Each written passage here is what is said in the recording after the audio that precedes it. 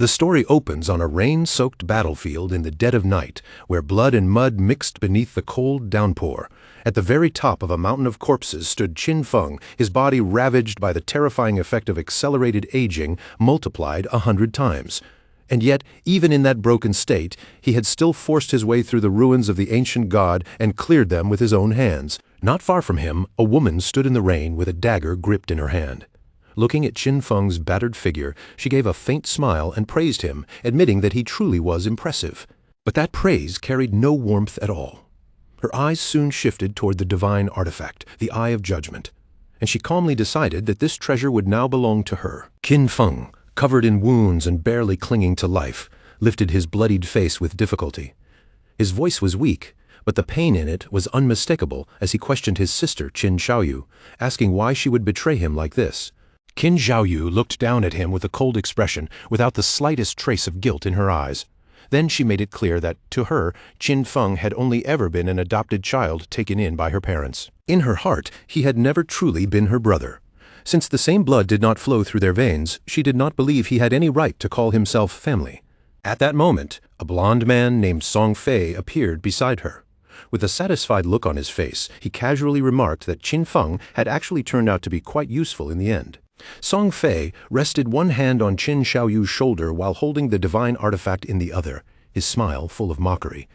He thanked Qin Feng in a relaxed tone, saying that without him, neither he nor Qin Xiaoyu would ever have gotten their hands on the Eye of Judgment. And to drain Qin Feng's remaining lifespan all at once, Song Fei had gone through plenty of trouble to obtain the soul-stealing blade now buried inside Qin Feng's body. Looking at him like this was all some twisted joke, he asked Qin Feng whether he liked this farewell gift. After their parents died, Qin Feng had been the one who raised Qin Xiaoyu with his own hands. He supported her through school, protected her after the game descended upon the world, and risked his life for her more times than he could count. But now, staring at the sister who had turned against him without hesitation, Qin Feng finally understood that he had been completely wrong about her. Qin Xiaoyu showed no remorse at all. Instead, she coldly said that ever since their parents died, Qin Feng had constantly interfered in her life, ordering her around and trying to control everything she did.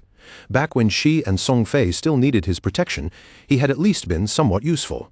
But now that the divine artifact was already in their hands, his final bit of value had disappeared. Song Fei suddenly moved, rushing straight toward Qin Feng to finish him off. As he closed in, he even smiled and promised that from now on he would take very good care of Qin Xiaoyu. With death closing in right before his eyes, Qin Feng forced out his final hatred through gritted teeth. He swore that he would never let the two of them get away with this. But before Qin Feng could even finish his sentence, Song Fei struck him down without hesitation, ending his life right there in the rain. Back in 2025, the God-forsaken game descended upon the world. And from that moment on, the rules of reality were completely overturned. In that game, the only true currency was lifespan. If a person died, their remaining lifespan would be reduced, but if they killed monsters, they could gain more lifespan in return. And lifespan was not only used for survival. Players could also spend it to bring the abilities they gained inside the game back into the real world. Those who became powerful enough could crush tanks with their bare hands, slice aircraft apart with a single swing of a sword, and even withstand the force of nuclear explosions using nothing but their own bodies. From the day the game appeared, the entire world fell into a storm of chaos and transformation. Qin Feng fought desperately to survive with his sister, enduring one hardship after another. After countless battles, near-death escapes, and struggles that pushed him to the edge, he barely managed to climb into the top 100 powerhouses in the world. And after pushing through unimaginable danger, he finally conquered the ruins of the ancient god and obtained the divine artifact known as the Eye of Judgment. At that moment, Qin Feng had finally gained the qualifications to stand at the very top. But who could have imagined that the reward waiting for him at the end of all that suffering would be betrayal from the only family he had left? Everything he had poured into his life had become nothing but interference in someone else's eyes, and every struggle he endured had only cleared the path for another person's success. If he could live one more time, Qin Feng swore that he would no longer sacrifice himself for anyone.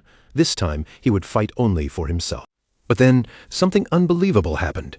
Qin Feng's eyes suddenly opened, and instead of the bloody battlefield, he found himself lying in his own room. He immediately sat up, his body tense and his mind racing.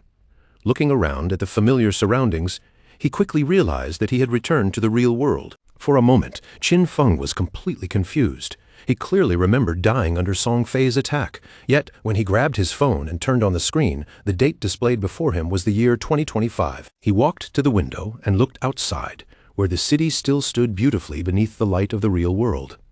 Only then did Qin Feng realize the truth. He had been reborn 9 years into the past, back to the very day the God-forsaken game first descended upon Earth. The next day, Qin Xiaoyu kicked open the door and barged into the room. The moment she saw Qin Feng sitting at home and calmly drinking coffee, anger flashed across her face, and she immediately demanded to know why he had not answered her calls. She kicked the trash can in frustration, making it clatter across the floor. Watching her lose her temper, Qin Feng remembered clearly that on the day the Forsaken game descended, he and Qin Xiaoyu had a huge argument because of Song Fei. Posters of Song Fei were plastered all over the wall. Before the game arrived, Song Fei had been a somewhat famous underground idol, and Qin Xiaoyu was completely obsessed with him. On the surface, Song Fei looked glamorous and charming, but in reality, he was a rotten scoundrel who had tricked many female fans, taking their money and taking advantage of their bodies. To keep Qin Xiaoyu from falling into his trap, Qin Feng had always forbidden her from getting involved with that man.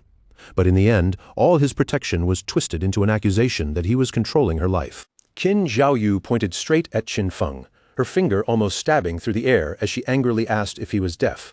She blamed him for Song Fei losing first place that month, and even threatened him, saying that if Qin Feng did not give her money to help Song Fei climb back up in rank, she would really get angry. But in the next instant, Qin Feng's expression turned ice cold. Without saying another word, he raised his hand and slapped her hard across the face, sending her crashing down to the floor. Qin Xiaoyu's cheek swelled almost immediately, and blood began trickling from her nose. Tears filled her eyes as she sat there in disbelief, completely unable to accept that Qin Feng had actually hit her. Qin Feng stared down at her with a sharp, chilling gaze. His voice was calm but full of warning as he made it clear that he had neither the desire nor the time to argue with her. If she kept barking at him, he would break her mouth next. Then Qin Feng threw a credit card over her head and told her that the money inside was what their parents had left behind. No matter how difficult things had been over the years, he had never touched even a single cent of it. For the sake of their parents, Qin Feng decided that he would not lower himself to her level this time. But there was one thing he wanted her to understand clearly. From this day forward, he no longer had a sister like her. Qin Xiaoyu immediately broke down crying. But the more she cried, the angrier she became, her face twisted with humiliation and resentment. In his previous life, Qin Feng had lost far too much while trying to protect Qin Xiaoyu. So many opportunities, hidden treasures, and dangerous dungeons that could have changed his fate were all abandoned because he had chosen her safety first. After cutting ties with her, Qin Feng took out several sleeping pills. With a glass of water in hand, he calmly swallowed them down. He was truly curious now. Without Qin Xiaoyu as a burden holding him back, just how far could he go?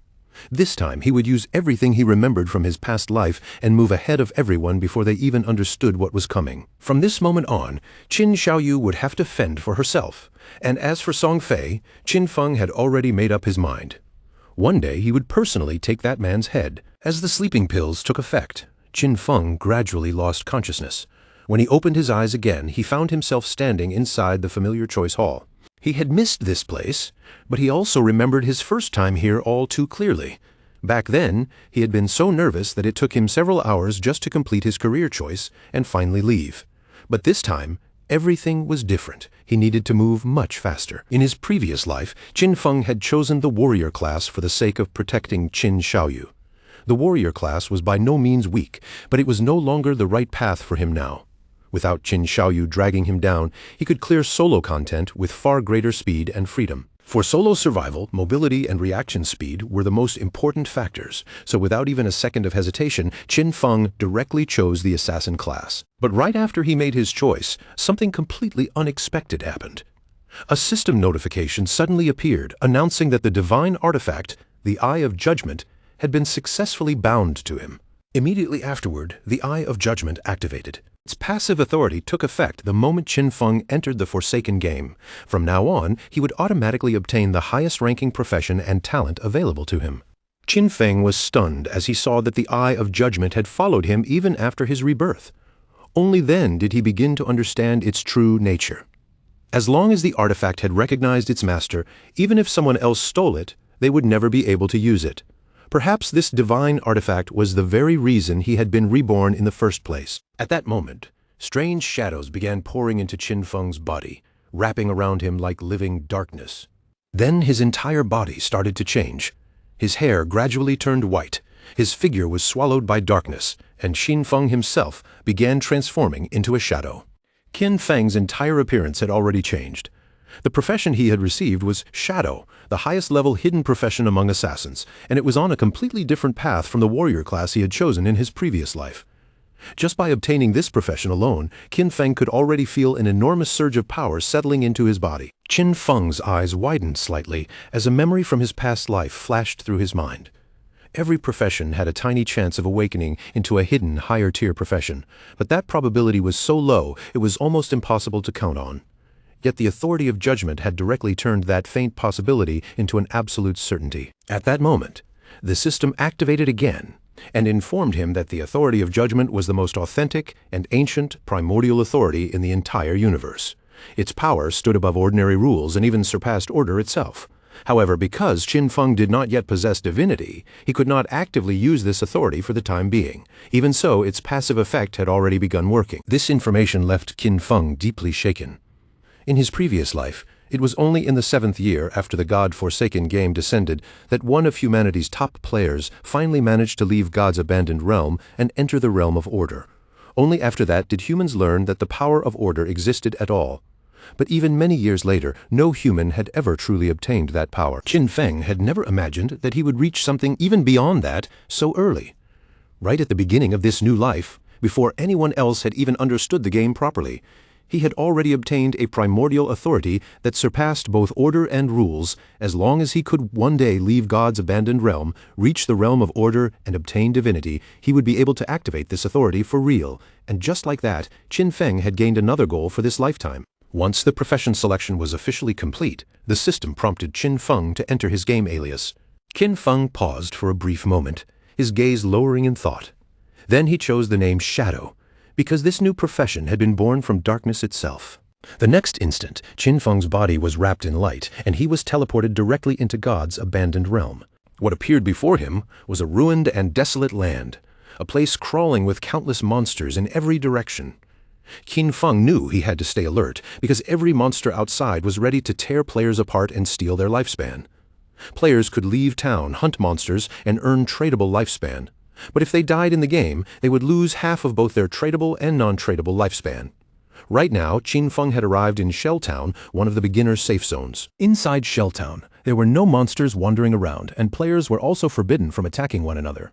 On top of that, the speed at which lifespan was consumed here remained at the normal 1x rate. Many people had been dragged into the game without any warning.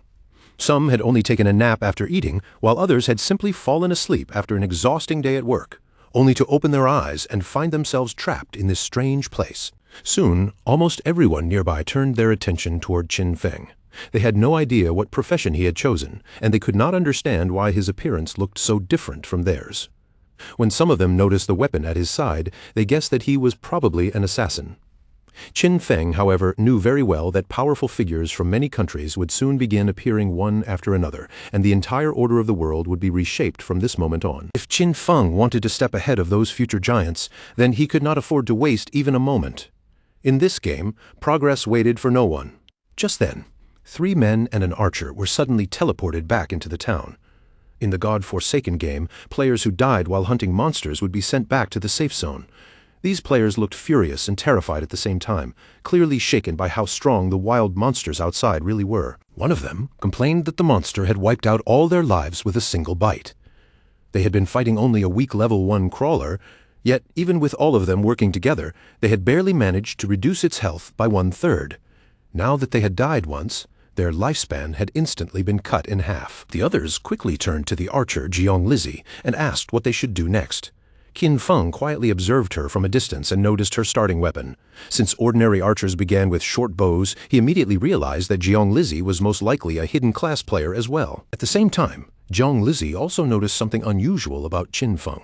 From his appearance and weapon, she could tell that he was probably a hidden class player too. With a friendly smile on her face, Jiang Lizzie stepped forward and asked Qin Feng if he wanted to join their team. She explained that the monsters outside were truly dangerous, and none of them could handle them alone. Her own team had already been wiped out once, so they at least had some experience now. But Qin Feng rejected her offer without hesitation and simply continued walking forward. When Jiang Lizi's companions saw him leave so casually, they immediately started mocking him. In their eyes, Qin Feng was just pretending to be some kind of expert. After all, even 5 of them together had failed to defeat that monster, so there was no way one person could do it alone. To them, Qin Feng was clearly walking straight toward death. Jiang Lizi quietly used the system to check him, and soon she saw that Qin Feng's alias was Shadow. As Qin Feng continued toward the town exit, Jiang Lizi made a quick decision. She chose to follow him from behind, hoping to see what kind of skills this mysterious player actually had. A faint smile appeared on her face. Even if Qin Feng ended up dying outside, they might still be able to gain useful information about the monsters and learn something from the way he fought. A land abandoned by the gods was not a place that gave people any sense of safety. The air itself felt oppressive, and danger seemed to be hiding in every ruined corner. Jiang Lizi and the others began following Qin Feng in secret. She still did not understand why she had been pulled into this strange world, but thanks to her years of experience in online games, she had quickly gathered a team around herself. Unfortunately, the very first monster they encountered after leaving town had completely annihilated them. Because of that, Jiang Lizi was certain that this creature was not something an ordinary level 1 player could defeat. Jiang Lizi's teammates were irritated, especially when they noticed that Qin Feng's starting weapon was different from the assassin in their own group. Their assassin carried only a dagger, but Qin Feng had a short blade. What made that assassin even more jealous was Qin Feng's speed. As an assassin himself, his agility should have been the highest, yet Qin Feng clearly moved faster. Even Qin Feng's clothing looked different from his. Because of all these details, Qin Feng seemed far from ordinary. Jiang Lizi became even more determined to follow him, believing that he might lead them to some crucial information. But then Qin Feng suddenly turned his gaze toward their hiding place. The moment Jiang Lizi sensed that stare, she quickly ducked back into cover, her heart tightening because she could not tell whether they had already been discovered. Qin Feng immediately activated Shadow Sneak, and in the blink of an eye, his body vanished from where he stood.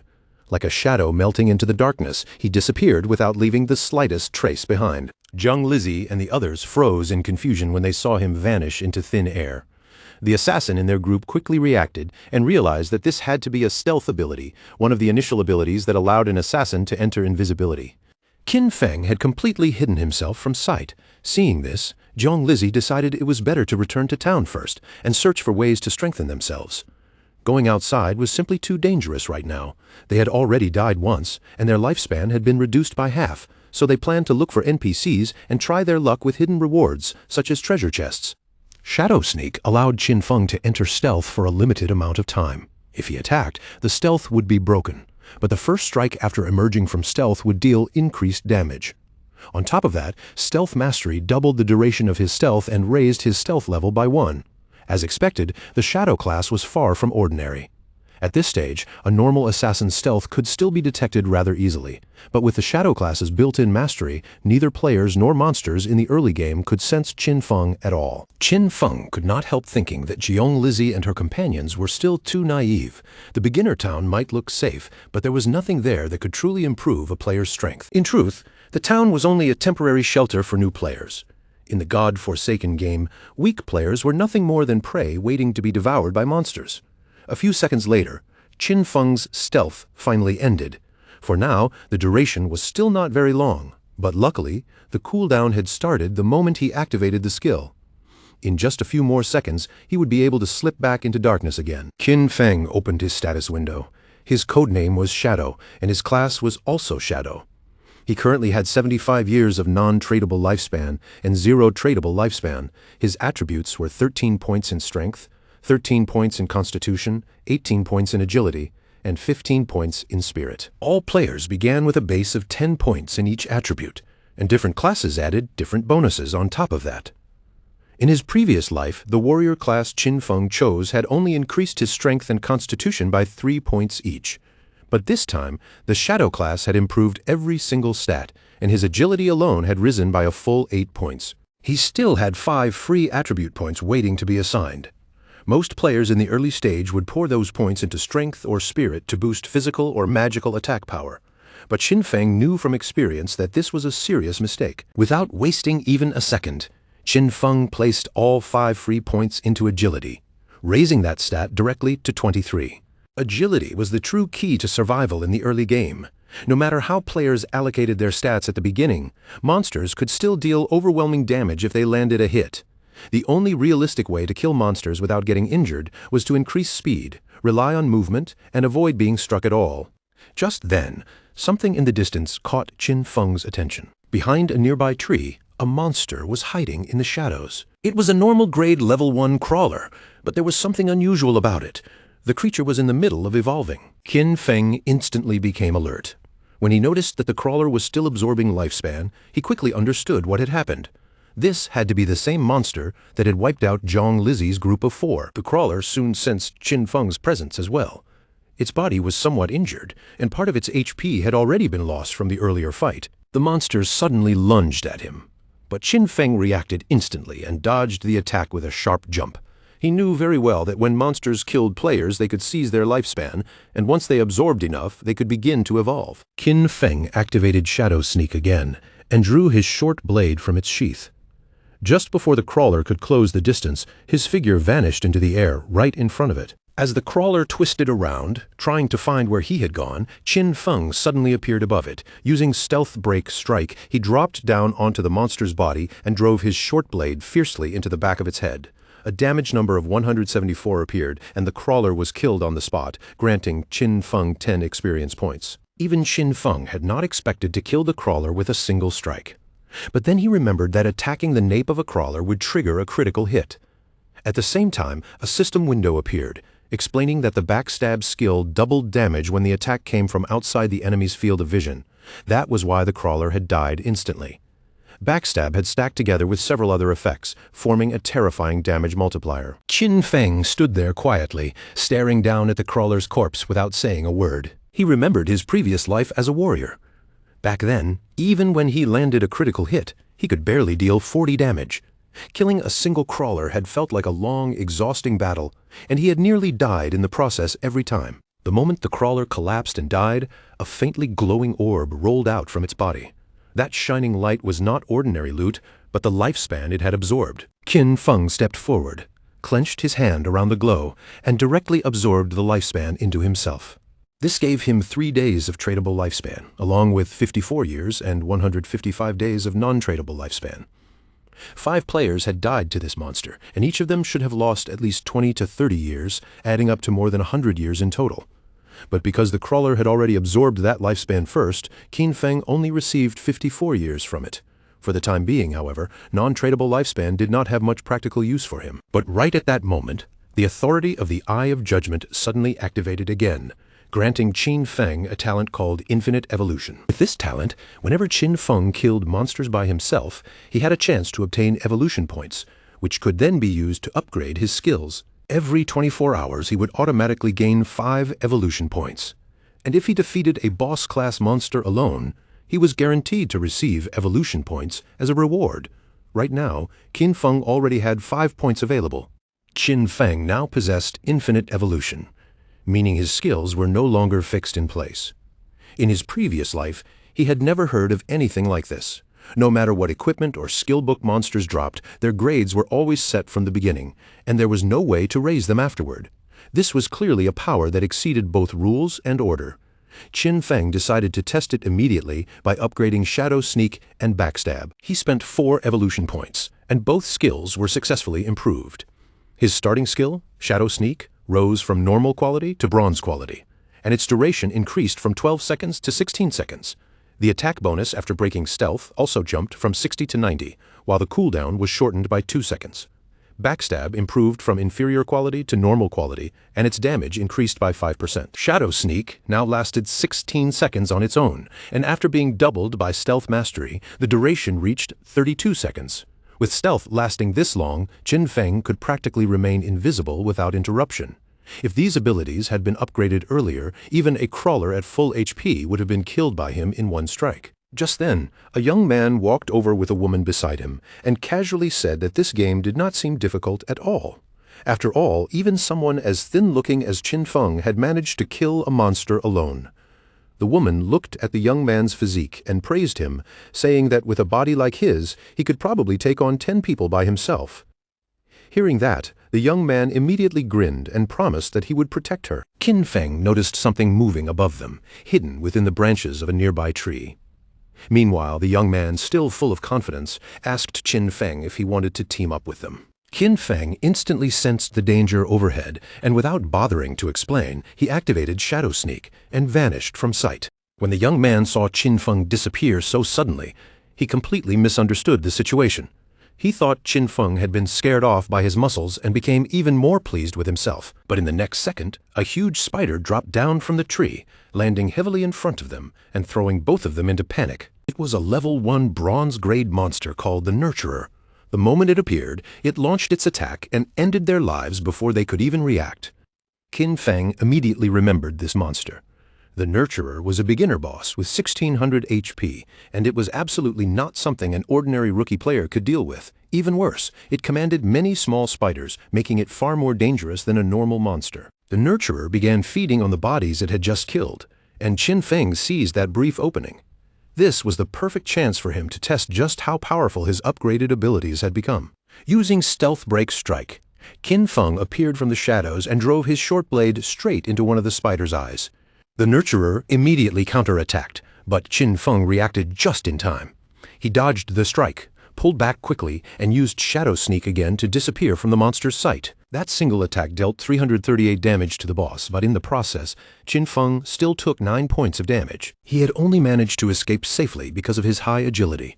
Qin Feng currently had 130 HP, and if the spider's attack had landed cleanly, he would have been killed on the spot. Even so, seeing that his strike had dealt more than 300 damage to a boss still impressed him. The Nurturer flew into a rage. Its massive legs swept through the area, slicing nearby trees in half as it thrashed wildly. Qin Feng knew very well that monsters like this were not mindless targets. The spider had intelligence, and it would never simply stand still and let him strike it again and again. The Nurturer began attacking in every direction, trying to force Qin Feng out by guessing his location. Even the small spiders around it had become alert now, so Qin Feng could not afford to rush in carelessly. While the spider's attention was scattered, Qin Feng picked up a rock and threw it with precision. The stone smashed directly into the Nurturer's abdomen, dealing 299 points of damage. Qin Feng grabbed another rock and instantly confirmed his guess. His main damage came from the bonuses of Stealth Break Strike and his class skill enhancement, so even a simple thrown rock could trigger strong damage under the right conditions. All he needed to do now was wait for Shadow Sneak's cooldown to finish, then launch another rock from Stealth. By doing that, the rock could activate the bonuses from Ambush Strike, Backstab, and Weak Point Attack all at once. As soon as Shadow Sneak came off cooldown, Qin Feng threw another rock. This time, it dealt 279 damage to the spider, and he immediately activated Shadow Sneak again to vanish. His strategy was simple but extremely effective. Stay hidden until Shadow Sneak refreshed, attack the boss once, then disappear again before it could properly retaliate. At the same time, back in town, the leaderboard suddenly updated. It revealed that the player Shadow had killed the bronze-grade boss Nurturer and had become the first person to reach level 2, instantly rising to number 1 on the list. The other players were stunned. Most of them were still dying to ordinary mobs, so they could not understand how someone had already managed to defeat a boss. Zheng Lizzie and her companions were completely speechless when they saw that Qin Feng had defeated a boss and reached level 2.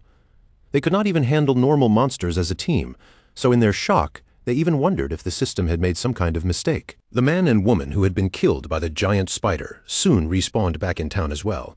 When they saw that someone had actually killed that terrifying spider, they were shaken even more, and they quickly realized that Shadow was the same young man they had seen earlier in the forest. Back in the forest, the system announced that Qin Feng had killed the boss Nurturer, gaining 300 experience points and 2 evolution points. At the same time, Shell Town's level leaderboard was officially unlocked. Qin Feng also received 1 reputation point and began absorbing the spider's lifespan. Unfortunately, the moment the big spider died, the smaller spiders scattered in every direction, which made him feel a little regretful. He should have killed the small spiders first to gain more experience. Still, his gains were impressive. He obtained 46 days of tradable lifespan, a new bronze-quality skill book called Greedy Hand, and a corrosive dagger with 35 damage and 4 agility. After learning Greedy Hand, Qin Feng could use the skill on defeated monsters, giving him a 20% chance to obtain an additional loot reward. Qin Feng was slightly surprised because he had not expected a bronze boss to drop such a god-tier assassin skill. This skill could greatly improve loot acquisition. In the late game, when players defeated powerful bosses, a 20% chance to generate extra loot was already incredibly valuable. Qin Feng remembered that in his previous life there had been a man in the Godslayer Guild whose combat strength was only average. But because he possessed this skill, he became one of the most sought-after players around, to the point where he even had a personal bodyguard escorting him wherever he went. Qin Feng's eyes widened as he realized the true value of this ability. The activation chance might only be 20% right now, but with his infinite evolution talent, he could continue raising both the drop rate and the amount of loot it produced. The next day, students were walking along the road on their way to school. Qin Xiaoyu's friend asked whether she was really not going to call Qin Feng and apologize. She reminded Qin Xiaoyu that yesterday, the two of them had skipped the exam in secret just to go support Song Fei. So Qin Feng must have been angry for a reason. But Qin Xiaoyu refused to admit any fault. In her eyes, she had done nothing wrong, and because of Qin Feng, they had almost missed the entrance time. As far as she was concerned, Qin Feng was the one who should apologize. Her friend tried to persuade her again, saying that Qin Feng had always treated her very well. She also glanced at Qin Xiaoyu's face and asked what had happened to it. But Qin Xiaoyu stubbornly insisted that Qin Feng only knew how to meddle in her affairs. As for the injury on her face, she casually made up an excuse, saying she had simply tripped and hurt herself. When the two of them entered the school, they noticed that a large crowd of students had gathered outside one of the classrooms. Qin Xiaoyu's friend immediately grew curious. She squeezed through the crowd and pushed her way into the classroom, only to see Shang Wei's body slowly becoming semi-transparent. One of Shang Wei's friends explained in a nervous voice that he was not completely sure what had happened. Just a moment ago, Shang Wei had said he was going to take a nap, but when they turned around again, his body had already become like this. And this was not an isolated incident. Similar cases were already spreading across the internet. People from all over the world were experiencing the same strange phenomenon.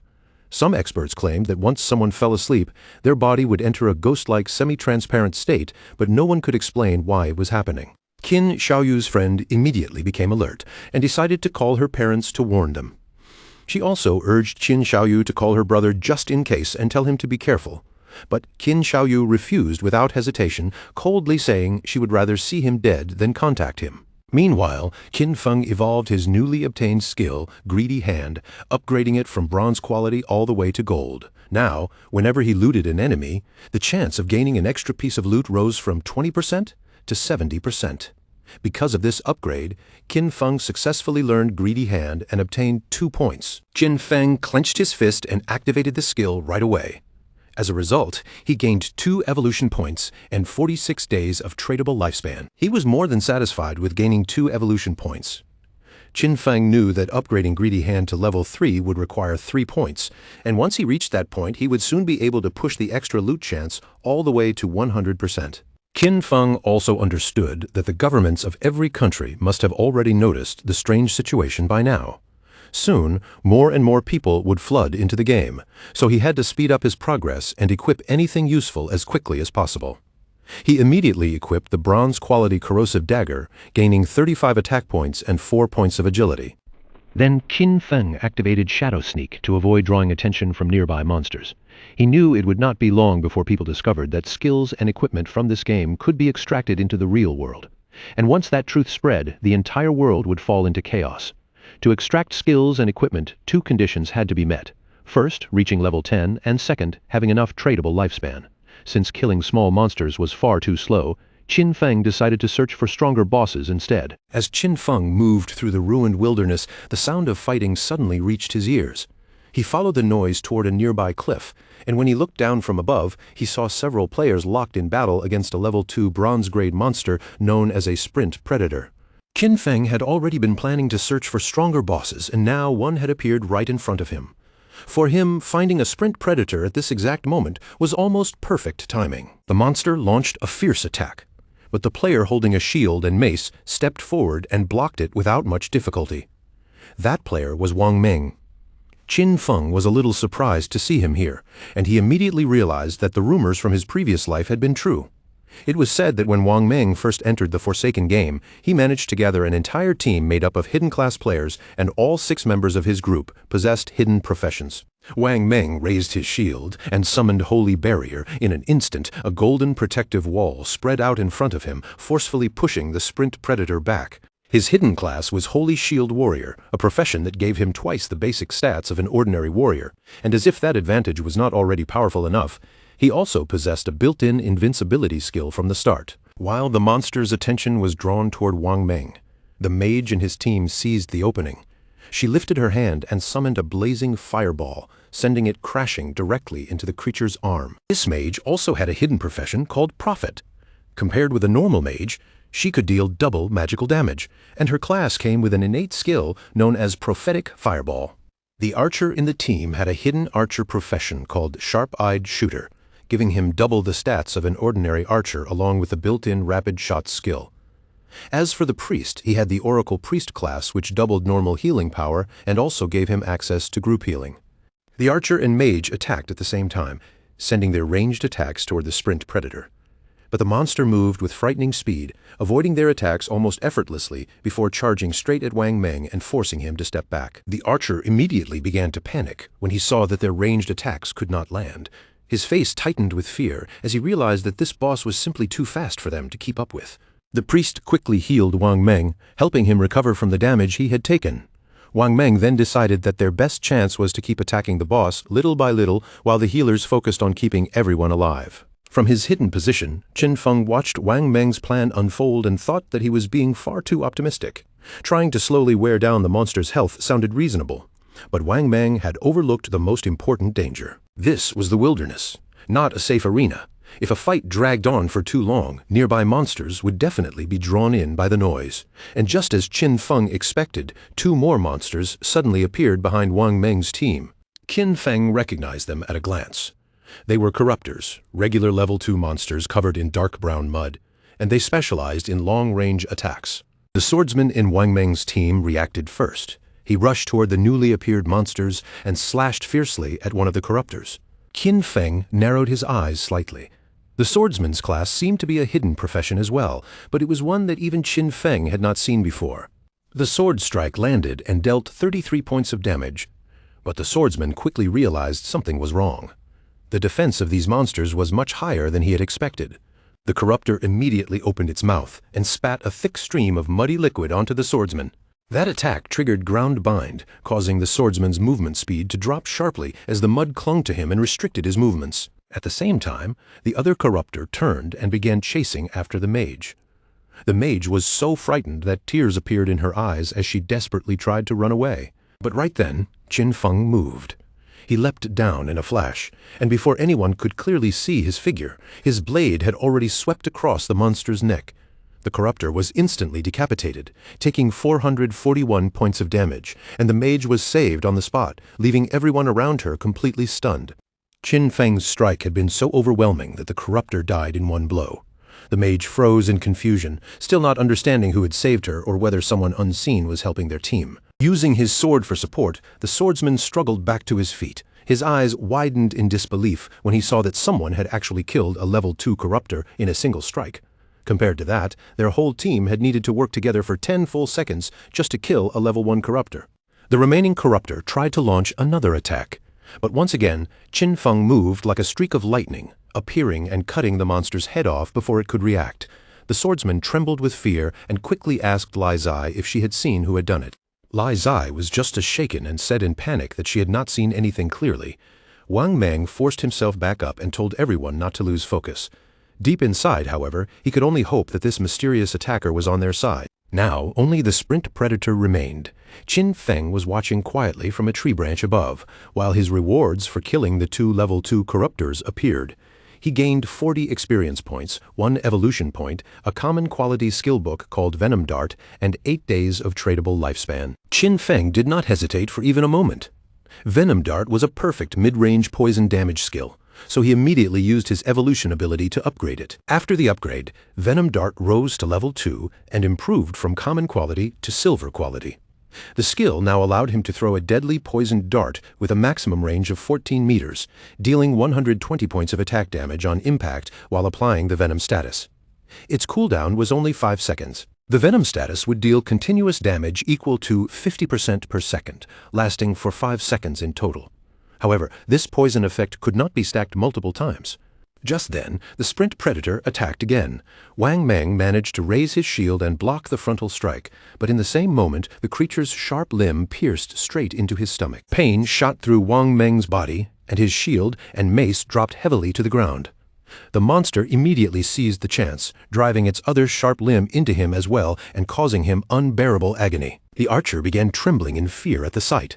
The priest also panicked because he knew the situation had turned terrible. His healing speed could no longer keep up with the damage Wang Meng was taking. In that desperate moment, Wang Meng gritted his teeth through the pain and shouted for the others to run. Before anyone could escape, Qin Feng made his move. A poisoned dart shot through the air and buried itself directly into the sprint predator's head, instantly dealing 845 points of damage. The mage and archer stared in shock. That single attack had erased nearly half of the boss's HP in one blow. Both the monster and Wang Meng began to twist in pain, one from the poison tearing through its body and the other from the wound still pierced through him. Black venom started spreading out from the monster's wound. Then its body began breaking down under the poison, taking 324 points of damage again and again until it finally collapsed to the ground. Because Qin Feng had dealt more than 90% of the total damage, the loot belonged to him. For killing the sprint predator, he gained 600 experience points, reached level 3, obtained 2 evolution points, and received 55 days of tradable lifespan. Qin Feng had not expected Venom Dart's damage over time effect to activate his class passive ability, with stealth allowing him to stay hidden and darts letting him attack from range again and again. There was now almost nothing in the early or mid-game that could stop him. Loot began emerging from the sprint predator's corpse. Wang Meng stared in shock at the damage the boss had suffered, and after several seconds, the loot suddenly disappeared from view. Wang Meng slowly stood up, still recovering from the shock, and sincerely thanked Qin Feng for saving them. But Qin Feng only looked at them calmly and warned that in the Wildlands people should not trust others so easily. His words instantly left everyone stunned. Wang Meng accepted the warning and thanked Qin Feng for the advice.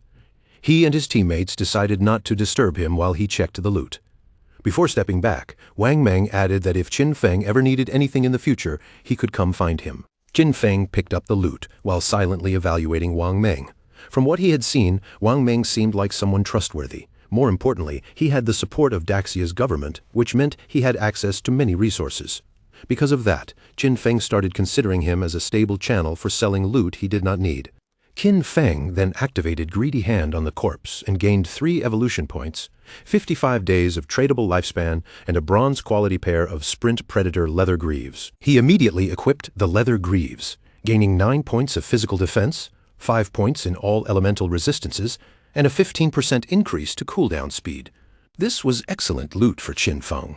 He still had many other class gear pieces and skill books piling up, and once his bag was completely full, he planned to return to town and exchange everything he did not need for lifespan. A confident light appeared in Qin Feng's eyes. Compared with his previous life, his growth speed this time was not just faster. It was already 100 times beyond what it had been before. Not far from where Qin Feng stood, another team of players was being attacked by even more monsters. Seeing the number of enemies continue to increase, the players quickly realized they could not keep fighting and decided to flee. But before they could successfully escape, an even larger monster suddenly appeared in their path. And just as the players tried to run, that monster struck first. Sharp vines shot out violently, piercing through them one after another and killing the entire team before they could get away. The players who had just died respawned back in town, their faces filled with frustration and exhaustion. No matter how they tried to fight, the monsters outside always appeared in groups, and once their health got low, they would immediately run away.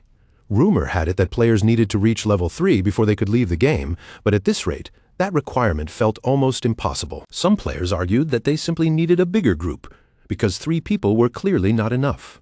They believed they should gather 6 players, or maybe even 10, before going out again. But another player immediately disagreed, saying that larger groups were not the solution either.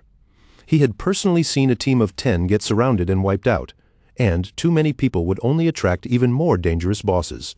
Not long ago, a group of 40 players had somehow triggered a monster called Curse Master, and that thing had annihilated more than 30 of them with a single attack. Zhang Lizi's team also respawned back in Shelltown, looking far worse than before. If players could not reach level 3, they would remain trapped inside the game forever. Everyone here had entered this world after falling asleep, which meant only their consciousness had been pulled into the game. If they could not escape, their real bodies outside would eventually starve to death. Zheng Lizhi was filled with frustration, unable to understand why this game was so brutally difficult right from the start. One of her companions panicked, saying they had already died 3 times, and their non-tradable lifespan had dropped to less than 10 years. If this continued, they would truly die in the real world. Even though Zheng Lizhi still could not confirm whether everything was real or not, she knew one thing clearly: they could not afford to die again. When Zheng Lizhi saw that Shadow had already reached level 3, confusion flashed across her face. She quickly realized that he must have found some kind of hidden method or trick. If they wanted to escape this game alive, they needed Shadow to carry them to level 3. Zheng Lizhi clenched her fist and immediately ordered her team to spread the news. They had to find a way to make Shadow help them level up. Once they returned to reality, she was willing to give him 10 million in cash. Her teammates were stunned by the number, but Zheng Lizhi was confident. In her mind, there was no way Shadow could ignore an offer as huge as 10 million. Meanwhile, back in the forest, Qin Feng struck down a level 2 polluter, earning 20 experience points and 1 evolution point from the kill. After absorbing the monster's lifespan, Qin Feng checked his evolution points and decided that he had enough for another upgrade. Without hesitation, he spent 5 points to evolve Greedy Hand again. The skill's quality rose once more, improving from Platinum to Emerald. Its chance of obtaining extra loot increased all the way to 160%, and now the additional loot had a 20% chance of being 1 tier higher than normal. Even Qin Feng was amazed by the effect. This upgrade was simply outrageous. If he continued evolving the skill, the chance of higher tier bonus loot might eventually reach 100%, or maybe even 200%. Rain began falling through the forest, pattering against the leaves and soaking the ruined ground beneath Qin Feng's feet. Just then, something in the distance caught his attention. Moving through the trees was the monster known as Curse Master, wandering through the forest like a dark omen. This creature was a bronze tier boss, and at that moment it was consuming vital force in order to advance into a silver tier boss. To Qin Feng, it was not strange at all that this boss had wiped out a 40-player team. With its strength, that result was completely normal. However, his inventory was already full right now, so even if he killed the monster, he would not be able to collect all the loot. For the moment, he decided to mark the location on his map first. The Curse Master's evolution would take some time, so Qin Feng planned to empty his inventory first and then return later to deal with it properly. Back in town, the news had already spread everywhere. Someone was offering 10 million for Shadow, the #1 player on the leaderboard, to help them level up quickly. Players were dying over and over, losing lifespan each time, and the wealthy had already begun searching for ways to escape. For ordinary people without money or connections, the situation was starting to look hopeless. While the crowd was busy talking, Qin Feng suddenly appeared in Shell Town, and his arrival immediately drew everyone's attention. Using the system, Qin Feng activated the market stall function. A system announcement quickly rang out, informing nearby players that he was selling equipment and skills, and that the stall would only remain open for 10 minutes. The crowd was shocked when they saw him wearing 2 pieces of bronze tier gear, and even more shocked when they realized he was selling 2 additional pieces as well. Many players still could not believe that he had actually killed a bronze tier boss. One of them stared at Qin Feng for a moment and asked why they could not see his face clearly. Another player quickly explained that Shadow had activated the face concealment function. Since the player's appearance in the game matched their real-world appearance, hiding his face meant he clearly wanted to keep his identity mysterious. A mage soon walked up to Qin Feng's stall and looked over the goods with interest. Her gaze settled on the icicle spell, and she asked how much it cost. Qin Feng answered plainly that the price was 100 days of tradable lifespan. This mage was Grey Rose, currently ranked 11th in Shell Town, and just like Qin Feng, she had also activated face concealment. To Grey Rose, 100 days of lifespan was definitely not a small amount, so she asked if Qin Feng could lower the price a little. But Qin Feng calmly explained that even though Icicle Spell was only a common tier skill, it could greatly increase a mage's farming speed in the early game. For that kind of advantage, 100 days was already a bargain. Grey Rose then asked whether she could pay with real-world money instead. Qin Feng immediately refused. He advised her that if she had cash, she could first buy tradable lifespan from other players and then trade with him. Unless someone else offered a higher price, he had no intention of selling the skill before she gathered the lifespan. Grey Rose fell silent and began thinking it over. Then she opened her team channel and asked her teammates whether this deal was worth taking. Thanks to her leadership, their team had already reached level 2 so quickly, so none of them objected. With this skill, they would be able to reach level 3 even faster, and right now escaping the game was more important than anything else. She asked them to transfer their tradable lifespan to her first and promised to pay them back with money once they returned to reality. After gathering enough lifespan, Grey Rose handed over 100 days of tradable lifespan to Qin Feng. Seeing that every member of her team was already level 2, Qin Feng understood that they must have killed at least 30 or 40 crawlers by now. That meant their total tradable lifespan should be far more than just 100 days. Qin Feng completed the sale and received 100 days of tradable lifespan. His total tradable lifespan rose from 268 days to 368 days. Just then, Jiang Lizzie appeared nearby, and the moment she spotted Shadow, a pleased expression crossed her face.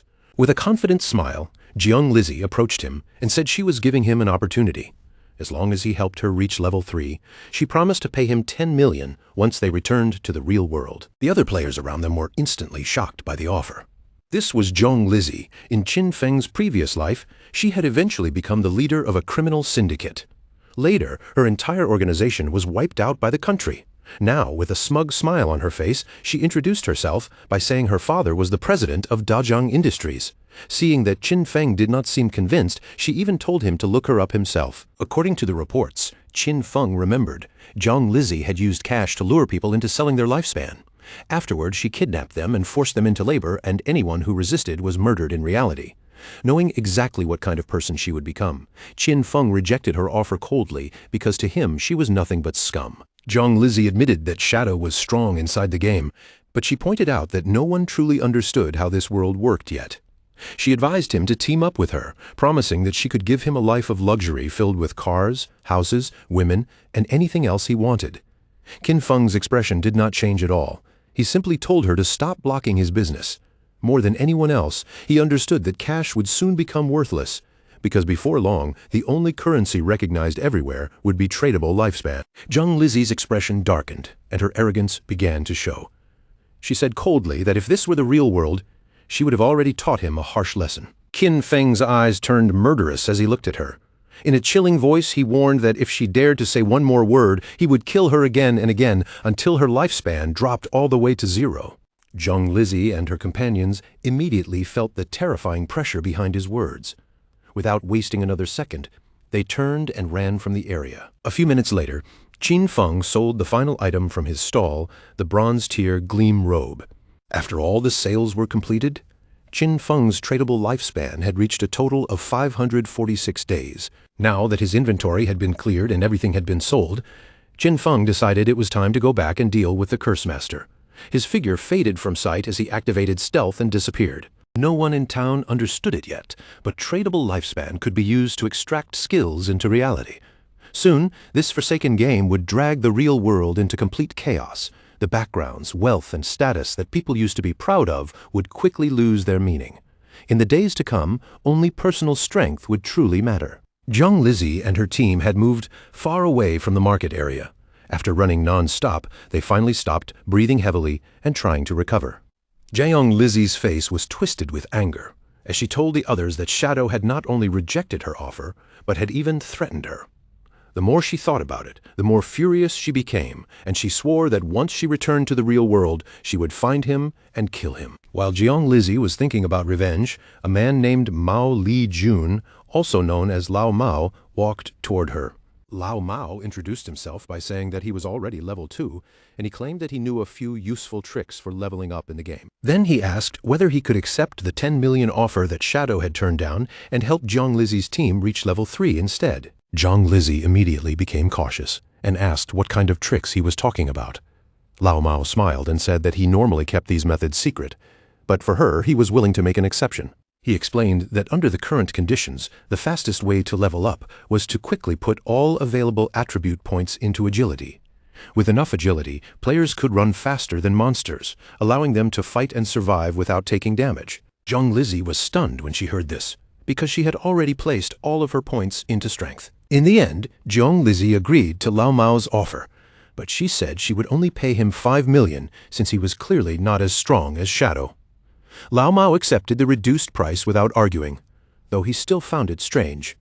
Shadow was powerful, but turning down such a huge amount of money made no sense to him at all. Meanwhile, Qin Feng finally reached the spot he had marked on the map earlier. His figure remained hidden in stealth, blending quietly into the surroundings as his eyes locked onto the monster ahead. From the aura rolling off its body, he could tell it had already advanced into the silver rank, and the thick, gray fog still coiling around it proved one thing clearly: it was not finished evolving yet. Qin Feng did not rush in blindly. Instead, he raised his hand and activated Venom Dart, already calculating the timing in his mind. If the monster continued evolving all the way to gold rank, the process would likely take another 7 or 8 hours, and he had no intention of standing around that long. Since waiting was pointless, Qin Feng made his move first. The poison dart shot out from the shadows and struck the monster cleanly, triggering the bonus from his stealth attack and instantly tearing away 659 points of damage. But that first hit was only the beginning. The venom quickly seeped into the monster's body, spreading through it like a hidden curse, and its health began dropping steadily at 219 points every single second. Without giving the monster much time to react, Qin Feng darted forward and closed the distance, using Shadow Sneak to move in with terrifying speed. He knew very well that a silver-ranked boss was nothing like an ordinary bronze level 1 monster. Its health was easily 2 or 3 times higher. Then, without warning, the monster's hands began to glow with a terrifying surge of magical power. Thick waves of energy gathered between its palms, and as the pressure increased, its already huge body started swelling even larger. Qin Feng's expression stayed calm as he judged the situation. In his mind, as long as he could land Venom Dart 2 or 3 more times, this boss would eventually be worn down by the poison. But the monster did not give him a peaceful chance to keep attacking. In the next instant, it unleashed a violent burst of power, and the ground around it was blasted apart as the surrounding area was swallowed by the shockwave. Qin Feng immediately understood what kind of enemy he was dealing with. This was a magic-type boss, the kind that could release devastating area attacks in a single breath. So the moment his venom dart flew out, he had already pulled back at full speed, narrowly slipping out of the attack range before the blast could swallow him. Still hidden from sight, Qin Feng watched the destruction left behind and felt the danger even more clearly. With his current health and defense, taking that attack head-on would not be a close call.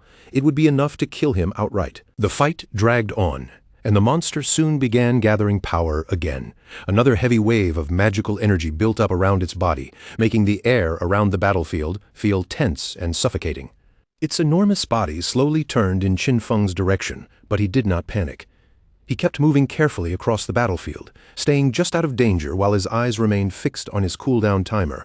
His hidden shadow ability still had not recovered, so for now he had to hold back and wait for the boss to expose even the smallest opening. His strategy was direct and ruthless. Wait for the perfect timing. Strike only when the hit was guaranteed, then vanish before the monster could retaliate. A few moments later, the creature's movement faltered, and its massive frame stumbled as it became briefly distracted. That tiny pause was exactly what Qin Feng had been waiting for. He stepped in without the slightest hesitation, his hand already moving as he released Venom Dart once again. The attack landed with perfect accuracy. The dart pierced into the monster's body, and another 659 points of damage flashed out from the impact. Almost immediately, the venom began eating away at the boss from the inside. Its health continued falling second by second, losing another 219 points of damage with every passing moment. The monster seemed to realize that the situation was turning against it. It tried to pull away and escape from the battlefield, but Qin Feng had no intention of letting his prey run. He followed close behind, his gaze sharp, steady, and filled with determination. By then, the monster was already on the edge of defeat. Its desperate attempt to flee only made it look more pathetic, because no matter how hard it struggled, it could no longer shake Qin Feng off. In one swift movement, Qin Feng's figure disappeared from where he stood and reappeared directly above the creature's head. Before the monster could react, he slammed down hard, crushing it straight into the ground. The system immediately confirmed the result of the battle. Qin Feng had successfully killed the silver-ranked boss, and a stream of notifications appeared in front of him one after another. He gained a full 1,800 experience points, jumping instantly from level 3 to level 5. On top of that, he received 4 evolution points and an unexpected 124 days of tradable lifespan. Seeing all those rewards stack up, Qin Feng could not help but chuckle. One boss kill had raised him by 2 whole levels and even handed him extra evolution points. As the monster's body broke apart and transformed into loot, Qin Feng wasted no time. He reached out and activated his evolved skill, Greedy Hand, ready to collect everything that had dropped. The air in front of him shimmered, and a system screen appeared to confirm that the loot had been gathered. The rewards turned out to be even better than Qin Feng expected, adding another 4 evolution points and another 124 days of tradable lifespan to his gains. With the extra rewards doubled again, Qin Feng's lips curled into a satisfied smirk. Getting 2 bonus gains in a row was already impressive enough, and once he counted everything together, he realized that this single silver-ranked boss had given him a total of 12 evolution points and 372 days of tradable lifespan. Just as Qin Feng was taking in the size of his harvest, another system prompt suddenly appeared in front of him. This time, it revealed an unexpected surprise. The secondary effect of Greedy Hand had activated, and one of the items he had looted had been upgraded from silver rarity to gold rarity. Qin Feng looked at the notification with clear interest. A gold-tier item, now that was something valuable. No wonder Greedy Hand was considered a Jade-level skill. Its true strength was not just collecting loot, but improving loot beyond what it should have been. After that, Qin Feng turned his attention to the pile of items scattered around him. 7 or 8 pieces of equipment had dropped from the boss, but the problem was that his backpack only had 10 empty slots left. He let out a quiet sigh as the inconvenience became obvious. If he had to run back to town every time he killed a boss, he would waste far too much precious time. At that moment, something like a storage ring would have solved the problem perfectly. Just as Qin Feng was about to inspect one particular item among the loot, the view suddenly shifted back to Shell Town. Inside Shell Town, the mage from Wang Meng's team appeared in a flash of light. The moment she landed safely, relief spread across her face. After everything they had gone through, she had finally made it back alive, and it was all thanks to Wang Meng. One after another, the rest of the team returned as well.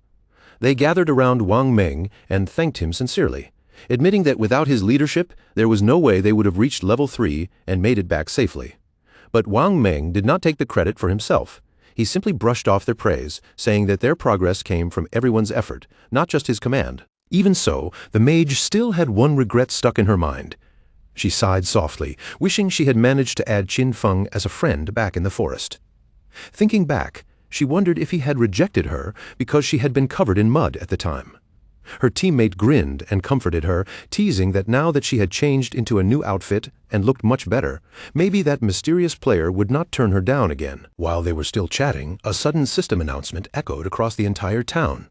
The leaderboard had just been updated, and the name Shadow had risen again. He had already reached level 5. The announcement instantly stirred up every player in town. Some people stared in disbelief, unable to understand how Shadow could jump from level 3 to level 5 in such a short time. The only explanation they could think of was that he must have killed an incredibly powerful boss monster.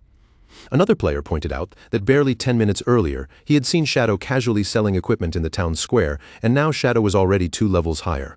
Then one guy suddenly mentioned that his sister had just turned 18, joking that if Shadow took an interest in her, their whole family would benefit, because having Shadow help them level up would completely change their future. His friends immediately shut that idea down, reminding him that Shadow had already ignored an offer of 10 million in cash, so there was no way a matchmaking proposal would tempt him. Back at Wang Meng's side, the mood among his team quickly became uneasy. They had only just been celebrating the fact that they had reached level 3, but now they discovered that Shadow had already pulled far ahead of them again. Wang Meng, however, remained composed. He told them not to dwell on it right now. What mattered most was logging out, returning to the real world, and warning their families and friends about the terrifying danger hidden inside this game. As their bodies began fading from the game world, the system confirmed their logout. Wang Meng's final words carried a heavy sense of urgency. If the real world was truly about to fall into chaos, then they had to make sure their loved ones were prepared. The scene then shifted away from the game and returned to reality. Wang Meng's eyes opened, and almost immediately, someone nearby called out to the captain in a tense voice. It turned out that Wang Meng was not an ordinary player at all. In the real world, he was a police officer. His fellow officers hurried toward him, their faces filled with obvious worry. One of them admitted that they had been terrified, because while Wang Meng was unconscious, his body had actually started turning transparent. The meaning behind that was horrifying. If a player died in the game, or if their lifespan ran out completely, they would not simply log out. They would vanish from the real world as well. But even with that terrifying truth hanging over everyone, there was no time to stand there frozen in fear. Wang Meng quickly pushed himself up and ordered everyone to gather. His expression was serious, and his voice made it clear that something extremely important had happened. Someone immediately asked Wang Meng about his report. Wang Meng explained everything clearly. He and his team had formed a party, and each member had obtained a hidden profession, giving them a major advantage inside the game. Even so, they had nearly been wiped out by a single monster. In the end, they only survived because an unknown player named Shadow appeared at the last moment and saved them. Wang Meng confirmed that every part of his report was accurate. Then he brought up Shadow's terrifying rate of progress. When Shadow rescued them, he had only been level 3. But by the time Wang Meng and his team finally reached level 3 themselves, Shadow had already climbed all the way to level 5, jumping 2 entire levels ahead. That information immediately unsettled the higher-ranking officers in the room. One of them asked the question everyone was thinking: did this mean Shadow was already the strongest player in the world? And more importantly, how had he leveled up so quickly? Speculation spread through the room, and Wang Meng could only suggest that Shadow might have defeated a high-level boss monster or accomplished something just as unbelievable. Another officer, paying close attention to the details, noticed something strange in Wang Meng's account. If Shadow had already been level 3 when he saved them, then why had he not logged out like everyone else? Was it possible that Shadow had no close family or friends waiting for him in the real world? At that moment, a female officer suddenly raised a bold and rather unexpected possibility. She suggested that Shadow might actually be a transmigrator, the kind of person who appears out of nowhere and grows stronger at an unbelievable speed, almost as if fate itself is pushing him forward. She added that transmigrators in stories were often orphans, which might explain why Shadow had not returned to reality yet. Her words made the entire room fall into an awkward silence. Only then did she seem to realize how strange her theory sounded, and her face flushed with embarrassment. A senior officer, clearly unimpressed, called her NEEU and told her to stop joking around during such a serious discussion. He dismissed the idea outright, saying she had obviously been reading too many novels. Then, turning the conversation back to the real issue, the senior officer revealed a piece of information that made the atmosphere even heavier. According to secret reports from the higher-ups, researchers had recently discovered a disturbing pattern. Many elderly people had been dying mysteriously in their sleep, with no simple explanation for what was happening. When researchers compared those deaths with the records of people who had returned from the forgotten game of the gods, they found something deeply alarming.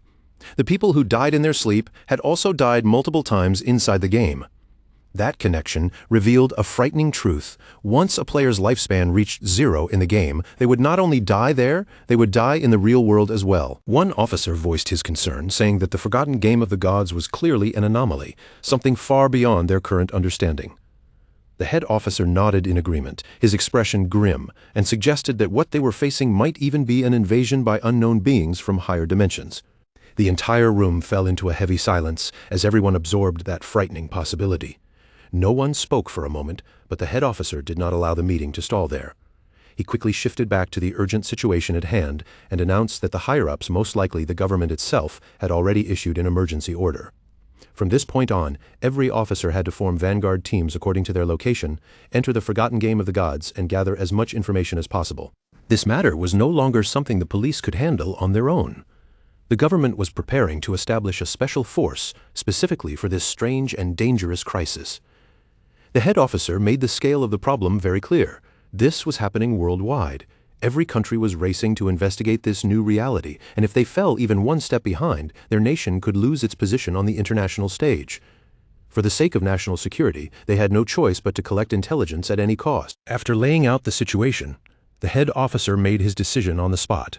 NEU would serve as the captain of Team 1.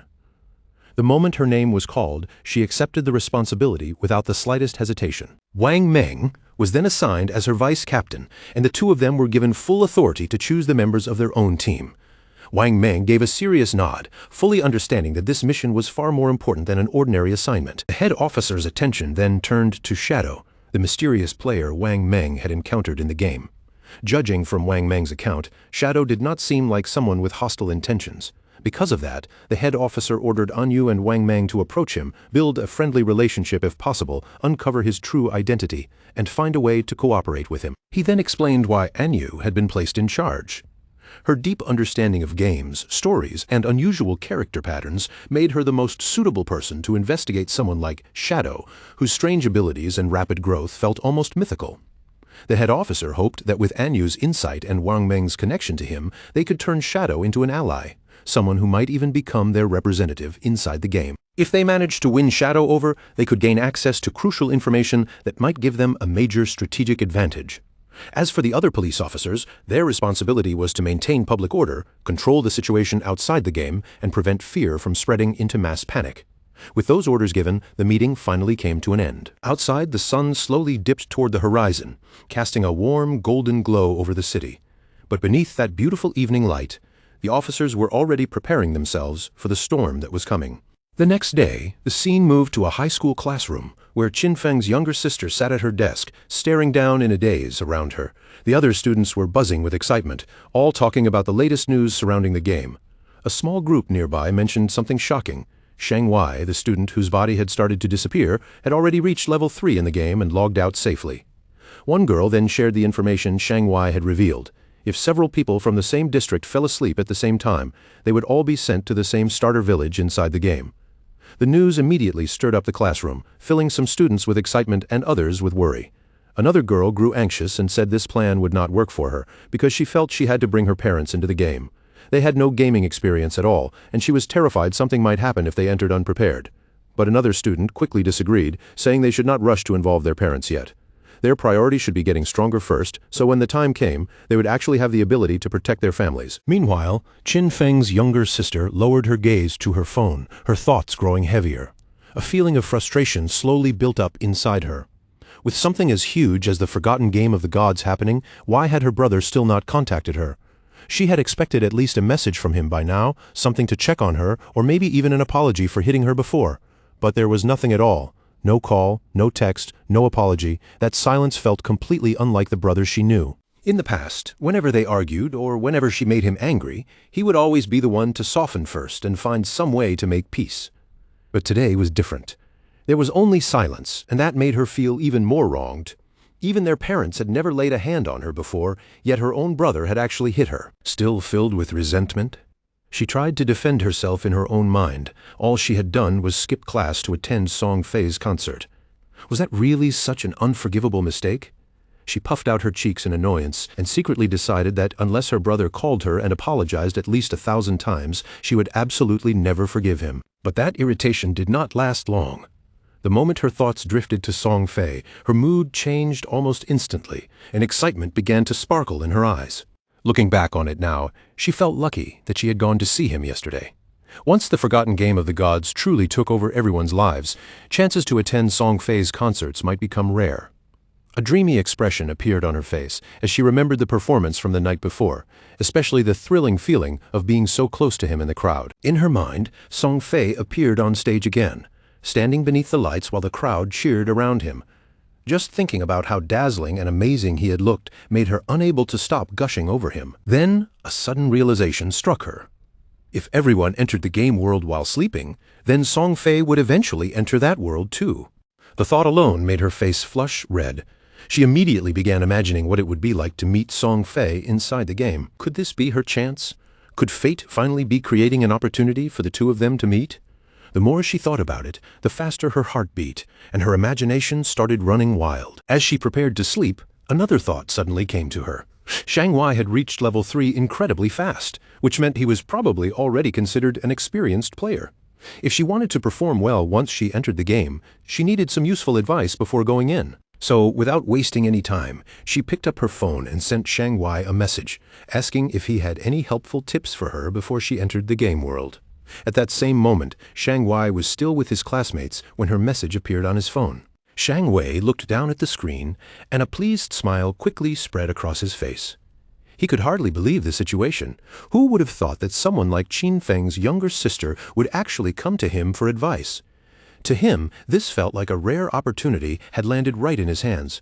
Whatever he had been hoping for, this was his chance. Shang Wei quickly replied, telling her she had asked the right person. Then he shared what he claimed was a crucial early game secret. At the start, she had to put all of her attribute points into agility. Otherwise, she would not be fast enough to escape from monsters and would just keep dying over and over. She hesitated and asked if that still applied, even if she chose a mage class. Shang Wei immediately assured her that it did. Agility was useful for mages too, he explained, because it increased casting speed, and in the early stage of the game, that advantage was extremely important. Still feeling uncertain, she asked what she should do if she still could not defeat monsters even after increasing her agility. Shang Wei answered with confidence, telling her not to worry too much. As long as anyone in their village reached level 5, the village's teleportation formation would activate and connect all the starter villages together.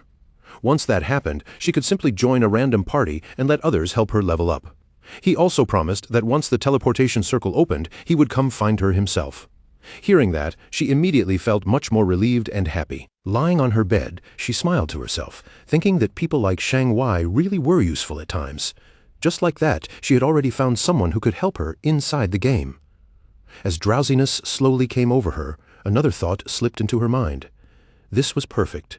She would enter the game before her brother, level up quickly, and become strong first.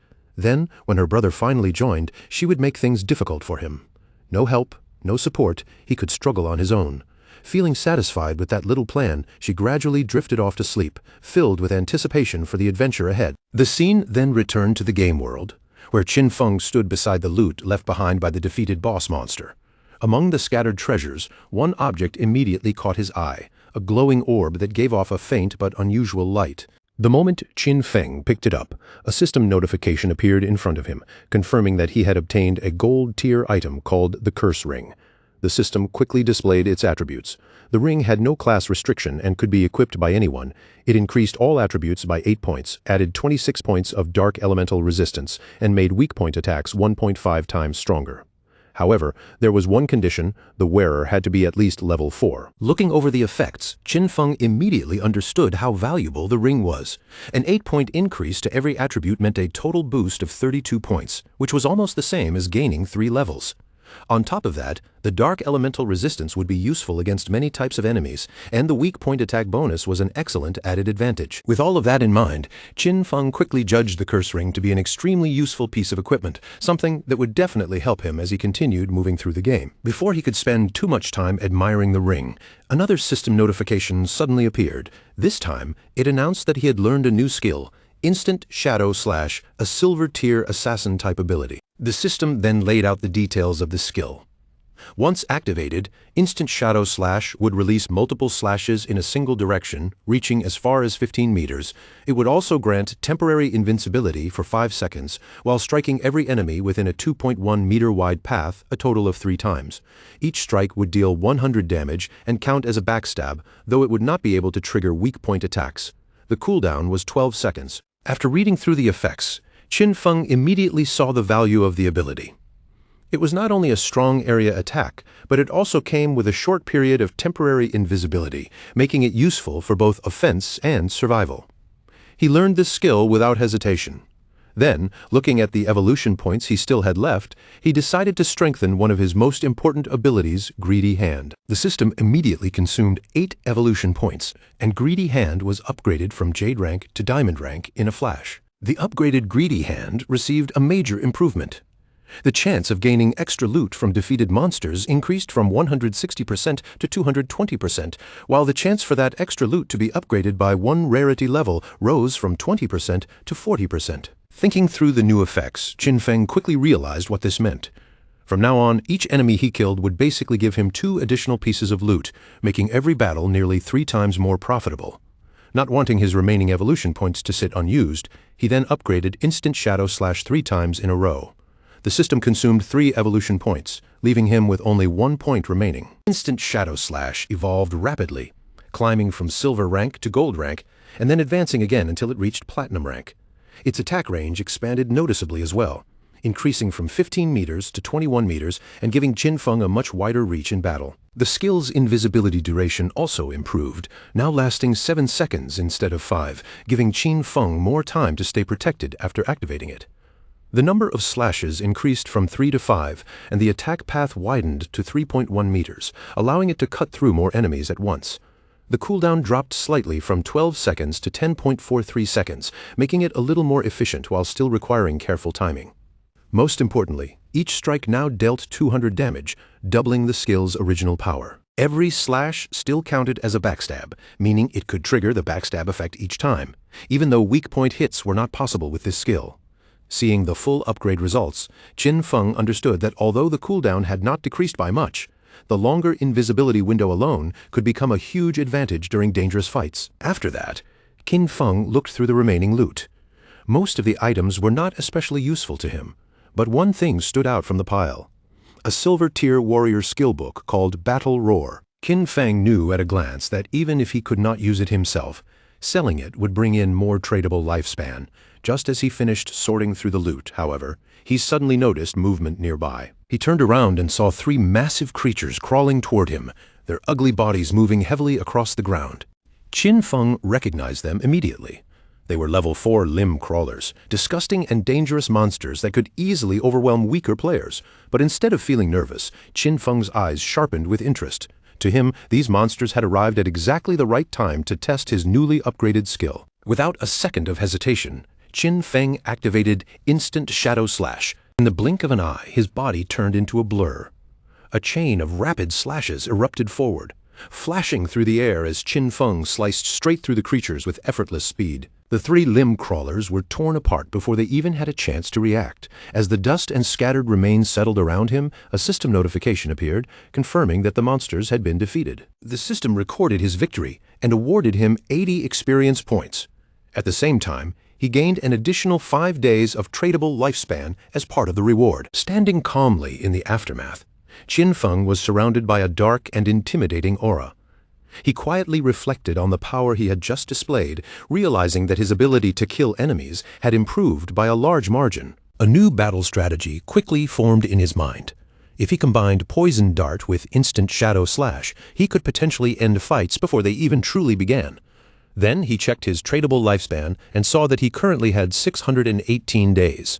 But if he wanted to bring his game skills and equipment into the real world, he needed at least 900 days, which was roughly 2.5 years. With that goal clear in his mind, Qin Feng began planning his next move. First, he would sell off the valuable items in his inventory. If everything went smoothly, he might be able to reach the required lifespan sooner than expected, and once he reached level 10, he would finally be able to connect the virtual world with reality. The scene then shifted to Qin Feng making his way back toward the starter town. His body remained hidden, thanks to his latent image skill, allowing him to move silently without drawing attention. As he walked quietly through the area, he suddenly heard voices nearby. A man was congratulating a woman for reaching level 3, while also reminding her about a promise she had made earlier. Qin Feng glanced over and quickly recognized the 2 of them as Zhong Lizhi and Lao Mao. From their conversation, it became clear that they had made a deal before. Lao Mao had agreed to help Zhong Lizhi reach level 3 so she could safely log out of the game, and in return, she would pay him 5 million in cash. Now that she had reached her goal, Lao Mao was naturally waiting for his payment. Zhong Lizhi reassured him without concern, asking if he really thought her father's company, Du Young Industry, could not afford such a small amount. She told him she would log out first and complete the transfer in the real world. Before leaving, she gave Lao Mao her phone number and told him to contact her after he logged out. Then she made him another offer. She wanted to buy all of his tradable lifespan at a price of 10,000 in cash for each day. Lao Mao agreed immediately, his face lighting up with excitement as he thought about the money he was about to make. Lao Mao wore a smug expression as he thought about the deal, clearly feeling like he had made the smarter choice. He even mocked Qin Feng in his heart, thinking that Qin Feng had been a complete fool for turning down Zhong Lizhi's offer earlier. To Lao Mao, real money was far more practical, and he believed they could discuss the details properly once they met again in reality. What neither of them realized was that Qin Feng was already moving silently between them, hidden right in front of their eyes. Lao Mao had no idea that Qin Feng was nearby, and because of that, he spoke and acted with complete confidence. In his mind, lifespan in the game was not something precious at all. Since it could be earned from monsters, just like game currency, he saw no reason to treat it as anything worth worrying over. From Lao Mao's point of view, the smartest path was obvious. He could turn his in-game progress into real-world money, cash out early, and profit, while everyone else was still struggling to understand the game. The more he thought about it, the more pleased he felt with himself, as if he had already discovered the perfect strategy. The scene then shifted back to the starter town, where Qin Feng stood calmly in front of the teleportation gate. As he stretched one hand toward it, the ancient structure began to respond, and bright blue energy slowly lit up across the gate's surface. The glow became stronger, spreading like ripples of light, and a system window appeared before Qin Feng. It congratulated him for activating the teleportation formation in Shelltown and rewarded him with 1 reputation point. The system also explained that he could use the teleportation gate once per day for free, but any additional use after that would require him to spend tradable lifespan. For the moment, though, the gate did not have much practical use. No other teleportation gates in the game had been activated yet, which meant there was nowhere for it to connect to. Qin Feng understood the logic behind the teleportation system very well. It worked as a 2-way connection. so opening only one side was meaningless. Unless another player in a different starter town reached level 5 and activated their own gate, this teleportation formation would remain nothing more than a glowing landmark. Then he remembered something from his past life. Song Fei had been in Firefly Town. To make sure he stayed ahead, Qin Feng quietly set up an altar that would notify him the moment someone activated the teleportation gate there. He was not simply waiting around, he was preparing in advance. As soon as that gate came online, he would be ready to deal with Song Fei. And as Qin Feng moved deeper into the town, his mind stayed fixed on his real objective. For most players, teleporting between starter towns would already feel like a huge step forward, but to him, that was only a small piece of the bigger picture. His true goal was still level 10. Only after reaching that point could he enter the God's abandoned realm and activate his authority. Once that happened, the real danger and the real beginning of the God-forsaken game would finally unfold. A little later, Qin Feng set up his shop again. Almost instantly, a system notification spread to the nearby players announcing that he was selling equipment and skill books, but the shop would only stay open for 10 seconds. It was first come, first served. The reaction was immediate. Players all around him became excited and rushed forward, shouting for the expert as they tried to get close before the chance disappeared. Some players called out that they had been waiting for this exact moment and had saved up tradable lifespan just for another chance to buy from him. One person proudly said he had already gathered 150 days' worth, while another remembered what happened last time Qin Feng opened a shop. Back then, he had sold an icicle spell, and Gray, the player who bought it, used that skill to climb all the way to second place in the rankings. Then another player suddenly spotted something that made his eyes light up, a silver-tier skill book called Battle Roar, made specifically for warriors. Without hesitating for even a second, he bought it on the spot. A system notification immediately appeared, confirming that the Battle Roar skill book had been sold for a staggering 300 days of tradable lifespan. The surrounding players were instantly stunned by the price. One of them could not help questioning whether a single skill book was really worth that much. But another player quickly shut him down, explaining that Battle Roar could greatly improve a warrior's ability to farm monsters.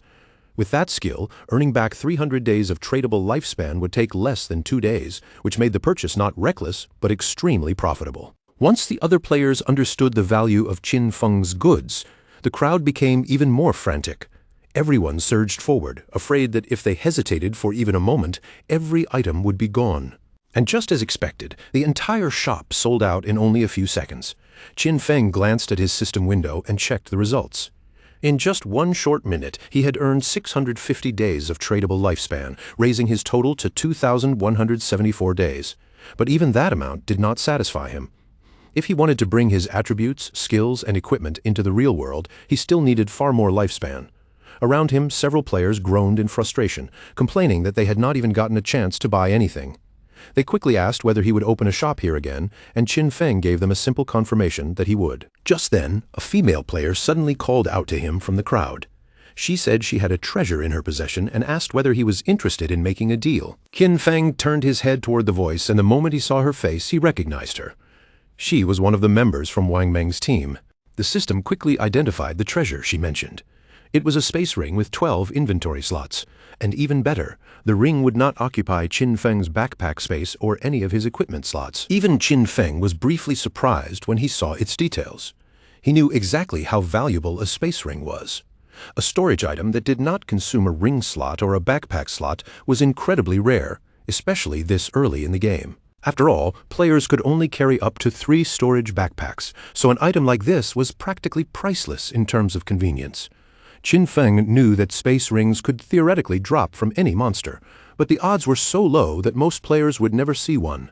For this girl, with her profit-related profession, to obtain one so early was almost unbelievable. Her luck was truly extraordinary.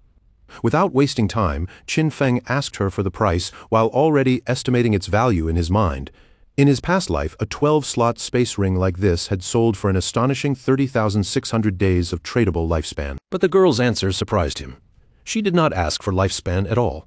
Instead, she said she wanted Qin Feng to add her as a friend and help her team defeat a boss monster. Qin Feng agreed immediately. A system notification quickly appeared, confirming that player Big Plum had accepted his friend request. After the deal was made, Qin Feng and Big Plum left Shell Town together. As they walked, he asked her about the boss monster she needed help with. Big Plum explained that it was a gold-tier boss, but because she had seen it from too far away, she had not managed to catch its name. All she knew was that it was located on a worn-out boat in the swamp. Qin Feng's expression shifted slightly when he heard that. A worn-out boat in the swamp, and a gold-tier boss on top of it. Could it be the Golden Ghost Ship? He knew that the Golden Ghost Ship was a rare special boss that could appear at almost any level. Its spawn rate was extremely low, but whenever it appeared in his past life, major guilds would fight fiercely over it because the equipment it dropped was incredibly powerful. Just discovering the monster's location would be enough to trigger a large-scale conflict among players. But based on what Big Plum had described, Qin Feng guessed that this version of the Golden Ghost Ship was probably only around level 5, which meant it would be the easiest form to defeat. Still, one question bothered him. How had Big Plum managed to find such a rare boss so close to the starter town? Qin Feng's thoughts moved quickly as the pieces began to line up. The space ring, her connection to Wang Meng's team, and now a gold-tier boss appearing almost as if fate had led her straight to it. Suddenly, a possibility flashed through his mind. Could she be the legendary koi fish from his past life? He remembered the rumors people used to whisper about. Back then, people said that someone in Wang Meng's team had unbelievably good luck. Just by wandering around casually, that person could stumble onto rare bosses, hidden treasure chests, secret palaces, and even ancient temples. Qin Feng had once assumed those rumors were nothing more than a smokescreen, something used to hide the team's real source of information.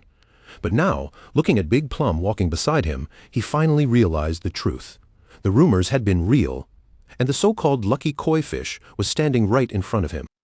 Lost in thought, Qin Feng stared at her for a moment, trying to understand just how much her strange luck could affect the future.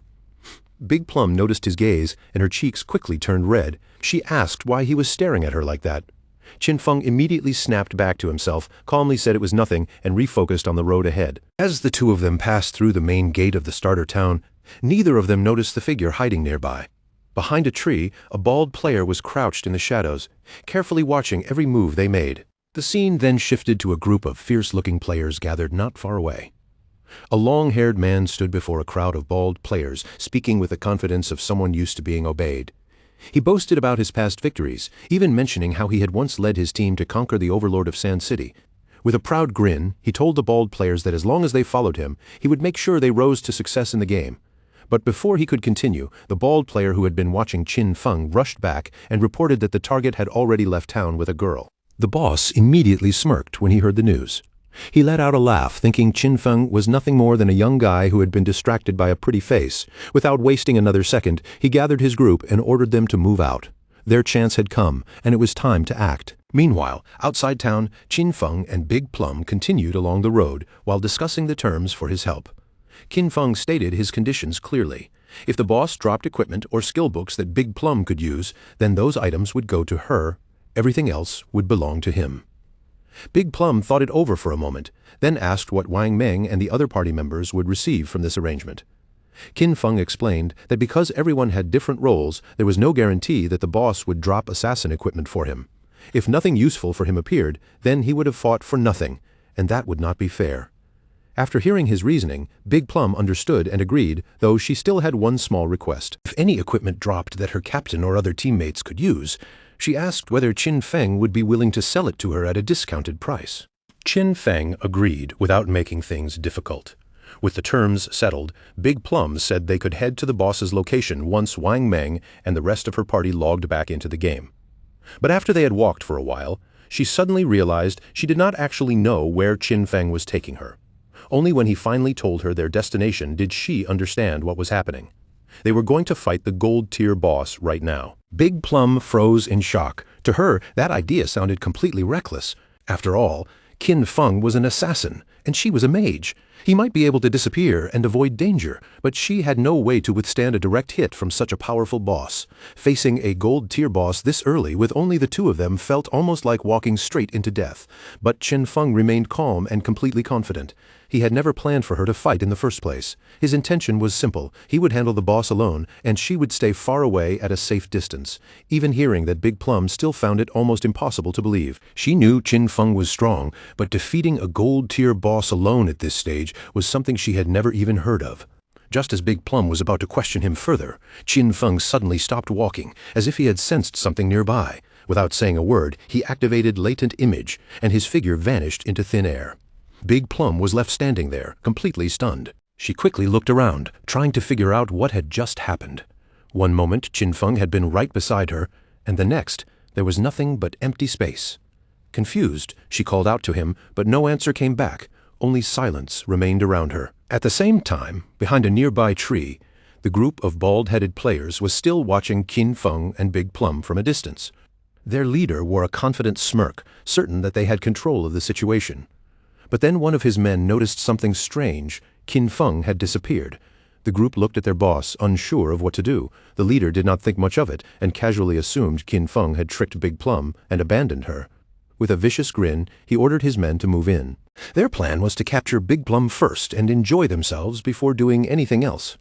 As they charged forward, the boss even reminded his men of what he had promised them, claiming that as long as they followed him, they would live well in this game. Now, he laughed, even women were practically being delivered right into their hands. But just as they were about to close in, a shadowy figure suddenly appeared directly in front of them. The leader's steps stopped at once, and the arrogant grin on his face faded as he stared into the dark aura swirling before him. Confusion flashed across his eyes. For a split second, he seemed to wonder what had just appeared in front of him. But before he could react, it was already too late. Qin Feng activated Instant Shadow Slash. In the blink of an eye, a cold flash of killing intent swept through the air, and the entire group was cut down before they could even understand what had happened. Their bodies collapsed one after another, torn apart so quickly that they never even had the chance to scream or fight back. After finishing them off, Qin Feng seemed to melt back into the darkness itself. His figure disappeared again without leaving the slightest trace behind. A system notification appeared, confirming the result of the attack. 5 players had been killed, and Qin Feng had gained 12 days of tradable lifespan. Qin Feng cast a brief glance at the fallen bodies, but there was no interest in his eyes. Their drops were basically worthless, barely even worth paying attention to. To Qin Feng, cutting them down had not even counted as a real fight. It felt no different from wiping out a couple of weak, low-level monsters that had wandered too close. A moment later, Qin Feng reappeared beside Big Plum as if nothing had happened at all. His expression was calm, almost indifferent, while Big Plum had no idea what had just taken place. Seeing him suddenly return, she immediately asked why he had disappeared. Qin Feng only shrugged lightly and said a few people had been following them, so he sent them back to town. Big Plum seemed to accept the answer at first, but then her curiosity quickly got the better of her, and she started asking more. She jokingly said she had thought he had slipped away to relieve himself, then started rambling about how convenient invisibility must be. With a skill like that, she teased, he could even handle private matters without anyone seeing him. Qin Feng's face darkened slightly, clearly not entertained by where the conversation was heading. He cut her off at once and told her to focus because they still needed to hurry to the gold-tier boss monster. At the same time, back in Shelltown, the ground suddenly began to glow with a spreading light. In the next instant, Qin Feng's younger sister appeared there as a healer. As soon as she opened her eyes and saw the magic staff in her hand, surprise flashed across her face. She slowly picked up the staff, feeling its weight in her hands, and only then did she truly realize that everything around her was real. This was not some dream or illusion. She could actually touch the objects here. Nearby players quickly turned their attention toward her as well, instantly recognizing that another newcomer had just arrived. Her mood quickly lifted when she realized she had obtained the hidden class, Life Sacrifice. Since it was a hidden class, she naturally assumed it had to be incredibly powerful. In her mind, with a special class like this, she would definitely be able to attract Song Fei's attention. But then worry crept in again. Where was Song Fei right now? And more importantly, did he already know the secret about entering the same starter point? Then, as she thought about Qin Feng, anger began to shine in her eyes. He normally watched over her all day long, always acting like he cared about everything she did. But now, when the most important moment had arrived, he was nowhere to be found and completely unreliable. She forced herself to stop thinking about him. After all, she now had a hidden class, and Shanghai had already promised to help her level up. From now on, Qin Feng could just take care of himself, because she was not going to waste energy worrying about him anymore. Her gaze then landed on the leaderboard. But the moment she saw the top ranking, her eyes widened in shock. The player in first place, Shadow, had already reached level 6. She immediately became furious. Shanghai was only level 3, yet he had dared to act so impressive in front of her. Now it was obvious that Shadow was the true expert. If she could somehow stay close to Shadow, she would definitely level up much faster than she ever could with Shanghai. But then a problem surfaced in her mind. Where was she supposed to find an expert like that? Not far away, a group of players happened to be talking among themselves. Their voices carried a trace of worry because they could not get in touch with Swain, the healer in their party. It was Wang Meng's team. Wang Meng knew they did not have time to keep waiting, so he asked if anyone had a solution. One teammate answered with concern, saying that without a healer, they would have a hard time killing mobs safely. Another player added that they were not monsters like Shadow, who could farm alone without support, so the best option was probably to find another healer to join their party. While they were still discussing what to do, someone suddenly greeted them from nearby. When the team turned around, they saw Qin Feng's younger sister standing there. To her, this timing could not have been more perfect. She stepped forward with a smile and asked if they happened to need a healer, then proudly revealed that she had awakened the hidden class, Life Sacrifice. Meanwhile, deep in the forest, Qin Feng and Big Plum stood on top of a cliff. Below them stretched a dark swamp, and in the murky waters beneath the cliff, the golden ghost ship could be seen lurking like a cursed vessel waiting for prey. Qin Feng activated Shadow Sneak, and his body faded into the air. Before leaving, he told Big Plum to hide carefully and watch out for any ambushes while he went down to deal with the boss. Big Plum still looked a little confused, but she nodded and quietly told him to be careful. Qin Feng descended into the swamp, and the moment he entered the area, a system window appeared before him. It warned that under the influence of the ghost ship, this place had become a violent domain where lifespan was consumed at 100 times the normal rate. Qin Feng quickly calculated the cost in his head. With time flowing at 100 times the normal rate, staying here for 15 minutes would be equal to losing 1 full day of lifespan. For most players, that would be terrifying, but to Qin Feng this kind of violent temporal domain was still within an acceptable range. The system then identified the enemy ahead as the Golden Ghost Ship, a level 5 boss. But before Qin Feng could make his move, something unexpected happened. A timer appeared above the boss, showing 45 minutes and 25 seconds remaining. Qin Feng was slightly surprised when he saw that special bosses like this came with a time limit. Still, he quickly relaxed. There were more than 45 minutes left, and for him, that was more than enough. With that much time remaining, killing the boss would not be a problem. Qin Feng activated Instant Shadow Slash and moved like a streak of thunder across the swamp. A chain of powerful slashes tore into the boss, dealing a total of 1,500 damage in an instant. While the Golden Ghost Ship was still trying to figure out what had just attacked it, Qin Feng cancelled Shadow Sneak and immediately launched a Venom Dart. The dart flew straight toward the ship and struck its bell directly, triggering both a critical hit and a stealth break strike at the same time. As the poison began dealing continuous damage, Qin Feng quickly pulled back and created distance from the boss. He knew that fighting the Golden Ghost Ship had several tricky points. Most players did not know where its true weakness was, and many would assume they needed to attack either the skeletal body or the ship itself. But in reality, the real weak point was the ghostly fire bell hanging at the tip of the ship. The moment that weakness was struck, the boss flew into a rage. The Golden Ghost Ship began controlling the swamp water around it, forcing the surface to churn violently. Then the boss prepared a massive area attack, and huge pillars of water suddenly erupted from the swamp one after another. Qin Feng dodged through the attacks while steadily closing in on the boss again. Those water pillars carried terrifying damage, enough that even early-stage warriors wearing full silver armor sets could barely survive a direct hit. He was grateful that his Shadow class gave him such high agility. Without that speed, avoiding this attack would have been almost impossible. At that moment, rotten hands began rising out of the swamp around him. Decaying zombies known as water ghosts slowly surfaced from beneath the murky water. Qin Feng remembered this mechanic clearly. Once the boss's area attack ended, it would summon 12 decaying water ghosts, and each one possessed silver tier strength. Thanks to Shadow Sneak, the water ghosts could not sense Qin Feng at all, even though he was standing right in the middle of them. The 12 decaying water ghosts were ready to launch a savage attack, and most parties would already be thrown into complete chaos at this point. To make matters worse, the Golden Ghost Ship would summon another decaying water ghost every 3 minutes. If a party could not clear them quickly enough, their numbers would keep increasing until everyone was wiped out, but Qin Feng had been invisible from the beginning, so these monsters had no way to detect him. All he needed now was the right angle. The moment he found it, Qin Feng activated Instant Shadow Slash again.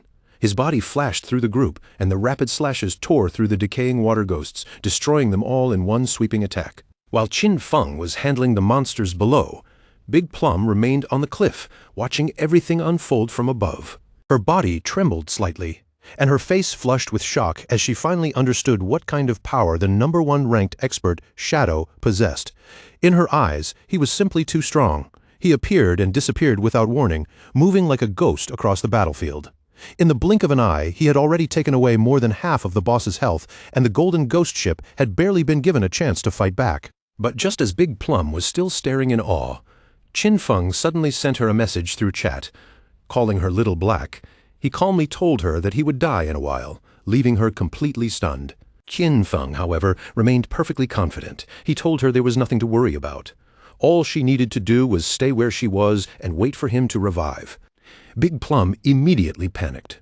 From her point of view, Qin Feng clearly had the advantage, so why was he suddenly saying he was going to die? On top of that, she could not help asking who Little Black was supposed to be. Qin Feng answered calmly, asking if she was not Little Black. Big Plum quickly corrected him, saying her nickname was Big Plum, not Little Black, because Little Black sounded like the name of a dog. Elsewhere, someone stomped hard against the ground in anger. It was the man Qin Feng had killed before, and this time he had returned with his entire team. He was furious that he had been careless earlier. In his so-called glory days, he claimed he had killed one legendary opponent after another. Yet now, he had somehow been humiliated because of a little girl. One of his men suddenly came running back with good news. He had found the girl on the cliff, and he also revealed that Shadow was down at the bottom of the cliff challenging the boss alone. The leader's eyes filled with determination. This time, he had brought his whole team, so he believed they finally had a chance to kill Shadow. Down in the swamp, the Golden Ghost Ship was still raging, and the ship's bell began shining with an eerie light. Qin Feng had already forced the fight into its fourth stage, which was also the hardest and most dangerous phase to deal with. The boss raised its huge oar, stirring the swamp into violent waves. Once its health dropped to half, it unleashed its powerful skill, Massive Soul Surge. The waves spread rapidly across the swamp like a surging wall of death, and Big Plum's eyes widened in fear as she watched from the cliff. The Soul Surge directly disabled Qin Feng's invisibility skill. At the same time, something began rising from beneath his feet. In the next second, a massive pillar of water exploded upward and trapped his entire body. The impact tore through him instantly, dealing 1,059 points of damage. The system immediately confirmed his death. Qin Feng lost 326 years of non-tradable lifespan and 1,087 days of tradable lifespan. On the cliff above, the leader saw what happened and immediately became pleased. In his mind, Qin Feng had become arrogant after being called an expert a few times. To him, Shadow was nothing but a fool who had actually believed he could challenge a gold-tier boss alone. When the leader and his men saw Qin Feng's fallen lifespan lying on the ground, their eyes lit up with greed, and they rushed toward it like madmen. They had never imagined Shadow would be so rich. That huge glowing orb of light had to contain at least 100 days of lifespan. Since the boss was already low on health, they decided they would finish it off themselves while also grabbing Qin Feng's dropped lifespan at the same time. But the moment they took even one more step forward, their surroundings suddenly changed. Instead of the swamp beneath their feet, the leader and his men found themselves hanging in the air for a brief instant, leaving him completely confused and unable to understand what had just happened. Before they could react, the teleportation effect finished, and the entire group was sent straight back to Shelltown. The men were furious and frustrated, yet none of them could figure out why that boss was so terrifying. Shadow had clearly attacked it until its health was already down to half, so they had thought it was their chance. But the second they entered the swamp, the boss had instantly wiped them out with that water pillar. On top of that, the swamp was crawling with smaller monsters. To them, this fight was not something normal players could handle at all. The leader clenched his teeth, unwilling to accept such a humiliating result. They had already suffered heavy losses, but instead of backing down, he angrily ordered his men to follow him again. He refused to believe they could not find another chance. At the same time, a figure suddenly jumped back into the swamp. It was Qin Feng, who had already returned to the battlefield after reviving. But when he saw so many lifespan light orbs scattered across the ground, even he felt a little puzzled. Through the chat, Qin Feng informed Little Black that he had already returned, then asked why there were suddenly so many lifespan light orbs lying around. Little Black was surprised by how quickly he had come back, but she quickly explained that those orbs belonged to a group of people who had noisily charged toward the boss, only to be wiped out instantly by the water pillar. Qin Feng could not help smiling when he heard that. Those people had clearly overestimated their own strength. Still, the sight also reminded him of his past life, when he had suffered quite a bit because of the Golden Ghost Ship as well. The boss was still roaming through the swamp, and Qin Feng quietly observed its movements. He knew that the Golden Ghost ship would only use its immobilizing skill once, so after that, the rest of its health would be much easier to handle. However, once its health dropped below half, every time it took damage, there was a fixed chance it would vanish and reappear far away, which made it extremely difficult for ordinary players to finish off. Without wasting another second, Qin Feng raised his hand and fired a poison dart, sending it straight toward the ship's bell. The dart struck the bell cleanly, and the boss immediately flew into a rage, beginning to summon another attack. Seeing the change in its movements, Qin Feng activated Shadow Sneak and slipped back into invisibility. After carefully watching the boss's attack rhythm, Qin Feng found the opening he wanted. Since he had already seen through its movement pattern, he activated Instant Shadow Slash and rushed in with a fast, precise strike. Meanwhile, the leader and his men returned to the cliff once again. One of them quickly reported that Qin Feng was already fighting the boss again. Hearing that, the leader narrowed his eyes, planning to wait for the perfect chance to take down both Shadow and the boss. When Little Black saw that the same group of idiots had come back to cause trouble again, anger immediately surged inside her.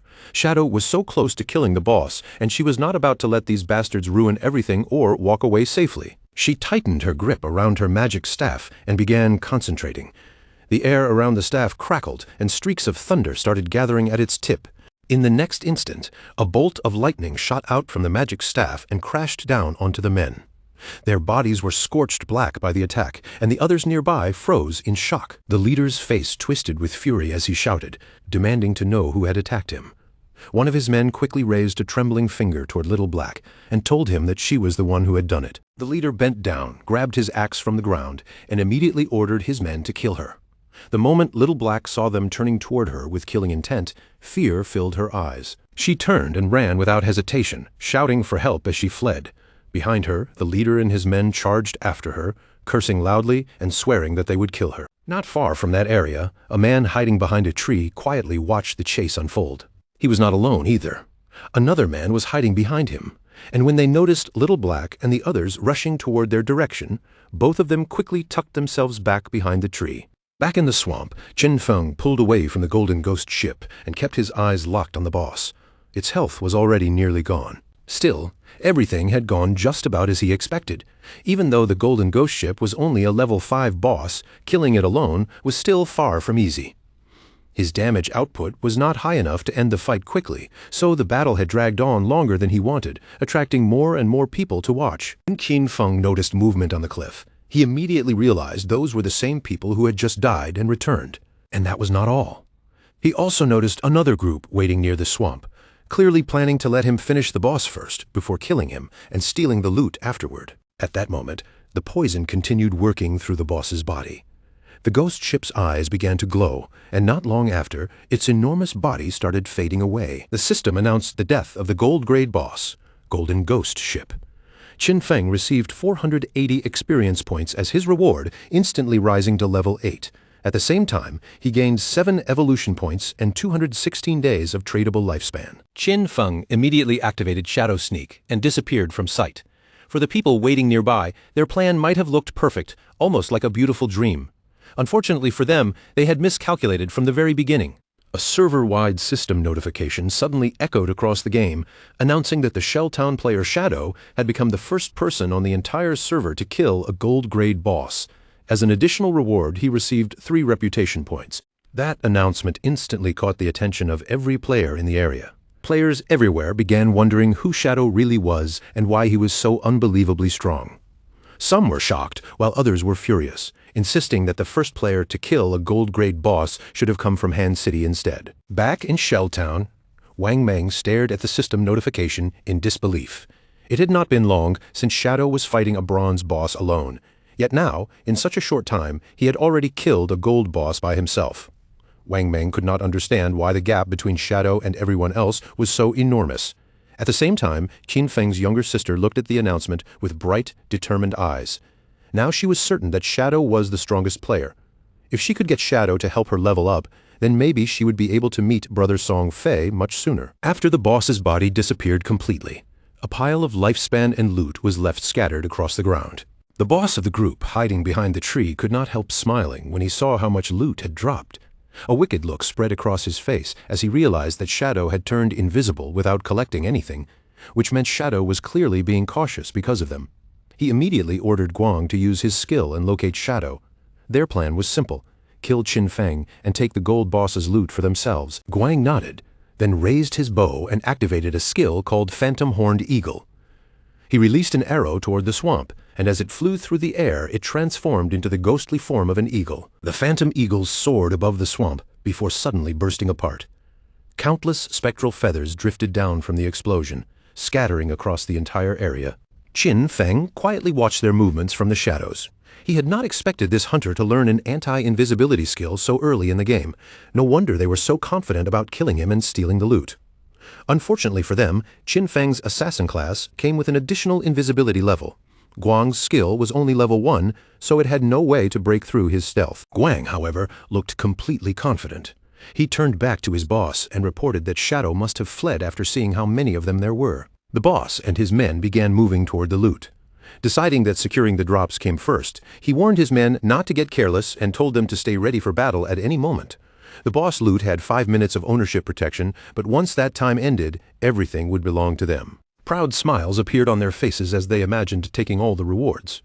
But just then, dark shadows began rising around them, and their eyes widened with sudden fear. Before any of them could react, Qin Feng moved like a streak of thunder. His attacks flashed through the group, and in an instant, every one of them was cut down. With the surroundings finally quiet again, Qin Feng turned his attention back to the loot on the ground. But then a question suddenly crossed his mind. Where had Little Black gone? He decided to set that question aside for the moment, and look for her later.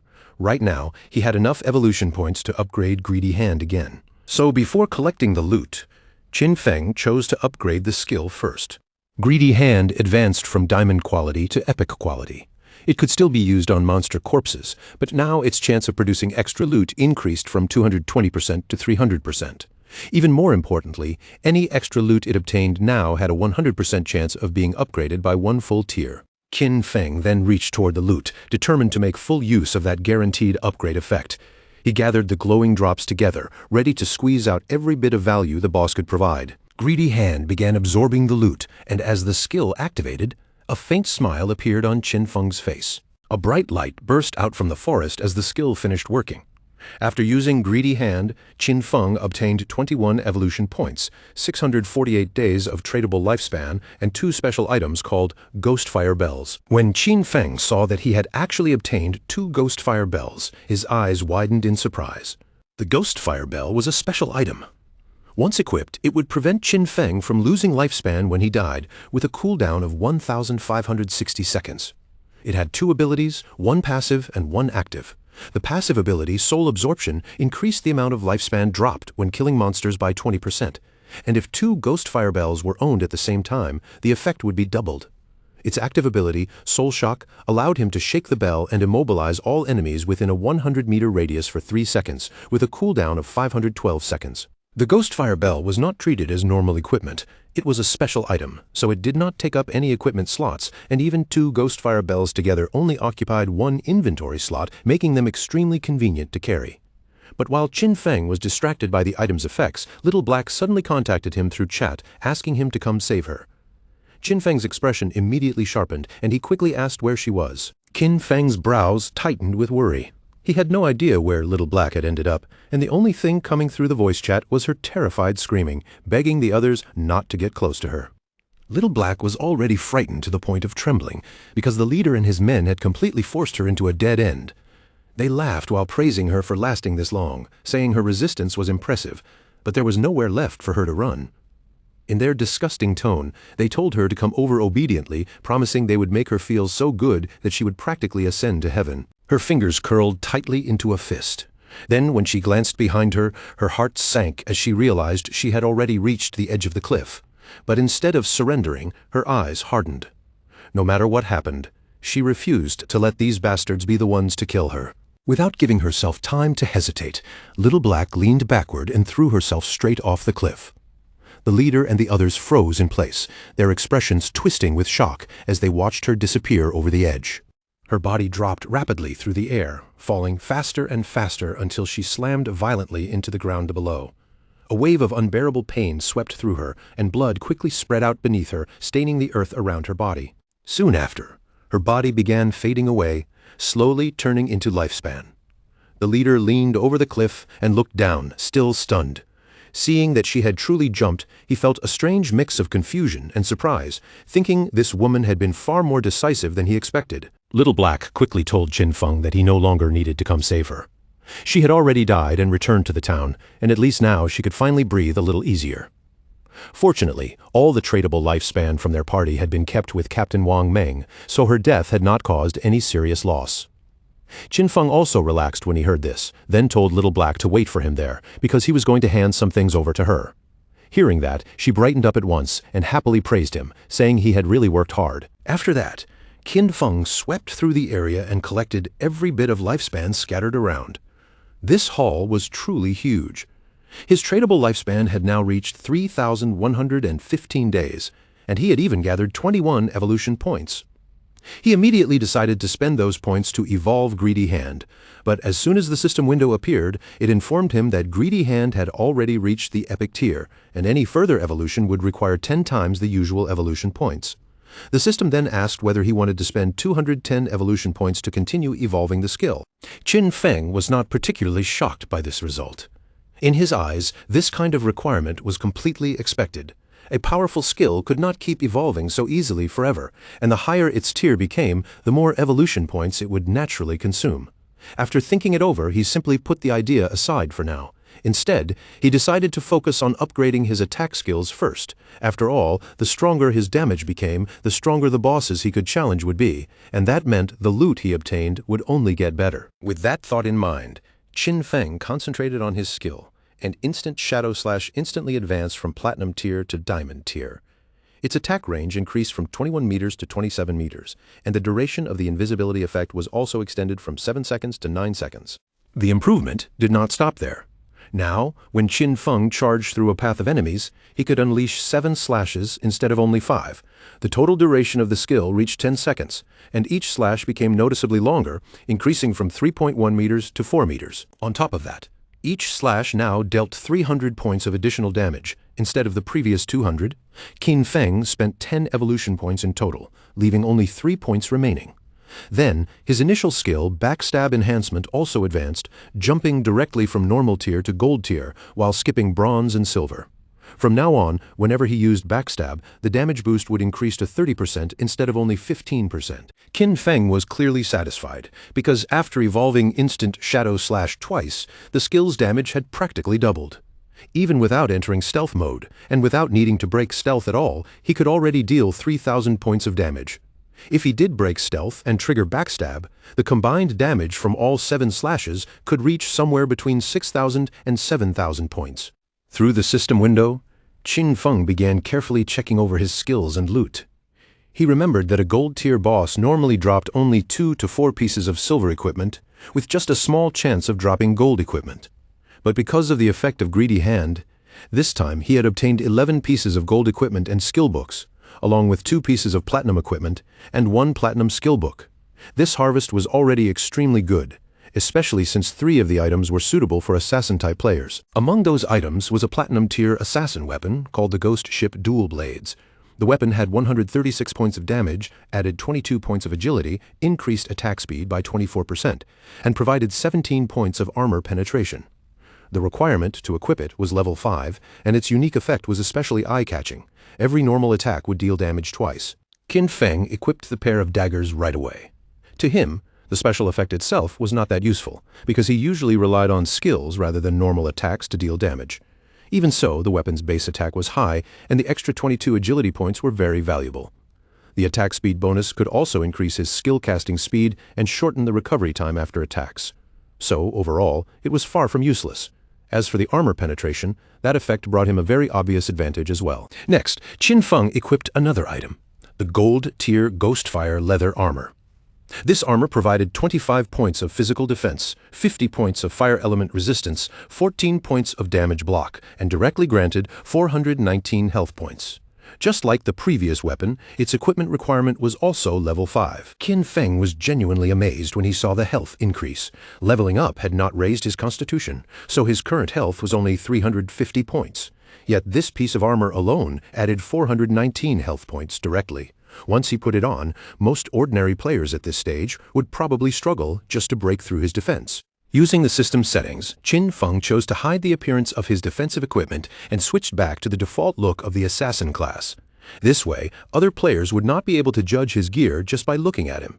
If they wanted to check his equipment, they would have to open the game interface themselves, but his upgrades were not finished yet, because there was still one final item left in his inventory. When Qin Feng checked his inventory again, he found that the last item was a skill book. It was a gold-tier assassin skill called Ghost Shadow Blur. The skill was passive, granting a 15% dodge rate, and whenever a dodge successfully activated, it would provide immunity to all damage from that attack. Qin Feng was happy at first, because he had finally obtained a survival skill suitable for assassins.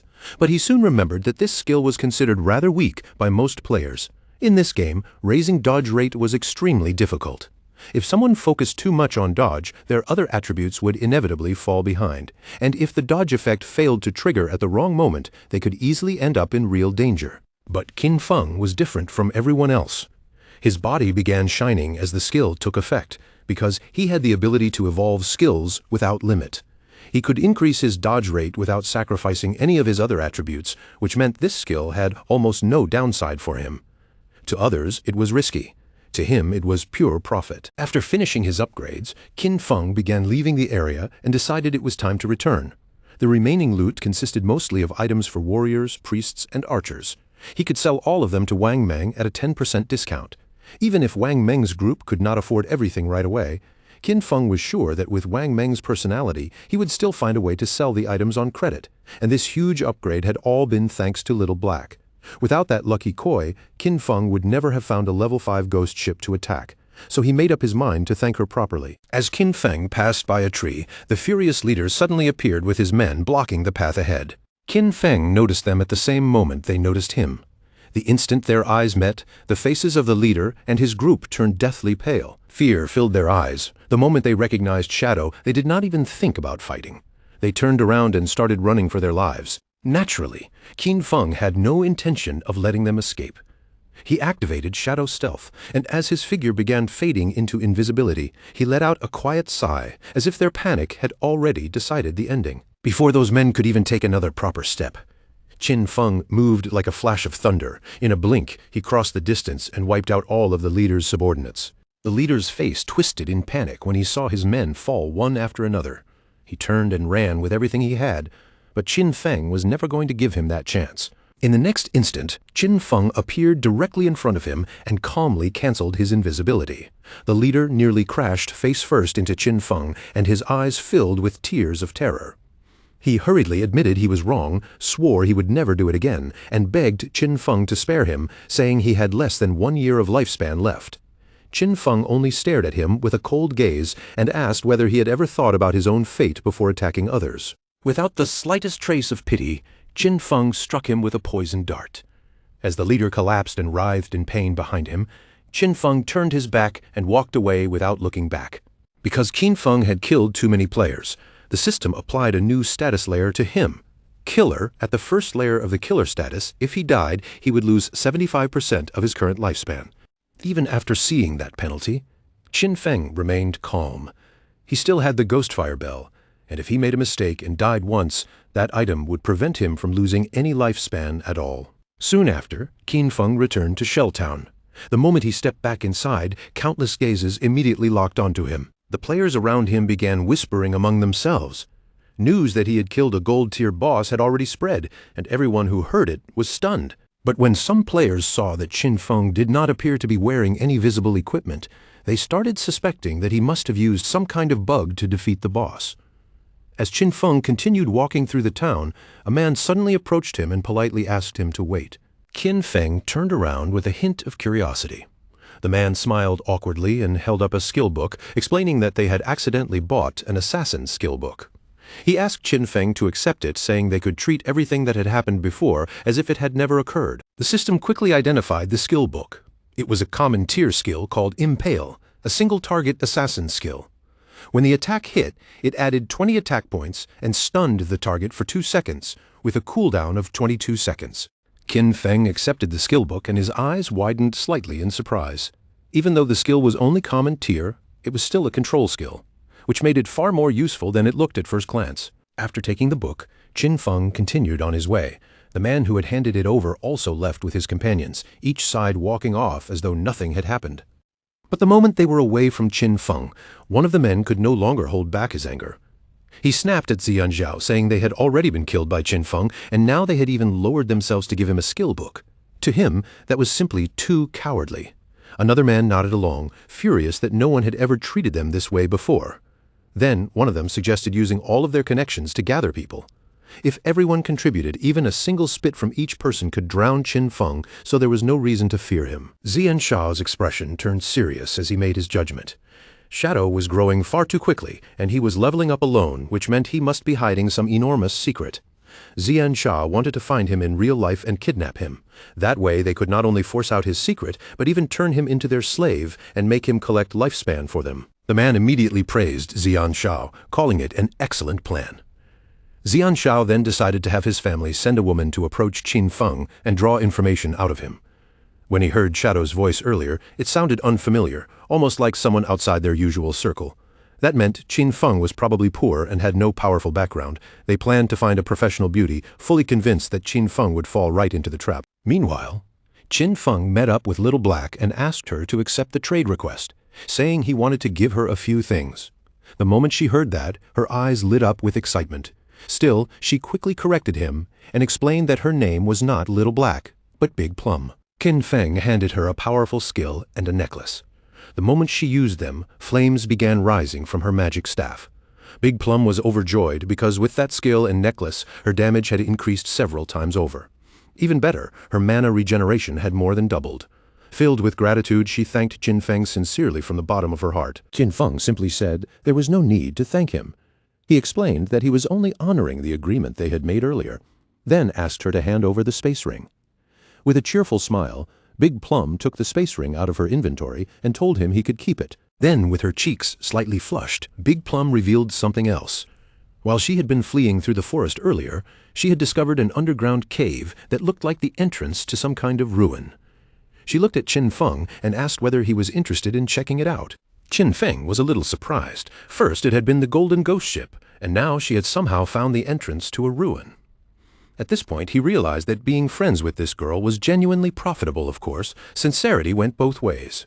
If he had not given her 2 pieces of gold equipment, she might not have shared this information with him either. With the space ring now in his possession, Qin Feng's inventory finally expanded to 27 slots. He then asked where Wang Meng was, saying that after he sold them the extra items, he would go take a look at the ruins she had mentioned. Big Plum raised her hand and explained that the captain and the others had gone to train the new priest, so they probably would not be back anytime soon. Using the map, Big Plum marked the location of the ruin entrance for him. She explained that behind a patch of bushes, there was a stone slab on the ground. While escaping, she had moved the slab aside and hidden inside, but after taking only a few steps into the passage, she heard screams coming from deeper within. She was so terrified that she immediately ran back out. If that had not happened, those men probably would not have managed to catch her at all. Qin Feng's figure vanished from sight, and instead of waiting around, he immediately decided to head for the ruins first.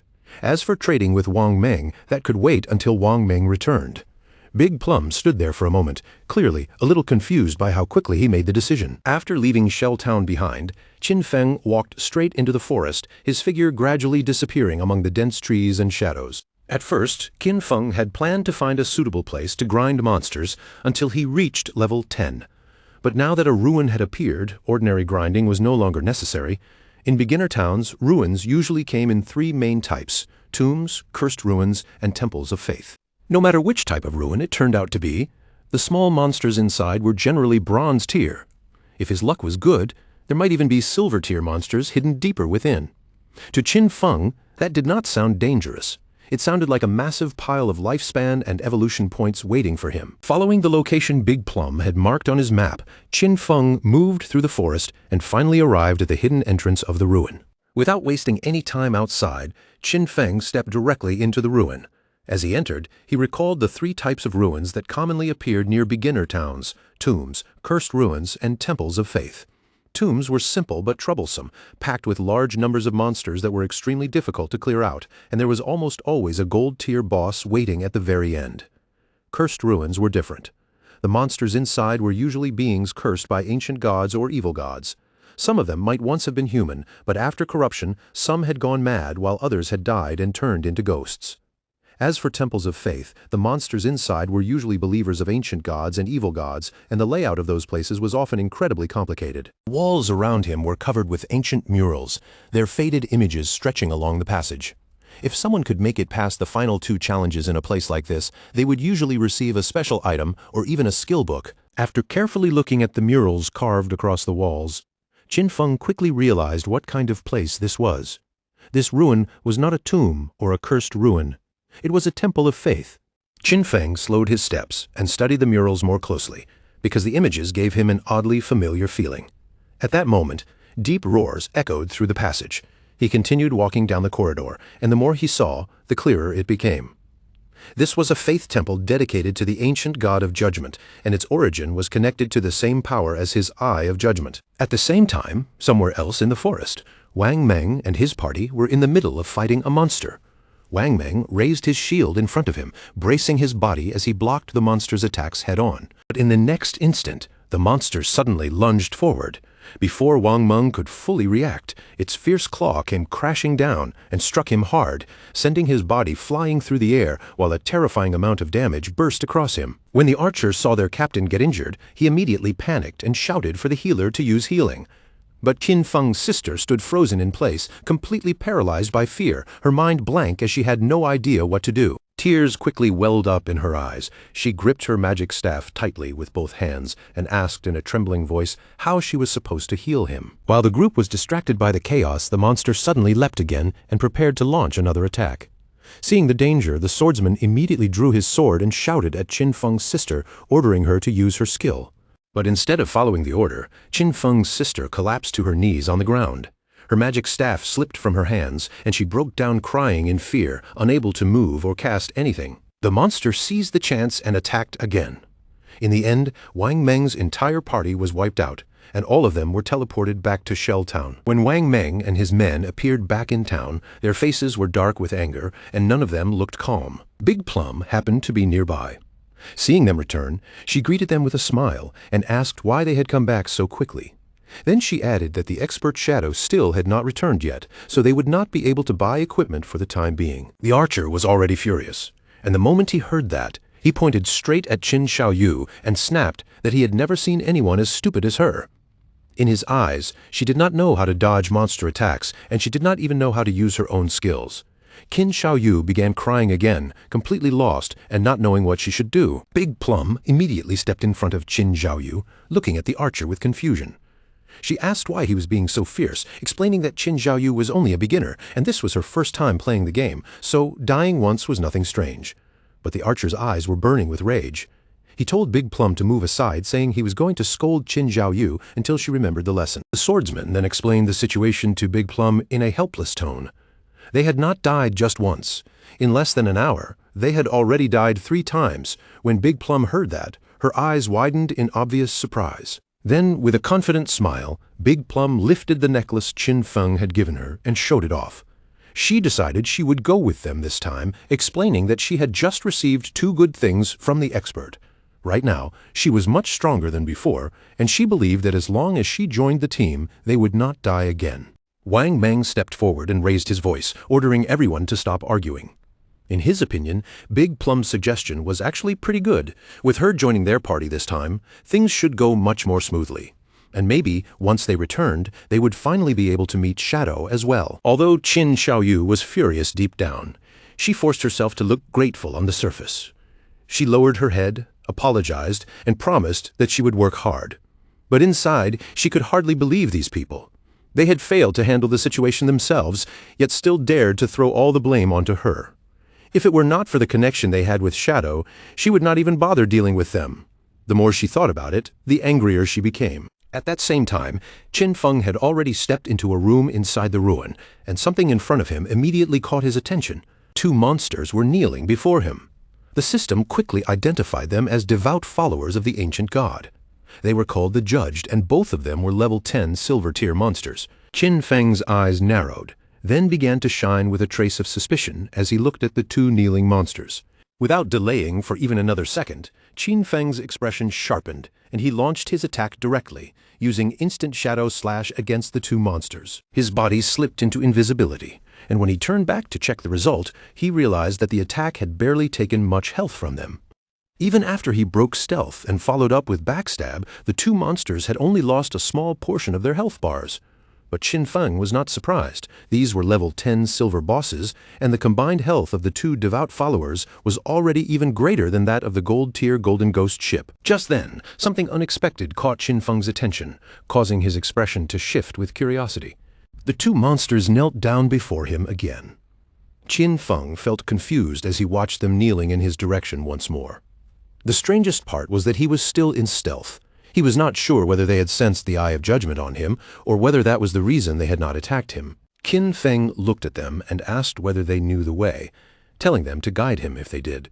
The two monsters slowly lifted their heads, but instead of answering, they let out rough, beast-like roars. At that moment, Qin Feng understood. These creatures had already been corrupted, decayed, and driven completely insane. Whatever faith they once had was gone. Now they were no different from wild beasts that only knew how to steal lifespan from humans. Right then, the monsters' eyes suddenly began to glow, an eerie light flickering within their pupils. Not long after, the two monsters turned their backs on Qin Feng and abruptly rushed away, charging out of the room. At the entrance of the room, a group of players had just appeared. The monsters sensed their presence immediately and charged straight toward them. The players' faces changed when they realized that the two approaching bosses were silver tier. They knew very well that they could not even handle one silver tier boss, let alone two at once. Without hesitation, they decided to turn around and flee from the ruin. But before they could escape, the monsters attacked. A cloud of toxic mist spread out, swallowing the players and beginning to melt their bodies. Their bodies vanished one after another, leaving lifespan orbs behind. Qin Feng recognized them as the team belonging to the girl who had bought Ice Spike from him, the group called Grey Rose. He had not expected them to find this ruin as well, but judging by the current equipment level of most players, Qin Feng quickly concluded that no one was truly prepared to explore deep into this place yet. Qin Feng canceled his stealth and calmly walked over to collect the lifespan orbs. As he moved, the two monsters knelt before him once again. Those players had lost more than 100 days of tradable lifespan, but Qin Feng had not expected them to be especially rich in the first place. After collecting everything, Qin Feng returned to the room and began searching carefully. Several minutes passed as he checked the surroundings, but he found nothing at all. There were no hidden traps, no treasure, and no special mechanism. In the end, he could only conclude that this room contained nothing except the two silver mini-bosses. A flash of irritation crossed Qin Feng's eyes. Since there was nothing useful to discover, he decided to stop wasting time and finish things directly. He raised his hand and attacked with poisoned darts. The darts shot forward and embedded themselves straight into the heads of the two monsters. After killing the two silver-tier bosses, Qin Feng received his reward, 4,000 experience points. His level rose to level 9, and he also gained 4 evolution points along with 188 days of tradable lifespan. Then Qin Feng activated Greedy Hand, and the bodies of the two monsters began fading away under the effect of the skill. A pleased look appeared on Qin Feng's face. Epic tier Greedy Hand was truly outrageous. From these two bosses alone, he gained 32 evolution points, 1,504 days of tradable lifespan, 4 gold tier items, and 10 silver tier items. Qin Feng reached out, and a pendant appeared in his hand. The moment he saw it, his mood improved even further, because this was a gold-tier item meant for assassins. The item was called the Pendant of the Faithful, an assassin-class accessory. It granted 15 agility points and 20% cooldown reduction. Its unique effect was also very special.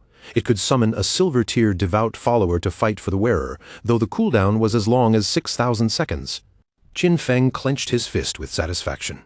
This necklace had excellent stats. The 20% cooldown reduction would lower his stealth skill cooldown from 22 seconds to 19 seconds. His poison dart cooldown would drop from 4.35 seconds to 3.75 seconds, and instant shadow slash would go from 10 seconds down to 8 seconds. That meant his grinding efficiency would rise sharply.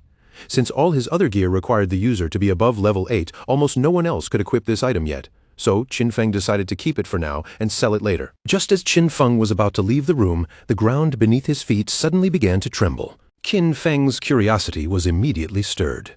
He turned back toward the movement, and right in front of him, a small stone pillar slowly rose up from the ground. The moment Qin Feng saw it, his eyes lit up with excitement. It seemed that after he had cleared out all the monsters in this area, the hidden mechanism had finally been triggered. Qin Feng stepped closer and carefully examined the pillar from top to bottom. After looking it over, he quickly realized that this was not an ordinary decoration, but a hidden mechanism built into the ruin. Before long, the mechanism inside the pillar fully activated. With a low, rumbling sound, a platform suddenly appeared beneath Qin Feng's feet. Then, a door embedded in the ground slowly opened up. The platform under Qin Feng began sinking little by little, and only then did he realize that this thing was actually a lift. After the platform had descended several meters into the darkness, the door above him began closing again, sealing off the entrance behind him. Several minutes passed before the platform finally came to a stop. Qin Feng estimated that he had gone down at least 300 or 400 meters beneath the temple. The underground space around him was almost completely dark, and the atmosphere felt cold and gloomy. Qin Feng's gaze sharpened as he took in the strange place before him. Based on what he knew, Qin Feng quickly understood where he was. This was the hidden maze buried beneath the temple. He knew that ruins sometimes had a chance of generating hidden mazes like this. In his previous life, he had explored many of them, so he understood just how many traps could be hidden inside. But as long as someone acted as cannon fodder and triggered the traps first, exploring the maze was not actually that dangerous. The real problem was that it would take a lot of time. With a confident look in his eyes, Qin Feng took out the pendant. With his current attributes, if he accidentally stepped on a trap himself, he would most likely die on the spot.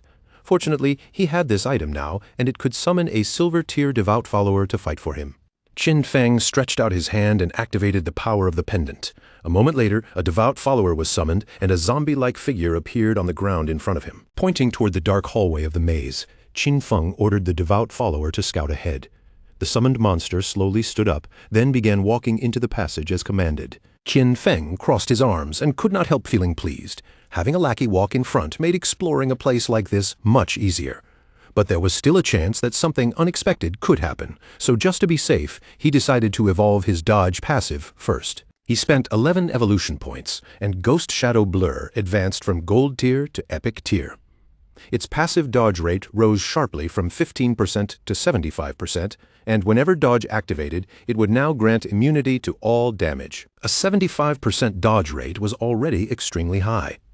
After that upgrade, Qin Feng still had just enough evolution points left to evolve Instant Shadow Slash to Epic Tier as well. Using 13 evolution points, Qin Feng evolved Instant Shadow Slash from Diamond Tier to Epic Tier.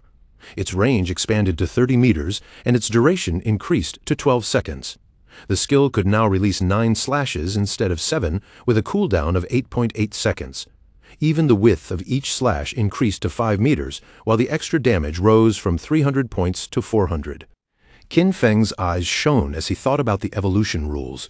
To evolve a skill from Epic Tier to Legendary Tier required 10 times the evolution points, which made him realize something important. The higher a skill's starting tier was, the more worthwhile it became to evolve. For example, if a skill was already Epic Tier from the beginning, then evolving it to Legendary Tier would count as its first evolution. That meant it only needed the base cost of 1 evolution point. And because the target tier was Legendary, the cost would be multiplied by 10. In other words, 1 times 10 would only be 10 points. This also meant that if Qin Feng obtained an epic skill, he could quickly push it up to Legendary Tier, then Mythical Tier, Ancient Tier, and even Immortal Tier. But if a skill started from Normal Tier, reaching Epic Tier would require 7 separate evolutions first. By the time it reached the stage where costs were multiplied by 10, it would already require hundreds of points. Still, the good part was that no matter what tier a skill started at, he could use a relatively small number of points to raise it to Epic Tier. In other words, from now on, every skill he used would at least be Epic Tier. Qin Feng still had 11 evolution points remaining, and the only skill he could evolve now was the starter skill, Shadow Sneak. He spent 8 points and raised it from Silver Tier to Platinum Tier. The skill duration increased from 16 seconds to 24 seconds, while the attack bonus from Breaking Stealth changed from 120 to 50. Its cooldown also dropped from 26 seconds to 22 seconds. Because Qin Feng already had an attribute that reduced cooldown speed by 35%, the final cooldown for Shadow Sneak became 16.3 seconds. Even so, the cooldown was still too long, and the damage from Breaking Stealth felt a little low. Qin Feng knew that sooner or later he would need to replace this skill. As the devout follower walked deeper through the hallway, it suddenly stepped on a stone slab. In the next instant, a trap was activated, and a huge rock came crashing down from above. The massive stone crushed the devout follower's body, and it immediately transformed into light and vanished. Since the summon had died, Qin Feng could only wait for the cooldown to end before summoning another one. This maze was complex and dangerous, so slow exploration was his only safe option. All he could do was hope that something good was waiting deeper inside. Meanwhile, in the upper layer of the temple, a man carrying a shield and a hooded woman quietly poked their heads through the doorway. The shield-bearing man reported to his captain, Grey Rose, that the monsters had disappeared. When Grey Rose heard that, she could not help showing a look of surprise. Their group entered the room, and Grey Rose quickly noticed that the lifespan left there had disappeared as well. She immediately understood that someone must have killed those monsters and taken the lifespan, but she had no idea who it was. The man beside her guessed that only the expert Shadow could possibly kill 2 silver-tier bosses. Grey Rose thought that made sense, and she also felt relieved, because at least this meant they would not have to die again here. Grey Rose placed a hand under her chin and thought back to what they had seen when they first arrived. At that time, there had been someone who seemed to be communicating with the monsters. She did not know whether that person was Shadow, or whether he had some kind of skill that could charm bosses. But if that was really true, then his power was far beyond understanding, and terrifying in a way that made her uneasy. At the same time, down in the second layer of the temple, Qin Feng's devout follower died again after triggering yet another trap. Ahead of Qin Feng stretched a long path leading toward a door. He had already spent 3 full hours exploring this maze, and this place should finally be the end. Based on his experience from his previous life, if ordinary players had used human lives to probe this maze, at least hundreds of people would have died here. Qin Feng activated the pendant once more and summoned another devout follower in front of him. The devout follower began walking ahead, while Qin Feng followed closely behind it, keeping his distance but never letting it leave his sight. When they reached the door at the end of the path, Qin Feng gave the summon a simple order: open it. Following Qin Feng's command, the monster stepped forward and used all of its strength to push against the door. But no matter how hard it tried, the door did not move at all. It struggled so fiercely that its entire body began trembling. Seeing that even the summoned monster could not open the door, suspicion appeared in Qin Feng's eyes. After a brief pause, Qin Feng walked forward himself and reached out, placing his hand directly against the surface of the door. The moment he touched it, the door slowly began to open on its own. Qin Feng's eyes widened slightly, clearly shocked by the reaction. From the other side of the door, a wave of air rushed outward, followed by a curtain of smoke that rolled into the passage. Cold sweat appeared on Qin Feng's forehead. The moment he felt that strange movement, he knew this situation was not good. Beyond the door was a wide room filled with tall pillars. At the very center of the chamber sat a treasure chest, its surface wrapped tightly in thorny vines. Qin Feng stepped into the room and carefully observed the chest. It was covered in sharp thorns, locked shut, and right beside it stood an NPC. The NPC was a woman, and the lower half of her face was wrapped in bandages. Qin Feng tried to use the system to detect her stats, but the system failed to provide any information. Qin Feng's eyes widened in surprise when he saw that nothing could be detected about her. This was the first time he had ever encountered such a mysterious NPC. The woman began whispering in a strange language. Then, right in front of Qin Feng, she slowly knelt down, and her body turned into light as it gradually faded away. Qin Feng watched her closely. His gaze fixed on the place where she disappeared. He had no idea why she had suddenly vanished like that. Then, as if responding to her disappearance, the thorns wrapped around the treasure chest also began to fade away little by little. Even so, Qin Feng did not let his guard down. Although he could not see any information about that mysterious woman, he was certain that she had some connection to the Eye of Judgment. The treasure chest began glowing with golden light, and Qin Feng immediately noticed that the items inside were epic tier. But he remained cautious, because there was always a chance that a chest like this could be a mimic or hide some kind of trap. Qin Feng pointed toward the chest and ordered his summon to go forward and open it. The devout follower obeyed his command, stepped up to the treasure chest and opened it. In an instant, a bright light spilled out from within. Qin Feng's eyes widened in surprise as he looked at the item inside. It was a skill book, and not just any ordinary one. For assassins, this was a godly skill because it contained both passive and active effects. Inside the chest was an epic tier assassin skill book called Stole of Mercy. Its passive effect was extremely powerful, giving a 100% correction to weak point hits, and on top of that, the damage multiplier for striking weak points would be doubled. The skill book also came with an active skill called Slit Throat. After activation, Shadow's next attack would apply the Slit Throat effect, dealing 100% of that attack's damage every second for 3 seconds.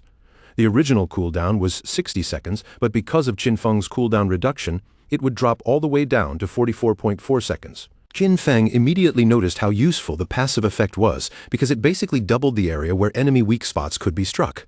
But compared to that, the truly ridiculous part of this skill book was still the active skill, Slit Throat. If his next attack dealt 300 points of damage, then the debuff from Slit Throat would continue dealing 300 damage every second for 3 seconds. Added together, the total damage would reach 1,200 points, which was 3 times higher than the original attack's damage. Qin Feng kept reading the details carefully. Skills like Instant Shadow Slash could land multiple hits in one use, but Slit Throat would only calculate the very first strike. Even so, this skill was only epic tier right now, meaning he only needed 10 evolution points to push it up to legendary tier. This harvest was truly huge because his burst damage had just increased by several times. After putting the skill book away, Qin Feng began heading toward the exit. He knew very well that this entire gain had come thanks to Big Plum, so it was time to go back and sell the remaining items to her party. Through the chat, he told Big Plum to inform Wang Meng to return to town, because he had equipment to sell him. When they heard that Shadow had already finished exploring the ruins, they immediately decided to head back as well. When Qin Feng finally arrived back at the starter town, his eyes widened slightly in surprise at the scene waiting for him. A large crowd of players had gathered there, all waiting for Shadow to appear. Some wanted to add him as a friend, while others even offered to become his followers, promising they would cheer him on from behind. The chairman of the Runding Group from Zhanghai City had personally come to invite Shadow to join their corporation. There were even fans from Firefly Town who had traveled over just to greet him. Players from several different towns had all come here, hoping they could form a team with Qin Feng. Seeing so many unfamiliar players, Qin Feng immediately realized that the teleportation gates connecting the towns had started activating. That meant he could finally go to Songfei's Firefly Town. Without wasting another second, Qin Feng activated his ability and vanished without a trace, blending into the shadows in an instant. Using his invisibility skill, Qin Feng slipped away from the crowded area. Behind him, the players immediately began arguing with each other, thinking Shadow had left because they had annoyed him too much. After moving away from the crowd, Qin Feng soon arrived near Big Plum and quietly caught her attention. Big Plum quickly raised her hand and called out to her captain, telling him that the expert Shadow had arrived. But the moment Qin Feng looked over the group, one person immediately caught his attention. That person was none other than his own sister, Qin Xiaoyu. Qin Xiaoyu showed a gentle smile the moment she saw him. Meanwhile, countless questions flashed through Qin Feng's mind. He had no idea how she had managed to get into Wang Meng's team, and he knew very well that with her current ability, Wang Meng's entire crew could be dragged down and destroyed because of her. Qin Feng instantly reminded himself to be careful. Now that everyone knew Shadow existed, he absolutely could not reveal his real identity. He still could not use his powers in real life, and with so many people watching him, even something as ordinary as a kitchen knife could kill him outside the game. Qin Xiaoyu could not help blushing as she looked at him. Just from his presence, she could tell how powerful Shadow was. Compared to him, Wang Meng's party looked almost worthless. If Shadow carried her, she believed she could reunite with Song Fei within only a few days. Qin Feng opened the system interface and explained to Wang Meng that the equipment he had brought was perfectly suited to their party's classes. The skill books could also greatly raise their combat power. He set the starting price at 220 days of lifespan. To Wang Meng, that price was extremely expensive, since the items were all silver and gold tier, and his team simply could not afford them for now. Qin Feng calmly said it was not a problem. They could pay him later. Wang Meng's expression turned sincere as he thanked Qin Feng from the bottom of his heart. For a moment, he did not even know how he could repay Shadow for helping them like this. He then promised that if Qin Feng ever needed them in the future, all he had to do was say the word, and their party would do everything they could to help him. One of the swordsmen in the party immediately put on a golden helmet, unable to hide his excitement. In his eyes, Shadow was simply incredible. He could hardly believe they were already getting gold-tier equipment this early. Wang Meng also equipped his new gear and obtained a gold-tier skill, instantly tripling his DPS. He was so moved that he almost cried, especially when he realized Shadow was letting them buy everything on credit. To him, that meant Shadow truly trusted them. Wang Meng began checking through the items in his inventory, but after looking for a while, he realized there was nothing suitable for priests. Qin Xiaoyu stood to the side, clearly confused. The archer, however, looked irritated and muttered that she was already lucky just to leech experience from them. Qin Xiaoyu then walked closer to Qin Feng and introduced herself as the priest of Wang Meng's party. With an expectant look, she asked if he had any equipment suitable for her. At that moment, the system notified Qin Feng that the player Little Graceful wanted to add him as a friend. Qin Xiaoyu's eyes widened in surprise, waiting for his response. Qin Feng only stared at her with an icy gaze. Then, without saying a single word, he disappeared from sight, leaving Qin Xiaoyu frozen there in shock. With a confused expression, Qin Xiaoyu looked around and asked where Shadow had gone. Wang Meng tried to smooth things over, explaining that Shadow probably just had not gotten any priest drops this time, and maybe next time he would bring something for her. But the archer bluntly revealed the harsher truth. Shadow had clearly ignored her on purpose. Big Plum, on the other hand, looked completely impressed, feeling that Shadow was incredibly cool because he appeared and vanished like a dragon. By then, Qin Feng had already walked away from the group. In truth, he had a gold-tier priest staff sitting in his bag, along with a gold-tier priest skill book. But there was absolutely no reason for him to hand such precious things over to Qin Xiaoyu. As Qin Feng continued moving forward, he thought about the future. As he progressed, he would definitely collect piles of unused equipment and skill books. Selling them one by one would waste far too much time. Wang Meng's connection with the authorities made him the perfect bulk buyer. Because of that, Qin Feng could not allow Qin Xiaoyu to ruin his cooperation with them. What he needed to do now was quickly find a proper priest to replace her on Wang Meng's team. His eyes grew serious as he thought of someone important. He needed to find little Zhu as soon as possible. In Qin Feng's previous life, Gu Yikshu had been the former manager of the Godslayer Guild. She was a hidden-class priest known as the White Avian Priestess, and she had a white bird that could heal allies and apply buffs. She was the only priest Qin Feng knew who could defeat epic-tier bosses alone. She had once been a powerful ally of his, and compared to her, Qin Xiaoyu was nothing but trash. Qin Feng activated the teleportation gate, remembering that little Zhu was also from Firefly Town, just like Song Fei.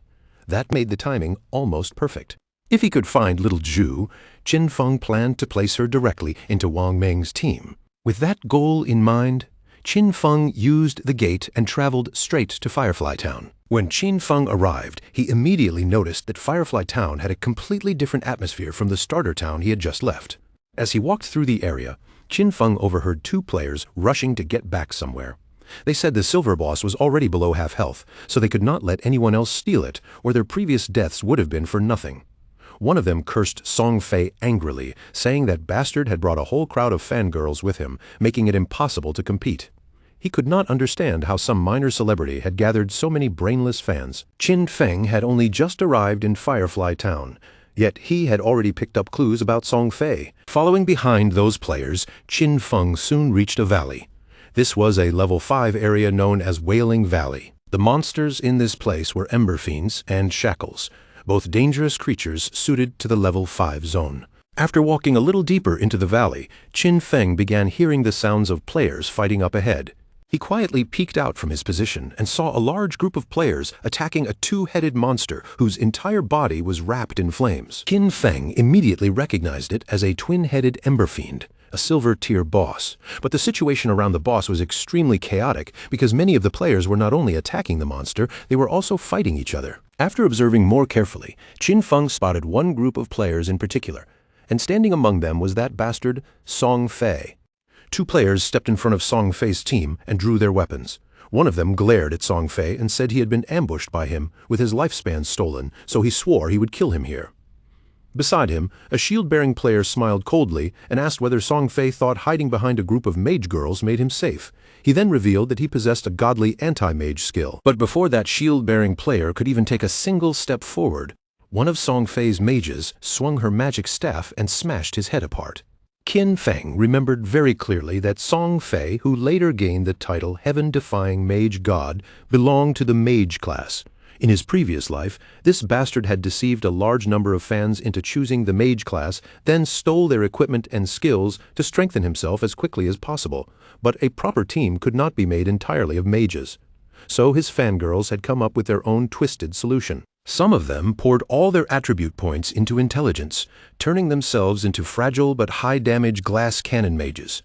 Some focused their points on agility, becoming disruption mages who could interfere with enemies. Others invested their points into health, forcing themselves into the role of mage meat shields. And there were even some who chose strength, turning themselves into battle mages who fought by swinging their staffs directly at enemies. In the early stage of the game, Song Fei's team was extremely overbearing. They ran around stealing lifespan from players everywhere, and almost no one had the power to stop them. But just as expected, as the game continued, most of those fangirls ended up dying very quickly. Song Fei raised his hand and pointed toward the boss, pretending to look deeply moved as he lied through his teeth. He said his fans were working so hard that his heart ached for them. He only hoped the boss would die soon so everyone could finally rest, and he even added that he wished the world could be filled with love instead of violence. The twin-headed Ember Fiend began advancing toward Song Fei's group, flames rolling around its body. One of Song Fei's fans immediately spoke up, insisting that this was not difficult for them at all, because the person working the hardest was clearly Song Fei. In her eyes, he had already suffered enough and should not have to endure any more. She pointed angrily at the monster and declared that they had to kill it before it could hurt their beloved Song Fei. Song Fei's fans began launching spell after spell at the monster. Their voices rang out with fanatic excitement as they swore they would defeat it, help Song Fei become king, and follow him no matter where he went. The monster suddenly opened its mouth wide, and a burst of blazing fire shot straight towards Song Fei, instantly putting him on alert. But before the flames could reach him, one of his fans rushed forward without hesitation and used her own body to block the attack completely. Song Fei grabbed the girl's hand as her body began fading away, putting on a sorrowful expression as if his heart was breaking. With tears shining in her eyes, the girl looked at him and swore that she would do anything for him. The chubby girl gripped her magic staff tightly and shouted for the others to get angry. If they killed this ugly monster, then Brother Song Fei would be able to rise to first place in the rankings. No matter what, he had to surpass Shadow. Her words instantly stirred the others into excitement. They raised their weapons and cried out that they would conquer the world, dominate the heavens, and fight at Song Fei's side forever. A wave of powerful spells erupted from the group. Thunderbolts tore down from above and struck the monster's body one after another. Song Fei could already tell the boss was close to dying. Since this silver-tier boss had been so difficult to kill, he could not help wondering how someone had managed to defeat a gold-tier boss alone. In his mind, Shadow must have used some kind of bug. Song Fei had so many fans helping him, yet he was only level 7. He simply could not understand how Shadow had leveled up so fast. A smile slowly spread across Song Fei's face. Once this silver-tier boss died, he would rise to level 8. He knew Shadow had been stuck at level 9 for quite a while, so this was his chance to catch up, overtake him, and become the #1 player in God Forsaken. But at that exact moment, a hand wrapped in shadow suddenly reached out from behind and clamped over Song Fei's mouth. In the blink of an eye, Qin Feng cut off Song Fei's head. Then, with instant shadow slash, he tore through Song Fei's body and sliced it into pieces. Blood spilled from Song Fei's mouth as his broken body collapsed, the arrogant look on his face vanishing completely. His fans were stunned, speechless, their faces frozen in disbelief. But before any of them could even take another breath, Qin Feng attacked again. Moving as fast as thunder, Qin Feng's slashes swept through the battlefield, cutting apart both Song Fei's fans and the boss in one terrifying burst. A system window appeared immediately after, announcing that the boss had been defeated and rewarding Qin Feng with 150 experience points. The boss crashed to the ground and its body began transforming into lifespan. The surrounding players stared in complete shock. They could not believe Shadow had killed the boss with a single strike. Their attacks only dealt around 100 damage, while one attack from Shadow dealt thousands. In their eyes, Shadow was at least 10 times stronger than them. As the boss's corpse turned into lifespan orbs, Qin Feng calmly deactivated his stealth. The smarter players quickly realized that the attack just now had been an area of effect strike. They were even more horrified when they understood that one single attack had killed Song Fei and his entire gang of fans. When they looked closer and saw Shadow standing there, they immediately remembered that he was the one who had achieved the first global kill of a gold-tier boss. Without hesitation, they decided to back off and let Shadow take the loot. The players began cheering for Shadow, saying he had avenged them by killing Song Fei's gang. But Qin Feng understood the truth clearly. They were only cheering because they were afraid of being attacked themselves, so they could only pretend to stand on his side. In his previous life, he would not have hesitated to kill people like them too. At the same time, Song Fei respawned back in Firefly Town. The system informed him that he had been killed by Shadow, losing 1,106 days of tradable lifespan and 18 years and 113 days of non-tradable lifespan. Song Fei instantly panicked when he realized Shadow had come to Firefly Town. He could not believe that out of the hundreds of starter towns in Jianghai City, Shadow had chosen his town and even stolen his boss kill. His fans respawned as well. The chubby girl looked around in confusion when she realized Song Fei had also died. Another girl was furious, unable to understand why Shadow had killed them. Someone else immediately guessed that Shadow had only done it to steal the Silver Tier boss. In their eyes, he was evil and shameless for launching a sneak attack, while Song Fei was distracted. Just then, an archer nervously approached Song Fei and asked if she could join his team. She quickly explained that she had a skill called Eagle Eye, which allowed her to detect invisible enemies. Song Fei's fans immediately told the girl to get lost, saying Song Fei had already made it clear that he only wanted mages in his party. The chubby girl also looked down on her, saying an archer's monster-killing efficiency was too low and would only slow down Song Fei's climb in the rankings. But Song Fei suddenly spread his arms in a gentle, saintly pose and explained that even though she was an archer, she could still become part of his family. After all, he believed that love could fill everything. He took the woman's hand and looked at her with a warm, kind expression, saying he could feel the strong emotions in her heart. It did not matter that she was an archer. He decided to allow her to join his team, promising that they would work hard together and level up side by side. Being so close to Song Fei made the girl's face turn red at once. Tears of joy welled up in her eyes and rolled down her cheeks. Then an assassin appeared as well, declaring that she could also turn invisible and swearing that she would make Shadow pay for killing Song Fei. A mage also stepped forward, revealing that she had learned a new area of effect skill and could freeze Shadow in place. Song Fei opened his arms even wider, saying that his family was filled with love. Any girl who wanted to join his team would be welcomed. The girls were so moved that they began crying with joy, swearing that they would stay by Song Fei's side forever. In their eyes, Shadow had no honor at all because he had ambushed their beloved Song Fei. They promised he would pay the price. The moment they found Shadow, they would let Song Fei kill him personally and teach him what happened to anyone who dared mess with Song Fei. Nearby, two players quietly focused their attention on the scene. They did not know what Song Fei planned to do next, but they were very aware that someone had killed him outside, and honestly, that felt extremely satisfying. They remembered that Song Fei usually had a crowd of girls protecting him, so they could not figure out how he had been killed so easily. But then they realized the answer had to be Shadow. In their eyes, Shadow was truly incredible. And when they saw those girls crying over Song Fei, they could not help thinking that these girls were seriously not right in the head. A confident smile appeared on Song Fei's face. With so many people here as witnesses, he believed that once he defeated Shadow, everyone would understand that being strong alone was useless, especially for an assassin.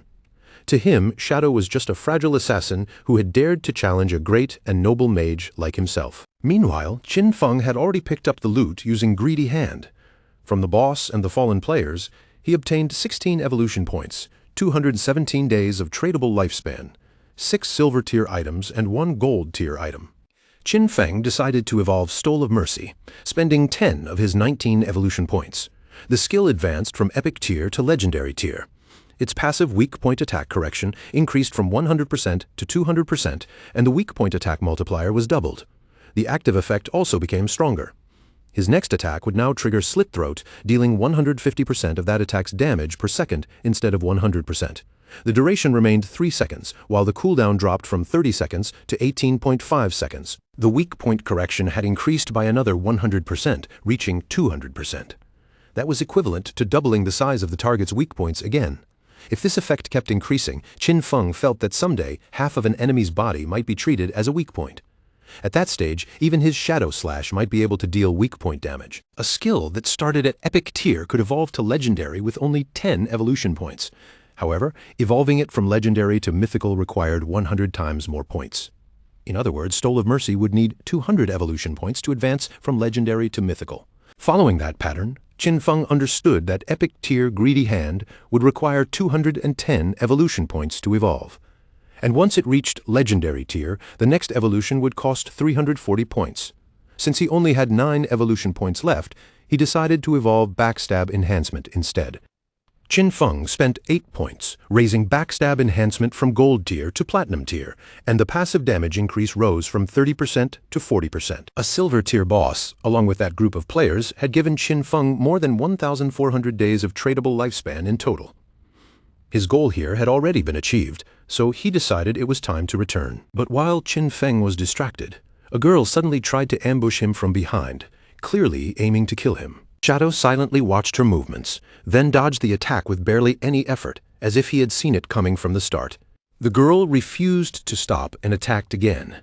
But Qin Feng evaded her second strike just as easily, not even looking pressured. The girl froze in shock. She could not believe that all of her attacks had been dodged so cleanly. Realizing she could not hit him directly, she stopped wasting time and immediately activated stealth, disappearing from sight. At that moment, Song Fei's fans appeared at the top of the cliff, surrounding the area from above. They had already cornered Qin Feng and shouted that they would avenge Song Fei. Song Fei's mages raised their magic staffs, while the archer who had just joined the team aimed her bow directly at Qin Feng. Their faces were filled with anger as they swore to make Shadow pay.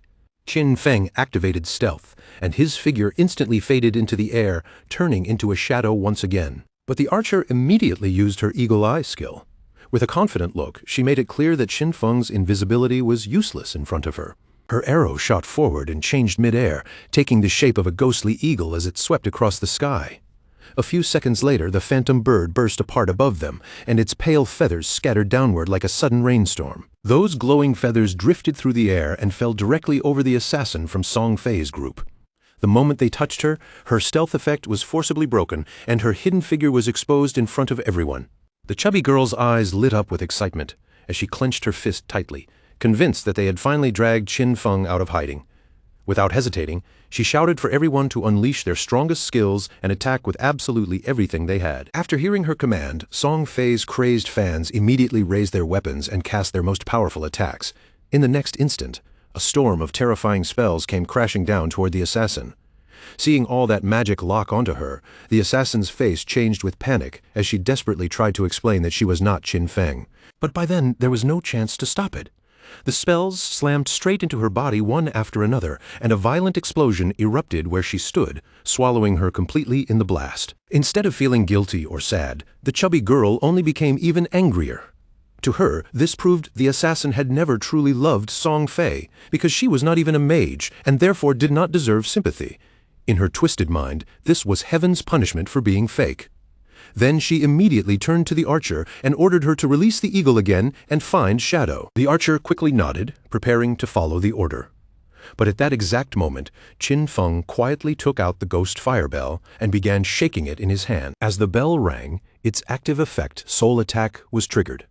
This ability could freeze every enemy within a 100-meter radius for 3 full seconds, though it came with a long cooldown of 521 seconds.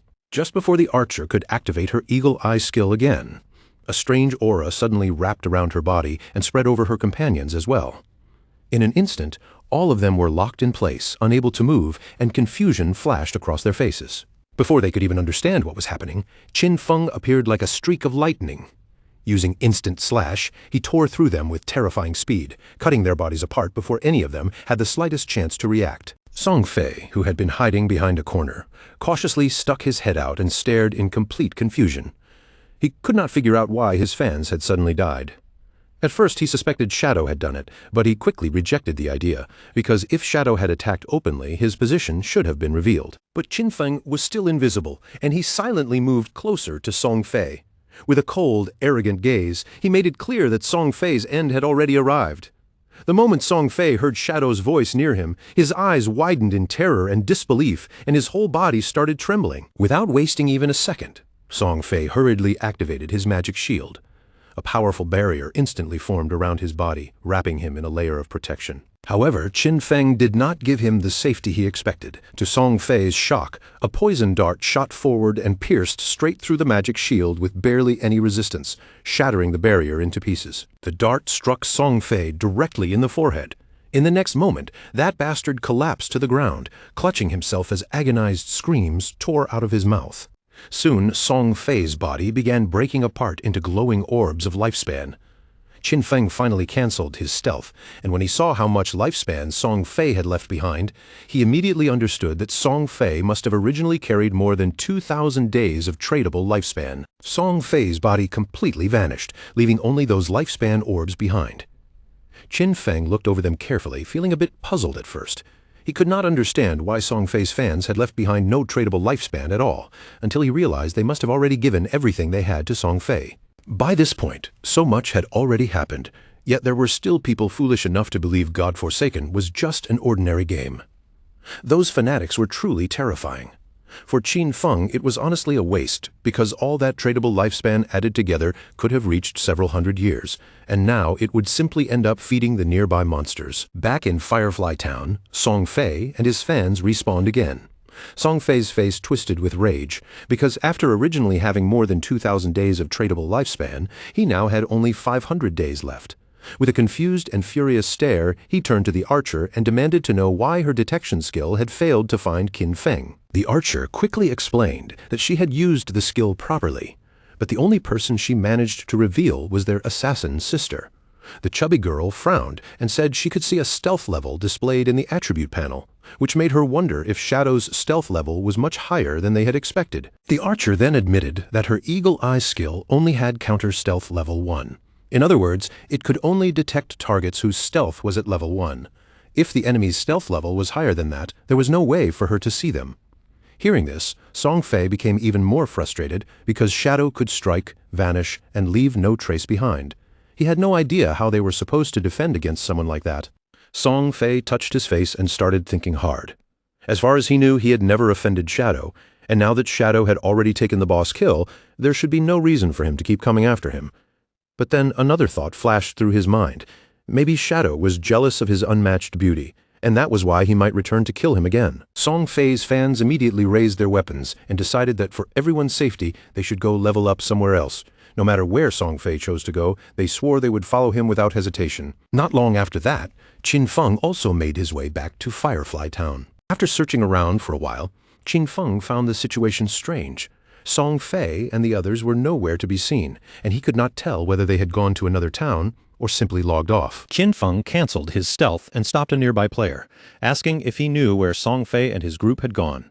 The moment that player saw Shadow standing in front of him, fear instantly spread across his face. The man quickly pointed in one direction and revealed that Song Fei and his fans had headed that way. Then he nervously begged Shadow to please kill Song Fei. But he also had one request. After killing Song Fei, he hoped Qin Feng could spare his girlfriend, a female hunter named One Flying Treasure Cat. Qin Feng immediately realized that the man's girlfriend was the hunter who could detect invisibility, so he calmly advised him to find a new girlfriend instead. Qin Feng activated stealth again and disappeared from sight. Behind him, the man kept begging, saying he had worked incredibly hard just to find that girlfriend. Although Qin Feng now knew the general direction Song Fei's group had taken, he still had no idea where they were actually going. Searching the area, blindly, would waste far too much time.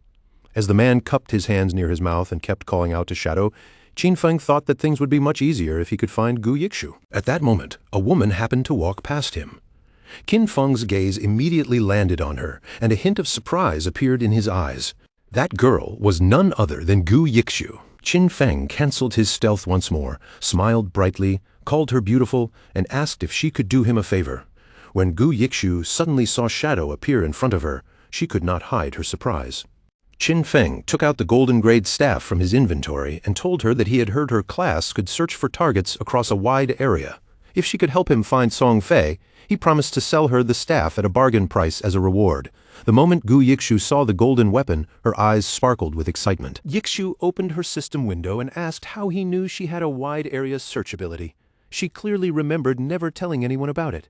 Qin Feng simply asked whether she wanted the Golden Grade weapon, and she admitted that she did, though she was not sure she could afford it. Qin Feng looked a little confused and asked whether she really did not even have 500 days of tradable lifespan, explaining that the staff's real price should be at least 700 or 800 days. After checking her system window, Gu Yikshu realized that she actually had 700 days available to buy it. Hearing that, Qin Feng immediately made the deal with her and handed over the staff. A system window then appeared, confirming that the transaction had been completed successfully. Yikshu held the staff in her hands, staring at it with shining eyes, and she was so excited that she actually started drooling. Qin Feng lightly tapped her cheek to snap her out of it, telling her to stop drooling and hurry up with the search. When she heard him, Gu Yikshu's face flushed red. She quickly nodded, smiling with a mixture of embarrassment and excitement. Using her new staff, Gu Yikshu began activating her power and focused her mind. Even though this was her first time meeting Shadow, for some reason, he gave her a strange sense of familiarity. Her owl started circling around her, and she asked whether Shadow was not afraid she would take the staff and run away without helping him. Qin Feng remained completely calm and simply asked whether she did not hate Song Fei. When Gu Yikshu heard him mention her hatred for Song Fei, her eyes widened in surprise. She wondered if Shadow might actually be one of her real-life friends, but his voice did not sound familiar. Qin Feng smiled slightly and left the answer for her to guess. Yikshu raised her hand, and the owl immediately flew upward. As for guessing who Shadow really was, she was far too lazy to bother with that right now. But just then, Gu Yikshu's eyes suddenly widened, as if her owl had discovered something unexpected. The owl flew over Firefly Town and looked far into the distance. Deep among the canyons, Gu Yikshu finally spotted Song Fei and his group of fans moving through the rocky terrain. Her owl had successfully found the place where Song Fei was hiding among the rocky canyons, and Gu Yikshu quickly told Qin Feng the exact location. She also urged him to move fast because Song Fei and his companions might leave before he arrived. The owl could fly very quickly, but tracking them for too long would drain its strength and tire it out. Qin Feng, already preparing to leave, told Gu Yikshu not to worry, because he would reach them very quickly. The next instant, Qin Feng shot forward like an arrow leaving the bowstring. He rushed over the rocks and crossed the uneven ground at high speed, moving through the rough terrain without slowing down at all. But then the owl suddenly stopped flying. Qin Feng immediately came to a halt as well, because that meant something nearby was interfering with their tracking. He narrowed his eyes and scanned the surroundings, soon noticing a tree nearby with a strange mark carved onto it. Wanting to understand what was going on, Qin Feng contacted Gu Yikshu again and had her send the owl to investigate the surrounding area more carefully. Before long, the owl discovered 2 more trees marked with the exact same signs. One was about 100 meters ahead, while the other stood roughly 100 meters off to the left. Qin Feng stepped up to the trees one after another, raising his hand and carefully brushing his fingers across the strange symbols carved into their trunks, as if afraid one wrong touch might ruin the secret hidden there. The moment he infused a small trace of his own energy into all 3 symbols, the markings suddenly lit up, and thin streams of bright light stretched between them, connecting the trees like some ancient formation waking from sleep. Right after that, the patch of ground in the center began to glow. The light grew stronger and stronger, until a treasure chest rose out of nowhere, wrapped in a rich green radiance and a faint golden shimmer. Qin Feng's eyes widened. He had never expected to find something like this in a small, ordinary place like Firefly Town. For a moment, even Qin Feng found it hard to believe what he was seeing. Treasures left behind by the ancient gods were unbelievably rare, and they could appear in almost any corner of the world. Some opened into monster disasters, some released waves of wild beasts, while others, like this one, hid rewards powerful enough to change a player's fate. Yui, watching everything through her owl's eyes, was just as stunned. A green treasure chest like this could easily be worth 1,000 days of lifespan, or more than 10 million in real money. Even Qin Feng had to admit that Yui's instincts and quick judgment were frighteningly sharp. In his previous life, during the earliest stage of the game, 1 year of lifespan had only been worth around 10,000. But that price had not stayed low for long. By the second day, it had already shot up to 50,000. Yui clearly had not lost interest either. Her gaze stayed fixed on those mysterious symbols, and she quietly began recording every detail, saving them for later use. There was a sharp, thoughtful light in her eyes. With her tracking talent, who knew how many hidden clues, secret paths, or forgotten treasures she might be able to uncover from markings like these? Qin Feng did not waste any more time.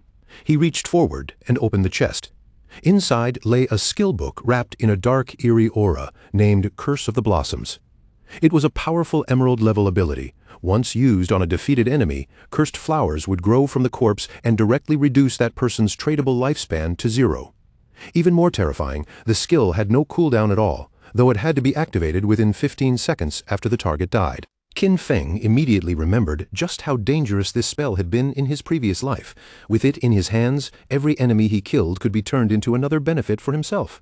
If he managed to bring down Song Fei again and guard the body for just a short while, then everything Song Fei had accumulated could be stripped away completely. A cold, sinister smile slowly appeared on Qin Feng's face. This time, Song Fei would not simply lose another fight. He would be drained until there was nothing left.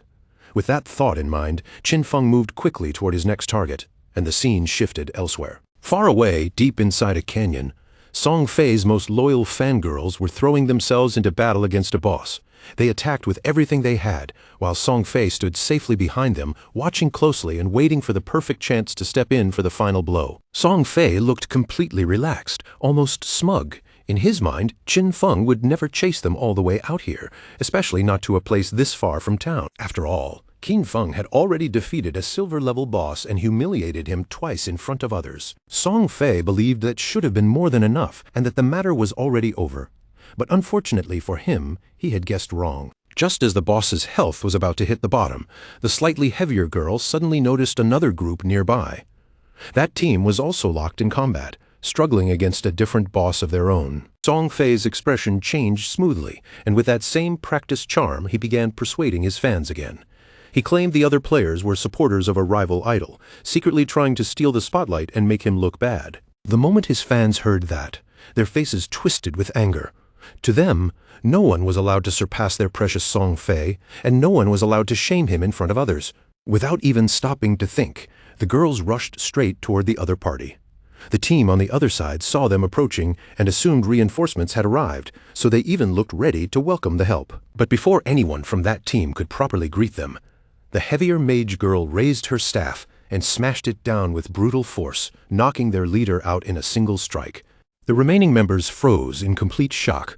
Before they could understand what was happening, Song Fei's fangirls had already turned on them, shouting wildly about idols, destiny, and protecting Song Fei's glory. One of the attacked players tried to open his mouth and ask what this madness was about, but he barely got the words out before a spell slammed into him and cut him off completely. Then things became even stranger. The fangirls began chanting bizarre poetic lines, praising Song Fei as if he were some untouchable divine prince rather than just another player hiding behind them. Once the other team had been taken down, the girls immediately stepped aside, leaving a clear path for their shining golden prince, Song Fei, to walk forward and finish off the boss. Song Fei, of course, kept performing perfectly. He put on a touched and grateful expression, thanking them again and again with words that sounded warm but meant absolutely nothing. He even invented a story about nearly being caught in an ambush, then praised the girls as brave heroes who had saved him. His empty praise worked instantly. The girls blushed, giggled, and looked at him with sparkling eyes, completely lost inside the fantasy world he had created for them. But that little performance had reached its end. At almost the same moment, Shadow appeared quietly at the edge of the canyon. Song Fei suddenly felt something was wrong. A cold chill crept down his spine, making the confident smile on his face stiffen. By the time Song Fei finally turned his head to look behind him, it was already far too late. Qin Feng's sword cut through the air like a blade of judgment, flashing forward with terrifying speed and landing its strike in a single instant. Song Fei's head was severed cleanly in one smooth motion, and his lifeless body collapsed heavily to the ground before he could even react. This time, however, Shadow did not disappear right after killing him. He stayed exactly where he was. He lowered himself beside Song Fei's corpse and activated Curse of the Blossoms. A huge crimson flower burst out from Song Fei's chest, its petals trembling like something alive, greedily drawing out the tradable lifespan from the young troublemaker's body. The fangirls stood frozen in place, staring at the horrifying flower with pale faces. None of them could understand what they were watching, or why such a strange thing had grown from Song Fei's body. Then the scene shifted again. Song Fei had reappeared at Firefly Town's portal, dazed, irritated, and completely confused. He still could not understand why Shadow kept targeting him. In his twisted way of thinking, he decided there could only be one answer: jealousy. Maybe Shadow was jealous of all the attention Song Fei received from his fangirls. Or maybe one of those girls was actually someone Shadow secretly liked. The more Song Fei thought about it, the more he convinced himself that Shadow's repeated appearances in Firefly Town were part of some complicated revenge plot. But while he was drowning in his own wild imagination, a system alert suddenly appeared, frightening him with the news that his tradable lifespan was falling rapidly, far faster than a normal death penalty should allow. At first, Song Fei assumed it might be some special punishment for dying too many times in a row. But before he could calm down and properly think it through, members of his fan club began appearing at the portal one after another as well. The heavier mage girl was among them. She rushed over, still breathing hard, and quickly told Song Fei about the creepy red flower that had grown from his corpse, clearly draining away something important from him. Song Fei's face changed at once. He finally connected the dots. The cursed flower and his vanishing lifespan were both Shadow's doing, caused by some terrifying new ability. That realization slammed into him like a heavy blow. Without hesitation, Song Fei ordered all his fans to log off immediately. He understood that if they kept getting killed by Shadow, their tradable lifespan could eventually fall to 0, and that meant real death. Even then, he kept playing the role of their leader, calling them his family and promising that he would go into the real world to extend their lifespan. After that, he claimed they would return with better equipment bought using the lifespan they had saved. The girls, still completely trapped by his charm, agreed excitedly, already imagining the day they would come back stronger and defeat Shadow together. Even as Song Fei vanished from the game, rage and humiliation twisted across his face. He refused to accept this as a true defeat. After spending 2.5 years building himself up to this point, he could not bear the thought of being crushed by some unknown player. In Song Fei's mind, money could solve everything. As long as he had enough of it, any obstacle could be smashed flat. All he needed was a little time. Back at the canyon where the battle had taken place, red flowers now covered the ground. Each one had grown from a fallen player, silently absorbing the tradable lifespan from Song Fei's fans. Because of Shadow's relentless killing, his killer rank had already risen to level 4, making the lifespan loss on death reach an astonishing 96.8%. But Shadow did not seem bothered by that number at all. After checking the results, he realized this ambush had added roughly 1,000 days to his lifespan, and all of it had come from Song Fei and his foolish followers. They had worked so hard to defeat monsters, only for their rewards to end up in Shadow's hands. Still, the harvest could not continue forever. Soon the flowers began to wither, and the flow of energy gradually stopped. Shadow immediately understood that the players had logged off to protect what little lifespan they had left. High above the canyon, the white owl continued circling through the air in complete silence. Yui had witnessed everything from beginning to end, and even she could not hide her shock. Seeing the strength of the top-ranked player for herself felt completely different from simply hearing rumors about him. When Shadow asked whether Song Fei had truly logged off, Yui gave a small nod and confirmed that the entire group had disappeared from the game to save themselves some time. Shadow remained calm and simply told her to continue watching the area. If Song Fei ever returned, she was to inform him right away. Yui thought her job might already be finished, but Shadow told her to stay on it a little longer. Then he mentioned that he had just obtained a golden tier priest skill called Sword of Divine Judgment. The moment Yui heard that, her attention sharpened instantly. She clearly wanted that skill. Noticing her reaction, Shadow decided to make her an offer. He said he could trade the skill to her for 500 days of lifespan, but if she agreed to one condition, he would cut the price in half. Yui's eyes narrowed at once, and she quickly warned him that she would not trade away her dignity, leaving Shadow momentarily stunned. Shadow quickly realized she had misunderstood him and hurried to explain. What he wanted was not anything strange. He simply wanted Yui to join his team and become their main healer. Only then did Yui relax. She laughed it off and agreed right away, though she still warned him that if the team turned out to be a disaster, she would hold him responsible. Shadow calmly reassured Yui that the people on his side were dependable, not some messy group thrown together at random. Since she had agreed, he did not delay any longer and immediately prepared to contact the others. Meanwhile, the focus shifted to another corner of the game world. Wang Meng had just finished taking down a poisonous monster, and his face was full of satisfaction as he looked at the experience he had gained. Still covered in the after effects of the poison, he quickly called out to Zhao, asking her to heal him and remove the toxin. But Zhao stood there in confusion, completely unsure of what she was supposed to do. Wang Meng tried to remind her again, telling her that as a priest, she should have a skill specifically meant to cleanse poison. But before Zhao could properly understand what he meant, she panicked and cast the ability in the wrong direction, sending the purification onto a nearby tree instead of the teammate who was actually dying. With the poison still spreading through his body and the remaining time running out, Wang Meng finally collapsed to the ground. The monster had already been defeated, but because the poison was never removed, all the effort from that victory was wasted in the worst possible way. The rest of the team stood there stunned, their faces stiff with disbelief. Frustration quietly rose between them as they looked toward Qin Feng's sister, unable to accept how completely useless she had been at the one job they needed her to do. Later, near the teleportation stone, the team leader stood in place with a heavy expression, clearly caught between patience and a decision that could not be avoided much longer. He understood the problem clearly. They badly needed a proper healer. But almost every capable hidden-class priest had already been recruited by someone else. Even so, continuing with Zhao like this would only drag the entire team down. Zhao, however, had no idea how badly she had failed. She was still floating in her own fantasy, imagining herself as the chosen one, almost like a goddess blessed by this new world.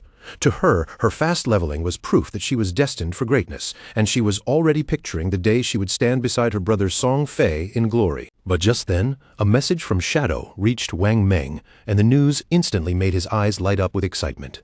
A hidden class healer had agreed to join their team, and she was a Whitebird priest with strength in other roles as well. This was exactly the opportunity they had been waiting for. The team leader immediately asked Shadow where she was. Shadow told them the new healer was currently in Firefly Town. It was not the best place for leveling, but meeting up first and forming the team properly was more important now. Wang Meng agreed right away and got ready to head over. But before leaving, he knew there was still one awkward problem he had to handle first: Zhao. He chose his words carefully and told her that the team would be moving to a higher level area because Shelltown had become far too crowded. He deliberately made it sound as if the only issue was her level being too low, softening the truth as much as possible so he would not hurt her feelings directly. But before Zhao could even give a proper response, the entire team had already set off.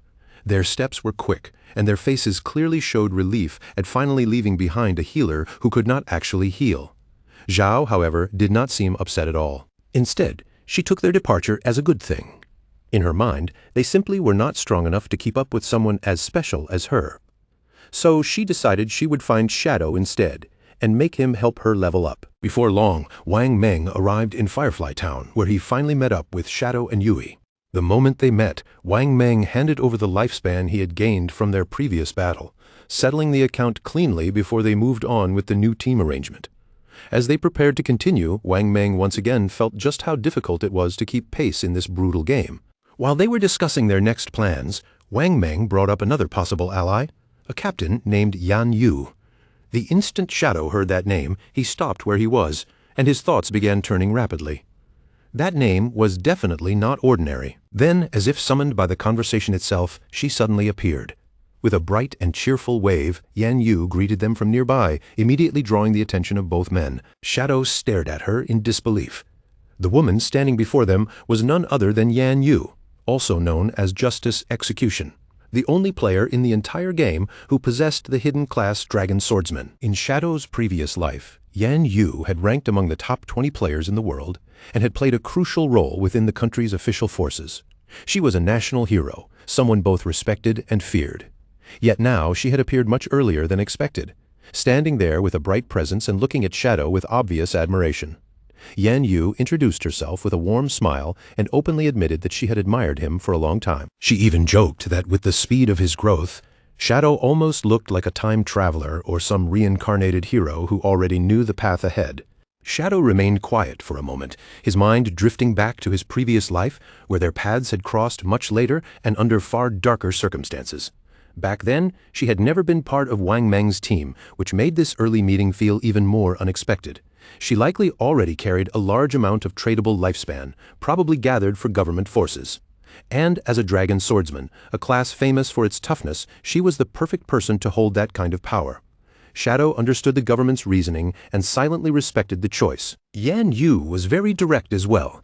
She told Shadow that if he had any equipment he wanted to sell, she and the people behind her were willing to buy it. Her tone stayed sweet, but there was firmness underneath as she reminded him that she carried responsibility for her city. Shadow knew there was no benefit in standing against her, and both of them understood that clearly.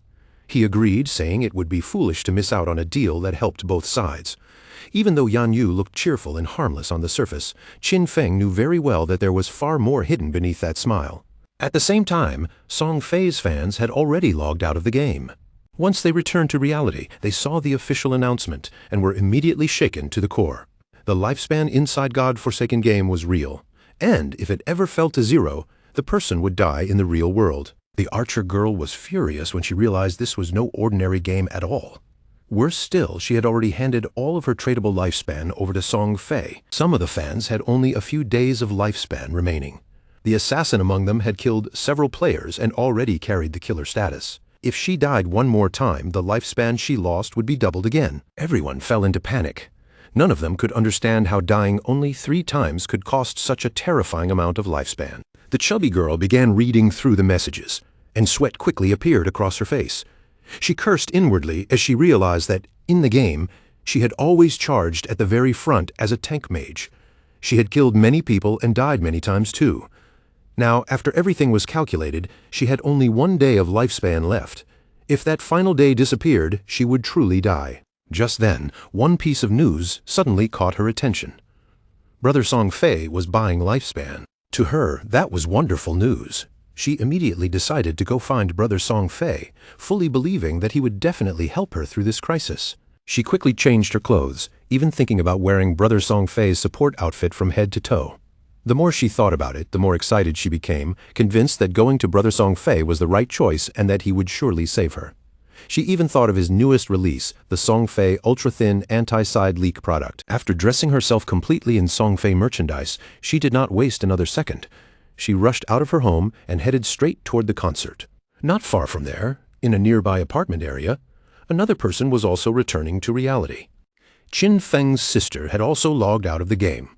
For a moment, she sat there in a daze, unable to tell whether she was truly back in the real world because the line between the game and reality had started to feel terrifyingly blurry. She picked up her phone and checked the latest information. When she saw the price, she could not help smiling. At the current rate, 1 day of lifespan could be sold for 15,000. With more than 200 days still in her hands, she could become a millionaire almost instantly. But her smile vanished when she saw the news that Shadow had killed Song Fei 3 times. Tears immediately filled her eyes, mixed with sadness and rage. She remembered what the others had said clearly: if a person's lifespan in the game reached 0, they would truly die in real life. Even though she still had 100 years of non-tradable lifespan, dying 3 times had left her with barely 12 years remaining. Then she thought of Brother Song Fei and could not understand why Shadow would kill him like that. According to the group chats, Shadow had managed to kill Song Fei 3 times despite being surrounded by dozens of people. In her eyes, that made him terrifying beyond belief and unbelievably powerful. At that moment, the chubby girl began sending urgent messages into the chat, telling everyone that Brother Song Fei needed help right now. She asked any sisters in Zhanghai City to come find her and sell their tradable lifespan to her. She also revealed that Song Fei was currently at Dajiang Plaza and that the exchange rate for lifespan was 1 day for 10,000. To her, this was the perfect chance to make money while helping Brother Song Fei at the same time. Qin Feng's sister quickly put on her clothes, still unable to believe that Brother Song Fei was at Dajiang Plaza, so close to where she lived. She felt she could not just stand by and watch his lifespan run out. She had to go help him. Thanks to Shadow and the others carrying her earlier, she had managed to save more than 200 days of tradable lifespan, which was just enough to support Brother Song Fei. Without hesitating any longer, she made up her mind and immediately headed for Dajiang Plaza. Meanwhile, back inside the game, Shadow was moving through the area with ease, cutting down several monsters without running into any real trouble. Soon, a system window appeared in front of him, announcing that he had reached level 10. His attributes had each increased by 2, and he had also received 5 free attribute points. At the same time, class promotion had now been unlocked. Since he was the first player in the Zhanghai City area to reach level 10, he gained 7 reputation points. As the first player in the Great Xia Kingdom area to reach level 10, he gained 14 more. And as the first player in the entire world to reach level 10, he earned another 21 reputation points. The system also revealed that once 7 players in Zhanghai City reached level 10, the teleportation function to the continent of Forgotten Gods would be unlocked. Then, across every town, the system announcement rang out clearly, telling all players that Shadow had reached level 10. Players everywhere were stunned, and the discussions exploded with amazement. Of course, it was Shadow again. He had already taken the first kill of a gold-tier monster, and now he had become the first player in the world to reach level 10. To them, Shadow was simply far too powerful. Some had also heard that this same big shot had recently killed a small celebrity several times, and, in their opinion, Song Fei had brought it on himself. Across the towns, plenty of players could not hold back their frustration. Some cursed out loud, stunned that Shadow was actually from Great Asia, while others compared their own progress with bitter faces. One player even complained that their Hidden Smith class had only reached level 8, so what exactly was going on with Shadow? With 1.5 billion people in Tianzhu, was there really no one who could catch up to him? At that moment, Shadow was standing near the shore, the wind brushing past him as he decided to spend the evolution points he had earned. He used all 13 points in one go, leaving his balance at 0. His starting skill, Backstab Enhancement, evolved from Platinum tier to Emerald tier, and its passive effect rose from 40% to 50%. But even after checking that his tradable lifespan had climbed to just over 7,000 days, he still felt it was nowhere near enough. Shadow knew very well that leaving Starter Town would not be possible right away. To activate the teleportation portal leading to the continent of the Forsaken Gods, they needed 7 players to reach level 10 first. But at that moment, the highest level players other than him were only around level 7, which meant he still had to wait before that path could open. Since he could not move on immediately, Shadow decided to return to the real world first and deal with something important there. His figure faded away along with the drifting sand around him. A few seconds later, Qin Feng opened his eyes back in reality, and the system prompt appeared before him, asking whether he wanted to consume tradable lifespan to transfer his abilities into the real world. Qin Feng did not hesitate for even a second and accepted immediately. When the system asked which skill he wanted to extract into reality, he rose to his feet and made an even bolder choice. He decided to extract his entire class. The system instantly consumed 1,000 days of tradable lifespan and completed the extraction. Qin Feng gained the Shadow class in the real world. Its passive effect activated at once, and his body's attributes increased sharply. Strength rose by 3, Constitution by 3, Agility by 8, and Spirit by 5. After that, Qin Feng chose to extract his level as well. The system reported that level 2 had been successfully extracted, consuming another 2,000 days of tradable lifespan. His real-world level immediately rose to level 3, and his stats increased again, with Strength gaining 4 points, Constitution gaining 4, Agility gaining 14, and Spirit gaining 4. The system continued with more prompts. It reported that Qin Feng had consumed 900 days of tradable lifespan to extract the Platinum tier skill, Shadow Step. Then, it consumed another 2,262 days of tradable lifespan to extract the Silver tier skill, Venomous Dagger. Qin Feng felt quite satisfied after checking the result. He still had 1,292 days of lifespan left, though he could not extract any more skills for the time being. Even so, he had paid the cost of extracting a lower tier ability, yet successfully obtained the Platinum tier Shadow Step, making the trade more than worth it. But the moment he thought of Song Fei, his expression darkened.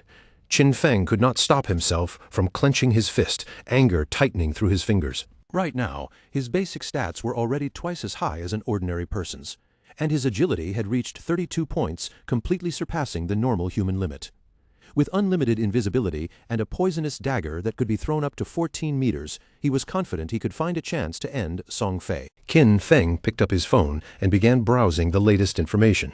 He was surprised to discover that Song Fei was aggressively buying up lifespan. Qin Feng wondered if that bastard planned to re-enter the game later and come after him. Then he saw that Song Fei was currently at Dejiang Plaza. After estimating the distance at around 7 or 8 kilometers, Qin Feng calculated that with his current speed, he could reach the place in just over 10 minutes. Just then, his hand suddenly trembled when a message appeared on his phone. It was from Hu Keben, that arrogant and forceful company supervisor. Hu Keben was clearly furious. In her eyes, Qin Feng had grown bold after gaining some ability, to the point that he was not even answering her calls anymore. She knew the young lady had taken an interest in him, and to her, that should have been Qin Feng's great opportunity. She could not understand why he refused to cooperate. Qin Feng did not bother replying. He simply blocked Hu Keben, and as he walked forward, he tossed the phone aside. His body gradually turned invisible, while a cold thought passed through his mind. Those people would soon understand what God-forsaken game truly was. A few hours later, Dajiang Square was packed with noise and flashing lights as Song Fei's concert began.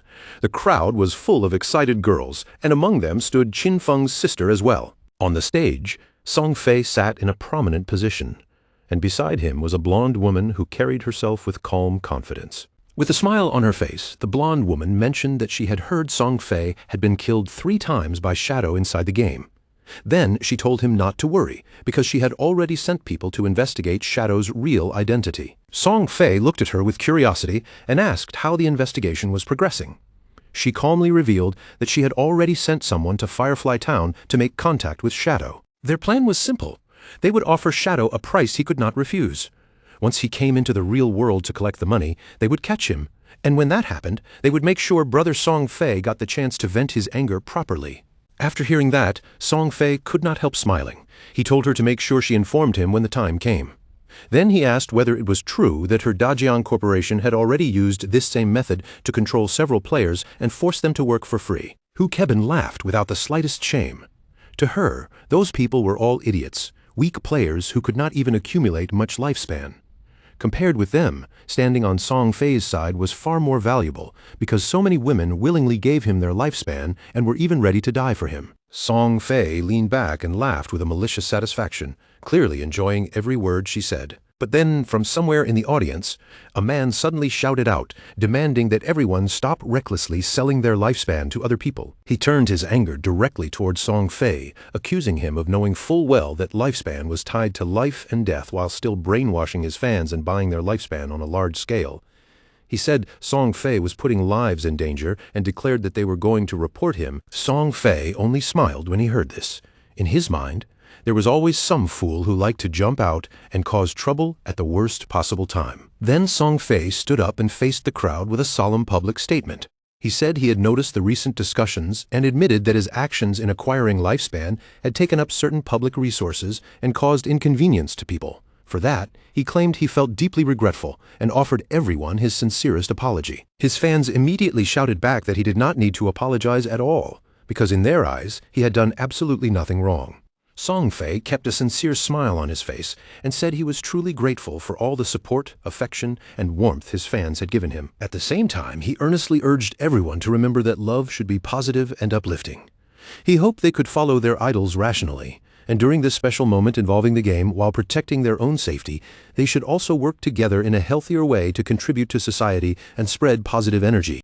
Tears filled his face as he continued explaining. He said that while the entire nation was being affected by the game, he had been actively cooperating with the authorities and working hard inside the game himself. That was why he had used his personal wealth to acquire lifespan. He claimed he only wanted to become a high-quality idol in the game, someone truly worthy of being liked. He said he did it to give back to his fans, hoping everyone could gain something outside the game, live peacefully and safely, and work together for a better tomorrow. Then he lowered his voice, saying he had never expected his actions to bring so much trouble to everyone.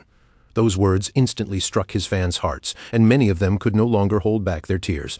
Song Fei apologized again, saying he was sorry for causing everyone so much trouble. The sadness in his voice made the crowd even more emotional, and they began shouting that he had done nothing wrong. Their anger quickly turned toward the man who had spoken out. They cursed at him, calling him a savage, and told him to get out. In their minds, they were helping Brother Song Fei voluntarily, and he had no right to insult their sincere feelings. Then the chubby girl climbed onto the stage, her expression filled with emotion, and loudly told everyone not to believe those ridiculous rumors spreading outside. She said she could not understand how anyone dared question Brother Song Fei. In her eyes, only fools with pig brains would believe everything they heard, and she asked how lifespan inside a game could possibly affect the real world. She placed one hand over her chest and declared that she was someone willing to die for Brother Song Fei. She said that when she logged out, the system showed her she had less than 1 day of lifespan left, but she was still perfectly fine.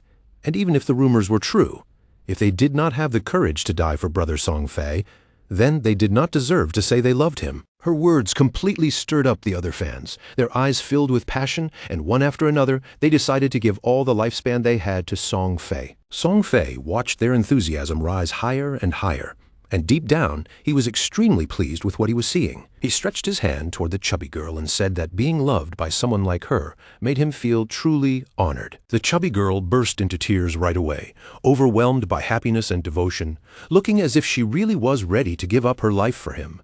But at that exact moment, something suddenly shot through the air and pierced straight through Song Fei's head, leaving everyone around the stage frozen in shock. Blood began spilling from Song Fei's mouth, and his hair started falling away like dry leaves scattering in the wind. Then Song Fei's body lost all strength and collapsed onto the chubby girl's shoulder, making fear flood instantly into her eyes. She dropped backward onto the ground, landing hard on her backside, and began screaming in terror, completely unable to understand what had just happened.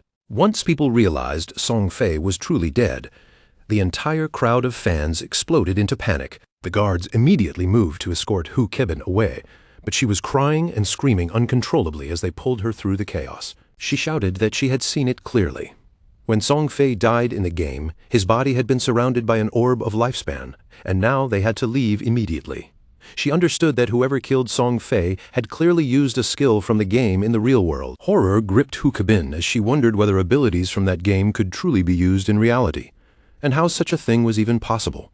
The instant kill, the invisibility, the collection of lifespan, when she pieced all of it together, only one person came to mind. The killer could only be Shadow. But before Hu Kibin could fully process that terrifying thought, another dart suddenly shot through the chaos and pierced straight into her head as well.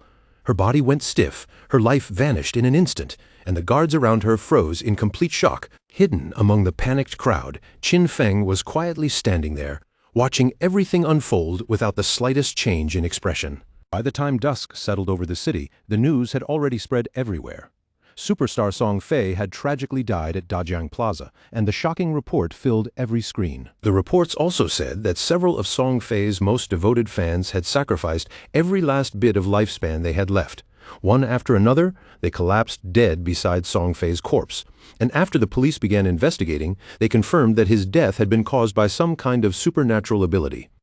Qin Xiaoyu and her friend sat there with pale faces, their eyes red from crying and their bodies still trembling with fear. Qin Xiaoyu could not accept it at all. Just yesterday they had gone to see Song Fei's concert, cheering for him like everything was still normal. But now, in less than a day, he was already dead. Her friend was not stupid either. After hearing the details, she quickly realized that the throwing knives and invisibility were almost certainly abilities from God-forsaken game. She could not help wondering if Shadow was the killer, especially since everyone had already heard that Shadow had killed Song Fei 3 times inside the game. Qin Xiaoyu was completely confused. Her mind kept circling around the same terrifying question. How could skills from a game appear in the real world? Even so, she still could not bring herself to believe that Shadow had truly killed Song Fei in reality. But the more she thought about it, the clearer the connection became. Shadow had killed Song Fei several times in the game, and if someone wanted to kill him in real life, the most likely person could only be Shadow. Throwing knives and invisibility, weren't those exactly the kind of skills an assassin would use? The answer became impossible for her to ignore. It had to be Shadow. Her beloved brother Song Fei had been killed by Shadow, and from that moment her world felt as if all light had disappeared. If Shadow had found a way to bring game skills into reality, then she would get close to him.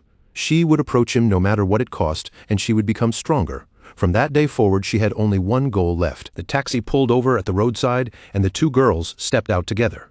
Her friend looked at Qin Xiaoyu with some confusion and asked if she was really okay. But Qin Xiaoyu's eyes were burning with rage. The only thought left in her heart was to kill Shadow and avenge brother Song Fei. At the same time, Qin Feng was sitting quietly inside a small restaurant, calmly eating a bowl of noodles as if nothing major had happened. Inside God-forsaken game, players might be invincible in reality in certain ways, but their bodies still consumed energy.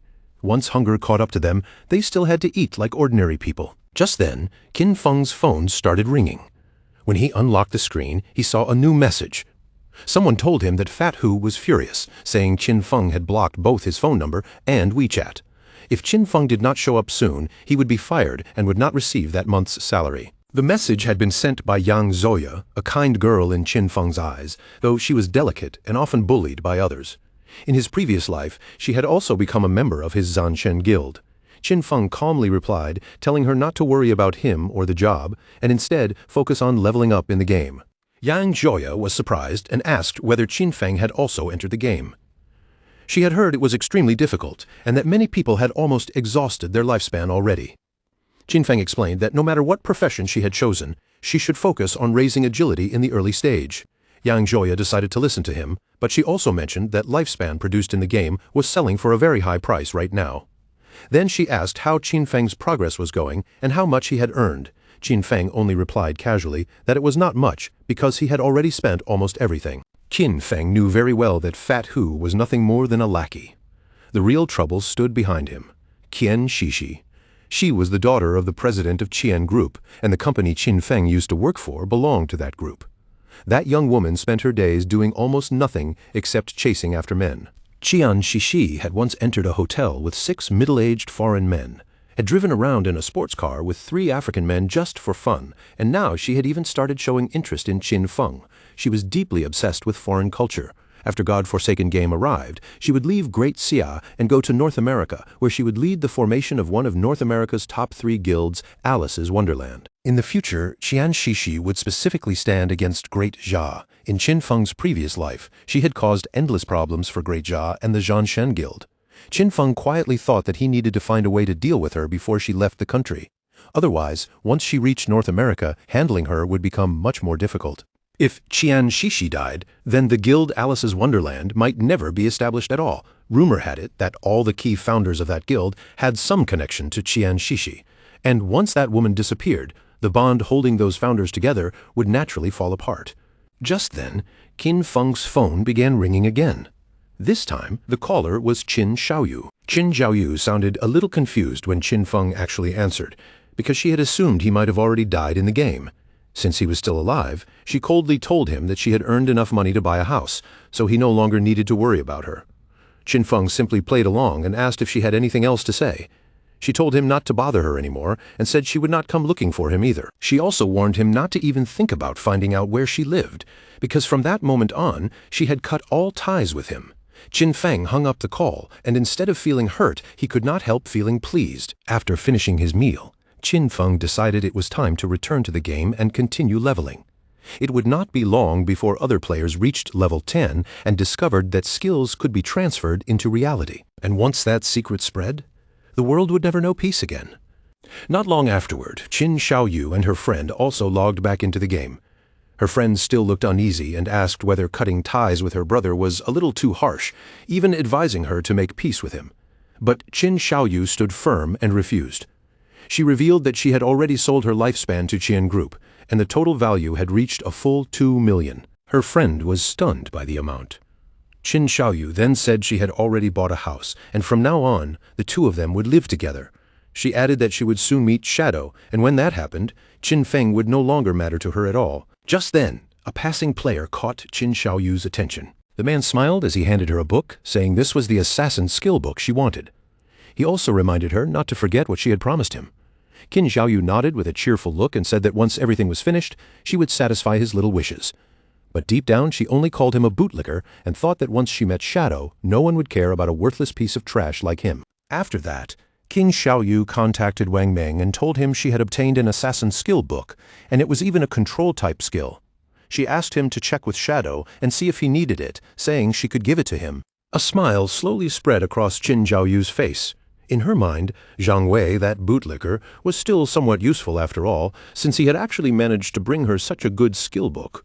This book would become the red thread connecting her to Shadow. Soon, she would find a way to approach Shadow, stay quietly by his side, heal him when he needed it, help him kill enemies, and level up together with him. She would make sure Shadow felt every bit of her usefulness, little by little earning his trust until he came to see her as someone irreplaceable, almost like his other half. But once she became strong enough, and once Shadow no longer had any value to her, she would kill him with her own hands and tear out his eyes, all to avenge Brother Song Fei. But to Qin Xiaoyu's surprise, Wang Meng soon replied that Shadow had already seen the skill and called it trash.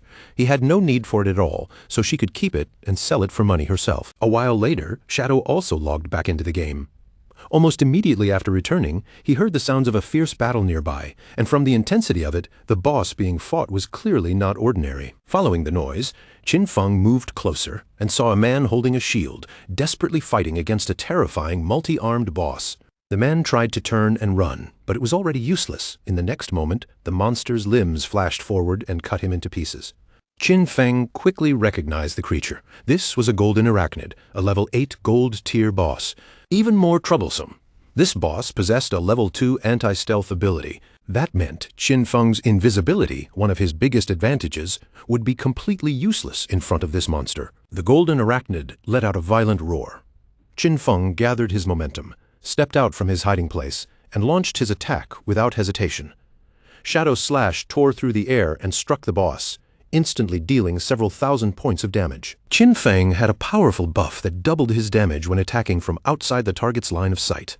But against an enemy that could see through invisibility, that effect would not activate at all, which meant his overall damage was greatly reduced. However, the legendary effect of Graceful Liberation strengthened the golden arachnid's head and heart weak points by 200%. Out of the 9 strikes from Shadow Slash, 3 were judged to have landed directly on weak points, dealing triple weak point damage and making up for the damage he had lost. It truly deserved to be called a legendary skill. Thinking of this, Qin Feng could not help feeling grateful to Sister Hai, because she had been the one who helped him find that faith temple in the first place. A mage nearby watched the battle with wide eyes. In her view, Shadow's damage was absolutely insane because one single skill had already wiped out 1/6 of the golden arachnid's health bar. Qin Feng followed up by throwing a venomous dagger. The blade shot forward and embedded itself in the monster's head, dealing 1,783 points of damage. But the venomous dagger was still only a silver tier skill. And at this stage, Qin Feng could already feel that its damage was beginning to fall behind. Because of that, Qin Feng knew he still needed to complete his class promotion as soon as possible. Only by advancing his profession could he unlock an even higher level of invisibility and restore one of his greatest advantages. To Qin Feng's surprise, the golden arachnid did not hesitate at all. Its huge body suddenly lunged forward, raising its many limbs as it prepared to tear him apart. The mage watching from nearby instantly panicked when she saw the boss charge, but Qin Feng's eyes lit up instead, filled not with fear, but with calm confidence. The monster's attacks came down one after another, fast and vicious, but Qin Feng shifted his body with ease, slipping through each strike as if the danger barely touched him. The mage and her companions stared in shock, barely able to believe what they were seeing. What kind of speed was this? And it was not just his movement. His reactions were terrifyingly quick, and he seemed to understand the boss's attack pattern almost too well. In pure speed, Qin Feng was nearly keeping pace with the boss itself. Every time the golden arachnid attacked, he dodged at the perfect angle, moving like someone who had already fought this monster countless times before. In his previous life, Qin Feng had been stuck beside Qin Xiaoyu, who could barely protect herself, let alone heal him properly. Because of that, he had been forced to sharpen his own survival skills over time. A warrior could not rely only on taking hits. Agile movement and precise evasion were just as essential. A fierce light burned in Qin Feng's eyes. That experience was also the reason he had once managed to reach the world's top 100 with nothing more than an ordinary warrior class. He moved in close and unleashed a chain of slashes against the golden arachnid. Blade light flashed across the boss's body again and again, and soon its health had been forced down to less than half. Qin Feng slipped back into invisibility, silently comparing this fight to the golden ghost ship. Unlike that special boss, which had unavoidable attacks, the golden arachnid was much easier to deal with as long as he could read its movements. The mage's eyes widened even further when she realized the boss was actually trying to flee. Of course, Qin Feng had no intention of letting that happen. He drew his dagger, rushed in, and sliced directly across the monster's throat. A system window appeared at once, announcing that he had killed the level 8 gold tier boss, gaining 640 experience points, 7 evolution points, and 497 days of tradable lifespan. Right after that, Qin Feng activated Greedy Hand and gained even more rewards, receiving 21 additional evolution points and another 497 days of tradable lifespan. Qin Feng felt satisfied as he looked over the results. A single gold tier boss had given him 28 evolution points in total and nearly 2,000 days of tradable lifespan, which was an impressive harvest. But then another system window appeared, catching him by surprise. He had obtained Blacklight Shield, an assassin skill. Its active effect could convert all dodge rate into a damage-reducing shield for 8 seconds with a cooldown of 60 seconds and a level 8 requirement. The conversion rule was clear. Every 20% of dodge rate would become 1 layer of damage reduction. Once the duration ended or the shield was broken, the shield would vanish and the dodge rate would return to normal. Qin Feng could hardly believe that a skill book like this had actually dropped. If he combined it with the 75% dodge chance from the epic skill Phantom Blur, Blacklight Shield could provide 3 full layers of damage reduction. With this ability, he could challenge many bosses without taking any real damage. He immediately spent a total of 6 evolution points to upgrade Blacklight Shield from Platinum tier to Epic tier. Its duration increased step by step, first from 8 seconds to 10, then 12, and finally 14 seconds. Its conversion rate also improved greatly. Instead of every 20% dodge chance creating 1 shield layer, then 15%, then 12%, it finally became every 10% dodge chance creating 1 layer. Qin Feng was pleased with the result. Now he could form 7 layers of damage reduction, which meant he could even explore many high-level areas ahead of schedule. Since he still had 22 evolution points left, Qin Feng decided to strengthen Venomous Dagger as well, and increase its damage output. He spent 16 evolution points, upgrading the Silver tier Venomous Dagger all the way to Emerald tier. Its maximum range increased from 14 meters to 17 meters. Its continuous poison damage still had no weak point bonus, lasted 5 seconds, and could not stack, but the extra damage on hit rose from 120% attack to 240% attack. The venom damage also increased from 50% attack per second to 80% attack per second. Qin Feng understood that after evolving Venomous Dagger 3 times, its damage had at least doubled.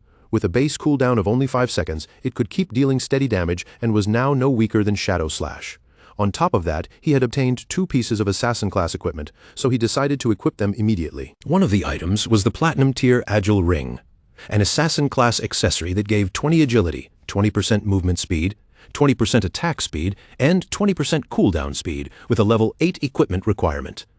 The other was a pair of gold-tier heavy red leather gloves, Assassin-class armor that provided 18 physical defense, 15 to all elemental resistances, 12 constitution, and 588 HP, requiring level 6 to equip. With these 2 pieces equipped, Qin Feng's cooldown speed rose to 55%. Shadow Slash, which originally had a 12-second cooldown, now only needed about 7.7 seconds before it could be used again. His constitution had also increased by 51 points, his physical defense by 106, and his HP by 1,517. The result was not bad at all.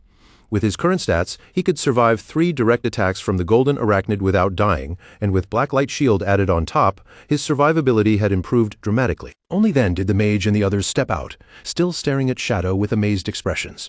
They praised him non-stop, saying the boss had looked like nothing in front of him, and that they could not believe he had taken it down alone. Then the mage asked whether he had any equipment or skills she could use, adding that she was willing to buy them. Qin Feng told her that he did have something suitable for a mage, a gold-tier skill book called Frostball Bounce. It was a group skill that released ice balls capable of bouncing up to 10 times, and he priced it at 800 days for a direct purchase. The mage hesitated slightly, feeling that 800 days was a bit expensive, especially since she had seen someone selling a level 5 gold-tier skill book for only 400 days earlier. Qin Feng looked at her seriously and made the difference clear. Frostball Bounce was a level 7 skill book, and compared with a level 5 skill, its damage was more than 40% higher. With that in mind, 800 days was not expensive at all. After hearing his explanation, the mage did not hesitate any longer. She quickly reached an agreement with Qin Feng and bought Frostball Bounce for 800 days. A system window appeared, confirming that the transaction had been completed. Qin Feng's figure then began to fade into invisibility again. At this stage, there was no boss in the starting area that could truly threaten him anymore. He decided to return to town and post a message, collecting information about the locations of silver-tier and gold-tier bosses. That way, he could keep finding bosses to hunt and push his leveling speed to the limit. Soon after, Wang Meng contacted him and said that Qin Xiaoyu, the priestess from his team, wanted to send Shadow a skill book. Qin Feng found that rather interesting and wondered what kind of skill book she was trying to offer. Qin Feng was slightly surprised when he saw that Qin Xiaoyu really wanted to send him a skill book, and it was only bronze tier. He wondered what kind of skill it could be, but still decided to take a look first. Qin Feng was not foolish. Right now, everyone was already guessing that Shadow had killed Song Fei, and immediately after that, Qin Xiaoyu wanted to give him a skill book. After thinking it over, he chose to reject her offer, wondering whether she was trying to get close to him, trying to avenge Song Fei, or maybe both at the same time. Wang Meng passed the message back to her, saying that Shadow had called the skill book trash, did not need it, and told her she could keep it and sell it for money herself. After that, Qin Feng told Wang Meng to come to town, because he had some things to sell him, and Wang Meng needed to prepare enough lifespan for the deal. Wang Meng's expression turned serious, and he hesitated before asking Qin Feng a question. Qin Feng immediately understood what he meant, and asked directly whether Wang Meng was trying to ask if he had been the one who killed someone. Then Qin Feng gave him the answer without hiding anything. He admitted that he had been the one who killed them. To Qin Feng, Wang Meng was a friend, so he knew Wang Meng could figure out the truth. During the time Song Fei had been murdered, Shadow had been disconnected from the game the entire time. The motive and timing matched too perfectly. Since Wang Meng had asked the question, it meant the authorities had probably already understood most of the situation as well. Qin Feng asked whether Wang Meng was planning to arrest him. He knew that in about 2 hours other players would reach level 10, and the fact that game powers could be transferred into reality would no longer remain a secret. To him, this was the perfect chance to see how the Great Sha government would respond, and he treated it as a test. After that, Qin Feng returned to Firefly Town and met up again with Wang Meng and the others. Yan Yu looked at him and asked directly whether he was truly admitting that he had killed Song Fei. Qin Feng gave a calm nod, acknowledging it without trying to deny anything. Yan Yu smiled slightly and said that Qin Feng was indeed the main suspect. However, they also knew that Song Fei and Jiang Lai had held malicious intentions toward him, and that Dajiang Industries had captured and abused many players, forcing them to work under control. Strictly speaking, from their point of view, killing those two could be considered an act of self-defense. Qin Feng immediately understood what was happening. Since they still could not uncover his true identity, they had chosen to maintain a temporary cooperative relationship with him instead. In his previous life, because he had worked closely with the officials, his record had always remained clean. But this time, he had directly killed both Song Fei and Jiang Lai, so certain things might change. Qin Feng was actually eager to see just how much his rebirth could alter that doomed era shaped by God-forsaken game. For now, Qin Feng decided to sell off the platinum-tier equipment he did not need. Since Yan Yu and the others were backed by the authorities, they would accept equipment and skill books from any class, and more importantly, they had enough resources to make the trade worthwhile. Qin Feng opened the system window. The moment the others saw what was inside, their eyes widened in disbelief. They could hardly believe Shadow had platinum-tier equipment and skill books. Some of them even wondered aloud whether he had achieved the first kill of a platinum-grade boss, but they quickly rejected that idea because no global announcement had appeared. Qin Feng simply said that his luck had been decent, and that he had found a few treasure chests. Zhao Zhu could confirm it, and even she herself had obtained an emerald-tier skill book. The mage nodded and confirmed that she had personally seen Qin Feng open that emerald chest. Little Black could not help feeling jealous when she noticed that Qin Feng called the mage Xiao Zhu, while when it came to her, he only said you. Qin Feng then casually decided to call her Little Blackie instead of Little Black, which immediately made her angry. She snapped back and told him he should just call her Little Black. Wang Meng let out a helpless sigh, saying that people really could not be compared with one another. Yan Yu also felt a little jealous because it was true that her side had barely managed to defeat a silver-grade boss, while Shadow had casually opened platinum-tier and emerald-tier chests. Qin Feng laid out the prices clearly. The platinum-grade archer skill book would be sold at a fixed price of 2,500 days. The platinum-grade berserker weapon would cost 1,500 days. The platinum-grade mage skill book would cost 3,000 days. The gold equipment and skill book package would cost 8,000 days, including the remaining platinum equipment and skill books. 25 items in total. He offered them a discount and set the final package price at 16,000 days. Wang Meng was completely shocked and immediately told Yan Yu to pay whatever Shadow asked. Then he could not help asking whether she was not going to bargain at all. Yan Yu smiled and said she actually felt the price was quite fair. She would also include what Zhao Zhu and Wang Meng owed from before in the deal. The transaction was completed smoothly, and Qin Feng praised Yan Yu without hesitation, calling her a true heroine who was direct, decisive, and refreshingly straightforward. Deep down, Qin Feng knew that once tradable lifespan exceeded 10,000 days, the system would start converting the unit into years. 60 years was around 22,000 days, and at the current market exchange rate, that was equal to roughly 400 million in cash. Even for the officials of Jianghai City, that was an enormous expense. But the benefits they gained from the purchase were far greater than the money they spent. With this batch of equipment and skill books, many teams under Jianghai's official command could develop much earlier than expected. Qin Feng understood that the stronger the authorities became, the fewer unnecessary disasters might happen in the future, and Great Jaya might even gain an advantage in international conflicts. After the deal was settled, Yan Yu told Qin Feng that several players had been imprisoned inside Dajiang Industries. They were preparing a rescue operation, and she asked whether he wanted to join them. Qin Feng was left feeling a little puzzled, because he honestly could not tell what the officials were really after. Were they trying to pull him into their side, or were they simply trying to cover up the fact that he had killed Song Fei? In the end, he flatly said he would not be going with them. However, before leaving, he could at least give them one piece of information in advance. Their guess was right. He had indeed used skills from the game to kill those two people in the real world, and the moment those words came out, everyone around him froze in shock. Qin Feng then explained it even more directly. Once players reached level 10 inside the game, they could spend their lifespan to pull game skills out into reality, turning abilities from the virtual world into real power outside the game. Only then did NEU fully understand why Dajiang Industries had also been desperately buying lifespan during this period. Once their people reached level 10 and brought those skills into the real world, any rescue operation against them would become far more dangerous and difficult. Seeing that NEU had caught on, Qin Feng felt a little relieved. Since she understood the risk, there was no need for him to say more, and he decided it was time to leave. A short while later, Qin Feng's figure blurred at the edges, melting into a dark shadow. In the blink of an eye, his entire body vanished from the spot as if he had never been there at all. Anyu's expression turned serious as she looked toward Wang Meng and gave him a new order. From this point forward, they could no longer keep leveling together as one fixed team.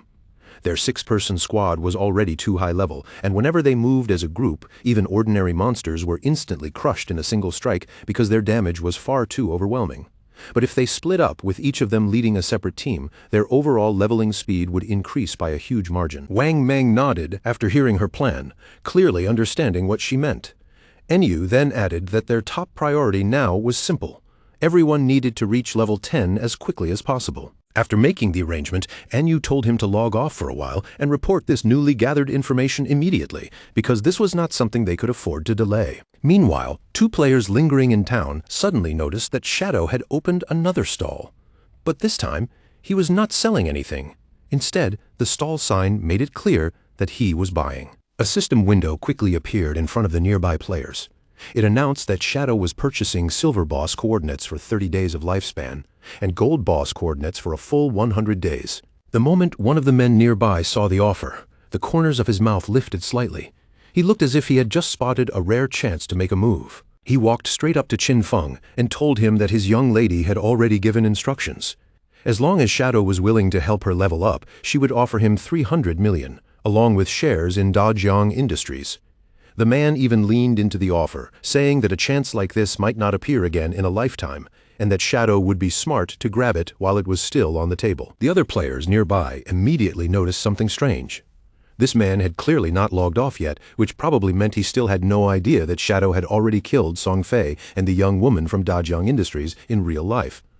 Some of them could hardly believe it when they heard the girl from Dajiang Industries had also been taken out.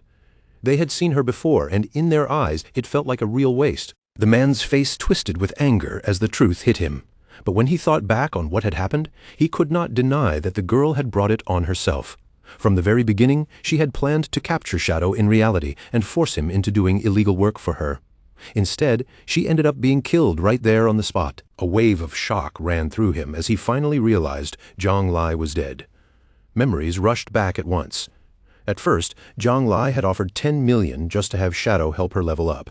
Shadow rejected her without hesitation, but he had been blinded by the money and rushed forward to serve her instead. He thought he would easily pocket a huge 5 million reward, but when the time came to collect the money in reality, they knocked him unconscious. When he opened his eyes again, he was no longer free. He found himself locked inside some unfamiliar basement, surrounded by darkness and fear. Every day after that, they beat him, whipped him, and forced him to suffer, making him earn lifespan for them inside the game, while also luring more victims into their trap. He had never imagined that while he was still trapped in that nightmare, Zhang Lai had already died at Shadow's hands. A bitter laugh escaped him as he thought about that hateful woman's end. In his mind, she had gotten exactly what she deserved. Back then, he had mocked Shadow for being foolish enough to reject such easy money. But now, looking at everything that had happened, the real idiot had clearly been him all along. Seeing the change in the man's expression, Qin Feng could already guess the truth. This guy had probably helped Zhang Lai trick and capture quite a few people. The man immediately grew nervous and hurriedly denied it, claiming that he had only done those things because he was forced. Then, as if afraid of being questioned any further, he quickly tried to leave. Qin Feng watched him go with cold eyes. He knew this man was no good, but there was no need to deal with him personally. Someone like that could be left for the officers to handle. Just then, 2 other players came over to Qin Feng. They said they had the coordinates for a Silver Boss and were willing to sell the information for 30 days of lifespan, asking him to close the deal right away. At that moment, someone else entered the city, and the attention of the surrounding players shifted almost instantly. The newcomer was Ace of Spades. Rumor had it that her real identity was Qian Shishi, the heiress of the Qian group. Players quietly warned one another not to get too close, saying she had already killed many people in the game. If anyone had lifespan on them, they had to be especially careful, because she might come after it. Qian Shishi logged into the game with her men following close behind, stepping into the city with the kind of confidence that made people instinctively move aside. She could not help smiling to herself. In her eyes, this game was not impressive at all. As long as someone had enough money, they could simply buy piles of equipment and skills, then push their strength ahead of ordinary players with ease. As long as her combat power stayed above everyone else's, the rest was simple.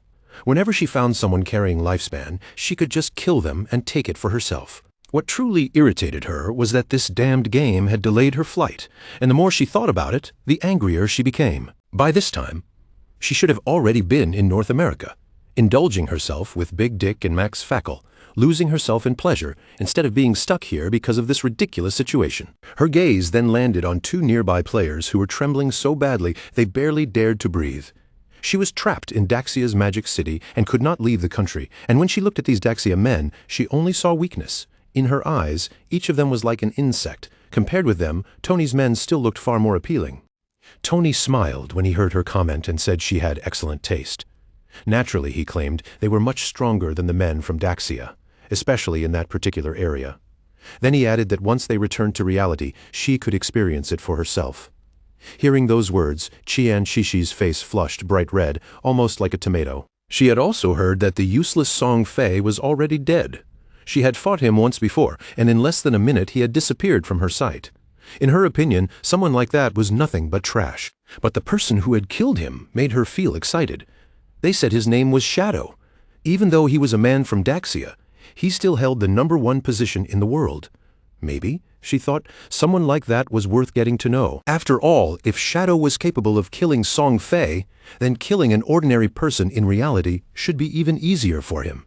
To Qian Shishi, this was the perfect opportunity to make contact with him. She told her men that she would log off for a moment, make a call, and send someone to reach out to Shadow directly. She believed that even if Shadow had no interest in cash, he definitely would not refuse 3,000 days of lifespan. And to get that amount, all she needed to do was kill one ordinary person with a simple flick of her finger. Deep down, she laughed softly to herself. She promised that she would never forget the look on Qin Feng's face when he rejected her. But in her mind, that arrogance would not last much longer because Qin Feng would soon be dead. At the same time, deep in the forest, another player finally brought down a monster after a hard fight. As the creature collapsed, its body dissolved into lifespan, while a healer behind him hurriedly patched up the wounds he had taken from the monster's attacks. The man was completely drained, breathing heavily as he turned toward Qin Xiaoyu. He complained that the next time she healed him, she should not push things to such an extreme because, just now, he felt like he was about to go meet his great-grandmother. Qin Xiaoyu immediately turned her back on him and asked why he was being so fierce with her, adding that he was not even dead. The man looked confused and quickly explained that he had not meant to sound fierce at all. He was only trying to remind her to be a little more careful next time. Qin Xiaoyu then said that the system had already warned her that her hunger level had reached 90%.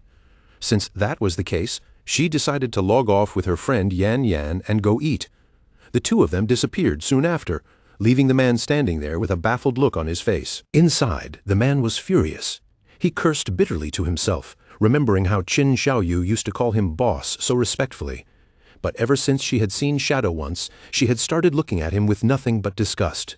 Gritting his teeth, he swore that sooner or later he would make her pay in the ugliest way. At the same time, Qin Xiaoyu logged out of the game and opened her eyes inside her new house, only to be hit immediately by the hollow ache of hunger in her stomach. She picked up her phone and checked for food delivery, but the moment she saw the screen, she was stunned. Every delivery place was closed, and not a single delivery driver was accepting orders. She could not help wondering if everyone had thrown themselves into that cursed game. Then she suddenly remembered life back at home, where Qin Feng always prepared delicious meals for her. She never had to cook, never had to think, and never had to lift even a finger. Her eyes gradually burned with anger, and she forced herself to stop thinking about it. She told herself she had to be more ambitious. It was only food. Compared with her freedom, something as small as eating could not possibly become a real problem. Clenching her fist tightly, Qin Xiaoyu encouraged herself over and over again. She was the best. She had to keep moving forward. She could do this without Qin Feng around. She would definitely live even better than before. Meanwhile, back inside the game, near the shoreline, a small cave sat hidden by the water's edge. From within that cave, a monster suddenly scrambled out in panic. It was a crab, fleeing as fast as it could. But the instant the crab rushed out of the cave, a sharp strike flashed through the air and split its body cleanly in half. The one standing there was Shadow. He let out a quiet sigh, thinking that in just a little over an hour, he had already killed 4 silver bosses. Overall, the efficiency was actually quite good. Each boss gave him 16 evolution points, And as the crab's corpse dissolved, it also turned into lifespan. On average, every silver-level boss could provide around 3,500 days of tradable lifespan. Thanks to those gains, all the equipment he currently had was now at gold tier or above. Qin Feng could not help smiling as he checked his improvements. His cooldown speed had risen from 55% to 75%. Shadow Slash originally needed 12 seconds before it could be used again, but now the cooldown had been cut down to just 6.8 seconds, which greatly increased his damage output. Unfortunately, there were no platinum-level bosses around the outskirts of the safe town, so, for the moment, gold-level equipment was already the best he could obtain here. If he wanted to become stronger from this point on, there was only one real path left for him, and that was to advance his profession. Qin Feng understood very clearly that the platinum-level bosses he would face later would each have at least level 2 anti-stealth.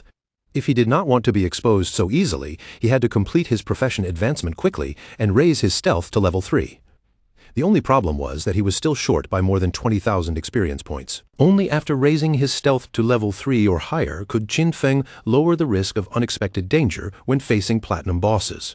After all, he remembered clearly that in his previous life, taking down even one platinum boss required a perfectly coordinated 20-person team working together without a single mistake. With that thought settled in his mind, Qin Feng decided to return to town first and contact the officials so he could sell off everything he had gathered. His figure began to fade from sight, because if he wanted to stay ahead of every other player and seize the first solo kill of a platinum-level boss, he had to move faster than everyone else. When Qin Feng returned to town, he currently had 105 years of tradable lifespan in his possession. As he walked through the busy area, one of the nearby players quickly called out to him, asking that the next time he had extra equipment to sell, he should remember to sell it to them first. At that moment, Qin Feng had nearly 40,000 days of tradable lifespan on hand. Looking at that amount, he knew very well that it would be enough for him to extract quite a few skills from the game into reality. Just then, a man hiding behind a nearby pillar quietly stuck his head out. The moment he recognized him as Shadow, a smile crept across his face. He hurried over and lowered his voice, offering Qin Feng an assassination contract. The target was someone in the real world, and the man promised that the payment would absolutely match Shadow's value. Qin Feng did not even bother giving him a response. He simply ignored the man as if he were nothing, and continued walking away. Seeing Shadow leave without a word, the man immediately panicked and rushed forward to block Qin Feng's path. He begged him to stop and quickly explained that the job was only to kill an ordinary person named Qin Feng. He would provide the address himself, in his eyes, since Shadow had even managed to kill Song Fei. Dealing with someone like Qin Feng should be effortless, so he urged Shadow not to turn down free money. Qin Feng's eyes turned cold as he stared at the man. Though inwardly he was stunned, he asked whether this Qin Feng had offended them somehow, and if that was why they wanted him dead. The man, however, told him not to worry about details like that. With an arrogant smile on his face, the man made one thing very clear: the reward would not be small. If Shadow completed the task, he would receive 3,000 days of tradable lifespan. Qin Feng felt a trace of interest rise inside him. At current market prices, 3,000 days was worth roughly $50 million, which made this offer rather tempting. Qin Feng silently wondered who exactly wanted him killed. He had never met this man in reality, and he did not remember him as any player he had known in his previous life either. From the look of things, this person was probably just a messenger. The one who truly wanted Qin Feng dead had to be hiding somewhere behind him. He thought back to his previous life, when his grudges with others only began surfacing during the later stages of God Forsaken. The man in front of him was still smiling, clearly believing the offer was impossible to refuse. But Qin Feng understood that being targeted this early could only be connected to a grudge from before the game descended. Only someone who truly hated him would be willing to spend such a huge price. For a brief moment, one name surfaced in Qin Feng's mind. Could it be Qian Shishi? Qin Feng knew better than anyone that Qian Shishi had both the motive and the money to hire someone to eliminate him in reality. But after thinking about it more carefully, something did not add up. With the financial power of the Qian group, if they had truly wanted him dead, they could have acted long before the game ever arrived. That meant this contract likely had another purpose. Maybe her real goal was to make contact with Shadow, while killing Qin Feng was only a convenient extra. After all, Qin Feng had once rejected her invitation just for amusement. He laughed quietly in his heart. How interesting. He had not gone looking for her yet, but she had already taken the initiative to find him. A faint smile appeared on Qin Feng's face, as he said he would accept the job. However, he demanded half the payment as a deposit first, and he made it clear that he would decide the timing of the attack himself. The man immediately became nervous when he heard those terms. He quickly asked Shadow to wait for a moment, saying he needed to report this to the people above him first. After contacting his superiors, the man finally agreed to pay half the deposit in advance. The transfer would be made directly, and once the transaction went through, Qin Feng would receive 1,500 days of tradable lifespan. Qin Feng was quite satisfied. He would collect the deposit first and treat it as a bit of interest. Then, with a cold snort inside his heart, he silently told Qian Shishi to wait, because he would be coming for her soon. The man then handed Qin Feng the target's address and personal information. According to him, with Shadow's abilities, finding this person should not be difficult at all. But when Qin Feng looked over the details, even he was slightly surprised because the information was actually accurate. Shadow turned to leave and told the man to wait for news. Watching him walk away with such a superior attitude, the man's face darkened with anger. In his mind, he could not help thinking that Shadow was also working for Miss Qian, just like him. So what right did he have to act so high and mighty? But just as Qin Feng was about to move on, someone suddenly called out from behind and asked him to wait. The person who stopped him was a woman. She had heard that Shadow was collecting boss coordinates, so she asked whether he was interested in what she had. She had the location of a gold boss, and with a light smile, she said the price was 100 days of lifespan. He could even pay after confirming the boss himself. Qin Feng thought the offer sounded reasonable, so he decided to go with her. The woman told him to follow, explaining that the location was somewhat far away, north of the city. As they traveled, Qin Feng asked for the boss's name. The woman said it was called the Plague Enveloper. When Qin Feng realized she even knew the boss's name, he asked whether she had truly seen it with her own eyes. The woman seemed unsure whether he could handle it alone and asked if he wanted to bring a healer, warning him that the boss dealt area poison damage. Qin Feng rejected the suggestion without hesitation and chose to go without a healer. He knew very well that the Plague Enveloper was indeed a gold-level boss. This boss carried a poisonous aura around its body. Anyone who remained inside its range would continuously lose health every second. Because of that, the best way to deal with it was to kill it as quickly as possible before the poison could grind a player down. For Qin Feng at this stage, however, that simply meant using a few skills and ending the fight. Not long afterward, the woman led Qin Feng to the entrance of a cave. She pointed inside and said the boss was in there. Her team had already cleared out the surrounding monsters, but no matter what they tried, they had not been able to defeat the boss itself. After explaining this, she prepared to guide Shadow deeper into the cave. The two entered the cave, and soon the woman pointed toward a strange tree standing in the middle of a swamp filled with poisonous mist. She told him that the boss was right there. Seeing that she had not tricked him about the coordinates, Qin Feng decided to pay her the promised lifespan. A system window appeared almost immediately, confirming that the transaction had been completed successfully. Qin Feng had transferred 100 days of tradable lifespan to her. Qin Feng remembered that this type of poison damage could actually be avoided under the right conditions. In this situation, the 75% evasion effect from his ghost blur would be extremely useful. The woman's forehead was covered in sweat, and after hesitating for a moment, she finally spoke up. She said there was something she had to warn him about. In truth, this whole thing was a trap. Once he started fighting the boss, someone would come to kill him. She also remembered that those people had level 2 anti-stealth items prepared. To Qin Feng, that information did not matter much, but the woman continued. She said they had instructed her to pretend to stop the attackers as part of the plan, using that chance to get close to him. Their real goal was for her to find a way to uncover Shadow's real-life identity. Qin Feng quietly looked at her for a moment. After hearing the whole plan, he felt nothing but disappointment at how crude and obvious it was. The woman's face flushed, and her expression turned nervous as she hurried to explain herself. She said she had also been forced into this. She chose to tell him the truth because she wanted him to go after the person behind it all. Since they were blackmailing her in reality, she wanted those people dead just as much as he did. When Qin Feng asked who was forcing her, the woman revealed the name Dongfeng Xian. She explained that his in-game ID was also Dongfeng Xian, and he had said Qin Feng had once killed him before. Hearing that name, Qin Feng immediately thought back to the guy who had first tried to steal his Golden Ghost ship boss. It was the same person who later sent him a skill book as an apology, hoping to smooth things over. The woman grew even more panicked as she remembered that Shadow had already killed Song Fei. Because of that, she believed he might also be able to deal with Dongfeng Xian. She had already placed all her hope on him, so she begged him not to expose or betray her. The best outcome, she stressed, would be for Shadow to eliminate Dongfeng Xian completely. Otherwise, she would be finished. In Qin Feng's eyes, their plan was laughably childish. He had never even heard of Dongfeng Xian in his previous life, which likely meant the man had been eliminated early on. For now, Qin Feng decided to kill the boss first. As for anyone who came afterward, he could slaughter them as easily as cutting down a stray dog that wandered past. Qin Feng activated his invisibility and jumped straight down from the cliff, telling the woman to keep following their original plan. She should allow those people to get close, and he would handle everything else. The woman immediately panicked, feeling as if everything was already over. In her mind, they were all doomed, because Shadow was definitely going to die.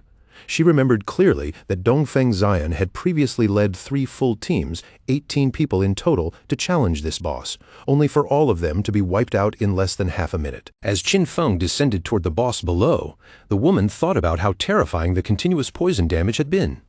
Back then, their group had not even managed to take off 5% of the boss's health. No matter how strong Shadow might be, she believed there was no way to survive against poison attacks that covered everything indiscriminately. In her mind, death was the only possible outcome, so they had to find a chance to escape before it was too late. Qin Feng moved first by activating Blessed Release. As the boss prepared to attack, he immediately triggered the Weakness Amplification effect, then followed it with the Throat Slash effect.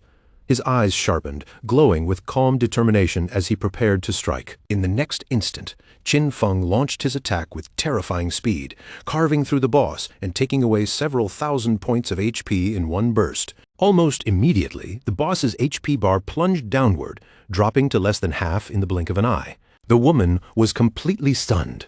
She realized that just one skill had wiped out 2/3 of a gold-tier boss's HP, dealing more than 80,000 points of damage in a single blow. Her mind went blank for a moment, and she could not help wondering whether Qin Feng was even human at all. Then, before she could fully process what had happened, Qin Feng vanished from where he stood and reappeared behind her like a shadow slipping through space. Fortunately for Qin Feng, the active effect of Blessed Release normally had a 25-second cooldown.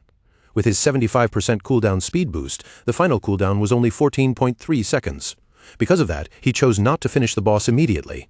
Instead, he would leave it alive for now, wait for Dongfeng Xian's people to arrive and throw themselves into death, and use the meantime to let his skills recover. Sure enough, before long, Dongfeng Xian and his men entered the cave, clearly coming with the intention of killing Shadow. The leader's eyes were filled with anger as he issued a ruthless warning. If anyone dared to stand in their way, they would kill that person without the slightest mercy. The woman immediately drew her sword, stepping forward as if to block them. Qin Feng, however, felt a bit annoyed as he watched the situation unfold. Of all people, it had to be this guy again, and now he was even connected to Dongfeng Xian. He wondered whether their plan, where Snowy pretended to stop the group, could actually work. More than 10 people were rushing in at once, and Qin Feng was not completely sure whether Snowy's combat power was strong enough to hold them back. Snowy immediately activated her power, and a bright golden shield appeared in front of her, spreading out like a solid wall of light. The moment Shadow saw that defense take shape, he finally understood why those people had chosen her to play this role. With a shield like that protecting her, there really were not many players in the early stages of the game who could break through her defense by force. The men rushed forward without hesitation and began launching attack after attack at the golden shield, their weapons and skills crashing against its surface in a burst of noise and light. Qin Feng quickly realized what had happened to Snowy before this. She must have stumbled across an ancient god's blessing out in the wild and obtained a gold-level treasure chest from it. His eyes sharpened with a serious glow.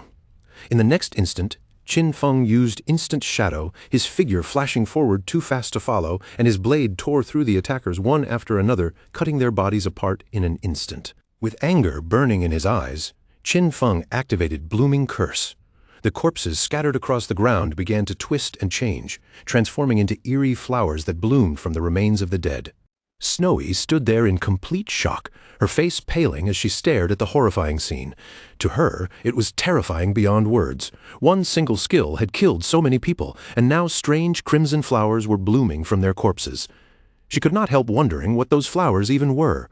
At the same time, she felt a wave of relief. Fortunately, she had not listened to Dongfeng Xian. Otherwise, she would have ended up dying just as miserably as Song Fei and the others. After calming herself down, Snowy quickly asked Shadow to add her as a friend. She promised that if she found a chance, she would tell him Dongfeng Xian's real-life location. Qin Feng thought about it briefly and decided to hear her out. Snowy's cheeks suddenly turned red, and she lowered her voice with a shy smile. She told him that if he ever needed any special service, he should come directly to her, and for him, it would always be free.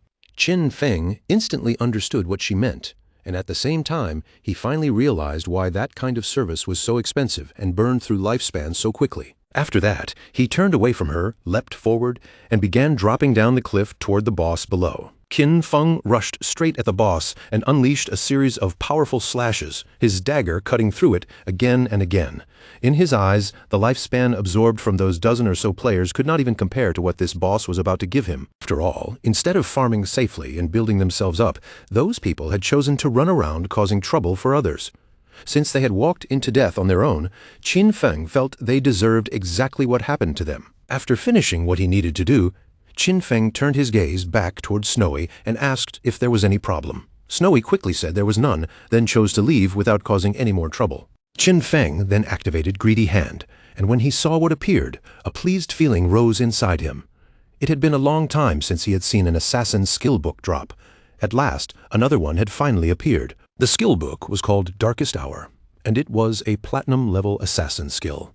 Once activated, it could release a burst of dark light from the user's blade, blinding every enemy within its range. The skill had a 60-second cooldown and required level 10 to learn. Its effective range was 20 meters, and its base blinding duration lasted 10 seconds. However, if the target had a higher spirit stat, the duration would be shortened accordingly. Qin Feng clenched his fist without hesitation and immediately decided to learn the skill. He drew his dagger and silently considered the value of this new ability. As long as he blinded his enemies, he could still trigger double damage even without being in stealth. With this skill in hand, no matter how high a boss's anti-stealth level became, it would no longer be able to completely suppress his damage output. The dagger in his hand was the Plague Blade. It was an assassin-type weapon that provided 216 attack points and 42 agility points. On top of that, it increased the weak point attack multiplier by 0.3. The equipment requirement was level 10, and every attack from the blade would apply poison that detonated after 3 seconds. When that poison detonated, it dealt 50% of the original attack's damage. Qin Feng was satisfied with the result and decided to leave the cave. In his opinion, this had been another extremely profitable day. He had already accumulated 98 evolution points, meaning it would not be long before he could evolve his epic grade Greedy Hand into legendary grade. After Qin Feng walked out of the cave, the small monsters outside were so frightened that they immediately recoiled from him. He checked his progress and realized he only needed a little more than 10,000 experience points to complete his class advancement, so he decided to start farming monsters directly. Qin Feng moved through the area and began slaughtering every monster he saw. The surviving monsters quickly sensed the danger and started fleeing in panic. But Qin Feng had no intention of letting them escape. In the blink of an eye, his figure swept through them, and every last one of those monsters was finished off. A faint smile appeared on Qin Feng's face, because the moment he had been waiting for had finally arrived. He could now advance his class. Golden energy suddenly rose around his body, wrapping him in a brilliant glow. At the same time, the system notification appeared, informing him that his Shadow class had successfully advanced. His current class tier changed from Tier 0 to Tier 1. His class attribute bonuses also increased sharply. Strength rose from 3 to 9, Constitution from 3 to 9, Agility from 8 to 24, and Spirit from 5 to 15. His first class passive now doubled the duration of stealth, and it also gained a new effect, allowing him to use stealth skills while he was already in stealth mode. His second class passive increased his stealth level bonus from +1 to +2. Finally, his third class passive became even more powerful, raising the damage bonus for attacks launched from outside an enemy's line of sight from double damage to triple damage. Qin Feng lowered his gaze and looked at his own hand, feeling the changes brought by the Tier 1 advancement. His attribute bonuses had tripled, and he could now activate stealth even while already hidden. In other words, as long as his cooldowns were short enough, he could remain invisible almost permanently. Even better, attacks launched outside an enemy's field of vision now dealt triple damage instead of double, and this was only Tier 1. No wonder this class was known as the strongest stealth class. Right at that moment, the system announced that 7 players in Zhanghai City had already reached level 10. It also informed everyone that the teleportation matrix leading to the Divine Abandoned Continent would activate in 10 minutes, reminding all qualified players to prepare for departure. A ranking table appeared soon after. Shadow was listed in first place, followed by Grey Rose in second. In third place were Snowy Day, Black Elf Doll, Lai Zai, and Wang Meng. Finally, Huai Yu and Yu Han were ranked fourth. Qin Feng noticed that it was already 8:30 p.m. He had not expected so many players in Zhanghai City to reach level 10 this quickly. What surprised him even more was that the list was filled with familiar names. In his previous life at this exact time, that same ranking table had been completely dominated by foreign players. Qin Feng's eyes became serious as he realized what was happening. The impact of selling so much equipment and so many skill books had already started to show. Perhaps the world order from his previous life really would begin to change, and deep down he truly hoped it would. Meanwhile, in reality, night had already fallen, and the police had successfully arrested several men connected to the case. One officer reported that the main members of the Dajiang Industries criminal group had all been arrested. However, he also added that 3 key members were still inside the game. Their physical bodies were currently in that strange state of non-existence, which made it impossible to capture them for now. The team was waiting for further instructions from the commander. The commander praised his comrades for doing a good job, then ordered them to inform An Yu. He assigned her the task of finding a way to force those suspects to disconnect from the game. He explained to the person beside him that this method should work. Even if those criminals hid inside safe towns where no one could attack them, their bodies in reality would still feel hunger. The other person nodded and said that once they became hungry, they would have no choice but to log off and eat, and the moment they disconnected, they could be arrested. Everyone felt relieved, because this operation had gone extremely smoothly, and all of it was thanks to Shadow. He had not only provided criminal intelligence about Dajiang Industries, but had also warned them ahead of time that skills from the game could be extracted into the real world. If Shadow had given them that warning just a little later, the leaders headed by Zhang Lai would likely have reached level 10 very soon. By that point, they would have already extracted their skills, and any attempt to capture them would have caused heavy casualties. Some countries had already experienced small-scale uprisings, with thousands of people killed. Meanwhile, the squads they had sent into the game had gradually reached level 10 as well, largely because of the equipment and skills Shadow had supplied. They all understood that Shadow was an irreplaceable talent for Daxia. No matter what, they had to find a way to fully tie him to their side. At the same time, Qin Feng returned to Firefly Town. Snowy came over and said she had not expected him to be such a great hero, someone who would free the town from evil, and she admired him for it. Qin Feng looked at her and asked what nonsense she was talking about, telling her to say what she really wanted to say if she had something on her mind. Snowy stuck out her tongue playfully, then smiled and told Qin Feng there was no need to be modest. The authorities had already made the news public. She explained that Dajiang Industries, together with Song Fei, had orchestrated the kidnapping, imprisonment, and murder of players. The reason Shadow killed Song Fei and Zhang Lai had been under official orders. Qin Feng fell silent for a moment. He had not expected the authorities to help clear his name so openly, but after thinking about it, he could already guess their purpose. Most likely, they were doing this to make future cooperation with him much easier. When Qin Feng asked whether she had already found Dongfeng Zion's real-world location, Snowy said he had not disconnected yet. She asked him to wait a little longer and promised that the moment she obtained the information, she would send it to him right away. Qin Feng began walking through the city while thinking things over. Everything else could wait for now. The most urgent matter was to head to the Divine Abandoned Continent first. He noticed that quite a few players were already using the town's teleportation arrays, but so far no one had been able to use the continent's teleportation array. Standing before the town's teleportation matrix, Qin Feng chose to travel to the Divine Abandoned Continent. In his eyes, the areas around the current town were only beginner zones. The real game would only begin after arriving on that abandoned continent. The nearby players were stunned when the teleportation activated. They looked around in confusion, unable to see anyone, and wondered who had just teleported away. One player immediately shouted that it had to be Shadow. Another person, still confused, said he clearly had level 2 anti-stealth, so how was it possible that he still could not see him? Someone beside him quickly snapped that he was an idiot because it only proved one thing: Shadow's stealth level was higher than level 2. Several seconds later, Qin Feng appeared on the Divine Abandoned Continent. Just as he had expected, the place looked exactly the same as it had in his previous life. The entire area was empty and silent. There was not a single player anywhere in sight. As Qin Feng explored the area, a monster hidden in the shadows opened its glowing eyes and fixed its gaze on him. Around him stretched the familiar ruins of Zhanghai City. When players from different cities first arrived on the Divine Abandoned Continent, they would appear inside the ruined remains of their own city. Strangely enough, the locations of these urban ruins matched their real-world geography perfectly, but no one had ever figured out the true reason behind it. The monster slowly crawled out from its hiding place, and the moment Qin Feng sensed movement behind him, he turned around to face it. A worm-like monster burst into view, its twisted body writhing as it let out a harsh roar that echoed through the broken ruins. The monster lunged forward with terrifying force, smashing into the ground and tearing the surface apart as it attacked. Qin Feng immediately activated. Shadow blur and his body slipped away like a fading afterimage, dodging the attack cleanly. Then, in the very next breath, he used instant shadow slash and flashed past the monster, slicing its body cleanly in half. A system window appeared in front of him, informing Qin Feng that he had successfully killed a level 11 Earthshaker. But right after that, more Earthshakers forced their way out from beneath the ground and rushed at Qin Feng from different directions.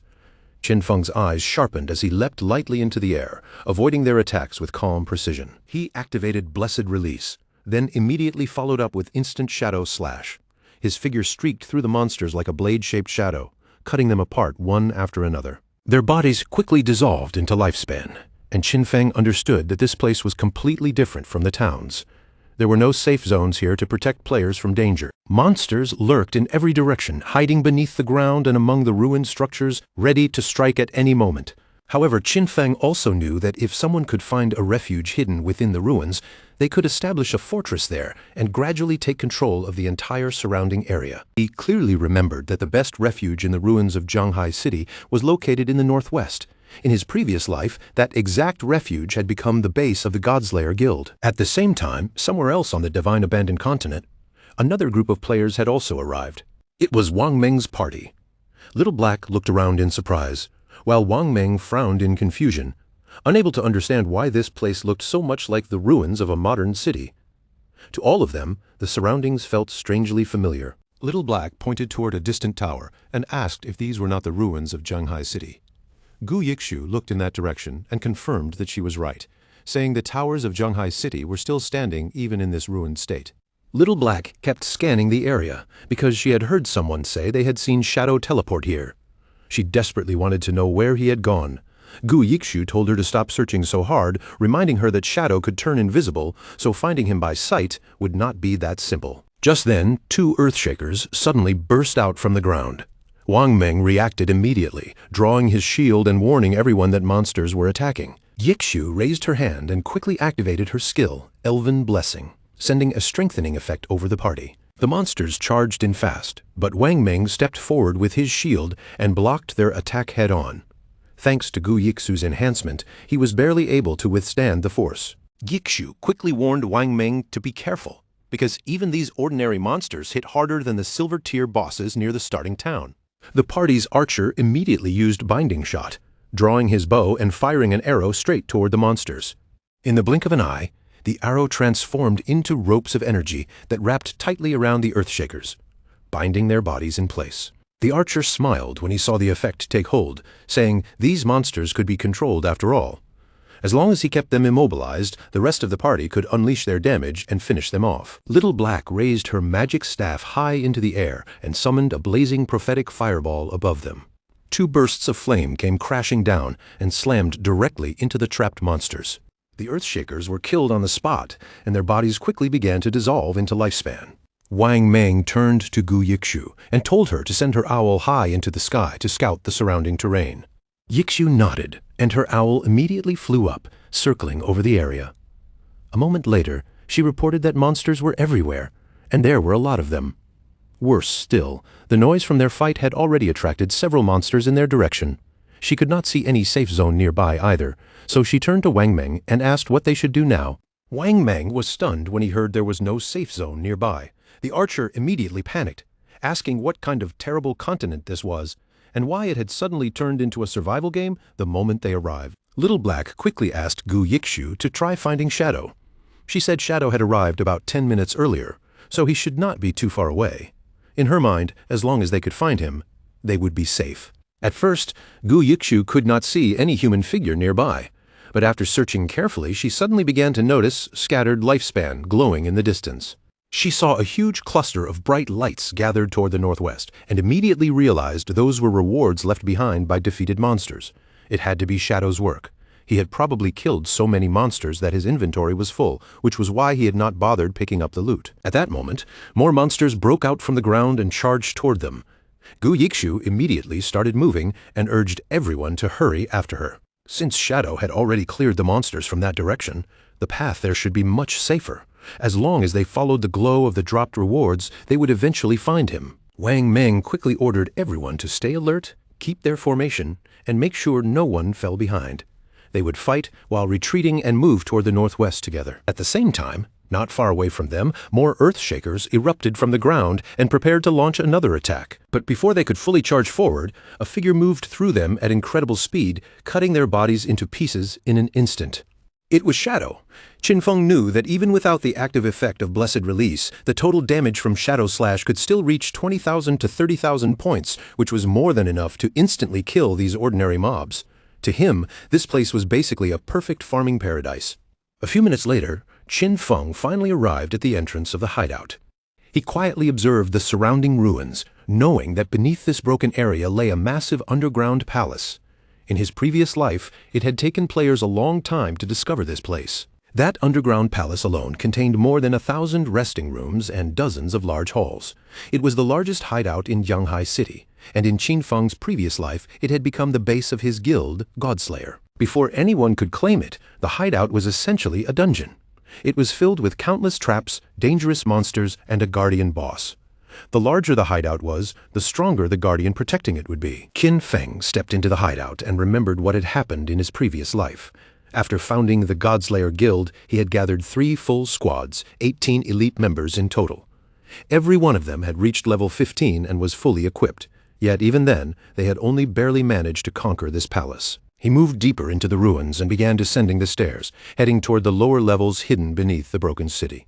A system window appeared and confirmed that he had entered the hideout. This place was filled with monsters and was known as the Land of Soul Purification. Qin Feng's eyes shone with confidence. Even though he was alone this time, he knew he had the power to conquer this place by himself. Another system window appeared, informing him that if he defeated the Area Guardian, he would be able to claim ownership of this region. The monsters inside quickly locked onto Qin Feng. One after another, they turned toward him and lunged forward without hesitation. Qin Feng remained perfectly calm as he drew his dagger. In front of him stood level 12 gold-tier mobs known as elemental spirits, and he was ready to cut through them. Right before the monsters could swarm in and tear into them, Qin Feng moved first. He activated Darkest Hour, plunging the area into a deadly opening, and in the very next instant, Shadow Flash Slash tore through the monsters so fast they barely had time to react before they were butchered on the spot. Qin Feng's figure began flickering through the battlefield at terrifying speed. Every monster that crossed his path was sliced apart in clean, brutal arcs, and as their bodies collapsed, they dissolved one after another into glowing lifespan. A surge of satisfaction rose in Qin Feng's chest, because once his enemies were blinded, every strike he landed gained an extra boost in damage. Against those level 12 monsters, he didn't even need to rely on big skills anymore. A simple basic attack was enough to drop them in a single hit, but even after the 15 monsters in this hall had been wiped out, the soul-cleansing grounds were far from empty. Beyond this room, there were still dozens of halls and thousands of small chambers waiting in the darkness. A faint smile slowly curved across Qin Feng's face. The scale of the job was enormous, no doubt about it. But to him, that only meant there was even more to harvest. He lowered his gaze and began carefully checking the amount of lifespan he had collected, watching the numbers with calm, focused eyes. Judging from the sheer number of monsters still hiding throughout this place, Qin Feng quickly realized something. If he wiped out every monster in the hideout, the lifespan gained would be more than enough to evolve Greedy Hand one more time. Qin Feng's eyes shifted toward the ground beneath his feet, and the relaxed look on his face faded. A sharp seriousness began to shine in his gaze. He knew very well that once every monster in each section was completely cleared out, the true guardian of the area would finally reveal itself. Not long after that, inside a bookstore somewhere else, 2 players suddenly disappeared from where they stood and were teleported straight into the Divine Abandoned Continent. The man looked around in confusion, his eyes full of disbelief as he tried to understand whether this place was truly real. He couldn't help wondering if they had actually arrived on the Divine Abandoned Continent. The girl beside him felt strange as well, but for a different reason. The ruins around them gave her an oddly familiar feeling, as if she had seen this place before. After observing their surroundings more carefully, both of them finally realized what was wrong. These ruins were not some random ancient land at all. They were clearly the remains of Kaoyu. As they continued exploring, they eventually reached the ruins of Mountain City. Then, after several more hours of traveling through the broken landscape, they arrived at what appeared to be the ruins of London. The man was completely stunned by what they had discovered. He wondered if players from different regions had all been transported to ruined versions of their own original cities. The girl's expression turned thoughtful, and she also found it strange. Could it be that the positions of these ruined cities matched the real world's geography exactly? While the two of them were distracted by that unsettling thought, something began moving toward them from nearby. Their bodies instantly tensed, and when they turned around, they saw several earthshakers staring straight at them, their eyes glowing in the gloom. Panic surged through them at once, and without any hesitation, they chose to run. The monsters launched their attack almost immediately, forcing the two players to flee through the ruins as fast as they could, putting distance between themselves and the danger behind them. At the same time, over in the Zhonghai ruins, the ground was already scattered with glowing lifespan. Not far from that place, Wang Meng and his team were crouched low, hiding beneath a pile of broken rubble. Wang Meng carefully poked his head out from behind the debris. After confirming that there were no monsters wandering nearby, he quietly suggested that they use this chance to rest and recover for a while. Yu's face turned slightly red as she thought about Shadow, unable to hide how impressed she was. At first, she had believed their group was already strong enough to handle danger on their own. But in the end, all they could do was curl up in fear, trembling beneath the terrifying pressure of the boss's shadow. Wang Meng gave a light cough and reminded her to be careful with her words. Yu blinked in confusion, not understanding what was wrong, and asked if that wasn't an accurate way to describe it. Little Black also poked her head out from cover and said that it was fortunate Shadow had already cleared this area. Otherwise, with that many monsters roaming around, their whole group would probably have been wiped out. Then, with a hint of curiosity in her voice, she added that she really wanted to know where they would reappear if they died in this strange place. While Yixu controlled her owl to scout the surrounding area from above, Wang Meng reached out toward Yu and suggested that the six of them put exploration on hold for now. In his view, it would be safer to wait until every member of their team reached level 10 before moving forward together. After hearing him out, Yu nodded in agreement. Yixu's owl glided over the ruins, watching the battlefield from the sky. Through its vision, she saw monsters dropping one after another as if they were being cut down like flies. But then she noticed something strange. Shadow had stopped at one particular spot, almost as if he had suddenly vanished there. On top of that, there was a huge amount of loot scattered around, and some of it even gave off the glow of gold-tier equipment. Seeing all of that, she could barely hold back the urge to rush over and pick it up. Wang Meng's expression turned serious after hearing that. After a moment of thought, he decided it would be best to contact Shadow directly and ask whether he still wanted the items left behind. At the same time, Qin Feng swung his weapon and sliced another monster apart. Around him, the area was already filled with drifting lifespan orbs, glowing softly like scattered lights in the ruined space. He let out a quiet breath of relief. After all that fighting, he had finally cleared every last mob in the area. In total, he had swept through more than 40 halls and over 1,000 small rooms, cutting down more than 400 monsters along the way. During that process, he had also killed 4 bronze-tier bosses and 2 silver-tier bosses. Those battles alone had given him more than 80,000 experience points, and his evolution points had climbed all the way to an impressive 205. Qin Feng started walking forward again, already knowing that he was only 5 points away from evolving Greedy Hand. Just then, Wang Meng contacted Shadow and explained that their team had found some loot left behind by the monsters he killed. He asked whether they could collect it and compensate him with lifespan based on the item's value. After hearing Wang Meng's message, Qin Feng quickly realized that Wang Meng and his official squad must have arrived here as well. He had no reason to reject the offer, so he allowed them to collect the dropped items. He also told Wang Meng that he would contact them later, because he had a batch of equipment to sell. Wang Meng thanked him right away and said they would wait at coordinates 89,554, 66,666 inside the shelter within the ruins. At that moment, crackling electricity suddenly began to gather in the air. Qin Feng's attention immediately locked onto it, his eyes narrowing as the energy grew brighter. The electricity moved with frightening speed, streaking straight toward Qin Feng like a living current cutting through the space. Qin Feng instantly understood what was happening. The Guardian had finally appeared. A figure formed from electricity appeared in front of him. It was a nightmaid wreathed in lightning, bearing the name Soul Purifier and carrying the power of a Platinum-tier boss. The system window quickly displayed its information. According to the description, this being was the guardian of the Soul Purifier's domain, and whoever defeated it would become the master of that domain. Qin Feng's thoughts moved quickly. He knew that within the city ruins, the highest-level monsters normally reached only level 15. Soul Purifier Faisal was already the strongest monster in the entire city ruins, both in level and in boss grade. If Qin Feng's memory was correct, this boss had a massive 750,000 HP and would go through 3 separate phases during the battle. Without waiting for the boss to make the first move, Qin Feng activated Instant Shadow Slash and rushed in to attack. His strike landed, but the effect was far weaker than he had hoped. Qin Feng immediately followed up with Throat Slash. This time, the blow finally carved away a visible portion of the boss's HP, proving that it could be damaged. The Soul Purifier raised one hand into the air, and crackling lightning gathered in its palm before condensing into a spear of electricity. In the next moment, a rain of lightning spears began falling from above, each one tearing down toward Shadow with deadly force. Qin Feng moved instantly, weaving through the attacks at high speed and dodging each strike by a narrow margin. As he dodged through the storm of lightning, Qin Feng remained fully aware of the danger. With his current defense and lightning resistance, if even one of those lightning attacks landed cleanly, death would be almost guaranteed. He knew that any skill or attack released by a Platinum-tier boss or anything above that level carried hit correction. Against ordinary monsters, his 75% evasion rate meant they only had around a 25% chance of hitting him. But the Soul Purifier's attacks were different.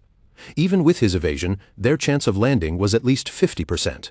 Fortunately, Qin Feng's agility had already reached 182 points, and when he pushed himself to full speed, he could run faster than 40 meters per second.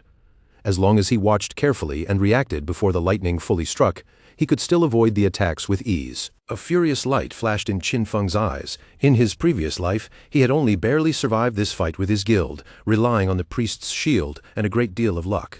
This time, however, Qin Feng had no intention of leaving things to chance. He attacked with everything he had, determined not to give the boss even the slightest opportunity. The Soul Purifier had already lost a full quarter of its HP.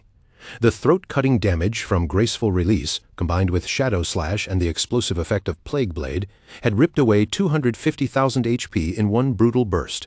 Qin Feng knew exactly what was coming next. The boss was about to enter its second phase. Sure enough, the Soul Purifier began summoning balls of electricity around itself. Qin Feng understood that during this phase, the boss would enter an invincible state while continuously creating lightning orbs and bolts. The most important thing now was to destroy the 3 lightning orbs first. If he failed to do that, the boss would fall into a frenzy. Memories from Qin Feng's previous life flashed through his mind. Back then, his team had once been completely wiped out by the boss's frantic damage in this very phase. After that disaster, Qin Zhiyu had thrown a huge tantrum and refused to continue the fight no matter what. So, on the second attempt, Qin Feng had simply left her out of the team, and without her, they cleared it in one run. Qin Feng immediately took out venomous flying darts and hurled them toward the lightning orbs. He knew that every time one orb was destroyed, the boss would suffer corresponding damage, and once all 3 orbs were shattered, the fight would be pushed directly into its third phase. Qin Feng threw another dart with precise aim. It struck the 3rd lightning orb, and as the orb burst apart, the Soul Purifier's HP finally dropped below half. The boss's eyes flared with fury. It stretched out its hand, and violent electricity began spreading across the surrounding area, crawling outward like a storm about to swallow everything. Qin Feng remained completely calm. He already knew that in the 3rd phase, the Soul Purifier would continuously unleash wide-area lightning attacks, filling the battlefield with danger from every direction. He still remembered the last time this boss had appeared. Back then, the entire guild had been forced to prepare like they were marching into a disaster zone. Every participating member wore a full set of lightning resistance equipment, and even with 4 priests constantly healing them behind layers of protective shields, they had only barely managed to survive the storm. But this time, Qin Feng had no intention of going through all that trouble again. He kicked off the ground and leapt upward, and in the same instant, a glowing barrier wrapped tightly around his body like a shell of light. He activated Graceful Release and Black Light Shield almost back to back, with lightning still crawling and exploding across the ground beneath him. Qin Feng immediately judged that staying below was too risky, so he chose to launch his attack from the air. The moment he saw the ground being hammered by non-stop lightning strikes, Qin Feng adjusted his plan without hesitation. Rather than forcing his way through that dangerous field, he rose into the air and prepared to strike from above. Qin Feng quickly brought out graceful release, then layered black light shield over himself, covering his body in protection before making his next move. In the next second, his gaze sharpened, a fierce, steady light rose in his eyes, and his entire expression filled with determination. Then he unleashed Shadow Slash.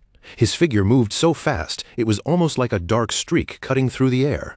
And in one clean, decisive attack, our boy sliced straight through the boss's neck and severed its head. After the boss was brought down, Qin Feng descended from the air and landed steadily back on the ground, his body barely showing any sign of strain. A system window immediately flashed in front of him, announcing that he had successfully killed the Soul Clan Surficell, a monster of platinum tier. As the reward settled in, Qin Feng's level rose to 11. All 4 of his main attributes increased by 4 points, and he also received 10 free attribute points to distribute. On top of that, the kill granted him 20 evolution points and 1,520 days of tradable lifespan. Our boy could not help feeling pleased. After all, he had just taken the world's first kill of a platinum tier boss, earning 10 reputation points in one move. Even more importantly, he had now become the master of the sanctified grounds. All around him, the ground was scattered with lifespan rewards. But according to Qin Feng's knowledge, the hideout he had just obtained was far more valuable than ordinary loot. Its meaning went beyond the game itself. A hideout could provide shelter and storage, but its most important function was that it could eventually be extracted into the real world. That mattered greatly because once the game descended, weapons from reality would begin to corrode. The strongest real-world weapons, especially nuclear bombs, would become useless from the very first day. Planes, tanks, and similar military equipment might struggle along for another month or two, but eventually they would all turn into nothing more than scrap metal. In other words, once that future arrived, every real battle would rely completely on skills brought out from the game. Once a hideout was extracted into reality, it could unfold a magical defensive barrier around itself. At that point, it would no longer be just a base, but an absolutely safe refuge. Qin Feng stood there quietly for a moment, thinking everything over, and then began walking away from the area. In his previous life, his guild, Godslayer, had used this very place as their base, slowly building their strength from here again and again. He did have many warm and joyful memories connected to that time, but along with those memories, he had also seen countless people come and go, bringing with them hidden schemes, betrayal, and endless deceit. A firm light slowly rose in Qin Feng's eyes. This time, he would not walk the same road again. He would no longer rely on that old path. Instead, he would grow stronger by himself, step by step, until he reached the very top. Outside, rain began pouring down, soaking the battlefield in a cold gray haze. Through the curtain of rain, a monster raised its axe and swung it down with brutal force. Qin Xiaoyu's friend dropped to the ground in a rush and narrowly dodged the incoming strike. While scrambling away, she shouted for Qin Xiaoyu to move aside, her voice rising in panic as she cried out for help. But Qin Xiaoyu failed to react in time.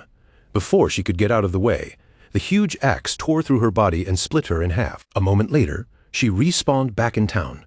The system coldly informed her that she had died again, losing 14 years of non-tradable lifespan and 2 days of tradable lifespan. Qin Xiaoyu froze in shock when she realized she had died yet again. Her friend, however, was furious. He snapped at her, calling her an idiot, and scolded her harshly, asking how she could possibly fail to dodge such an obvious giant axe attack from the boss. Qin Xiaoyu immediately flared up as well and shot back, asking who he thought he was insulting. She angrily reminded him that he was supposed to be the tank, and if he could not properly draw the boss's attention, how was she supposed to avoid its skills? That only made him even angrier. He called her an idiot again and shouted that there was no way for him to attract a boss's AoE skill like that. After the two argued bitterly for a while, he finally quit the party altogether. The moment Qin Xiaoyu's friend saw that the tank had run off, panic spread across her face. With the boss now turning its attacks toward her, she started shouting desperately for help. The boss lifted its axe and attacked again. Not long after that, Qin Xiaoyu's friend also appeared back in town, having respawned after being killed. With worry written all over her face, the friend suggested that they should stop challenging bosses for now and focus on killing smaller monsters to level up first. She admitted that she felt uneasy because they did not have much lifespan left. Qin Xiaoyu fell silent, lowering her gaze as she began to think seriously. Just then, a new system announcement appeared. It revealed that the player Shadow from Shanghai City had achieved the world's first kill of a platinum-level boss and had gained 10 reputation points. In an instant, everyone's eyes locked onto the system window. The players could hardly believe what they were seeing. To them, it was almost absurd that someone had managed to solo kill a platinum-level boss. Many people began talking in disbelief, saying that they had barely reached the continent, yet Shadow was already farming there alone. The name Shadow echoed through the crowd once again. Everyone started wondering who this mysterious player really was. The achievement was simply too shocking, especially when most players had not even laid eyes on a gold-tier monster yet.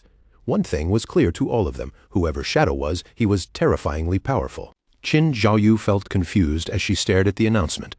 She could not understand why the other players seemed so weak. From what she knew, people were still struggling just to kill a silver-tier boss, so she could not wrap her head around how Shadow had already taken the first kill of a platinum-tier boss. Back inside the hideout, our boy began gathering the lifespan orbs scattered around him. After killing the Soul Clean Surfacell, he had already reached level 11. Qin Feng knew very well that after level 10, every level up would grant +4 to all attributes and 10 free attribute points, so he continued putting every available point into agility. His logic was simple. With enough agility combined with his infinite invisibility, he could eliminate many bosses without suffering any damage at all. What truly surprised him, though, was that this boss kill had instantly awarded him 20 evolution points. That meant he could evolve his Greedy Hand skill once again. He could not hide his happiness. The additional loot rewards had increased from 3 to 5, and he had also gained an extra storage space of 100 slots. After spending 210 evolution points, Qin Feng checked his remaining total and saw that he still had 15 points left. With that upgrade completed, his Greedy Hand skill successfully evolved from Epic Tier to Legendary Tier.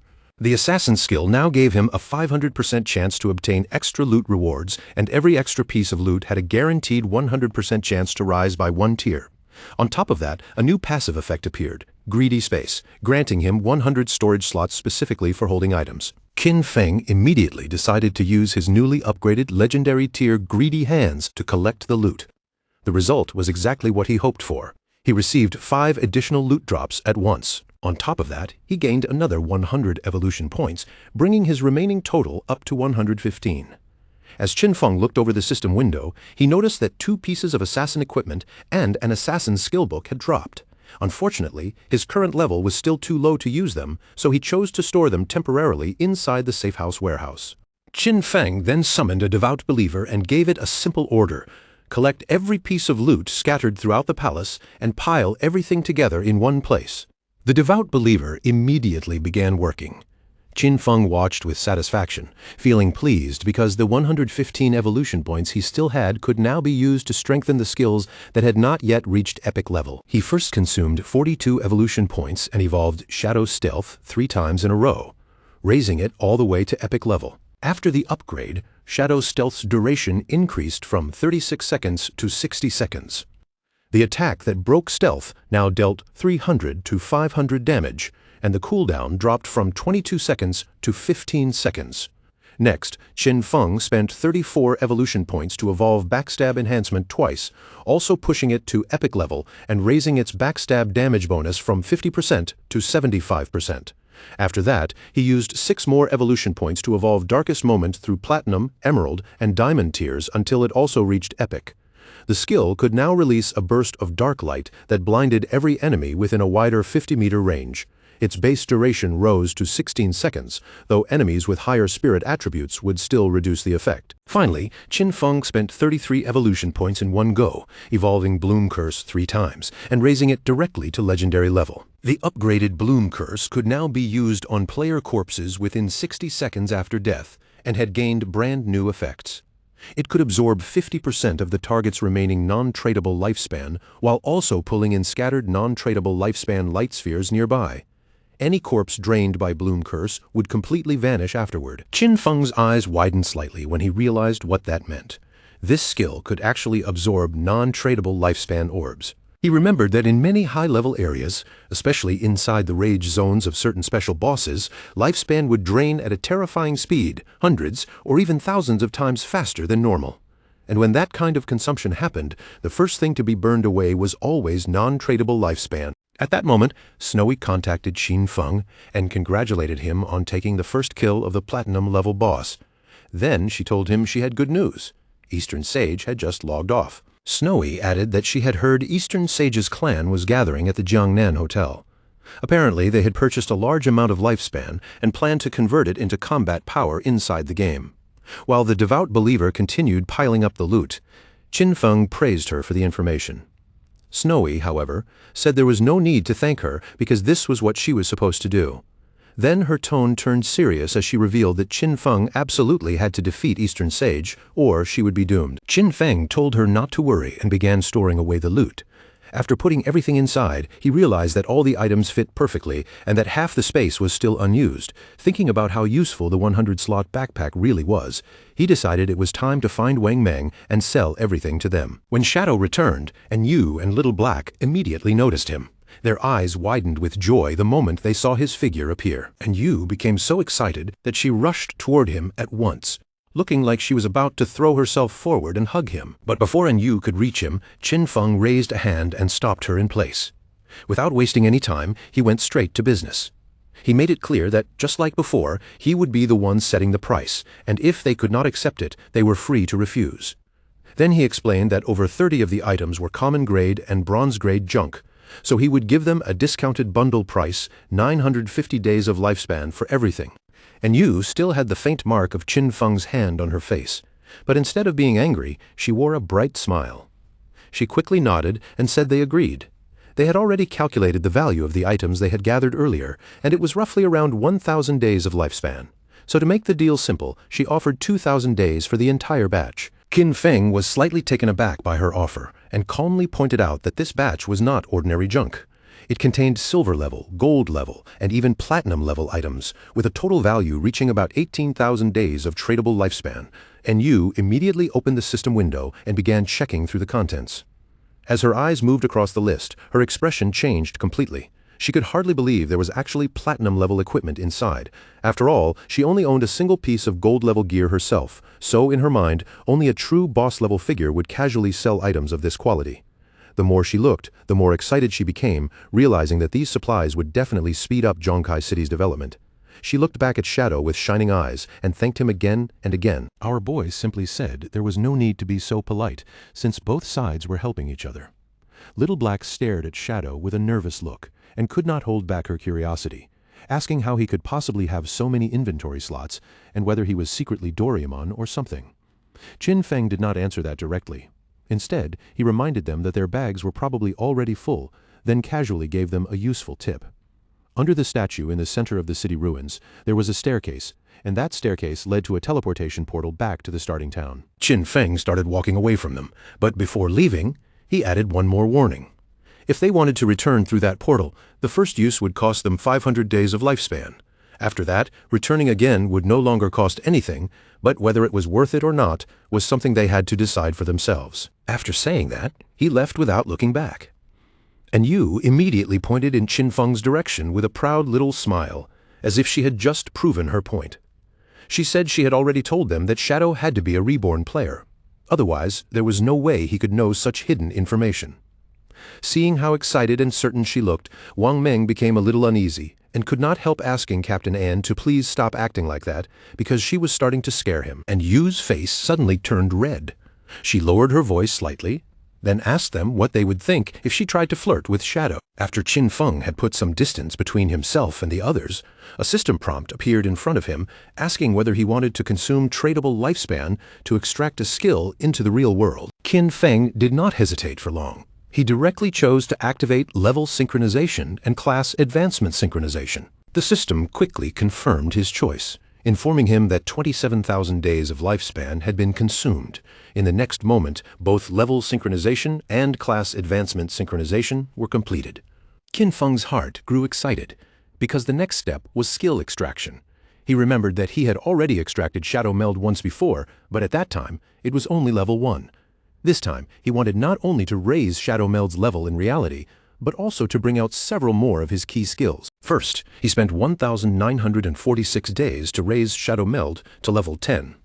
Then he began extracting skill after skill. Backstab Enhancement cost him 900 days. Greedy Hand cost 1,000 days. Shadow Flash Slash cost 3,200 days. Ghost Blur cost 5,366 days. Bloom Curse cost 16,099 days. And Blacklight Shield cost 11,313 days. When all the extraction synchronization was finally complete, he still had 7,480 days of tradable lifespan remaining. After that, he spent 3,600 more days to extract the gold-grade Boots of Concealment, then another 3,394 days to extract the gold-grade Pendant of the Devout. Now, it was finally time to bring his equipment into reality as well. Qin Feng kept browsing through the system window, carefully checking each option. He realized that the Pendant of the Devout was not valuable only because it reduced cooldown time. Its true worth came from the silver tier follower it could summon, because in the real world, that follower would be close to invincible against ordinary people. After spending almost everything in one breath, Qin Feng was left with only 486 days of tradable lifespan. Even so, his current strength in reality had already become almost equal to what he possessed inside the game. His figure slowly faded away without leaving even a trace behind. Qin Feng knew very well that he still needed to gather more lifespan. By the time he logged out next time, he had to make sure he could achieve full synchronization. Several minutes later, shadows rippled around his body, and Qin Feng opened his eyes in the real world. He sat there in silence and quickly began thinking through his situation. Since Kai and Shishi already knew his address, staying here was no longer safe.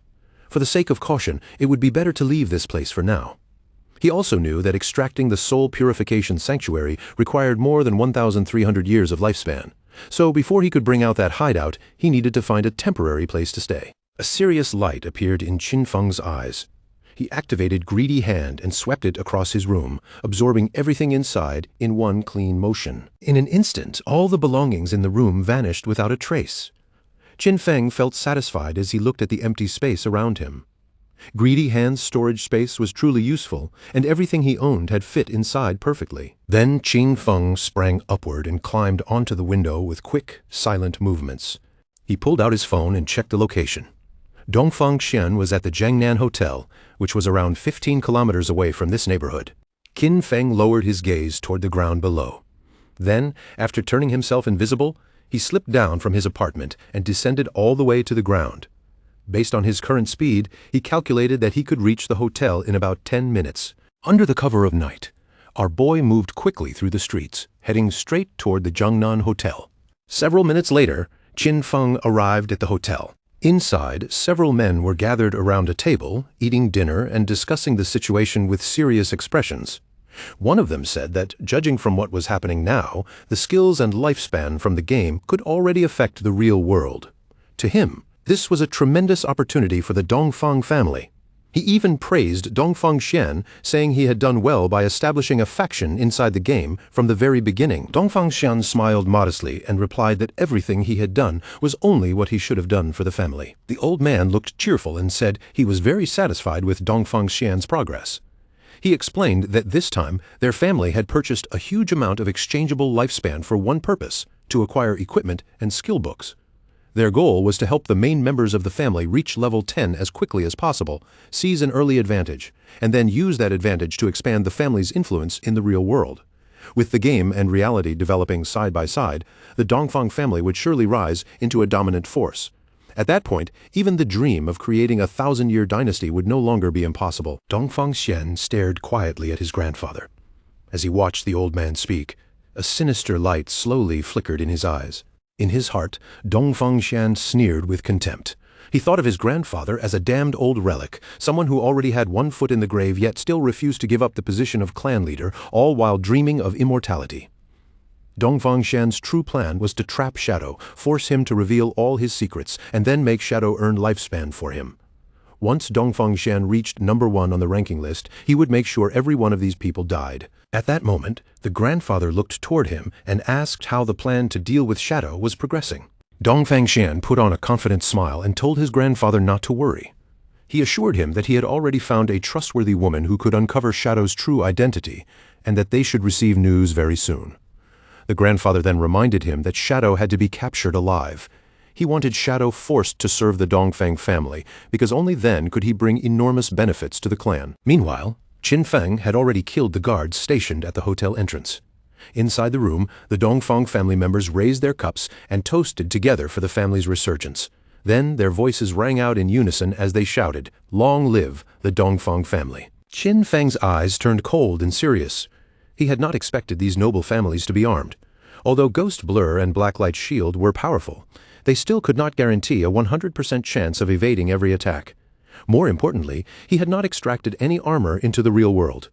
He understood very clearly that if a bullet struck his heart or head, he would die instantly without question. Since caution was the smarter choice, Qin Feng stretched out his hand and used the pendant of the devout to summon one of his followers.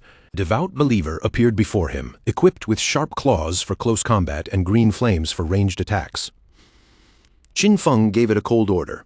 Go inside and leave no one alive. He knew that, as a silver-level boss, the devout believer had strong damage resistance.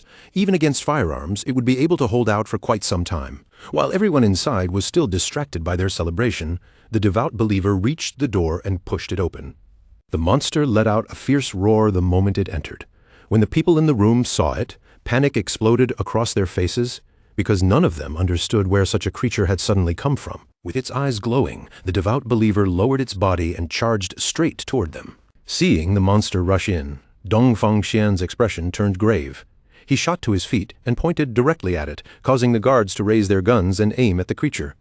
He could hardly believe that a monster from the game had appeared in reality, but he still reacted quickly and ordered them to shoot. The bullets slammed into the devout believer's head one after another, but the impacts barely slowed it down and did not seem to do much damage at all. The devout believer swung its arm with terrifying force and killed one of the guards on the spot. Then it drove its sharp claw straight into the chest of another guard, piercing him brutally before he could react. As the monster continued attacking the guests, cold sweat broke out across Dongfang Xian's body. Fear finally crawled into his eyes, and he could no longer stay calm. The devout believer soon turned its attack toward his grandfather. The old man panicked instantly and began shouting for help in a terrified voice. But Dongfang Xian did not waste even a single second helping him. Instead, he turned around and ran. He did not look back. In his mind, only one thought remained. He had to escape from this place as quickly as possible. As long as he could get away and enter the game, he would be safe. His eyes were filled with fear as he rushed forward. He kept telling himself that once he reached level 10 in the game, extracted his skills into the real world, and returned with that power, nothing would be able to threaten him anymore. But at that exact moment, he saw Qin Feng standing at the hotel entrance. Before Dongfang Xian could even take another breath, our boy moved with terrifying speed. In a flash, the attack landed, and Dongfang Xian's head was sent flying through the air. Blood sprayed from Dongfang Xian's severed neck, but Qin Feng had already turned his back and begun walking away, as if the outcome had been decided long ago. Dongfang Xian's eyes were still wide open, filled with confusion. Even at the very end, he could not understand what had just happened to him. A short while later, strange flowers began to bloom from Dongfang Xian's body. Qin Feng stopped and carefully watched the flowers spread. Then the system revealed the result to him. He had absorbed 27,000 days of tradable lifespan and 482 years of non-tradable lifespan. Qin Feng's eyes lit up with clear satisfaction. This harvest was far better than he had expected, and the amount of lifespan he had gained could only be called an enormous piece of loot. Dongfang Xian's corpse slowly transformed into blooming flowers, and Qin Feng watched the scene with a pleased expression. This time, Bloom Curse had truly shown just how valuable it could be. The skill had not only wiped away every corpse and every trace of blood, but had also drained Dongfang Xian of every last bit of lifespan he possessed. Because of that, Qin Feng's non-tradable lifespan had now accumulated all the way up to 2,327 years. With such a massive amount of non-tradable lifespan stored up, Qin Feng knew he would no longer feel the same pressure when entering dangerous rage zones in the future. Not long after, alarmed voices rang out from nearby. Someone shouted for the police to be called immediately, saying that gunshots and screams had just come from the private room. Qin Feng's expression turned serious. At almost the same moment, several police officers rushed toward the room, clearly remembering that this was the private room where the Dongfang family had been holding their meeting. The officers were certain there had been a shooting, but the moment they arrived and looked inside, they froze in shock. There was not a single corpse in the room, and the idea that there were no victims after such a disturbance felt completely impossible. The whole situation was strange beyond reason. One of the police officers frowned in confusion as he looked over the ruined private room. Tables and chairs were overturned, and everything clearly showed that a violent fight had broken out here. What he could not understand was why there was not a single person left inside. He immediately asked the others if anyone had seen people leaving the hotel, but the more they thought about it, the stranger it became. The question hanging over everyone's heads was simple: where had the entire Dongfang family gone? It was as if they had vanished into thin air, so they quickly decided that the investigation unit needed to be called in. Meanwhile, Qin Feng had already left the hotel behind. Without slowing down, he moved away from the building, and his next target was the Kane Corporation. However, Kane Corporation's main headquarters had already moved to North America before the game descended.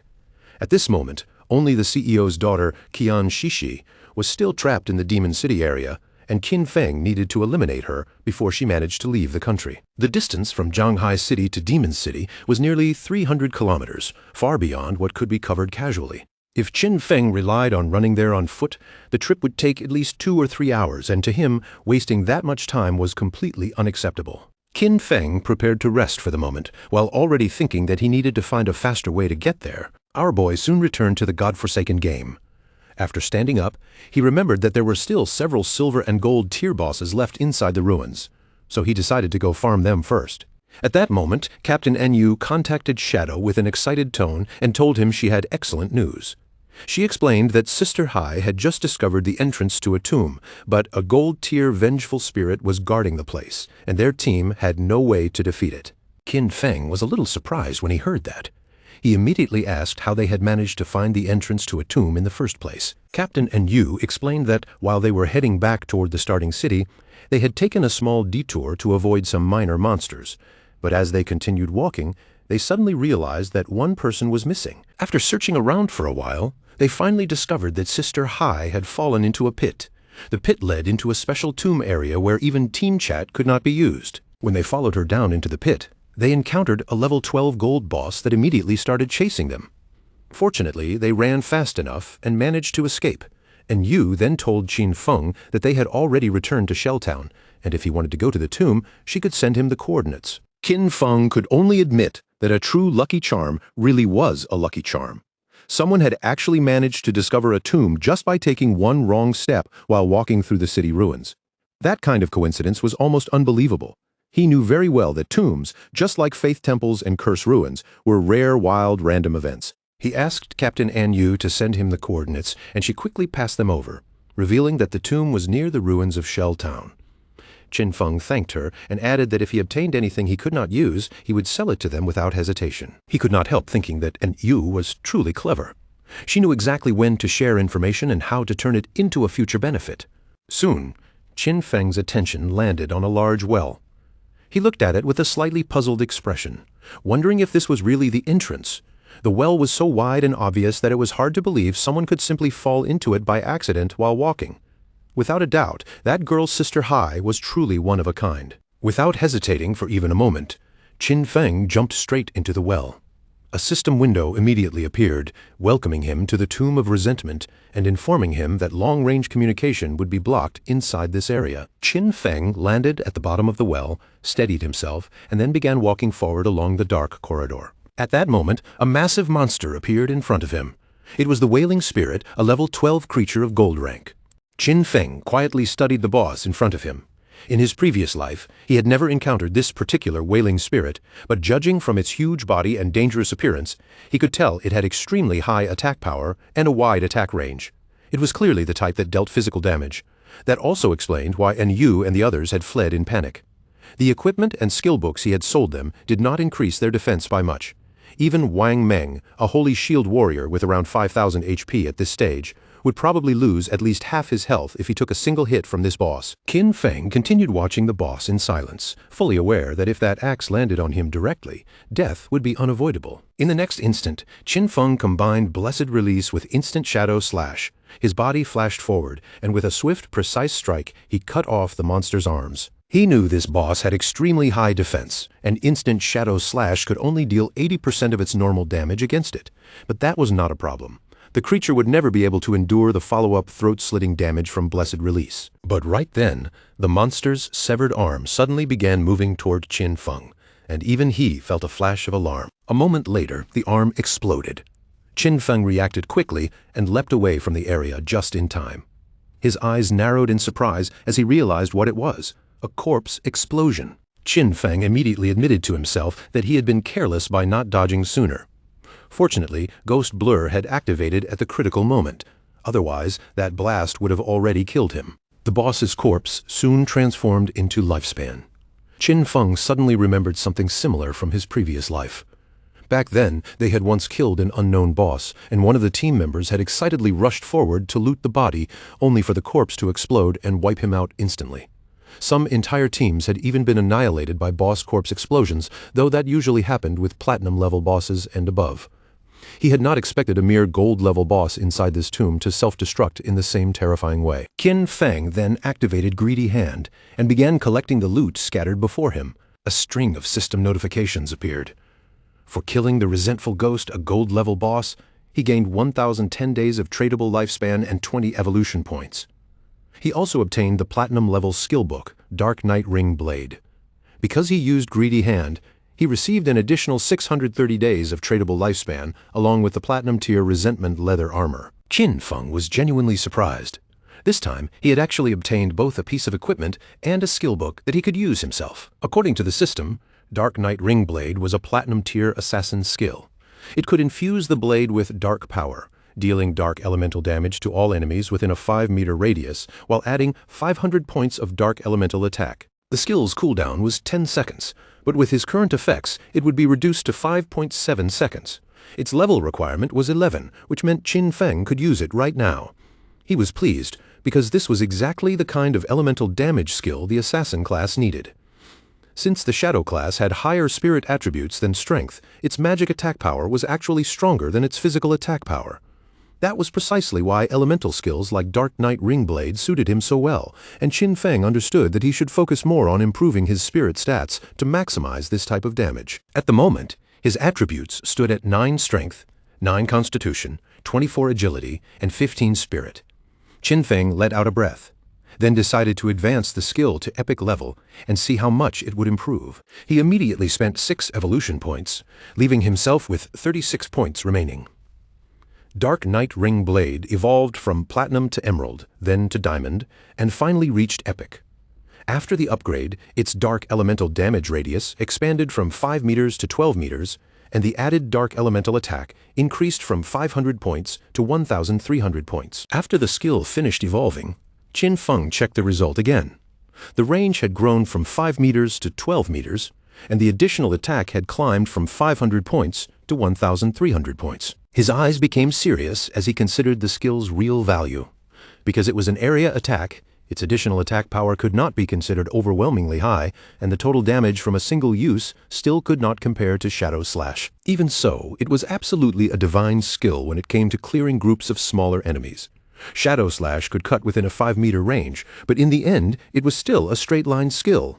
Dark Knight Ring Blade, on the other hand, was a true area skill, which made it far more effective whenever Qin Feng was surrounded. The system then displayed the details of the platinum-level Resentment leather armor.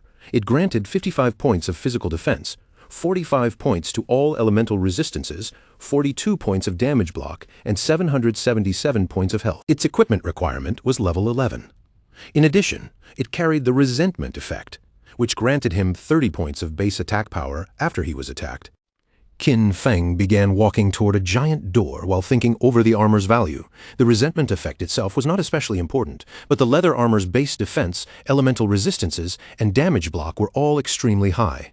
It was enough to replace the level 5 Golden Ghostfire leather armor he was currently wearing. As for the remaining loot, there were about 20 items in total, and selling them all would bring in more than 10,000 days of lifespan. Now that he had entered the tomb, he hoped he could find some good materials inside, and if he could obtain a mount, that would be even better. At the same time, somewhere else, a goblin swung its sword with vicious force, cutting Qin Xiaoyu and her friend in half. A moment later, Qin Xiaoyu and her party respawned back in town once again. The man was so furious that he completely lost control, shouting like a madman in front of everyone. Then he suddenly grabbed Qin Xiaoyu by the collar, yanking her close with a furious look on his face. He coldly told her she was completely useless, someone who had only grown taller, but had never grown a brain. Then he scolded her even harder, saying that every time the team got wiped out, it was always because of her mistakes. Because of her, he now had only 2 years of non-tradable lifespan left. With a rough shove, he threw Qin Xiaoyu hard onto the ground. Then he pointed at her and threatened her, warning her not to even think about looking for him at school. If she dared to come after him there, he made it clear that he would definitely deal with her himself. Qin Xiaoyu's friend quickly rushed over and bent down to help her up. Meanwhile, the man did not stay another second and directly disconnected from the game. Her friend looked at Qin Xiaoyu with concern and asked her to come along to her parents' small town.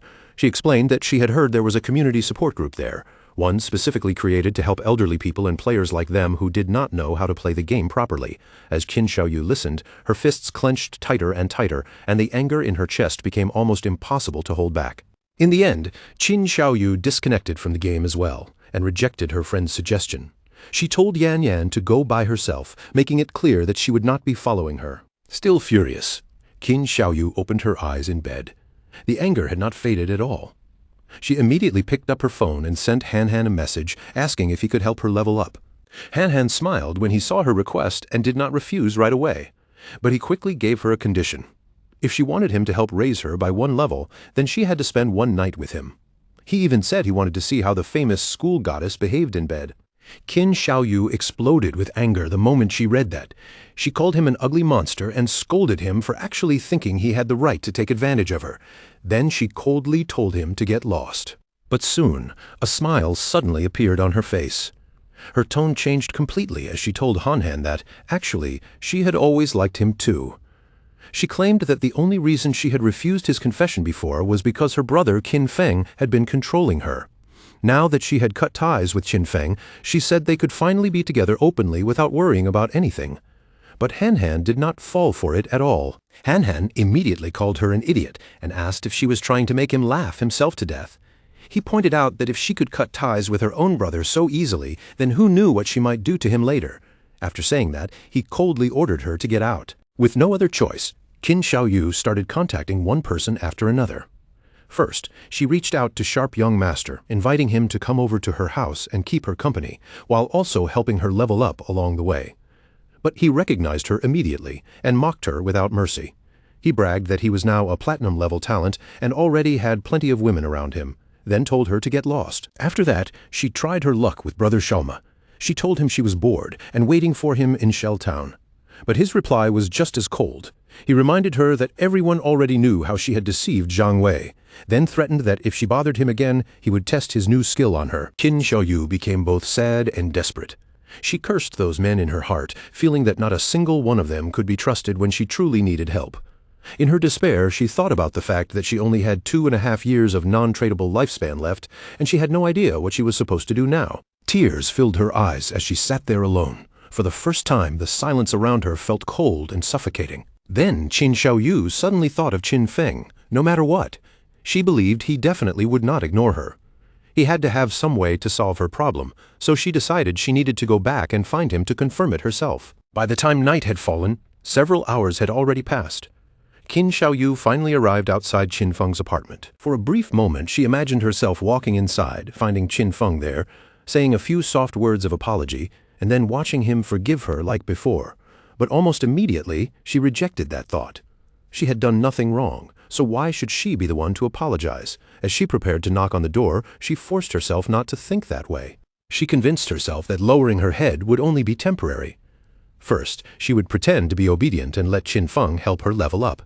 She was sure he would agree, because ever since childhood, he had always been the person who cared about her the most.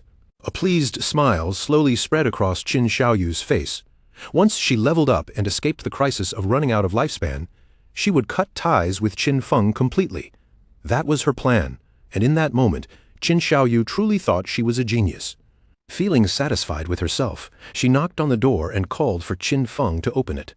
When there was no response, she knocked again, raising her voice as she wondered aloud whether he had already fallen asleep. Then she announced that she had come back. As the silence continued, her tone gradually became more anxious and pleading, and she begged him to please open the door. Finally, Qin Xiaoyu lost her patience. In a burst of anger, she kicked the door open, but the moment she looked inside, she froze in shock, because there was no one in the apartment. She stared around the room in disbelief, wondering where Qin Feng had gone. But what shocked her even more was that the bed, the table, the clothes, and everything else in the apartment had disappeared. Qin Xiaoyu quickly turned on her phone and tried calling Qin Feng, but no matter how long she waited, there was no answer. She had no idea where our boy had gone, and the empty apartment only made her panic grow heavier. At the same time, deep inside the tomb of resentment, Qin Feng was slaughtering every monster in his path. Not long after, he finally realized that he had reached the deepest end of the tomb. Qin Feng summoned a devout follower and looked ahead. Along the way, he had already wiped out more than 200 minor monsters, along with several bronze and silver level bosses. Because of that, he was now very close to reaching level 12. In front of him stood the final coffin. He knew that once it was opened, the tomb's ultimate boss would appear, and he hoped the boss inside would be platinum level. The devout follower stepped forward and began pushing against the coffin lid. Qin Feng kept his eyes fixed on the coffin, watching every movement carefully. Then, not long after, something strange began to happen. A sinister wave of evil energy surged out and poured into the devout follower's body through its eyes and mouth. The system immediately informed our boy that his devout follower had been annihilated. Qin Feng instantly realized what he was facing. This was Death Miasma, a gold-level boss.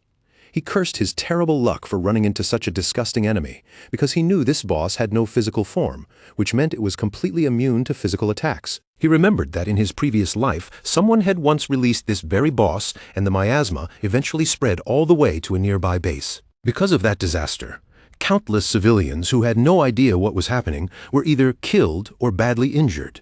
Being possessed by Death Miasma was practically a death sentence. Unless a teammate could dispel it in time, or unless the victim belonged to one of the rare classes with special invincibility-type skills, survival was almost impossible. A serious light flashed in Qin Feng's eyes. Without hesitation, he decided to use Dark Night Ring Blade, and shadows immediately began spinning around his body. Thanks to that skill, Qin Feng was finally able to see the boss's true body hidden deep inside the miasma. Qin Feng gripped his dagger and attacked the true body directly. In the next moment, a system window appeared, informing him that he had killed the gold-tier boss, Death Miasma. Qin Feng knew very well that even though Death Miasma was officially classified as gold-tier, its actual strength was clearly above many platinum-level bosses. Unfortunately, its drops would still only be gold-grade. Luckily, the Dark Night Ring Blade he had just learned dealt magic damage, which allowed him to handle this boss. As the corpse turned into lifespan orbs, Qin Feng activated Greedy Hand and collected the loot. He let out a quiet sigh. After going through so much effort to clear this tomb, he could only hope the boss would drop something truly worthwhile from the gold-tier loot. Then Qin Feng obtained a rare item called the Mount Bell, and his eyes widened slightly the moment he saw it. Our boy was immediately pleased, because the boss had really dropped a mount. This proved that Lin Lu's famous koi-like luck was not just some empty rumor, but something completely real. According to the system description, the Mount Bell, Ghost Nightwolf could summon a level 11 Ghost Nightwolf. The creature could assist in battle and could also be ridden as a mount, with the only requirement being that the user had to be at least level 11. Qin Feng remembered very clearly that the Ghost Nightwolf was one of the fastest mounts available in the early stages of the game. The Ghost Nightwolf was level 11 and belonged to Gold grade. Its attributes were impressive for this stage, with 148 strength, 155 constitution, 135 spirit, and a remarkable 191 agility. The mount would gain experience alongside its owner and grow stronger over time. However, if the bell was traded to someone else, the Ghost Nightwolf's level would reset back to its initial state. Its abilities were just as eye-catching. While mounted, it increased movement speed by 245%. Its Nightwalk ability allowed the mount to remain permanently in level 1 stealth during the night. Attacking would break the stealth effect, but it would add 120 reveal damage, and the mount would need 60 seconds before entering stealth again. Its Pounce skill allowed it to leap at a single target 3 times in a row, with each strike dealing an extra 267 physical damage and a 12-second cooldown. Finally, Wolf Howl could grant allied units plus 35 attack, plus 35 physical defense, and plus 35 all-element resistance for 180 seconds, though it had a 600-second cooldown. Qin Feng understood immediately that this was not just a simple mount, it was also a battle pet that could fight alongside him. And the fact that it came with a stealth ability made this harvest even more valuable. To Qin Feng, this was an enormous gain. Under the cover of night, Qin Feng mounted the Ghost Nightwolf and rode out from the ruins, heading toward his next destination. His plan was already clear.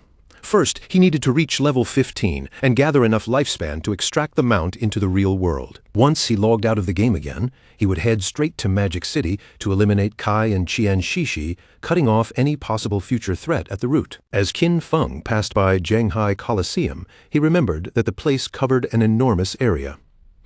It also had 2 additional underground levels, forming a complicated labyrinth beneath the surface. The entire place was crawling with monsters, which made it exactly the kind of area Qin Feng needed. For him, this was not a danger zone, but the perfect hunting ground to raise his level as quickly as possible. The ghost Nightwolf moved with light, nimble jumps, carrying Qin Feng up along the wall of Zhanghai Coliseum. The top of the massive structure was packed with powerful monsters, each one giving off a dangerous aura. Those monsters soon noticed him. One after another, their eyes turned toward our boy, locking onto him from the shadows of the Coliseum wall. The ghost Nightwolf suddenly bent its legs and leapt forward, launching itself from the high wall with incredible speed. Qin Feng and his beast dropped from above together, descending straight from the sky toward the crowd of monsters below. A sharp light flashed in Qin Feng's eyes. His expression became calm but determined, as if the entire battlefield had already fallen under his control. Then he activated Shadow Instant Slash. His figure blurred through the monsters like a streak of darkness, and our boy began cutting them down one after another in a brutal massacre. At the same time, in another part of the ruins, Yu was also fighting. With her sword in hand, she struck down one of the monsters roaming the area. The monster's corpse dissolved into lifespan, and Yu finally let out a small breath of relief as the pressure on her shoulders eased a little. Her teammate, Ma Neiliang, the son of a department head in Zhanghai City, immediately began clapping and praising her. He said that Captain An truly lived up to her reputation and that her damage was simply insane. He praised the hidden class dragon swordsman as incredibly powerful, then openly declared that Yu was absolutely the woman he had set his sights on. But Yu only looked at the fallen boss and said that this gold boss was merely level 8, yet they had still spent more than 10 minutes fighting it. Because of that, she really could not understand how Shadow had managed to solo kill a platinum boss. Ma Neiliang kept praising her. But when it came to Shadow, his tone turned dismissive. He said Shadow was nothing more than a stealth-type assassin who relied on hiding and slowly grinding bosses down. In his eyes, that kind of fighting style could never lead someone to true greatness. Deep down, he felt pleased, because he knew Yu had no powerful background supporting her. With his status as the son of an official, subduing her would be easy. Yu, however, glanced at him and asked whether a mediocre archer like him would not be even better suited for slowly wearing down a boss. Ma Neiliang immediately lost his balance and fell backward onto the ground. Sitting there awkwardly, he quickly explained that he was an upright person and would never lower himself to doing something like that. Then his expression turned serious. He said he had heard that Shadow had an extremely terrible character and was a ruthless killer in the real world. He also claimed to know a hunter from the Metropolitan Police who already possessed level 3 anti-stealth skills. Because of that, he suggested setting up a trap, uncovering Shadow's real-world identity, and then taking control of him afterward. In Ma Neiliang's view, someone like Shadow could only be trusted if he was forced to work under their organization. Otherwise, incidents like Song Fei and Zhang Lai would continue happening again and again. He even said he was already tired of cleaning up Shadow's messes. Hearing this, Yu and Wang Meng exchanged a look, and then both of them started laughing at Ma Liang. They asked him if he truly still did not understand the situation. It was not that Shadow had begged them to clean up after him. In reality, they were the ones who had to follow behind and clean up what Shadow left behind, because only by doing that could they make sure their interests stayed aligned with his and maintain cooperation. Then they reminded him of Shadow's achievements, the world's first solo kill of a gold boss and the world's first solo kill of a platinum boss. Ma Neiliang's face twisted with anger. To him, Shadow was still nothing more than a fragile assassin. He snapped back, asking why they could not control Shadow as long as their anti-stealth level could keep up. Then he scolded them as a bunch of nobodies, furious that they dared to lecture him. After that, Ma Neiliang turned toward Yu and told her to watch carefully. He declared that he would ruin Shadow's reputation and capture him himself. When that day came, he said Yu would be kneeling in front of him, apologizing and begging for his forgiveness. Wang Meng ignored Ma Liang's boasting and turned to Yu, asking what loot the boss had dropped. Yu checked the reward and replied that it had dropped a piece of gold-tier equipment meant for a priest. There was also one piece of silver-tier equipment and a silver-tier skill book. And Yu touched her chin thoughtfully, remembering how Shadow usually sold them several pieces of gold equipment and sometimes even platinum gear. That made her wonder just how many bosses he had actually killed, or maybe his talent was related to treasure hunting and all those items came from opening chests. Wang Meng's expression gradually turned serious, and he admitted that he was a little worried. And Yu looked at him in confusion. Wang Meng then brought up the Zhongnan restaurant case, the incident where the entire Dongfeng family had been killed during a gathering. Then Wang Meng raised a disturbing possibility. If Shadow had really been the one behind that case, were they still supposed to continue cleaning up after him? He admitted that he still did not fully understand Shadow's personality, and what worried him most was the possibility that Shadow might actually be a ruthless serial killer in real life. And Yu naturally knew about that case as well. The higher-ups were taking the matter very seriously, and almost everyone was privately speculating whether the whole thing had something to do with Shadow. But An Yu only smiled with confidence. She said that even if Shadow really had been responsible for that case, she would still choose to cooperate with him. And even if the higher-ups refused to clean up what he left behind, she would personally stand on his side. Wang Meng looked even more confused and asked her why. And Yu simply replied that the real question was, who would not want to support Shadow? Just then, one of their subordinates appeared and reported that they had found a place up ahead that looked like an arena. However, every monster inside had already been killed. The subordinate's face was serious as he explained that bodies were scattered everywhere. He had no idea which party had been powerful enough to clear out all the monsters in that arena. The moment An Yu heard that, she became visibly happy and immediately decided to go check the arena herself. Seeing her reaction, Wang Meng became even more puzzled. Soon, they arrived at Zhanghai Coliseum. The moment they stepped into the area, they saw lifespans scattered across the ground in large amounts. Everyone was stunned by the unbelievable amount of loot in front of them. There had to have been hundreds of smaller monsters here, and that made them wonder what kind of party could possibly clear this entire place. Captain An Yu, however, was certain that Shadow had been here. With that in mind, she suggested they search the surrounding area because they might be able to run into him. Ma Liang immediately questioned why she was so sure it had been Shadow. Captain An Yu answered calmly that the reason was simple. Shadow was number 1 on the leaderboard. Their own party was right behind him. And if even they could not accomplish something like this, then it could only have been Shadow. Ma Liang was furious and argued that he also had invisibility, so he could do the same thing if he simply spent more time. That was all there was to it. And Yu ignored his anger and smiled as she contacted Shadow. Since he had cleared so many monsters, she guessed he must have plenty of gear and skill books he did not need, so she directly proposed that he sell those items to them. At that exact moment, Ma Liang's eyes suddenly widened in surprise. Qin Feng appeared behind him, seated calmly on the back of the ghost Nightwolf. The sight of the wolf startled Ma Liang so badly that he dropped onto the ground, landing on his backside. On the other side, Captain An Yu's eyes lit up with excitement as she quickly asked Qin Feng where he had gotten a mount. Qin Feng replied calmly that it was thanks to the coordinates Little Black had given him that he had managed to obtain this mount. When Little Black heard that, her face immediately flushed red. She lowered her gaze a little and softly said there was no need to mention it. Qin Feng then decided to make a deal with Captain An Yu. He suggested that she take all the items scattered on the ground as one full package, with the conditions staying the same as usual. An Yu nodded and said she understood. If she was not satisfied, she simply did not have to buy it. She already knew very well that Shadow's prices had always been fair. While they were talking, Ma Liang stood nearby with rage building in his chest. His eyes widened, and his expression grew darker by the second. He felt completely humiliated by Shadow's sudden appearance and the way everyone treated him. In his heart, Ma Liang swore that he would make all of them pay for this insult. Mounted on the ghost Nightwolf, Qin Feng continued moving forward through the ruins, leaving the others behind as he advanced deeper into the area. According to the system chart, Qin Feng had already reached level 13. Below him, at level 10, were Justice Enforcement and Wang Meng, while Black Goblin Big Liza had also appeared at level 10. Our boy now had 245 years of tradable lifespan and 255 evolution points. Qin Feng felt pleased because after clearing the arena ruins this time, he had obtained a fairly good gold-grade skill book. The skill book was called Silent Concealment. It was gold-grade and allowed the user to enter stealth while remaining completely still. As long as they did not attack or move, they could stay invisible indefinitely. Attacking from this state added 300 points of detection penetration damage. The cooldown was 120 seconds, and the required level to use it was 13.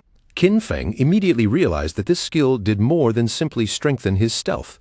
Its true value was that if he used it in reality and combined it with the invincible state from the game, he could make himself disappear completely in the real world. Without wasting time, he decided to evolve the skill book to epic level, consuming 11 evolution points. The skill quickly improved, rising from gold to platinum, then to emerald, then diamond, and finally epic. After the upgrade, the extra damage from a stealth penetration attack increased from 300 points to 800 points. At the same time, the cooldown dropped from 120 seconds to 60 seconds. Once that was done, Qin Feng decided to evolve some of his other skills as well. First, he spent 34 evolution points to raise Venomous Dart to epic level. The skill advanced from emerald to diamond and finally to epic, and its effects improved greatly. Its maximum range grew to 20 meters, its on-hit attack damage increased to 400, and it now applied the Venom status. That status dealt 100% damage per second for 5 seconds, had no weakness bonus, and could not stack.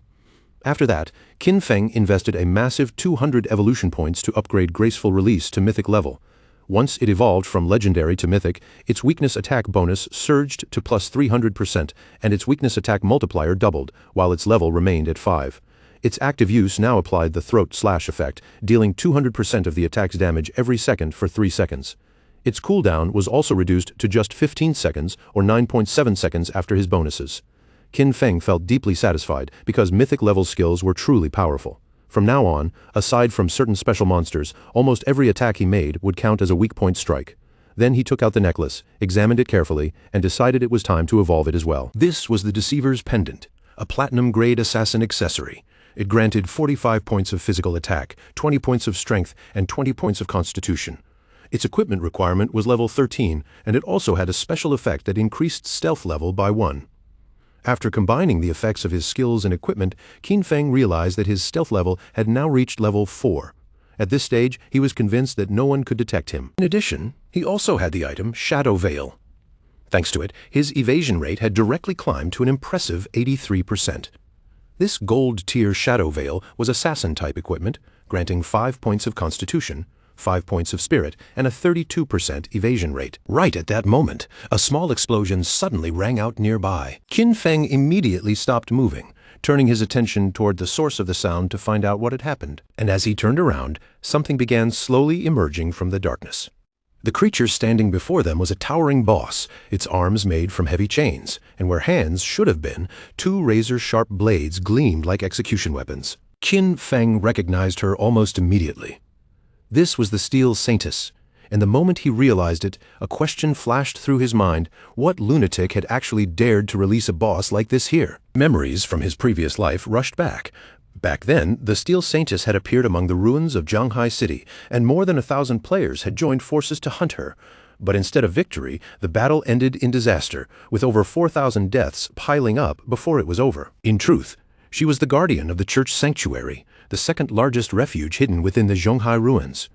Qin Feng had originally planned to take care of Kai and Shishi first, before coming back for this boss, but now that she had shown herself right in front of him, there was no point delaying it anymore. With a powerful leap, the wolf sprang upward, claws scraping against the wall as it climbed straight onto the top of a nearby building. The Steel Saintess suddenly began whirling her chain-like arms in wide, violent circles, and every sweep turned the area around her into a slaughter field for the nearby players. One player was cut down on the spot, and the instant the others saw him fall, their faces changed. Only then did they realize this boss was far stronger than they had imagined. Before the rest of them could even react properly, the Steel Saintess swung both blade arms with terrifying force, sending her weapons tearing through the surrounding players one after another. Watching those players still trying to challenge the Steel Saintess head-on, Qin Feng instantly understood that they had badly overestimated themselves. At that moment, a player riding a tiger charged forward to confront the boss. Qin Feng narrowed his eyes and recognized him at once: Chen Wuming, the man who possessed the hidden class known as Paladin. This was an old acquaintance from Qin Feng's previous life. The two of them had fought each other for 9 long years without ever deciding a clear winner. Chen Wuming was slippery, cunning, and full of dirty tricks. Whenever he was pushed into a corner, he always found some shameless way to escape. Qin Feng also remembered that, in his previous life, the Steel Saintess had ultimately been defeated by Chen Wuming's guild, the Night Sanctuary. That victory helped create the famous saying, West/God East Sanctuary, because the two powers ended up controlling the western and eastern sides of Jianghai City's ruins. When the Knights Sanctuary Guild first began recruiting members, they forced newcomers to sign an extremely cruel contract. It promised protection on the surface, but the price was brutal, a lifespan tax that could reach as high as 50%. Most ordinary members eventually became black slaves, trapped into working for the guild's higher-ranking players. A look of delighted surprise flashed across Qin Feng's eyes. To him, this timing was simply perfect. This time, he silently vowed Chen Wuming would not be getting away again. The Steel Saintess continued spinning her arms with crushing force, her attention locked on the chaos around her. Using that opening, Qin Feng slipped forward under invisibility and quietly landed near her. A dark, vicious light flickered in his eyes. Without wasting even a second, he activated the Dark Knight Ring blade, and in a blur of movement, he cut down the players standing close to him. Wrapped in a blood-red aura, Qin Feng began rotating at high speed, his blade light sweeping outward as players fell one after another. Seeing his own people being wiped out so suddenly, Chen Wuming froze in disbelief. The moment he realized the attacker was Shadow, Chen Wuming shouted at him in confusion, asking why he was killing his men when they had no grudge or hatred between them. Qin Feng appeared silently behind him, his gaze cold and filled with killing intent. Then, in an almost absurdly calm voice, he replied that it was because he did not eat beef. Hearing such a strange answer, Chen Wuming's eyes widened with fear. With an icy and arrogant expression, Qin Feng launched instant Shadow Slash. In the next breath, Chen Wuming was cut down before he could make another move. After that, Qin Feng raised his hand and immediately released the skill Blooming Curse. Not long afterward, the players who had been killed reappeared back in their town after respawning. Chen Wuming was burning with rage, unable to understand what Shadow not eating beef had anything to do with them. Beside him, one of his subordinates suddenly panicked because his lifespan had dropped all the way to 0. Chen Wuming immediately realized this had to be the effect of one of Shadow's skills. He decided they would gather their forces and strike back, but before that, they needed to move somewhere else to level up and recover the lifespan they had lost. Among the players who had respawned with them, Qin Zhaoyu was also there. She could not hold back her tears as fear and confusion overwhelmed her. She kept wondering why Shadow had targeted her directly, especially now that her remaining lifespan was already on the verge of being completely exhausted. At the same time, the system notified Qin Feng that his Flower Bloom Curse had absorbed 4 days of tradable lifespan and 1 full year of non-tradable lifespan from Xiaoyaoya.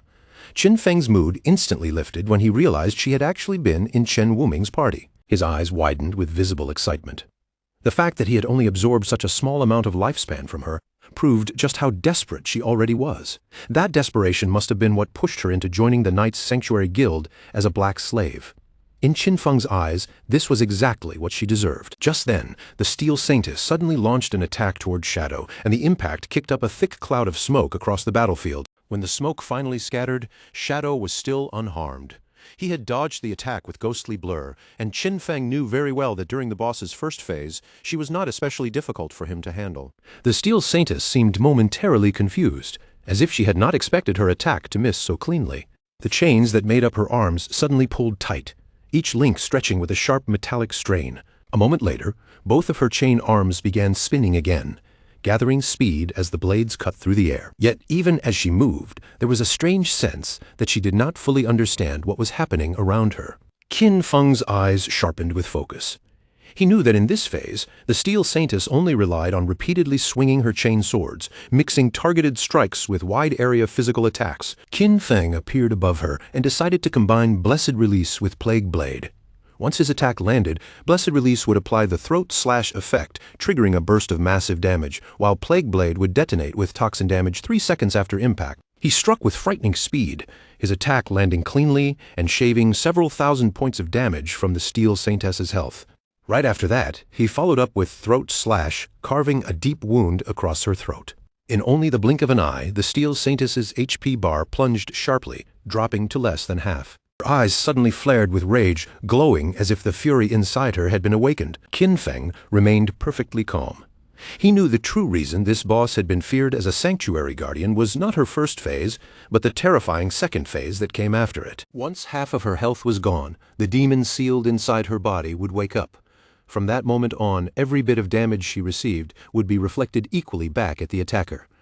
There was even a legend claiming that a portal existed inside the demon's stomach. According to that rumor, anyone swallowed by the demon would be transported to some unknown place, said to be at the bottom of a volcano.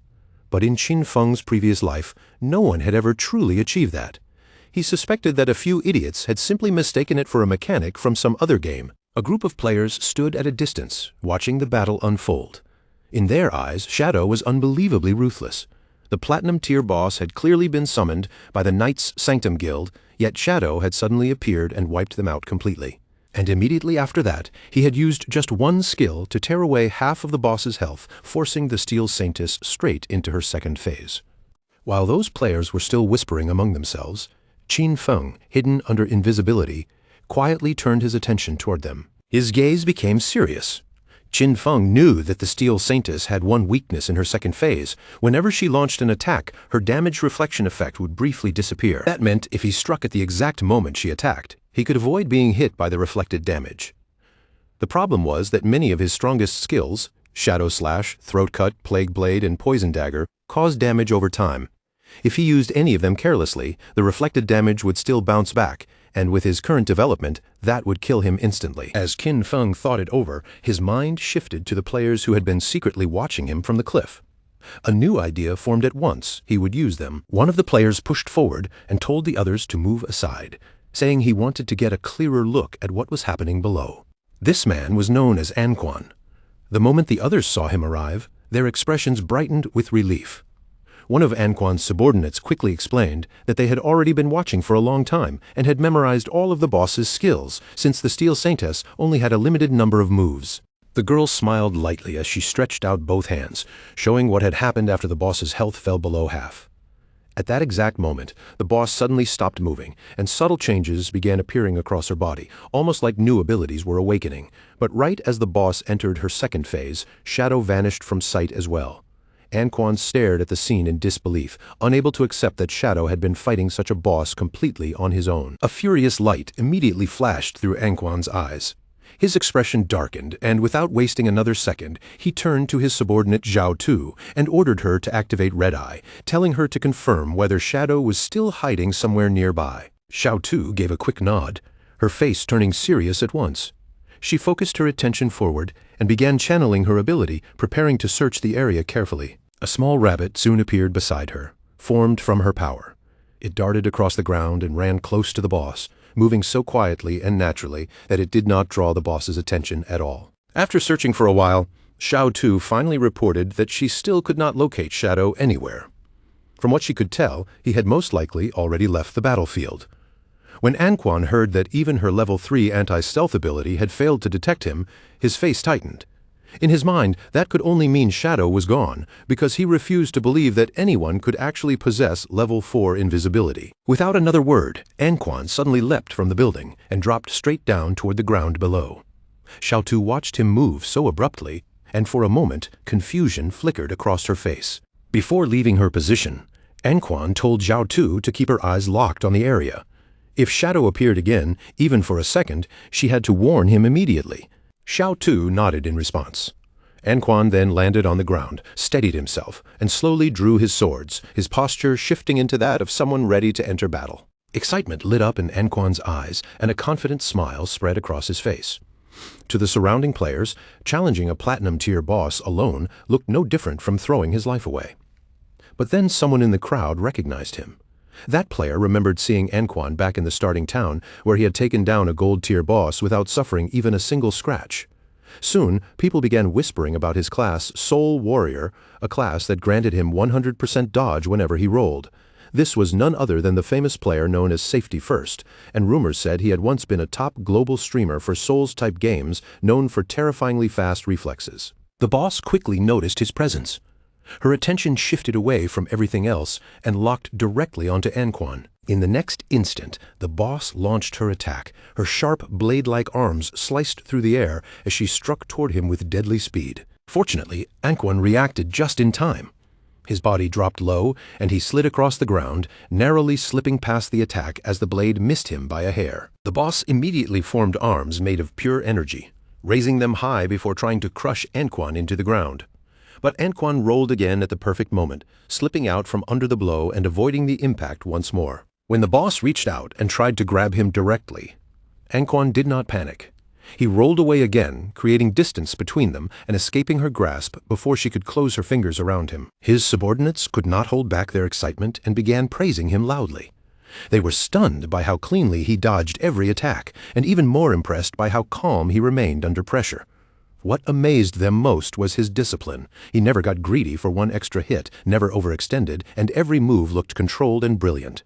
One of them smiled in admiration and said Anquan was truly incredible, perfectly avoiding every strike the boss threw at him.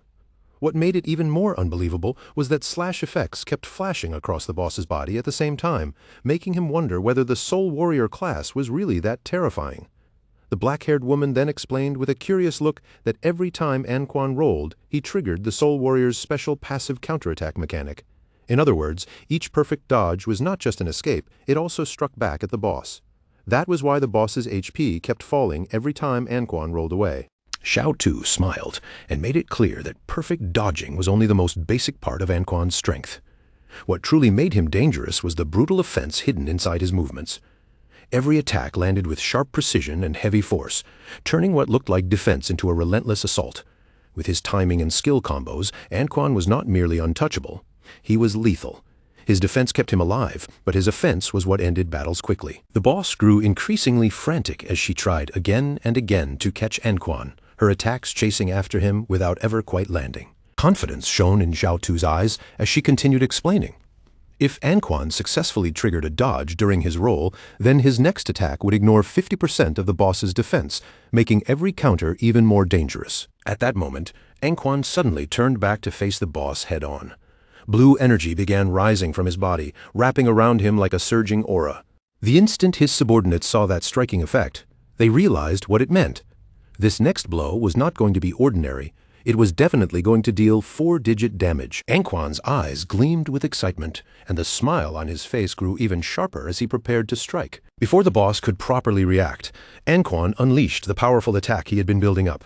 His body moved with the grace of a dance, and in a flash, one strike split into 3 shadow-like arcs, rushing forward with the speed and brilliance of falling stars. With complete control, Anquan drove his swords through the openings in the boss's defenses, carving deep wounds with frightening accuracy.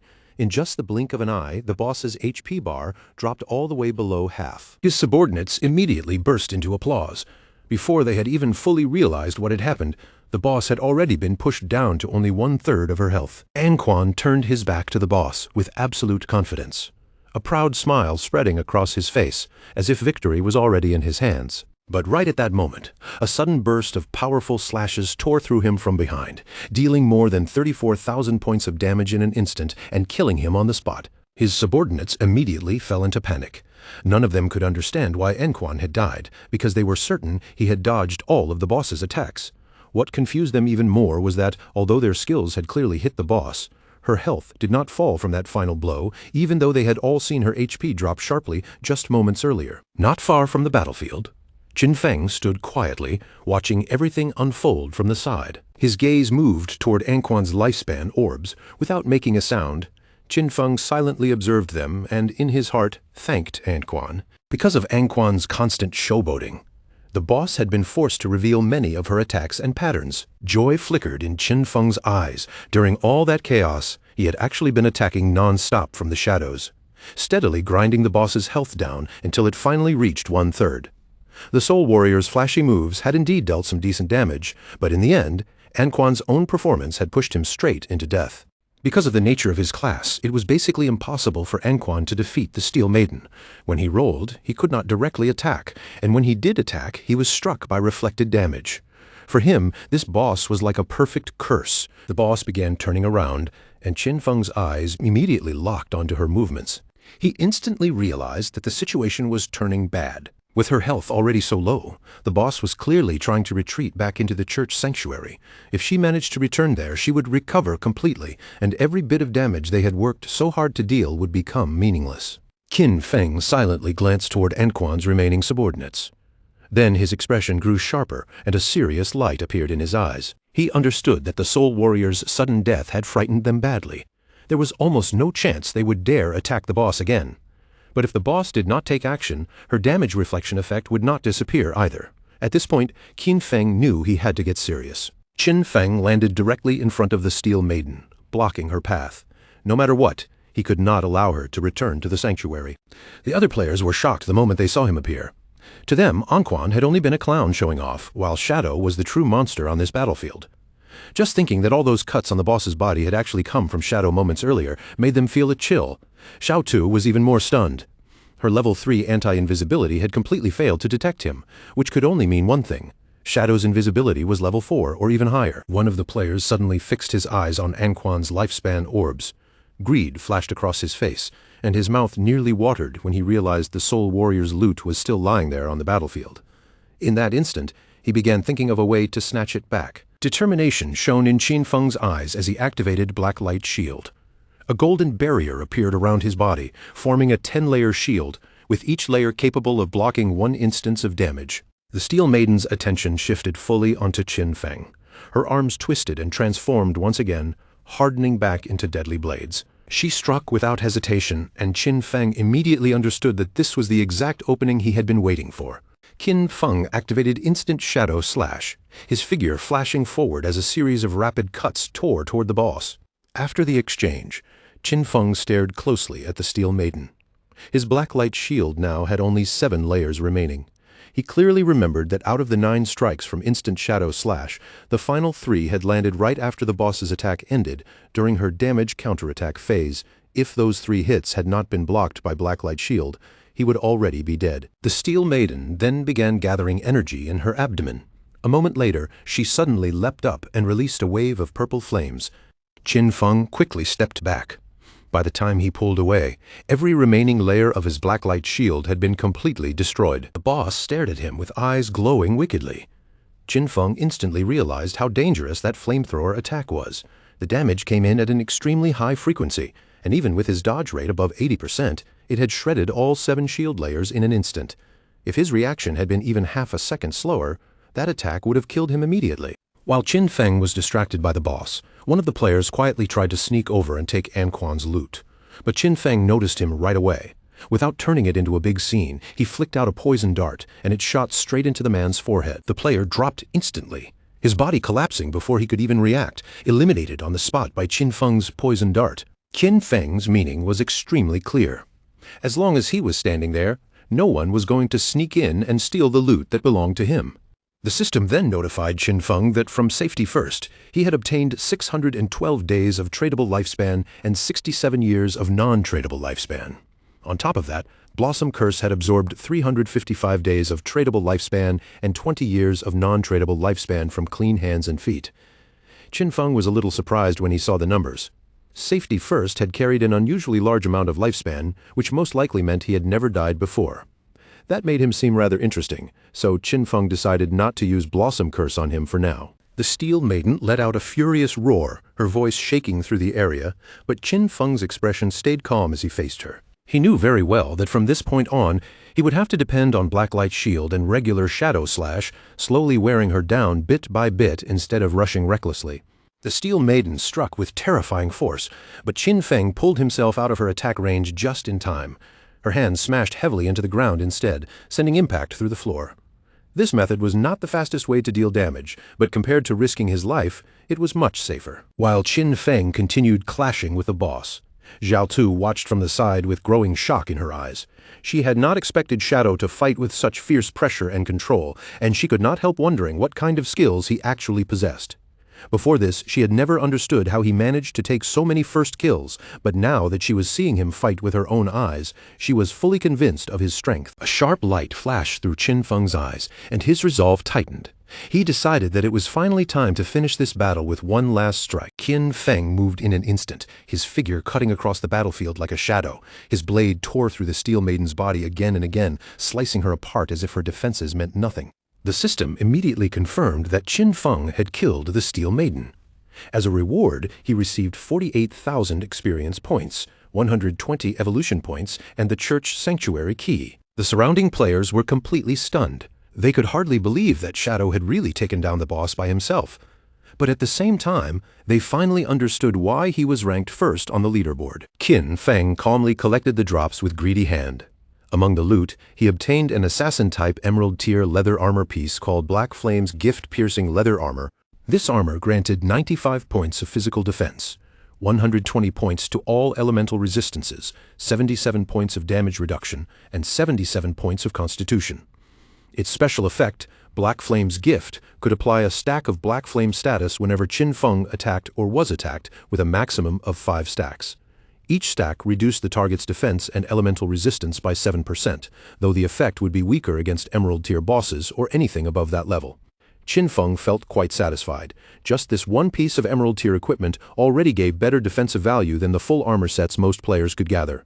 Even better, the Black Flame's gift effect could weaken both defense and elemental resistance, making it far more useful than the loot dropped earlier by the Soul Purifier. He also obtained an Emerald-tier skill called Assassin's Instinct. This skill allowed him to partially sense the outline of invisible units, while also granting 2 points to his anti-invisibility level. After looking it over, Qin Feng immediately decided to upgrade it. The upgrade process consumed a total of 33 evolution points, leaving Qin Feng with 97 points remaining. Assassin's Instinct rose step by step from Emerald to Diamond, then to Epic, and finally all the way to Legendary tier. As it evolved, the anti-invisibility bonus increased from 2 points to 5 points. Once it reached Legendary tier, it gained an additional effect that allowed him to sense a target's weak points with even greater sensitivity, giving him a 50% critical hit damage modifier. In other words, this anti-invisibility skill had become a Legendary tier ability with level 5 anti-invisibility and a 50% critical damage boost. When combined with the passive effect of Graceful Deliverance, his total bonus reached 350%. Now, even with his eyes closed, Qin Feng could still strike directly at an enemy's weak points. With 97 evolution points still left, Qin Feng decided to evolve Ghostly Blur to Legendary tier next. This upgrade consumed 80 points, leaving him with only 17 remaining. In return, Ghostly Blur advanced from Epic to Legendary, increasing its passive evasion rate from 75% to 85%. Even more importantly, every time evasion activated, Qin Feng would now gain complete immunity to that instance of damage. At that moment, Captain Anyu and the others arrived. She greeted Qin Feng right away and casually asked whether any good loot had dropped. Qin Feng looked at her with slight confusion, not quite understanding what had gotten into Anyu. Captain Anyu smiled and said she had not checked the leaderboard earlier, so she had never expected him to reach level 13 in just one night. To her, that speed was simply insane. Wang Meng added that they had been grinding non-stop the entire night, yet they had not even reached halfway through level 11. Compared to them, Qin Feng's leveling speed was completely unreal. Captain Anyu immediately smacked Wang Meng on the head, scolding him and telling him not to talk nonsense. In her mind, it was only natural that men leveled up faster. Qin Feng was still a little confused by her reaction, but he went ahead and explained that he had indeed gotten some loot. He had already appraised everything together, and the total value came to 45,000 days of lifespan in one complete package. Captain Anyu decided to hand over the lifespan, and the system soon confirmed that the transaction had been completed. Then Qin Feng's expression turned more serious. He told her that he had another valuable item for sale, and asked whether she knew anything about hideouts. A smile slowly appeared on Captain Anyu's face as she said they had already heard some information about hideouts. She explained that inside the ruins of Zhonghai City there were no true safe zones. Because of that, player groups could occupy hideouts and use them as bases, they could store supplies inside, and during critical moments, they could even activate magical defensive barriers to block outside water invasions. Qin Feng understood that the information she had heard was probably about the small hideout dropped by the Golden Boss. Captain Anyu nodded and continued explaining that Zhonghai City's officials still had not found any hideout of their own. However, in Modu, the officials had already taken control of a medium-sized hideout, and that was how they learned hideouts existed in the first place. Qin Feng then took a golden key out of his inventory. Since Captain Anyu now understood the value of a hideout, he directly revealed that this was the Sanctuary Hideout Key, dropped by the boss he had just killed. He told them that this hideout covered more than 800 meters of land.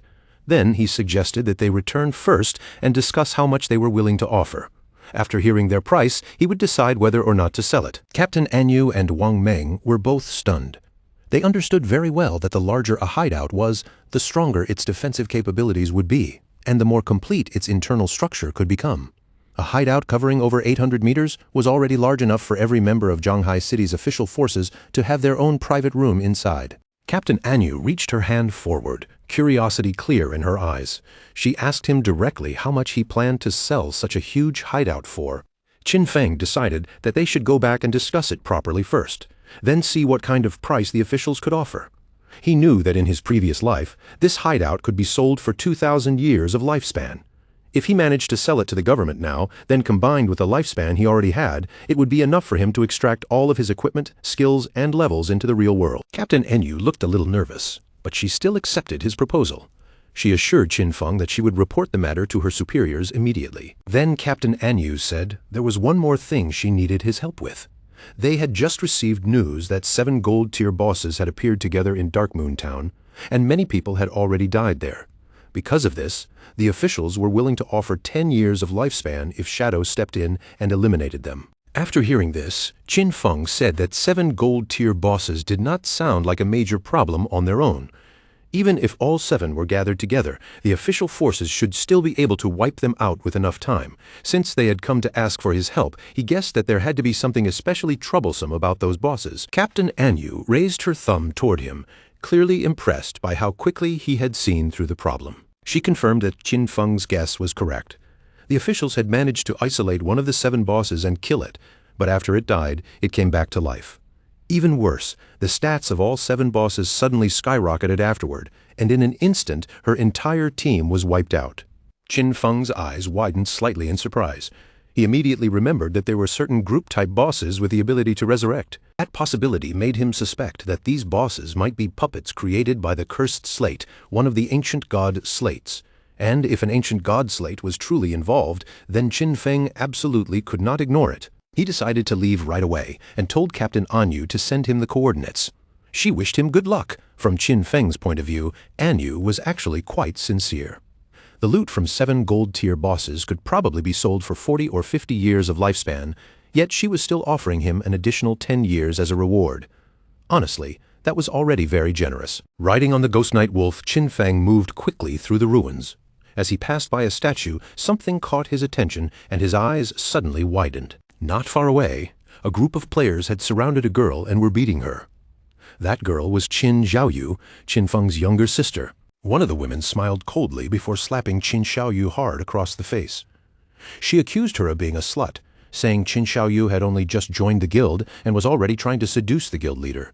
Qin Xiaoyu's face was covered in bruises, and tears streamed down as she cried helplessly.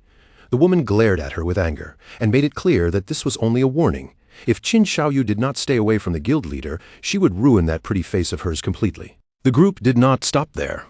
They continued beating Qin Xiaoyu, surrounding her as she struggled and cried under their attacks. Qin Feng watched from the top of a building, his gaze cold and quiet.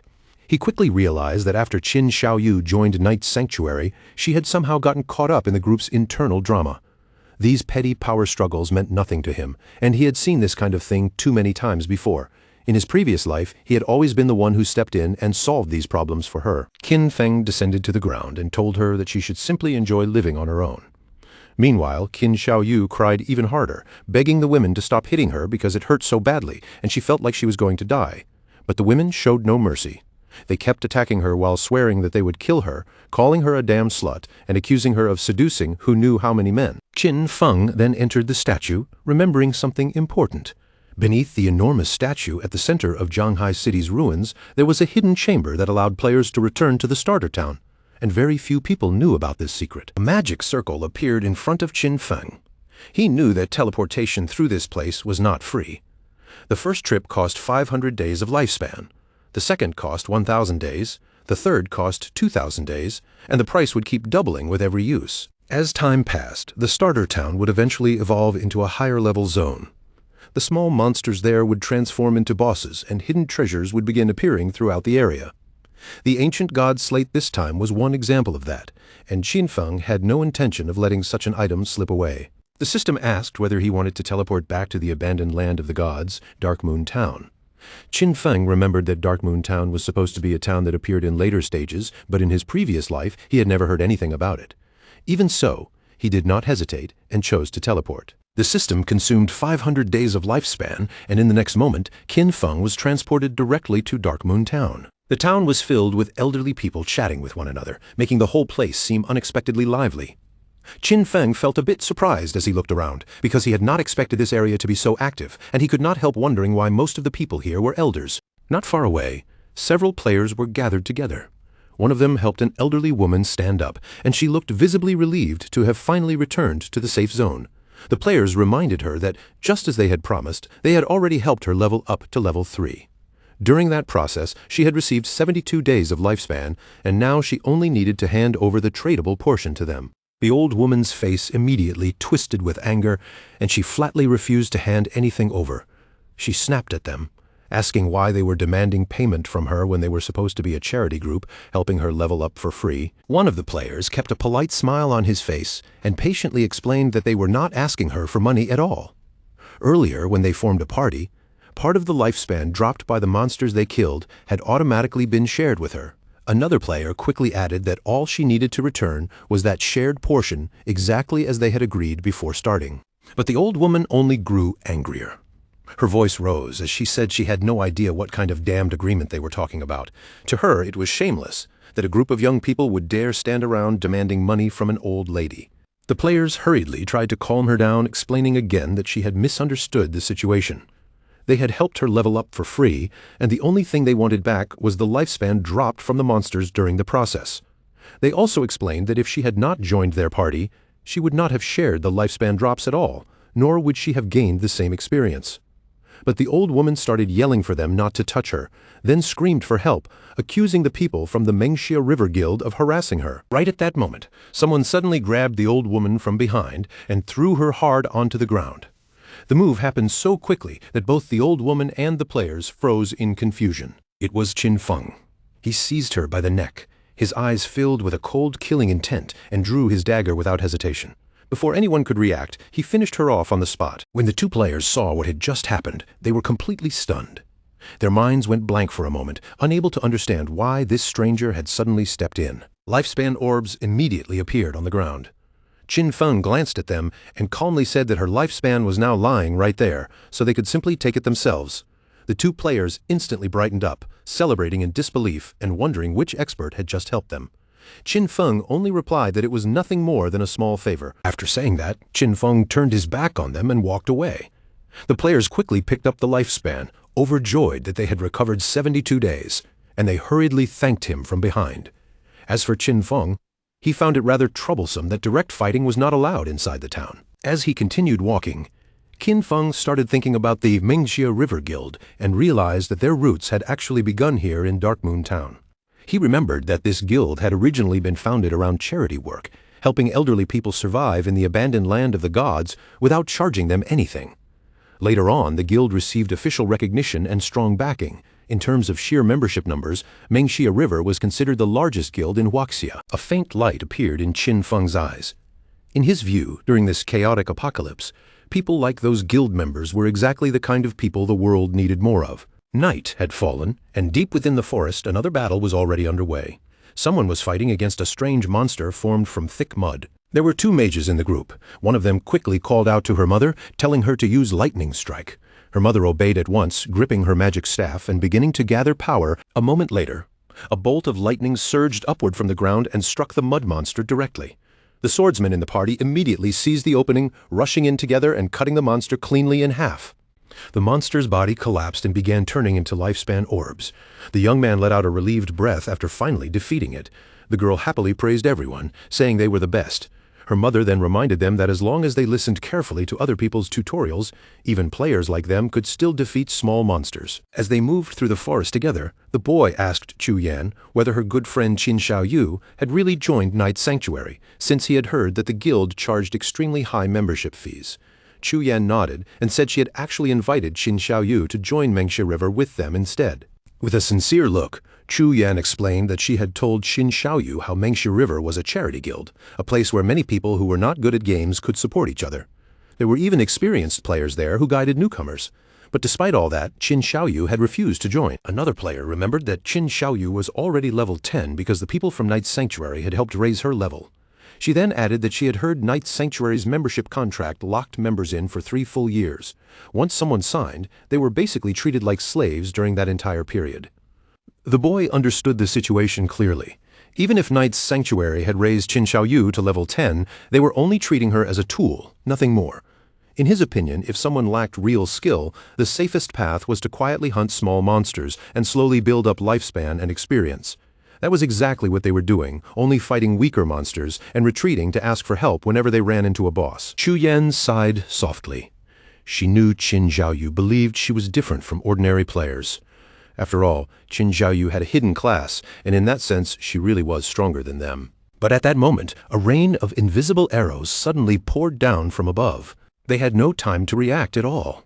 The arrows pierced straight through the player's body, instantly tearing away 1,000, 100, 3, 4, 3.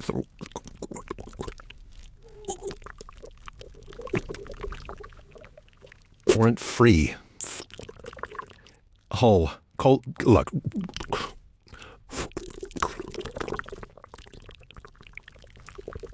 Call me. Call. .5.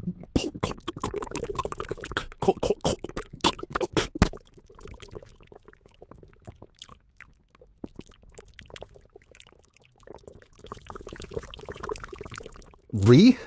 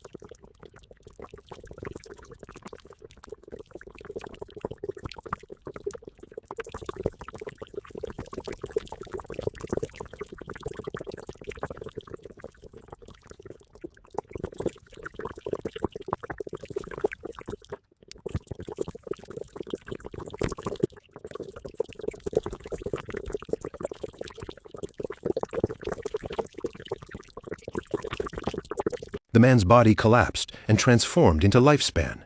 Chu Yan panicked completely because that man was her father, and beside her, her mother broke down crying at the sight. The archer who had fired the arrows smiled with satisfaction, clearly pleased that he had killed the man instantly with a single skill. The masked men beside him told him to stop wasting words, saying it was impossible for the Mengxia River Guild to have any real experts. To them, the guild was nothing but trash. They could not understand what skilled player would ever waste time carrying a group of elders, and they coldly called them all useless scum. The attackers then moved closer to Chu Yan and her mother. With a smug smile on his face, the archer told them to hand over every bit of lifespan they were carrying. Fear rose in Chu Yan's heart. She knew the authorities had officially forbidden killing other people inside the game, and she also understood that these attackers were risking becoming wanted criminals by doing this. The archer pointed at her with a mocking smile, making it clear that he did not care about the authorities at all. Then he lost patience and gave them 3 seconds to hand over the lifespan. Chu Yan's mother was frightened enough to obey, but Chu Yan stood her ground. She told her mother not to even think about handing it over and urged her to quickly ask for help in the guild channel while she tried to hold them off. Seeing this, the archer immediately ordered his men to attack. He told them to kill the older woman and leave the younger one alive for their own amusement. The masked men rushed forward at once, but just as they were about to reach them, a wolf suddenly appeared and sank its fangs into the attackers. Chu Yan froze in confusion, staring at the sudden scene in front of her. She had no idea what was happening or where this wolf had come from. The archer's eyes also filled with shock and confusion as he watched the situation change in an instant. Before he could even take another breath, a figure flashed past him with terrifying speed, and in the next moment his head was cut cleanly off. The one who appeared was none other than Qin Feng. While the wolf tore into the archer's subordinates, Qin Feng silently looked down at the severed head.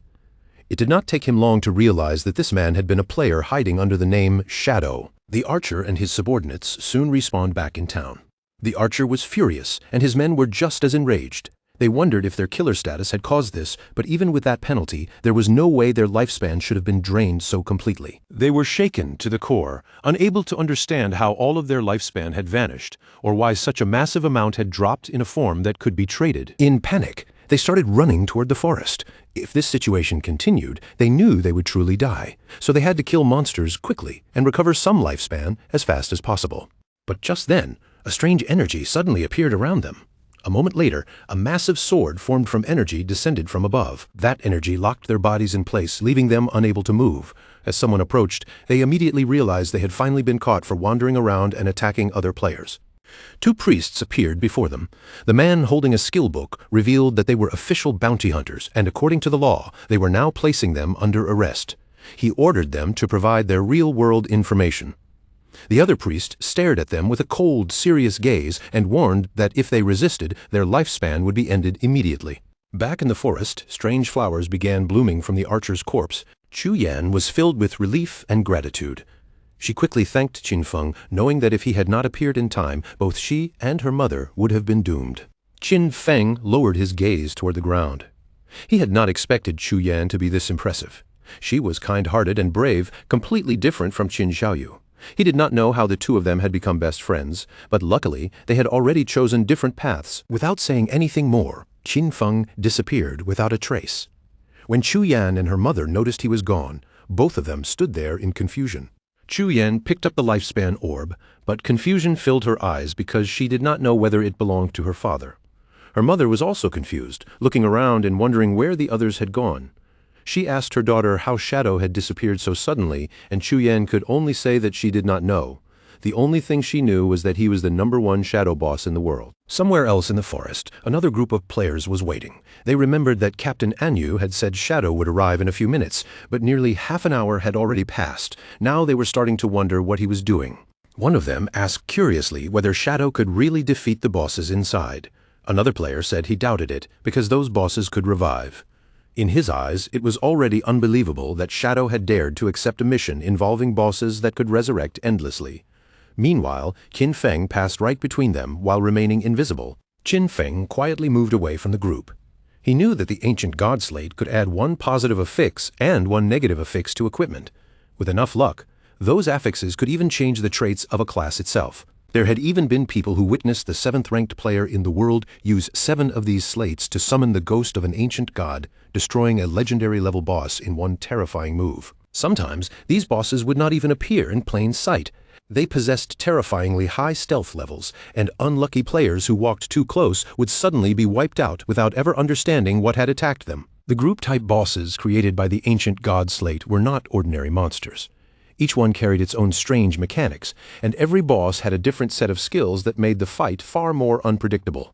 Qin Feng saw several monsters standing ahead, their eyes glowing with clear malice. Sometimes, bosses like these could remain invisible with extremely high stealth, allowing them to kill passing players before those players even realized danger was nearby. Other times, the real boss was actually a summoner-type sorcerer hiding somewhere in the area, while the monsters in front of the players would simply keep respawning endlessly. According to the information available right now, once any of these bosses were killed, they would revive. And every time that happened, all of them would gain another stack of berserk attributes. The official report claimed that killing even one boss would trigger the resurrection and berserk effect. But Qin Feng wondered what would happen if all of them died at the exact same time. Would they still be able to revive then? That was something worth testing. Qin Feng decided to test it first. He equipped the follower's pendant and used it to summon a devout follower, sending the summoned unit forward to probe the boss's reactions. The devout follower immediately charged toward the bosses and launched an attack, striking them and taking away more than 1,400 points of HP. One of the bosses instantly reacted, its eyes flashing with rage as it locked onto the devout follower. The boss turned around, and only a moment later, the devout follower's body exploded violently on the spot. Even after destroying it, the bosses barely seemed to care. They paid almost no attention to the poor devout follower, as if it had never been a real threat. Qin Feng's eyes sharpened with seriousness. He quickly noticed that all of these bosses were level 10. They did not have damage reflection, and their stats were only about twice as high as ordinary gold-tier bosses. Qin Feng activated Shadow Ring Blade. A strange red energy immediately spread outward, covering the surrounding area like a dangerous field. Right after that, Qin Feng threw out his poisoned darts.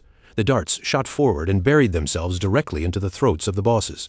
The bosses' bodies began disappearing one after another. Qin Feng watched the scene with slight confusion because no loot had dropped at all. At that moment, the disappearing bosses suddenly began merging together, their forms twisting into a single, much more powerful monster. The new boss was enormous. Its massive body moved forward, and it immediately charged straight toward Qin Feng. Qin Feng instantly went on guard. He understood that killing them all at the same time had been the correct choice, and this meant the battle had now entered its next phase. Then his eyes caught the strange symbols covering the giant boss's body. The boss swung into attack, but Qin Feng dodged away cleanly. At the same time, he recognized the symbols carved across its body as ancient god script. By deciphering the individual words and rearranging their order, he translated the hidden meaning and uncovered the boss's true name, Uthos, the Calamity Ancient God. As the boss continued pressing closer, little by little, Qin Feng frowned, unsure of the exact way to proceed. Then a thought crossed his mind. Maybe he needed to attack different parts of the boss according to the order of the characters. After all, he had once invested huge amounts of manpower and resources into studying ancient god script, specifically to overcome the ancient god ruins. Qin Feng slipped past the boss's movement and struck the symbol on its leg first. Then he moved again, attacking the symbol on its arm, and after that he aimed for the one carved into its chest. Poison began seeping out from the boss's body. It opened its massive mouth and roared in agony, the sound shaking through the area. Its body started breaking apart, pieces of it collapsing before it fell heavily into the water. Qin Feng immediately became alert because he still did not know what was happening next. Then coffins began rising from beneath the water's surface. At the same time, the boss's body floated upward and started changing shape again. Its body mutated rapidly, twisting in a grotesque way. Soon after, several monsters emerged from inside it and let out fierce roars. Qin Feng noticed that the embossed inscriptions on the coffins matched the monsters one by one. From the looks of it, this phase required him to kill each monster near its corresponding coffin. He could already see the ancient god's slate ahead. This looked like the final phase of the fight. At the same time, the monsters began charging toward him. Qin Feng stood firmly in place, his eyes shining with determination as he prepared to face them head-on. Crows began circling through the air above the area where Qin Feng was battling against the power of the ancient god slate. The nearby players all turned their attention toward that direction. Confusion and curiosity spread through the group, because they could not tell whether the trembling they felt was an earthquake, or whether the movement deep in the valley meant the boss was going berserk. Unable to hold back their curiosity, they decided to go and take a look. With a puzzled look, the mage in the team asked where the hell Shadow had gone.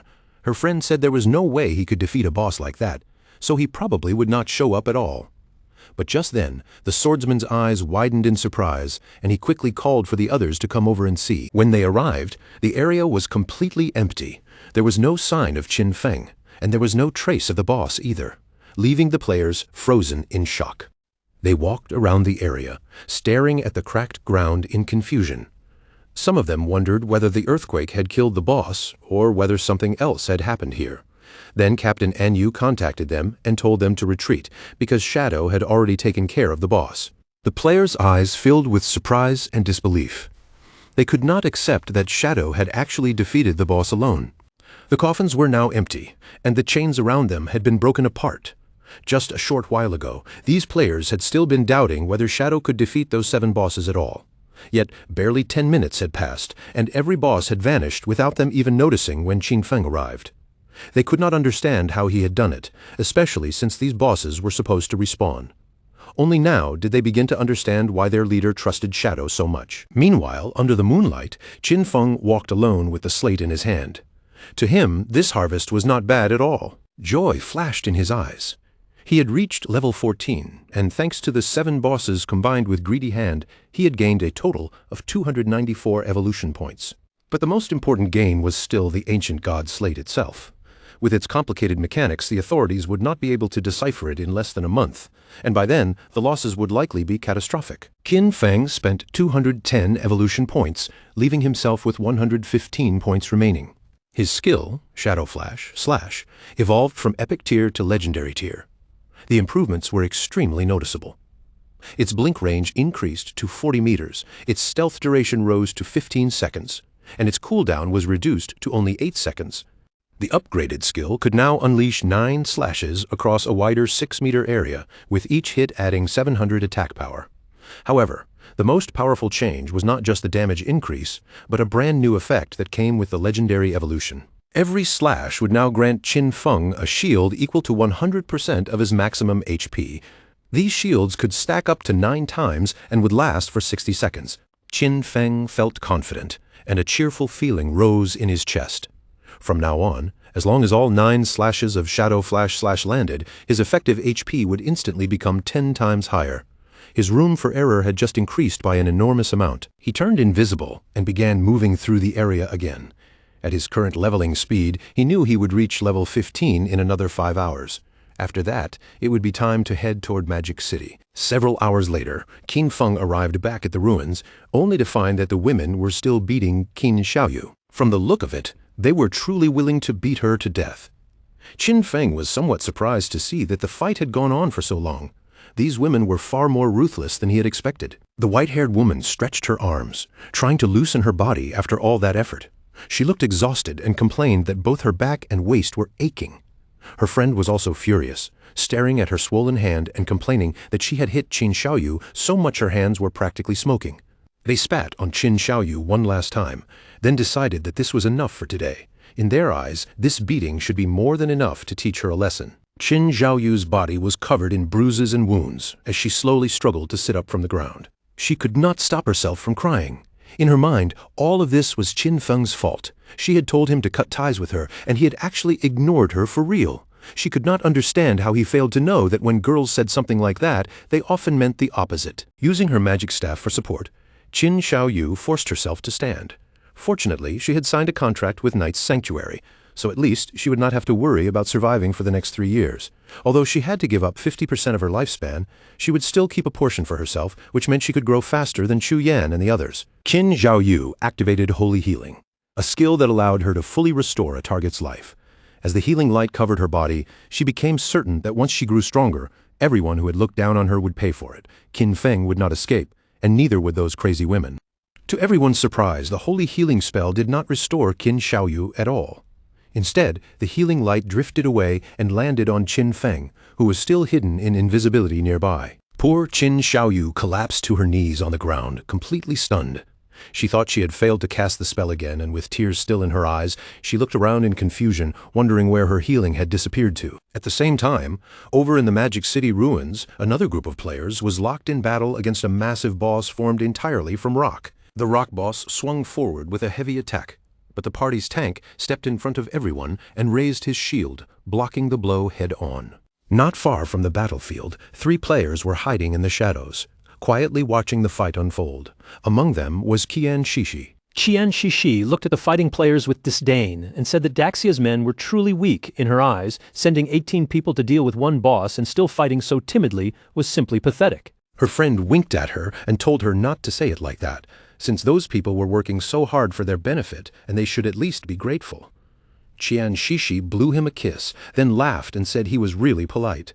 But even so, she mocked those Daxia pigs for having such low damage that they were taking forever to kill a miserable gold-tier boss. The players kept attacking with everything they had, and after a long struggle, the rock boss's HP bar had finally dropped below half. The team's mage smiled with excitement and shouted for everyone to push harder. The boss had only a little health left, so they just needed to hold on and fight for the final blow. But in that exact moment, a spear suddenly pierced straight through the mage's chest. He was killed instantly, and his body collapsed into lifespan before anyone could react. The one who had killed him was one of Qian Shishi's subordinates. With a cruel smile on his face, the subordinate thanked the mage for all his hard work, and for offering up the lifespan of weaklings so conveniently. The surviving players immediately panicked when they realized who they were facing. This was the Spade Gang, a thief group made up of mysterious women from Daxia and foreign players. They could not understand how such disgusting people could exist, guiding outsiders to slaughter their own countrymen. Even so, the players gritted their teeth and rushed forward. Their leader shouted for everyone not to be afraid, telling them to attack together, because the enemy only had a few people. Seeing them try to resist, Qian Shishi's expression turned vicious. She promised to massacre every Daxia pig in front of her and coldly warned them to prepare to die. Her subordinate pulled out his twin hammers and activated the skill Thunderous Tremor. A small earthquake burst through the ground, and in an instant, the players' bodies were trapped in place by the shaking earth. Qianshishi drew her daggers and moved like a flash of lightning. Before the trapped players could even struggle free, she cut through them one after another, killing them in the blink of an eye. She could not help mocking them afterward. To her, the men of Daxia were nothing more than a bunch of useless fools. A malicious light shone in Qianshishi's eyes. She knew that Daxia's authorities had already reported their information, but in her mind that meant nothing. To her, all of Daxia was just a filthy garbage dump. Her friend casually added that these were only ordinary players, so of course they had no way to compete against people like them, who were backed by real capital. As the corpses on the ground turned into lifespan orbs, Qianshishi explained that although their real identities had not been exposed yet, they should still leave Daxia as soon as possible for safety and head to North America. She looked down at the ground and decided that once they left, they would create a guild focused entirely on hunting Daxia pigs. The black man beside her thought it was a good idea, while the other man asked what name they should give the guild. Qianshishi lifted her dagger with a smile and decided that their guild would be called Alice. Then she dropped down and began indulging in her own wild fantasies, imagining herself surrounded by black men. After that, she decided they had done enough for today. It was time to disconnect and throw a big party to celebrate the founding of Guild Alice. Meanwhile, Captain Anyu smiled and waved toward Qin Feng.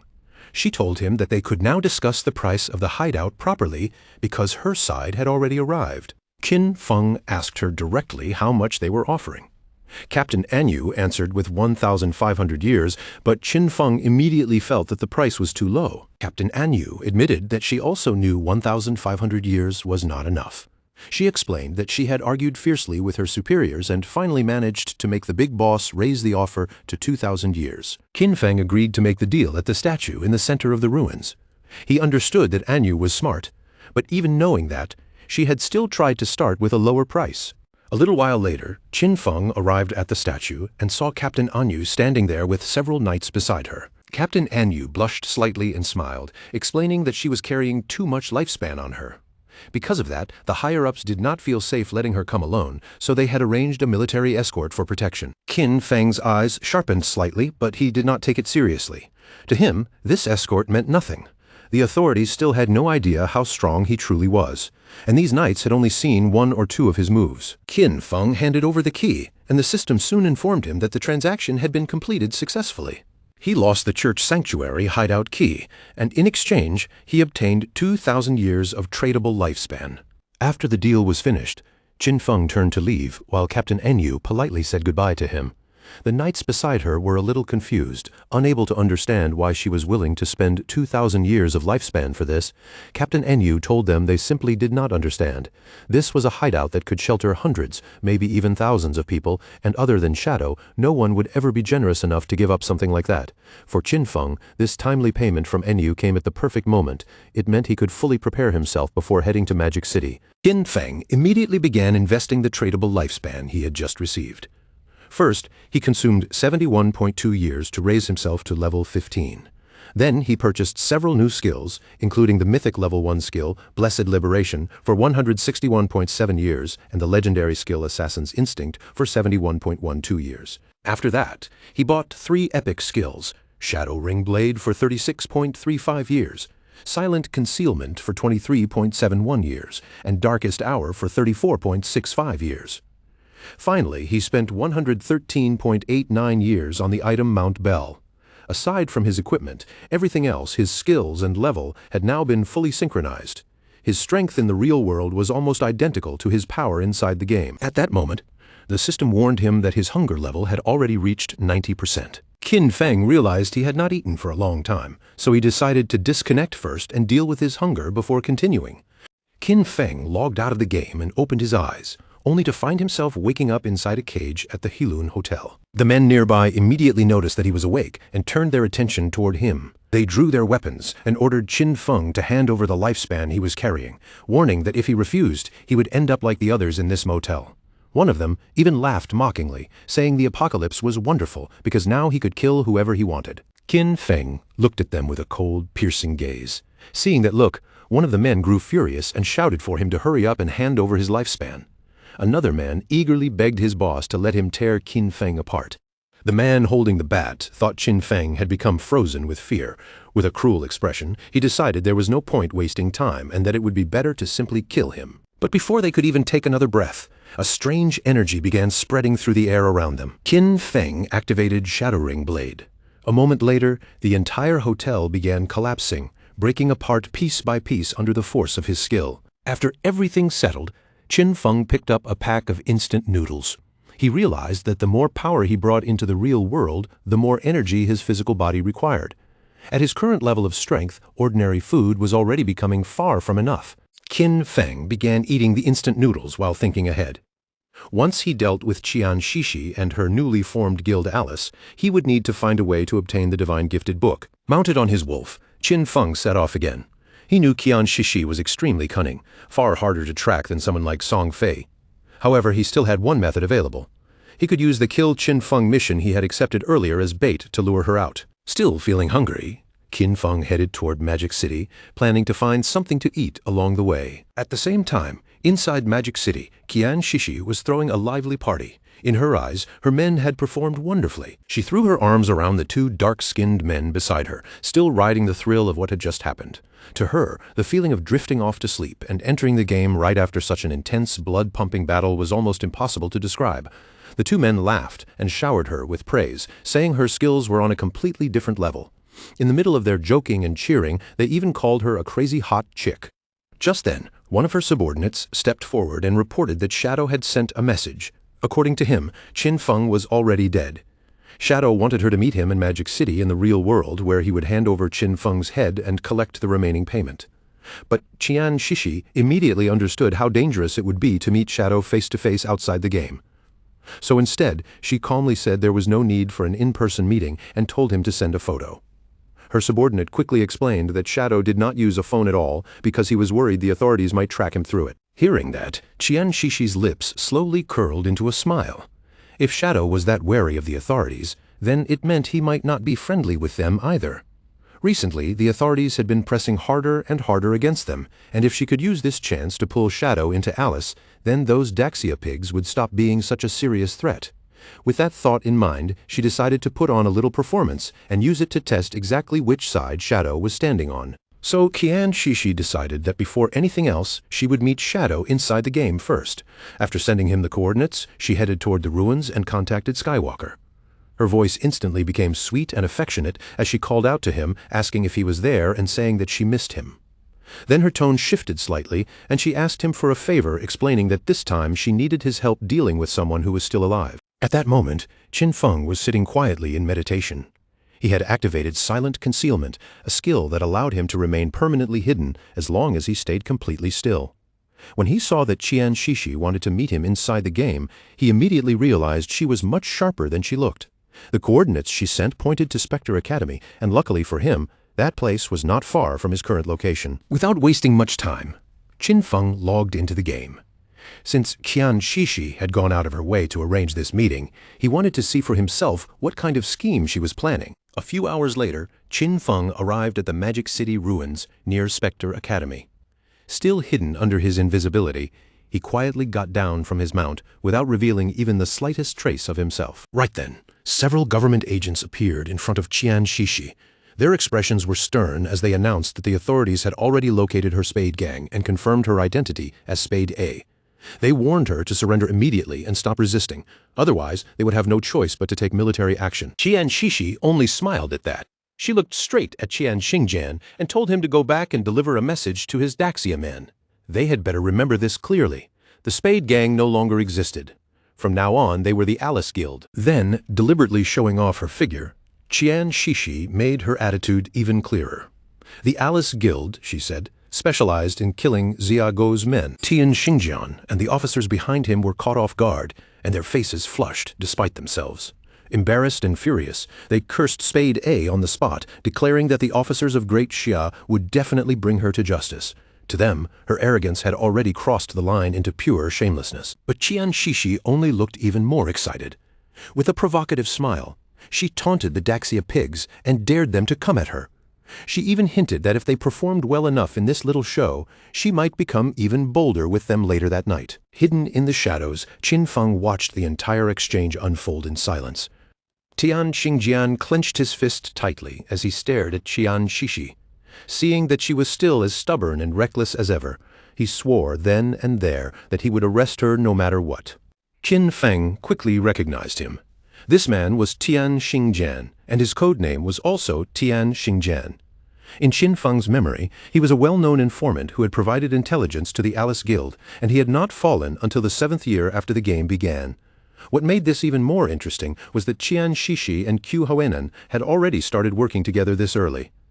Qin Feng understood the purpose behind the whole setup almost instantly. They had arranged this scene to test him. If he stepped in and helped Qian Shishi, he would be openly standing against the authorities. But if he did nothing, then Qian Shishi probably would not agree to meet Shadow in the real world. Then our boy suddenly leapt from above, his body dropping out of the sky like a shadow cutting through the air. He activated Shadow Ring Blade without hesitation. Since they wanted to test his sincerity, this was the perfect moment to show them exactly where he stood. A strange crimson aura spread out and wrapped around Tian Xingjian and his men, slowly draining away their HP. A moment later, the system confirmed that Tian Xingjian and the officers with him had all been slain. Qian Shishi and the others froze for a second, clearly confused by the sudden turn of events. As the corpses on the ground transformed into lifespan, Qin Feng finally stepped out in front of them and calmly introduced himself as Shadow. Qin Feng walked closer to Qian Shishi, his presence cold and steady, and greeted her directly while once again giving his name as Shadow. Qian Shishi's eyes widened instantly, and her face flushed with excitement. In her mind, Shadow's entrance had been far too cool. That kind of overwhelming strength and confidence was exactly the type of powerful man she adored. Then she suddenly began to cry, saying it was such a shame that Shadow was a pig from Daxia. She could not understand why a man this powerful had to come from Daxia of all places. In her frustration, she cursed the nation itself, feeling that Daxia simply did not deserve someone like him. Her subordinates were stunned as they stared at the damage numbers. Shadow had dealt more than 40,000 damage in an instant. They could not help but acknowledge that this was truly the strength of the #1 player in the world, and they quickly lowered their heads to greet him. But before they could settle down, our boy moved like a bolt of thunder. In the blink of an eye, he killed the 2 men, and their bodies immediately turned into glowing orbs of lifespan. With an icy expression, Qin Feng casually made up an excuse. He said he did not understand what those 2 had been saying, but judging from the situation, they must have been insulting him. Qian Shishi was completely shocked. She quickly explained that they had not been insulting him at all. They were only greeting him. Qin Feng pretended not to know any better and offered a flat apology. Then he calmly suggested that, to avoid any similar misunderstandings in the future, everyone here should speak the Daxia language. After that, our boy decided it was time to begin the transaction. But before discussing anything serious, he looked at Qian Shishi and ordered her to put on some clothes first. Qian Shishi smiled as she covered her chest, then asked him about King Feng's head. Deep down, she felt Shadow was definitely a strange man, but that only made her like him even more. Shadow told her plainly that Qin Feng's head was indeed with him. However, something like that could not be brought into the game. If she was willing, he could show it to her in the real world. Qian Shishi opened the system window, her expression filled with confidence. After seeing Shadow's strength with her own eyes, she decided to believe him. A man this powerful in her mind had no reason to lie to her. Just like that, Shadow received 1,500 days of tradable lifespan. With the payment settled, our boy was ready to leave. But before he could walk away, Qian Shishi suddenly called out and told him to wait. With a charming smile, she proposed a long-term partnership. In her words, Shadow had the ability and she had the money. Then she revealed that she already had a new assassination target in mind. If he was interested, she invited him to come to her house that very night. She stuck out her tongue slightly, her cheeks turning bright red like a tomato, and promised that whatever Shadow needed, she would satisfy it. Our boy's interest was finally stirred. He looked at her and asked who the assassination target was, and more importantly, how much she was willing to pay. As Qian Shishi began logging out of the game, she told him they should meet in person to talk about the details. She assured him that the reward this time would be several times richer than before, and that she would be waiting for him tonight at Magic City's port. Qin Feng's expression turned serious. The moment she mentioned the port, he began wondering whether her so-called place there was actually her yacht. At the same time, Not far away from the statue, Tian Xingjian and his men revived and returned. Tian Xingjian was furious, cursing Shadow under his breath. In his eyes, Shadow had clearly proven that he would betray the authorities without hesitation. Even so, the result was still a success. Tian Xixi had managed to form a connection with Shadow. As for why things had reached this point, Tian Xingjian felt the idiots in Zhanghai City deserved the blame for constantly provoking Shadow. Then he immediately ordered Lin Qingyu to lead everyone and collect their lifespan first, because there might be action soon. Lin Qingyao, the white-haired woman beside him, gave a quiet nod. Her game nickname was Late Night Drizzle. As she thought about what had just happened, she could not ignore the possibility that Shadow had truly joined forces with Spade A. If that turned out to be true, then they would have to find a way to eliminate Shadow, even if it meant risking their lives. She lowered her gaze to her own hand and sank into deep thought. The difference in strength between her and Shadow was simply too great. Before everything was already over, she had not even managed to catch a glimpse of his silhouette. A few hours later, deep into the night, a hooded man arrived at Tian Xixi's yacht. His voice was calm as he introduced himself as Shadow and said he had come to find Spade A. The guards immediately recognized him the moment they realized Shadow had arrived. They respectfully told him that they had been waiting for him for some time. The yacht was already prepared to set sail, and they invited him to come aboard. Shadow said nothing in response. Night had fully fallen, and the yacht glided across the open sea far away from the lights and noise of the city. While Shadow stood there quietly, Tian Xixi appeared with a glass of wine in hand. She had changed into an elegant red dress, and with a graceful smile, she offered him a glass. Looking him over, she remarked that they had finally met in person, though she had not expected him to remain so mysterious even in the real world. Shadow did not waste time on pleasantries. He went straight to the point and asked her who she wanted him to kill. Tian Xixi slowly stepped closer to Shadow, a mischievous smile playing on her lips. She told him there was no fun in being so direct. With such a beautiful night around them and such pleasant company beside her, she suggested that they leave those boring matters for later. Instead, Tian Xixi lifted the wine glass with a charming smile and invited him to drink with her first. Since the night was so beautiful, she wanted them to share a toast to this lovely evening before talking about anything unpleasant. Shadow reached out and took the glass from her hand. Without showing even the slightest hesitation, he raised it to his lips and calmly took a sip, as if he had no suspicion at all. Seeing him drink it so easily, Tian Xixi's mood instantly brightened. A little while later, Shadow walked over and sat down on the sofa, his posture relaxed and quiet beneath the hood. Tian Xixi smoothly sat down beside him, leaning close as she wrapped both hands around his arm. With a playful smile, she asked whether he was already starting to feel something, then proudly revealed that the wine contained her own special secret recipe. Her breathing slowly grew heavier, and her eyes filled with excitement as she explained that anyone who drank that wine would obediently follow her commands. In her heart, she was almost giddy with triumph. Just as she expected, no matter how powerful Shadow was, in the end, he was still a man. But soon her excitement turned into stunned surprise when she saw how intense his reaction seemed to be. With desire clouding her eyes, she moved in front of Shadow and softly told him not to be nervous, urging him to relax and enjoy himself. Then she whispered her plan. When both of them reached the peak of the moment, she would lift his hood and finally see his face clearly, because she was certain he had to be unbelievably handsome. For now, though, she wanted to keep that little bit of mystery alive. Tian Xixi completely lost herself in the moment with Shadow, amazed that Daxia could actually produce such an extraordinary man. Only now did she feel she truly understood why he was called Shadow. A scorching heat seemed to rush through her body, making the entire experience feel overwhelming. As that burning sensation consumed her more and more, she urged him to continue, crying out that she was ready until everything finally reached its peak. But at that exact moment, something strange suddenly happened. Green flames burst out from Shadow's body, instantly burning Tian Xixi. Tian Xixi froze in terror as the searing heat spread over her. Her eyes widened in disbelief, and for a second, she could only wonder if what she was feeling was really fire. Then someone appeared beside her and snatched the protective crystal pendant hanging from her neck. Even he had not expected Tian Xixi to own such a valuable life-saving item. It was a gold-tier universal accessory called the Protective Crystal Pendant, and its special effect granted the wearer 1 layer of damage immunity every 300 seconds. The person standing there was none other than Qin Feng. His body released a suffocating pressure, and his sharp gaze locked onto her like a blade. Tian Xixi was completely shaken. She could not understand why Qin Feng was here, because in her memory, Shadow had already killed him. Our boy did not bother hiding the truth anymore. There was only one reason he could be standing here alive. He was Shadow. Qian Shishi scrambled away from the so-called Shadow sitting on the couch, her body stiff with fear, her eyes stretched wide as the truth crashed down on her all at once. The hooded man on the sofa was not Qin Feng at all. He was a devout follower summoned by our boy, ordered to pretend to be Shadow in his place. And judging from its expression, the follower was extremely pleased, because it had clearly enjoyed its time with Qian Shishi. The arrogant Qian Shishi from moments ago was completely gone. Now she knelt before King Feng, lowering her head again and again as she slammed her forehead against the floor.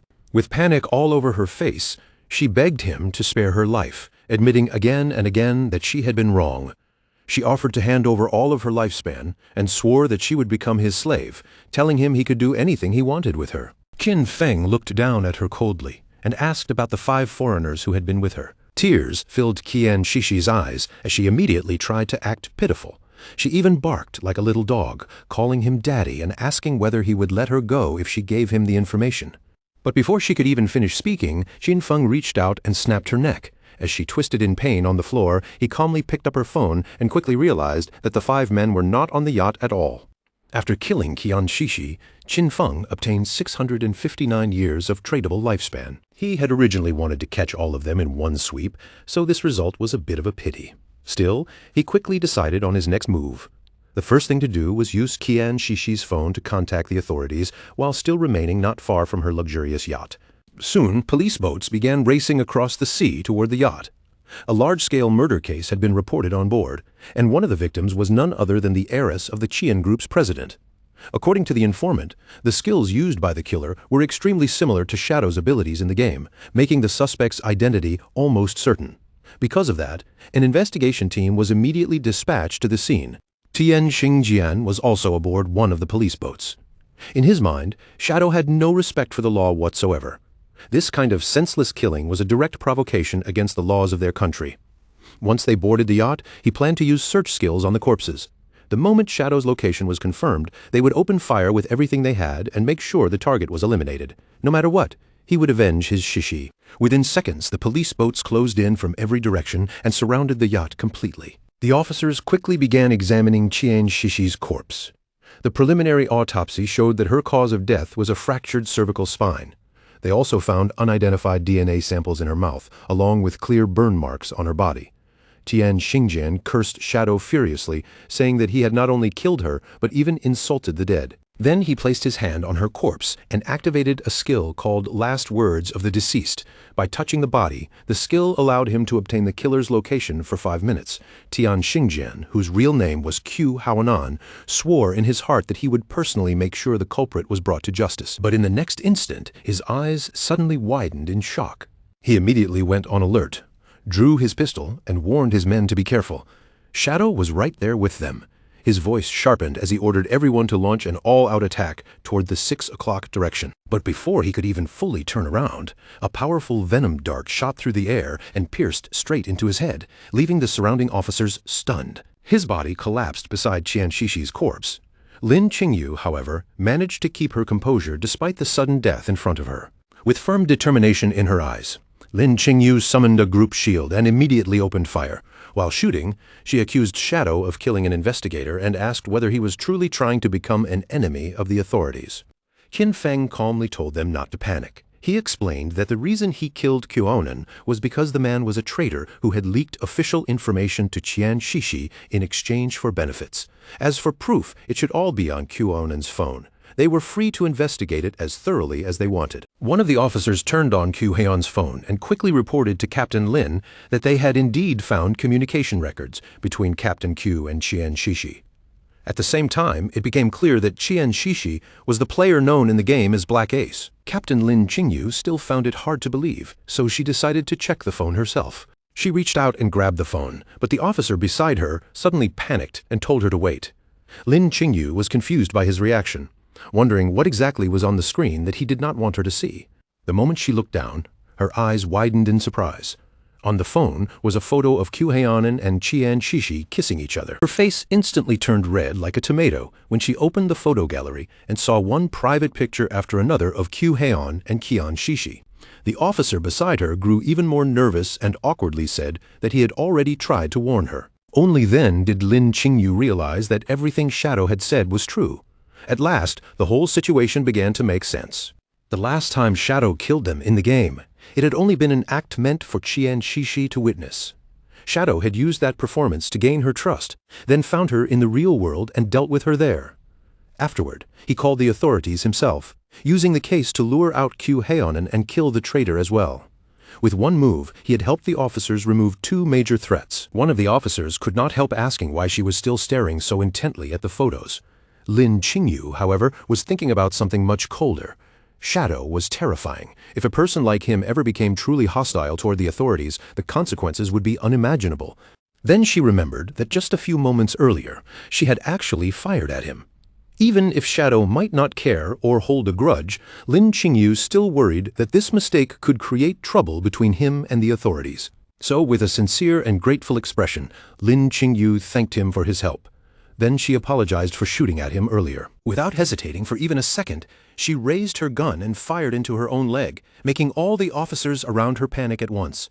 But Lin Qingyu immediately told them not to worry about her. With tears gathering in her eyes, she looked toward the place where Shadow should be, and told him she had returned the favor. Then she asked him to please continue cooperating with the authorities.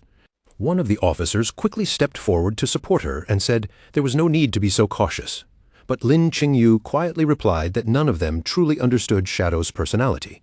No matter what, it was better to be safe than sorry. At that moment, Qin Feng was still hidden under his invisibility skill, silently watching everything unfold.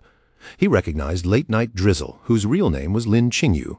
She had shot herself just to avoid becoming his enemy. As expected, this was the woman who would one day become the leading figure of Magic City's official forces. At the same time, inside the game, several monsters appeared not far from the ruins.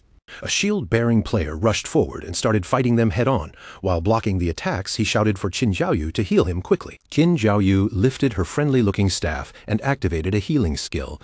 But because she was so clumsy, the healing light landed on one of the monsters instead of her own teammate. The monster immediately bit the shield player, and when he realized she had healed the wrong target again, he stared at her in disbelief and called her as useless as ever. Her healing skill continued pouring light into the monster's body, restoring it, instead of saving her teammate. At the same time, the other monster lunged forward and brutally devoured her friend right in front of her. Before long, the two of them could not hold out anymore. One after another, they were completely eliminated. A moment later, both of them respawned again. Qin Jiaoyu stood there with tears shimmering in her eyes, unable to understand what had just happened because she had not seen anyone attack at all. After thinking about it, she immediately decided it must have been Shadow, and she even wondered if he kept targeting her because he had discovered that she wanted to avenge Brother Song Fei. The man beside her could not take it anymore and smacked her hard on the head. Calling her an idiot, he asked why someone like Shadow would waste his time specifically attacking her. Then he angrily explained that they had been wiped out by a platinum boss called the Headless Assassin, Zhao Luo, and asked if she had not even bothered to look at the system notifications. Qin Xiaoyu now had a swollen bump on her head. The man glared at her furiously and pointed out that the boss had only been provoked because her healing skill landed on the wrong target. Then he swore through clenched teeth that if the guild leader ever assigned her to his team again, he would rather kill himself on the spot. At that very moment, the boss suddenly descended near them, and the man's expression instantly changed as panic spread across his face. A strange aura began to rise from the boss's body. The man immediately turned his back on Qin Xiaoyu and fled without hesitation, realizing in horror that the boss had actually followed them all the way here. Qin Xiaoyu's eyes went wide with fear as she stared at the approaching danger, instantly realizing that things had become very bad. That night, somewhere inside the city, a large mansion stood quietly beneath the darkness. Inside the mansion, someone suddenly threw a plate of fruit to the floor, sending fruit and shattered pieces scattering everywhere. The person who had lost her temper was a red-haired woman on a call. Her face was twisted with rage as she cursed the officers on the other end, calling them completely useless. In her eyes, this had been a golden chance to kill Shadow, yet they were simply giving up. She did not care about their excuses at all. Shadow had massacred her entire Dongfang clan, and she refused to let their blood be spilled for nothing. After hiding inside the government for so many years, those people had still proved useless at the most critical moment. She demanded that no matter what price they had to pay, they had to make Shadow answer for what he had done. Behind her stood a young boy holding a whip in his hand. The red-haired woman turned toward him and reminded him coldly that Shadow had killed his father-in-law, asking why he was still hesitating. Behind the boy was a wounded woman, and her eyes still shone with a wicked kind of confidence. The boy looked toward his mother and said that he already had a plan to kill Shadow. His mother's anger faded slightly into curiosity. She asked her son, Nantian, what kind of plan he had, reminding him that the godforsaken game could only be entered by adults over 18, and he still was not old enough to log in. Nantian's eyes gleamed with confidence as he explained his idea. Even if he could not enter the game himself, he could still use his brain. Since Shadow loved killing people so much, they could send a few people to provoke him and lure him toward his father's fireworks factory. They would prepare everything ahead of time. Once Shadow appeared and tried to kill the bait, they would detonate the entire factory in one strike. Tens of thousands of fireworks would become the funeral pyre that buried him, and the whole world would witness Shadow's death. And even if the plan failed, Shadow would have no way to trace it back to them. A satisfied smile slowly spread across his mother's face. She realized that raising this son had not been a waste after all.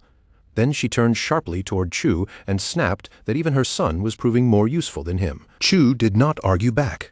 He only reminded her that this matter had to be kept secret. The official attitude toward Shadow was still focused on winning him over, and besides, his elder brother and second brother would never support them taking such action. After hearing that, the red-haired woman ended the call directly. Since the others were unwilling to act, she decided she would handle it herself. She walked toward her son, glanced at the tied-up woman nearby, and asked why he had kept refusing to hand over his lifespan. Nantian apologized softly. Then he touched his own cheek, his face turning slightly red, and admitted that he had lost control for a moment and had accidentally killed her. At the same time, inside the godforsaken game, in the ruins of Magic City, the boss that had chased Qin Xiaoyu and her friend launched another lightning-fast attack. Just before they could escape, it moved like thunder and sliced them apart, killing them instantly. Qin Xiaoyu froze in shock, unable to believe how terrifyingly fast this boss was. Before long, their bodies turned into glowing orbs of lifespan. Nearby players immediately reacted, pointing at the sudden deaths and shouting that those players had been killed out of nowhere. Since someone invisible had wiped them out instantly, they quickly concluded that it had to be Shadow. But before those players could even catch their breath, the boss attacked again. In the blink of an eye, they were killed as well, and their bodies transformed into lifespan orbs on the ground. Seeing this, the remaining players lost all courage and began running for their lives.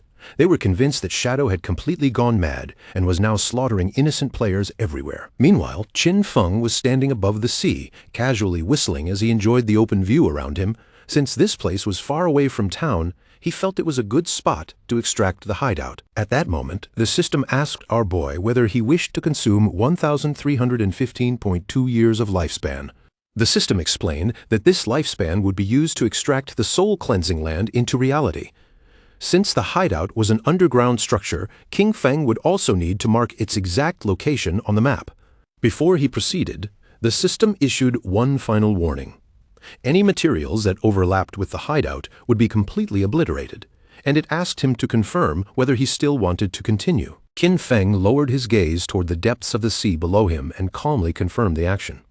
Not long afterward, a magic circle began to appear on the surface of the water. Then the sea itself split apart, opening up with a tremendous force as the soul-cleansing land was successfully extracted into reality. With a calm and steady expression, Qin Feng decided that the next thing he needed to do was search for the divine book. Our boy logged back into the game, and Wang Mang quickly informed him that someone had reported him for randomly killing players.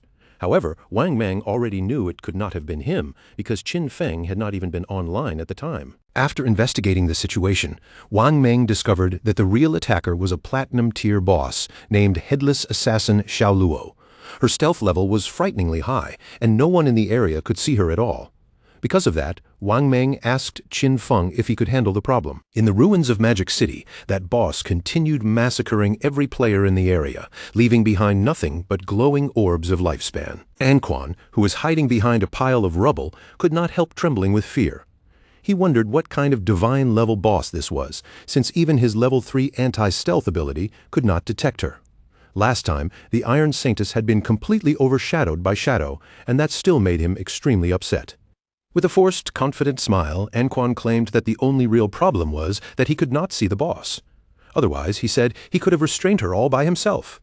He even declared that even if Shadow appeared, he would be helpless against this headless assassin, Xiao Luo. Yan Yan immediately panicked and told Anquan to lower his voice before he attracted the boss. Then Yan Yan suggested that they move toward higher ground first, since the view from above would be much better. Anquan began sneaking forward carefully, trying to move without making a sound, but in the middle of his stealthy steps, he accidentally stepped on a banana peel lying on the ground. Poor Anquan slipped and crashed to the ground, muttering in confusion about who had thrown a banana peel there, but before he could finish speaking, the boss flashed forward like thunder and cut Yan Yan and the subordinate in half.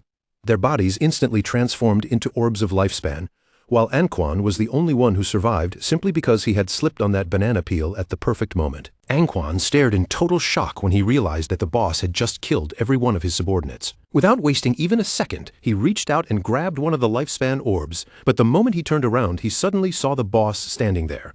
The boss raised her arm, clearly preparing to eliminate Anquan next. But instead of showing fear, Anquan shouted back at her, boldly claiming that he was not afraid of her. As the boss prepared to strike, Anquan suddenly rolled away. But almost immediately, panic flashed across his face as he realized he had rolled too early.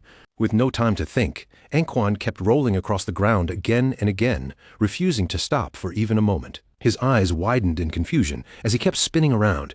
He could not understand what the boss was waiting for, or why she still had not attacked him. Anquan continued rolling non-stop around the boss until his head started spinning badly.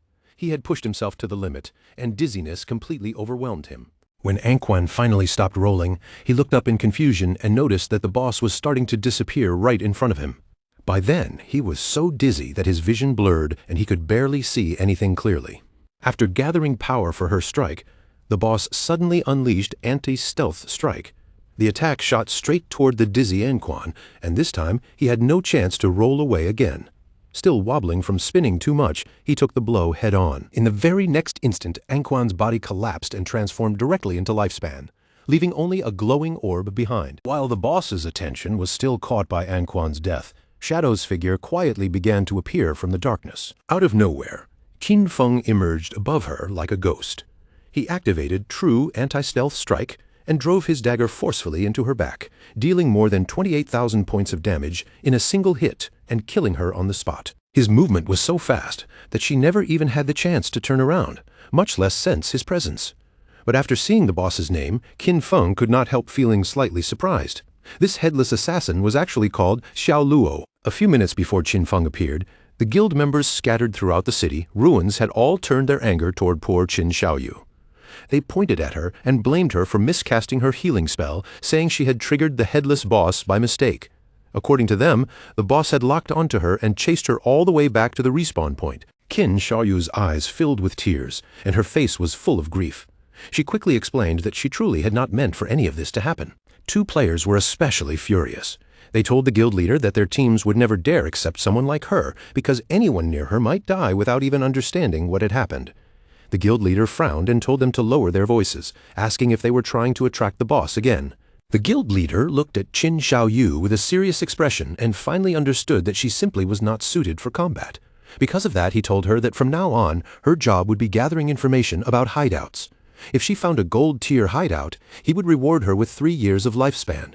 If she found a platinum-tier hideout, he would give her 10 years. Back when they first learned she had a hidden class, they had thought they had picked up a treasure, but now reality had proven otherwise. Pointing toward Qin Xiaoyu, the guild leader then decided that from this day forward, he would give her 1 year of lifespan every day, because letting her die over and over was far too wasteful. A system window immediately appeared in front of Qin Xiaoyu, informing her that she had received 2 days of tradable lifespan. Her remaining tradable lifespan was now 2 days, 13 hours, and 32 minutes. Overwhelmed with gratitude, she thanked him sincerely from the bottom of her heart. When the other girls in the guild saw this, they were instantly furious. In their eyes, Qin Xiaoyu had simply gotten lucky, and they were convinced this had been her plan all along so she could see the guild leader every single day. Cursing little Cao Yu under their breath, they angrily declared that they would do the same thing too. Right then, lifespan began rising from another area nearby, and someone noticed that the boss's name was Xiao Luo. The moment they heard that, the guild leader and his men all became curious and confused. Not long afterward, the boss's corpse appeared on the ground. Then Qin Feng's figure emerged, standing there silently as he stared straight at the guild leader. The guild leader and the others froze on the spot, their eyes widened and their jaws nearly dropped as shock spread across their faces. Without hesitating for even a second, the guild leader's expression turned furious, and he slammed a heavy blow onto one of his own men's head. At that exact moment, a strange energy suddenly appeared around Qin Xiaoyu. The space surrounding her started to twist and distort, leaving her standing there in complete confusion. Her eyes widened with fear and surprise. Neither Qin Xiaoyu nor the players around her had any idea what was happening. The guild leader reacted instantly. Without wasting even a second, he kicked Qin Xiaoyu hard in the backside, sending her flying away. Qin Xiaoyu's body lifted into the air as if pulled by an invisible force. Terrified, she screamed loudly and begged for someone to help her. Then 3 headless bosses appeared around her at the same time. The moment Qin Feng saw them, his attention immediately locked onto Qin Xiaoyu. Anquan and the others were watching from a corner, and they panicked when they saw 3 bosses appear. But then they quickly realized there were actually 4, and then 5, because one had just been instantly killed by Shadow. Only then did they understand why the boss had felt like it was everywhere at once. There were multiple clones, with tears in her eyes and desperation all over her face. Qin Xiaoyu cried out for help. Then she spotted Shadow, and for a brief moment, she thought she had finally been saved. She stretched her hand toward Qin Feng and begged him to save her, calling him Brother Shadow. But the moment that word brother came from the mouth of someone who had once betrayed him, Qin Feng's eyes flashed with anger. Just as the headless bosses were about to launch their attack, Qin Feng activated his new Shadow Dash and moved in an instant.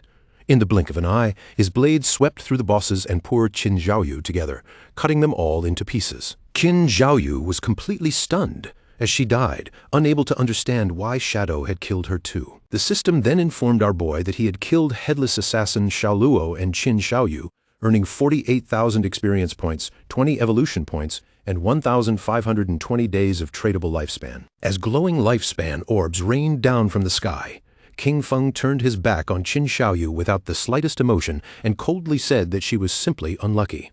Qin Feng activated Greedy Hand and swept up the loot. He soon realized that besides the 1,520 days of lifespan dropped by the boss itself, there were also many light orbs scattered around.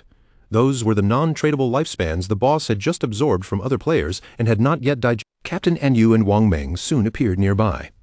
With a smile, Anyu greeted our boy and offered to buy the items from him if he did not need them. Qin Feng was slightly surprised, noticing that Captain Anyu and Wang Meng seemed to show up everywhere. With a calm expression, our boy said they had arrived at just the right time. He happened to know another place with valuable loot, and if the price was good enough, he could take them there. He told Wang Meng and the others to follow him, but made it clear that Anyu could not come. Captain Anyu was immediately both angry and confused, asking why she was not allowed to go with them. Shadow lifted his finger and pointed toward Wang Meng, then clarified in a calm voice that, to be more accurate, women were not allowed to go. Anyu's face flushed slightly. Showing off her attractive figure, she asked the boss why that was the case. Then, pretending to be deeply wronged, she accused him of discrimination and said she had even planned to seduce him, only to discover that he apparently preferred men. Qin Feng gave her a light knock on the head, then explained the reason.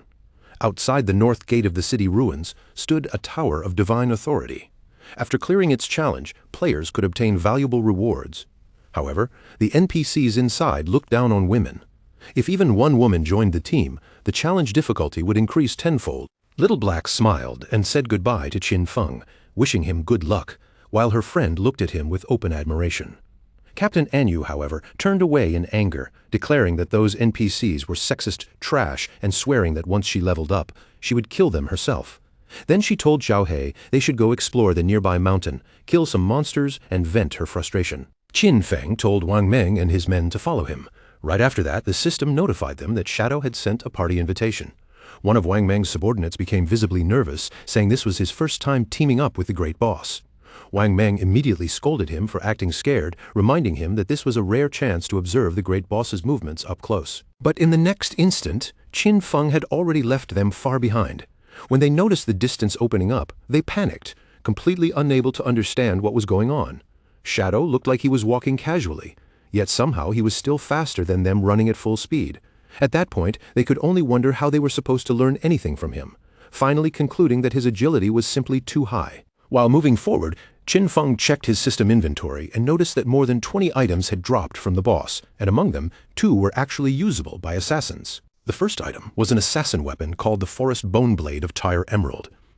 It had an attack power of 388.125, came with armor penetration, and increased strength by 39 and agility by 48. The requirement to equip it was level 15. Its unique effect doubled movement speed for 5 seconds after dealing damage, and while that effect was active, it also granted a 30% evasion rate. Qin Feng drew the new Forest Bone Blade, and his eyes lit up with satisfaction.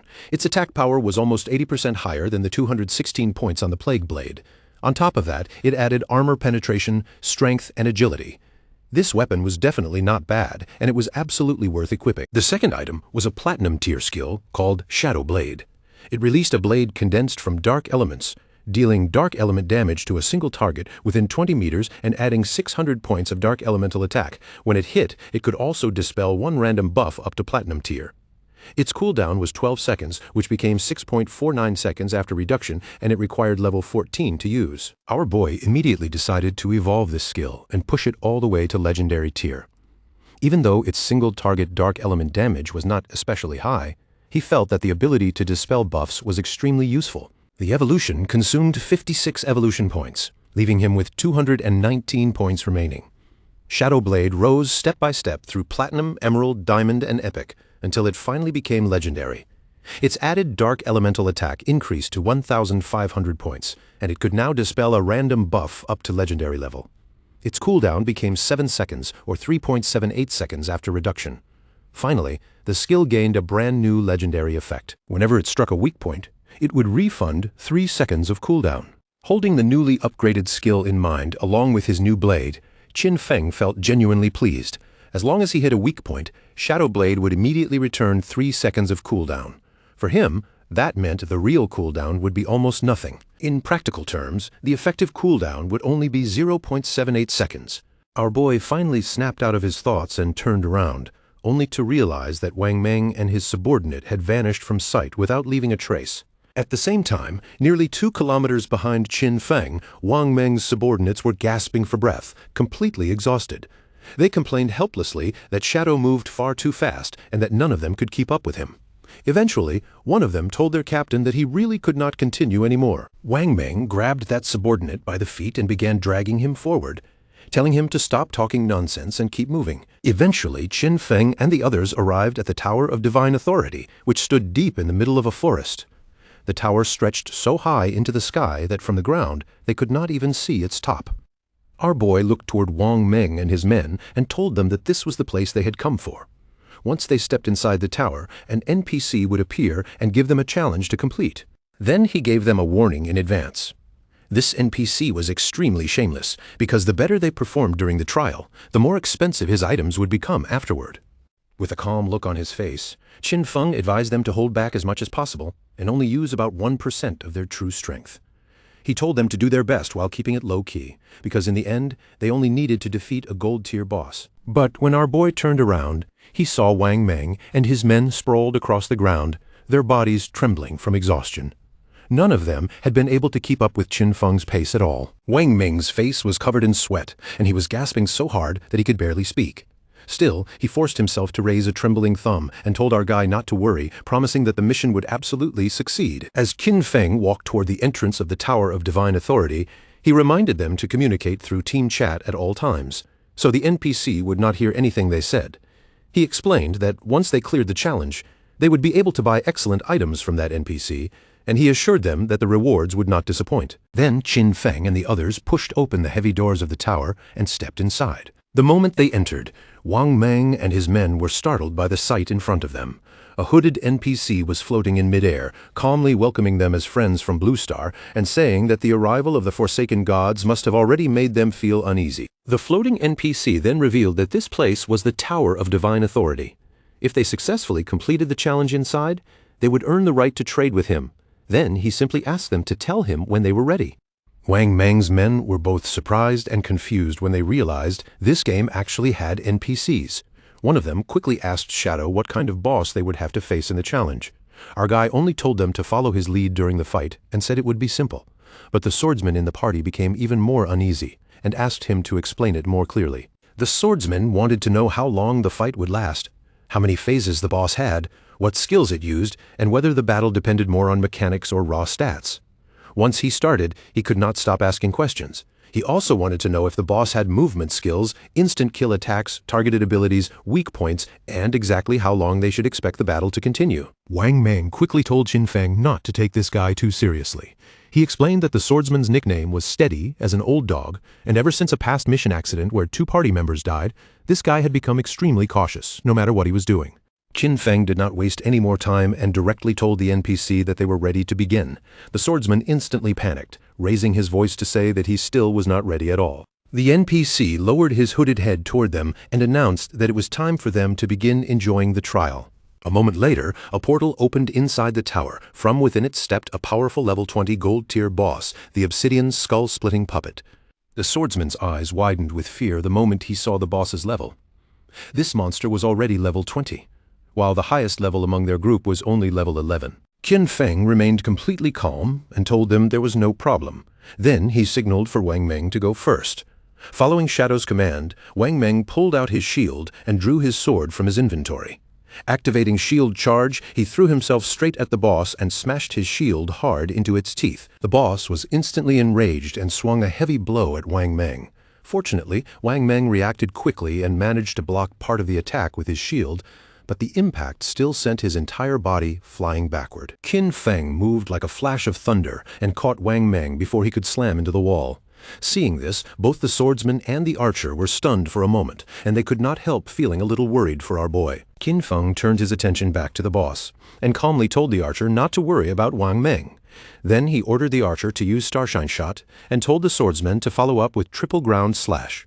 Both of them quickly nodded in response. The archer immediately raised his bow and fired a rain of arrows toward the boss, each shot landing in rapid succession and causing the monster intense pain. Taking advantage of the boss's lowered guard, the swordsman moved in like a gust of wind and struck with a series of precise yet heavy slashes. The boss opened its mouth as blood spilled out, and its rage exploded even further. In the next moment, it slammed the ground with terrifying force. A powerful aura surged around its body, and strange black energy began forming around the swordsman. The moment Qin Feng saw it, he realized that the boss had entered berserk mode. He immediately warned everyone that he would handle the situation. At the same time, he told them to stay away from the black oil spreading across the ground. The swordsman hurriedly crawled away from the strange energy, while on the other side, the archer barely managed to dodge one of the boss's attacks. Qin Feng suddenly leapt into the air and threw his shadow blade straight toward the monster. The attack moved so quickly that the boss had no time to react. The blade struck it directly in the face, dealing more than 4,500 points of damage. Instead of calming down, the boss let out an even louder roar. But Qin Feng immediately used his skill to dispel its berserk state. Wang Meng could not help smiling when he saw it. He commented that the damage the boss was dealing did not match its status at all, almost as if the boss had taken off its equipment. The swordsman's face lit up with joy as he said Shadow was truly good at acting, since he had stayed off to the side the whole time. Because of that, the NPC must have assumed Shadow was a complete beginner. The archer grew curious and asked our boy how he had known that the NPC's items would become more expensive if the players looked stronger. He was even more curious about how Qin Feng had discovered such a hidden rule in the first place. Qin Feng thought for a moment, then said that this game contained many secrets.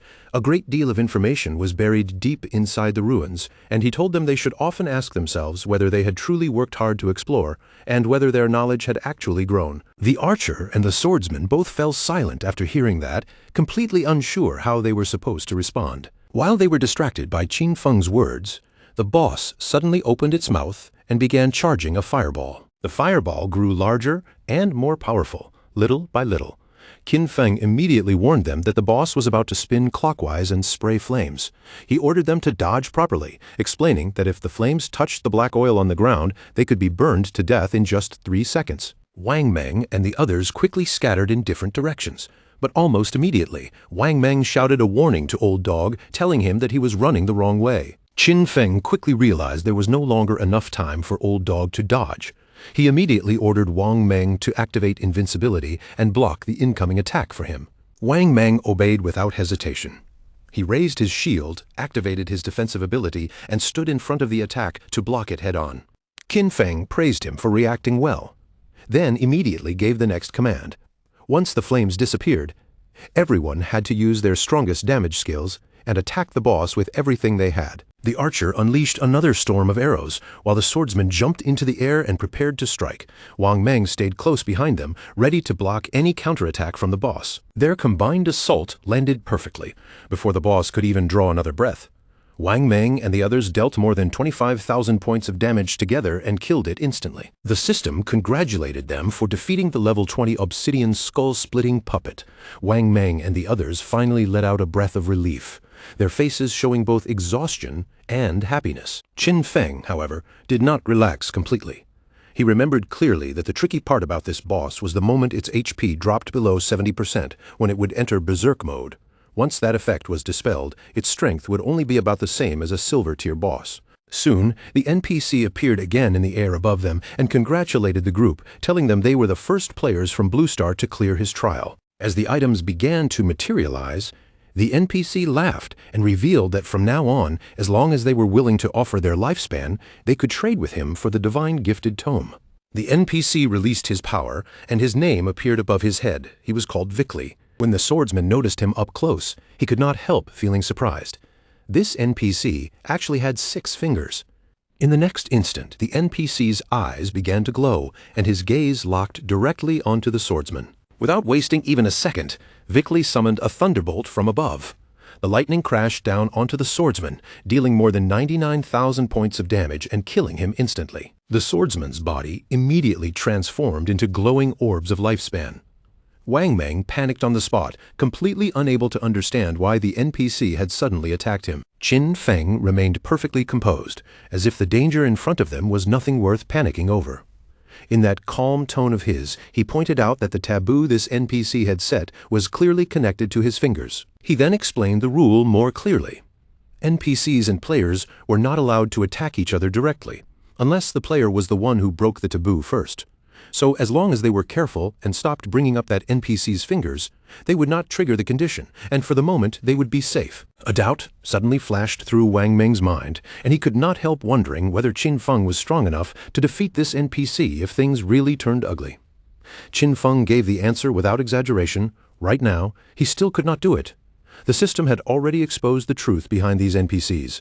They were not ordinary game characters at all, but powerful beings from other timelines who had obtained divinity. Restricted by ancient eternal laws, they had descended onto Blue Star in the disguise of NPCs, using that identity to harvest the lifespan of players. Vickley lifted his chin with an arrogant look, his expression full of impatience. He coldly told them to hurry up, choose the divine skill books they wanted, trade their lifespan for them, and then disappear from his sight. The moment Wang Meng saw the skill books laid out before them, his eyes widened in complete disbelief. He discovered that these books could actually use lifespan to create daily supplies in the real world, including all kinds of food, clean water, and drinks. The more he thought about it, the more shocked he became. With these divine books in their hands, even if a disaster suddenly struck, they would never have to worry about lacking basic resources. As expected of Qin Feng, the man had truly brought them to obtain something incredible. Both Wang Meng and the archer were stunned where they stood. At this point, they were even more convinced that Qin Feng never led them anywhere without a reason. Their surprise only deepened when the archer noticed one particular divine book called Mechanical Maid. The instant he saw it, his eyes lit up, and he immediately wanted to buy it. Qin Feng directly spent 9,000 days of tradable lifespan and exchanged it for the complete set of 9 divine books from Zhanghai City. These divine books were enough to cover his daily needs in reality, but that was not the only reason he wanted them.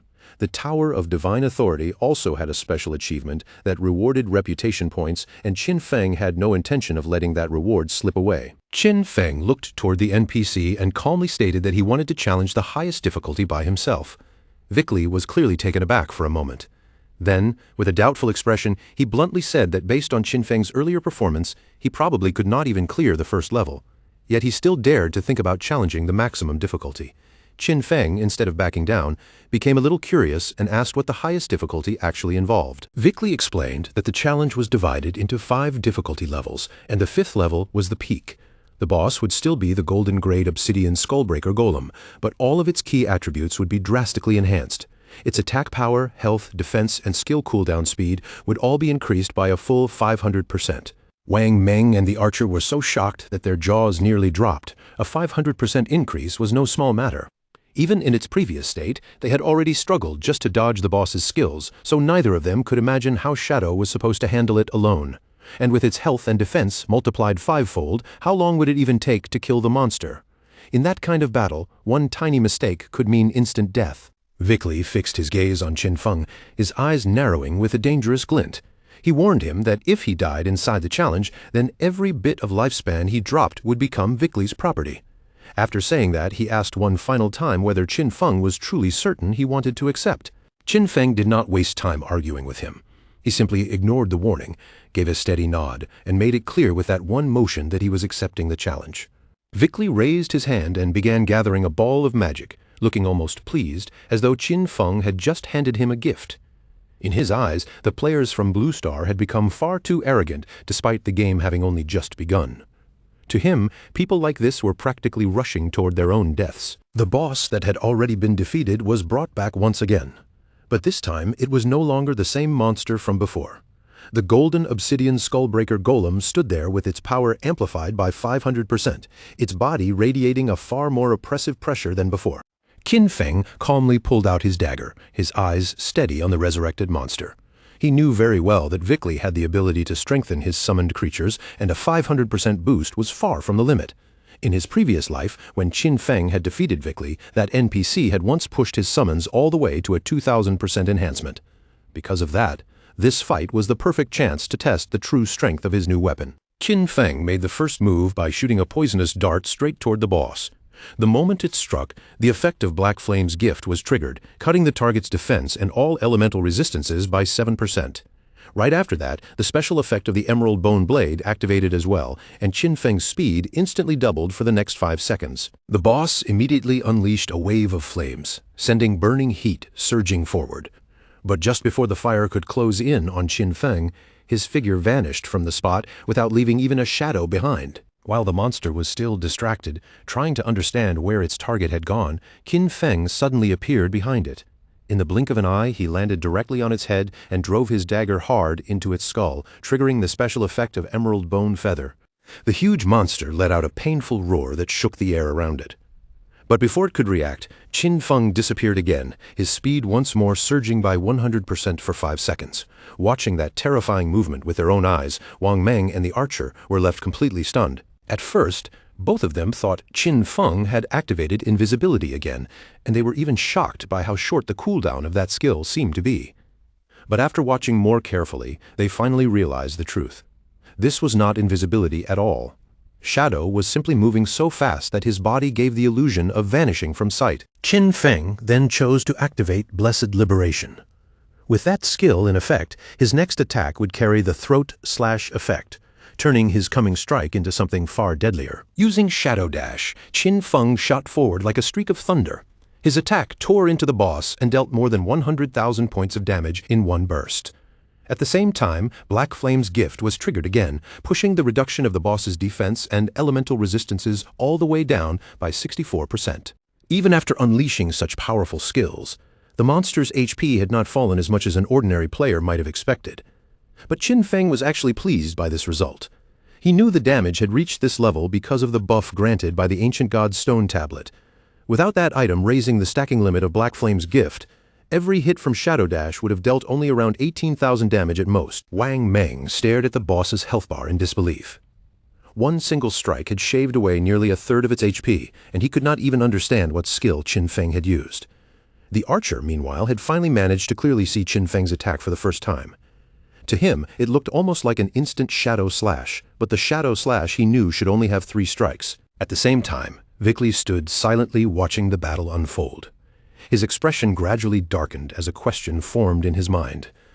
Blue Star's game had only just begun, so how could someone already be this strong? What kind of terrifying talent did this player possess? Qin Feng's eyes shone with visible excitement. The setup was complete, and now it was time to activate Throat Slash, a skill that would deal 200% of the previous attack's damage every single second. A moment later, blood began bursting from the boss's body, spilling out from the wounds as the effect took hold. The monster roared in unbearable pain, its massive body trembling while its HP bar began to plunge downward at a frightening speed. Within just a few seconds, the monster's life was completely drained away, and its huge body collapsed into countless glowing orbs of lifespan.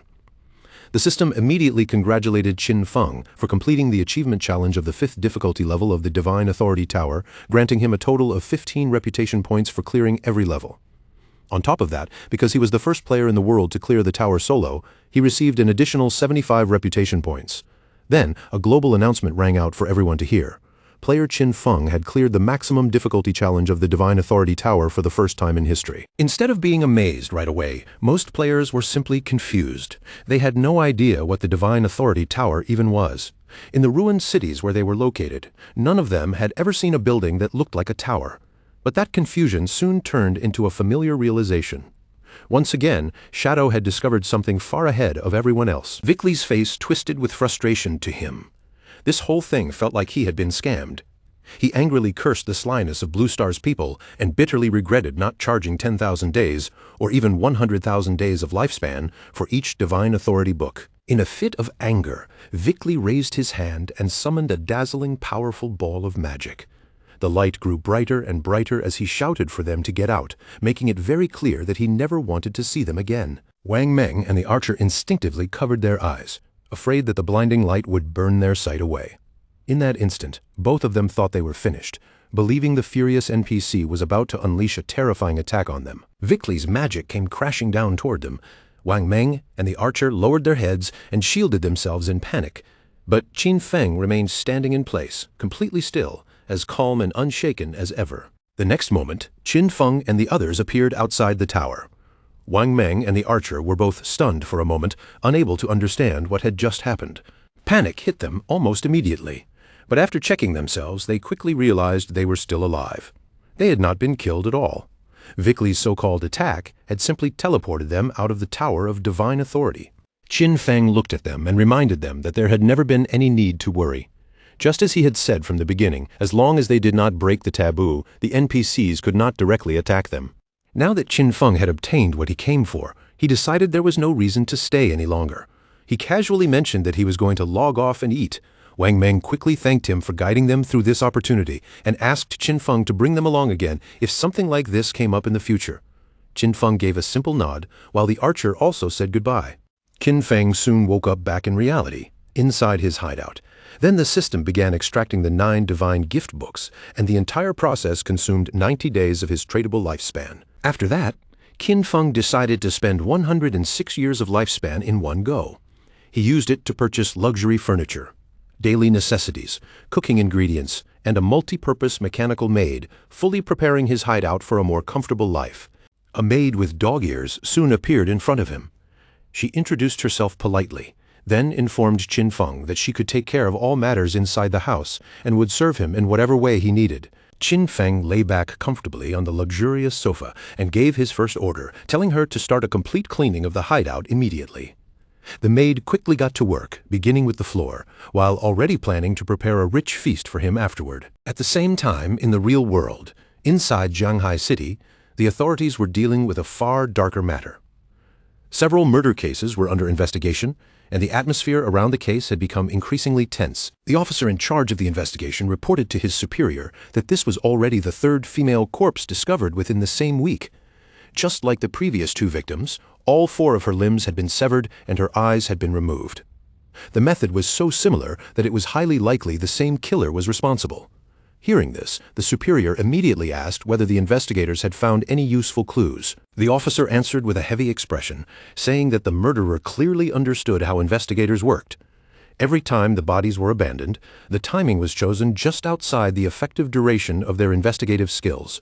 After hearing that, the superior gave an urgent order for them to check how much time remained before the researchers' professional advancement. They could not afford to drag this out any longer. This killer had to be caught. The police officer standing beside him nodded seriously. Just then, another officer suddenly asked them to wait, causing the superior to turn and ask whether he had discovered something. The officer's eyes sharpened as he looked over the information. He had noticed something disturbing. Shadow's log-in and log-out times matched almost exactly with the moments when the girls had been killed. The superior fell into thought, knowing that matching schedules alone were not enough to prove anything.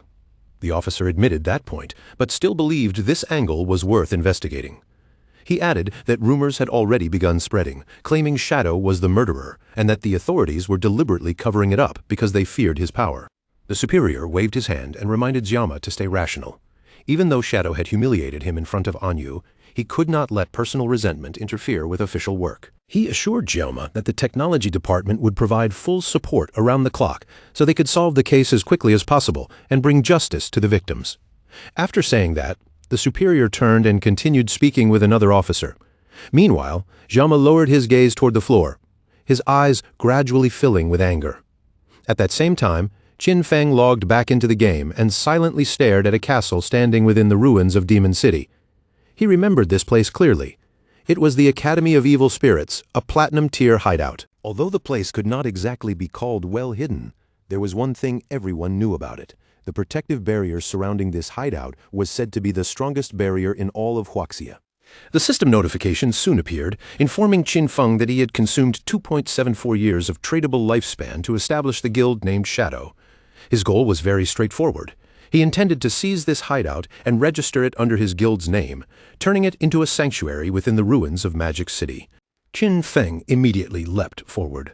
Sanctuaries had the ability to teleport between each other, and once this place became his, traveling between Magic City and Zhenghai would become much more convenient from now on. After activating invisibility, Qin Feng slipped into the hideout without making a sound.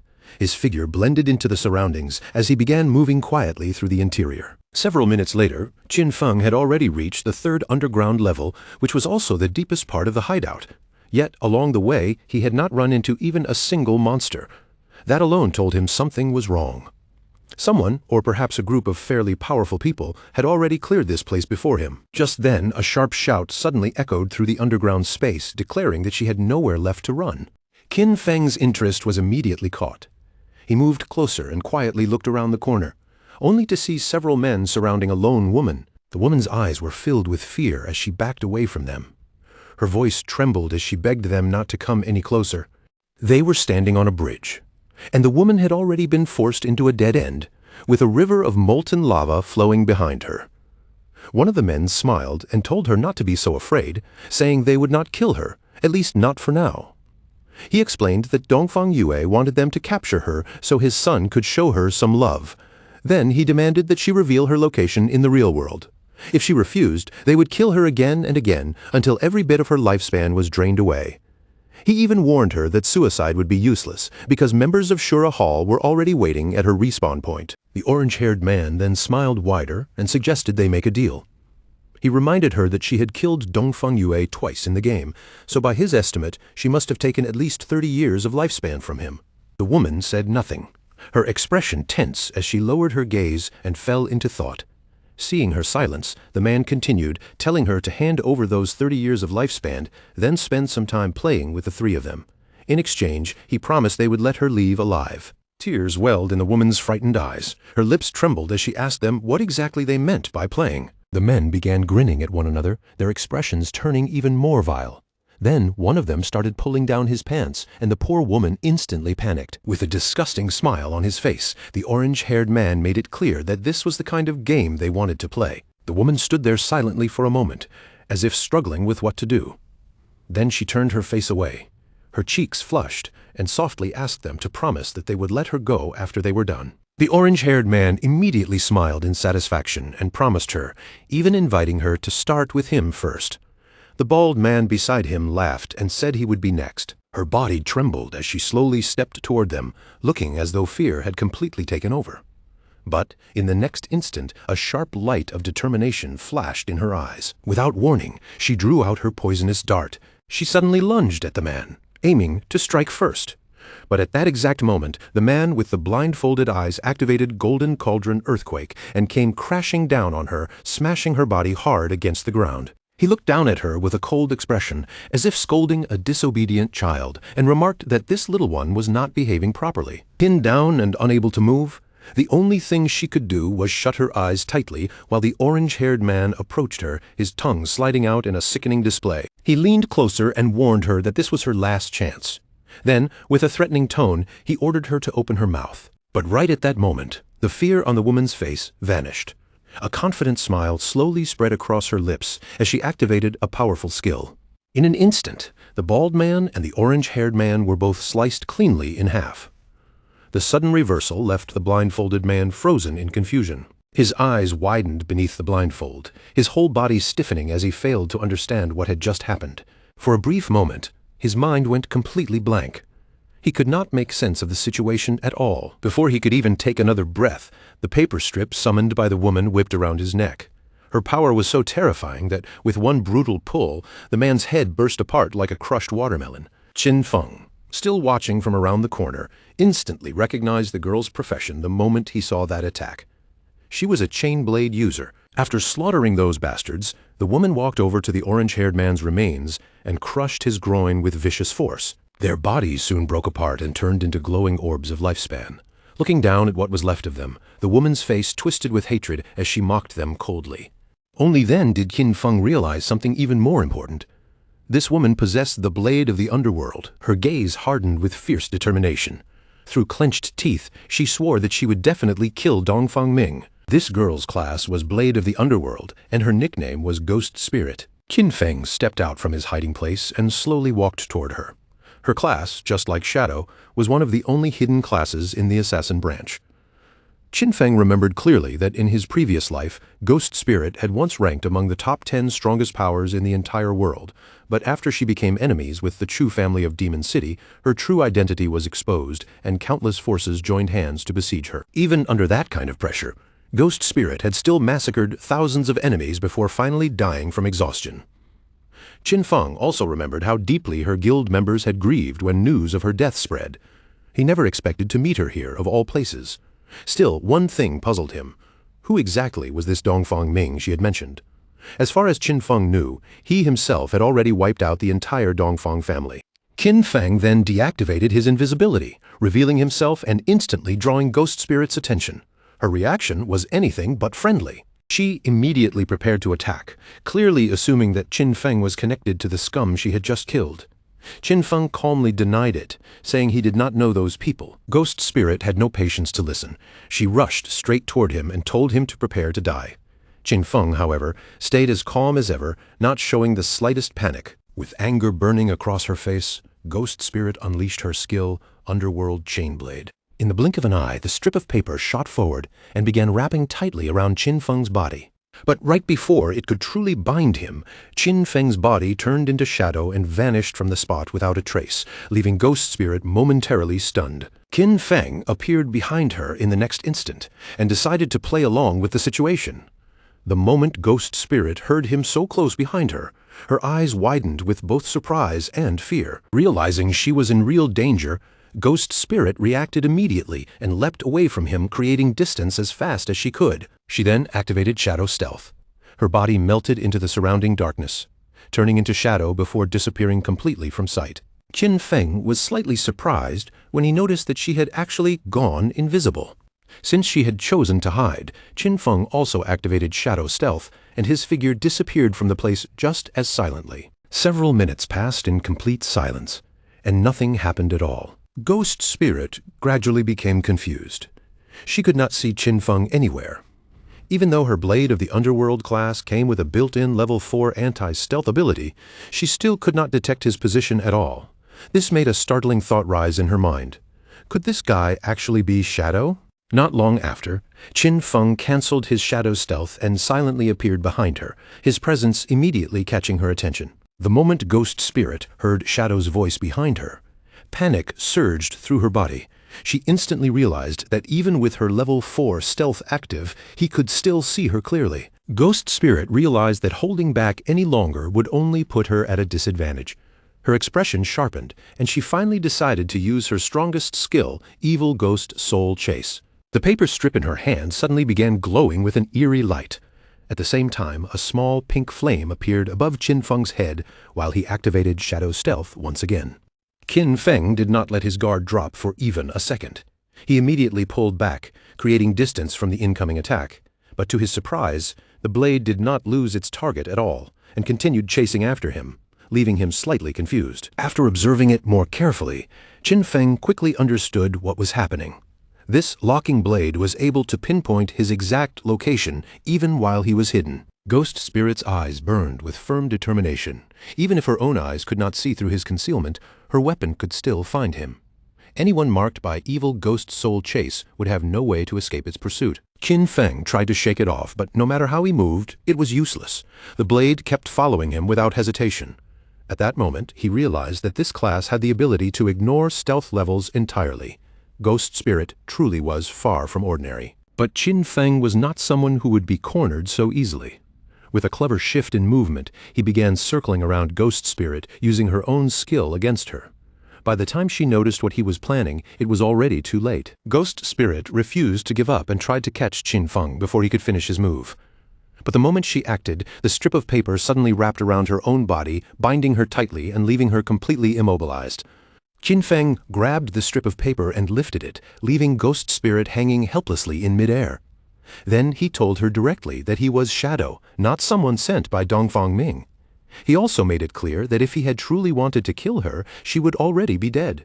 With no better choice left, Ghost Spirit decided to believe him and asked him to put her down. Qin Feng did not waste time with unnecessary words. He went straight to the point and asked whether the Dongfang Yu she mentioned came from the Dongfang family of Jianghai City. Even while hanging upside down, Ghost Spirit still nodded. She explained that Dongfang Yu was indeed from that family, but she had married into the Chu family. So her ties with the Dongfang family were no longer as close as before. Qin Feng immediately understood the situation. One fish had slipped through the net. It seemed Dongfang Yu had not been present when he wiped out the Dongfang family. Ghost Spirit's eyes widened in shock the moment she realized what his words meant. The one who had annihilated the Dongfang family was actually him. Her shock quickly turned into excitement and joy. If Shadow had destroyed the Dongfang family, then that meant he and Dongfang Yu were enemies as well. She immediately told him to put her down, saying that the enemy of her enemy was her friend, and that the two of them could work together. Qin Feng released his grip on the strip of paper, and Ghost Spirit dropped straight to the ground. However, Qin Feng did not immediately agree to cooperate. Instead, he looked at her and first asked why she wanted to kill Dongfang Yue. Ghost Spirit clenched her teeth so hard that her hatred was almost visible on her face. She said she wanted revenge for the murder of her family, then began telling him the dark and painful story behind it. Before the arrival of the godforsaken game, Dongfang Yu had killed Ghost Spirit's mother in a drunk driving accident. But because the Chu family stepped in and found someone else to take the blame, Dongfang Yu escaped punishment completely. Her father could not accept that injustice. He managed to find evidence that could convict Dongfang Ming, but the very next day, his body was recovered from the river. The official explanation given to the public was suicide.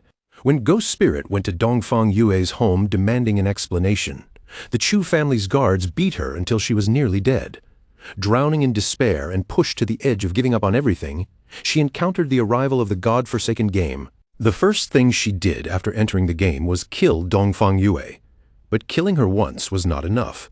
If Ghost Spirit wanted to erase her permanently, she had to completely drain away Dongfang Yue's lifespan. After Dongfang Yue revived again, she immediately hired countless people to hunt Ghost Spirit down.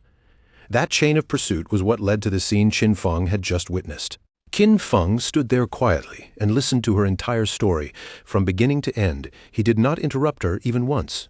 Tears streamed down Ghost Spirit's face as her voice trembled with desperation. She looked at Shadow and begged him to help her kill Dongfang Yu. Qin Feng's answer was cold and direct. Without softening his tone or avoiding the subject, he refused her request. But Ghost Spirit still refused to give up. With sorrow filling her tearful eyes, she pleaded with him again, begging him to help her kill Dongfang Yue. Qin Feng stared at her in silence. From the look in her eyes, he could tell that she was not someone who would abandon her goal so easily. With a deeply pained expression, Ghost Spirit told him she would not ask for help without paying a price. She offered him everything she had, promising to work under him and hand over all the lifespan she earned, along with her equipment and skills, as long as he helped her kill Dongfang Yue. She even went as far as declaring that she would willingly become his slave if that was what it took. Qin Feng silently observed her, and a trace of surprise flashed in his eyes. Then, with an arrogant but steady gaze, he told her he would not help her kill Dongfang Yu directly, because this was her revenge, and it could only be settled by her own hands. Qin Feng was not a villain, so he told her that he would help her reach that point, but how far she could go after that would depend on her own fate and ability. Ghost Spirit froze in shock. Her eyes widening with confusion, she could not understand what kind of help he planned to give her if he was refusing to kill Dongfeng Yu himself. Qin Feng answered honestly. With a calm look in his eyes, he told her to join his guild and become one of his people. If she did that, he would help her complete her revenge. A system window appeared in front of Ghost Spirit, informing her that Shadow had invited her to join the guild named Shadow. Ghost Spirit fell silent for a moment, thinking it over carefully. Then her eyes slowly lit up with joy when she realized that Shadow's guild currently consisted of only him. So all she had to do was join? Without hesitating any longer, she accepted the invitation, and a system window immediately confirmed her decision. Qin Feng accepted Ghost Spirit's friend request as well. Seeing that she had truly joined him, he felt a hint of satisfaction and told her that from now on there was only one thing she needed to focus on first: class advancement. Qin Feng turned his back to her and said that she would have to discover for herself what class advancement meant and how to complete it. Once she succeeded, she could come find him again. Ghost Spirit remained kneeling on the ground, but her eyes began shining with renewed determination. Qin Feng made his meaning clear. If she could not even accomplish this much, then she should give up on revenge altogether. Qin Feng activated Shadow Stealth and left the area without a sound. In his heart, he knew the blade of the underworld class had limitless potential. With just a little guidance, Ghost Spirit would definitely be able to advance much further in the future. After leaving Ghost Spirit behind, Qin Feng continued forward and soon arrived in the deepest part of the Evil Spirit Academy. Standing before him was a level 15 boss, a strange woman surrounded by several spiritual heads. She was the platinum-grade aberrant witch, Stana. After studying her for only a moment, Qin Feng quickly realized that she was the guardian of the Evil Spirit Academy. In the blink of an eye, Qin Feng leapt into action and unleashed Dark Knight Ring Blade against the boss. The attack struck hard, dealing 26,000 points of damage while also triggering weak point strike. Qin Feng landed back on the ground, already recalling the details of this boss fight. During the first phase, only one of her 4 heads would activate, and in that state, she was immune to physical damage. Because of that, he could only rely on elemental skills, even if they dealt slightly less damage. He summoned his Shadow Blade, confidence glowing in his eyes. With the pale white bone blade increasing his movement speed and Shadow Blade resetting its cooldown whenever it struck a target, this fight was perfectly suited to him. Qin Feng began summoning Shadow Blades one after another until hundreds of them filled the air around him. Then he launched them straight at the boss, piercing one of her spiritual heads and dealing more than 200,000 points of damage. At that moment, he was like a mobile Gatling gun, firing endless elemental attacks without pause. Before long, her golden head burst apart into fragments. Shadow remained completely composed, because he remembered that once the second phase began, 3 heads would activate at the same time. The boss's eyes blazed with rage, and her furious gaze locked directly onto Qin Feng. Soon after, the heads began firing bursts of energy from their eyes. At the same time, Stana moved in a strange, dancing motion, unleashing chaotic attacks in every direction around her. But for Qin Feng, this kind of attack pattern was not difficult to handle at all. With almost no effort, he slipped through the incoming attacks and dodged them one after another. Then he drove his Shadow Blades into the boss's head again, dealing more than 200,000 points of damage. As she twisted on the ground in agony, Qin Feng calmly dropped back down from above. He didn't even spare her another look. With his back turned toward her, he walked away as if the entire fight had already reached its final curtain. Then he released his final Shadow Blade. The dark edge shot forward and struck the boss cleanly, making her entire body erupt in a violent blast. In the middle of that roaring explosion, the system notification appeared, confirming that Qin Feng had slain aberrant witch Dostana. He gained 50,000 EXP and at the same time obtained the Evil Spirit Academy's hideout key, a platinum tier item. The moment the next system prompt appeared, Qin Feng's eyes widened slightly in surprise. It was telling him that he now met the requirements to advance his class. Without wasting a second, Qin Feng chose to proceed. Dark shadows immediately curled around his body like living smoke, wrapping him from head to toe. His shadow class advanced from Tier 1 to Tier 2, and the attribute bonuses surged along with it.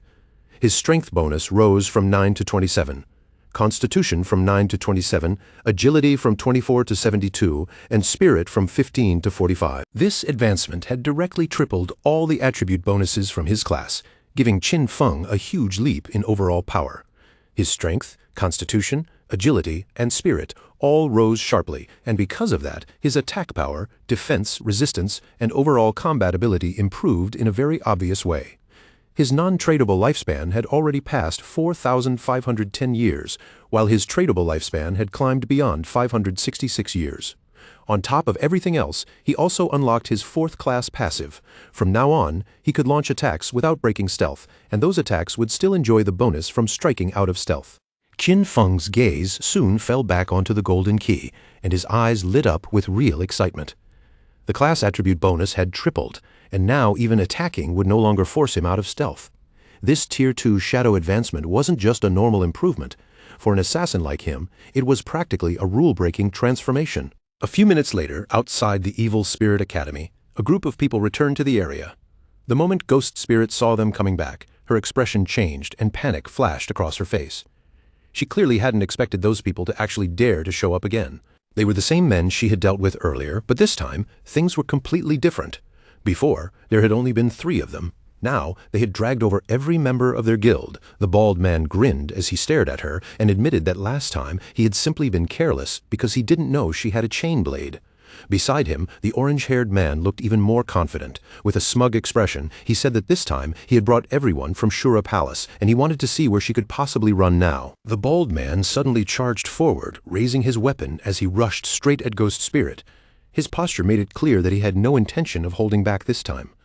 Seeing him close in so aggressively, Ghost Spirit's heart tightened, and she immediately realized the situation had turned bad. The bald man activated Earth Slash and came crashing down toward the ground with his axe, aiming to smash her in one brutal strike. Fortunately, Ghost Spirit reacted fast enough. At the last possible moment, she twisted her body away and barely managed to dodge the attack. With a sharp, confident look in her eyes, Ghost Spirit quickly tried to activate Shadow Stealth. But just as her body was about to fade, someone suddenly tossed a flash grenade in front of her. The grenade exploded with a blinding burst of white light, forcing her to stop the skill halfway and raise her hands to cover her eyes. The bald man immediately seized that opening. Before Ghost Spirit could recover from the flash, he stepped in and slammed a heavy kick into her, knocking her completely off balance. He planted his foot down on her head, pressing her against the ground while an arrogant smile spread across his face. Looking down at her from above, he made it clear that he was going to teach her a real lesson this time. But even under his boot, Ghost Spirit had no intention of surrendering. Gritting through the pain, Ghost Spirit reached out and pulled out a small green vial, but before she could use it, the orange-haired man noticed the movement. He stepped down hard on her hand, trapping it against the ground, and snatched the vial away from her. After taking a closer look at the vial, the orange-haired man quickly recognized what it was. It was suicide poison. Once used, it would make the user lose half of their lifespan and return directly to the respawn point. Instead of getting angry, the man seemed entertained. He looked at Ghost Spirit with interest, amused that she had such a fierce and stubborn personality. His expression slowly turned twisted. He stuck out his tongue, unable to hide the excitement in his eyes. The more defiant Ghost Spirit acted, the more fascinated he seemed to become, as if her strong temper had completely caught his attention. Ghost Spirit's eyes instantly widened with fear. The confidence she had tried to hold on to trembled for a moment as she realized just how disgusting and dangerous the man in front of her really was. Then the orange-haired man leaned down and began licking her cheek. But in the very next moment, his expression froze. A system window suddenly appeared in front of him, informing him that the Great Platinum Sanctuary, the Evil Spirit Academy, now belonged to the guild named Shadow. The barrier had been activated, and all personnel who were not members of this guild would be treated as intruders. Immediately after that warning appeared, the sanctuary's defense system began removing the intruders. A terrifying bolt of thunder crashed down from above, striking the men with overwhelming force before they could even react. In just the blink of an eye, their bodies were completely destroyed. Where those men had been standing moments ago, only glowing orbs of lifespan remained, floating silently in the aftermath. Ghost Spirit stared at the scene in shock, her eyes wide as she finally understood what had happened. The Evil Spirit Academy was actually a sanctuary, and now it belonged to her guild. That could only mean one thing. In just a few short minutes, Shadow had killed the Guardian and taken the key. Qin Feng also received the Jade Tier Aberrant Witch's Ring. It was a ring that could be used by every class starting from level 14, and its effects were extremely useful. It increased all attributes by 22 and boosted cooldown speed by 30%. Its unique effect also expanded skill range by 25% and increased area damage by 10%. And as if that reward wasn't already good enough, he also obtained a platinum-grade skill called Virulent Poison Trap. This platinum-grade skill was made for assassin and hunter classes. It allowed Qin Feng to set down a trap hidden with level 5 stealth. Any enemy who triggered it would take 500 extra poison damage, suffer a 50% slow for 5 seconds, and continue receiving poison damage equal to 100% of his attack power. He could place up to 3 traps at the same time, and each one had a cooldown of 4. So, 65 seconds, while the trap itself could last for a full 3,600 seconds. Qin Feng was quite satisfied with the rewards, since 2 of the items that dropped were things an assassin like him could actually use. In particular, the ring was extremely suitable for him. His instant shadow, slash, and dark knight ring blade were both area of effect skills, so the ring's bonus would give him a major boost in real combat. At that moment, Qin Feng's eyes shone with even more joy. He still had 363 evolution points, which was exactly enough to evolve his backstab enhancement skill to legendary grade. Without hesitation, he spent 340 evolution points, leaving only 23 behind. Right after that, backstab enhancement successfully evolved from epic to legendary. Its passive effect improved as well, raising the damage bonus for attacks from behind from 75% to a full 100%. Even better, the new legendary effect made every attack he launched while in stealth count as a backstab. Qin Feng was very pleased with the result. With constant backstab damage and the permanent stealth advantage from his advanced class, his damage output and survivability had both been pushed to an entirely new level. Just then, Little Black contacted Qin Feng and told him she had discovered another set of ruins, asking if he wanted to come over and take a look. When Qin Feng asked where she was, she replied that she was currently in the Zhanghai City ruins. She explained that the stones around the temple entrance were carved with murals that looked very similar to the ones in the beginner's village ruins. Qin Feng felt a little puzzled and asked why they hadn't explored it themselves. With their current progress, they should already be capable of dealing with a platinum-grade boss. Little Black answered honestly, saying that they had planned to do exactly that, but after they cleared every enemy all the way to the end, a teleportation orb appeared. However, when they touched the orb, nothing happened at all. The system only told them that a fated person was required to enter, so Little Black wondered whether Qin Feng might be that person. After hearing this, Qin Feng decided to go check it out personally. He told her to wait there for him and prepare enough lifespan because he would bring over the new equipment he had just obtained. Besides, since the 2 shrines could teleport between each other, traveling from the Magic City ruins to the Zhanghai ruins had become much more convenient. Little Black also mentioned that the officials on the Zhanghai side didn't have enough lifespan, so he could sell directly to the people in Magic City instead. At the same time, Little Black was waiting on the outskirts of the Zhanghai City ruins, keeping watch near the area where she had discovered the strange entrance. She was sitting on a white llama, and the creature was calmly lowering its head, chewing grass as if nothing serious was happening around it. Not long after, Qin Feng suddenly appeared behind her without making a sound. His voice came from close by as he asked where exactly the ruins were located. The sudden sound of Qin Feng's voice startled both Little Black and the llama at the same time. Little Black flinched and quickly complained, telling him not to scare her like that. Qin Feng had obviously done it on purpose, but he put on an innocent face and promised that he would be more careful next time. Little Black then leaned forward and peeked over the edge of the cliff, pointing down below as she explained that the entrance to the ruins was at the bottom. When Qin Feng asked how they had managed to find such a hidden place, she gave a small, awkward reaction and said it was a long story. Little Black turned toward the llama beside her and began explaining from the beginning. She said that she had gotten a mount in this area, a little sheep-like creature that she had been spending time with. While she was playing around with it, a silver-gray boss suddenly appeared out of nowhere. The sudden arrival scared both of them badly, instantly throwing the whole situation into chaos. In her panic, Little Black lost her footing and tumbled straight off the cliff. Fortunately, instead of falling all the way down, she got caught by a tree growing near the bottom. And from that dangerous position, she happened to notice the hidden cave entrance. Little Black carefully began making her way down toward the bottom of the cliff, reminding Qin Feng to watch his step and not slip. As she moved, she explained that after she respawned, she called Captain An and Uncle Wang Meng over so they could explore the place together. Qin Feng simply jumped down after her, landing smoothly while commenting that finding a place like this really did match her usual style. Little Black immediately praised Shadow's movements, saying he was impressive. She then added that Wang Meng had tried to jump down the same way before, only to slip and die from the fall. The two of them entered the cave. As they walked deeper inside, Little Black told him that there was a labyrinth up ahead, but they had already cleared out the monsters and explored the whole path. Qin Feng listened, then reminded her that from now on she should avoid dying whenever possible. He warned her seriously not to let her non-tradable lifespan drop to zero, because once that happened, the consequences would be extremely dangerous. Little Black smiled confidently and said she understood. She explained that she knew about skills capable of draining other people's lifespan, but they had already made preparations for that. Since they had a way to replenish their non-tradable lifespan, they weren't completely helpless. Qin Feng was slightly surprised when he heard this and asked whether they really had a stable method to recover it. Little Black lifted one finger and explained their method. Inside the city ruins, they would deliberately lure monsters that had absorbed non-tradable lifespan into a secluded area. After killing those monsters, they would leave all the dropped non-tradable lifespan stored in that location. That way, whenever someone needed to replenish their own supply, they could simply return to that place and absorb what had been saved. Qin Feng's interest was immediately piqued. He nodded slightly, admitting that it was a clever method, then asked whether a newcomer had been the one to come up with the idea. Little Black froze in shock, because Qin Feng had guessed it perfectly. At the same time, Qin Feng silently remembered that in his previous life, this exact method had indeed been invented by a newcomer. Later on, it became so useful that almost everyone eventually adopted it. Before long, they reached the teleportation orb. Little Black walked up and placed her hand against it, but the system immediately informed her that she was not the fated person, so the mechanism would not activate. She stepped aside and asked Shadow to try instead.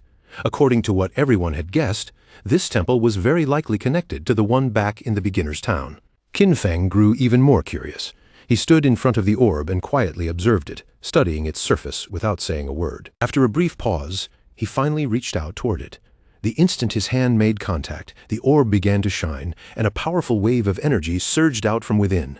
The sudden burst of light was so intense that Little Black quickly raised her hands to cover her eyes. Confused and unable to see clearly, she had no idea what was happening in front of her. When the light faded, Little Black was stunned to find that Qin Feng had vanished without leaving even a trace. Then she realized the orb had disappeared as well. Seeing that both her boss and the teleportation orb were gone, she finally confirmed her guess. Shadow really was the fated person. Meanwhile, Qin Feng opened his eyes in a completely different place. He had arrived inside the cave of the Ice Tide, and as soon as he checked his status, he discovered that all remote communication had been blocked. Qin Feng didn't relax for even a second. The moment he realized he was alone in this unfamiliar place, he immediately activated his invisibility skill, letting his figure fade into the surroundings while he quietly assessed the danger. Right after that, the system issued him a brand new mission: protect the Ice Tide crystal. Qin Feng's gaze instantly locked onto the crystal in front of him. He recognized it at once, and his expression turned serious, because he remembered clearly that if this object was struck by any attack, it would erupt with a terrifying icy tide. As Qin Feng looked around more carefully, he noticed movement inside the surrounding caves. Monsters were beginning to emerge from the darkness, and every one of them seemed determined to charge at the Ice Tide crystal no matter what. He immediately understood the danger. If he allowed even one of them to succeed, then he would be finished. Qin Feng quickly took the virulent poison trap out of his inventory. For him, dying once was not the most frightening part. The real problem was that if the mission failed, he would lose the chance to return to this place and claim the reward. He understood better than anyone that his only real option right now was to evolve Virulent Poison Trap. After spending the required evolution points, leaving himself with only 17, the skill successfully advanced from Platinum grade to Epic grade. After the upgrade, the trap's stealth level rose from level 5 to level 8. Any enemy that triggered it would now suffer 1,200 extra poison damage and be slowed for 8 seconds. The slowing effect still remained at 50%, while the continuous poison damage was still equal to 100% of Qin Feng's attack power. Even more importantly, the maximum number of traps he could place increased from 3 to 9, while the duration of each trap still remained at 3,600 seconds. Qin Feng immediately placed 3 traps right at the cave entrances, carefully setting them where the monsters would have to pass through. At the same time, the system informed him that the effect of the Aberrant Witch's Ring had activated, increasing the skill's area of effect by 25%.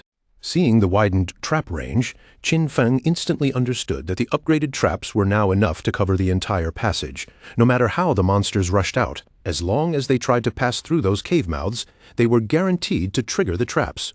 And right at that moment, the first wave finally arrived. One monster after another appeared from the cave openings, their glowing eyes fixed directly on Qin Feng. In the next second, The horde poured out from the darkness and charged toward him with terrifying speed. But the instant they crossed the entrance, they stepped straight into the traps Qin Feng had prepared. Thorn-covered vines suddenly burst out from the traps, whipping upward and wrapping tightly around the monsters' bodies. The poison damage erupted at the same time, tearing through them for more than 100,000 points of damage. Dust and broken earth rose from the ground as the trap effects exploded across the passage. But Qin Feng stood in place calmly, even with the chaos in front of him. His expression remained steady and unmoved. Then, without warning, an arrow suddenly cut through the air and shot toward him. The moment Qin Feng noticed the incoming attack, his eyes sharpened and his expression instantly became more serious. Just before the arrow could strike him, Qin Feng summoned a shield in front of himself. The arrow slammed into it at the last possible moment, and the attack was blocked by the narrowest margin. Qin Feng's gaze immediately shifted toward the monster holding a bow. Only then did he realize that among these mobs, there were also ranged attackers hiding in the group. Meanwhile, outside the Magic City ruins, a mage named Dongfang Yue met with the orange-haired man. Her expression was cold as she asked whether his guild had really given up on hunting Ghost Spirit, also known as Giling, just because she had become a member of the Shadow Guild. The orange-haired man nodded without hesitation and confirmed that they couldn't continue. If Dongfang Yue still wanted Ghost Spirit captured, then she would have to find someone else to do it. Dongfang Yue tightened her grip around her magic staff, clearly furious that he dared to reject her. She questioned why he treated Shadow as a greater threat than her, then reminded him with a sneer that he was nothing but a peasant. She warned him not to forget that she already had all of his real-world personal information, and killing him outside the game would be extremely easy for her. The orange-haired man's eyes widened, and rage immediately flared across his face. Before Dongfang Yue could say another word, the man finally snapped. He swung his fist hard into her cheek, and the heavy blow sent her entire body flying backward. After Dongfang Yue crashed to the ground, the man drew his dagger and began beating her without holding back. He shouted that he had already had enough of her, and even if he couldn't defeat Shadow, he could still kill her. Each strike came down with furious force as he cursed her for calling him a peasant over and over again, screaming for her to die with every blow. In the blink of an eye, Dongfang Yue was killed. Her body quickly broke apart and began transforming into glowing orbs of lifespan. When she opened her eyes again, she had already returned to the real world inside the Chu family residence. Her golden-cased phone was still in her hand, but her face was twisted with rage. She clenched her fist tightly, unable to accept that those peasants from Shura Palace had actually dared to kill her. Without wasting a moment, Dongfang Yue immediately demanded that her husband send people to capture every last one of them. Her husband looked slightly confused and asked whether she was talking about Shura Palace, the very group she had hired earlier to catch Ghost Spirit. With anger still burning on her face, Dongfang Yue explained that Ghost Spirit had now joined Shadow, and because of that, those people no longer dared to continue the job for fear of Shadow's revenge. Her husband listened and then calmly told her that they would deal with those peasants after Shadow was eliminated. He then informed her that he had already arranged for people from Magic City's Black Dragon Hall to move against Shadow. The plan was already underway, and he assured her that it would not be long before she could avenge her family. Dongfang Yue's eyes widened again, overflowing with hatred. Her fury was no longer aimed at Shadow alone, but also at the peasants who had dared to humiliate her. The thought of revenge made her breathing grow excited. With a vicious and confident expression, she swore that she would avenge the Dongfang family, and that every single one of those people would be slaughtered. Back inside the cave of the Ice Tide, Qin Feng threw his short blade with a sharp flick of his hand. The blade shot forward and buried itself directly into the eye of the bow-wielding monster, killing it instantly. To Qin Feng, the fact that some of the mobs could attack from range did not change much. His Shadow Blade skill reset its cooldown whenever it struck a weak point, which meant these enemies were no different from targets waiting to be cut down. One precise slash was enough for each kill. By then, the Ice Tide crystal was already covered in cracks, looking as if it might shatter at any moment. Just as Qin Feng prepared for what might come next, the system suddenly announced that the guard mission had been completed and told him to claim his reward. The notification caught him off guard, and he couldn't help wondering if it was really over already. The Ice Tide crystal finally broke apart, scattering into countless fragments. As the broken crystal pieces faded, a golden treasure chest slowly appeared in its place. Qin Feng's gaze immediately fixed on the chest. From its glow and aura, he quickly realized that this was not an ordinary reward at all. It was an epic treasure chest. He reached his hand toward the chest, anticipation rising in his eyes. Last time, an epic chest had given him graceful release. Now he wanted to see what kind of reward this one would contain. The chest slowly opened, and a dazzling golden light poured out from within, filling the space around Qin Feng with a powerful glow. Then, from inside that golden radiance, the figure of a woman gradually began to take shape. She was an NPC. Qin Feng looked at her with surprise because he recognized her immediately. She was the same NPC who had appeared beside the epic chest the last time. With her eyes still closed, the woman began to speak in a strange, ancient language. Qin Feng recognized it at once as the language of the old gods. Her words reached him clearly, telling him that he had passed 2 trials and was the chosen one. Qin Feng found this extremely strange. He obviously could not truly understand that language, and yet the meaning entered his mind perfectly.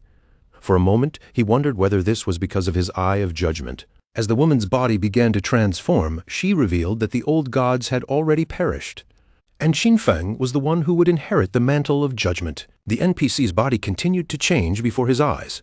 Shadow could do nothing except stand there in silence, watching the transformation unfold with clear amazement. Little by little, the woman's appearance shifted further, as if some hidden power within her was slowly awakening.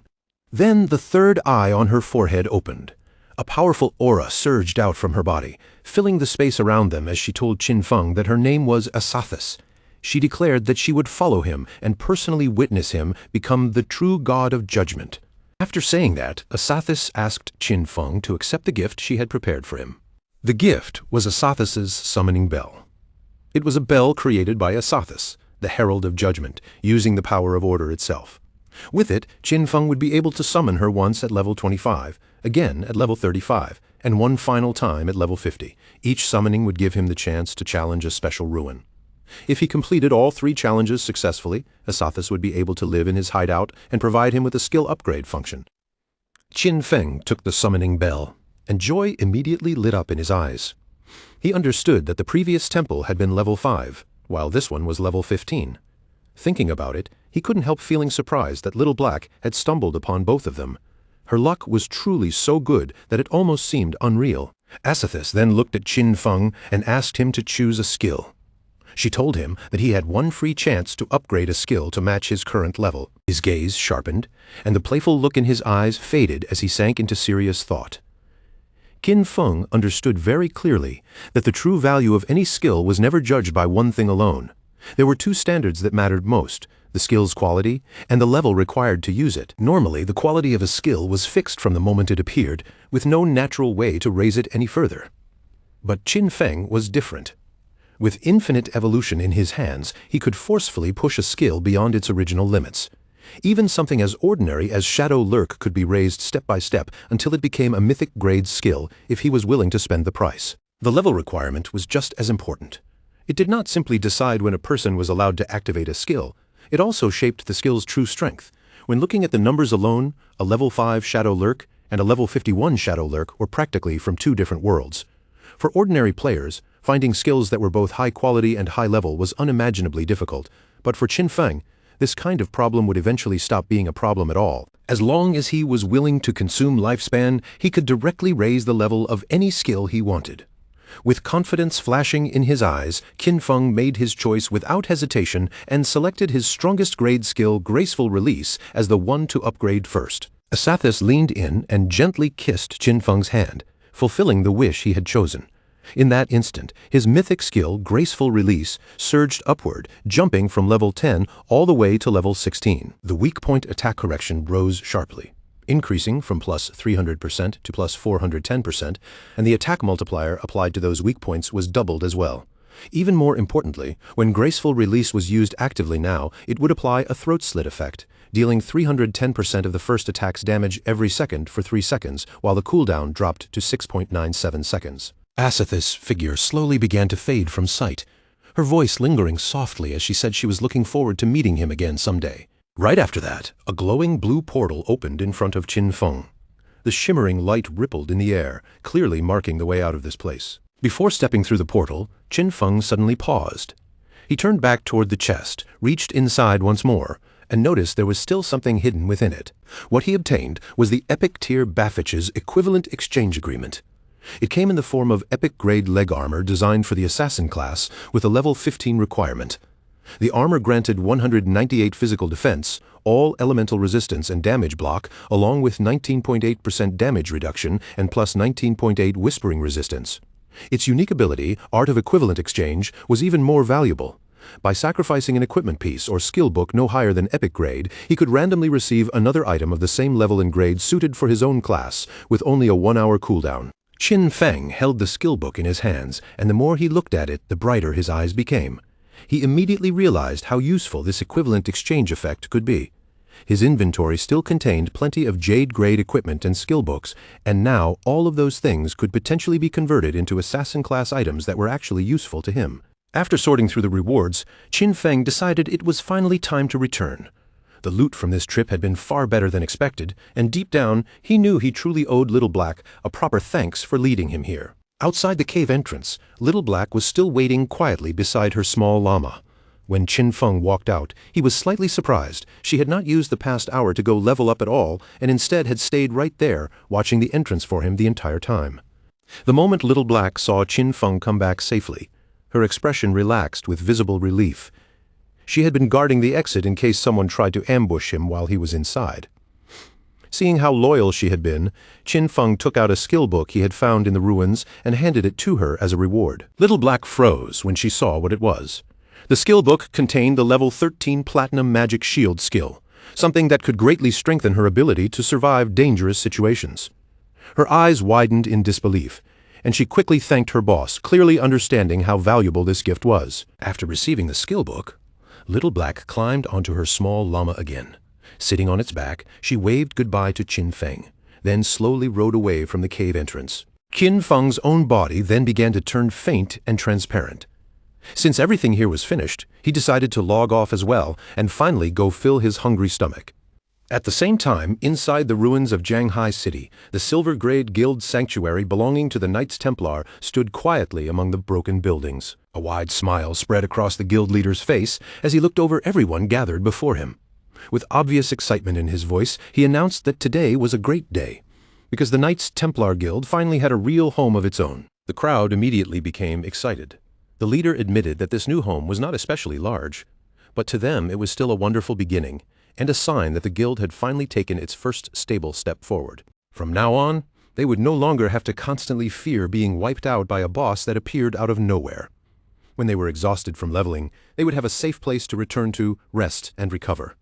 And for this precious sanctuary, there was one person they needed to thank above all others, Qin Xiaoyu. She had been the first to discover this place, and the guild leader raised his voice, asking everyone to welcome Qin Xiaoyu to the stage with the warmest applause they could give. Applause and praise quickly filled the area. Everyone began calling out Qin Xiaoyu's name and complimenting her, making her face glow with happiness as she stood before them. Standing on the platform, Qin Xiaoyu first thanked her master, who had patiently taught her without ever giving up. Then she thanked her friends, who had reached out to help her during her hardest moments. After that, she even thanked those who had once hated and looked down on her, because their mockery and contempt had pushed her to become stronger. When the women below heard those words, they could not help feeling proud of Qin Xiaoyu. Watching her stand there with such confidence, they felt as if her growth was something they had all witnessed together. With tears shimmering in her eyes, Qin Xiaoyu finally thanked her father and mother. Her voice trembled slightly as she wished they were still alive, because then they would have been able to see how excellent she had become. She believed that if they could see her now, they would definitely feel proud of her. Before Qin Xiaoyu could continue too far, the guild leader quickly cut her speech short. He asked her to tell everyone the important part, what kind of difficulties and obstacles she had overcome in order to find this hideout. Qin Xiaoyu did not try to exaggerate anything. She answered honestly, saying that some time ago, she had actually had a dream. In that dream, a very powerful warrior had guided her, and together they had captured this hideout.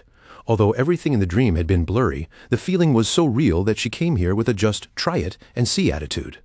She never expected that she would actually find the place. The moment the others heard that explanation, they burst into laughter and began mocking her. To them, the idea of finding a guild hideout because of a dream sounded ridiculous, and they could hardly believe she was being serious. The guild leader also had to hold back his laughter. Still, he politely thanked Qin Xiaoyu for her wonderful speech, then teasingly asked whether she had happened to have any more dreams the previous night. Qin Xiaoyu gently touched her cheek and thought for a moment before saying that she really did have another dream. In that dream, she saw a huge and magnificent hideout packed with people, and she felt that it might even be a platinum-grade hideout. The guild members immediately laughed even harder. They joked that Qin Xiaoyu truly was living inside her dreams, and some even teased that, at this rate, the guild would be moving into a much bigger house very soon. But the guild leader's expression gradually became serious. Instead of dismissing her, he called it an excellent dream and personally handed Qin Xiaoyu the reward she had earned, 1 full year of tradable lifespan. With a smile, the leader placed an arm around Qin Xiaoyu's shoulder and said he hoped everyone would learn from her dedication to the guild's collective good.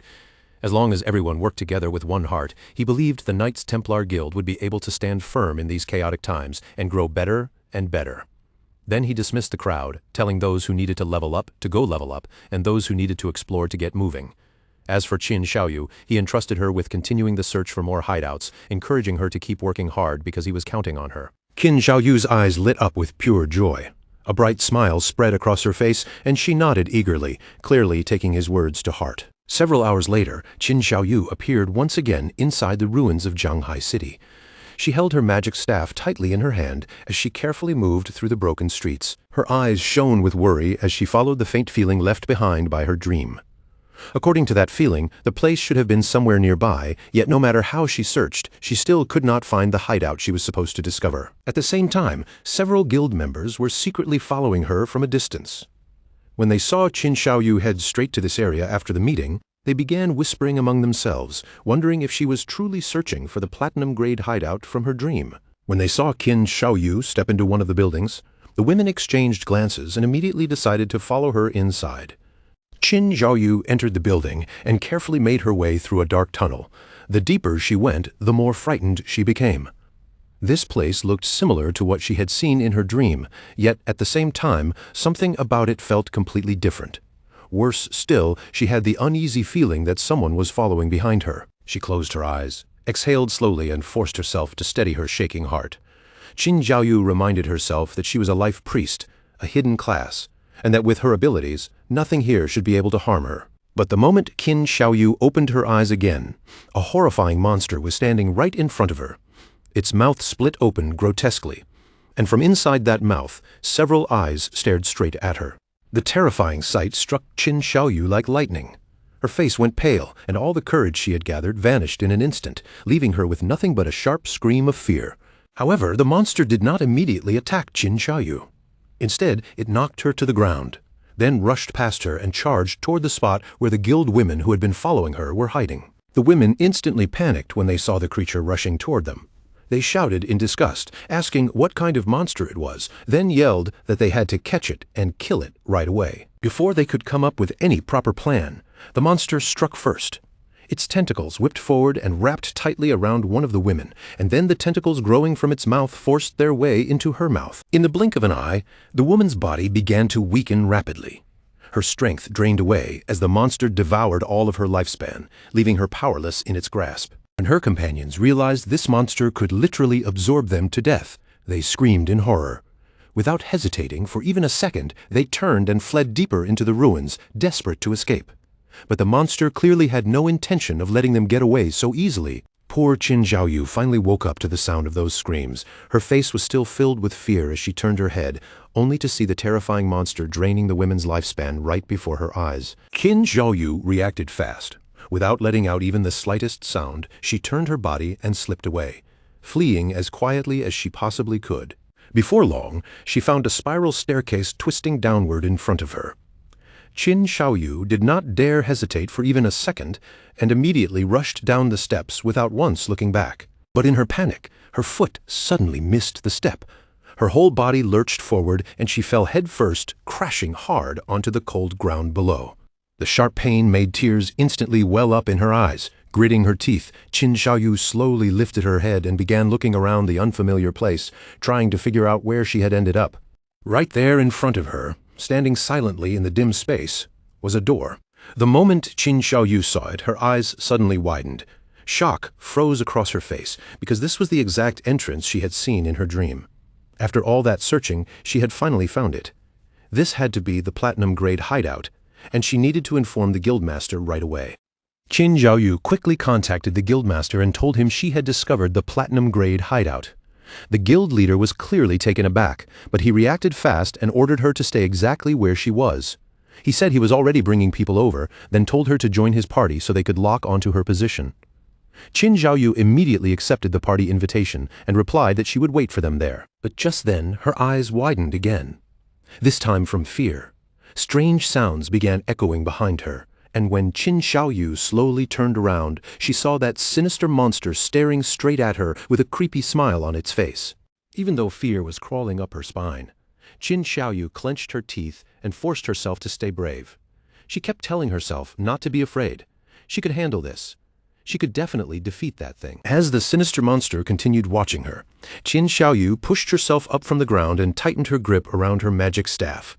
She steadied her breathing, convincing herself that she was no longer the weak person she used to be. A powerful aura suddenly rose from Qin Xiaoyu's body.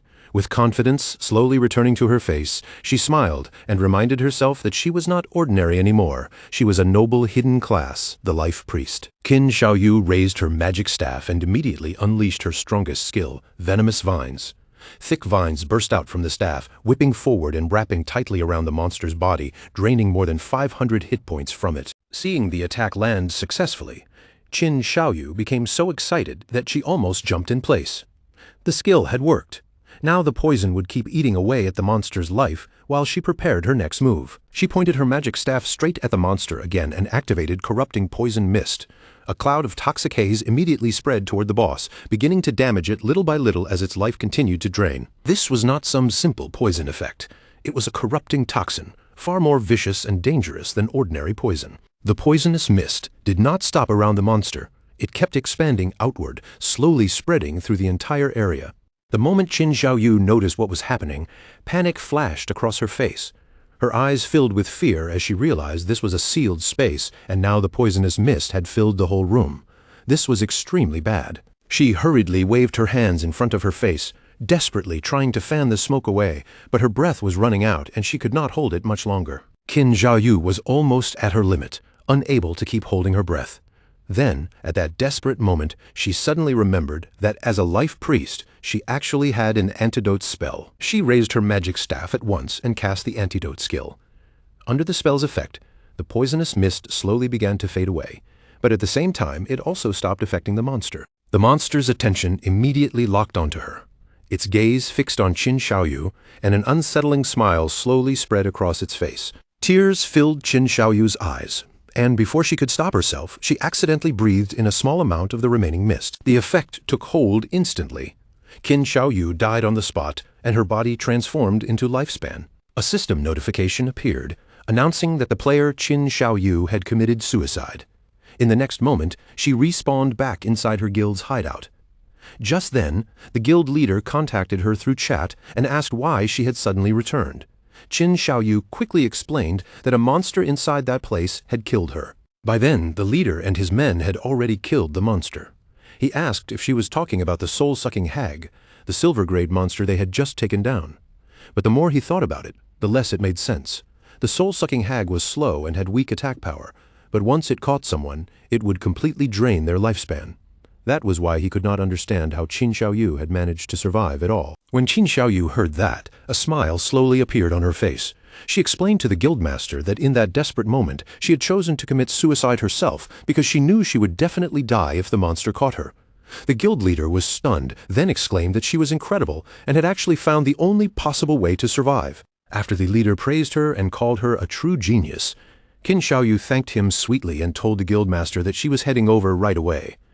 At the same time, excitement surged inside her because it seemed those three bitches who had been following her were now completely dead. This was exactly what happened when people dared to mess with her. Sometime later, Qin Xiaoyu arrived back at the hideout's door. She pointed ahead and explained to the guildmaster that the platinum-grade hideout was right behind that stone door.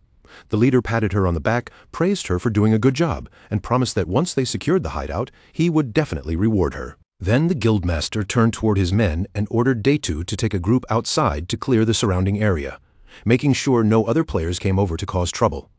Daytu nodded immediately and told the guildmaster not to worry. He declared that anyone who dared interfere would be eliminated, even if that person was Shadow himself. The guildmaster then pointed straight at the hideout's door and gave the order to charge.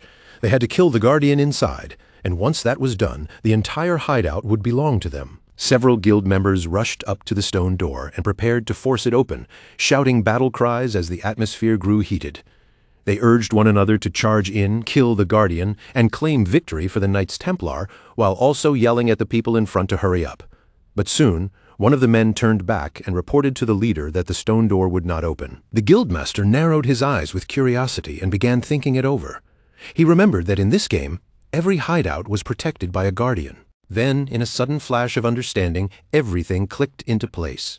With a confident look on his face, the guildmaster raised his hand and pointed directly toward the hideout entrance, revealing that this stone door itself was the Guardian. One of the men immediately stepped forward, lifted his axe, and swung it heavily into the stone door. The blow landed with a solid crash, and damage numbers appeared above the door, showing that the attack had dealt 320 hit points. That confirmed the guildmaster's guess. The stone door really was the Guardian. Everyone immediately began praising the guildmaster for his brilliance. Smiling with satisfaction, the guild leader said this platinum hideout was practically being handed to them as a gift, then ordered his men to bring the door down. His men answered in unison, accepting the command without hesitation. The guild members began attacking the door together, rushing forward with weapons raised. In the blink of an eye, their strikes kicked up a thick curtain of dust around the entrance. At the same time, several system windows suddenly appeared in front of Qin Feng, warning him that his hideout, the Land of Purified Souls, was under attack. The durability of the entrance's stone door had fallen to 99.3% and was still taking continuous damage while the magic defense barrier remained at 100%. The system also informed him that normal teleportation to the hideout had been blocked, but he could choose to use war teleportation, though it would be the only time he could use it that day. Qin Feng's expression instantly turned serious with a trace of confusion in his eyes. Someone had actually discovered the entrance to the Land of Purified Souls and was now attacking his hideout. Riding on his wolf, Qin Feng set off toward his hideout. Based on the invaders' attack power, he estimated that even if they kept striking the door non-stop, it would probably take them a full year to break it down. So, instead of wasting his war teleport, he decided to ride over and see what was going on. After some time passed, Qin Feng finally reached the outskirts of the Land of Purified Souls. Just then, his eyes suddenly sharpened as something nearby caught his attention. Not far away, two men were chasing after a woman. As they ran, they shouted at her to stop, threatening to slaughter her if she kept trying to escape. Before the woman could get away, a man carrying a spiked mace stepped out in front of her, blocking her path as he coldly asked where she thought she was going. The woman barely had time to take another breath before the man swung his weapon and struck her hard, sending her entire body flying backward. The purple-haired man smiled as he watched her fall. Then he stretched out his hand and activated his skill, Sacred Chains. 4 energy swords suddenly descended from the sky, stabbing down with brutal precision. They pierced through the woman's hands and knees, pinning her in place and making her scream out in pain. One of the men looked down at her and reminded her that he had already warned her this area had been claimed by their guild, the Knights Templar. Then he asked if she really thought she could just force her way in. With a serious look in her eyes, the woman explained that she was only passing through. That could not possibly count as forcing her way in. It was obvious these people were simply looking for an excuse to rob her. Qin Feng recognized the woman at a glance. It was Yang Xiaoya, his old colleague from the company, and he still remembered that she was a pretty decent girl who had even warned him in advance before. After hearing that this guild had reserved the area, Qin Feng immediately figured out what was going on. The people attacking the Land of Purified Souls had to be from the Knights Templar Guild. Meanwhile, the purple-haired man sneered and said that if they claimed she was forcing her way in, then that was exactly what she was doing. With a wicked smile on his face, the purple-haired man reminded the others that according to their usual rules, he would be the first one to enjoy himself. The man beside him laughed and replied that if that was the case, then he would get his turn right after him. But at that exact moment, a figure moved so fast it was like a streak of thunder cutting through the air. Before the 3 men could even react, their heads were cleanly severed from their bodies. The one who had made that terrifying move was none other than Qin Feng. Qin Feng quietly stared at Yang Xiaoya, his gaze fixed on her as a strange glow began to shine in his eyes. Yang Xiaoya froze in shock, wondering if the person before her was Shadow, but almost immediately she felt something was not right. Those eyes looked far too familiar. They looked like Qin Feng's eyes. Then Qin Feng casually raised his hand and snapped his fingers, activating one of his skills without the slightest hesitation. The skill was called Blooming Curse. In the next instant, bright red spider lilies burst out from the corpses of the 3 men he had just killed, blooming beautifully and eerily as they drained away the last of their remaining lifespan. Qin Feng stood there surrounded by the glowing red energy, his posture steady and unmoving, while his expression remained cold, calm, and serious. Not far away, Yang Xiaoya watched everything happen with her eyes wide open. When she saw the glow in his eyes, that familiar feeling became even stronger, and she could not help wondering aloud whether he might actually be Qin Feng. The lifespan orbs left behind by the dead men were quickly pulled into a swirling vortex of blue energy, and within moments, every last trace of them disappeared. Yang Xiaoya stared at the empty space in a daze and realized that everything was gone. She stood there silently, trying to make sense of the unbelievable scene she had just witnessed. She could not deny that Shadow's eyes looked incredibly similar to Qin Feng's, but she quickly shook off that thought and treated it as nothing more than a coincidence. After all, if Qin Feng really was the powerful player known as Shadow, there was no way he would allow his own sister, Qin Shaoyu, to join a guild like the Knights Templar, where members were treated no better than slaves. The focus then shifted back outside the land of purified souls, near Shadow's hideout. There, a group of players led by the Knights Templar Guildmaster suddenly noticed Shadow's arrival. The moment they saw him, they erupted into a fanatical welcome, cheering excitedly and calling out to Big Brother Shadow. The guild leader hurried forward with an eager smile and explained that his men had been trying to rob someone earlier. He even thanked Shadow for appearing in time and teaching those men a lesson.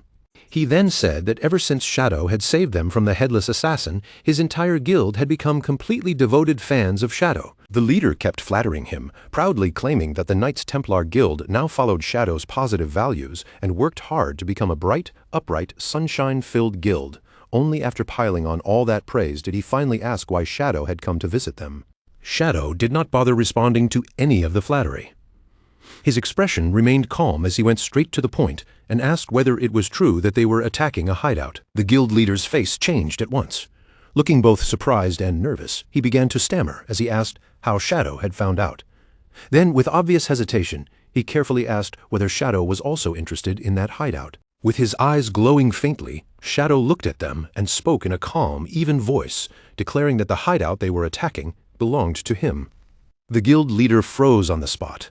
Shock spread across his face so completely that he looked as if he had turned into stone, unable to process what he had just heard. His subordinates were just as stunned. One by one, they stood there with their mouths hanging open, staring in complete disbelief. Sweat began rolling down the guild leader's face as he tried to argue. He carefully pointed out that he had heard Shadow's hideout was located in Magic City, and as far as he knew, a single player could only own one hideout. At that moment, one of his men leaned closer and whispered an important detail into his ear. If a player established a guild, then the guild itself could also own a hideout. Shadow confirmed it without any emotion in his voice, saying that he had hideouts in both Magic City and Zhanghai City. The instant those words landed, a horrifying realization finally dawned on everyone present. They had actually been trying to invade the personal territory of Shadow, the strongest player in the entire world. Terror swept over the group like a cold wave, and as they looked up at him, it felt as if the sky itself was collapsing over their heads. Meanwhile, Qin Shaoyu stood there in complete disbelief, tears already gathering in her eyes. She could not understand how this hideout could possibly belong to Shadow, because in the dream that had led her here, Shadow had never appeared at all. Now that the real owner of the hideout was standing in front of him, the Knights Templar Guildmaster immediately began groveling. He bent low before Qin Feng, frantically explaining that they truly had no idea the place belonged to him, then begged to know how they could make up for their mistake. Shadow, however, only looked at the holographic panel showing the status of his hideout and coldly pointed out that they had been attacking his gate for quite some time, and repairing it would not be cheap. With a chilling look in his eyes, Shadow calmly named his price, 500 years of lifespan. The guild leader screamed the moment he heard that terrifying number. The shock was so overwhelming that his body stiffened, his eyes rolled back, and he fainted dramatically while his subordinates cried out in panic. One of the men quickly caught the unconscious leader in his arms and looked up at Qin Feng with desperation.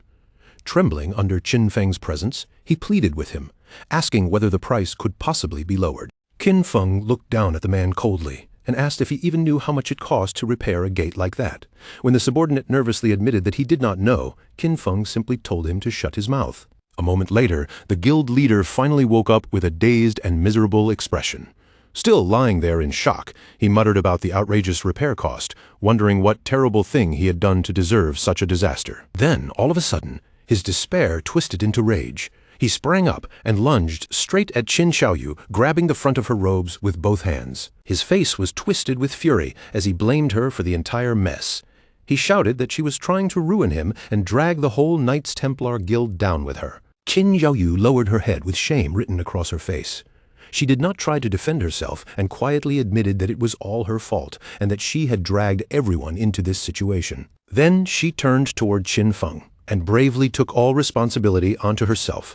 She told him to punish her instead, saying she would do anything he ordered, even if it meant pledging her life to him. Qin Xiaoyu swore that she would become his servant and hand over every bit of lifespan she earned from then on until the entire debt was fully repaid. Still facing Qin Feng, Qin Xiaoyu continued begging.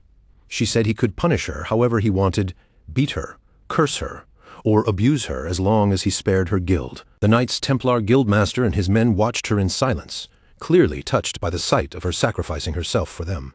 But Qin Feng completely ignored Qin Xiaoyu's plea.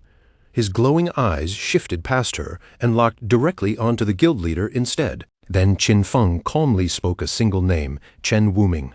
The guild leader, whose real name was Chen Wuming, was instantly swallowed by terror. His voice shook as he stammered in disbelief, unable to understand how Qin Feng could possibly know his true identity. Qin Feng looked at Chen Wuming and asked him one cold question. Did he really think Qin Xiaoyu was worth 500 years of lifespan? The moment he heard that, a twisted and almost manic grin slowly spread across Chen Wuming's face. Then, in a shocking reversal, Chen Wuming suddenly threw himself at Qin Xiaoyu and unleashed a furious punch, screaming for her to die. His fists slammed into Qin Xiaoyu and sent her flying.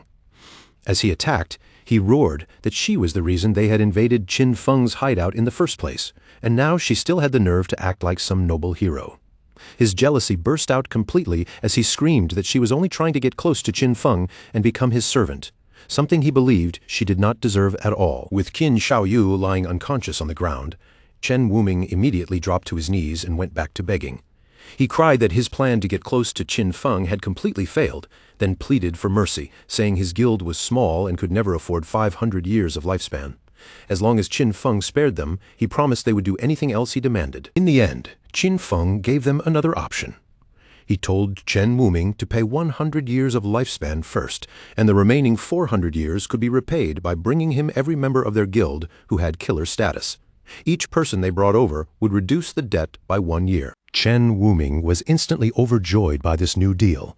He quickly explained that it would be easy for them, since his guild had more than 2,000 members, and doing this would also help him clear his own killer status. Without wasting another second, he transferred the payment, and a system notification soon confirmed that Qin Feng had received 100 years of lifespan. Chen Wuming quickly asked Qin Feng to give him a moment, then turned around and began shouting orders, urgently rallying every guild member who carried killer status to gather there immediately. While the Knights Templar members were being assembled, Qin Feng decided to put the newly gained lifespan to use. A system window appeared in front of him, asking whether he wanted to spend 7 days of lifespan to repair the damaged hideout. Qin Feng accepted without even changing expression. A moment later, another notification popped up, confirming that the lifespan had been deducted and the hideout had been fully restored. Once Chen Wuming's guild members with killer status had all been gathered together, Shadow made his move. A terrifying vortex of dark energy erupted around them, spinning like a blade storm and slicing through all 400 players at once. The system immediately confirmed the kills, and the ground was soon covered with glowing orbs of lifespan.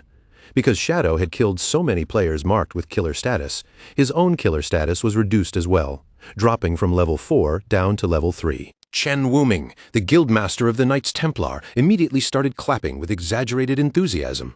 He praised Shadow's incredible efficiency, then coldly said that the dead players had all been troublemakers who violated guild rules anyway, so the lesson Shadow gave them was exactly what they deserved. Shadow then turned his gaze toward Chen Wuming and gave him a new arrangement. From now on, his guild would be responsible for guarding this hideout. Shadow made it sound almost reasonable, saying it would be the perfect way to discipline the guild's unruly members and keep them from causing more trouble. He ordered the Knights Templar to guard the place in shifts. Then he warned Chen Wuming directly that if the hideout was attacked again in the future, he would be the one held personally responsible. Chen Wuming quickly agreed on the surface, not daring to show even a hint of resistance. But deep down, he was cursing Shadow non-stop, realizing that his own guild members had basically been turned into unpaid security guards. Just then, another system notification suddenly appeared in front of Qin Feng. His other hideout, the Evil Spirit Academy, was under attack, and its defensive barrier was already taking damage. The system asked whether he wanted to use his single daily war teleport. Qin Feng's mood immediately soured. Annoyed by the sudden interruption, he decided to use the war teleport and deal with this new group of troublemakers himself. Blue light began wrapping around Qin Feng's body as the teleportation activated. As he vanished, he wondered aloud who could be stupid enough to provoke him like this, especially when everyone should already know that the Evil Spirit Academy belonged to him. After seeing Shadow disappear in a flash of blue light, Chen Wuming immediately turned to his guild members and ordered them to pack up and leave. One of his subordinates quickly reminded him about Qin Feng's order to guard the hideout. Chen Wuming simply pointed toward Qin Xiaoyu, who was just beginning to wake up, and cruelly declared that she would be the one staying behind to watch the place. He mocked Qin Xiaoyu coldly, saying this was exactly what she had wanted, wasn't it?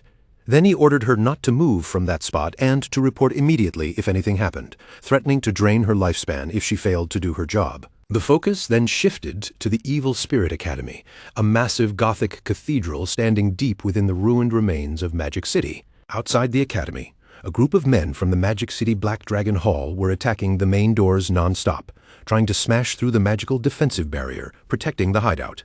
Qin Feng arrived through the war teleport and appeared directly in the middle of the situation, landing inside the Evil Spirit Academy. Standing high atop the walls, Qin Feng looked down at the attackers below with a puzzled expression. He had no memory of ever dealing with the Magic City Black Dragon Hall, so he could not understand why they had suddenly decided to make an enemy of him. Down below, the leader of the Magic City Black Dragon Hall raised his voice and began rallying his men, preparing them for one final decisive strike. He commanded everyone to pour their power into him. The surrounding players immediately responded, channeling their energy together until a massive ball of dark power began forming in the air. Then the leader roared out the name of the attack, Black Flame, Magic Dragon Break, and sent the enormous blast crashing straight into the hideout's defensive barrier. The barrier shook violently and cracked across its surface, with its durability plunging all the way down to just 13%.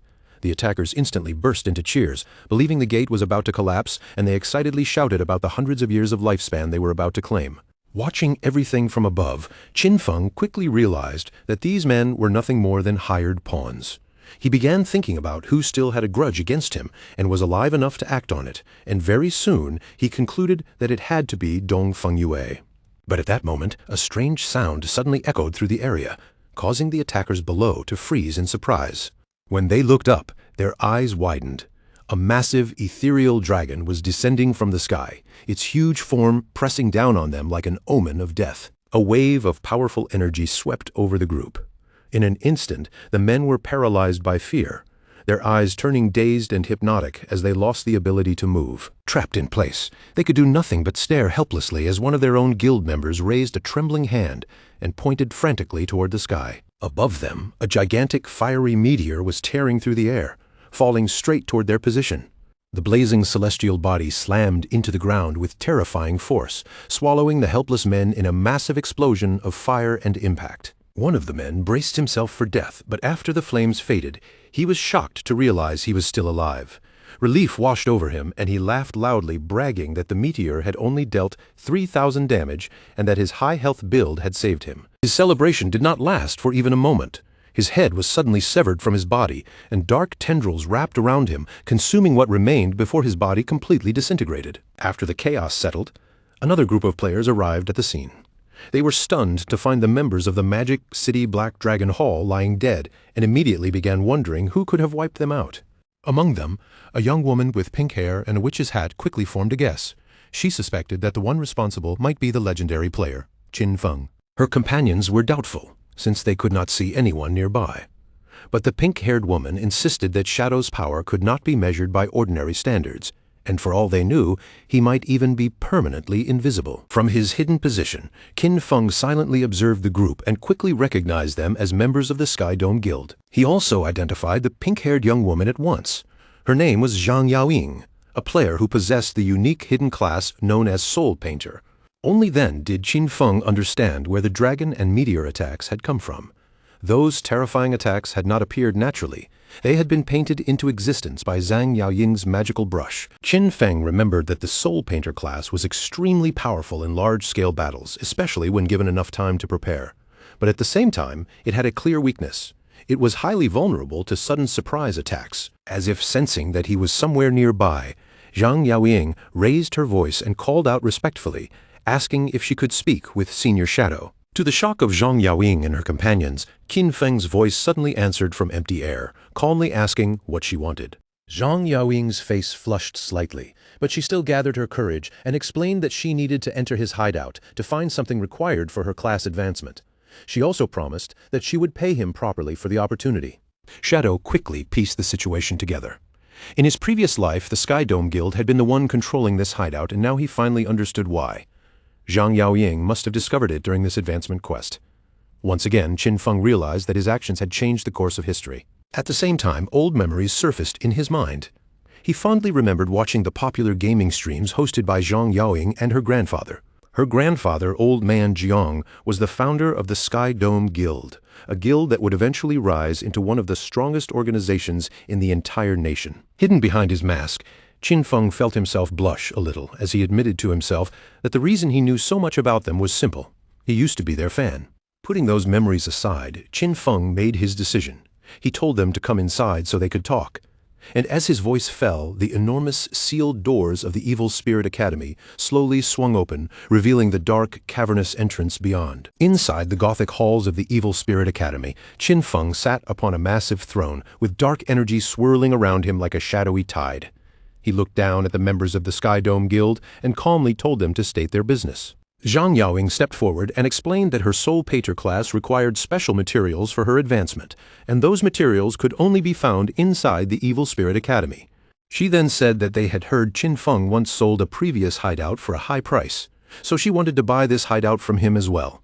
Since her class needed a large amount of the material, owning the entire hideout would be the most practical solution. Qin Feng was genuinely impressed when he heard this. He could not help wondering how the Sky Dome Guild had managed to gather such an enormous amount of lifespan. Qin Feng silently gave most of the credit to her grandfather, Old Man Jiang. However, he still made it clear that the Evil Spirit Academy was not something he planned to sell. As a compromise, he offered Zhang Yaoying guest access instead, allowing her to freely enter and use the first floor. But Zhang Yaoying was clearly not satisfied with only guest permission. She quickly raised another offer, asking if she could rent the space instead. Then she proposed an astonishing price of 500 years of lifespan in exchange for a 3-year lease on the Academy's first floor. Qin Feng did not answer right away. He sat there calmly, his gaze resting on her as he quietly weighed the offer in his mind. He soon understood the meaning behind her persistence. Since he had already offered to let her enter for free to complete her quest, the fact that she still insisted on paying such a huge price meant the Sky Dome Guild was not simply trying to collect materials.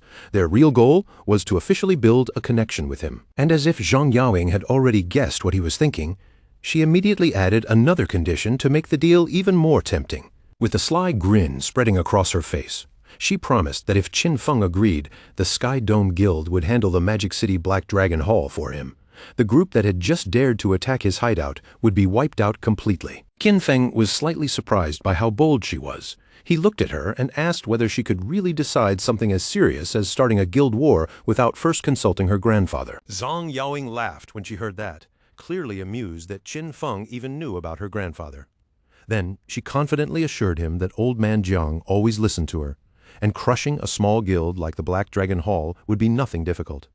Qin Feng could not help admiring how decisive she was. Since she had already shown that much sincerity, he agreed to the deal and casually tossed the rental contract over to her. A system notification appeared right after that, confirming the transaction. Shadow had successfully received 500 years of lifespan. Qin Feng told them they could use the first floor however they liked. He also reminded them not to worry about the defensive barrier, because the lava flowing in the lower levels would automatically repair any damage. With the agreement finalized, Zhang Yaoying and the other Sky Dome Guild members immediately burst into celebration. After the Sky Dome Guild members entered the hideout, Shadow finally allowed a faint smile to show beneath his mask. He thought to himself that Zhang Yaoying was even more lively in person than she had ever seemed on her streams. Then, realizing he was blushing a little under the mask, he quickly shook off the thought and reminded himself that he still had proper business to handle. Qin Feng then headed into his hideout's warehouse. He had already used his equivalent exchange skills several times before, and each result had turned out surprisingly well. Seeing that the skill's cooldown had ended, he decided to activate it again. As he used Baffich's equivalent exchange, golden energy swirled around his hand, and he sacrificed a low-value item.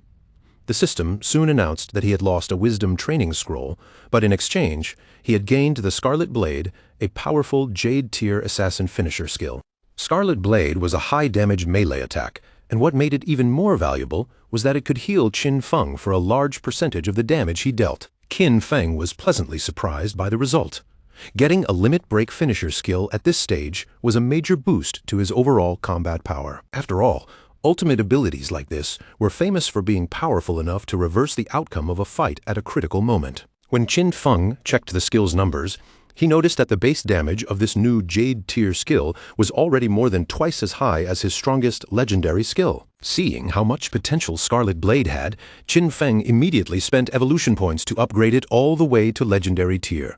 Its damage and healing both increased sharply, and after calculating his buffs, he realized that a single strike could now deal more than 100,000 points of damage. Since he still had plenty of evolution points left, Qin Feng decided to strengthen another important skill.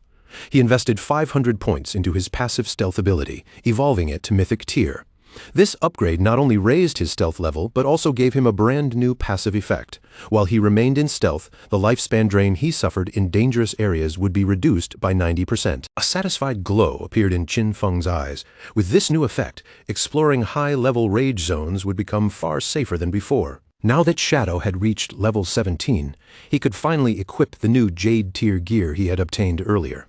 He put on a new veil, a pair of gloves, a pair of boots, and a ring, with each piece providing a noticeable boost to his stats. With those items equipped, almost his entire set had now been upgraded to Jade tier. But when Qin Feng looked down at his new mismatched appearance, his expression immediately filled with disgust. He muttered that low-level equipment always looked unbelievably ugly. Without wasting another second, he switched his appearance back to his default all-black Shadow outfit. With his gear and skills fully upgraded, Qin Feng calmly declared that it was time to conquer the next hideout.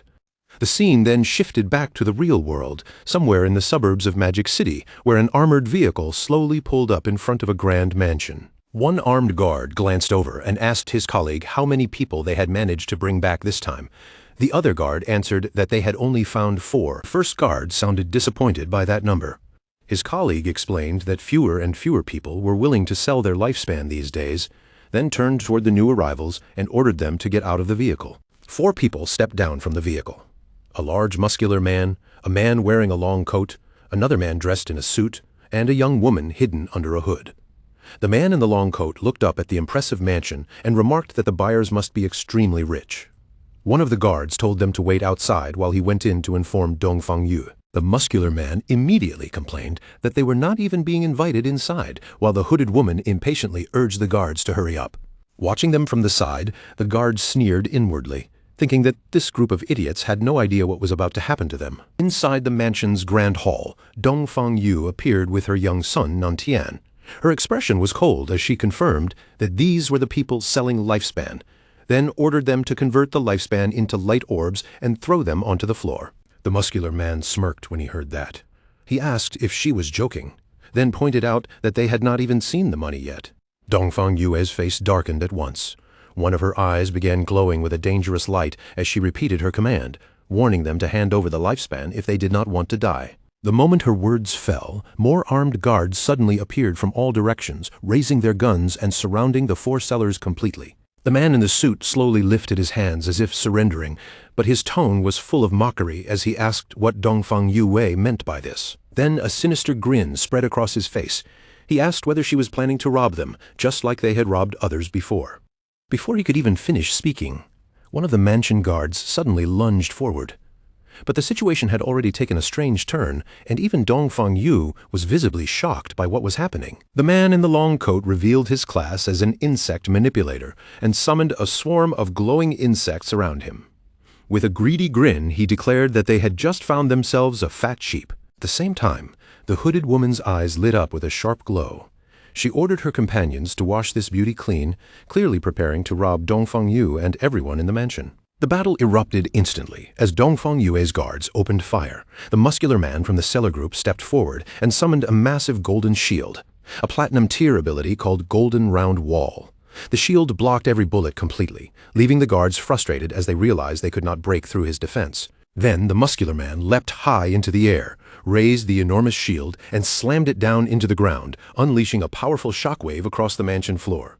At the same time, the man in the suit showed off terrifying agility, moving through the storm of bullets with ease as if the attacks could not touch him. He slid smoothly across the ground, lifted one finger like the barrel of a gun, and fired a powerful energy beam that struck a guard and killed him in a fiery explosion. This man possessed a hidden class known as the One-Handed Gunman, which allowed him to fire different types of ammunition directly from his fingers. The fierce fight quickly pushed its way deeper inside the mansion. The hooded woman moved with incredible speed, leaping through the air as she unleashed a swirling blue energy attack. The attack sliced down several guards at once, and one of the remaining guards shouted desperately for backup. With a wild, manic grin across her face, the hooded woman flew straight toward Dongfang Yue, screaming for her to die.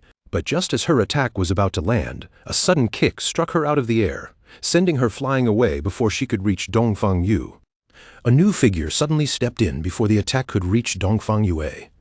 It was a large, muscular bodyguard with his face wrapped in bandages, and the moment he appeared, an energy vortex formed around him to shield his mistress.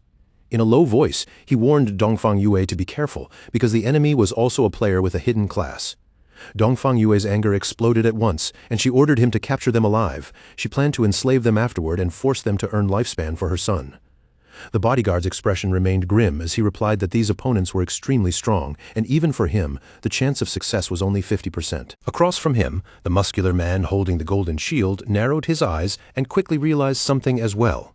Their enemies were not ordinary guards either. There were players with special classes on Dongfang Yue's side too. As the insect manipulator's mechanical bug buzzed sharply through the air, Dongfang Yue's powerful bodyguard stood in the center of a swirling purple miasma. The bodies of fallen guards lay scattered around his feet, but he remained calm as he sized up the four sellers. In his eyes, they were clearly a team that specialized in hunting the wealthy, armed with one-hit kill skills and equipment strong enough to resist bullets. The bodyguard actually seemed a little pleased by what he saw, remarking that they had probably succeeded with this trick many times before. The man in the long coat, the insect manipulator, smiled back with the same confidence and faced him head-on, saying he hoped they had extracted enough levels and gear from the game to make this fight interesting. Wrapped in that ominous purple aura, the bodyguard planted himself firmly in place, showing no fear at all. He simply scoffed at them, calling them arrogant little brats who had no idea what they were dealing with. The insect manipulator declared that the battle had already begun, then immediately commanded his insect to attack, shouting for the bodyguard to die. The mechanical bug shot forward and fired a brilliant yellow energy beam, but the bodyguard moved with unbelievable speed and slipped right past it. Then, in a shocking move, he reached up with one hand and snatched the fast-moving insect directly out of the air. The sellers were completely stunned by what they had just witnessed. The insect manipulator cried out in disbelief, shouting that his insect could fly at 200 kilometers per hour, and he could not understand how the bodyguard had caught it with his bare hand. With a rough grunt, the bodyguard suddenly expelled a strange purple gas from behind him. Then, his powerful grip tightened, crushing the mechanical insect right in his hand and leaving the sellers staring in shock. He casually tossed the broken remains down onto the floor, then stepped on them as if crushing trash beneath his foot. Only then did he reveal that he had already set up a barrier around the entire area. As the purple aura around him surged even stronger, the bodyguard announced his unique hidden class, Fart Master, the source of the plague. He declared that his purpose was to spread pestilence in a way that surpassed ordinary humanity, and then, with a chilling tone, he said that it was time for him to make his move. With a dangerous glow flashing in his eyes, Dongfang Yue's bodyguard, the Fart Master, announced the start of his attack. The next instant, he leapt into the air with astonishing speed, catching even the muscular man from the opposing group off guard.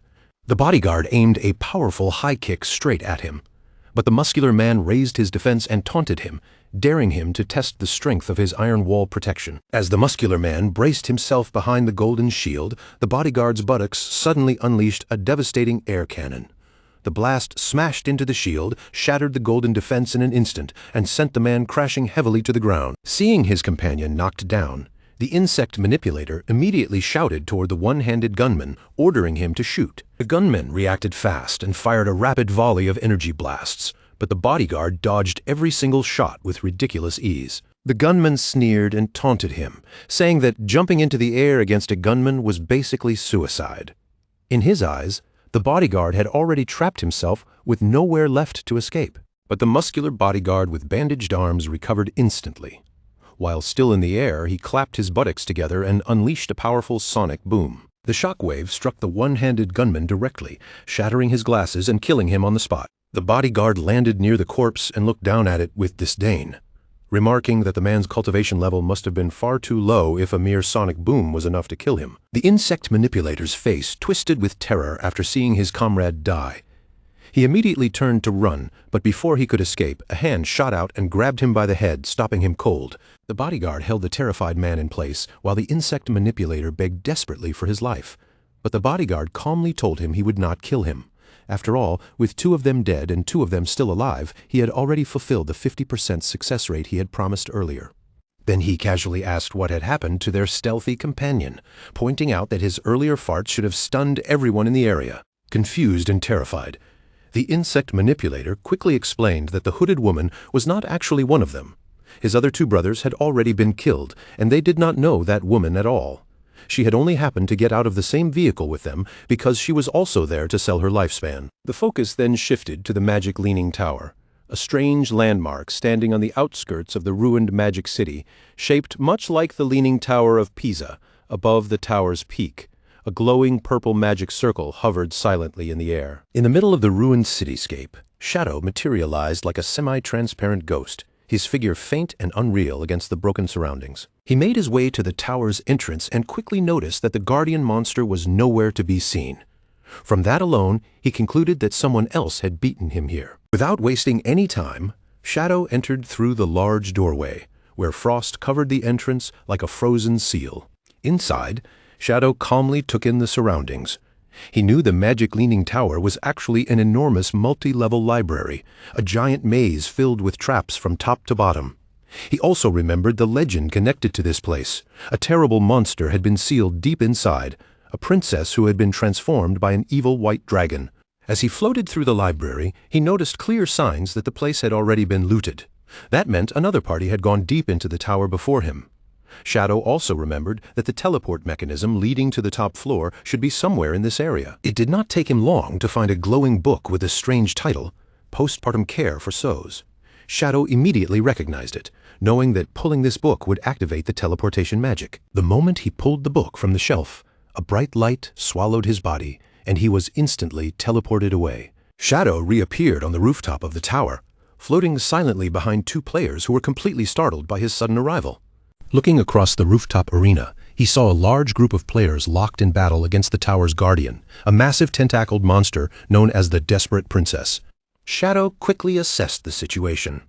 The players' equipment was clearly not very good, and their casualty rate was already alarmingly high. Even so, he was somewhat impressed that they had managed to make it this far despite being at such a disadvantage.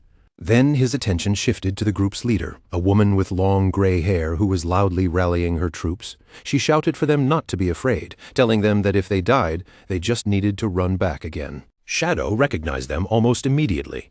This was the Faker Heavy Industry Guild, and their leader was Huang Huifeng. In his previous life, Faker Heavy Industry had been a major corporation. After the game descended into reality, Huang Huifeng had reacted faster than most people. She converted company funds into lifespan and used her own employees to form a guild. Shadow also remembered that her class was Illusionist, a powerful support class whose signature skill, Teleportation Gate, allowed her to move troops around the battlefield with incredible efficiency. Watching from a distance, Shadow quietly studied the strategy they were relying on. He knew that Teleportation Gate was an extremely powerful skill. It allowed the user to set an entrance and an exit, creating a stable portal that anyone could pass through. By placing the entrance near their respawn point and the exit close to the boss, any player who died could immediately return to the battlefield and pick up the lifespan they had dropped. Shadow remembered very clearly that this tactic was one of the reasons the guild had risen into the nation's top 20 guilds in his previous life. However, he also knew that this strategy was completely useless against the guardian they were fighting now, the level 18 platinum tier boss Desperate Princess. The reason was simple. This boss possessed an extremely terrifying ability.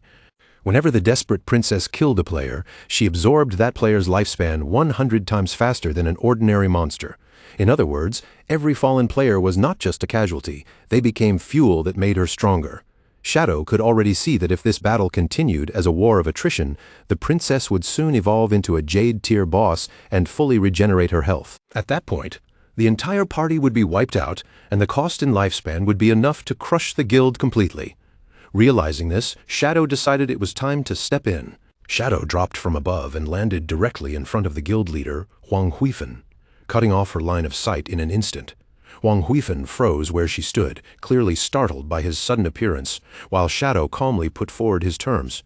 If she paid him 1,000 years of lifespan, he would take care of the boss for their guild, and anything dropped that belonged to an assassin class would go to him. Huang Huifan's eyes widened as the shock slowly settled over her face.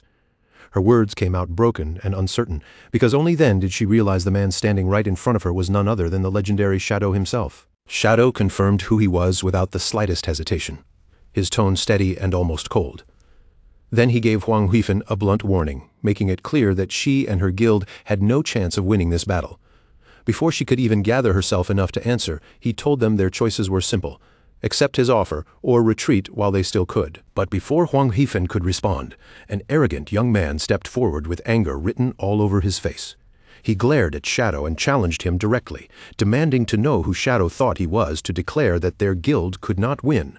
The young man sneered even harder when he heard the price, treating the demand for 1,000 years of lifespan like some outrageous joke. He called Shadow crazy and snapped at him to get lost. Huang Huifan immediately sensed the danger and tried to stop him, shouting, "Huang Ziking, don't be rude." But by the time her warning left her mouth, it was already far too late. Before Huang Huifan could even finish speaking, Shadow had already moved.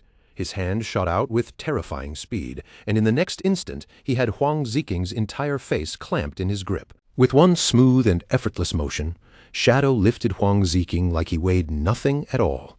Then he hurled him straight toward the guild's teleportation gate, sending the young man flying through it before anyone nearby could react. The moment Huang Ziking appeared on the other side of the gate, Shadow's attack followed him. Dark power surged around Shadow as he activated his Dark Knight Ring Blade skill without even changing the calm look on his face. A dark red arc of energy ripped forward like a blade, slicing through Huang Ziking's body and cutting him clean in half. At the same time, the teleportation portal shattered under the force of the strike. As the broken remains of her subordinate collapsed, Huang Huifan's face twisted in horror, and she screamed out, "Son!" Huang Huifan spun back toward Shadow, grief and fury pouring out of her as she demanded to know why he had destroyed their portal. She admitted that her son had offended him, but in her eyes, a harsh lesson should have been more than enough. There was no need to go this far. Shadow looked down at her, his golden eyes glowing with a chilling light. He did not raise his voice, nor did he bother explaining himself right away. He only said that she would understand soon enough, then calmly repeated his offer once more: 1,000 years of lifespan, and he would solve the boss problem for her. After leaving those words behind, Shadow's figure began to fade and scatter, vanishing from their sight. Huang Huifan and the rest of the guild could only stand there in stunned silence. What they did not know was that Shadow had already seen the real danger. The boss was on the verge of evolving. That was the real reason he had destroyed their teleportation portal. Their plan relied on endlessly returning through the gate after dying, but if they kept feeding themselves to the boss like that, they would only help it grow stronger until the entire guild was wiped out. Of course, Shadow's reason for interfering was not purely out of kindness. Beneath that calm expression, his thinking was far more practical. He summoned his spectral wolf beside him, its ghostly body taking shape in the air. As he prepared to leave, Shadow thought to himself that whether this guild lived or died was only a small matter. But missing out on 1,000 years of lifespan was something he could not simply ignore. Soon after, Shadow landed among the ruined streets of the city, his posture relaxed and confident. He already understood the situation perfectly. The surviving guild members still had just enough lifespan to push the boss into evolution, and the pulsing light shining from the tower was the final confirmation he needed. From there, his plan could not have been more straightforward. Once the boss successfully rose to the Jade tier, Shadow would return at the perfect moment, kill her himself, and claim rewards far greater than what he would have gained from an ordinary boss fight. Just as Shadow settled in and prepared to wait, a message suddenly arrived from Ghost Spirit. Her tone was excited as she reported that she had found Dongfang Yu in a suburban manor. However, Dongfang Yu was not alone. A powerful player was protecting her, and that person had nearly killed Ghost Spirit during the encounter. Shadow immediately told Ghost Spirit to bring the details and meet him at the Withered Bone Field. At the same time, he could not help feeling a little impressed. In a magic city this vast, being able to locate one specific person proved that Ghost Spirit's abilities were far from ordinary. Not long afterward, the two assassins met in a bleak wasteland covered with scattered bones. The air around them felt cold and lifeless, and Shadow wasted no time. He looked at Ghost Spirit and asked her to explain exactly what kind of guard was protecting Dongfang Yue. Ghost Spirit described the man with a serious expression. He was fast, strong, and clearly a close-range fighter, but his main method of attacking was strangely disgusting. He fought by farting. Even worse, he could see through her stealth, and a smoky aura spread around him in a 10-meter radius. Shadow understood the situation almost immediately. He told her that she had run into someone with the source of the Plague hidden class. That smoky aura was likely a first-tier ability known as the Plague Field, which could sense any physical body inside its range and naturally counter stealth. He went on to explain that the class could strengthen the user's body and even restore injuries through plague-based abilities. At higher tiers, it was rumored to become so hard to kill that people almost considered it immortal. When Ghost Spirit heard that, her expression changed completely. A chill of fear and helplessness passed through her, and for a moment she looked almost crushed, wondering if revenge was something she could ever truly achieve. But Shadow did not leave her in despair. He calmly revealed the fatal flaw of that hidden class. While the plague could reinforce the user's body, it also corroded the mind little by little. If the user's mentality was weak, that weakness would become the class's greatest vulnerability. Then, Shadow shifted the topic back to Ghost Spirit herself. He told her that the Blade of the Underworld class also had an evolution route of its own. Once she reached Tier 2, her class would evolve into the Yellow Spring Evil Ghost. As those words fell, a massive spectral green demon suddenly took shape behind Ghost Spirit.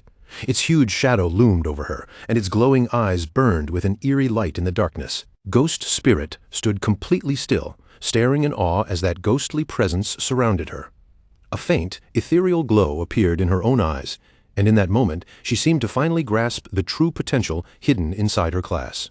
In that desolate field of bones, Shadow told Ghost Spirit that advancing to Tier 2 was the only way for her to break through her current limits. If she wanted to keep moving forward, this was the path that truly belonged to her. Ghost Spirit could barely hide her amazement. She looked at Shadow with confusion and admiration mixed together, then asked how he knew so much about the details of her class. Shadow did not answer her directly. Instead, he bent his knees and leaped upward, landing lightly on top of a large tombstone as if he had done it 1,000 times before. Standing above the graveyard, Shadow looked down and told her that this game was far deeper than most people understood. He encouraged her to stay persistent, reminding her that only by building a solid foundation could someone truly reach the heights of greatness. Ghost Spirit listened closely, and those words seemed to light a fire inside her. Her hesitation faded little by little, replaced by firm determination, as she came to believe that Shadow's overwhelming strength must have come from relentless effort and constant hard work. Shadow then pointed out that this graveyard was actually the ideal place for her to level up. The monsters here respawned quickly, and fighting them would also help her improve her class weapon, the Underworld Chainblade. But he warned her not to underestimate the area, because every monster here was an elite, with health, defense, and attack power 3 times higher than ordinary enemies. To prove his point, Shadow said that once the right technique was understood, dealing with these elite monsters was not as impossible as it looked. Then he jumped straight into a cluster of monsters without hesitation. His movements were sharp and precise, and each strike landed directly on a weak point, wiping the creatures out with an ease that made the danger of the graveyard look almost meaningless. Ghost Spirit watched from the side, her cheeks faintly flushed as she stared at him in stunned admiration. The difference in strength was so obvious that she could hardly look away. In the blink of an eye, Shadow appeared beside her again. His voice turned serious as he urged her to give everything she had. If she truly wanted to finish her road of revenge, then she had to be willing to bet everything on moving forward. After saying that, Shadow vanished in a flash of blue energy, leaving only faint traces of light behind. Ghost Spirit was left standing alone in the silent graveyard. She remained there in thought, replaying his words in her mind. When Shadow had mentioned revenge, there had been a single instant where she felt something terrifying from him, an intense, unmistakable killing intent that could not be mistaken for anything else. Meanwhile, far away in the ruins of Zhanghai City, the sun was slowly sinking toward the horizon, painting the broken streets in the dim light of evening. Little Black was resting on the ground, her body slumped tiredly against her white llama. After exploring for so long, she looked completely drained, as if every step through the ruins had taken another bit of her strength. Her stomach was already growling, and hunger kept tugging at her attention. But after checking the map, she realized she was not far from finishing her exploration of the area, so she decided to endure it a little longer and keep pushing herself forward. While she was taking a short rest, something strange caught her eye on the ground nearby. It was a dark fruit glowing faintly with an unusual light, standing out clearly against the ruined surroundings. Curiosity immediately got the better of her. Little Black picked up the fruit and turned it over in her hand, thinking that it looked a lot like a plum. Without worrying too much about it, she took a large bite.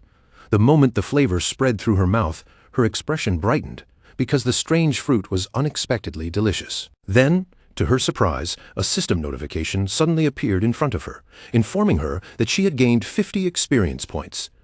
Little Black stared in amazement, hardly believing that eating a single fruit could actually give her experience. When she lifted her head and looked farther ahead, she realized this was not the only one. A long trail of the same glowing fruits stretched into the distance, almost like someone had left a path for her to follow. Excitement instantly replaced her exhaustion.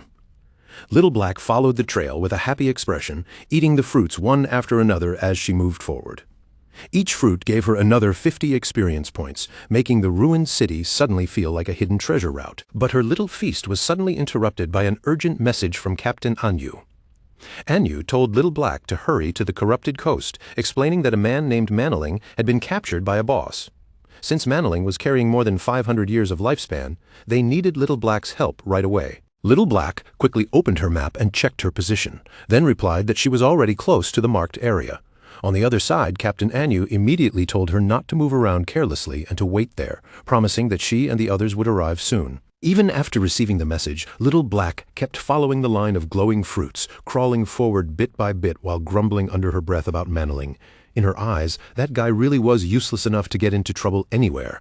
But the complaint did not last long, because the sweet taste of those strange fruits quickly pulled her attention right back. By the time night settled over the area, Little Black had climbed to the top of a hill. The moment she looked down from above, she stopped cold, her expression freezing in surprise at what lay ahead. The glowing fruit trail had led her all the way to the bleak and corrupted coast. At the very end of the path sat a tiny, slug-like creature, and from the look of it, this strange little thing seemed to be the source of all the fruits she had been eating. But not far from that creature, an even more horrifying sight appeared. A gigantic, bloated monster sat there like a mound of living flesh, with several sharp-toothed mouths opening across its back. In one of its hands, it was gripping a small humanoid creature that screamed helplessly as it struggled. Little Black stood there with fruit juice still smeared around her mouth, completely stunned by the sight. She stared at the enormous creature in disbelief, wondering what kind of terrifying boss could possibly look like this. Her gaze suddenly dropped toward the ground nearby, and her heart tightened. 2 players were lying there motionless, and among them she immediately recognized one of them as Manaling. Only then did Little Black understand that this grotesque monster had to be the boss Captain Anyu had warned her about. The creature sat in front of a huge bowl, then lowered its head and bit into the smaller creature clutched in its hand. A system window appeared in front of her, revealing the monster's identity. This horrifying boss was called the Spirit Devourer, a level 20 Jade grade monster. Right after that, the Spirit Devourer tightened its fist around the small creature. With one brutal squeeze, it crushed the poor thing completely. Little Black watched with horror spreading across her face. Only then did she realize the boss was not eating a player at all. It was eating another monster. The Spirit Devourer casually tossed the bloody remains into the giant bowl before it. Then it began mixing everything together, turning the crushed flesh into a horrifying meal that made the entire scene even more disgusting. A short while later, Captain Anyu and her party finally arrived at the hilltop. They found Little Black still hiding there and watching the scene below. Captain Anu quickly stepped up beside her and asked if she had seen Manling and the boss. The whole group looked down from the hill, and Wang Meng's face changed as he cried out in shock that the creature was actually a jade-grade boss. Captain Anu looked equally disgusted, especially after seeing how it ate other monsters. Meanwhile, Little Black was still chewing on one of the fruits, and she added a strange detail that made everyone pause. For some reason, the boss had not attacked any players so far. Captain Anu immediately warned the team to stay calm and keep observing for the moment. She admitted that with their current strength and equipment, they were not prepared to fight a jade-grade boss head-on, so reinforcements would be necessary. They continued watching from the hill, but the Spirit Devourer's behavior only made them more confused. The giant boss slowly lowered itself into a deep squat, as if it were preparing to do something extremely strange. Everyone stared in disbelief, trying to figure out what the monster was doing, until one person hesitantly suggested that maybe it was defecating. The next moment, their worst guess was confirmed. Glowing purple fruits began emerging from the monster's rear, and Little Black screamed in complete disbelief. One of the newly formed purple orbs rolled nearby, and when they looked closely at it, they could not help commenting on its unusual shape. No matter how they looked at it, the thing was shaped almost exactly like a plum. The horrifying truth slowly dawned on Little Black. She looked down at the fruit in her hand, then turned her gaze back toward the squatting boss. The delicious plums she had been happily eating were actually the monster's feces. Her face instantly lost all color, while Captain Anu and Wang Meng stared at her in stunned silence. Little Black's mouth opened in a silent scream of horror. The fruit slipped from her hand and fell to the ground as her mind struggled to accept what had just happened. She frantically wondered what on earth she had been eating this whole time, while Captain Anu and Wang Meng hurriedly tried to quiet her down. But her reaction had already been far too loud. Down below, the massive Spirit Devourer slowly turned its head and its attention locked directly onto their hiding place. The colossal boss rose before them like a mountain of flesh. One of the mouths on its back opened wide, and a terrifying roar burst out, echoing through the corrupted coast like the whisper of some ancient gluttonous god. The entire party froze, instantly realizing they had stepped into deadly danger. After the Spirit Devourer's roar swept over them, the air around Captain Anu and Wang Meng seemed to twist strangely. A mysterious power washed through the party, and their eyes suddenly glowed red as they screamed in pain. They clutched their heads tightly, their faces twisting as an unbearable hunger swallowed their thoughts. It was as if their minds had been emptied of everything except the urge to eat. Little Black watched in confusion as Captain Anu and the rest of the party rushed past her. Their expressions were crazed and desperate, like they could no longer control their own bodies. Instead of attacking or running from the monster, they sprinted straight toward the enormous bowl. Inside it were the bloody remains of the creature the boss had been mixing into its gruesome meal. With wild, frenzied looks on their faces, they plunged their hands directly into the disgusting mixture. Then they began stuffing the gore into their mouths, muttering again and again about how hungry they were. As they continued eating, their bodies started changing in a terrifying way. Their limbs and torsos swelled unnaturally, and their faces puffed up until they looked round and bloated. From her hiding spot, Little Black watched the nightmare unfold with horror in her eyes. She cried out that her friends had gone completely insane, eating until they were turning obese right in front of her. Then another thought struck her: why was she the only one who had not been affected by that strange hunger? The answer came almost immediately, and in the most horrifying way possible. The massive Spirit Devourer leaned over one of the bloated party members. With terrifying ease, it grabbed him in one huge hand, lifted him up, and shoved him straight into one of the gaping mouths on its back. In the next instant, that player disappeared completely, swallowed whole by the monster, without leaving even a chance to resist. Seeing that, Little Black finally understood the boss's horrifying rule. She screamed in terror that the Spirit Devourer was choosing the fattest person it could find and eating them first. Panic surged through Little Black as she realized Captain Anu's elite team still was not enough to handle this monster. At that moment, only one hope remained in her mind. She had to ask that man for help. She quickly contacted Shadow and rushed through the explanation, telling him they had encountered a jade-grade boss called the Spirit Devourer and that Captain Anu, Wang Meng, and the others were about to be eaten. The moment Shadow heard the boss's name, his expression changed. He immediately realized this was the bloodline monster he had been searching for. Inwardly, he could not help thinking that Little Black really was his lucky star. Without hesitation, he told her to send him the coordinates and said he would come right away. At that time, Shadow was standing at the entrance of a glowing cave. He noted that he had already obtained the keys to 3 other platinum hideouts in Magic City.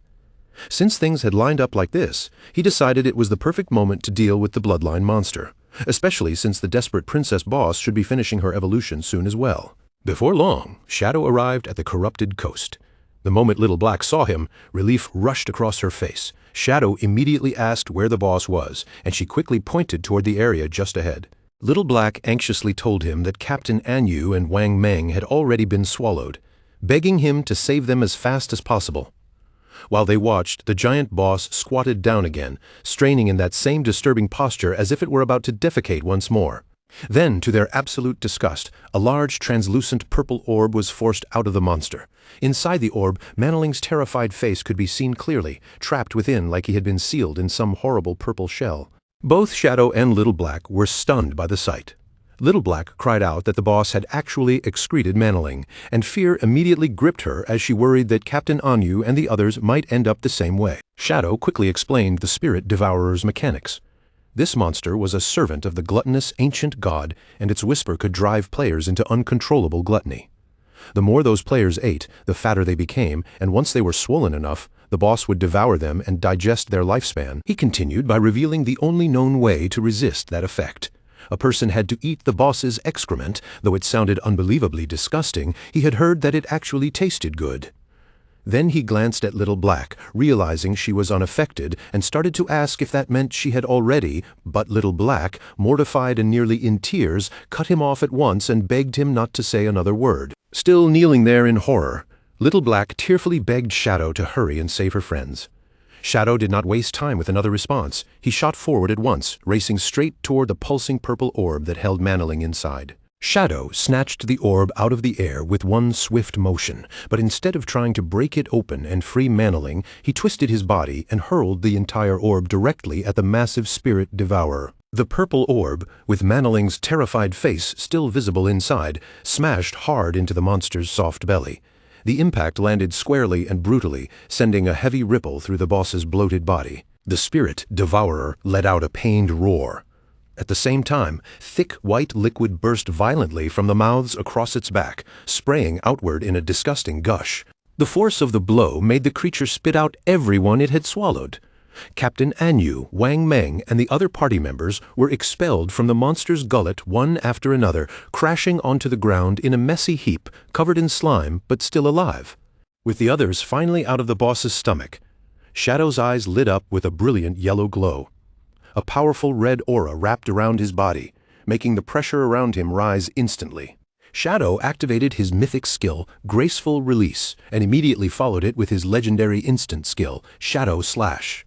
In the next moment, a storm of bright blue energy blades rained down on the Spirit Devourer, tearing into the boss again and again, with each devastating hit dealing tens of thousands of damage. Shadow glanced at his finisher skill gauge and saw that it had finally filled completely. The timing could not have been better, and a sharp thought crossed his mind. This was the perfect chance to see just how much power that finishing move could truly unleash. Without hesitation, Shadow released his ultimate attack, Scarlet Blade. In the air above him, a colossal blade made entirely of crimson energy took form, blazing like a giant execution sword. Then it came crashing down in a vertical slash, cutting straight through the Spirit Devourer and dealing an unbelievable 1,032,015 points of damage in one single strike. A worldwide system announcement immediately rang out, declaring that the player Shadow from Great Jia had achieved the world's first kill of a Jade-grade boss. Off to the side, Little Black stared with her mouth hanging open, completely unable to process what she had just witnessed. When she saw the damage number climb past 1 million, she screamed in disbelief, unable to understand how Shadow's strength could be this terrifying. The global announcement spread across the world like a shockwave, leaving players everywhere shaken. Some players groaned that Great Jia was about to rise even higher because of Shadow's achievement, while others immediately tried to claim a connection to him. One furious player even insisted that Shadow's ancestors had to be from their own country. Meanwhile, golden light surrounded Shadow as one system notification after another flooded his vision. He had gained a huge amount of experience, evolution points, equipment, and new skills from the kill. But among all the rewards, the most important one was the Spirit Devourer bloodline, and the system directly asked whether he wanted to activate it. Shadow understood exactly what this meant. Bloodlines were a special system, and only certain powerful monsters could grant their bloodline to a player after being defeated. If the bloodline matched the player well, it could raise their combat strength by an enormous amount. changing the value of their attributes in a way ordinary players could hardly imagine. Shadow's eyes began to glow as he made his choice without hesitation. He activated the Spirit Devourer bloodline on the spot. A surging purple aura burst out around his body, wrapping him in a strange and powerful pressure. The bloodline immediately changed the way his attributes worked. Each point of strength now converted into 3 points of physical attack. Each point of constitution gave him 50 hit points and 5 physical defense. His agility effectiveness increased by 32%, and every point of spirit provided 3 elemental attack and 5 elemental resistance. Along with those changes, Shadow also gained 2 new bloodline skills. The first was Spirit Devour, an ability that let him consume any skill from his own class in exchange for an attribute correction bonus, though the cost was also strange. It increased his appetite by 200%. The second skill was called Big Mouth. With it, Shadow could create a massive mouth made of energy to swallow incoming enemy projectiles, and afterward he would heal himself based on the amount of damage those absorbed attacks would have dealt. Shadow quietly considered the value of this new power.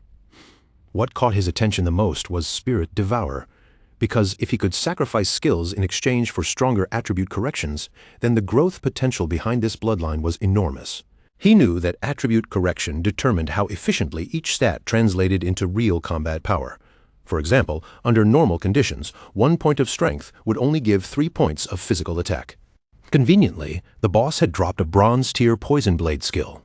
On its own, Shadow considered the skill basically useless, but for testing Spirit Devour, it was exactly the kind of throwaway skill he needed. Shadow activated Spirit Devour, and the Poison Blade skill icon shattered in front of him like glass.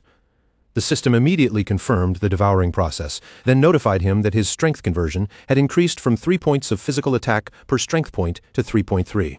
At first, Shadow felt a bit disappointed. A bronze tier skill had only increased the correction by 0.3, which did not seem impressive. But almost immediately he realized something crucial. The devoured skill had now become a passive ability, and that meant it could still be evolved. Shadow instantly spent 242 evolution points to upgrade the devoured Poison Blade skill, raising it all the way from bronze tier to legendary. The result was far beyond what he expected.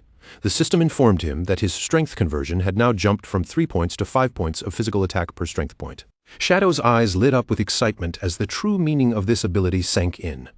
If he kept devouring skills and then evolving them, his attribute corrections could eventually become hundreds of times stronger than other players.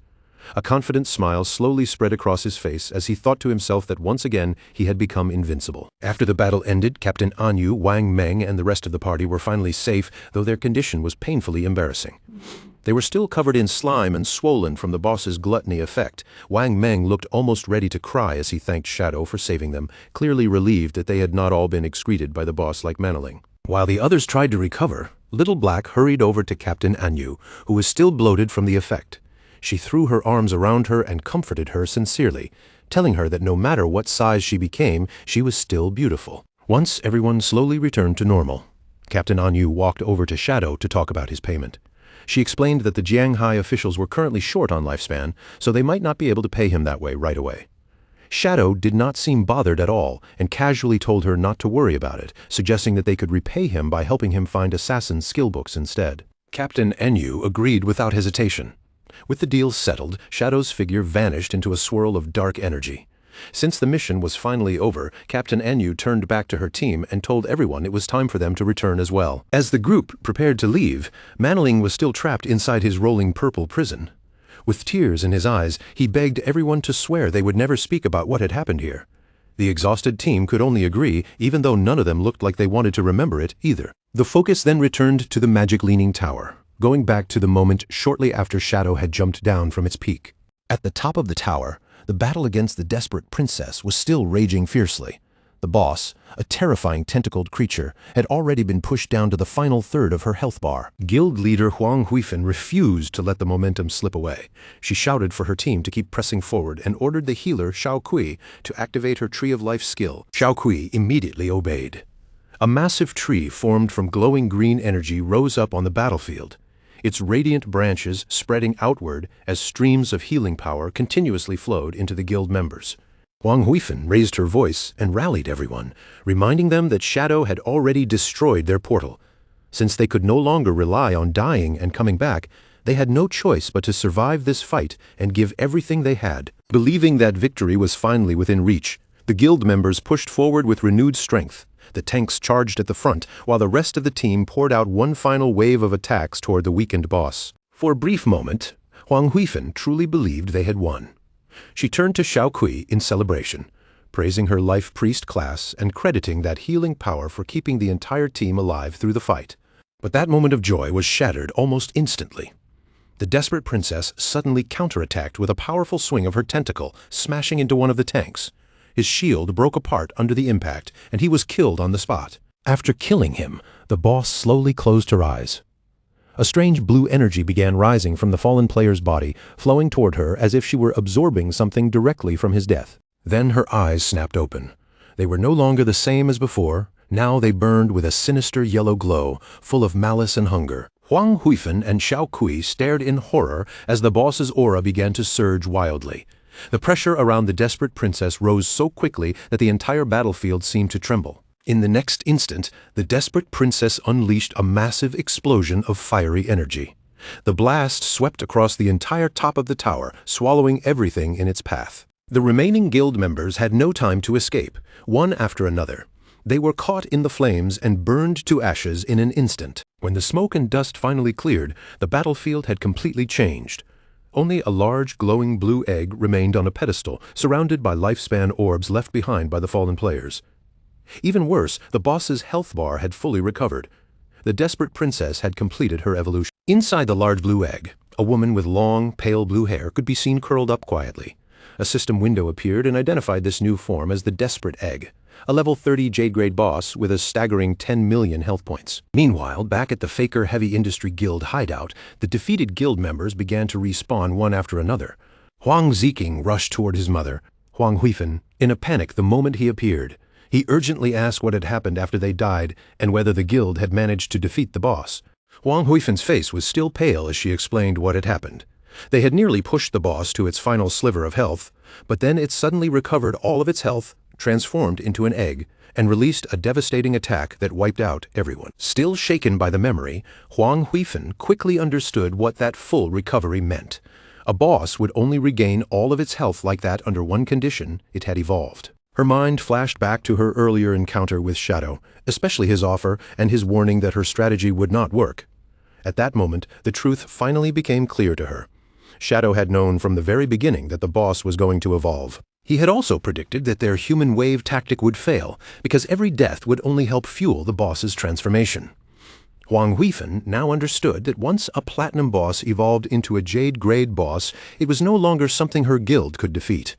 With a heavy sense of resignation, she realized that her only real option was to ask Shadow for help. Back on the silent peak of the magic-leaning tower, Shadow's invisible figure reappeared in front of the large blue egg. Shadow quietly observed the Desperate Egg and confirmed that it had indeed become a jade-grade boss, but the transformation felt strange to him. A simple evolution should not have changed the boss's form this drastically. He noticed that the egg itself did not seem to have any offensive ability. That made him wonder whether this was only a transitional stage, and if something even more powerful would eventually hatch from inside. Deciding not to simply stand around and wait, Shadow leaped into the air. Dark energy gathered around his dagger, and with a sharp motion, he threw the weapon directly toward the glowing egg. The dagger struck the egg and released a burst of dark force, dealing more than 28,000 points of damage in a single hit. But compared to the boss's enormous 10 million point health bar, that damage was barely noticeable. The attack left only a tiny dent, making it clear just how absurdly durable the Desperate Egg had become. Still hidden in his spectral form, Shadow studied the Desperate Egg's massive health bar and saw that its 10 million health points were already comparable to an epic-grade boss. The more he looked at it, the more unnatural the egg felt, and he knew he could not let it keep incubating. Even so, its weakness was obvious. No matter how much health it had, it possessed no way to detect invisibility, which meant it was completely blind to his presence. So Shadow's approach became very simple. He would keep striking the egg over and over with his skills, using each attack to build up energy for his ultimate finisher. Once the finisher gauge filled again, Shadow did not hesitate. He immediately released Scarlet Blade for the second time. A huge surge of crimson energy descended like a giant red wave, smashing directly into the egg's surface. The attack dealt more than 100,000 damage in a single blow, and thick cracks instantly spread across the glowing shell. Shadow stood calmly among the broken fragments of the egg, his confidence unchanged. Against an opponent that could not move, could not see him, and could not fight back, its defeat was only a matter of time. But just as Shadow was preparing to continue, something unexpected suddenly caught his attention. After the desperate egg finally shattered apart, Shadow looked at what was left inside and could not help feeling surprised. There was no second monster waiting within the broken shell. Instead, a young woman with long, pale blue hair lay unconscious on the floor. A system window appeared above her, identifying her as the desperate princess. But her level had fallen all the way to level 1, and she had only 10 health points left. Shadow materialized beside the girl and looked down at her with a puzzled expression. He realized this must be the princess's true form, and it seemed to confirm an old legend he had once heard about a princess cursed by a white dragon. But seeing her helpless body and those 10 pitiful health points, he could not help wondering whether he was supposed to kill this defenseless girl to officially finish the boss fight. He called his dagger back into his hand, ready to end everything, but his movements slowed. For a brief moment, Shadow paused, silently weighing the strange situation in front of him. That single moment of hesitation changed everything. Above him, the sky suddenly twisted open as a dark vortex began to spin, and violent blue lightning crackled through the swirling darkness. Shadow looked up in shock as a massive skeletal dragon slowly emerged from the portal, its enormous bones pushing through the storm of light and shadow. A system window immediately confirmed the identity of this terrifying new enemy. It was the cursed white dragon Ates, a level 100 mythical grade monster. After the desperate egg shattered, the cursed white dragon Ates fully descended from the sky portal. Without warning, the giant skeletal dragon aimed a powerful attack straight toward Shadow. Even Shadow was taken aback by the sudden appearance of such an enemy. He stared at the mythical grade boss in the sky, wondering why a monster of this level had appeared here without warning. As the dragon's roar shook the tower, Shadow quickly understood what was happening. This was a hidden boss, and the legend about the princess being cursed by a white dragon was not just some old rumor, it was real. On the ground below, the desperate princess, now restored to her human form, slowly began to wake. Shadow watched as the princess rose into the air, her body drifting upward toward the massive skeletal dragon's head. She flew straight to the cursed dragon, but instead of attacking it, she reached out and gently wrapped her arms around its snout. As she embraced the dragon with tears in her eyes, her body began to burn away from the edges. Within her chest, a bright red heart appeared, glowing through the fading light of her body. In the next moment, the princess completely disintegrated against the dragon's face, vanishing in a burst of radiant light. That light then spread outward, expanding until it swallowed the skeletal beast as well. The cursed white dragon's skeleton began to collapse piece by piece, crumbling away under the glow. Shadow stood there, deeply confused, as everything disappeared except a single red heart floating silently in the air. As the glowing heart drifted toward him, the system informed Shadow that he had stopped the resurrection of an ancient god named Cthulhu and obtained the Heart of the Curse. The item offered him 2 choices. He could use it and become a servant of Cthulhu by devouring lifespan, or he could destroy it and receive a mythical great item instead. Faced with that decision, Shadow calmly weighed the risks. Using the heart might give him extremely powerful new skills, but the item's description made it sound less like a blessing and more like a parasitic curse. If he accepted it, there was a real chance he would eventually be devoured by Cthulhu himself. After considering it, Shadow decided the danger was not worth the reward. He chose to destroy the heart of the curse immediately. The moment he crushed the pulsing organ in his hand, the heart burst apart, releasing a brilliant flash of light that exploded outward in all directions. Shadow was caught off guard by how intense the blast was. The dazzling light swallowed his entire body, blocking out everything around him. When the brightness finally faded, Shadow realized he had been transported somewhere. He was still standing on top of the magic leaning tower, but the feeling of the world around him had completely changed. Then he noticed something even stranger. He was no longer in his own body. Looking down at his armored hands and the horned form he now occupied, Shadow wondered whether he had triggered some kind of trial or perhaps entered a sealed memory. Just then, a young princess with long greenish hair ran toward him with a bright, affectionate expression and called him Ates. Shadow saw that he was now watching through the body of a young man with white hair and horns who was sitting on the wall. The princess looked up at Ates and asked if he was going out again. Ates gave her an apologetic smile and explained that an enemy had summoned a monster to attack the harbor. As the guardian of the kingdom, he had no choice but to leave and provide support. The young princess immediately became furious.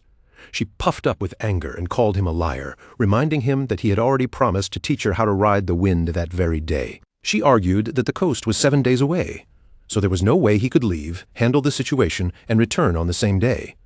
Her voice grew more upset as she accused him of lying to her, just like her father always did. Then she pointed at him angrily, her little face full of indignation, and declared that all men were nothing but terrible liars and scoundrels. Ates immediately looked flustered by her outburst. He tried to calm her down, awkwardly asking where she had even learned such harsh words. Then he took out a silver, scale-like object and presented it to her, telling her it was called the Scale of Promise. Ates explained that under the witness of this scale, anyone who broke a promise would lose their wings and never be able to fly again. The princess's face turned red, and she immediately became flustered.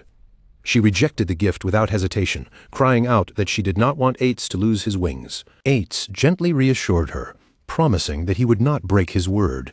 Then he told her not to underestimate his skill in riding the wind. As he spoke, Ates spread open a pair of magnificent white wings, large and radiant as they unfurled behind him. The princess stared up at him with sparkling eyes, completely swept away by the sight. She excitedly exclaimed that his transformation was always so handsome and cool. Before leaving, Ates promised that he would return in time for dinner. He also told her that his 3 shadow guards would stay behind to keep her company while he was gone. With that, Ates launched himself into the sky, his white wings carrying him upward as he flew into the distance. Below him, the princess waved with both hope and worry, wishing him a safe journey. After watching him leave, the princess clenched her little fists with determination. Since Ates was working so hard for the kingdom, she decided that she could not afford to fall behind either. She turned toward the shadow guards and ordered them to follow her. With great enthusiasm, she announced that she was going to prepare ingredients so Ates could enjoy a grand dinner when he came back. At this point, Shadow understood what he was seeing. He had entered a memory sealed inside the heart of the curse, and this memory was showing the past shared between the desperate princess and Ates, the white dragon. The memory continued with a series of warm moments from the princess's day. With the magic leaning tower standing in the distance, she explored the kingdom alongside the shadow guards, happily picking mushrooms in the forest, stumbling upon a strange rabbit, and later sitting by a lake to fish. Later that day, the princess returned looking tired but full of happiness. With obvious pride, she presented the large feast she had worked so hard to prepare. She eagerly introduced each peculiar dish on the table, including things like steamed rock and volcanic ash pizza. With a proud smile, she declared that every one of them was among Ates's favorite foods. The princess stood beside the table with bright expectation in her eyes, believing that Ates would come back any moment now. She had prepared everything with so much care, waiting for the door to open and for him to return just as he had promised. But time continued to pass, and the sky outside gradually darkened. As night fully settled over the kingdom, the princess could no longer fight her exhaustion and eventually fell asleep at the table, still waiting for Ates beside the feast she had made for him. An elderly attendant approached her gently and woke her with a soft voice, telling her that it was already very late and that she should go rest. He glanced toward the dishes spread across the table and quietly reminded her that all the food had long since gone cold. The princess jolted awake. Startled by how much time had passed, her eyes widened in disbelief, and she immediately asked the attendant where Ates was, her voice turning anxious as she wondered why he still had not returned. The attendant's expression grew heavy. With a grave look, he told the princess that reports from the front line had arrived, and the battle situation was extremely dangerous. Because of that, General Ates would most likely be delayed. The princess refused to accept that possibility at all.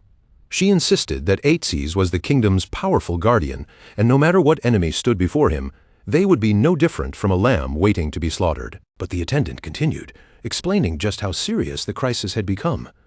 The enemy nation had sacrificed tens of thousands of lives to summon a terrifying monster from the sea, a colossal creature as large as a city, covered in countless tentacles and eyes.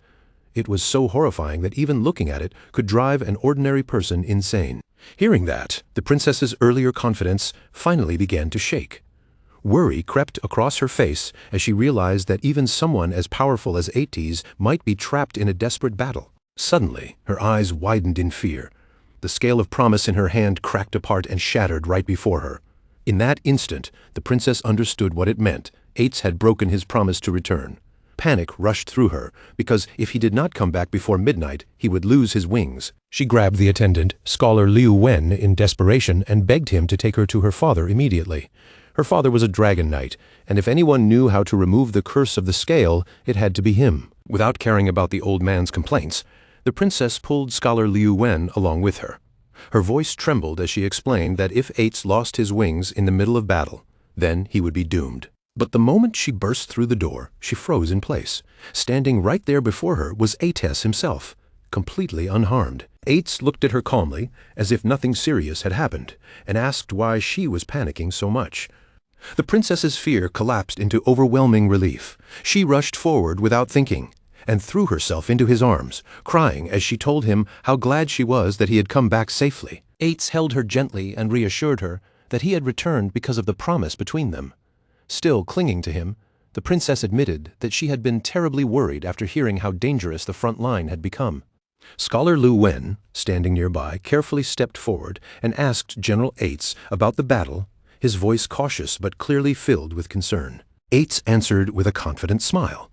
He admitted that the situation had been troublesome and had taken some effort to handle, but the main threat had already been dealt with, and the army could take care of the remaining cleanup. Scholar Liu Wen immediately praised him, saying he truly deserved to be called the guardian of the kingdom. Eights, however, had already started walking toward the feast on the table.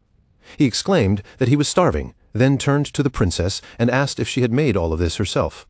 She proudly confirmed that she had, though her expression dimmed a little as she said the food was probably already cold. Eights began eating with great enthusiasm, not caring at all that the dishes had cooled. He declared that it did not matter, because everything was still delicious.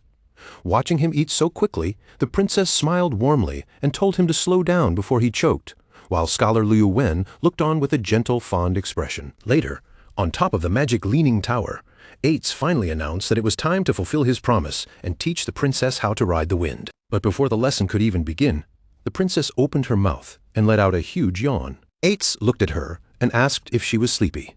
The princess rubbed at her tired eyes and explained that she had spent the whole day preparing his feast, so she was exhausted. She suggested that they could learn tomorrow instead. Even so, she still clearly wanted to fly. She sat down on the ground, hugged Eights' leg, and begged him to change into his true form and take her for a ride. Eights hesitated, reminding her that the king had strictly forbidden him from taking her along for something so dangerous. The princess immediately grew angry again. She grabbed onto his armor and blamed him for coming home so late, reminding him how much effort she had put into preparing that meal for him. Then, with a frustrated sigh, she called him a faithless scoundrel once more. Eights finally gave in, but only on one condition. He made her promise not to tell the king, or else he would definitely be scolded. The princess's anger vanished in an instant, and a bright smile returned to her face. Eights closed his eyes, and blue energy began swirling around his body. The air around him trembled softly as his transformation began. With a brilliant flash of light, Eights transformed into a magnificent white dragon. The princess stared up in wonder at his grand dragon form, completely captivated by the sight. She slowly approached the enormous white dragon and gently placed her hand against his snout. Her voice softened as she looked at him with affection and told him to be safe. Then green energy lifted the excited princess into the air. She floated upward and carefully settled herself onto Eights' head, unable to hide the joy on her face. With one powerful beat of his wings, Eights launched into the night sky. Carrying the princess with him, he soared high above the land, cutting through the darkness on the wind. The memory continued with a quieter moment, showing Ates gently tucking the sleeping princess into bed beside her teddy bear. But nearby, the king's expression remained deeply serious. The king revealed that he believed the enemy empire was carrying out a dark ritual. He could already sense a terrifying wave preparing to sweep across the continent, and he warned Eights that everyone had to be ready. Not even Eights, despite being a member of the dragon race, would be able to escape the coming danger. Under the dark sky, Eights stood firm and resolute. He pledged his loyalty without hesitation and agreed to follow the king's arrangements. The memory then moved forward to a later time, where the magic leaning tower stood beneath a quiet, star-filled night sky. The peaceful atmosphere vanished almost immediately. The next sight was grim and bloody. Shattered pieces of Eights' armor lay scattered across the floor, with splashes of blood marking the aftermath of a terrible battle. By then, the kingdom had been dragged into a devastating war. A horrifying army attacked again and again, leaving the entire nation struggling under constant pressure. Soldiers and civilians cried out in terror, shouting that an enemy nation had launched an attack using an army of monstrous, inhuman creatures. People fled through the streets in panic, screaming for help as the invaders mercilessly crushed anyone who could not escape in time. The capital was soon overrun by feral red monsters with no skin, their grotesque bodies rampaging through the streets as they tore through the city. From a high balcony, the king looked down over the chaos, watching helplessly as the swarm of monsters flooded into his city. His face was grim as he observed the overwhelming number of creatures. He said that the Moraga Empire had truly gone mad, realizing that their enemy intended to drag the entire world into destruction with them.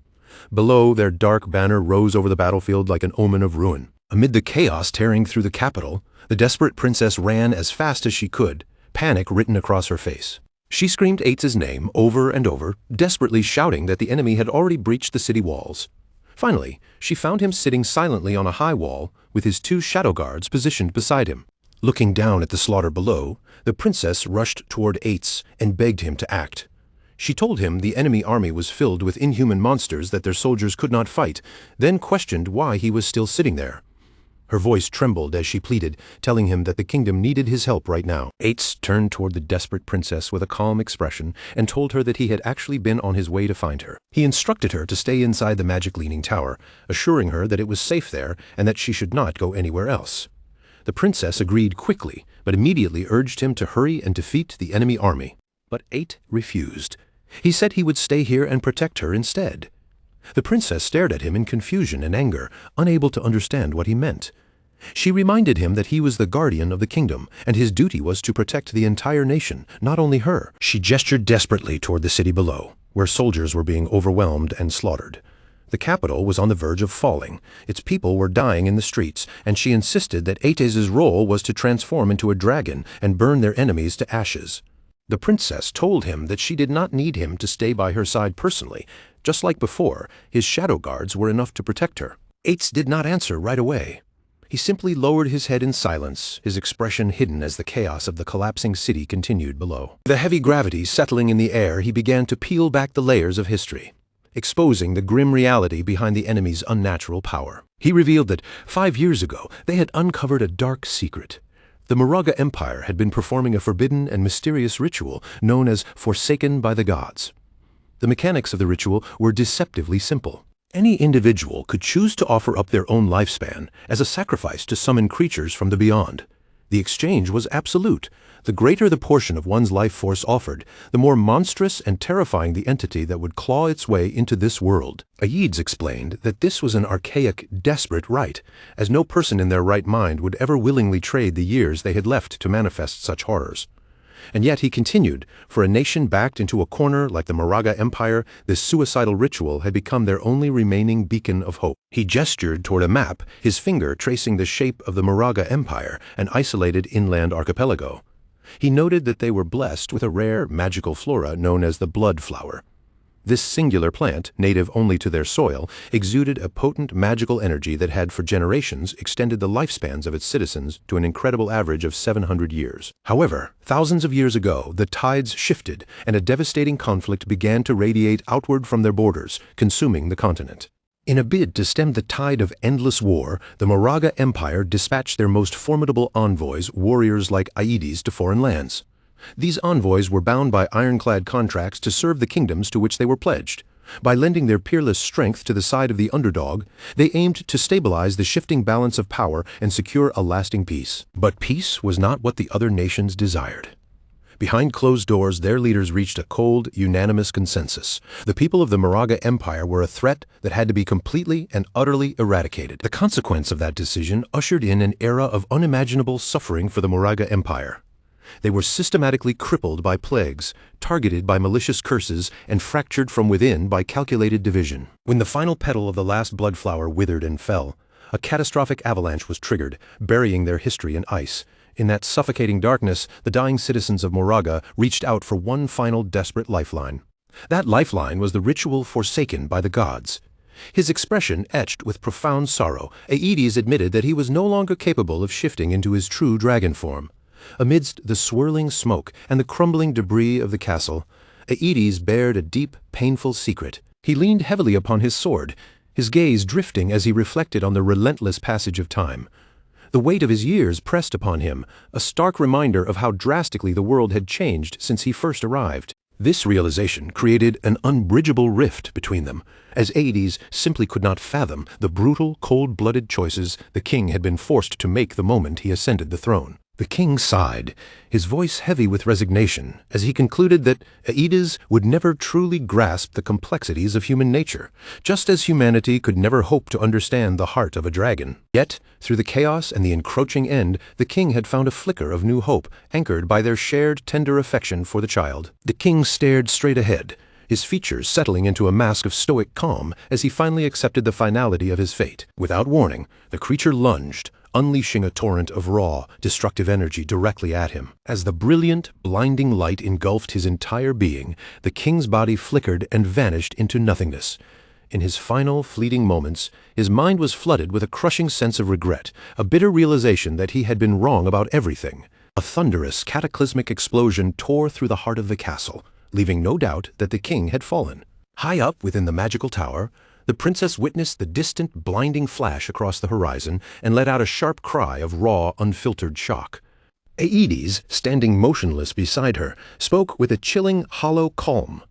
He stated flatly that the capital had officially fallen and predicted that the monstrous horde would soon turn their hunger toward their position. As if summoned by his very words, a black tide of winged creatures swarmed the sky, descending toward the tower.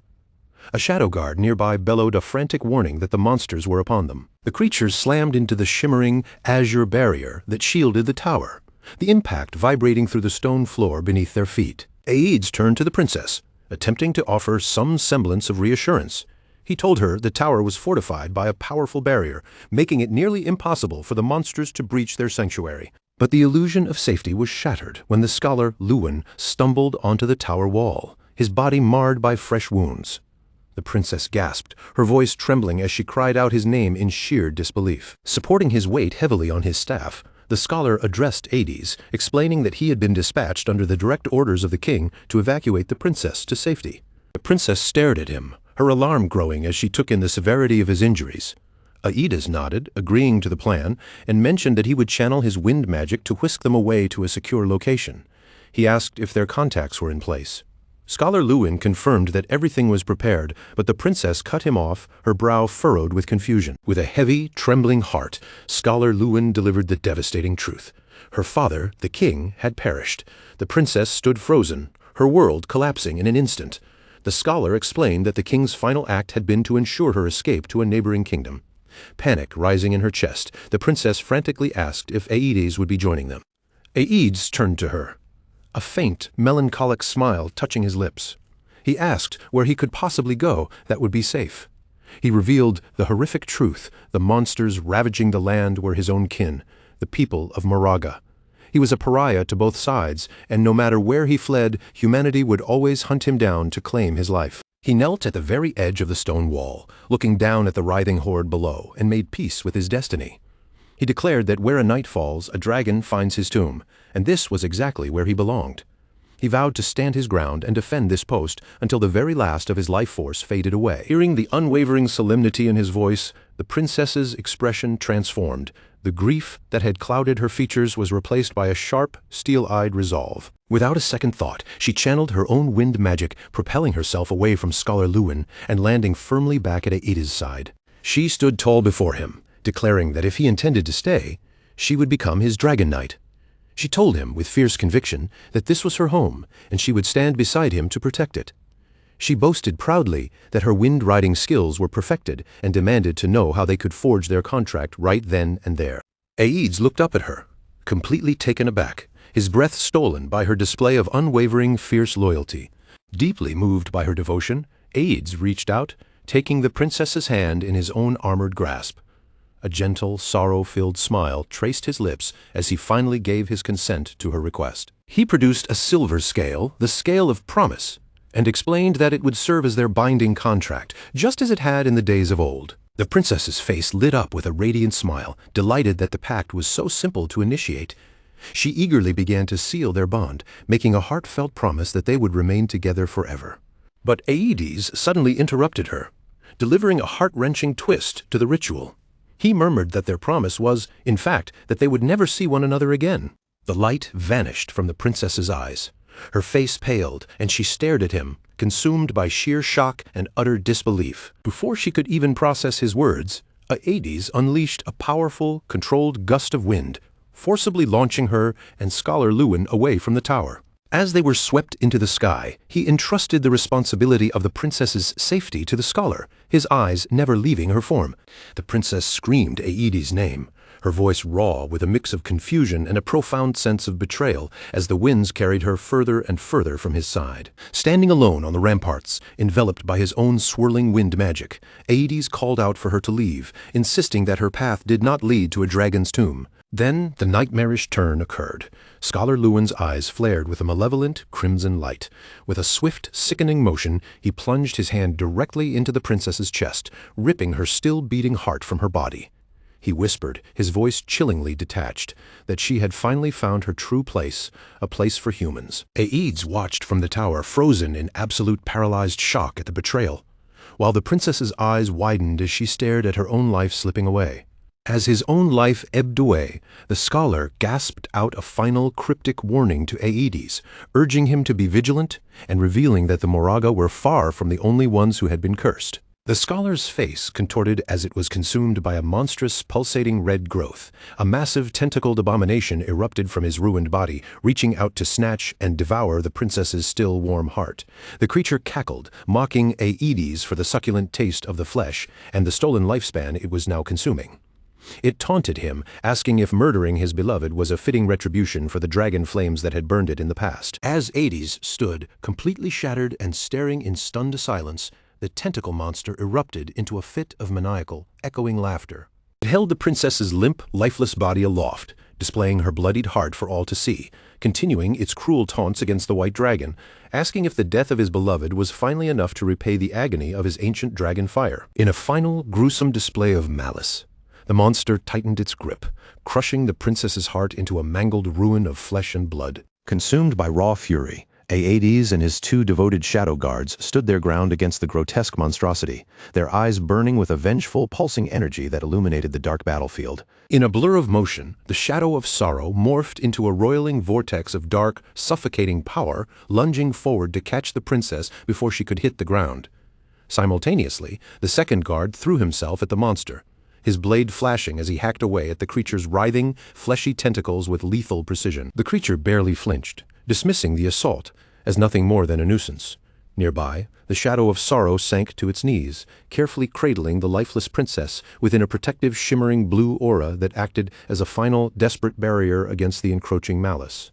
A single, solitary tear escaped from behind the guard's darkened helmet, glistening as it traced a path down the cold armor. With her remaining strength, the princess offered one last faint whisper of Aedes' name, her voice drifting away into the silence as she finally breathed her last in the guard's arms. Even as its physical form lay in tatters, the monstrous entity continued to lash out at Aedes with cruel, psychological barbs. It sneered, explaining that the meager life force sacrificed by the white dragon's kin was a pathetic offering, barely enough to tear open a tiny window for its true self to emerge. The creature boasted that its parasitic seeds were already scattered across the land, lying in wait within unsuspecting hosts until the moment was right to erupt and claim their bodies, just as it had brutally done to the old scholar. Cthulhu pressed its advantage, deepening the psychological torture by reminding Aedes that the very monsters now swarming the world were twisted abominations born from his own people. It went on to cruelly point out that Aedes himself was riddled with the same corruption, a curse that could overtake him at any second, and it laughed as it claimed he had always known the tragic, inevitable fate that awaited his beloved princess. Cthulhu mocked Aedes' utter powerlessness, suggesting that his helplessness might have even made him the instrument of the princess's death. The entity reveled in the chaos of his inner world, savoring the intoxicating mix of hatred, sorrow, anger, and absolute despair that flooded his heart, calling them the most exquisite emotions. Then the creature dangled a lethal temptation. Cthulhu, identifying itself as an ancient omnipotent god, claimed it could feel the violent, irregular rhythm of Aedes' heart. It made an impossible vow. Not only would it eradicate the monster plague and secure the kingdom, but it would also resurrect the princess, reuniting them for eternity. It laid out the terms of this dark pact with chilling simplicity. The exchange was singular and final. For all these miracles to occur, Aedes had only to offer up his own beating heart. Left alone, kneeling on the jagged ruins of the high wall, Aedes was surrounded by the screeching of winged monsters, forced to stare into the abyss of an impossible decision. He was caught between two nightmares. Either watch the princess die in the tower, left to be devoured by these horrors, or succumb to the bargain, turning her into his dragon knight and binding their fates to protect the kingdom forever. From the wreckage of its dying host, Cthulhu pressured him for an immediate answer, warning him that its current vessel was dissolving and that he was rapidly running out of time to choose. Driven by a desperate, shattering resolve, Aedes made his final irreversible choice. A wet, sickening splash of crimson hit the stone, and the shadow guard watching nearby recoiled in visible horror. In a gut-wrenching act of devotion, Aedes tore his own pulsing heart directly from his chest. Cthulhu let out a satisfied, sinister cackle, confirming that he had made the only correct choice. Cthulhu claimed it would weave a blessing into Aedes's heart, and the organ drifted upward into the sky, suspended by a brilliant, blinding explosion of energy, destined to beat forever beyond the limits of flesh and blood. The entity outlined the pact. The princess would be revived, granted the immense power of that heart, while Aedes, though hollowed and heartless, would be spared from death or the mindless rot of a monster. As the glowing heart descended to merge with the princess's cold body, Cthulhu declared that Aedes would be reborn as a guardian dragon, fated to watch over her for all of time. Aedes let out a guttural, soul-shattering grunt of agony as the transformation tore through his body, sending a massive pillar of searing purple energy surging from the summit of the magic-leaning tower. His human form withered and distorted, violently reshaping until nothing remained but a massive, terrifying skeletal dragon. He unleashed a deafening, thunderous roar, his massive form wreathed in a swirling, ghostly aura of blue flame. With his newfound monstrous strength, Aedes vaulted from the edge of the tower wall, taking to the air. Now a guardian dragon bound by Cthulhu's influence, he banked over the chaos of the battlefield, unleashing a relentless torrent of fire that scoured the swarming monsters below, marking the start of his eternal, lonely vigil. As the skeletal dragon Aedes rained down his infernal wrath, Cthulhu's voice echoed like a dark narration over the carnage. The dragon's flames acted indiscriminately, incinerating everything in their path, ruthlessly purging the land of both the invading monsters and the kingdom's last remaining citizens. Cthulhu taunted him, noting that his power was now sufficient to wipe the entire kingdom off the map, and Aedes, driven by his curse, continued his onslaught until the capital was nothing but a sea of flame. It was then that Cthulhu unveiled the true horrific nature of their bargain. Every life extinguished by those flames was being harvested, their entire lifespans funneled into a single dark focal point. Bolts of jagged purple lightning hammered into the scorched, magic-leaning tower, and the terrible architecture of the entity's plan was laid bare. Back on the tower, the resurrected princess began to scream, her body convulsing in agony as Aedes's cursed heart, embedded within her, began to warp her very existence with dark, encroaching energy. Shadowy, viscous tentacles erupted from her form, consuming her entirely until she was nothing more than a living, tentacled core for the beast that had taken root in her body. With the princess now fully transformed into a nightmarish horror, Cthulhu triumphantly laid claim to all the harvested lifespans, declaring them as its rightful property.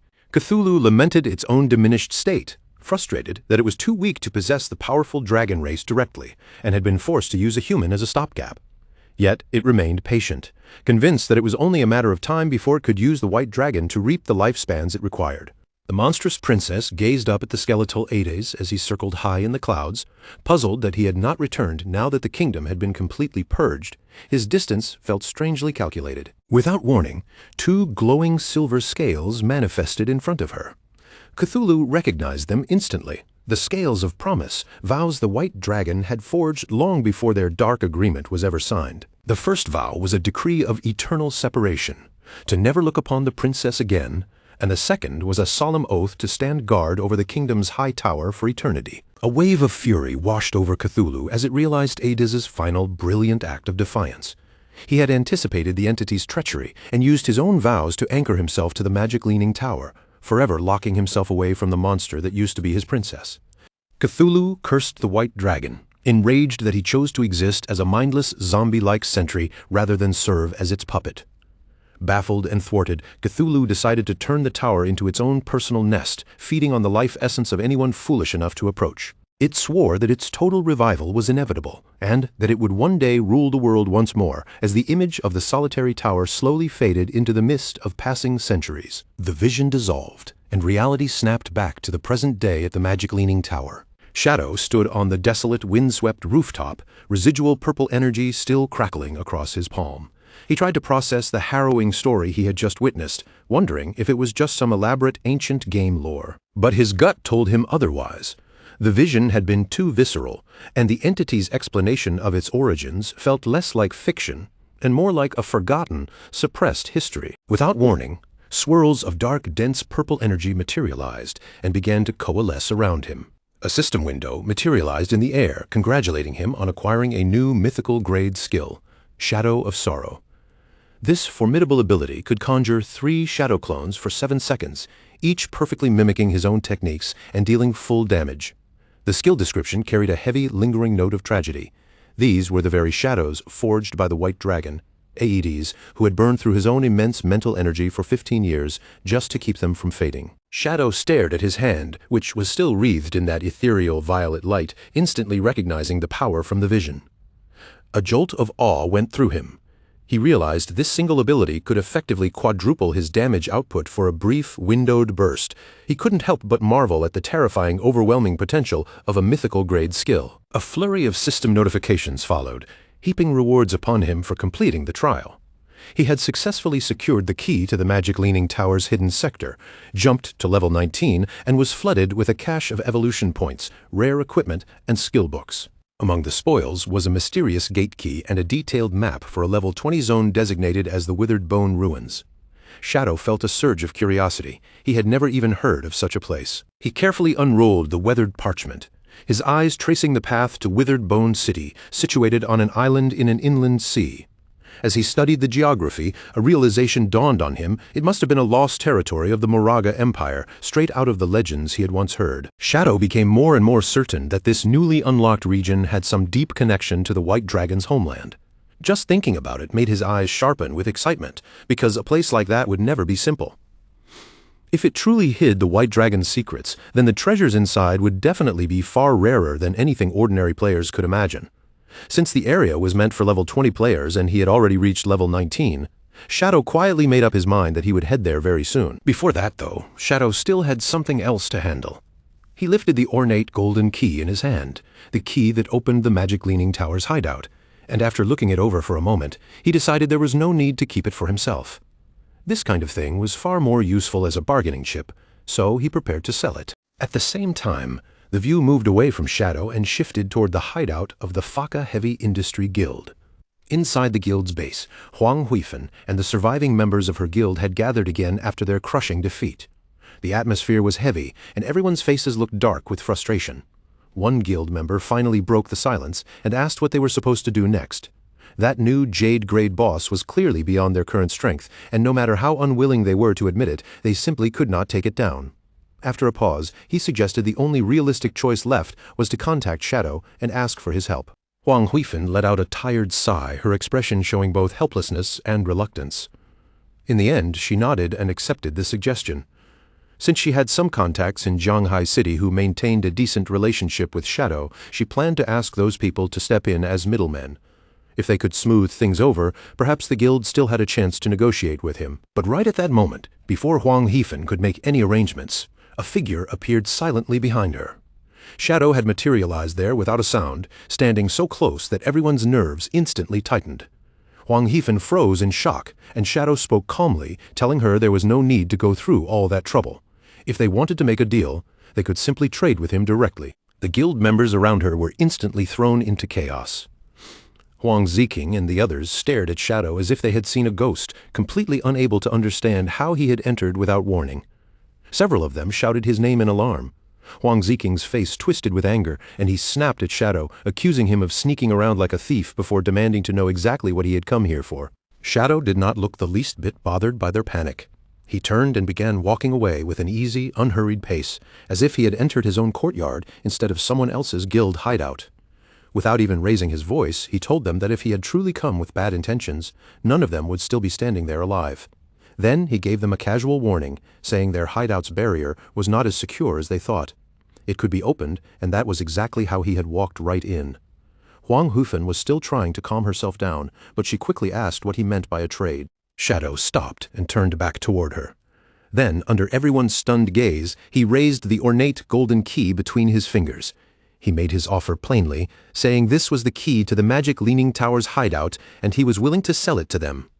Then he looked at Huang Huifen and asked if she had any interest in buying it. The moment the guild members saw the key clearly, their expressions changed completely. They recognized it almost at once, and disbelief swept through the room. If Shadow had this key, then there was only one possible explanation. He had already defeated the Jade Grade boss that had destroyed their confidence. For a moment, nobody could accept that such a thing had actually happened. Huang Hufen's eyes immediately lit up. Compared with the shock of the others, she reacted much faster and quickly agreed to the deal. Without wasting time, she asked Shadow to name his price. Shadow's answer was calm and direct. His price had not changed from before. He wanted 1,000 years of lifespan. Huang Huifen was already prepared to accept that price, but Huang Ziking could not hold himself back. His anger erupted on the spot. He shouted at Shadow with a flushed face, calling him shameless and accusing him of having planned everything from the very beginning. Huang Ziking raised his finger and pointed straight at Shadow, laying out his accusation with growing fury. In his mind, Shadow had first attacked him on purpose, then used that chance to destroy their portal and cut off their reinforcements. Because of that, their whole team had been wiped out, and now, after causing all that damage, Shadow was pretending to be their savior and coming back to sell them the key at a ridiculous price. Huang Ziking gritted his teeth and declared that he had never seen anyone more despicable in his entire life. Huang Hufen's face turned stern, and she immediately ordered her son to shut his mouth, but Huang Ziking was too worked up to listen. He kept trying to convince his mother that they were being played. In his view, the key should have belonged to their guild in the first place, and after suffering such heavy losses, there was no way they should allow Shadow to profit from their misfortune. Shadow listened to the whole outburst without showing any anger. His expression barely changed. After Huang Ziking finished speaking, Shadow simply looked at him and asked, in an almost casual tone, what exactly he wanted instead. Huang Ziking's anger instantly shifted into greed. A smug, ugly grin spread across his face as he made an outrageous demand. Not only did he want Shadow to hand over the key, he also wanted Shadow to compensate the guild with 1,000 or even 800 years of lifespan, as if Shadow owed them everything. Shadow turned his gaze toward Huang Huifen and gave a faint, sarcastic remark, saying she truly had a remarkable son. Then, before Huang Ziking could react, Shadow suddenly nodded and said he would do exactly as Huang Ziking suggested. That answer caught Huang Ziking completely off guard, but in the next breath, Shadow's eyes turned cold. His tone remained steady, but the pressure behind his words was unmistakable. The new price was now 1,800 years of lifespan, and he made it clear that he would not sell the key for even a single day less. At first, Huang Ziking still thought he had won. He laughed proudly and turned toward his mother, acting as if he had just taught everyone how to deal with someone like Shadow. But only a moment later, the meaning of Shadow's words finally sank in. His smug expression froze, then slowly cracked into disbelief. Staring at Shadow, he stammered and asked what he had just said. Shadow explained with almost frightening patience. He had come here sincerely to do business, which was why he had not fought back or punished Huang Ziking for insulting him. But since Huang Ziking insisted on cursing him and making things difficult, the original discounted price no longer existed. From now on, the price was 1,800 years, and there would be no bargaining. Huang Hufen had finally reached the end of her patience. Without another word, she stepped forward and slapped Huang Ziking hard across the face. The crisp sound cut through the tense room, and everyone went silent. Her anger had not faded in the slightest. Huang Huifen immediately ordered one of the guild members to take Huang Ziking away and make him level up outside. She warned that without her permission, he was not allowed to come back. As Huang Ziking was dragged away, he still struggled and shouted in protest, confused and furious, asking why she had hit him when he had not even finished speaking. After dealing with her son, Huang Huifen turned back towards Shadow. Her expression was much more controlled now, but there was clear embarrassment in her eyes. She apologized to him and asked if there was any chance he might reconsider the price. Shadow's answer was cold and final, 1,800 years. He would not repeat it a second time. Huang Huifen looked exhausted, but she understood the situation clearly. In the end, she accepted the price. She even admitted that it was still reasonable, since she had heard Shadow had sold other hideouts for as much as 2,000 years of lifespan. However, after the guild's recent losses, they could not gather the entire amount immediately. So she asked whether they could pay the price in installments. Shadow agreed without making things more difficult. He stated the conditions clearly. Huang Hifen had to pay 1,000 years of lifespan up front, and after 10 days, he would return to collect the remaining 800 years. Huang Hufen finally let out a breath of relief. She thanked Shadow sincerely and completed the deal on the spot. A system window soon appeared, confirming that the Magic Leaning Tower's hideout key had been transferred into her possession, while Shadow had successfully gained 1,000 years of lifespan. As the transaction ended, Shadow's figure slowly began to fade from the hideout. Before disappearing completely, he gave a simple farewell. In his mind, the Fakey Heavy Industry Guild still had value. If they could use a strong hideout to develop properly, then sooner or later, they might become an important force for the great Xia server. With the new base finally in their hands, Huang Huifen gathered the guild members and addressed them with a firm expression. She announced that the platinum-grade hideout now belonged to them. But because they owed Shadow a large remaining payment, every member of the guild would now have to pay a 50% lifespan tax. She knew the amount was extremely high, yet she framed it as a necessary investment for their future. As long as they endured this burden and worked hard, the guild would rise again. Hearing her words, the members' despair gradually turned into determination, and one by one they responded with renewed fighting spirit. Later, in a forest painted by the glow of sunset, Huang Ziking moved with a small party of guild members. The others tried to calm him down and reason with him. One girl gently told him not to blame his aunt, because this time he really had been in the wrong. But Huang Ziking immediately brushed her off with irritation, refusing to accept a single word. His face darkened as he muttered to himself, secretly swearing that sooner or later he would make Shadow pay. Their conversation was suddenly interrupted when one of the party members spotted something ahead. A silver-grade boss had appeared in the forest, the human-faced Spider Emperor. The group immediately shifted into battle formation. Weapons were raised, spells began to gather, and the other members rushed forward to confront the boss. Huang Ziking, however, stayed farther back instead of joining them directly. His teammates quickly warned him that the boss could use poison, reminding him to stay ready with a detox spell. Huang Ziking answered casually, sounding as if he had everything under control. But when the battle truly began, Huang Ziking did not cast any support spell at all. Instead, while everyone else was focused on the human-faced Spider Emperor, he suddenly turned around and ran straight into the woods, abandoning his own teammates without hesitation. As he fled through the trees, Huang Ziking cursed them in his heart, calling them fools for thinking they could rely on him while fighting that boss. He was especially disgusted by the girl who had tried to lecture him earlier. The more he thought about it, the more annoyed he became, wondering what his mother had been thinking by trying to pair him with someone like her. After running for a while, Huang Ziking found a secluded place away from the others and crouched down, his face twisted with resentment.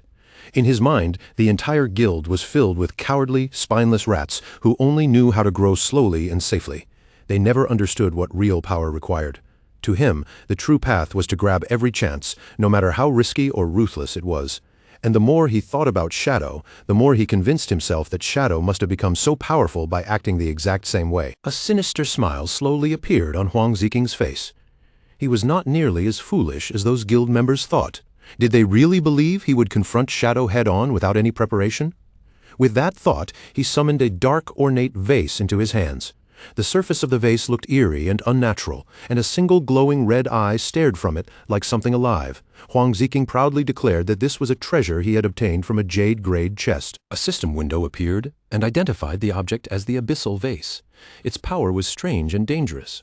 By reaching into it, the user could randomly draw out a powerful skill, though the ability came with a long 48-hour cooldown. Huang Ziking stared at the vase with anticipation, then pushed his hand inside. A moment later, he pulled out a small, grotesque piece of flesh-like matter that looked disturbingly alive. The system soon informed him that he had acquired an epic-grade skill, the Abyssal Puppet Curse. This magic allowed him to turn any corpse into a puppet under his complete control, while still preserving all of the dead person's original abilities. Huang Ziking's eyes widened, and then he burst into wild, manic laughter. With this power, a terrifying idea immediately formed in his mind. If he could kill Shadow, then he could use the curse to enslave Shadow's corpse, and once that happened, he would become truly invincible. While Huang Ziking celebrated, the Abyssal Vase began to glow with a dark purple aura. The light pulsed like something breathing in the shadows. Then a final ominous warning appeared before him. The abyss contained extraordinary power, but when someone gazed into the abyss would gaze back at them. That chilling message silently hinted that Huang Ziking's future was already being pulled towards something far darker. Meanwhile, in the withered bone field within the Magic City ruins, night had already fallen over a desolate graveyard. Broken bones and ruined graves stretched across the land, and the air itself seemed cold and lifeless. In the middle of battle, Ghost Spirit moved with sharp precision. Her paper ribbon, infused with energy, shot forward like a living weapon. It wrapped around a skeletal monster and pierced straight into the creature's eye, pinning it in place before it could break free. Ghost Spirit followed up instantly.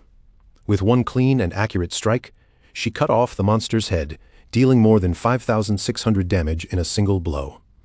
As the enemy collapsed, system notifications appeared before her one after another, informing her that her weapon had upgraded to gold and that she had gathered enough experience to advance her class. Ghost Spirit stood among the glowing energy orbs left behind by the defeated enemies. For the first time in a while, she allowed herself to breathe out in relief. Looking at the notifications in front of her, she confirmed that she had finally accumulated enough experience for her advancement. Her expression soon became firm again. Without hesitation, Ghost Spirit accepted the class advancement. Her eyes filled with determination as she stepped into the next stage of her strength. A bright magic circle immediately formed beneath her feet, lighting up the dark graveyard around her. In the next instant, a column of purple energy surged upward from her body. The power wrapped around her completely, swallowing her figure in a dazzling transformation. When the transformation was complete, new system information appeared before Ghost Spirit, laying out the abilities she had gained after her advancement. Her weapon had evolved into the Yellow Spring Chainblade, a weapon capable of changing its form in battle. At the same time, her class had advanced into Yellow Spring Evil Ghost. This new class gave her a passive bonus to stealth and unlocked two new skills, Eye of the Yellow Spring and Touch of the Yellow Spring. The system continued explaining the effects of those skills. Eye of the Yellow Spring was a mental attack that could trap enemies inside an illusion, disrupting their minds. Touch of the Yellow Spring, on the other hand, allowed her to track opponents through their aura, making it far harder for her targets to escape once she had locked onto them. Now transformed, Ghost Spirit stood surrounded by a blue aura, her presence colder and more dangerous than before. The Yellow Spring Chainblade shifted in her hands and took the form of a fearsome scythe. Another system notification appeared, telling her that when facing lower-level opponents, she would deal double damage, with a 50% chance of applying a burn effect. Golden light glowed in Ghost Spirit's eyes as she felt the surge of power flowing through her body. Her damage had increased, her speed had risen, and she now possessed a mental attack that could directly target an enemy's mind. With this strength, she believed she finally had a chance to avenge her parents, defeat Dongfang Yue, and confront the source of the Plague Wielder. After completing her advancement, Ghost Spirit sent a message to Shadow, the teacher who had guided her along the way. She told him that she had advanced to Tier 2, and that she would repay everything he had done for her. Somewhere on a rooftop, Shadow saw that she had already logged off. From that alone, he understood what had happened. Her hunger for revenge had pushed her to immediately go after Dongfang Yue. Shadow remembered clearly what had happened in his previous life. Back then, Ghost Spirit had finally taken her revenge, but because she had spared one stray dog, a Beastmaster was able to follow that tiny clue and trace her movements. That one mistake exposed Ghost Spirit's true identity, and soon after, several powerful families joined hands to hunt her down. The battle that followed was brutal, with the official forces suffering terrible losses, and by the time Ghost Spirit finally collapsed from sheer exhaustion and died, the entire Magic City region had already been thrown into chaos. Thinking about it, Shadow could not deny that Ghost Spirit had terrifying potential. But at the same time, she was still too young. Her emotions were far from steady, and that kind of unstable mindset could easily push her into reckless decisions. To stop her from walking down the same fatal path again, Shadow made up his mind. He would log off at once and go check on her situation in the real world before it was too late. At the same time, the view shifted to the Dongfang Manor on the outskirts of Magic City, where the entire estate sat under a thick layer of poisonous mist, making the grand residence look eerie and dangerous in the dark. Outside the manor, two guards were making their patrol rounds, their footsteps dragging lazily as they grumbled about being stuck on duty at such an unpleasant hour. Their complaints soon drifted into dirty talk about women, and one guard suddenly mentioned that Mrs. Dongfang was still incredibly attractive. His companion gave a knowing grin and immediately agreed with him. The two of them grew bolder as they spoke, even fantasizing about taking down her bodyguard and getting close to Dongfang Yue themselves.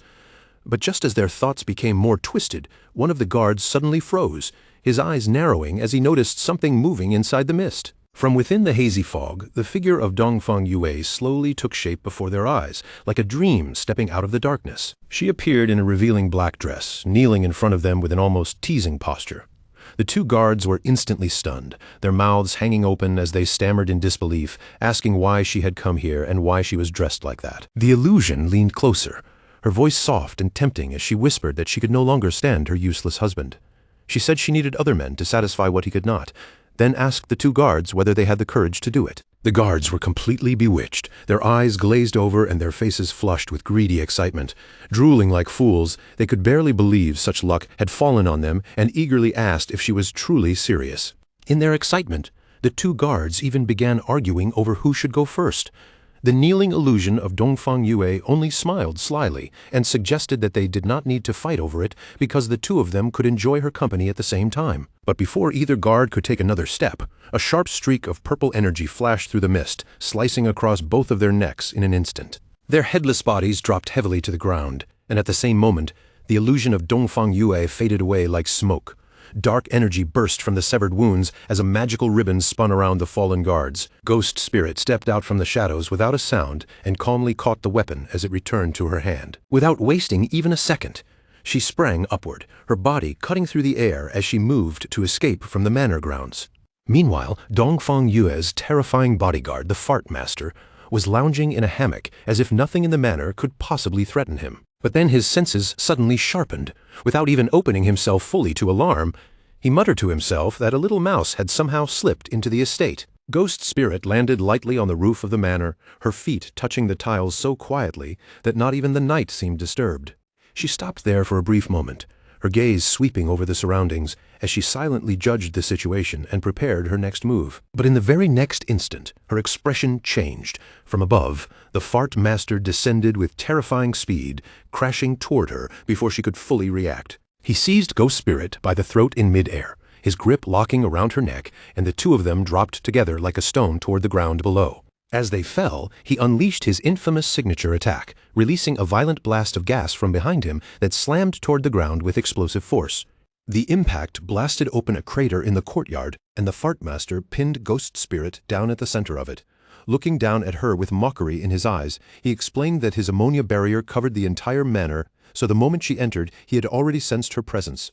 He recognized her as the same little lady who had escaped from him before. Tightening his hand around her neck, he sneered that this time she would not be getting away. Ghost Spirit struggled beneath him, her face twisted with pain and fear as her body fought uselessly against his strength. The Fart Master lifted Ghost Spirit into the air by her throat, a dangerous purple aura swirling around him like a warning. He studied her closely and admitted that she had become stronger, even saying that if she were given more time, she might grow into a truly satisfying opponent. A twisted excitement flickered across his face, and his smile sharpened as he confessed that the urge to kill her right now was becoming almost impossible to resist.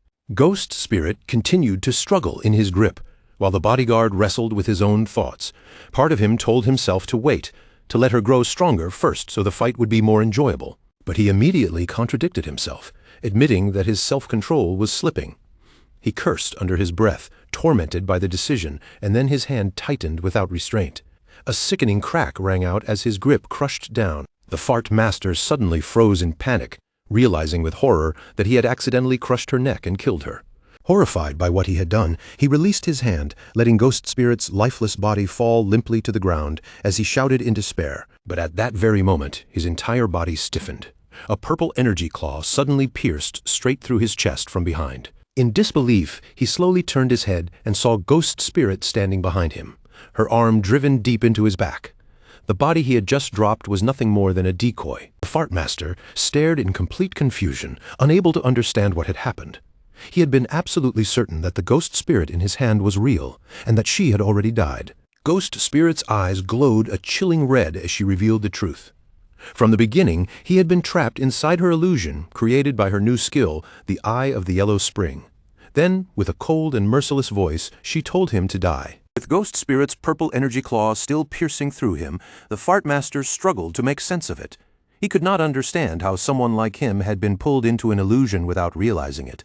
Ghost Spirit fixed her glowing red eye on him and calmly explained that his fate had already been sealed the moment his gaze met hers. In truth, the illusion had started much earlier, at the exact moment when he first grabbed her by the neck and thought he had taken control of the fight. Knowing he had lost, the bodyguard finally collapsed. Ghost Spirit stood above him in silence, acknowledging that he had indeed been a worthy opponent. But her victory did not stay quiet for long. A sudden commotion erupted from inside the manor, and Dongfang Yue threw open a window, angrily yelling about the noise and threatening to fire everyone responsible. Her anger vanished the instant she looked down into the courtyard. There, the body of her powerful bodyguard was dissolving into black smoke before her eyes. Panic overtook her face, and she screamed that an intruder had broken in, calling desperately for help from anyone nearby. Almost immediately, armed guards rushed into the main hall, weapons raised as they formed defensive positions and prepared to protect Mrs. Dongfang. The guards spread out to search for the intruder, and the noise woke her son, Nantian. Still half asleep, he asked what was going on. Dongfang Yu quickly told him that an enemy had come and ordered him to stay where he was. But Nantian sat up instead, a confident smile spreading across his face. He told his mother not to be afraid, declaring that he was already 18 now, that he had become a player, and that this time he would protect her. Dongfang Yue was deeply moved by his words. She pulled him into her arms, holding him tightly as she wished that his father had even half of Nantian's courage and warmth. As the mother and son shared a kiss, the window behind them suddenly gave a faint creak as it slowly opened. The two of them immediately pulled apart in shock, and Dongfang Yue turned sharply toward the sound, demanding to know who was there. Outside in the hallway, the guards who had rushed in moments earlier were already lying on the floor, their bodies dissolving into dark shadows. Dongfang Yue stared at the bodies in front of her, her face draining of color as horror crawled across her expression. She could not understand how all of her guards had died so quickly, and in the middle of that fear, one thought flashed through her mind: had Shadow already discovered their plan to ambush him? At that exact moment, a ghostly figure silently appeared behind her. Ghost Spirit's voice drifted into the room from the darkness, cold and quiet, as she asked what kind of plan Dongfang Yue's was talking about. Dongfang Yue spun around in panic and found herself facing a hooded figure standing far too close. Her voice trembled with anger and fear as she demanded to know who Ghost Spirit was, why she had attacked her, and insisted that there should be no hatred between them. Ghost Spirit did not rush to answer. She only looked at Dongfang Yue with a calm, chilling stare and asked if she truly failed to recognize the person standing in front of her. Then Ghost Spirit's eyes lit up with a dangerous red glow. Her voice turned colder as she ordered Dongfang Yue to look carefully, to remember the face she had tried to bury in the past. The moment Dongfang Yue took a proper look, terror and recognition crashed over her at the same time. Her eyes widened in disbelief as she realized the attacker was the very girl she had assumed had vanished long ago, and she cursed in shock that Ghost Spirit was somehow still alive. Before Dongfang Yue could defend herself or even take a step back, a burst of energy shot forward and pierced straight through her body. Ghost Spirit stood over Dongfang Yue as she fell, her expression filled with hatred that had been buried for years. She called Dongfang Yue a demon and coldly commanded her to die. Inside the bedroom, Nantian and his dog were trembling beneath the covers, watching everything unfold in fear. Ghost Spirit finally spoke the reason for her vengeance. Dongfang Yue had murdered her parents, and now Ghost Spirit would make her die right in front of her own son. Dongfang Yue had completely lost the strength to fight back. Tears ran down her face as she accepted that her end had come, but even then she forced out one last plea, begging Ghost Spirit not to hurt Nantian. Ghost Spirit let out a mocking laugh as her dark energy ribbons wrapped around Dongfang Yue and lifted her helpless body into the air. Nantian cried out for his mother from the bed, but Ghost Spirit only sneered, asking what right Dongfang Yue had to make any demands now. Dongfang Yue kept pleading through her tears, insisting that the hatred was only between the two of them. Her voice shook as she argued that her son had nothing to do with it and should be considered innocent. Those words only made Ghost Spirit explode with rage. Her voice rose into a furious scream as she asked whether Dongfang Yue had ever thought about this day when she killed Ghost Spirit's parents. With one final cry filled with years of pain and hatred, Ghost Spirit released a devastating blast of dark energy. Dongfang Yue's body was swallowed by the attack and obliterated in an instant, leaving only the violent surge of darkness behind. From the bed, Nantian and his dog stared at the scene in absolute horror, frozen beneath the covers as they watched Dongfang Yue disappear before their eyes. Ghost Spirit stood there breathing heavily, her chest rising and falling as the weight of her revenge finally settled over her. Then she slowly turned her head toward the bed, her red eyes locked onto Nantian, and the boy was so terrified that his entire body seemed to freeze in place. But with her revenge already complete, Ghost Spirit did not continue the attack. She simply turned away from the bloody room and stepped back from the scene. She walked out of the bedroom, leaving what remained of Dongfang Yue on the floor, while Nantian and his small dog watched her go, still shaking beneath the blanket. Yet, the moment Ghost Spirit disappeared from sight, Nantian's frightened expression began to change. The fear on his face slowly twisted into a sinister grin. Nantian revealed his true feelings with a dark smile, admitting that he had long grown tired of his mother's control and was actually grateful that Ghost Spirit had killed her. Beside him, the little dog's eyes also glowed red, as if it could already imagine feasting on the flesh of the young girl. Ghost Spirit had not gone far before an uneasy feeling struck her. She sensed another presence nearby and immediately stopped walking, her body tensing as danger closed in around her. She turned back nervously, and her eyes caught several shadowy figures floating in the air. One by one, they surrounded her from different directions, cutting off every easy path of escape. Back in the bedroom, Nantian pointed from beneath his blanket with a vicious smile spread across his face. Revealing his true power as a corpse necromancer, he ordered his undead servants to capture Ghost Spirit alive. Those shadowy figures were not ordinary enemies. They were reanimated corpses strengthened by Nantian's power, and even after death, they still retained their original abilities as they moved closer to the trapped Ghost Spirit. Then, without warning, a massive explosion tore through the side of the manor, shattering the walls and sending debris blasting outward. Ghost Spirit was caught in the force of the blast and thrown violently out of the building, screaming in pain as her body was sent flying into the open air. Outside the manor, the reanimated corpses descended on her while she lay helpless on the ground. Among them, a one-handed gunman stepped forward and raised his weapon, preparing to fire a deadly energy blast at point-blank range. Just as the shot was released, black spikes suddenly burst into its path, intercepting the attack before it could strike Ghost Spirit. The force of that counterattack slammed into the undead minions and knocked them down, breaking their formation in an instant. Ghost Spirit looked up from the ground, confused and stunned by the sudden reversal, unable to understand who had stepped in to save her. Inside the bedroom, Nantian, who had been hiding under the blanket, was now screaming in terror as someone held him up by the head. A figure stood over him, gripping Nantian's severed head while crushing his demonic dog beneath one foot. It was Qin Feng. Through the shattered wall, he looked directly toward Ghost Spirit and delivered a cold final lesson, showing mercy to an enemy was the same as being cruel to yourself. Ghost Spirit remained on the ground outside, staring up toward the broken window where Qin Feng stood. Still unsure who had saved her at the last moment, she weakly asked who he was. From the shadows, Qin Feng told her that enemies should never be spared. Then he activated his blooming curse on Nantian's decapitated body, and crimson-red spider lilies began sprouting from his severed head. Only then did Ghost Spirit understand that this man was her savior, the one who had protected her and allowed her to finish her revenge. Her face flushed slightly as she thanked him softly and called him master. Around her, crimson flowers spread like a blood-red reminder of everything she had endured and everything she had finally reclaimed. Standing in that field of flowers, Ghost Spirit could no longer hold her emotions back. She broke down and cried, her voice trembling with both relief and sorrow, as she finally said aloud that she had avenged her parents. As the flowers continued absorbing life force, a system message appeared, showing that 788 years of tradable lifespan had been collected. Qin Feng walked toward Ghost Spirit and asked what she planned to do now that her revenge was finished. With no goal left in front of her, Ghost Spirit admitted that she did not know, and even thought about dying so she could reunite with her parents. Qin Feng's expression hardened as he told her that revenge only leaves emptiness behind, and she should have prepared herself for that from the beginning. He warned her that if she truly wanted to sink into despair, then he had nothing more to say, but there was still one thing she needed to understand. He then showed her a vision of the game world, revealing the vast and mysterious landscape before her eyes. Qin Feng explained that the God-forsaken game hid countless secrets, and among those secrets, there might even be a way to bring the dead back to life. He told Ghost Spirit that as long as a person kept moving forward, infinite possibilities would always exist ahead of them. But if she believed revenge was the final stop in her life, then everything he said would mean nothing. Qin Feng turned his back to her and gave her a choice. If she wanted to keep moving forward, then she had to follow him.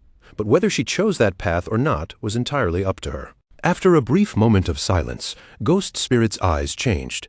New determination appeared in her gaze, and she pushed herself to her feet before running after Qin Feng across the moonlit field. Soon after, the view shifted back to Magic City in the real world. At Qin Feng's hideout, the soul-cleansing land, they found themselves standing inside a vast, ethereal space that shimmered like an endless world of water. Ghost Spirit looked around in surprise and asked where they were. Qin Feng calmly explained that this place was his hideout in the real world. He led her forward until they arrived before the doors of an unbelievably luxurious mansion, leaving Ghost Spirit staring in stunned silence at the grand entrance. Once they stepped inside, Qin Feng's maid came forward and respectfully welcomed her master home. Ghost Spirit was visibly surprised, clearly not expecting him to have a maid waiting for him in such a place. Qin Feng casually ordered the maid to prepare dinner for two. Seeing Ghost Spirit's confused expression, he explained that the maid was not an ordinary person, but a creation made by the Divine Authority book. Qin Feng continued explaining that the book could create many different things he might need, almost like a hidden treasury in his hands. He then promised Ghost Spirit that he would take her to challenge the Tower of Divine Authority in Magic City, so she could obtain a Divine Authority book of her own. Hearing this, Ghost Spirit's eyes softened with gratitude, and she thanked her master once again. Sometime after Qin Feng and Ghost Spirit had already left, the view shifted back to Magic City, landing on the Chu family manor where a heavy, uneasy atmosphere had begun to settle. A man rushed into the manor in a panic, his voice echoing through the halls as he shouted for his subordinates to move faster. He ordered them to begin the rescue immediately and roared that absolutely nothing was allowed to happen to his wife. This man was Chu Kunshan, Dongfang Yue's husband and a military staff officer. His face was filled with confusion and alarm as he recalled the frantic cry for help his wife had made over the call, unable to figure out who would dare attack them so late at night. The first name that flashed through Chu Kunshan's mind was Shadow. As he hurried deeper into the manor, his heart tightened with worry, wondering if their secret plan involving the fireworks factory had been exposed. But almost immediately, he shook off the thought, trying to convince himself that it should be impossible. Inside the manor, his people were already combing through the scene. Some examined the huge crater blasted into the ground, while others moved through the empty bedroom, searching every corner for any trace of what had happened. One officer stepped forward and reported to the stunned Chu Kunshan that there were clear signs of a fierce battle throughout the manor, but despite searching the area, they had not found a single person. Chu Kunshan grew even more frantic, his voice rising as he demanded to know where his wife, his son, the guards, and the servants had gone. The officer could only confirm the chilling truth: no one was there, and they had not even found any bodies. Rage surged through Chu Kunshan as he realized this was exactly like what had happened to the Dongfang family. Everyone connected to the manor had disappeared without leaving even the smallest trace behind. The horrifying possibility that his wife and son were already gone struck him like a physical blow. Chu Kunshan stumbled backward, his face twisted in denial as if refusing to accept the thought. His grief quickly burned into tearful fury. With his eyes red and his voice cracking, Chu Kunshan screamed that Shadow had murdered his family, then demanded that a warrant be issued immediately to capture him. Lin Qingyu, who had been quietly observing the situation, finally stepped forward and asked how he could be so certain Shadow was responsible. Chu Kunshan snapped back in anger, saying it was obvious because his wife's family, the Dongfangs, had also been killed by Shadow. Lin Qingyu remained completely unfazed. She calmly pointed out that there had never been solid evidence in the Dongfang case, which made his attempt to connect it to his wife's disappearance extremely weak. Her gaze sharpened as she questioned him further, asking whether he perhaps knew something others did not. Then she suggested that maybe his family had a personal grudge with Shadow, and that this whole matter might simply be revenge coming back to them. Those words clearly hit a nerve. Chu Kunshan's face darkened with fury, and he glared at Lin Qingyu as he warned her to watch her mouth, asking whether she actually dared to interrogate a military staff officer. Lin Qingyu did not flinch at his threat. Her expression stayed calm as she told Chu Kunshan that trying to intimidate her would not work. She then revealed that not long ago the Sky Dome Guild had captured several members of the Magic City Black Dragon Hall and handed them over to the authorities. During the interrogation, those men confessed that Chu Kunshan had been the one who ordered the attack on Shadow's hideout. They also admitted there was a plan to lure Shadow into a fireworks factory and kill him there with a massive explosion. Lin Qingyu explained that the authorities had originally intended to arrest everyone involved at the fireworks factory. But now that Dongfang Yue had disappeared, she was officially suspected of fleeing from justice.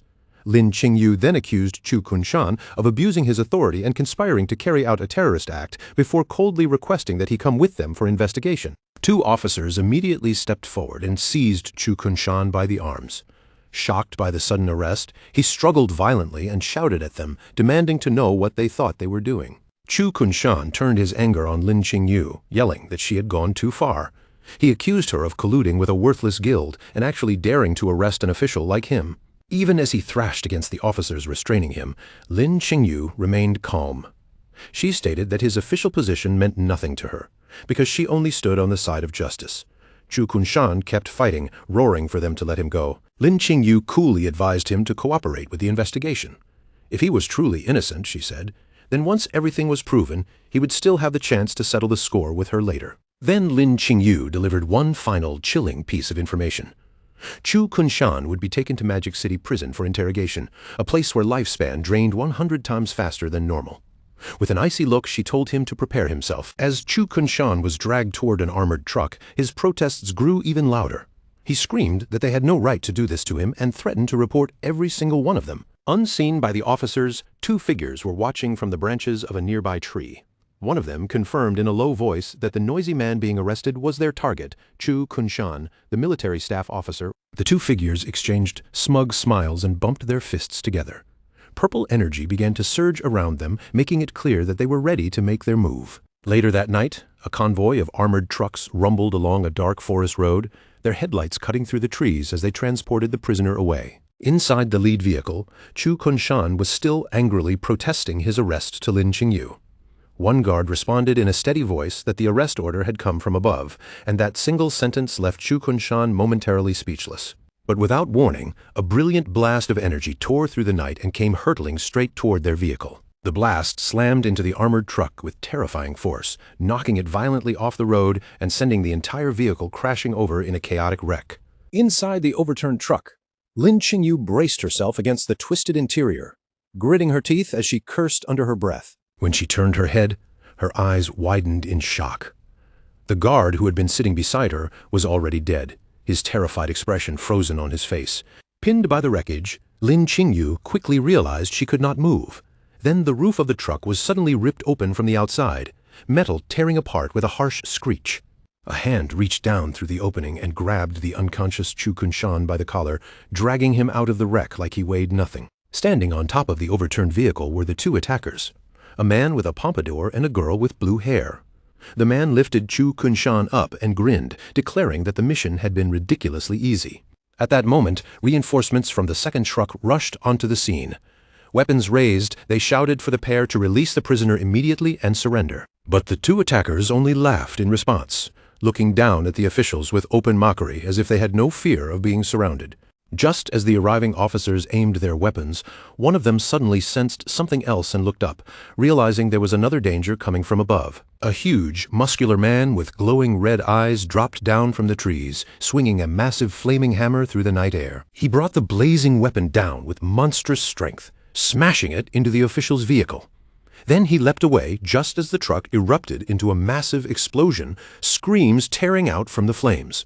The man with the pompadour stood watching the destruction alongside another bald, muscular man. Seeing the sheer force of the strike, the pompadour-haired man remarked that Mr. Theodore had not been lying after all. The hammer-wielding attacker landed in the middle of the burning wreckage as orbs of lifespan floated up from the fallen officers. He threw his head back and laughed wildly, reveling in the power of his attack and the pleasure of killing the official dogs of Great Xia. Surrounded by flames and smoke, the muscular man with the hammer stood proudly amid the wreckage, holding up a glowing card as if it were the source of his confidence. He boasted that this card had come from Mr. Theodore. According to him, the card had multiplied his attributes by 5, giving him the strength of a level 50 player, even though he was only level 10. Still, he complained that the dead officers had dropped far too little lifespan. The pompadour-haired man brushed off the complaint and reminded him that their real reward from Mr. Theodore would be 1,000 years of lifespan. Inside the overturned truck, the injured Lin Qingyu looked out through the wreckage with tears in her eyes. Her body hurt badly, but her mind raced as she realized just how dangerous these attackers had become with Mr. Theodore's help. The attackers believed that with Mr. Theodore backing them, they would soon be able to kill Shadow and avenge Qian Shishi. Just as they were getting ready to leave, the blue-haired girl suddenly stopped them and told everyone to wait. A sinister smile spread across the girl's face as she tilted her head toward the ruined truck. She announced that she could sense a little mouse still hiding inside. Hidden within the wreckage, Lin Qingyu's heart sank. She immediately realized that her hiding place had been discovered. The blue-haired girl raised her hand and hurled a massive fireball straight at the already destroyed truck, triggering a second explosion even larger than the first. With a crooked smirk on her face, she coldly declared that not a single dog working for the officials would be allowed to walk away alive. As the group turned and started leaving, the woman folded her arms and complained that they were still thinking about Qian Shishi, asking in irritation whether she herself was not pretty enough. The man with the pompadour only laughed, saying that although she was cute, Qian Shishi had been their old partner, and helping her take revenge had already become something like a tradition for them. After leaving those words behind, the group quietly slipped into the darkness of the night, their figures gradually disappearing behind the shadow of a nearby tree. Behind them, Lin Qingyu stood there naked, bruised, and badly battered, silently watching their backs fade away. At that moment, she finally understood that these attackers were remnants left behind by the Alice Guild. Her passive ability, Killing Intent Perception, also confirmed the truth for her. These people had been sent by a man named Theodore, and their goal was to capture Chu Kunshan. Realizing that her entire squad had already been wiped out, Lin Qingyu knew there was no time to hesitate. This had to be reported immediately. After leaving the real world behind, Shadow brought Ghost Spirit with him to the ruins of Magic City, where the Tower of Divine Authority stood silently among the broken remains.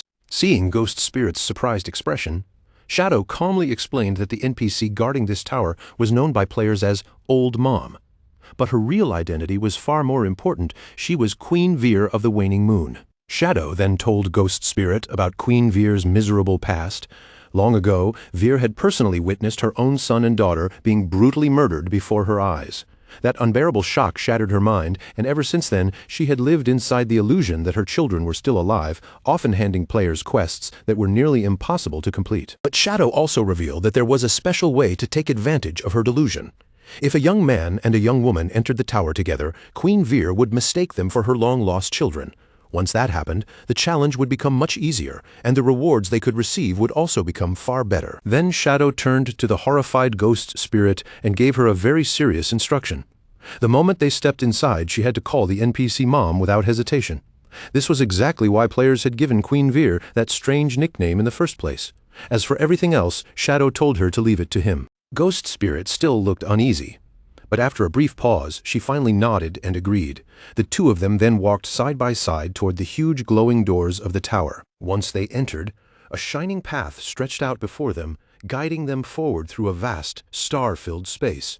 At the end of that dreamlike road, Queen Vir slowly appeared in the middle of the ethereal light. The moment Queen Vir saw them, tears of joy filled her eyes. She welcomed them with a trembling voice, calling them her beloved children, and asked if they had finally come back for the Divine Authority book. Shadow immediately went along with the act.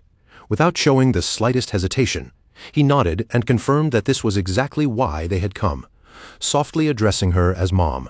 Ghost Spirit also threw herself fully into the role. Her eyes turned red, tears rolled down her face, and she cried as she told Queen Vir how terribly she had missed her. Queen Vir was instantly overwhelmed by emotion. Her voice shook as she said that she had missed her child just as much. But even though she desperately wanted to hand over the book right away, she explained that the rules still required them to clear a challenge first. With a wave of her hand, Queen Vir summoned her avatar. A massive level 20 Jade Tier entity appeared before them, and she gently told the two that they would have to defeat it before receiving the book. Right after that, a system notification appeared in front of them, confirming that they had received Mother's blessing. With that blessing active, every one of their stats increased by 20%. Ghost Spirit barely had time to process the enormous boss in front of her before the air around her suddenly twisted. In the next instant, 3 dark, shadowy figures appeared around her without warning. Those 3 figures were not ordinary illusions. They were the clones created by Shadow's skill, Shadow of Sorrow. In the blink of an eye, the 3 clones moved at the same time. Their blades tore through the avatar in a storm of brutal slashes, pouring out hundreds of thousands of damage points and destroying the massive boss before Ghost Spirit could even react. The system immediately announced that the challenge had been successfully completed. Ghost Spirit stood frozen in place, completely stunned, unable to believe that the boss had been killed instantly, or that 3 shadows had appeared so suddenly out of nowhere. The entire battle ended with a blinding flash of light, disappearing almost as quickly as it had begun. Ghost Spirit stood behind Qin Feng, still staring in disbelief. She kept thinking about that terrifying technique, 3 clones appearing at once, followed by an instant kill, and she could not help wondering just how powerful this man truly was. Queen Vir slowly descended from the sky, still completely lost in her delusion. She gazed down at them with a gentle, loving expression, calling them Alan and Anna, and warmly praising how strong they had become. She then floated over to Ghost Spirit and placed a stack of glowing blue books into her hands, calling her little Anna with a soft smile. Queen Vir offered her all 9 of the divine gift books she possessed. Ghost Spirit continued playing her part perfectly. She hugged Queen Vir tightly, tears streaming down her face, and thanked Mom again and again as if she truly were a daughter returning home. Qian Feng watched the scene with a heavy, somber look in his eyes. He knew that Queen Vir would give everything she had to the children she believed had come back to her. In the past, countless players had taken advantage of that, demanding item after item until she burned through her own lifespan to create them and eventually died. After giving the books to Ghost Spirit, Queen Vir turned her gentle gaze toward Qian Feng and asked him if there was anything he wanted. Qian Feng calmly replied that he wanted the divine book of the communication bracelet. Queen Vir looked apologetic when she heard that request, softly admitting that she did not currently have such a book. But without even thinking about herself, she immediately offered to use her own lifespan to create one for him. As the glowing book slowly materialized, a system window appeared in front of Qian Feng.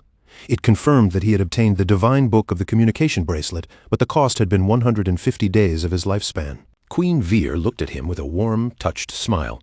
She understood that her son had chosen to give up his own lifespan instead of letting her sacrifice hers, and that small act filled her with deep emotion. Qian Feng simply told her to keep her lifespan, then turned and prepared to leave. Queen Vir gently wished them a safe journey, then reminded Anna that if she ever encountered danger, she should stay close to her brother so he could protect her. When Ghost Spirit heard those words, she glanced at Qian Feng and suddenly blushed. Looking at him from behind, she quietly thought that his age really did seem suitable for him to be her older brother. She quickly ran after him, catching up with light steps, then asked in a teasing tone whether she should call him Master from now on, or simply call him Brother instead. Qian Feng abruptly stopped walking. When he turned around, his expression had changed completely, and his glowing eyes carried a terrifying pressure. In an icy voice, he told her that she could call him whatever she wanted, but Brother was the one title she was absolutely not allowed to use. Ghost Spirit was startled by how harshly he reacted. As Qian Feng turned and walked away again, she awkwardly agreed, while secretly wondering why he rejected that word so strongly, and whether some painful past was tied to the title Brother. Just then, Captain Anyu contacted Shadow through voice chat and asked him to share his friends list. Shadow was confused by the sudden request, so Anyu quickly began explaining the reason. She told him that a serial killer had appeared in Zhonghai City, and 7 people had already been killed. Even worse, rumors were now spreading everywhere that Shadow himself was the murderer. According to Anyu, the victims' estimated times of death lined up almost perfectly with Shadow's login times. The killer's methods were also extremely meticulous, which caused many people to start suspecting him. Anyu then added that she and her team did not believe those rumors at all. In their eyes, Shadow would never lower himself to doing something so vile. Shadow immediately understood the key point. If someone was framing him using his login times, then that information had to be leaking from someone connected to his friends list. Shadow quickly went through the possible suspects in his mind. Anyu's squad, Radiant Martial Virtue, Milky Snow, Old Man Jiang and his granddaughter from the Sky Dome Guild, and even his own guild member, Ghost Spirit. He then asked where the bodies had been found. Anyu replied that they were scattered across Zhonghai City and asked if he planned to investigate personally. Shadow confirmed that he would. Hearing that, Anyu sounded relieved and said she would send over the case files, fully believing he could catch the killer within minutes. After ending the call, Shadow immediately turned to Ghost Spirit and ordered her to log off at once, telling her there was a mission waiting for her. Back in the real world, inside his mansion hideout, Qian Feng handed Ghost Spirit the divine book for the communication bracelet, allowing them to stay in contact between the game and reality. He also gave her the Ghost Knight Wolf mount so she could move faster while searching for the killer. Ghost Spirit was shocked to receive such valuable items all at once, but she honestly admitted that she had no idea how to investigate a murder case. Qian Feng calmly explained his reasoning to her. He had already checked his friends list, and he did not believe any of those people were the culprit. However, since Wang Meng and the others had reported the situation to the officials, he suspected that there might be a mole inside the police who was secretly leaking his login times. He then told Ghost Spirit why she was the best person for the job. Her skill, Touch of the Yellow Spring, allowed her to follow a target through aura or scent, making it far more useful than ordinary investigation methods. Qin Feng sent the case files to her and told her to use her abilities flexibly. Hearing his trust in her, Ghost Spirit's expression turned serious. Filled with determination, she vowed that she would uncover the real culprit behind the murders. Meanwhile, inside a hotel in Magic City, Tony and the blue-haired girl dragged the bound Chu Kunshan into the room and threw him heavily onto the floor. Tony stepped forward and announced to the figure hidden in the shadows that the person had been brought over. Only then did a bald older man, a cigar hanging between his fingers, slowly turn around from the darkness. The man praised Tony with a satisfied look, saying he had handled the job well. The moment Chu Kunshan saw his face, fear rushed into his eyes, and he immediately recognized him as Mr. Theodore from the embassy. Theodore gave him a chilling smile, pleased that dear Chu still remembered him, then claimed he simply could not bear to watch Chu suffer such injustice. That was why he had asked his friends to rescue him, while Chu stood there drenched in nervous sweat. Chu Kunshan stared at the people around him and quickly pointed out the problem. These so-called friends were all wanted criminals. Then he looked back at Theodore with suspicion in his eyes and asked whether Theodore's real target was Shadow or the great Jaya government itself. Theodore only laughed when he heard that question. To him, there was almost no difference, because the officials and Shadow had long since become close allies. Chu Kunshan's fear quickly turned into anger as he began ranting about how unfair everything was. His wife and son had died, yet instead of arresting Shadow, the authorities had arrested him, a military officer. After venting bitterly, he lifted his head toward Theodore again, admitting that no one would save him for free, and asked what Theodore wanted him to do. Theodore answered in a calm, almost casual tone. His divination had pointed directly to Chu Kunshan, meaning Chu could help him find something he desperately wanted. After saying that, Theodore asked what profession Chu used inside the game. At first, Chu Kunshan looked confused by the question, but a moment later, realization flashed across his face. He finally understood why Theodore considered him valuable. Lowering his head, he revealed the secret he had been hiding. He possessed the only hidden class in the priest system, the Feng Shui Master. Chu Kunshan then explained what his class could do. Yin-Yang Harmony allowed him to interfere with an enemy's emotions while dealing extra damage to ghost-type targets, while Ley-Line Perception helped him locate hidden treasures and monsters. Even so, Chu Kunshan could not help sighing in frustration. His hidden class sounded rare, but in the end, it was still a support role, and it would not be very useful if he had to face Shadow in a direct fight. But right after saying that, a sinister glint suddenly flickered in Chu Kunshan's eyes. A glowing yin-yang symbol appeared around him as he secretly activated his yin-yang harmony skill. The skill took effect almost instantly. Theodore's subordinates were caught in its influence, and Tony and the bald, muscular man suddenly turned on each other, their tempers exploding into a violent argument. That argument escalated in the blink of an eye. The two men lunged at each other and began brawling like wild beasts, while Chu Kunshan watched them with cold eyes. He explained that under his skill's influence they would keep fighting until one of them died, though the skill would not work on enemies more than 5 levels above him. Theodore watched the chaos unfold without the slightest panic. Instead, he looked amused, laughing as he clapped his hands, praising Chu Kunshan and saying that finding him had truly been the correct choice. Then Theodore casually pulled out a magical tarot card burning with blue flames. With a calm command, he told his men to stop fighting, adding with a faint smile that infighting was never a good thing. Theodore threw the card forward, activating the spell sealed inside it, Moon God's Purification. In the next instant, a huge pillar of blue light descended from a spectral moon above them, bathing the two brawling men in its cold, radiant glow. As the blue light washed over their bodies, the negative emotions caused by Chu Kunshan's skill were purified in an instant, stripped away as if they had never existed. Tony and the bald man immediately lost strength and collapsed unconscious onto the floor. Nearby, the blue-haired girl, Mei Jing, laughed lightly and commented that Mr. Chu's skill was surprisingly powerful. Theodore, however, simply ordered her to heal them. Chu Kunshan stood there, soaked in cold sweat, his face turning pale with terror. He could not understand what had just happened, because an ordinary purification skill should never have been able to remove the effects of his powerful hidden class ability. He stared at Theodore with growing fear, silently wondering what kind of class this man possessed. Theodore spread his arms wide with a confident smile and formally welcomed Chu Kunshan into their group. As Theodore sat there, surrounded by swirling magical energy, his identity was finally made clear. He also possessed a unique hidden class within the priest system, the Diviner. Through different cards he could perform divination, enhancement, purification, and teleportation, and he could even hand those cards to others so they could use them one time. Meanwhile, on the streets of Zhanghai City, Ghost Spirit crouched low to the ground and activated her skill, Touch of the Yellow Spring.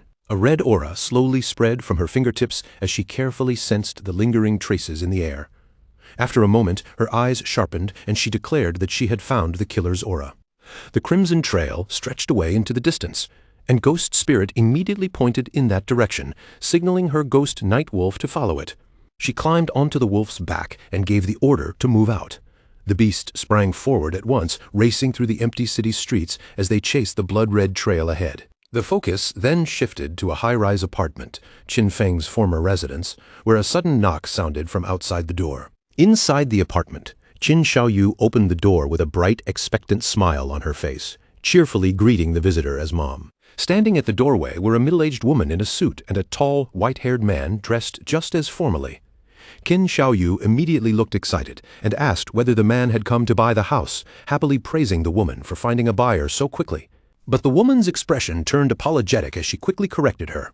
This man was not a buyer. He was a diviner she had hired to help locate Qin Xiaoyu's brother. The white-haired man adjusted his tie with a composed smile and introduced himself as Diviner Rentu. Qin Xiaoyu's smile faded almost immediately. She asked why they needed divination to find her brother at all. The woman answered sadly, explaining that she would be moving away in a few days, and she simply could not feel at ease leaving Qin Xiaoyu alone. Qin Xiaoyu was shocked and quickly asked why she was suddenly moving. The woman explained that Zhanghai City officials had extracted a platinum-grade hideout known as the Church Sanctuary, and they had invited the Mengsha River Guild to move there for safety. The woman then gestured toward Rentu and urged Qin Xiaoyu to accept his help, saying his divination was extremely accurate. Rentu stepped forward and agreed, trying to persuade her by saying that Qin Feng was reliable and if she properly begged him, he would surely help her. Qin Xiaoyu crossed her arms at once and angrily refused. She thanked the woman for meaning well, but firmly said she did not need this kind of help.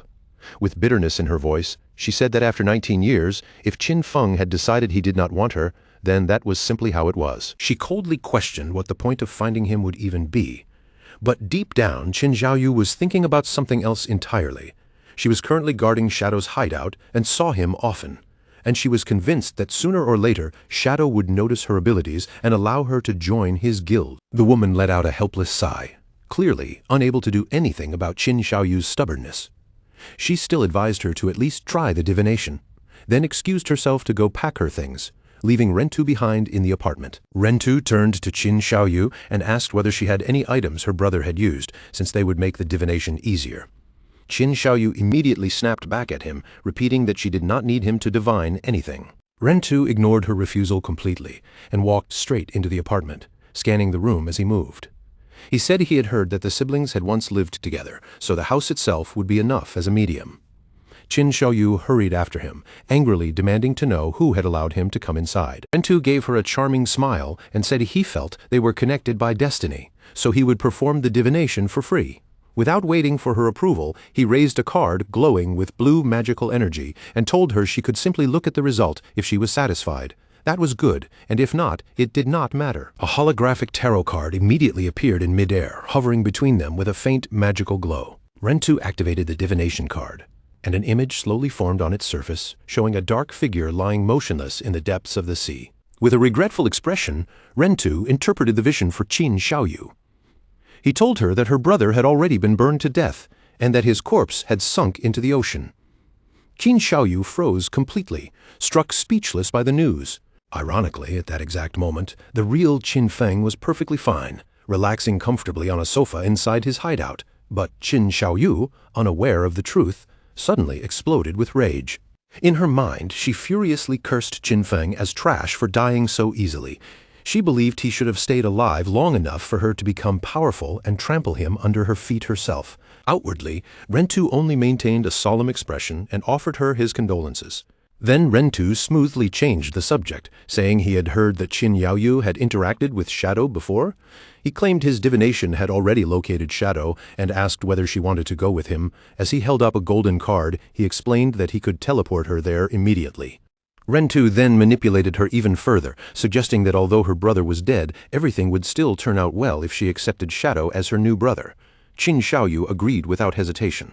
Inwardly, she scoffed that Qin Feng had escaped too easily by dying, but decided it no longer mattered, because Shadow would definitely protect her.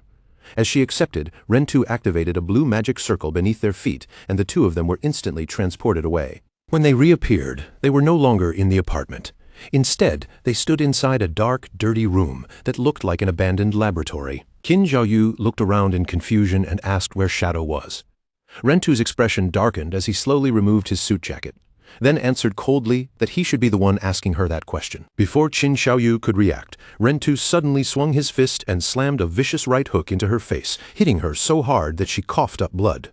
Rentu then grabbed Qin Zhaoyu by the ankle and lifted her off the ground like she weighed nothing, leaving her dangling upside down in front of him as he coldly demanded that she tell him everything she knew about Shadow. Qin Zhaoyu was completely terrified. Tears poured down her face as she shook in midair, stammering through her sobs that she did not actually know Shadow at all. Rentu's face twisted with anger as he accused her of lying. He reminded her that she had clearly said she guarded Shadow's door and saw him all the time. Then, while she was still hanging helplessly upside down, he drove a brutal punch straight into her stomach, knocking the air out of her and sending her into unconsciousness. Watching her body go limp so quickly, Rentu clicked his tongue and muttered that she had fainted far too easily. What shocked him even more was that she had not extracted even a single ability from the game to protect herself. He dragged Qin Zhaoyu's unconscious body across the floor without the slightest mercy. At the same time, he spoke into his phone, telling the person on the other end that the prey was ready. With a hungry, sadistic look in his eyes, he asked when he would finally be allowed to make his move, complaining that his blade was already thirsty. Rentu tossed Qin Zhaoyu's limp body onto a cold metal table, then glanced down at his phone. After reading a message from his boss ordering him not to kill her without further instructions, he clicked his tongue in obvious disappointment. But that disappointment did not last long. A sinister smile soon crept back onto his face, and his eyes began glowing red. He slowly pulled out a scalpel, deciding that if he was not allowed to kill her yet, then he would simply take his time and play with her instead. Meanwhile, inside a restroom, Officer Sharma quietly noted that there had been no news of Shadow logging off for 2 full days. As he walked out, he thought through the situation carefully. After extracting stats from the game, a person's need for food would become far stronger, which meant it should be impossible for Shadow to remain online for such a long time without logging out. Because of that, Officer Zhaoma concluded that Captain Anyu must have deliberately stopped reporting Shadow's activity, most likely because she had begun to suspect that someone was trying to frame him. Officer Zhaoma then stepped into the main police office, his thoughts turning colder as he realized he would need to speed up his own plans. A malicious darkness spread across his face as he imagined the perfect result, the public turning against Shadow and believing he was a serial killer. He laughed to himself, convinced that once public opinion exploded, even the officials would be forced to eliminate Shadow. Elsewhere, the Ghost Night Wolf landed lightly on the pavement, its paws touching down almost soundlessly in the empty streets. Ghost Spirit sat firmly on the mount's back, her eyes fixed ahead as she declared that she had finally arrived. A thread of red energy swirled faintly through the air before her. From her elevated position, she looked down at the concrete facility below and confirmed that the killer's aura led straight into that house. Without wasting another second, Ghost Spirit leapt down from above and activated Shadow Sneak, causing her presence to blend into the surrounding darkness. She landed silently on a narrow window ledge, steadying herself without making even the slightest sound. Leaning closer to the glass, Ghost Spirit peeked inside. At first, a small smile appeared on her face, relieved that finding the culprit had gone so smoothly. But the moment she saw what was happening inside, that smile vanished completely. Her expression froze, then shifted into pure shock and horror. Inside the room, Qin Zhaoyu was hanging from the ceiling by her wrists, her body suspended helplessly in midair. Her legs had been severed at the knees, and dark blood dripped steadily onto the floor below. Beneath her, Rentu knelt with his head tilted back, his face twisted in sick ecstasy as he declared that it had been far too long since he had enjoyed himself this much. A system notification appeared before Qin Zhaoyu, telling her that her logout request had failed because she was currently in a combat state. Tears streamed uncontrollably down her face as the meaning of those words sank in. There was no escape for her now.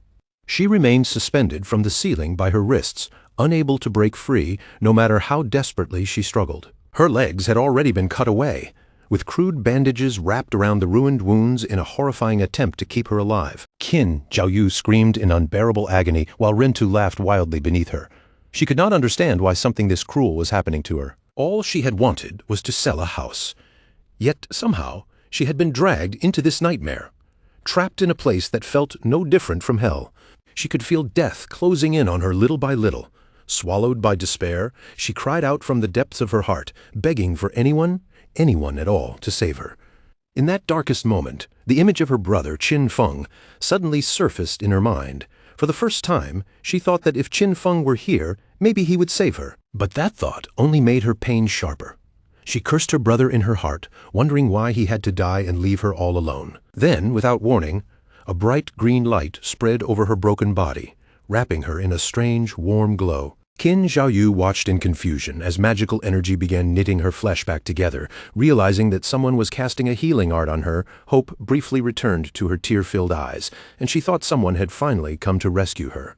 But Rentu looked up at her with a twisted grin and introduced himself once again. He revealed that his game ID was Human Butcher and his profession was actually a priest. Bathed in the green light of his own healing spell, Rentu slowly walked toward her.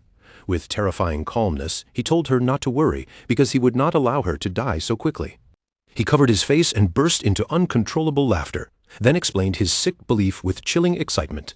To him, pushing his prey to the absolute limit and killing them slowly was the only way to create a truly wonderful experience. That was why he had chosen to become a priest. The torture was not over yet. Looking at the terrified Qin Xiaoyu, Rentu announced that next he would tear off her chest. The horror finally became more than Qin Xiaoyu could endure.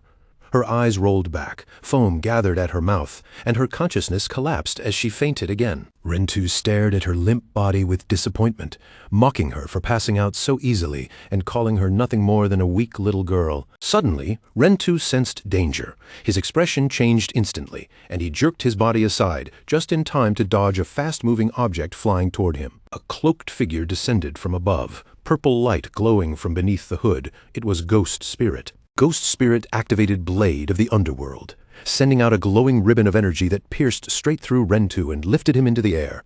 Her face was cold and murderous as she glared at the captured killer. With icy anger in her voice, Ghost Spirit demanded to know why he had framed Shadow for the crimes he committed.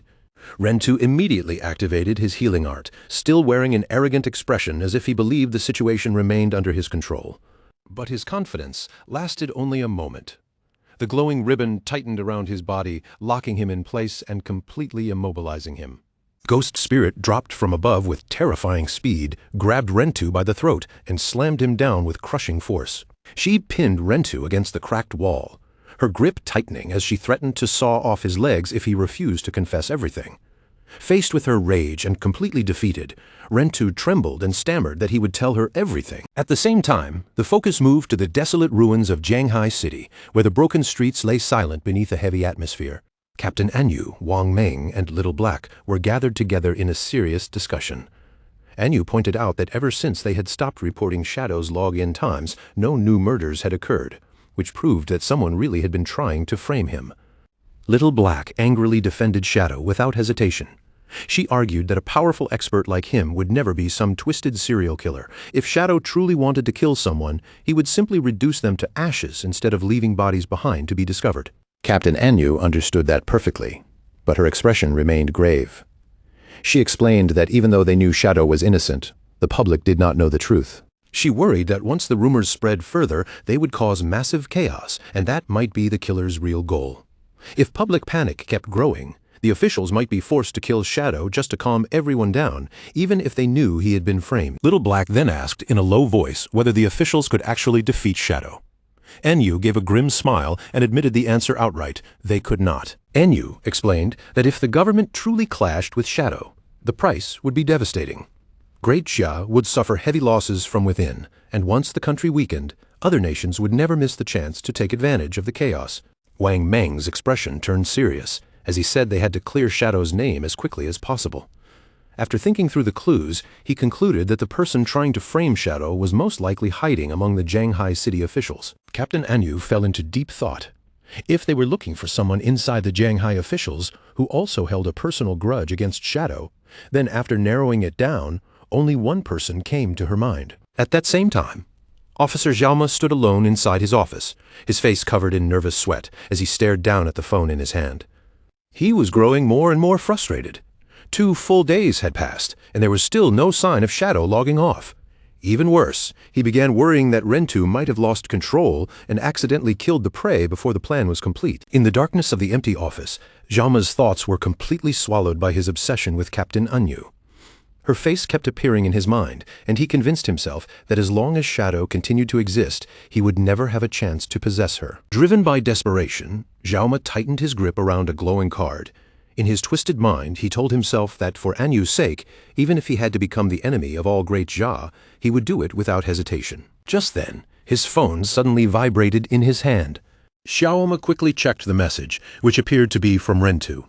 It said the prey had escaped, and if they wanted to track her down again, they would need 3 years of lifespan to extract a tracking skill. The message also included an address where Jaume was told to deliver the payment. Jaume's anger flared instantly. He clenched his phone tightly, furious that his subordinate had failed at such a simple task. But he also knew that if this entire plot was exposed, he would be finished, so he had no choice but to personally go clean up the mess. Under a gloomy sky, Jaume drove all the way to an abandoned industrial facility, the place looking deserted and lifeless from the outside. After stepping into the dark warehouse, Jaume angrily called out for Human Butcher, demanding to know why he had allowed the prey to escape. But before he could say anything else, his voice suddenly stopped and his expression froze in pure shock. He slowly looked upward and saw a terrifying sight hanging above him. Qin Xiaoyu was suspended from the ceiling. But she was not the only one there. Right beside her, his own hitman, Rentu, was also tied up and unconscious, hanging helplessly in the air. Before Jaume could react to what he was seeing, a beam of purple energy suddenly shot out from the darkness. The glowing energy ribbon wrapped tightly around his body in an instant, locking his arms and legs before he had any chance to break free. Jaume was lifted off the ground and hoisted upside down, left hanging beside the other 2 captives. Panic rushed over him immediately, and he shouted at the figure approaching from the shadows, ordering them to let him go while demanding whether they knew who he was.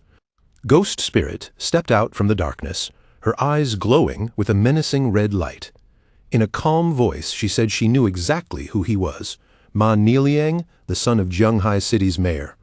She then revealed that Rentu had already confessed everything, including how Ma Niliang had ordered him to kill people and dump their bodies during Shadow's offline hours in order to frame him. Ghost Spirit then glanced toward Rentu and thanked him for keeping his promise by helping lure out the real mastermind. She cut him loose, looked down at him coldly, and said that as a reward for his cooperation, she would give him a chance to enjoy himself. Rentu slowly stood up, his body surrounded by a surge of purple energy, his expression looking completely deranged. Ghost Spirit ordered him to kill Ma Niliang in any way he liked. Rentu giggled maniacally and thanked the young miss for giving him such a wonderful opportunity. Under Ghost Spirit's control, Rentu turned toward Ma Niliang with a twisted smile, ready to use his favorite method on him. Laughing like a madman, he told Ma Niliang to stop struggling because there was no point anymore. Ma Niliang screamed in terror, but Rentu had already lunged forward with a scalpel in hand. The Human Butcher mockingly apologized to Boss Ma, saying he had no other choice but to do it. Ma Niliang stared up in horror as the sharp blade flashed toward his throat. But Ma Niliang had clearly prepared a backup plan. Just before the scalpel could reach him, he activated a golden card and a violent shockwave erupted outward, blasting Rentu away while giving Ma Niliang the chance to roll to safety. A massive burst of fire and energy swallowed Rentu in an instant. Ghost Spirit watched from where she stood, completely calm, as the explosion lit up the entire warehouse. When the smoke finally cleared, Rentu was already dead on the ground, and his body began transforming into glowing lifespan orbs. Ma Niliang stood there panting heavily, glaring at Ghost Spirit with hatred in his eyes. At that moment, he realized she had to be Shadow's disciple. Furious, Ma Niliang slapped another glowing golden card onto his forehead. The power of the sun god surged through him, granting him a huge boost in agility for 2 minutes. A golden crossbow appeared in his hand, and he declared that he would kill both Shadow and Shadow's disciple. With frightening speed, Ma Niliang launched himself into the air and began firing multiple energy arrows at Ghost Spirit one after another. Ghost Spirit remained calm as the barrage came toward her. She moved through the explosions with smooth, precise steps, dodging each attack without losing her composure. Ma Niliang tried to keep the pressure on, but Ghost Spirit suddenly vanished by using her stealth ability. Floating in the air, Ma Niliang panicked as he realized she had the same assassin abilities as Shadow, and now he had completely lost track of her. In the next instant, purple energy ribbons shot out from the darkness.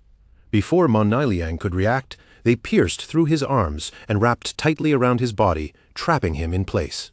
Ma Nieliang screamed in pain as he was lifted into the air and suspended with the other captives. Ghost Spirit reappeared below him, looking up coldly as she asked if he was the one who dared to harm her master. With purple light glowing in her eyes, Ghost Spirit glared at him and pointed out that Ma Nieliang was far too weak to possess such powerful card skills on his own. She demanded to know who was standing behind him. Unable to endure the pain and fear any longer, Ma Nieliang broke down in tears and confessed everything. He revealed that the foreigners connected to Qian Shishi had been the ones who found him. They had given him those powerful cards and asked him to help kill Shadow, claiming that some major figure was supporting them from behind. Sobbing uncontrollably, Ma Nieliang insisted that he truly did not know anything beyond that. He then began begging for his life, promising that if Ghost Spirit spared him, his father, the mayor, would give her anything she wanted. Ghost Spirit did not even bother to look moved. She simply turned her back on him and muttered that he was far too noisy. Behind her, the purple ribbons suddenly tightened with terrifying force. Ma Nieliang's body burst apart in a shower of blood, killing him on the spot. With her eyes still glowing cold red, Ghost Spirit walked away from the scene. In her mind, she remembered her master's words clearly, never let a single enemy escape. Before leaving, she turned back and looked at Qin Xiaoyu, who was still hanging from the ceiling, unconscious and missing both legs. Ghost Spirit felt a flicker of pity for the girl. But she did not stay. She left Qin Xiaoyu for the authorities to rescue, thinking that whether this girl survived or not would depend on her own fate. Not long afterward, the police arrived at the warehouse after receiving an anonymous tip. The officers rushed inside and were immediately stunned by the horrifying scene. The moment they saw the severely injured girl hanging there, someone shouted for a healer. They quickly identified the bodies at the scene: Ma Nieliang and an unidentified man later confirmed as Rentu. As for the girl, she was still in a coma, but thankfully her life was not in immediate danger. Then one of the captains suddenly shouted that there was a message left behind. On the warehouse wall, 2 phones had been embedded directly into the concrete. Written above them was a message stating that the serial killings had been committed by these 2 men in order to frame Shadow. The evidence was inside the phones, and the girl hanging nearby was a witness. The message was signed with a strange line, doing good deeds without leaving a name. After checking the phones, the officers found records that confirmed the entire truth. Ma Nieliang had conspired with Rentu to murder people and frame Shadow. They also discovered that a mole inside the department had been leaking Shadow's login times to Ma Nieliang. Furious, the captain immediately ordered the traitor's arrest. Meanwhile, back in the real world, Qin Feng was sitting down and enjoying a huge meal when his phone suddenly rang beside him. He glanced at the screen and saw that the call was from Captain Anyu. As soon as the call connected, Captain Anyu's voice came through with obvious excitement. She immediately told him the good news. The serial killer case had finally made a major breakthrough. Qin Feng calmly pretended he knew nothing and asked if they had already found the killer. Anyu confirmed it at once, saying that Ma Liangin and Rentu had both been identified as the culprits and both of them were already dead. She then explained that the police had discovered solid evidence, along with a living witness. However, because the girl had lost both legs and was still unconscious, they would have to wait for her testimony before the case could be fully closed. Qin Feng quietly thought to himself that Ghost Spirit had handled the mission perfectly. On the other end, Anyu apologized for all the trouble the investigation had caused him, then offered him a piece of intelligence as compensation. Anyu told him about a strange phenomenon happening in a novice town in Jianghai City. 5 flying monsters had been circling the sky and hunting players, but the strangest part was that no matter how many were killed, there would always still be 5 of them. Because of that, she suspected some hidden treasure might be involved, and urged Shadow to look into it. Qin Feng's eyes widened slightly the moment he heard the details. He immediately realized what it meant. Another ancient god slate had appeared. He quickly analyzed the information in his mind. If the monsters were flying above the novice town, then the ancient god slate was probably somewhere high in the sky. Since ordinary players could not fly at this stage, he would need to obtain a flying mount first. That was when Qin Feng remembered the Withered Bone City key he had obtained from the Magic Leaning Tower. Withered Bone City belonged to the Moraga Empire, the homeland of dragons, so he reasoned that there might be a flying dragon mount waiting for him there. The system showed that entering Withered Bone City required level 20. Qin Feng opened his status and saw that he was still level 19. His gaze turned determined at once, because all he needed was one more level before he could enter. After entering the game, Shadow teleported to the outer beach of Withered Bones City.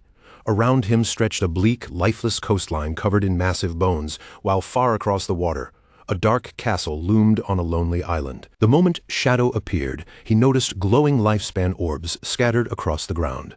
That meant other players had recently fought and died in this place. His expression sharpened as he sensed something unusual nearby. Without making a sound, Shadow moved behind a huge skeleton and hid himself from view. In the distance, a gigantic skeletal lobster monster was standing upright on its hind legs, spraying green acid toward a group of players trying to fight it off. Among that group were Lin Qingyu, Late Night Drizzle, and a large bald man. Lin Qingyu's face tightened in shock as bubbles of green acid drifted through the air and floated straight toward her.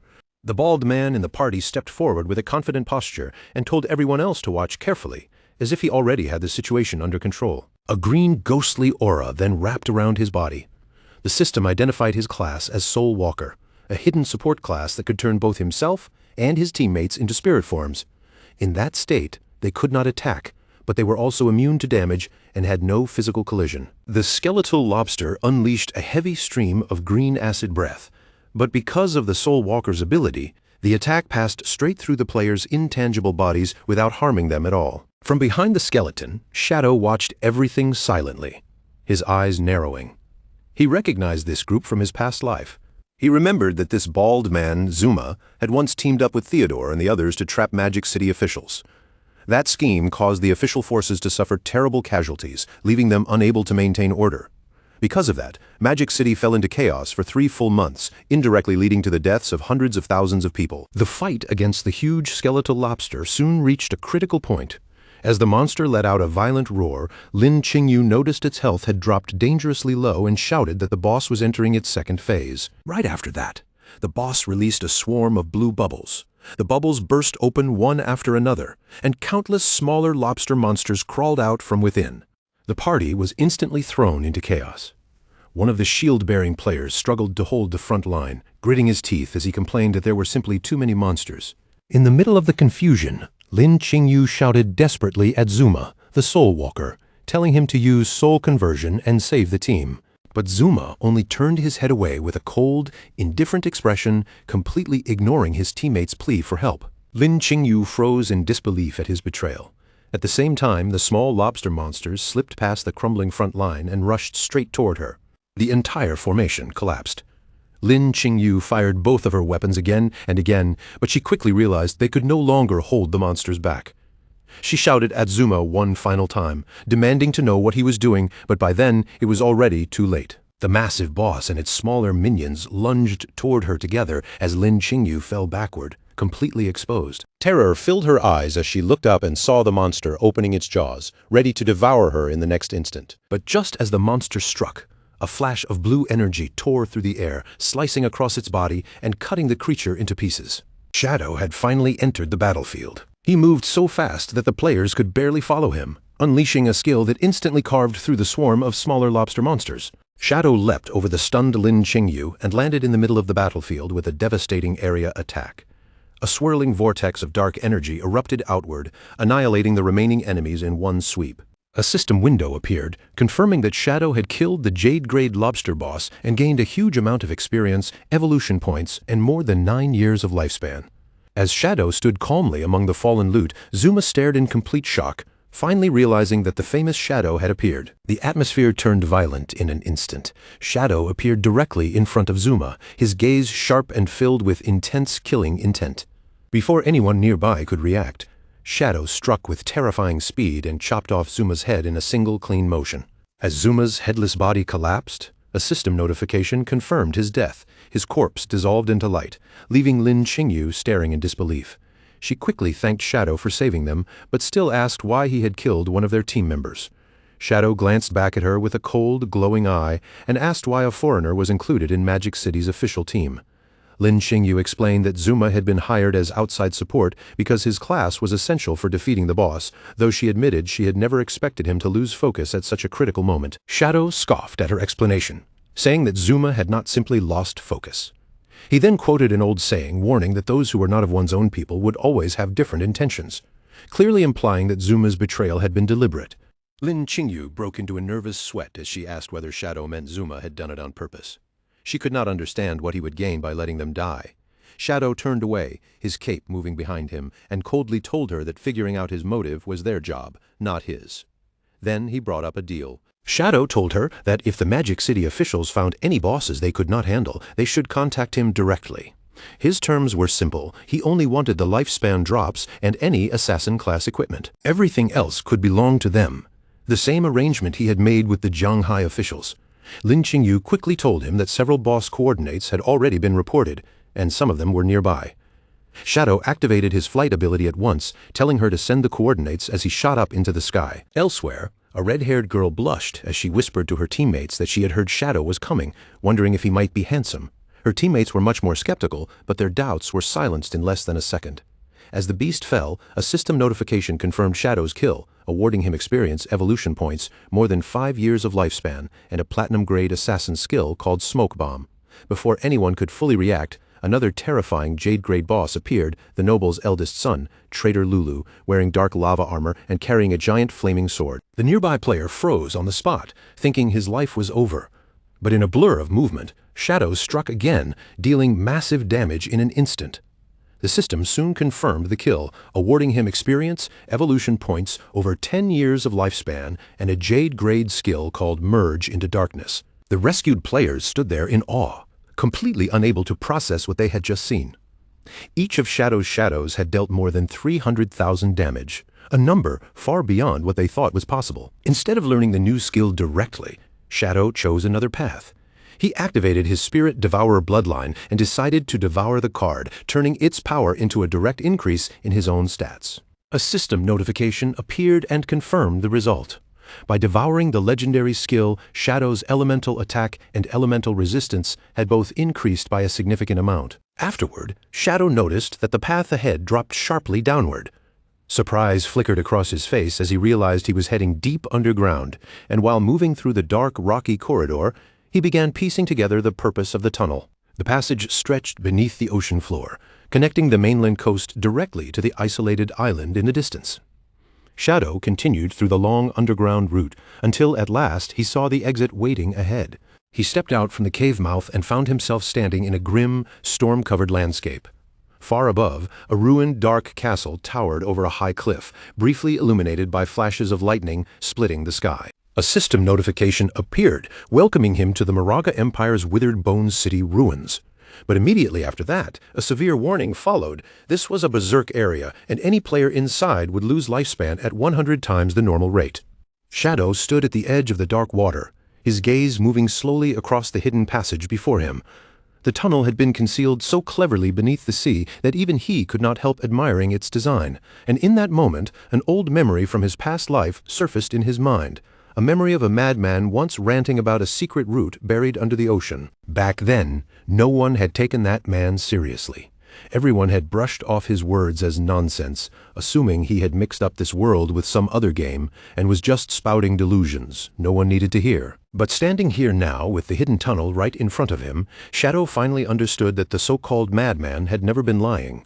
What he had said back then had been completely true. Shadow moved forward into a dead, eerie forest, where the trees had long withered into twisted black shapes and bones lay scattered across the ground like abandoned remains.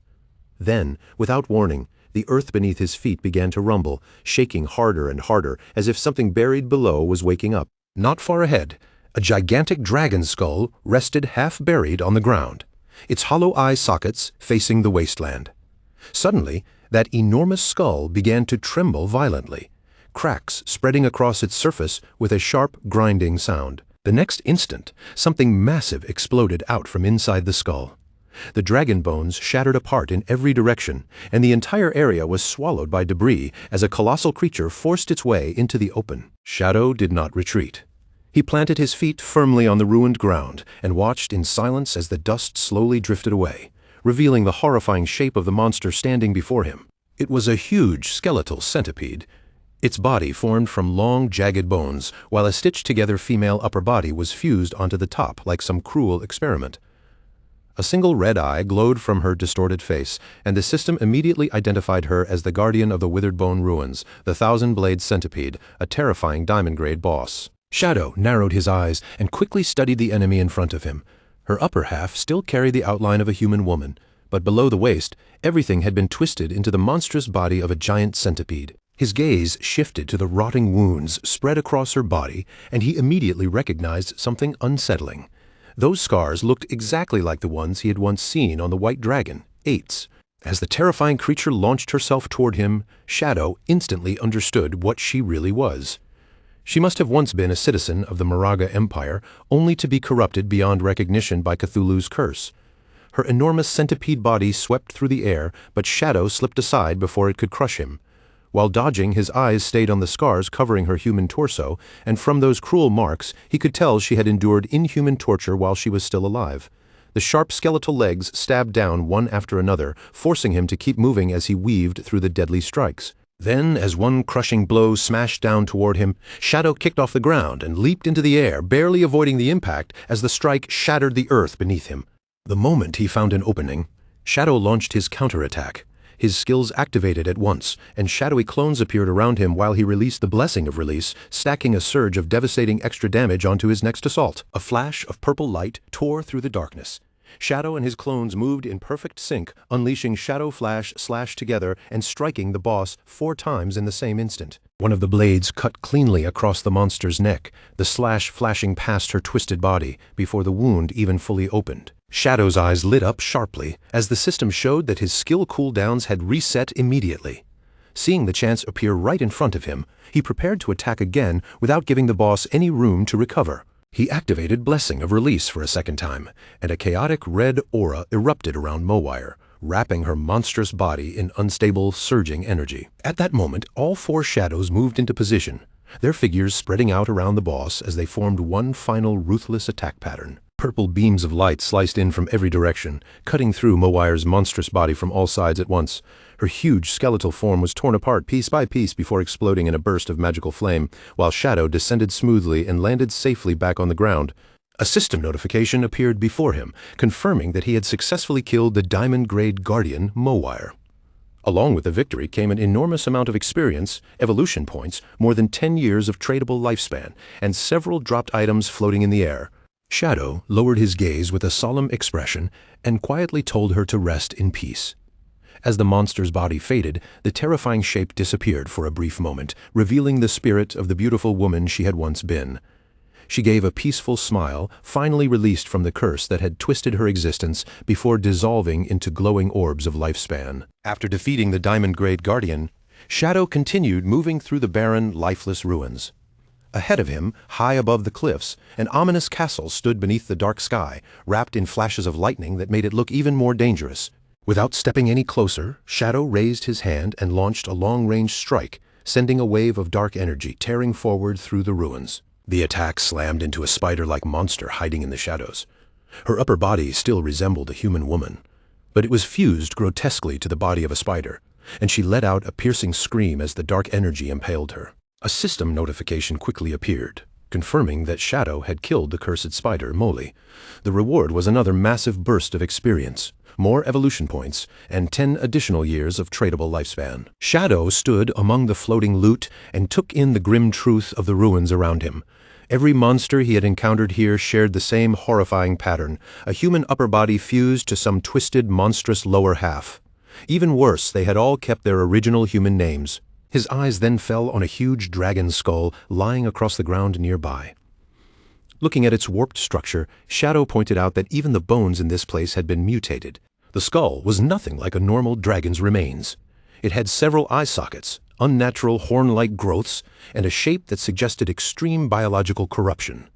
From all of this, Shadow concluded that the entire Withered Bone Ruins had once been used as a biochemical experimentation ground. He remembered the lore Aedas had once told him.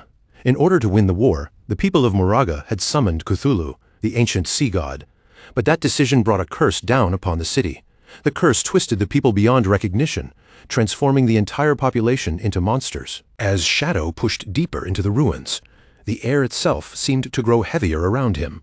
The closer he came to the city's center, the thicker and more oppressive the curse became. Then, without any warning, a massive object suddenly dropped from the sky above him. A giant golem with rock-like skin crashed down in front of Shadow, slamming into the ground with a heavy impact and blocking the path ahead.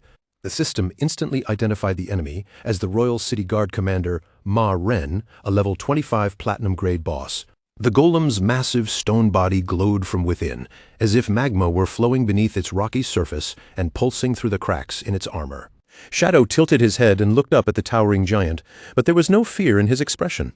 Instead, he seemed almost disappointed, questioning why a Royal Guard commander was only a low-level platinum-grade boss. The Guard commander lifted one enormous stone arm into the air, and red energy began gathering around its fist like heat building before an eruption. With terrifying force, it brought its fist crashing down into the ground. The impact split the earth apart, but Shadow had already leaped away, avoiding the strike with ease as cracks spread across the spot where he had been standing. The fight officially began, and Shadow immediately struck back. He unleashed Shadow Blade, sending a powerful slash directly into the stone golem's massive body. But the moment the damage numbers appeared, something strange happened. A bizarre rebound effect triggered almost instantly, as if the attack had been thrown right back at him. Shadow's expression shifted with surprise as pain shot through his own body. The exact amount of damage he had just dealt had been reflected back onto him without delay. He landed back on the ground and immediately understood that this enemy was far more dangerous than it looked. Staring at the Royal City Guard commander's glowing red eyes, Shadow identified the ability as damage reflection. After quickly analyzing the boss, he realized it had 10 times the health of an ordinary platinum-grade boss, along with a terrifying 100% damage reflection attribute. His expression turned grim as he understood how close that exchange had come to ending badly. If his black light shield had not already been active, that single reflected strike would have been enough to kill him. In a cursed land like this, he could not afford even one careless move. Shadow suddenly kicked off the ground and launched himself high into the night sky, his figure cutting across the moonlight like a dark silhouette. To deal with the reflected damage, he fully activated his defenses first.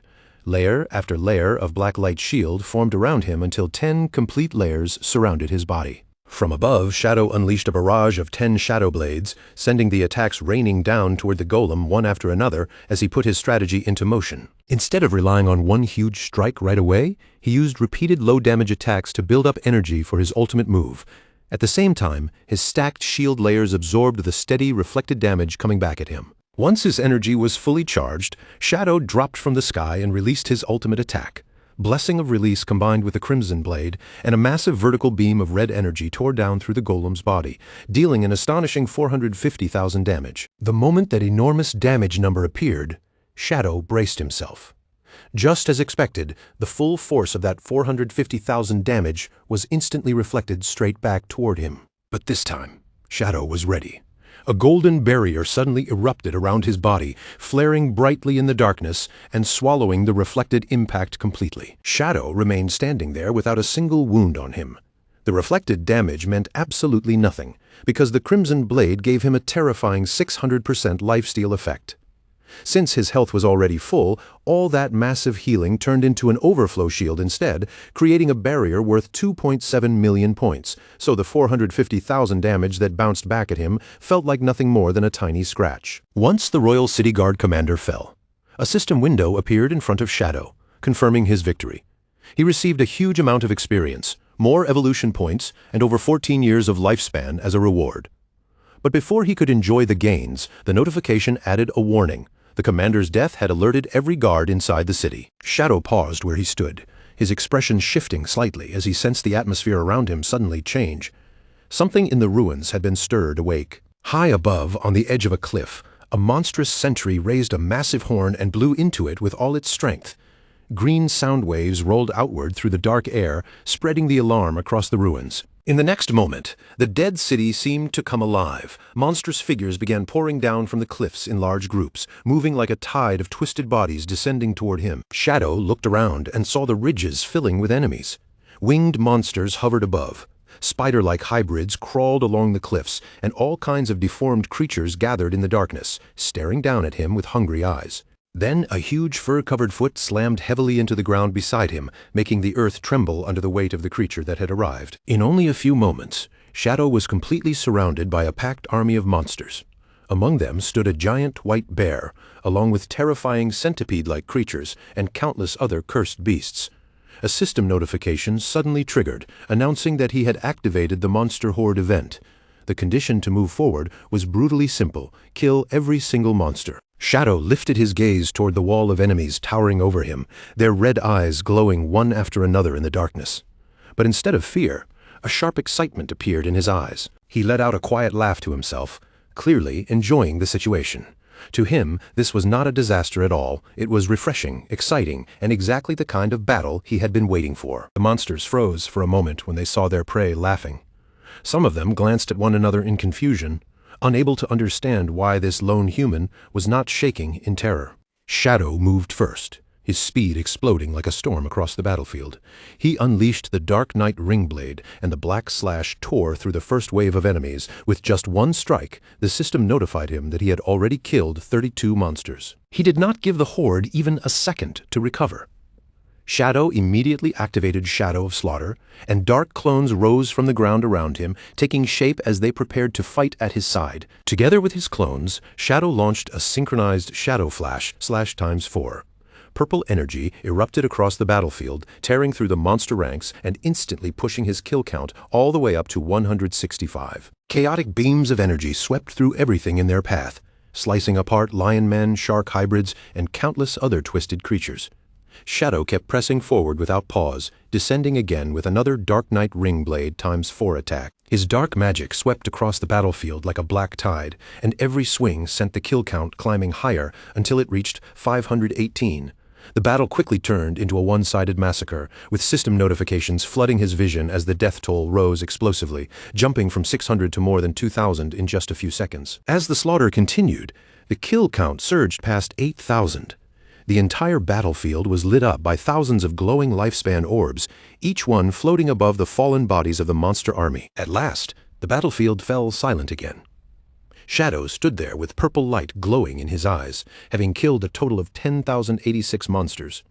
A system window appeared and confirmed that every monster had been eliminated, and the road leading to the Withered Bone City Ruins core had finally been unlocked. After wiping out an army of more than 10,000 monsters, Shadow remained in the middle of a vast sea of glowing particles. The notification confirmed that the path to the Withered Bone Ruins core had opened, while countless orbs of lifespan drifted around him like lights from the dead. However, when Shadow looked at the rewards floating around him, disappointment crossed his face.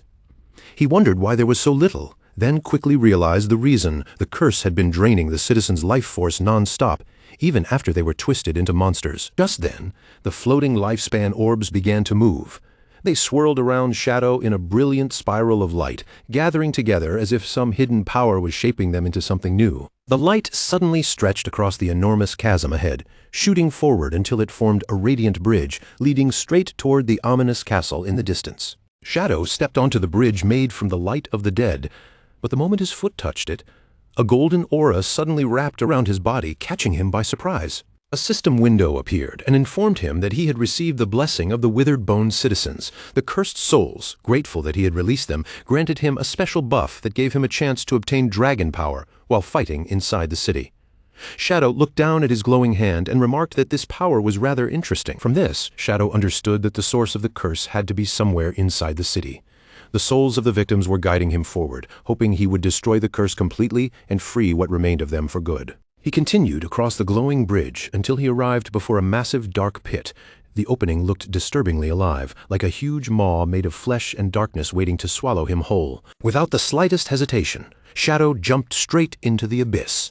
As he dropped through the fleshy tunnel, a system notification appeared and warned him that he had entered the Withered Bone Curse Great Hollow. Inside this place, lifespan would be drained at 1,000 times the normal rate. Shadow landed with a heavy splash in a pool of red liquid. He slowly rose to his feet, surrounded by pulsating organic walls, and prepared himself to face the true source of the corruption. Deep inside the hollow, embedded among the fleshy walls, a man with long red hair and a thick beard hung suspended in the air. His body was pierced through by heavy spikes, pinning him in place like a living sacrifice. Suddenly, a notification flashed, and the man's eyes snapped open as he sensed an intruder entering the hollow. Shadow stood ready in the darkness, and a purple flame ignited on his chest as an overwhelming wave of killing intent pressed toward him. The trapped man began muttering in a low, broken voice, his mouth forming strange syllables that echoed through the fleshy chamber. Shadow narrowed his eyes as he recognized the language. It was the language of the ancient gods. After translating the sounds in his mind, he realized the man was repeating one name again and again, Mowire. Driven by madness and grief, the man suddenly roared Mowire's name. Then, with brutal force, he tore himself free from the wall, ripping away from the spikes that had held him in place. His body immediately began to twist and rupture. Flesh split, bones shifted, and his entire form started transforming in a horrifying metamorphosis. In moments, he became a gigantic, armored skeletal beast. The system identified him as the last guardian of Withered Bone City, Arkitos, a level 20 Emerald Grade boss. Shadow reacted instantly by activating Merge into Darkness. His body dissolved into the shadows, disappearing from sight as he slipped into invisibility. But to Shadow's shock, Arkitos did not lose track of him at all. The massive beast swung one enormous claw directly toward his position, cutting through his stealth as if it meant nothing. Shadow barely avoided the crushing strike as it smashed into the ground where he had just been standing, tearing the floor apart with terrifying force. He leaped backward to create distance, and after landing safely, confusion flashed through his mind. With level 21 stealth active, how could this enemy still see him? Arkitos charged again, still roaring the name of the woman he loved, and that single detail finally made Shadow realize what was happening.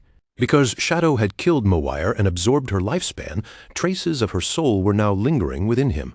Arkitos was not seeing through stealth normally.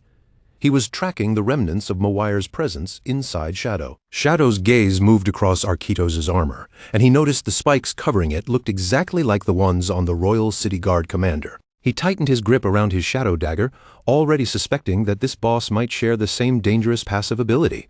To test his theory, Shadow struck Arkitos with the dagger. The same amount of damage was immediately reflected back at him, but his golden shield flared up and absorbed the impact before it could harm him. That single exchange confirmed it. This guardian also possessed the dangerous damage reflection ability. Arkitos then let out a deafening roar, and purple energy surged across his massive skeletal body as he began summoning reinforcements. The fleshy ground around Shadow suddenly erupted. One after another, large blue eggs burst up from beneath the surface, quickly surrounding him from every direction. Shadow stared at the eggs with a serious expression, quickly realizing that they also carried a damage reflection effect. If those eggs hatched, they would likely release dangerous elite-level monsters into the battlefield. To test their durability, Shadow threw a shadow dagger at one of the eggs, striking it directly and dealing more than 3,000 damage. The egg shattered, but Shadow immediately calculated the cost behind that single kill. Destroying one egg would require 3 daggers, which meant he would have to sacrifice 3 layers of his black light shield to the reflected damage.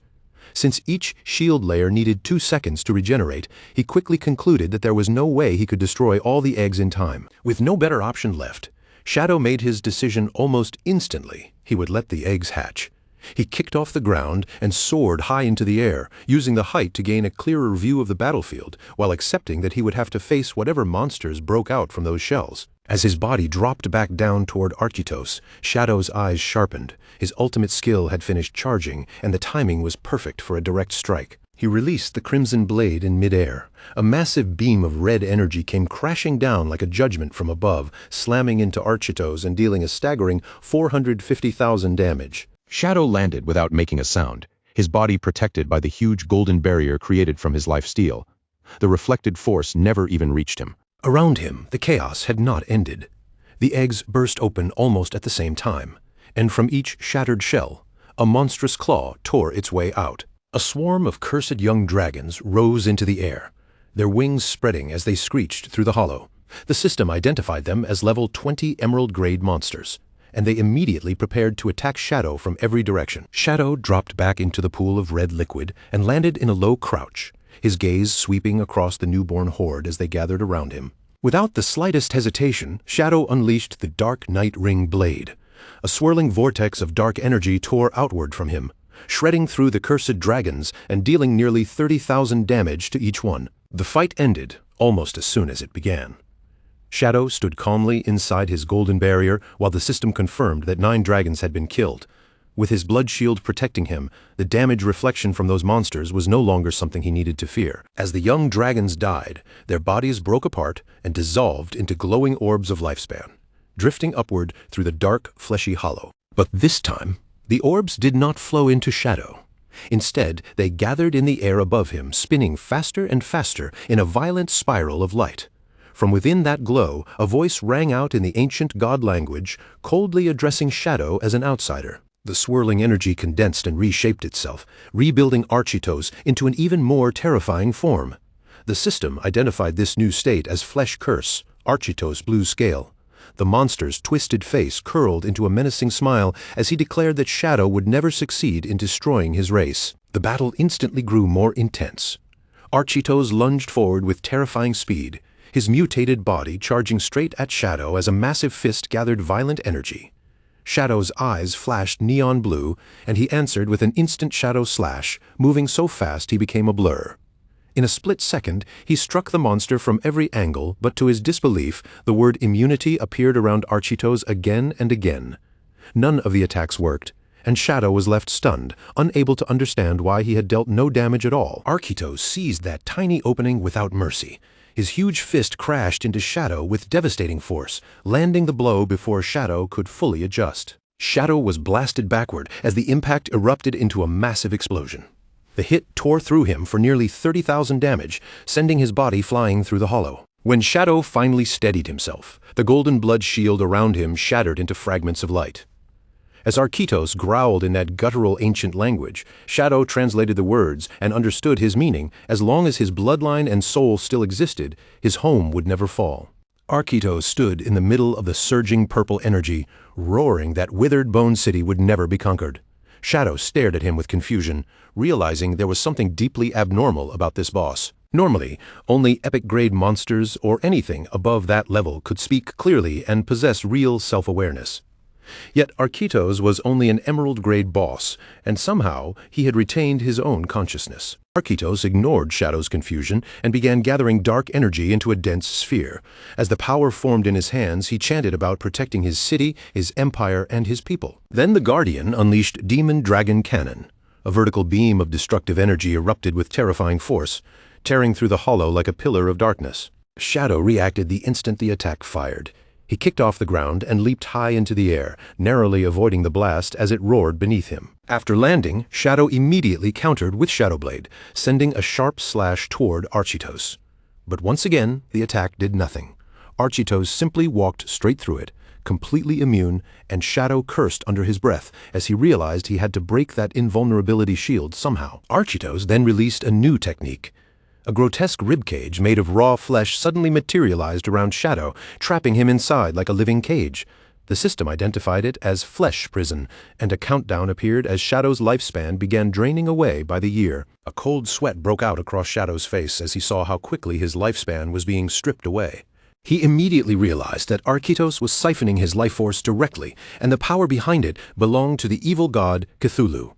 The situation turned dire in an instant. Flesh Prison was an unavoidable attack that ignored all defenses, and through a fleshy tendril, Architos continued feeding on Shadow's lifespan. At this rate, Shadow understood that every year of life he had would soon be drained completely. Just when the situation seemed hopeless, red energy suddenly erupted from Shadow's body. A notification appeared announcing that dragon power had been triggered. The system detected that Shadow possessed Aedes skill, Shadow of Slaughter. Because of that, Shadow received a new buff, Aedes Flame of Nirvana. The description revealed the key to turning the battle around. This white flame ignored every defense and burned directly into the opponent's soul, dealing massive damage from within. Orange dragon fire lit up in Shadow's eyes as he understood what had awakened inside him. This was the true power of the dragon race. Shadow immediately struck back with the enhanced dragon, Shadow of Slaughter.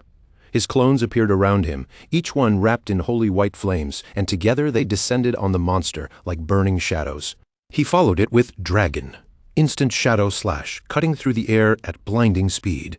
This time, Architos' immunity finally broke apart under the attack. The strikes landed cleanly, dealing tens of thousands of damage while leaving a severe burn seared into Architos' soul. Architos screamed in agony as the white flames consumed him. In his final struggle, he cried out to Cthulhu, desperately begging the evil god for more strength. He roared that he could not die, that he had to preserve the dragon race no matter what. Shadow stood calmly before him, while the spirit of Aedes manifested behind him like a solemn presence. Then Shadow told the dying guardian the truth. What he had done was not protection. By summoning Cthulhu, he had doomed his own people to an eternal curse. With a cold glare, Shadow told him to feel the flame of Nirvana and let it cleanse the sins he had carried for so long. Then, Shadow delivered the finishing strike with Dragon, Crimson Blade. A colossal beam of red energy blasted down onto Arkytos, dealing nearly 500,000 damage in one devastating blow. The last guardian was swallowed by the flames and completely incinerated. A system window appeared, confirming the kill and awarding Shadow 1 million experience points, 120 evolution points, and nearly 40 years of lifespan. Shadow slowly descended through the fading glow, surrounded by victory notifications. The system also awarded him another 60 evolution points, almost 40 years of lifespan, and a diamond-grade item known as the Bone Spike. As the dragon power buff faded away, Shadow began examining the rewards more carefully. The 1 million experience points proved that the monsters of the city had funneled their resources into Arkytos. But the lifespan reward felt suspiciously low at only 39.8 years, making Shadow suspect that most of the lifespan had already been stolen away by the evil god, Cthulhu. Suddenly, the red liquid on the ground began to stir. A grotesque chest slowly emerged from beneath the surface, and a system message informed Shadow that because he had used dragon power, a hidden reward had been unlocked. The chest opened, revealing 2 glowing golden items inside, a withered bone rune and an epic-grade mount bell. Shadow inspected the rune first and discovered that it was a key to the tomb of the withered bone god. He noted that once he gathered 3 of these runes, he would be able to enter the hidden ruin. Then he picked up the golden bell, intrigued by the fact that it was an epic-grade mount item. Curious about what kind of creature it could summon, he decided to activate it right away. The moment the item was used, a massive winged skeletal dragon materialized before him. The system identified it as the King of Scavengers, Osiris, a level 20 epic-grade entity that was now soulbound to Shadow. Osiris had once been a guardian, but now it served as both a flying mount and a combat pet. It even possessed the ability to summon smaller bone dragons to fight alongside it. To Shadow's surprise, the dragon was capable of intelligent speech. Osiris lowered its gaze toward him and asked in shock whether Shadow was truly the one who had purged the city and killed Arkytos. Shadow calmly confirmed it without hesitation. Then he looked at the skeletal dragon and asked whether it knew the real truth behind this cursed place. Osiris began recounting the tragic history of the city. It explained that it had once been an old guardian who died long ago, only to be brought back through necromancy so it could fight in the war between the Moraga Empire and the continent when the empire was facing defeat. According to Osiris, when the situation became desperate and the empire needed a way to turn the tide, the city lord Arkytos made the fatal decision to summon the evil god, Cthulhu. The dragon revealed the cruel condition for summoning Cthulhu.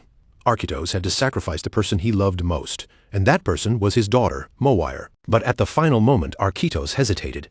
He could not bring himself to sacrifice Mowire, so instead he chose to offer up the entire population of Withered Bone City, including himself, to the evil god. The result of that choice was nothing short of horrifying. The citizens did receive overwhelming power through the curse, and with that strength they managed to drive back the invaders threatening their city. But the price was unbearable. They were twisted into monsters, stripped of their humanity, and left trapped in bodies they could no longer recognize. Osiris then revealed that Mowire, the only person who had remained human, suffered the cruelest fate of all. The monstrous citizens despised her for surviving untouched, and in their hatred they tortured her again and again until even she was finally swallowed by the curse and transformed into a monster. After finishing the tragic story, Osiris lowered its voice with deep sorrow and gratitude. It thanked Shadow sincerely for releasing those miserable souls from their endless suffering and bringing an end to the tragedy that had haunted the city for so long. Then, as Osiris sensed the powerful aura surrounding Shadow, the skeletal dragon slowly bowed its massive head. With clear reverence, it pledged to follow him forever and respectfully asked for the name of its new master. The protagonist looked up at the enormous dragon, his eyes glowing faintly in the darkness, and answered in a calm, simple voice that his name was Shadow. Hearing that name, the massive skeletal dragon Osiris lowered both its wings and head in complete submission. From that moment on, it swore loyalty to Shadow and declared him its master. However, while inspecting his newly obtained prize, Shadow quickly noticed something strange about the mount's attributes. For an epic-grade mount, its stats felt oddly weak. A level 20 epic boss should normally have at least 10 million health points, yet the interface showed that Osiris had only a little over 100,000. Shadow thought it over and soon came to a reasonable conclusion. This weakness was probably caused by the way Osiris had been resurrected.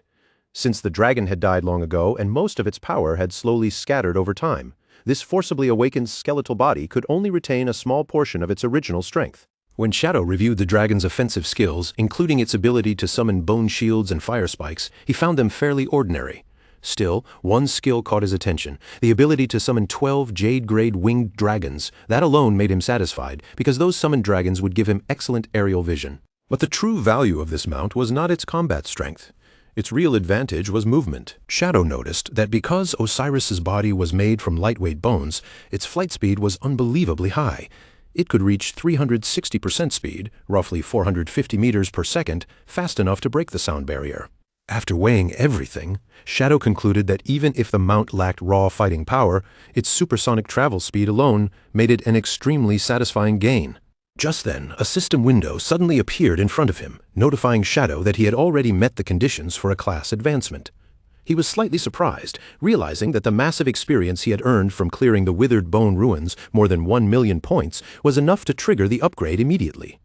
With a determined look in his eyes, Shadow did not hesitate and activated the advancement. A vortex of dark energy began swirling around him, growing stronger by the second. At the same time, magical runes appeared in the air, floating around his body as the power intensified. Shadow stood at the center of the surging chaos, his eyes glowing with power, while a red ring of energy slowly formed around him like a mark of transformation. The system soon confirmed that the advancement had succeeded. His Shadow class had advanced from Tier 2 to Tier 3, and his attributes rose dramatically. His strength and constitution doubled from 27 to 54, his spirit doubled to 90, and his agility jumped even higher, reaching 144. Along with the huge stat boost, Shadow gained a new class passive called Shadow Arc. Its effect was extremely powerful. While he was invisible, any damage, negative status effect, or forced stealth removal he suffered would be delayed by 1 second. During that brief window, he could take action to completely negate the damage or cancel the status effect. Shadow looked down at his hand and laughed with quiet confidence. As long as his reaction speed was fast enough, this skill would let him nullify almost any attack while he remained in stealth. Thinking about the class advancement, Shadow felt deeply satisfied. He was certain that in his previous life, no player with the Shadow class had ever survived the third advancement. Otherwise, a skill as powerful as Shadow Arc would have become famous for drastically reducing death rates. After all, a 1-second reaction window might sound short to ordinary people, but for high-level players, reaction speed was already far beyond normal limits.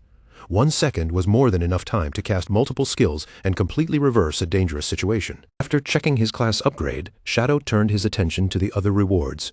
Red energy glowed in his palm, and a diamond-grade weapon slowly manifested in his hand. The system identified the weapon as the Spike of the Skeleton, a powerful dagger that greatly increased both physical and elemental attacks.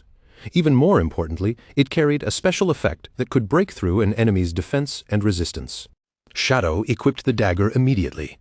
Between the successful class advancement and this new diamond-grade weapon, his overall strength had risen by a massive amount. With everything settled, Shadow prepared to leave the ruins. Osiris the skeletal dragon moved into action at once, and Shadow landed gracefully on top of its head. Before departing, Shadow decided to test how his stealth worked together with the mount, so he activated Merge into Darkness. Dark energy surged around both of them, wrapping Shadow and Osiris in shadow. To Shadow's surprise, the dragon's stealth level was actually level 21, even higher than his own current level. Impressed by this unexpected advantage, Shadow gave the command for Osiris to take off. He wanted to feel the dragon's speed for himself. Osiris obeyed immediately, spreading its skeletal wings before launching into the air with explosive force. The two of them rose rapidly from the depths of the underground hollow, moving upward like a streak of purple light tearing through the darkness. In an instant, the skeletal dragon burst out from the ruins and shot straight into the open sky. The speed was so intense that even Shadow was left speechless for a moment. Wind roared past him, tugging at his cloak, and as his eye glowed in the rushing air, he had to admit that Osiris was incredibly fast. After testing the astonishing speed of his new mount, Shadow broke out of the underground tunnel completely and shot into the sky above the ocean. As he soared through the air, Shadow quickly formed his next plan. He decided to head toward the location Captain Onyu had mentioned, where a flying monster and another ancient god slate had reportedly been spotted. His plan was to fly to the Magic City ruins first, then use a teleporter to reach Lucky Town.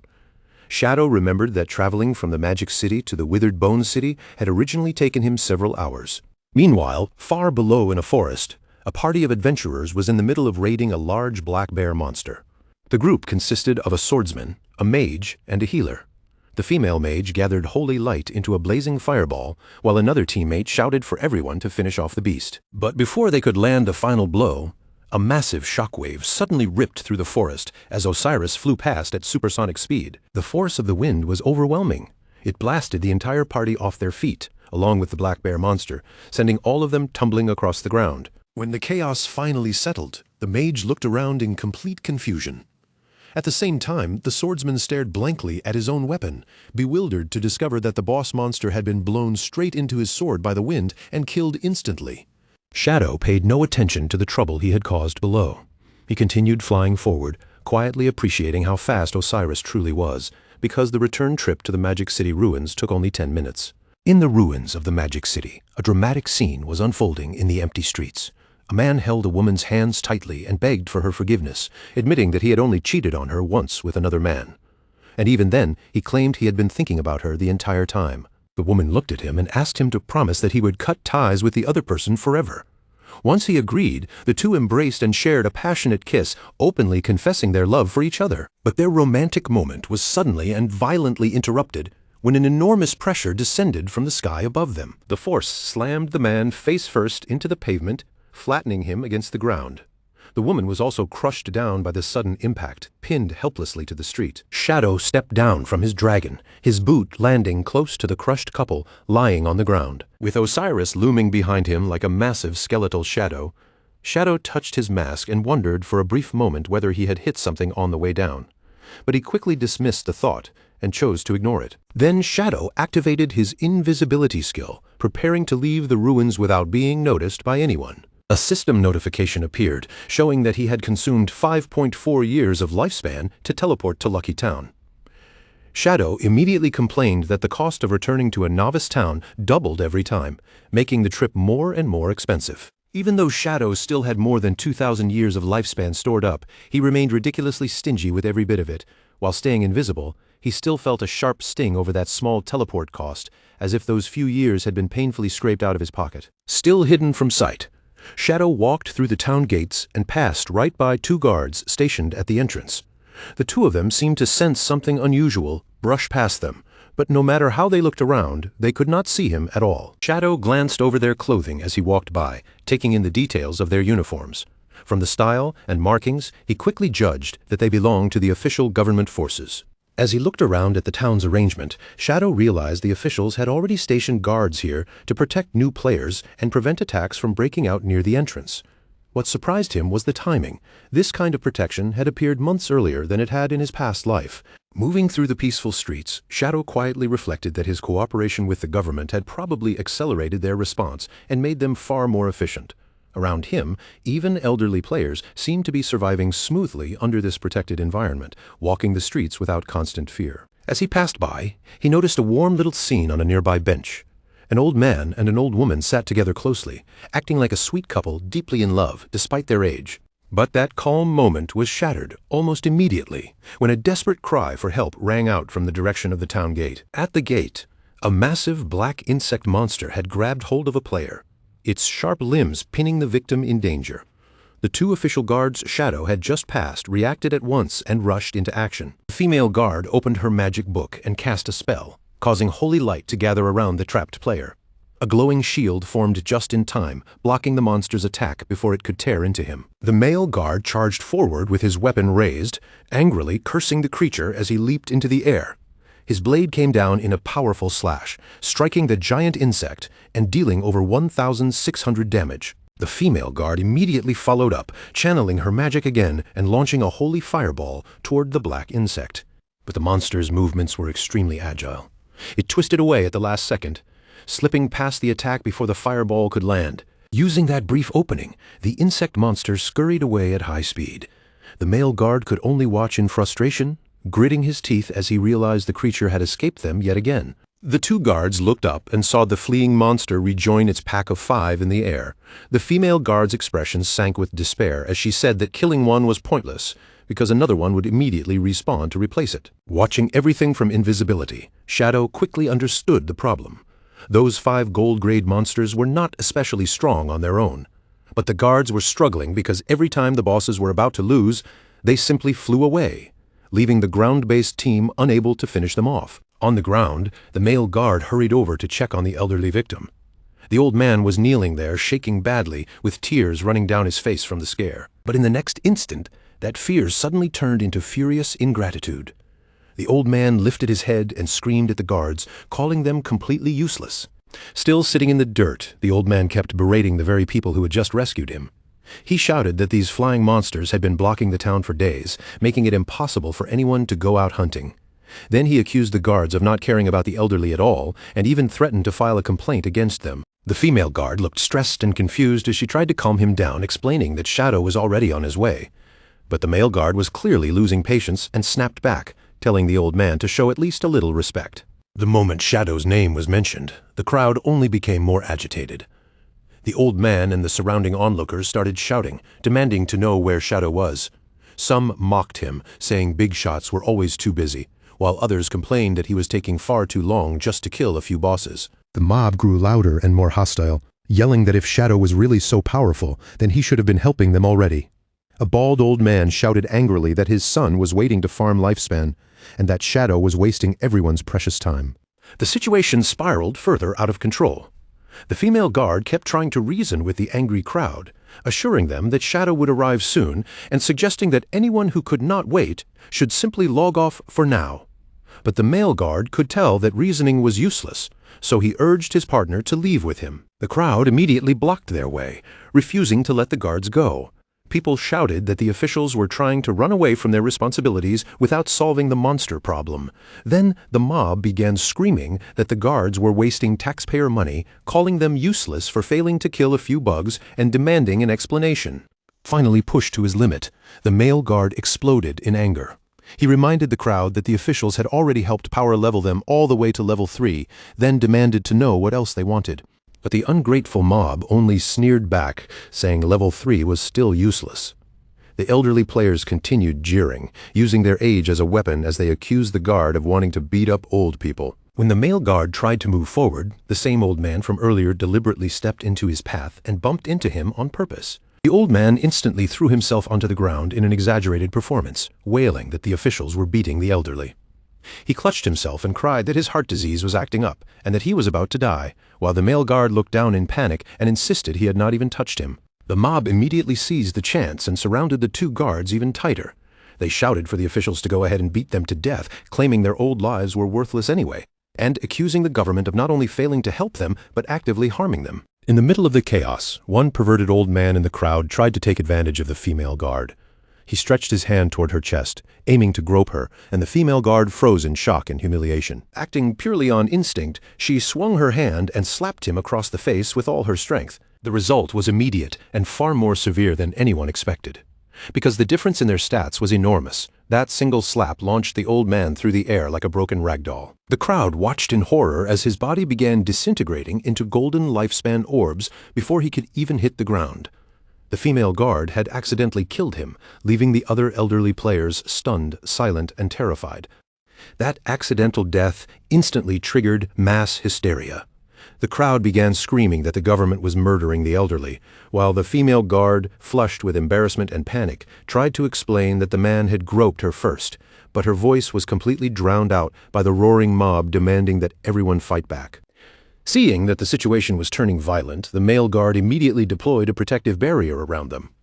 He muttered that these people had completely lost their minds, then decided to let them wear themselves out, confident that their weak attacks could never break through his shield. The harassment only grew worse. A glob of spit suddenly splattered across the shocked female guard's face, making her freeze in disbelief.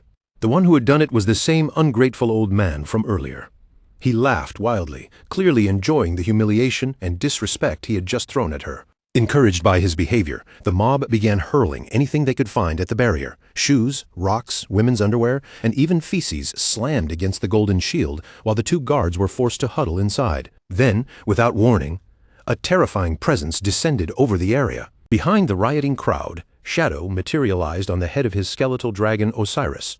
The moment the massive dragon loomed over them, the noise died down, and a heavy silence spread through the crowd. Shadow and Osiris stared down at them together, their eyes glowing with a chilling light. The air around them carried an overwhelming aura of death. Neither Shadow nor the dragon said a single word. Instead, a massive gust of wind suddenly erupted from Osiris. The force was catastrophic. The elderly players were blasted away like dry leaves caught in a violent storm, with no strength to resist at all. Their bodies slammed violently into the surrounding trees with bone-crushing force. In the next moment, the entire forest fell silent. The two guards remained safe inside their barrier, staring out in disbelief. Where the angry mob had been standing just moments ago, only dozens of golden lifespan orbs floated in the air, making it clear that Shadow had wiped out the entire group instantly. High above the town, Shadow and his skeletal dragon Osiris soared upward into a swirling orange vortex. Shadow soon spotted his targets ahead. 5 winged insect monsters flying in formation, connected by streams of magical energy to a floating stone tablet. The moment he recognized the object, he immediately commanded Osiris to chase them down. From the ground, the 2 official guards looked up in awe, watching the massive skeletal dragon pursue the monsters across the sky beneath a red, eclipse-like sun. Standing firmly on the dragon's head, Shadow remained steady despite the speed. Dark purple energy surged around him as he prepared to launch an aerial strike. The 5 insects desperately tried to flee with the slate, beating their wings as fast as they could, but compared to Osiris's speed, their escape was hopeless. Shadow's eyes lit up with intense purple light as he locked onto his prey, focusing on the fleeing monsters ahead. In the next instant, Osiris moved so fast it almost looked like a shadow flickering across the sky. His body twisted mid-air, and with one clean, merciless swing, he released a terrifying slash that cut through the battlefield. The strike was frighteningly accurate, slicing straight through all 5 gold-grade insect bosses at the same time, splitting their massive bodies in half before they even had a chance to struggle. Down below, the 2 guards stared upward in complete disbelief. Their mouths hung open, their eyes wide and frozen, as if their minds had not yet caught up with what they had just witnessed. 5 powerful insect bosses had been wiped out in a single move, and the victory had happened so quickly it barely felt real. Meanwhile, back on the ground, the mess with the elderly mob had somehow become even more absurd. The old players who had just been blown away by Shadow's wind had already respawned and stormed back to the scene in a noisy crowd. Their faces were twisted with anger, and they immediately began yelling at the guards again, accusing them of attacking helpless old people, while shamelessly pretending to be the victims once more. The entire mob quickly closed in around the exhausted male guard, crowding him from every side and shouting over one another. They demanded compensation for the lifespan they claimed to have lost, waving their arms and pressing closer like they would never let him go. The guard looked completely drained, his face dark with frustration, silently feeling as if this harassment would never come to an end. But right at that moment, a huge shadow suddenly spread across the ground and swallowed the noisy group. The male guard instinctively lifted his head, and his expression changed at once. High above them, the enormous corpses of the 5 insect bosses were falling from the sky, dropping straight toward the crowd like a mountain of dead monsters crashing down. The elderly mob did not even have time to understand what was happening. Before anyone could scream or run, the giant carcasses slammed into the ground with a horrifying, bone-crushing impact. In an instant, the old players were flattened beneath the monster bodies, killed for the second time, and once again burst apart into glowing lifespan orbs scattered across the dirt. The stone slate dropped from above and stabbed upright into the ground with a heavy thud. Around it, little glowing orbs shimmered everywhere, marking the remains of the twice-dead old man and the companions who had been crushed along with him. Osiris descended smoothly and landed beside the pile of loot with a calm, graceful motion. Shadow glanced around at the shining items scattered across the ground, genuinely puzzled for a moment. In his mind, he had only taken down 5 bosses, so he could not understand why there was suddenly so much loot everywhere. Completely unaware that he had accidentally farmed the annoying mob as well. The ungrateful old man, who had just been smashed by a falling monster corpse, somehow crawled across the ground again with a furious look on his face. Instead of showing even the slightest bit of gratitude, he raised a trembling finger and pointed straight at Shadow. Then he started screaming about how dangerous falling objects were, angrily demanding to know whether there was still any law or justice left in this world. Shadow did not bother responding to his shouting. He simply ignored the old man's complaints and bent down to pick up the slate. But the old man immediately pushed himself up and blocked him, yelling even louder that he was talking to him. He demanded respect with an arrogant face, insisting that he had eaten more salt in his lifetime than Shadow had eaten rice, as if that alone gave him the right to lecture anyone. Just as Shadow reached for the slate, the old man suddenly grabbed the other side of it and tried to yank it away for himself. His voice sharpened as he shouted, asking whether Shadow was deaf. Shadow slowly turned his gaze toward him, clearly surprised that someone this weak, this shameless, and this clueless would actually dare to snatch something from his hands. Shadow's answer came without a single wasted word. At point-blank range, his hand moved, and a dagger shot out in a flash. The blade pierced directly through the old man's neck, cutting off his endless complaints in the most brutal and immediate way possible. The force of the attack sent the old man flying backward, like a broken rag doll. A critical damage number of more than 13,000 erupted above him, and the slate slipped from his grasp as he died yet again. His body quickly dissolved into pale light, leaving behind only the silence that followed his screaming. Shadow calmly reached out and caught the falling slate before it could hit the ground. With that nuisance finally removed from his path, his attention shifted toward the loot scattered everywhere. Without any change in expression, he ordered Osiris to summon the small bone dragons and have them begin collecting everything. The massive skeletal dragon accepted the command at once. Osiris lowered his head slightly, obeying Shadow without the slightest hesitation, as if this kind of task was nothing more than a simple gesture. Soon, a swarm of small black skeletal dragons came pouring down from the sky. Their bony wings sliced through the air as they swooped toward the ground, each one moving quickly and precisely. Their job was simple: collect the countless lifespan orbs that had dropped from the elderly mob after they had been killed twice in a row. The female guard and her partner both looked up in confusion as the little bone dragons filled the air above them. They could not tell what Shadow was planning, and the sight of so many summoned creatures circling overhead only made them even more bewildered. At the same time, back near the town gate, the ungrateful old man had already respawned for the third time. He stood in front of the crowd and the guards with his finger raised high, his face full of fake righteousness. He loudly declared that he had finally figured everything out, claiming the officials were secretly working with Shadow to murder people and steal their property. The female guard stared at him in pure disbelief, unable to believe he could still twist things this shamelessly. The old man immediately began putting on an exaggerated performance.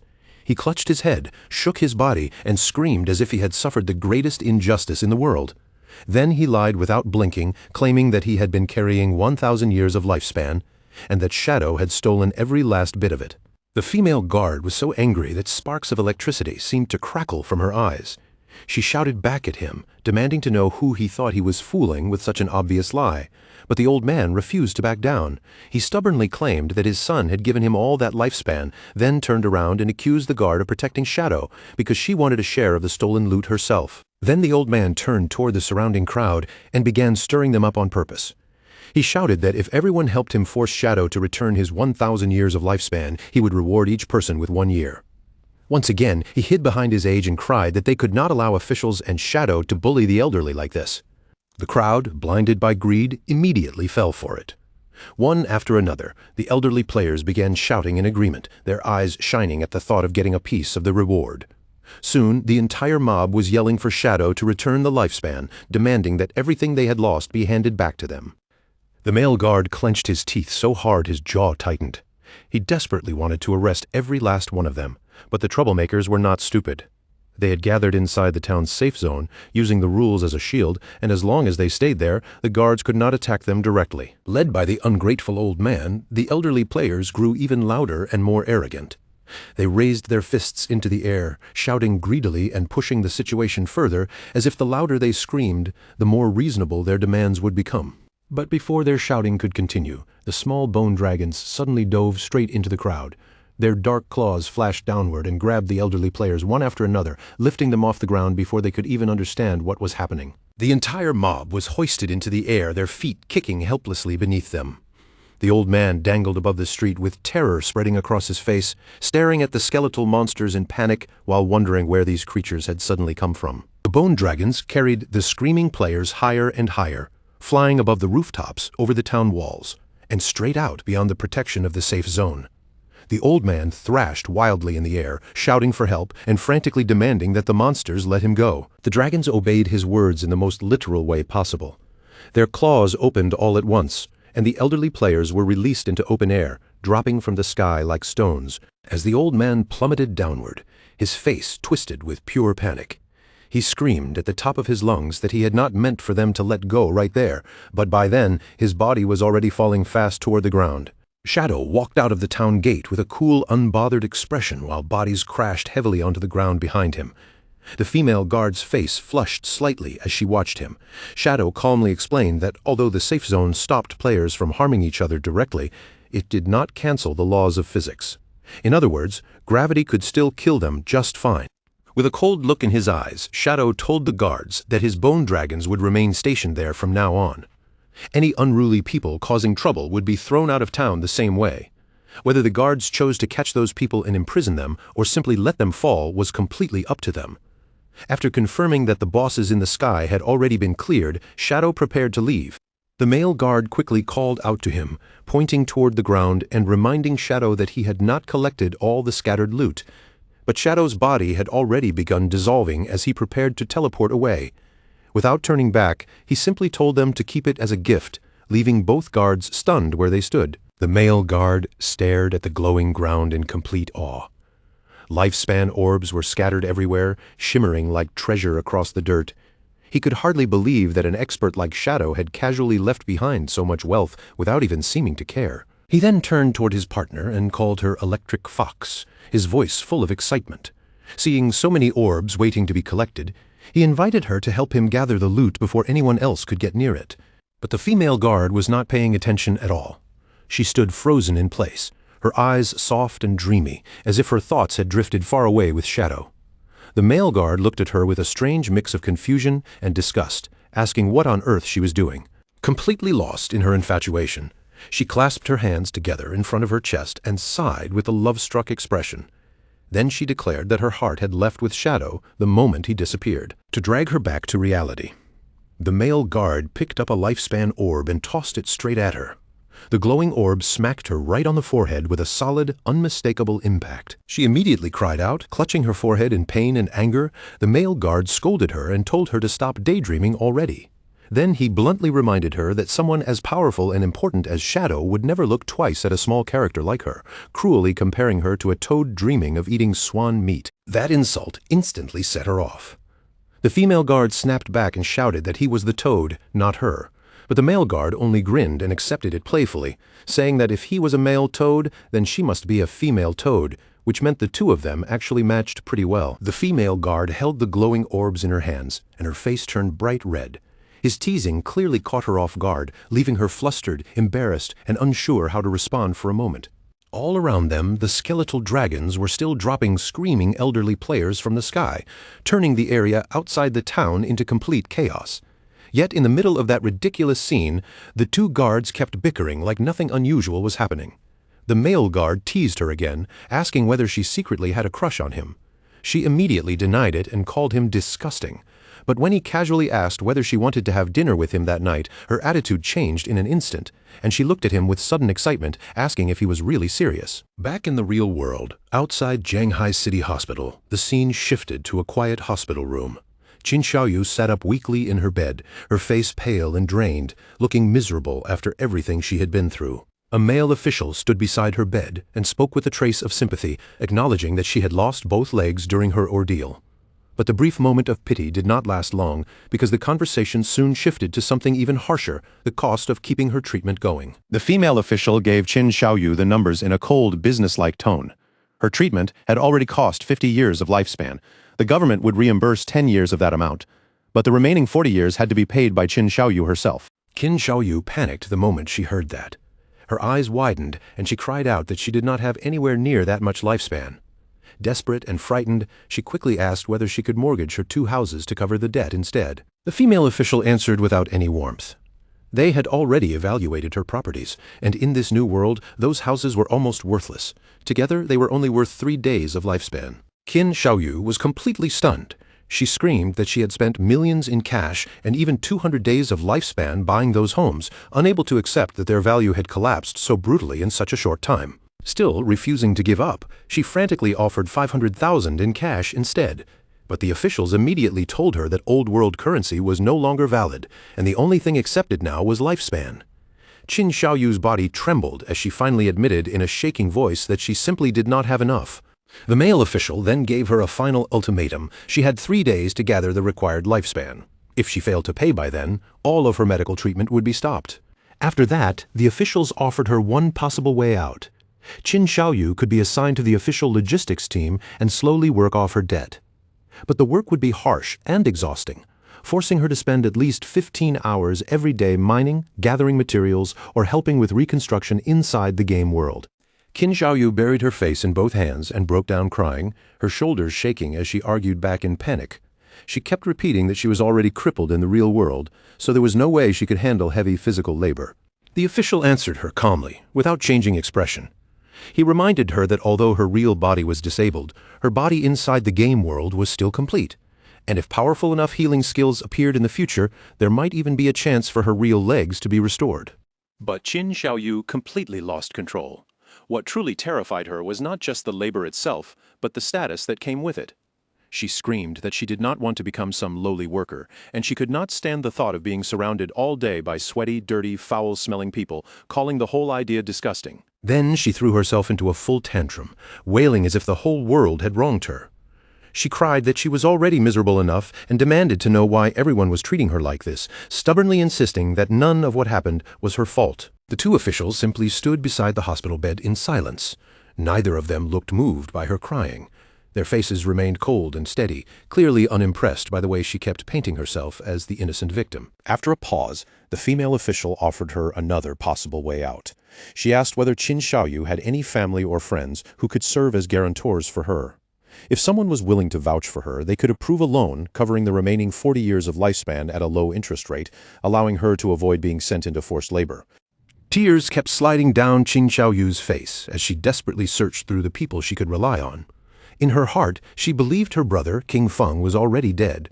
Her only other thought was her mother, but even then, she was not sure whether her mother would be willing or even able to guarantee such a terrifying debt. She slowly curled in on herself beneath the hospital blanket, overwhelmed by pain and fear. Her crying softened into quiet sobs, but her trembling body showed just how desperate and helpless she felt. Left alone in that dim hospital room, Qin Xiaoyu finally admitted the truth to herself. She could not think of a single person who would definitely come to save her. In that moment, the room felt colder and darker, and she felt completely abandoned by everyone. Just then, the door suddenly exploded open with a loud bang, startling everyone inside. A booming voice came from the entrance, loudly announcing that her help had arrived. The 2 officials immediately turned toward the doorway in surprise. Qin Xiaoyu also lifted her tear-streaked face and stared at the entrance in confusion, not understanding who would suddenly come for her at a time like this.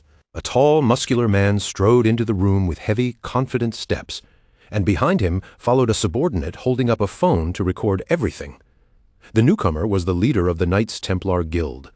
He stretched out one hand toward Qin Xiaoyu and asked for her phone, scoffing as if 40 years of lifespan was nothing more than a tiny, laughable amount. Qin Xiaoyu recognized him almost immediately. The guild leader looked down at her with a practiced smile, his tone suddenly full of warmth as he claimed that when he heard about the disaster she had suffered, his heart had ached for her. A notification quickly appeared on Qin Xiaoyu's phone, and when she saw the number, her cheeks flushed with shock and gratitude. The guild leader had transferred 100 years of tradable lifespan to her. For a moment, she was so overwhelmed that she could barely speak, stumbling over her words as she thanked him again and again. The guild leader casually sat down on the edge of her hospital bed and even placed an arm around her shoulders, telling her there was no need to thank him at all. He said that if she needed more help later, he could continue assisting her with loans. But as Qin Xiaoyu looked at the transaction details, her eyes caught one troubling line, an annual interest rate of 30%. The guild leader explained it as if it were completely normal. He said that the 3 points of interest were simply the fee for his guarantee. Then, wearing that same charming smile, he gently told her not to worry about anything else and to focus on her treatment so she could recover as soon as possible. He then declared that the Knights Templar Guild would be her strongest support from now on, and that the guild was her real home. Qin Xiaoyu, blinded by his false kindness, looked up at him with tear-filled eyes full of admiration. She thanked him sincerely, completely unaware that what she had just accepted was a predatory contract wrapped in a beautiful lie. When the Knights Templar Guild leader finally prepared to leave, his subordinate was still filming the scene from behind. The guild leader gave Qin Xiaoyu a friendly wave and told her to rest properly, saying he still had other business to handle. Before walking out, he left her with one final carefully chosen line. No matter when it happened, he assured her, the Knights Templar Guild would always be waiting for her return. After he left, Qin Xiaoyu remained alone on the bed, tears still streaming down her pale face. But now her despair had turned into a fragile sense of determination. Her cheeks were flushed, her eyes were bright with emotion, and she clenched her fist tightly, vowing to do her best while completely falling for the guild leader's performance. Outside the hospital room, the guild leader's gentle mask vanished almost instantly. His subordinates showed him the recording they had captured, and after glancing through it, he nodded with satisfaction. He ordered them to edit the footage carefully before releasing it to the public. As they walked down the hospital corridor, the guild leader began giving detailed instructions on how the story should be shaped. He wanted the video to focus on Qin Xiaoyu's tragic condition and make it clear that when no one else was willing to help her, only the Knights Templar Guild had stepped forward. A sinister grin slowly spread across his face as his real thoughts finally showed. Qin Xiaoyu had already caused losses for the guild, so now he planned to turn her misery into an advertisement and use it to attract even more members. To him, that was the proper way to squeeze value out of something useless. Looking out over the city beyond the hospital, the guild leader's expression sharpened. He announced that it was time to log into the game, because the moment for his meeting with Shadow had finally arrived. The scene then shifted into the virtual world, where the Knights Templar hideout stood among the ruins of Zhenghai City. A blue energy barrier covered the area like a protective dome, separating the guild's territory from the broken world outside. Inside the shabby, dimly lit hideout, the guild leader sat in the most ridiculous place possible, on a toilet, while checking information through a glowing holographic interface in front of him. As he browsed through the posts online, he noticed that countless people were cursing Shadow, and a smug laugh escaped him. He remarked that Shadow really had offended a lot of people. But beneath that laugh, jealousy quickly leaked out as he muttered that if Shadow were not 10 times stronger than him, he would have already tried to kill Shadow himself. At that moment, black mist suddenly gathered in the room and Shadow materialized from within it. The guild leader's arrogance vanished in an instant. He dropped to his knees without hesitation, lowering himself completely. Shadow asked whether the slaughterers were ready, and the guild leader eagerly replied that they had been ready for a long time and that he had been waiting for Big Brother Shadow to arrive.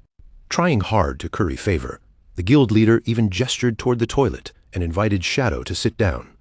Shadow's gaze remained icy, and he rejected the offer without the slightest hesitation.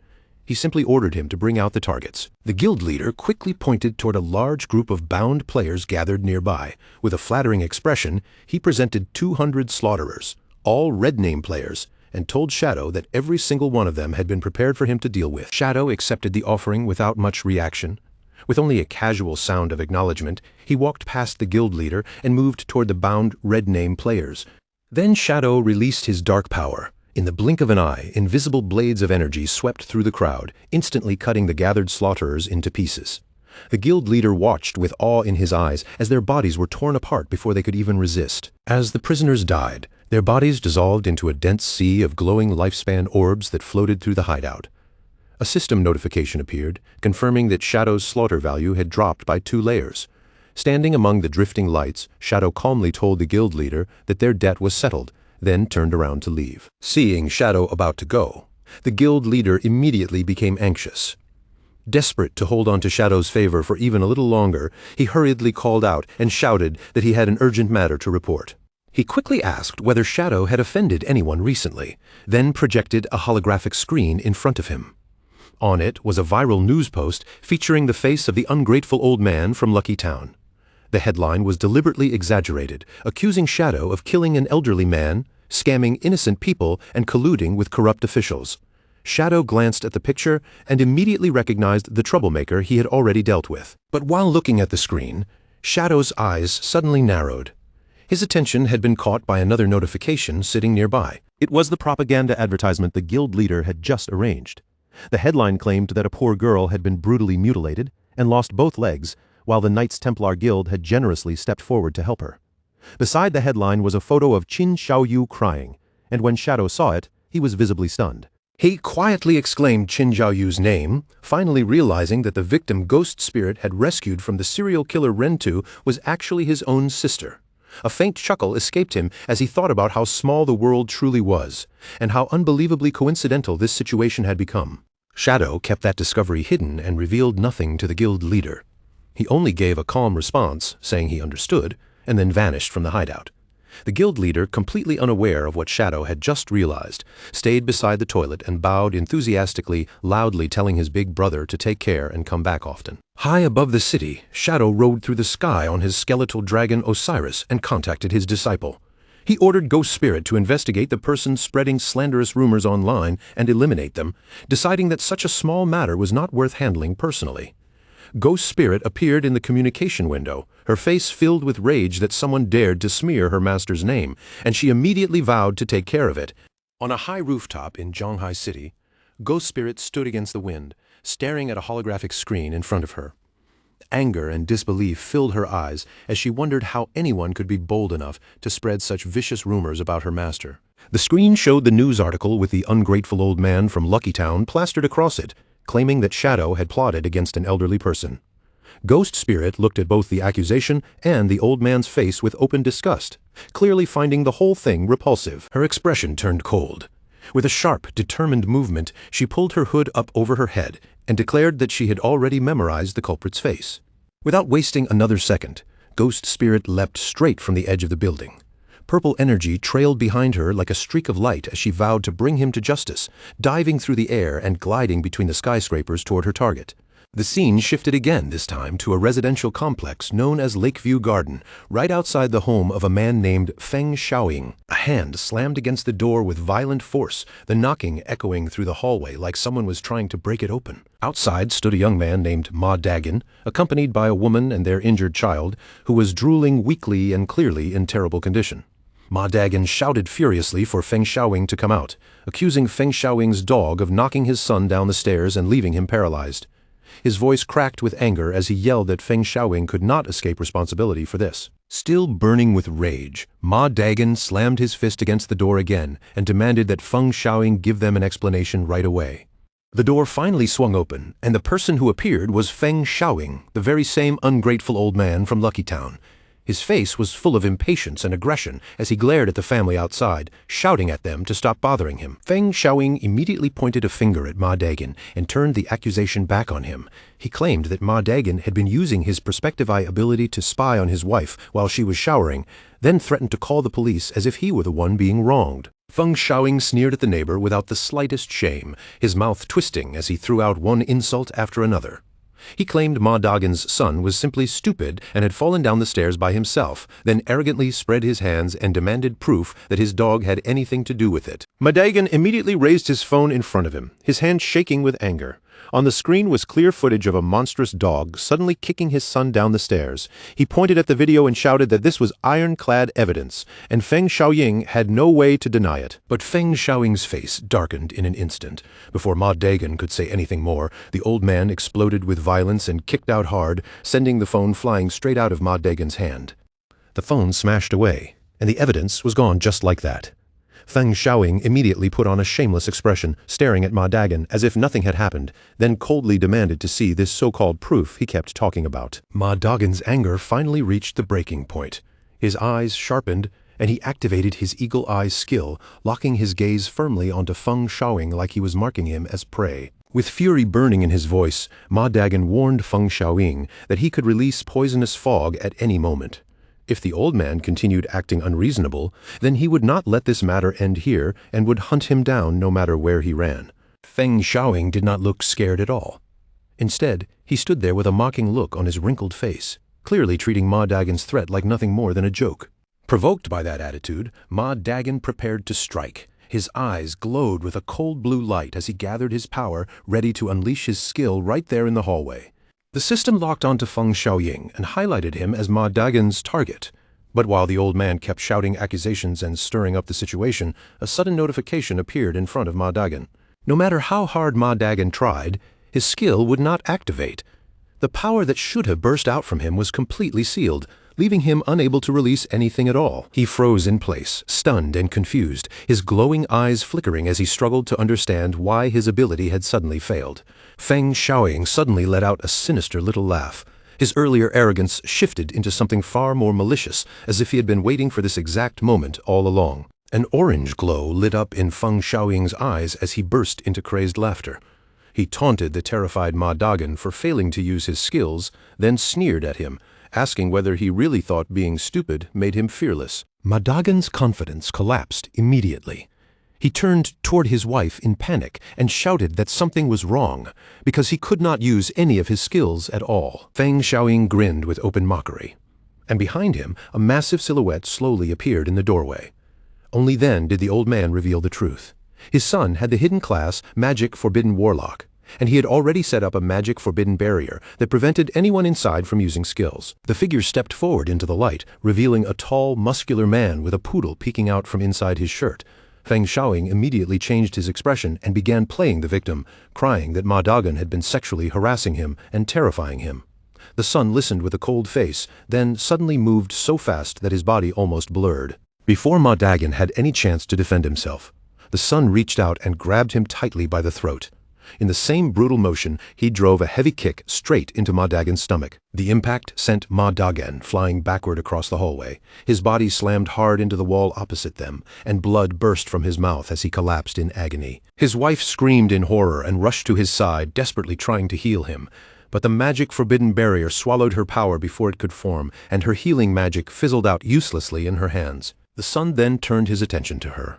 With one rough motion, he grabbed the wife and lifted her straight off the ground, leaving her dangling helplessly in his grip. He coldly stated that he did not hit women, then threw out a harsh warning. He ordered her to take her husband and get lost immediately, and told them never to appear in front of him again. Tears poured down the wife's face as she struggled in his grasp. Even while terrified, she sobbed that this was their fault and demanded that Feng Xiaoying's side take responsibility for what had happened to her child. The son stared at her in silence for a moment, his expression unreadable. Then his fingers loosened, and he finally released his grip. But the contempt in his eyes only grew stronger. He looked down at her like she was nothing, pulled his fist back, and coldly declared that this was an era where the strong preyed on the weak. The terrified woman screamed as his fist shot toward her face, the force of the punch tearing through the narrow space between them. At that critical moment, strands of purple energy suddenly appeared and wrapped around the woman's waist. In the blink of an eye, they yanked her away to safety, and the son's punch smashed into the wall right beside where her head had been. The wall cracked from the force of the blow, and the son slowly lifted his head, his expression turning confused as he realized someone had interfered. Ghost Spirit stood in front of the wife like a shield, her presence cold and sharp. When the frightened woman asked who she was, Ghost Spirit replied without warmth that they were not qualified to know her identity, but she knew exactly who they were. A terrifying purple glow lit up in Ghost Spirit's eyes as she stared down Feng Xiaoying and his son. Her voice dropped with killing intent as she said she knew they were the ones spreading rumors to smear Shadow, and she was here to make them pay for it. The son's expression changed in shock, and he asked whether she was Shadow. Behind him, Feng Xiaoying immediately shouted for him not to be afraid, pointing out that Shadow was clearly a man, not someone this small and petite. Hearing that, the muscular son quickly regained his confidence and curled his mouth into a smug smile. He boasted that even if the real Shadow came, it would not change anything. After all, he was already level 16, with all of his points invested into strength and constitution, making him unbeatable inside his Magic Forbidden Barrier where skills were sealed and only physical combat mattered. Ghost Spirit did not retreat a single step. Purple energy swirled around her body as she looked at him with open pity, called him an idiot, and calmly declared that she would teach him exactly how stupid he really was.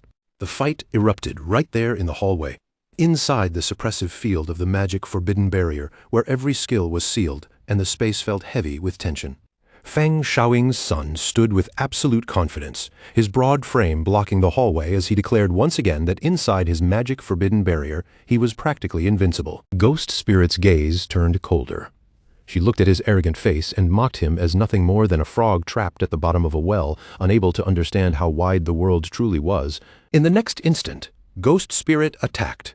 Her body flashed forward with blinding speed, so fast that even the large man's expression changed slightly in surprise. She launched a sharp kick at him, forcing him to react quickly. Feeling the speed and angle of her movement, he immediately realized that she was most likely an assassin-type player. Before her follow-up punch could land, he twisted his heavy body in midair and managed to avoid it, moving with surprising control despite his size. Even with Ghost Spirit's speed, the difference in raw physical stats was obvious. His strength and toughness were far above hers, giving him a clear advantage inside the barrier. Ghost Spirit refused to slow down. She unleashed a storm of rapid strikes, attacking again and again from close range, trying to overwhelm him through speed and precision. She suddenly shifted angles and struck from another direction, but the sun had already read her movement. He reached out with ease and caught her fist in his hand, stopping her attack completely. Holding her hand in his grip, the sun sneered down at her and mocked her weakness. He admitted she was fast, but reminded her that without skills, her physical attacks felt like nothing more than tickles against his body. Ghost Spirit struggled to pull free, but he did not give her the chance. He drove a devastating uppercut into her, the force blasting her body upward and sending her flying back. Ghost Spirit crashed hard into the ground as Feng Xiaoying cheered loudly for his son from the side. The son flexed with a smug grin, taunting her about the huge gap in their strength and warning her not to die too quickly. Ghost Spirit lay battered against the wall, her body stiff and unable to move for the moment. The son stared at her and quickly guessed that she must be working under shadow, so he decided to interrogate her instead of finishing her off immediately. The towering son grabbed Ghost Spirit by the collar and hauled her up in front of him, rage burning across his face. He shouted that Shadow had killed his mother multiple times in the game, and that he absolutely had to kill him. Then he gave Ghost Spirit 10 seconds to reveal everything she knew about Shadow, yanking her closer with violent force. With one arm, he lifted her higher into the air, his grip tightening as he threatened to tear off one of her hands if she refused to talk. But Ghost Spirit showed no fear at all. Instead, she raised her eyes toward him with a mocking smile and calmly called him an idiot. The son froze for a second, confused by her reaction. Then Ghost Spirit's smile deepened as she told him to stop looking at her and take a good look at his own body. In the very next moment, his body suddenly burst into eerie green ghost flames. The unnatural fire crawled across him from every direction, burning with a chilling glow that instantly shattered his confidence. The son's expression twisted in shock as his knees suddenly gave out beneath him. He collapsed to the floor, coughing violently, and only then did he realize the terrifying truth: he had already been poisoned before he even noticed anything was wrong. Ghost Spirit stood there calmly, one hand glowing with a faint green light. She looked down at him and said he was a complete fool for believing that his magic forbidden barrier made him invincible. Long before the fight began, she had already placed a venom enchantment on herself. Even though the barrier blocked newly activated skills, that precast enchantment was still active, which meant every punch she landed had quietly stacked more poison onto his body.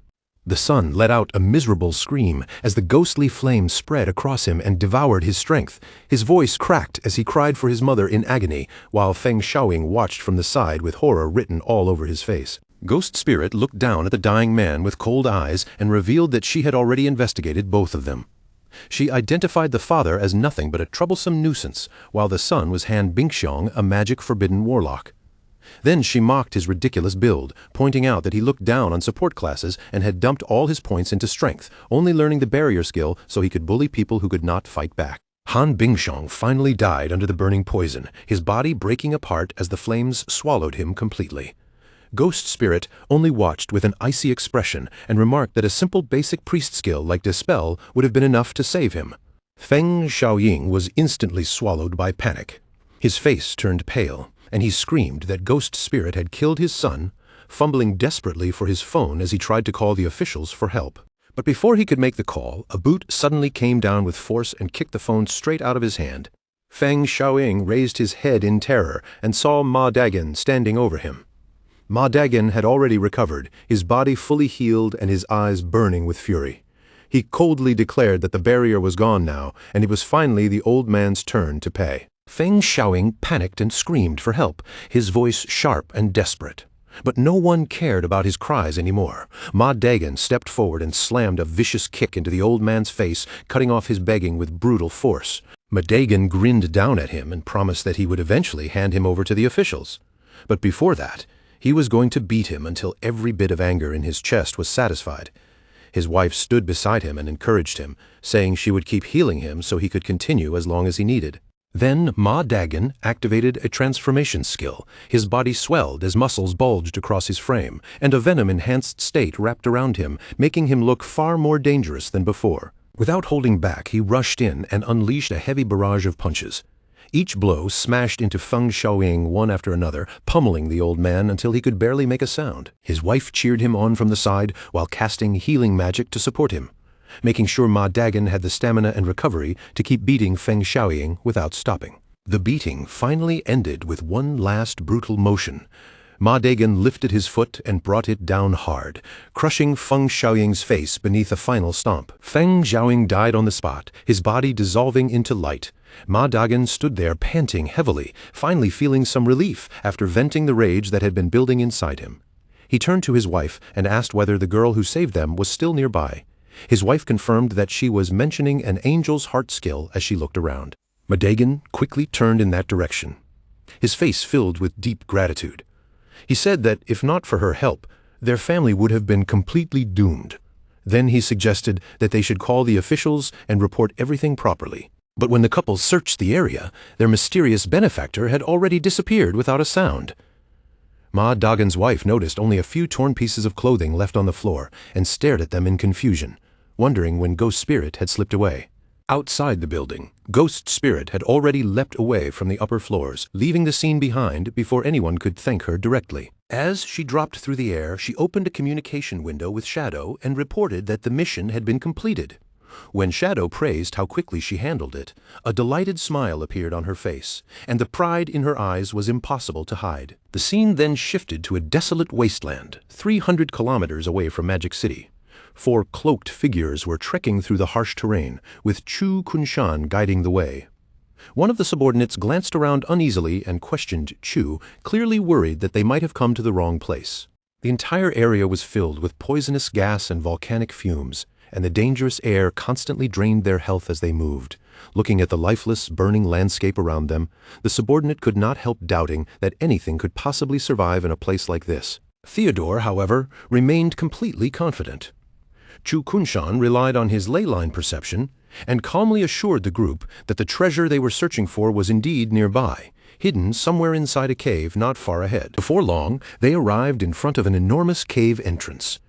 From deep within the opening, ominous red energy poured outward like a living mist, making the whole place feel like the mouth of some sleeping monster. Before stepping inside, Theodore turned to Zuma, the Soul Walker, and gave him a clear order.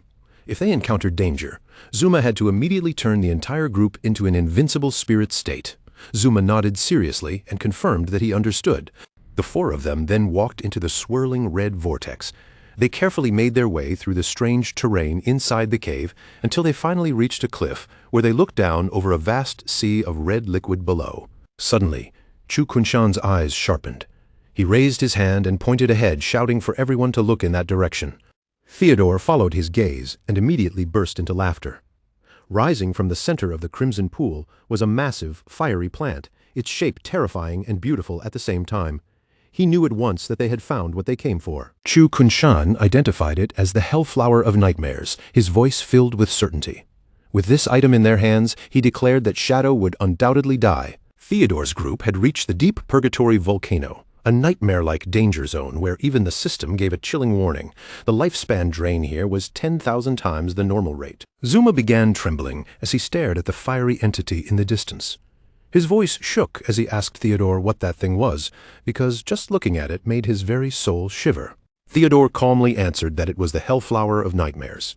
Then he reassured Zuma in a steady voice, saying that as long as they did not wake it up, they would be safe for the time being. Chu Kunshan looked toward Theodore and pointed out that since they had already found the item Theodore wanted, it was time for him to reveal the full plan. Theodore agreed without hesitation and called over his subordinate Tony.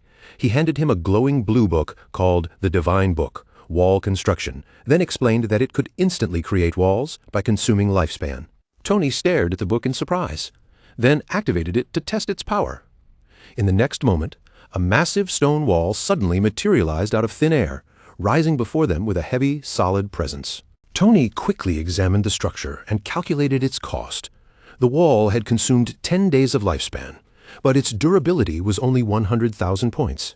Sweat appeared on Tony's face as he turned back to Theodore with clear concern. He said he had seen Shadow's attacks before, and with that kind of destructive power, he feared a wall like this would not be enough to stop him. Theodore replied sternly that he already knew that. That was exactly why Tony's main task for the next few days was to keep building walls non-stop and raise the book's proficiency as much as possible. Then Theodore pointed toward the Hellflower of Nightmares and gave Tony a much harsher requirement. He ordered him to increase the wall's durability all the way to 10 million points. Only then did Theodore reveal the real trap. He planned to lure the Chinese officials and Shadow into this cave, and once they were inside, Tony would build the wall and seal off the only exit behind them. To make the targets lower their guard, Theodore explained that he and Zuma would personally enter the cave alongside them. That way, Shadow and the officials would believe there was no hidden danger waiting for them. Theodore then laid out the escape plan in detail. When he gave the signal to wake the boss, Zuma had to immediately activate his Soul Walker ability, allowing their group to phase through the wall and escape safely while leaving Shadow and the officials trapped inside. Zuma's confidence returned as he listened to the plan. He nodded and placed the success of their scheme on the terrifying boss sleeping in the cave. Chu Kunshan, however, was not fully convinced. He pointed out that even if the boss killed their targets, players would usually just respawn afterward. Theodore then began explaining the truly horrifying nature of the Hellflower of Nightmares. Once a battle began inside the cave, the entire area would be swallowed by a nightmare field, trapping everyone inside under its terrifying influence. Players caught within that field would start accumulating a nightmare gauge. Once that gauge filled completely, they would fall into a state where the Hellflower drained all of their tradable lifespan. Combined with the zone's 10,000 times lifespan drain, Theodore believed the victims would be pushed into permanent death. Theodore's expression darkened as he emphasized the scale of what they were about to do. If they could wipe out Magic City's strongest elite squad, especially Shadow himself, it would be a catastrophic blow to Great Zia. Then he spread his arms wide, his voice filled with ambition. He promised the group that once the plan succeeded, they would return as heroes of Country M and enjoy a life of wealth and luxury forever. Tony, Zuma and Chu Kunshan all smiled as greed crept across their faces. The thought of the reward waiting for them made the dangerous plan suddenly feel far more tempting. But Zuma soon raised another question. Since none of them had any long-range attacks, he asked how they were supposed to wake the boss from a safe distance. Tony immediately mocked him for asking something so stupid, then bent down and picked up a rock from the ground.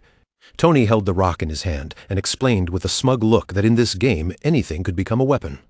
If they needed to wake the boss from far away, all they had to do was throw a rock. Tony acted on impulse before anyone could stop him. With a foolish grin, he actually hurled the rock straight toward the Hellflower of Nightmares, and the moment it struck the fiery plant, the sleeping boss was instantly provoked into rage. A terrifying wave of power erupted from the flower like a volcanic explosion. The entire cave trembled as the boss began to awaken, and the crimson light around it surged violently in every direction. Theodore's face changed on the spot. He screamed at Tony in pure panic, calling him an idiot at the top of his lungs, then immediately shouted for Zuma to activate his Soul Walker ability before it was too late. As the boss's overwhelming aura flooded the cave and pressed down on them like a nightmare, Zuma hurriedly transformed the whole group into spirit forms. Without wasting another second, they fled through the tunnel in a frantic rush, desperately trying to escape the monster they had accidentally awakened. After finally making it back outside the cave, the group barely managed to steady themselves. The deadly pressure from inside faded behind them, and only then could they catch their breath again. Theodore's fear quickly turned into fury. Enraged by Tony's stupidity and the fact that it had nearly gotten all of them killed, he stormed forward and kicked Tony violently to the ground.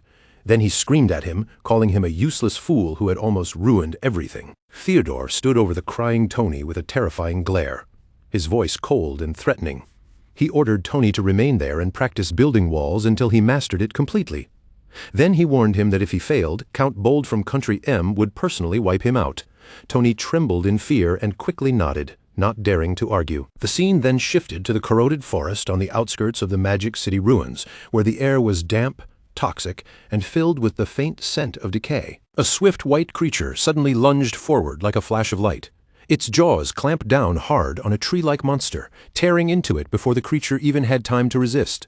Lin Qingyu stood with her squad nearby, watching the white creature slaughter the tree spirits one after another. Each fallen monster burst apart into glowing lifespan orbs, scattering light across the corroded forest floor. One of her teammates stared at the creature in amazement and praised Lin Qingyu, marveling at how powerful her dragon was and asking when she had managed to obtain such a treasure. Lin Qingyu laughed it off and casually claimed she had simply gotten lucky while opening a treasure chest the day before. The teammate could not hide his envy, saying this was probably the first dragon mount in the entire game, and with a full 100% movement speed bonus, something like this would have been worth an unbelievable fortune in older games. But before the relaxed atmosphere could continue, Lin Qingyu's expression suddenly changed. Her eyes sharpened as she sensed something unusual moving nearby. Green poisonous gas began swirling around the party without warning, curling through the trees like a living mist. Lin Qingyu immediately shouted for everyone to stay alert, warning them that other monsters were hiding close by. The ground suddenly shook beneath their feet. Massive wooden spikes and thick vines burst from the earth, surrounding the entire party in an instant. Enormous green vines lashed through the air, striking the players and the white creature at the same time, knocking them backward in a chaotic blast. Then, from beneath the forest floor, a gigantic tree monster slowly rose up. Its twisted body towered over them, terrifying and ancient, as if the corrupted forest itself had come alive. The system identified the monster as the corroded ancestor, Asura, a level 25 emerald grade boss with a presence far beyond ordinary enemies. Lin Qingyu's squad was immediately pinned down by the boss's pressure. One male teammate lay on the ground in despair, quickly calculating the hopeless numbers in front of him. The boss had 1 million health, while his own damage was only around 1,000 per second, and he shouted in panic, asking what they were supposed to do now. Lin Qingyu quickly opened her interface, her face tense as she shouted the only solution she could think of. They had to invite Big Brother Shadow over and ask him to save them. Without hesitation, she sent Shadow a message, urgently reporting that a huge emerald-grade boss had appeared. She immediately invited him to join the party so he could track their location. Meanwhile, standing among the city ruins, Shadow accepted the invitation with a calm confirmation. Shadow checked the coordinates and quickly replied to the team.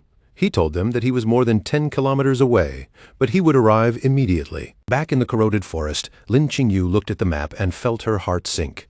She shouted to her teammates that although Shadow was already on the way based on the distance, it would likely take him almost half an hour to reach them. Her teammates cried out in panic, warning that the poison damage was too high and their healing could no longer keep up. Realizing they could not hold out that long, Lin Qingyu cursed under her breath and immediately ordered everyone to retreat. But the moment the order left her mouth, Osiris descended from the sky above the giant tree monster. Shadow stood calmly on the dragon and announced that he had arrived, leaving Lin Qingyu completely frozen in confusion. A tremendous gust of wind swept through the forest with Shadow's arrival, blasting away the poisonous gas surrounding the squad. A system notification appeared informing them that the wind had cleared the poison and removed their negative status effects. Lin Qingyu and her teammates stood there wide-eyed in almost comedic shock. The male teammate stammered at his captain, asking why she said it would take half an hour when it had only been half a minute, while another teammate stared up in awe and trembled as he asked whether the creature Shadow was riding was actually a flying dragon. High above them, Shadow stood atop the skeletal dragon Osiris, looking down at Lin Qingyu's squad. The entire team stared back at him in disbelief, still unable to process how quickly he had crossed such a huge distance. Osiris's purple eyes glowed as its gaze landed on Lin Qingyu's mount below. After studying the white creature for a moment, Osiris wondered aloud whether that little thing was some kind of hybrid dragon. The instant Osiris spoke, Lin Qingyu's mount trembled violently. Its body stiffened with fear, clearly overwhelmed by the pressure coming from the massive skeletal dragon above it. Lin Qingyu's squad was completely stunned. They looked at one another in disbelief, wondering if the huge dragon above their heads had actually spoken like a person. Standing calmly on Osiris's head, Shadow explained that creatures at epic grade or higher were capable of speech. Osiris then asked for permission to eat the hybrid creature below, but Shadow's expression turned cold as he told it to be quiet. Down on the ground, Lin Qingyu's mount had already fainted from pure fear. Lin Qingyu looked up at Shadow with awe in her eyes, murmuring that she had never imagined Big Brother Shadow was already using an epic-grade creature as his mount. Shadow ignored her amazement and shifted his attention toward the giant tree monster. His gaze locked onto the boss as he confirmed that this was the creature with 1 million health points. He quickly analyzed the situation in his mind. With his current damage output, he could kill the boss if he used a full combo, but that felt far too inefficient. What he wanted was not a drawn-out sequence of attacks, but one clean, decisive blow. Deciding that the timing was perfect, Shadow pulled out the glowing ancient god slate. The system immediately identified it as the blessing slate of the blood source, ancient god Alakasi, an item capable of bestowing a blessing on any skill and granting that skill a random enhancement. Shadow considered his skills carefully, noting that many of his main damage abilities had effects that overlapped with one another. After a brief calculation, he chose to place the blessing on instant Shadow / a golden aura instantly wrapped around Shadow's body, shining brightly against the dark forest. At the same time, a notification appeared, confirming that his skill had been enhanced by the blessing of Alakasi. The system revealed the upgraded skill, Alakasi's Blessing, Instant Shadow / The ability had become a single target attack, but its number of hits was multiplied by 6. Every strike would now count as a weak point attack, and each hit would also charge his ultimate skill. Shadow's eyes gleamed as he immediately understood what that meant. His ordinary skill had been transformed into an explosive single-target burst attack, and after a quick calculation, he realized that one use would now unleash 54 strikes. With his clones added into the equation, that number would skyrocket to an astonishing 216 hits. That was more than enough to instantly fill his ultimate skill meter multiple times. Meanwhile, Lin Qingyu's teammates watched from below in confusion, whispering among themselves as they wondered why Shadow had suddenly started glowing. After finishing his calculations, Shadow decided there was no better time to test the power of his newly enhanced ability. In the next instant, his figure vanished into a swirl of dark energy, disappearing from Osiris's head like a shadow being swallowed by the air. A moment later, one of Lin Qingyu's teammates suddenly spotted him high above the battlefield and shouted in surprise. As the teammate cried out that Shadow was fighting the boss alone, Shadow moved with terrifying speed. He flashed toward the giant tree monster and unleashed the empowered instant Shadow Slash directly on its body. The boss was instantly swallowed by a devastating storm of attacks. Dozens of damage numbers erupted almost at the same time, and each one exceeded 10,000, turning the entire impact into a rain of brutal strikes. That single attack instantly filled Shadow's ultimate skill meter. A red light glowed in his eye as he realized that one use of this basic skill was now enough to fully charge his ultimate. Shadow did not pause for even a moment. With the ultimate ready, he charged forward immediately and unleashed Crimson Blade. A massive red slash tore through the battlefield and cleaved straight into the boss. The final blow dealt 450,000 damage, and the system confirmed that Shadow had killed the Emerald-grade boss, listing the rewards he had earned from the fight. The squad watching from below was completely stunned. The male teammates shouted in disbelief, unable to accept that an Emerald-grade boss had just been killed in an instant. Lin Qingyu, however, remained much calmer and simply asked whether this was their first time seeing Big Brother Shadow fight a boss, clearly implying that this kind of ridiculous feat was normal for him. As the red aura around him slowly faded, Shadow quietly evaluated his new strength. He noted that a single use of instant Shadow Slash could now deal around 600,000 damage. Compared to that, the 450,000 base damage of his Crimson Blade ultimate suddenly felt almost lacking. Shadow landed among the glowing lifespan orbs scattered across the forest floor, silently reflecting on the fight. The more he thought about it, the more he felt that his old combat methods were clumsy and inefficient in high-level battles. His previous skill rotations had simply been too troublesome. Gripping his sword, Shadow realized that the slate had created a powerful connection between his abilities. It did not just raise his damage, it also improved the way his skills worked together, giving him stronger burst potential and better survivability at the same time. Even so, Shadow knew this was only the beginning. In his eyes, the true potential of the Shadow class had only just started to reveal itself. Lin Qingyu hurried over with her eyes practically shining, unable to hold back as she blurted out how incredible he was. Shadow barely reacted. He simply tossed out the loot that had dropped from the boss and told her squad they could take it. The moment they realized he was serious, their faces lit up with pure joy, and they quickly thanked him again and again. After handing over the rewards so casually, Shadow looked back at Lin Qingyu and asked whether there were any other bosses in the surrounding area. Lin Qingyu immediately perked up, nodding with excitement as she began naming several nearby locations where more bosses had been spotted. Before Lin Qingyu could finish rattling off the full list, Shadow cut her off without hesitation. His meaning was simple. She should get on his dragons, and they would sweep through those places one by one until every boss was dealt with. Lin Qingyu was so thrilled she could barely stand still. A moment later, Osiris shot upward like a streak of power tearing into the sky, carrying Shadow along with Lin Qingyu, whose excited scream echoed through the air as they vanished into the distance. Behind them, the two male members of Lin Qingyu's squad were left rooted in place. They stared up at the sky in stunned silence, their excitement slowly draining away. One of them finally lowered his head with a defeated look and muttered, "What about them?" The view then shifted back to the real world, inside a serious conference room in Magic City. The atmosphere was tense, and on the large screen at the front of the room, Theodore's image was displayed for every official present to see. One official reported that Theodore, a man from the M-Country embassy, had offered them intelligence about the first diamond-grade boss. But the moment this was said, another official frowned and questioned whether information that valuable could really be given away for free. The first official quickly clarified the situation. Theodore had not asked for money, resources, or any kind of rare reward. His only condition was simple. He wanted them to arrange a flight that would take him back to M country. The lead official's expression immediately darkened with suspicion. To him, such a tiny request in exchange for intelligence on a diamond-grade boss felt far too strange. The more valuable the information was, the more it seemed like there had to be a hidden trap behind it. But his subordinate offered another angle. Theodore was not merely handing over coordinates from a safe distance, he had also volunteered to personally accompany their team to the boss's location. If this really was a setup, then Theodore would be walking straight into danger with them, which made the whole thing seem almost suicidal. The lead official did not relax. Instead, he raised the most important problem of all. Even if the information was real, could they actually kill a diamond-grade boss? So far, no one had successfully taken one down, and that fact weighed heavily over the room. That single question carried an uncomfortable meaning. Even someone as famous and terrifying as the legendary Shadow might not be guaranteed to succeed against a monster of that level. After a long pause, the lead official proposed a different direction. Rather than rushing in blindly, they could try cooperating with Shadow and use his strength as the core of their plan. A man seated at the table immediately supported the suggestion with obvious enthusiasm. According to the reports they had received, Shadow could already solo emerald-grade bosses with ease. If their elite forces joined hands with someone of that level, then claiming the first kill of a diamond-grade boss might no longer be impossible. Even then, the lead official remained cautious. His eyes narrowed as he demanded to know whether those reports had been verified, or if they were nothing more than exaggerated rumors spreading among the public.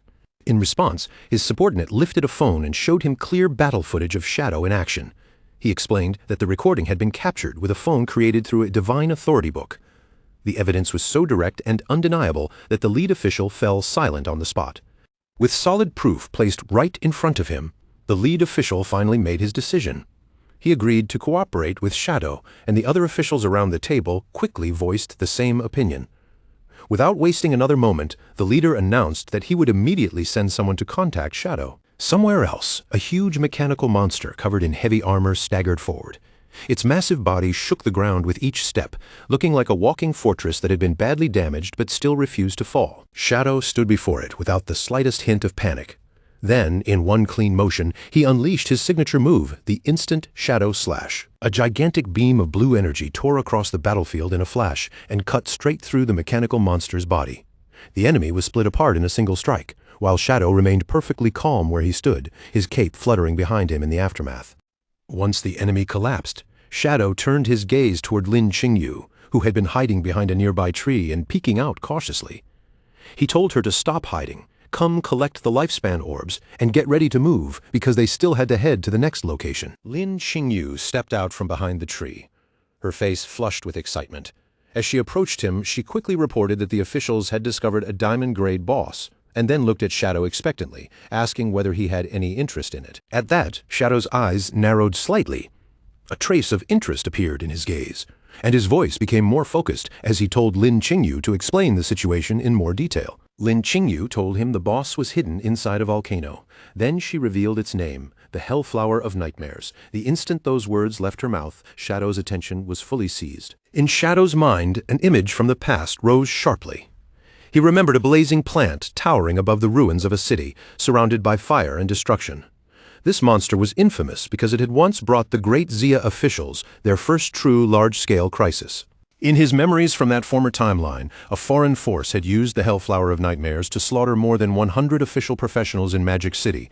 That disaster plunged the entire region into chaos for half a year, and in the end, thousands of people lost their lives because of it.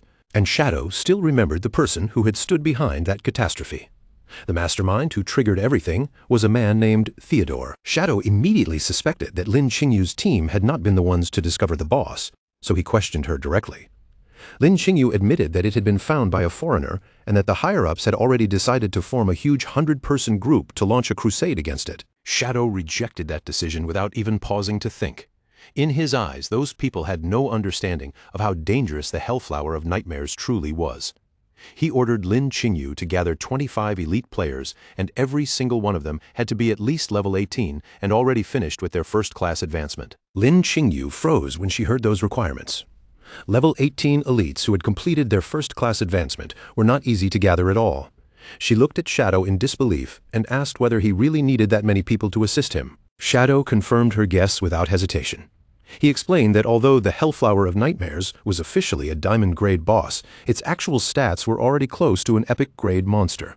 There were only two ways to defeat something like that. The first was to crush it with overwhelming power, but he admitted plainly that he did not have that level of strength right now. Because of that, they had no choice but to use the second method. They needed to treat it like a proper strategic raid, and that kind of standard raid required a team of at least 25 people to function correctly. Lin Qingyu still could not fully understand his reasoning. Since the officials were already planning to send 100 people, she wondered why they could not simply follow that plan. In her mind, having more people should have made the fight easier, not harder. Shadow did not bother giving her every detail. He simply stared at her with a cold, piercing gaze and told her the choice was hers. She could trust his instructions and follow them, or she could ignore him and do whatever she wanted. Under that icy stare, Lin Qingyu's confidence wavered. A nervous sweat broke out across her face, and for a moment she could barely speak.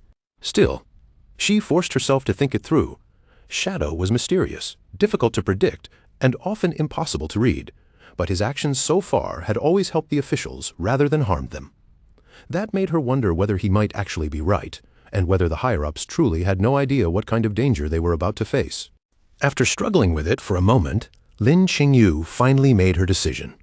She agreed to help him, but also admitted that his requirements were simply too high. With her current ability and connections, she could only gather 10 suitable people. Shadow accepted that number immediately. He told her that 10 would be enough from her side, and that he would find the remaining people himself. Then his body began dissolving into blue energy, and before vanishing completely, he told her to meet him at the Magic City ruins in 3 days. Lin Qingyu remained where she was, staring at the empty space where Shadow had disappeared. The excitement from earlier faded into uncertainty, and she quietly asked herself whether she could really place her trust in him. Inside a vivid dream from the past, a warrior in blue armor stood firm like an unshakable wall.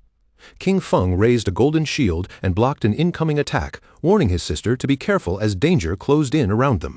Then he moved with astonishing speed. His figure flashed through the battlefield, his blade cutting down the monsters one after another as he fought to keep his sister safe. When the danger finally passed, Qin Feng turned back toward his sister and reached out his hand. His smile was gentle and warm, and he reassured her that everything was all right now. But then the dream suddenly changed. Qin Feng's warm, smiling face began to darken, and the familiar expression slowly twisted into the cold, masked face of Shadow. Within that dream, the masked figure faced her and called out a name in a low voice, Qin Xiaoyu. In the next instant, Qin Xiaoyu's eyes snapped open in shock, as if that voice had pulled her violently out of the dream. She woke up lying in her hospital bed, her body drenched in sweat and tears streaming down her face before she could even stop them. Sitting up in the dark hospital room, Qin Xiaoyu slowly realized that she had dreamed the same dream again. Ever since she lost her legs, the figure appearing in those dreams had become clearer and clearer, as if the truth was getting closer each time. She remembered how that man had taken her to level up, protected her from danger, and given her everything he could. Then, through the tears blurring her vision, a shocking realization struck her heart. This time, she had finally seen his face clearly. That man was her brother, Qin Feng. Her eyes began to glow with emotion as the truth settled over her. Qin Feng was not dead. He had been alive all this time. The realization roared through Qin Xiaoyu's mind like a thunderclap. Her brother, Qin Feng, was the legendary player known as Shadow. Qin Xiaoyu knelt on top of her bed, her whole body shaking as if the fear in her chest had finally become impossible to hold back. The more she thought about it, the clearer it became. Those places she had seen in her dreams, and even the monsters that had haunted her sleep, had all started appearing one after another inside the game. That meant her dreams were not simple nightmares at all. They were real clues.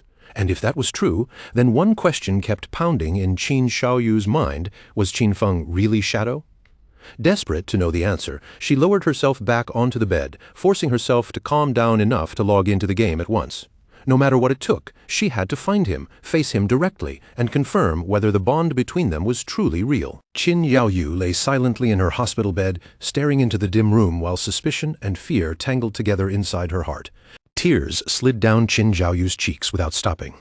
She kept thinking about how Shadow had ignored her again and again, and that painful thought made her chest tighten.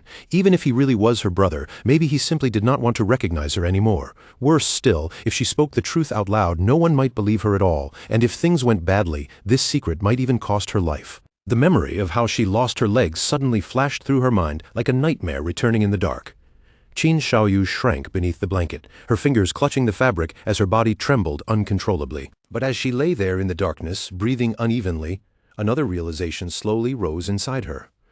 This chance might be the last hope she had left. With that thought burning through her fear, Qin Xiaoyu forced herself to gather every bit of strength she still had. Even if this was only a tiny chance, she had to grab it with both hands and use it to reach him again. Inside the game, within the Knights Templar hideout, the guild leader carefully supported Qin Xiaoyu as she appeared. He looked at her with concern and asked why she had suddenly logged in at a time like this. Then he explained that although her legs were restored inside the game world, her condition was still far from normal. Her stats had been cut in half, and she was still affected by a stumbling debuff that made every step unstable. Before he could even finish speaking, Qin Xiaoyu's legs gave out beneath her, and she lost her balance, falling helplessly to the floor. The guild leader hurriedly asked if she was injured, but Qin Xiaoyu immediately lowered her head with a pitiful expression. Playing the role of the weak victim perfectly, she cried that she only wanted to repay everything the guild had done for her. With a trembling voice, she begged him to let her keep doing her old job, standing guard by the door and waiting there for Big Brother Shadow. The guild leader acted deeply moved by her loyalty, as if her dedication had touched him from the bottom of his heart. Supporting her carefully, he helped Qin Xiaoyu back toward the doorway, saying that since she already knew the task well, she could continue watching the entrance. But just then, a system notification suddenly popped up in front of him. It was a private message from Shadow, sent directly to the guild leader, Chen Wuming. The message asked whether he wanted to take part in claiming the first kill of a diamond-grade boss. In an instant, Chen Wuming's entire expression changed, his calm face twisting into wild excitement. Chen Wuming shouted that this was the kind of chance he had dreamed about, and in his excitement, he actually dropped Qin Xiaoyu right there before rushing away. He yelled that urgent business had come up, but as he ran, Shadow sent another message telling him not to get ahead of himself. Shadow ordered him to find 2 specific players, Safety First and Grey Rose, and bring them to the Magic City ruins in 3 days. Chen Wuming accepted without the slightest hesitation, practically glowing with anticipation. In another brightly lit room, a table had been filled with magical food created from the Divine Gift Book. Among all the strange and tempting dishes, one item stood out the most. A huge fortress burger sitting there like a treasure waiting to be devoured. Little Black stared at the food with sparkling eyes, saliva almost dripping from the corner of her mouth. She praised the Divine Gift Book's creations for looking unbelievably delicious, already reaching forward as if nothing in the world mattered more than that first bite. At that exact moment, the door was suddenly kicked open with a loud crash. Captain An Yu stormed in and shouted for Little Black to follow her immediately, because Shadow was recruiting people for a team. Little Black had not even managed to take a single bite before An Yu grabbed her and dragged her away by force. As she was pulled from the room, Little Black screamed desperately for her burger, while An Yu snapped at her for thinking only about food, even at a time like this. As Little Black was dragged farther and farther from the table, tears filled her eyes. Only then did she fully realize how unusual this was. This was the first time Shadow had ever personally asked others for help. Meanwhile, Shadow sent out another message, telling the team to return to Magic City and gather at the Evil Spirit Academy. It stood deep within the ruins, like a massive Gothic cathedral, dark and solemn against the broken city around it. Back inside the hideout, a heavy door slowly opened, and Zhang Yaoying the witch came running in with quick, eager steps. She looked toward Shadow with a bright smile, her eyes carrying a playful glint, and asked whether the big boss had specifically called for her. Shadow gave her a direct answer, confirming that he needed her help for a boss battle that would take place in a few days. But right after saying that, Shadow noticed something strange about her status. His brows shifted slightly as he asked why she was still only level 10. Zhang Yaoying explained without embarrassment that she had spent all of her experience on advancing her class tier instead of raising her level. Shadow was genuinely stunned. For someone to complete 3 class advancements while still stuck at such a low level was beyond reckless. He could not help commenting on how daring she was, while Zhang Yaoying simply giggled as if she had done nothing unusual at all. Suddenly, magical energy began to twist and gather in the air. From within the swirling light, a figure stepped out with white hair, red skin, and sharp horns. It was Qin Xiaoyu. She walked toward Shadow with complete confidence and announced her arrival, respectfully calling him Master. Shadow was shocked all over again. He stared at the demon girl in front of him and blurted out, asking why she was also only level 10. Qin Xiaoyu calmly replied that she remembered her master's teaching clearly. class advancement was the most important thing. Because of that, she had also completed her third advancement before focusing on leveling. Shadow could only sigh, then turned and told both of them to follow him. Since they had already pushed their class advancements this far, he promised to help them raise their levels over the next few days. The two girls immediately cheered, their faces lighting up with excitement as they looked forward to seeing their master's true abilities. 3 days later, at the wild volcano in the Magic City ruins, Captain An Yu arrived together with Wang Meng and Little Black.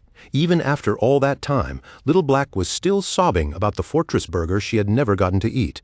Captain An Yu paid no attention to her complaints and simply looked ahead toward the agreed meeting place. But the moment An Yu looked into the distance, her expression suddenly froze. She stared down into the valley, visibly startled by the crowd gathered there. The number of people was not especially large, but almost every face looked familiar enough to make her heart tighten. This was not an ordinary group at all. Every person standing there was an elite. Among them was An Quan, the swordsman known for perfect evasion, and the only man besides Shadow who had ever been capable of soloing a boss. Then there was the arrogant guild leader of the Knights Templar, standing there with his usual proud posture as if he belonged at the center of everything. Dongfang Yue had also arrived, the mage ranked number 1, whose reputation alone was enough to make other players glance over in awe. Wang Meng began sweating as he recognized one famous name after another. The more he looked around, the more clearly he understood what was happening. Every top-ranking player here had come because Shadow had summoned them. A little distance away from the main group, Theodore and Zuma stood quietly together, watching everything unfold. Some of the Chinese players noticed them and began whispering among themselves, wondering who these two foreign players were. Zuma's nerves were already showing. He leaned toward Theodore and pointed out that this small gathering was nothing like the army they had been promised. His voice carried clear unease as he worried that their plan to trap everyone might have already been exposed. Theodore, however, remained perfectly calm. He told Zuma not to panic, explaining that the people gathered here were not ordinary players but elites among elites. In his eyes, quality mattered far more than numbers. To him, the fact that such a small but powerful group had been assembled only proved that the officials were treating this boss fight with extreme seriousness. Then Theodore revealed the reason behind his confidence. He had already used his Omen of the Star God skill to divine the result of this operation, and the outcome he saw convinced him that victory was certain. Theodore stared into the surrounding darkness as the prophecy replayed in his mind. It had shown him that the flower would bloom, pulling its victims into a nightmare they could not escape, while he alone, the one blessed with luck, would be guided safely back home. Because of that prophecy, Theodore was certain everyone else here would die, and that he would be the only one to escape back to Country M. As his gaze swept across Zuma and the others beside him, he silently apologized in his heart, already knowing they would not share the same fortune. But without warning, a massive shockwave exploded through the gathering. The force tore across the ground and blasted players aside before anyone could react. One player, who had been thrown to the ground, slowly lifted his head, his eyes widening in pure terror as an enormous creature descended from the sky above them. Through the rolling dust and shaking air, a colossal skeletal dragon emerged. Its massive bones towered over the crowd, and the name that appeared with it was Osiris. The players could only stare upward in disbelief. Their faces drained of color. Screams quickly broke out across the crowd as people shouted in horror, wondering if this terrifying dragon was actually the diamond-grade boss they had come to fight. Then someone suddenly pointed toward the top of the dragon's head. Standing there above the enormous beast was Shadow, his yellow eyes glowing with overwhelming power. The crowd instantly erupted. Only then did everyone realize that this terrifying bone dragon was not the boss at all. It was Shadow's mount. Theodore and Zuma stood completely frozen in place, cold sweat breaking across their faces as they stared at the scene before them. Theodore could barely get his words out. His voice shook as he stared at Shadow, terrified by how quickly he had grown stronger and even more shaken by the fact that Shadow now possessed an epic-grade mount. Shadow stepped off the skeletal dragon and leaped down from above, landing firmly in the very center of the gathered players. Then Shadow slowly raised his head. His glowing eyes locked straight onto Theodore, and the killing intent in his gaze was so sharp it seemed to cut through the air itself. In his mind, only one thought remained clear: today Theodore would die. Shadow moved straight toward Theodore, his steps calm but heavy with pressure. The surrounding players instinctively backed away, opening a path for him as if no one dared stand between them. Theodore stood frozen in place, unable to move even a finger. Shadow kept walking toward him without sparing a glance for anyone else, making it painfully clear who his real target was. Only after stopping near the gathered elites did Shadow slowly sweep his gaze across the crowd. His voice remained steady and unreadable, as he calmly said that everyone who needed to be here had already arrived. Then, without giving Theodore any room to refuse, Shadow turned his gaze back onto him and ordered him to lead the way. Theodore's body went rigid as Shadow stepped in behind him, the pressure from his presence almost crushing. Sweat rolled down Theodore's face in thick beads. What terrified him most was not just Shadow's strength, but the fact that Shadow had called out his name despite the two of them supposedly never meeting before. Forcing himself to breathe, Theodore tried to calm his racing heart. He told himself that a top player like Shadow probably had some kind of skill for identifying people. Then he turned toward the crowd, forcing a false smile onto his face as he invited everyone to follow him and take down the Diamond Boss. Deep inside, he clung tightly to one thought. His divination had a 100% success rate, and this plan absolutely could not fail. Before long, the group reached the entrance of a cave, where a sinister red glow pulsed from within, like the mouth of some sleeping monster. Deep inside the cave, Chu Kunshan glanced back with an irritated look and warned the others that the targets had already entered.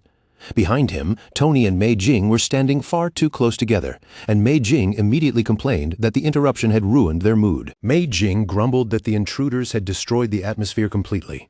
Tony only smiled and comforted her, saying that once this job was finished, they would escape to Country M, and after that, they could enjoy themselves however they wanted. Shadow, Theodore, and Zuma stepped into the long tunnel together. Theodore raised a hand and gestured for Shadow to keep following him deeper into the cave, while the ambushers hidden farther inside lowered their voices, whispering that the targets were getting closer. In the darkness, Tony, Mei Jing, and Chu Kunshan silently prepared to attack, their eyes faintly glowing with murderous intent. Tony declared that it was finally time to avenge Shishi, while Chu Kunshan's face twisted with hatred. In his mind, he was screaming for Shadow to die, desperate to take revenge for his wife and son. The team continued forward until they entered the depths of the Purgatory volcano. At that moment, a system warning appeared, declaring that this was a nightmare zone where lifespan drained 10,000 times faster than normal. The moment the warning spread, the group began looking around uneasily, tension rising in every direction. Farther inside, Theodore stopped before a colossal fiery plant bud. The massive bud stood there like a burning heart buried in the cave, and Theodore introduced it as the Diamond Boss, the Hellflower of Nightmares. After showing them the boss, Theodore hesitated on purpose and suggested that their current numbers might not be enough. He said they should probably call in more people before starting the fight. Lin Qingyu rejected him immediately. Her expression was firm as she said this team was already made up of elites. Then she bluntly told Theodore to stop wasting everyone's time and explain the proper way to fight the boss. Theodore's face darkened slightly. His tone turned ominous as he asked whether she was truly certain, warning them that once the battle began, there would be no chance to turn back. Lin Qingyu narrowed her eyes and looked at him with open suspicion, immediately asking what he meant by that. Theodore avoided answering directly. Instead, he claimed the boss involved complicated mechanics, and he did not want to explain the same thing twice. Then he asked one final time whether they had truly decided to fight with only the people present. Behind Shadow, the gathered elites responded with full confidence. They shouted that with Big Boss Shadow here, this Diamond Boss would be nothing difficult at all, and victory was practically guaranteed. Theodore's face twitched from barely suppressed anger as he listened to their arrogance. Still, he forced the emotion down and muttered a sarcastic word of encouragement under his breath. In his heart, Theodore cursed these Chinese players as stubborn fools. Then he turned his back to them, hiding the cold look in his eyes. He bent down and picked up a rock from the ground, holding it in his hand as he told everyone to listen carefully, because he would only explain the boss mechanic once. The others focused on him at once, waiting for the explanation. Theodore stood before them and said the boss fight was actually very simple, because there was only one thing they needed to understand. Suddenly, Theodore's eyes flashed red. He raised the rock and prepared to throw it at the Hellflower, repeating the exact action that had awakened the monster before. Then he screamed that the only mechanic they needed to know was this: all of them were going to die. The elites stared at him in stunned disbelief. In that instant, they finally understood that they had walked straight into a trap.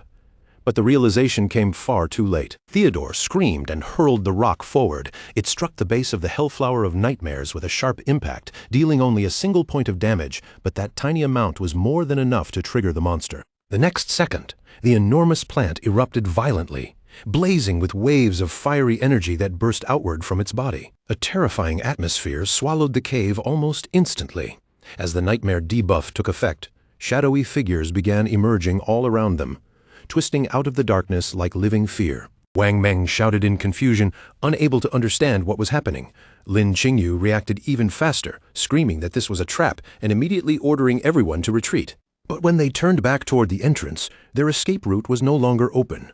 3 sinister figures were already standing there, blocking the path like executioners waiting in the dark. Tony stepped forward first, his body glowing with cold blue energy.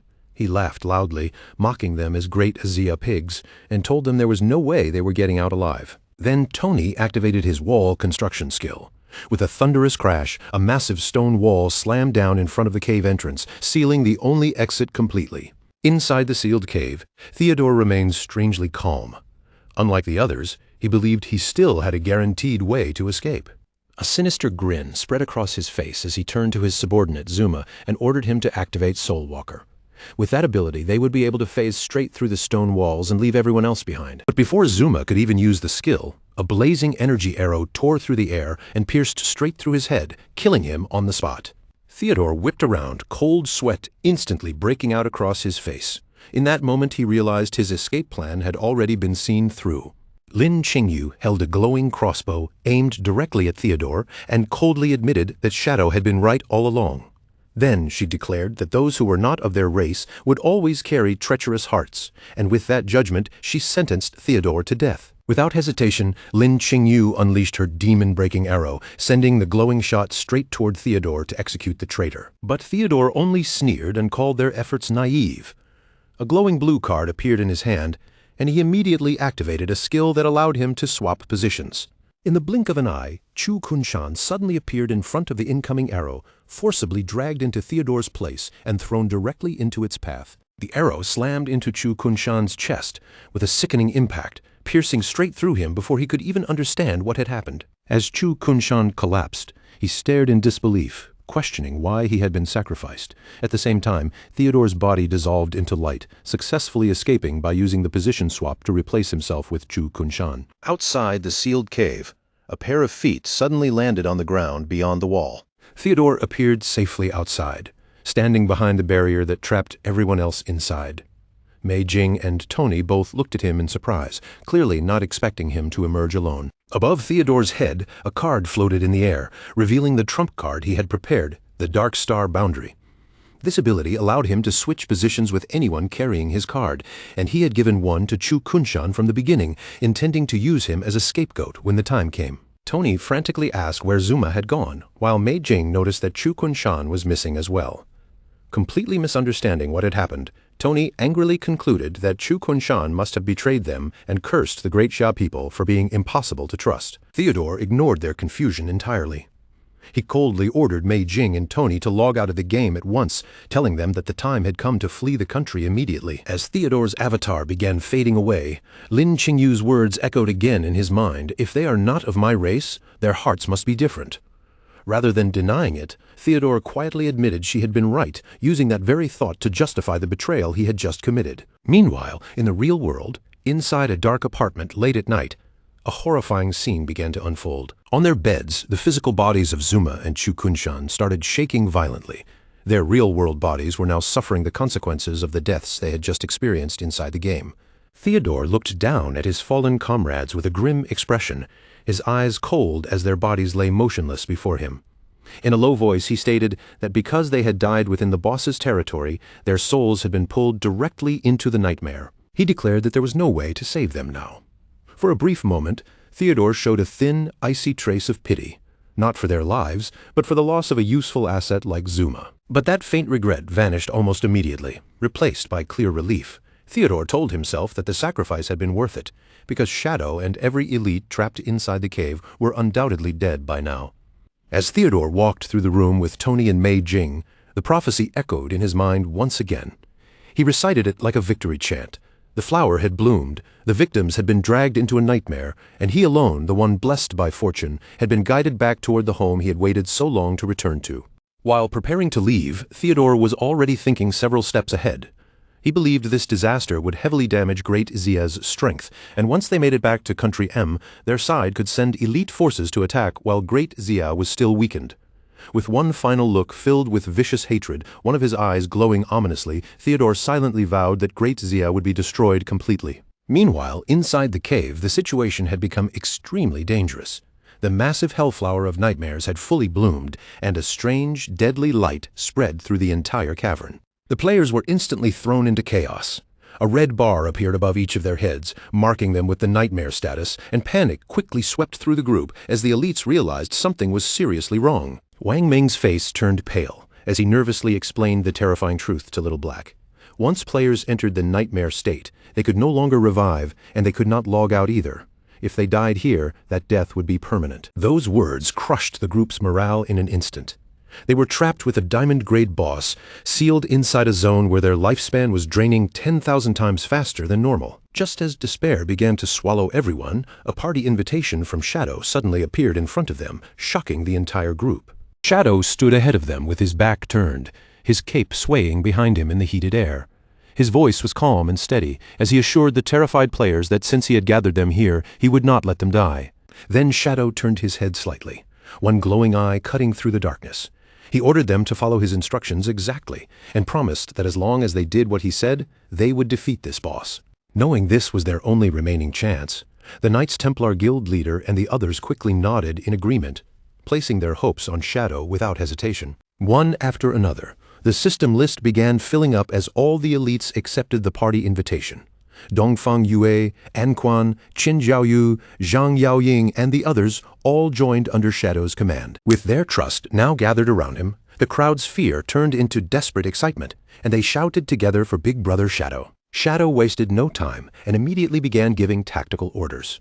He turned toward the witch, Zhang Yaoying, and commanded her to activate Soul Link. Zhang Yaoying gave him a playful salute, then lifted her giant brush with a bright smile. With broad, sweeping strokes, she painted a massive magical rune directly into the air. The spell activated at once. Dark purple chains of energy shot outward from the rune, stretching across the battlefield and connecting the souls of every party member. As the chains locked onto them, Shadow calmly explained the key mechanic.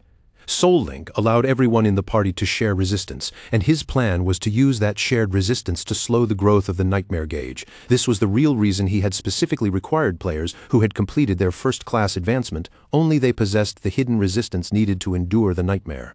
At that moment, the group finally understood how far ahead Shadow had planned. The battle officially began as the Hellflower launched its thorn-covered vines. They shot forward with terrifying speed, instantly wrapping around several players and trapping them in place. Shadow immediately warned the team that if anyone died or fell fully into the nightmare state, the boss would devour them and use their bodies to heal itself. He ordered everyone to focus on survival above all else and to revive any fallen teammate the moment they went down. Taking full command of the battlefield, Shadow explained that the boss had 36 million hit points divided across 3 phases. In this first phase, the flower controlled 6 vines, and he had already assigned a separate team to handle each one. Then Shadow singled out Anquan, assigning him to hold 1 vine alone. Anquan was briefly surprised by the responsibility, but when Shadow acknowledged his skill directly, he could not hide the pleased look on his face. The fight erupted immediately. The vines lashed out through the air with frightening speed, whipping across the battlefield like living blades. Anquan proved worthy of his reputation at once. He slipped past the attack with flawless movement, dodging perfectly before unleashing his skill, Moonshadow, straight against one of the vines. But Wang Meng and the Knights Templar guild leader were stunned when they saw the damage number appear, only -250. Their faces changed instantly as panic rose, and they wondered why the damage was so ridiculously low. Shadow then calmly revealed the crucial detail. During the first phase, the boss was protected by a shield that reduced damage by 90%. The team's hope sank immediately, and several players cried out in despair, asking how they were supposed to fight under conditions like that. Shadow ignored their panic and leaped high into the air. In the same movement, he activated Blessing of Release together with Instant Shadow Slash, sending a massive beam of blue energy crashing down into the boss. Even through the shield, the attack dealt a staggering 666,066 damage, and Shadow calmly remarked that this was the way they were going to fight. Without giving the boss any breathing room, Shadow followed with a throat-cut strike, landing another critical hit that blasted out more than 630,000 damage. The Knights Templar guild leader screamed in disbelief, completely unable to accept the damage he had just witnessed. Shadow then explained the real strategy. If the vines had no targets, the boss would release a large area attack powerful enough to wipe everyone out, so their job was not to deal damage, but to draw each vine's attention and survive. While Shadow handled all the attacks himself, reassured by his overwhelming power, the elites shouted that they understood and would obey. The Hellflower responded by unleashing its remaining vines, and the cave was suddenly filled with writhing thorns rushing in every direction. The raid team tightened their formation at once. Shields rose, weapons were drawn, and every player braced for the incoming assault. Shadow moved first, stepping straight into the path of the attack. With overwhelming force, he intercepted the first vine before it could crash into the team. Then he sprang into the air and unleashed a storm of rapid slashes. Blue arcs of energy flashed again and again as he tore through the vines one after another, shielding the team through sheer power alone. But Little Black had completely lost focus. Instead of watching her defense, she stared at Shadow with shining eyes, cheering about how handsome he looked and how unbelievable his damage was. That moment of distraction immediately cost her. A vine slipped past her guard from the side and wrapped tightly around her before she could react. Little Black was yanked off the ground and lifted into the air, kicking helplessly as she screamed for someone to save her. Shadow reacted instantly. In a blur, he appeared behind the vine, and with one clean slash of blue energy, he cut the thick thorny stem in half. As Little Black fell, Shadow caught her before she hit the ground, saving her life while delivering the final blow that destroyed the vine completely. With the first phase cleared, Shadow stood over the still recovering Little Black and scolded her with a stern voice. He warned her that if she kept daydreaming like that, she would die the next time.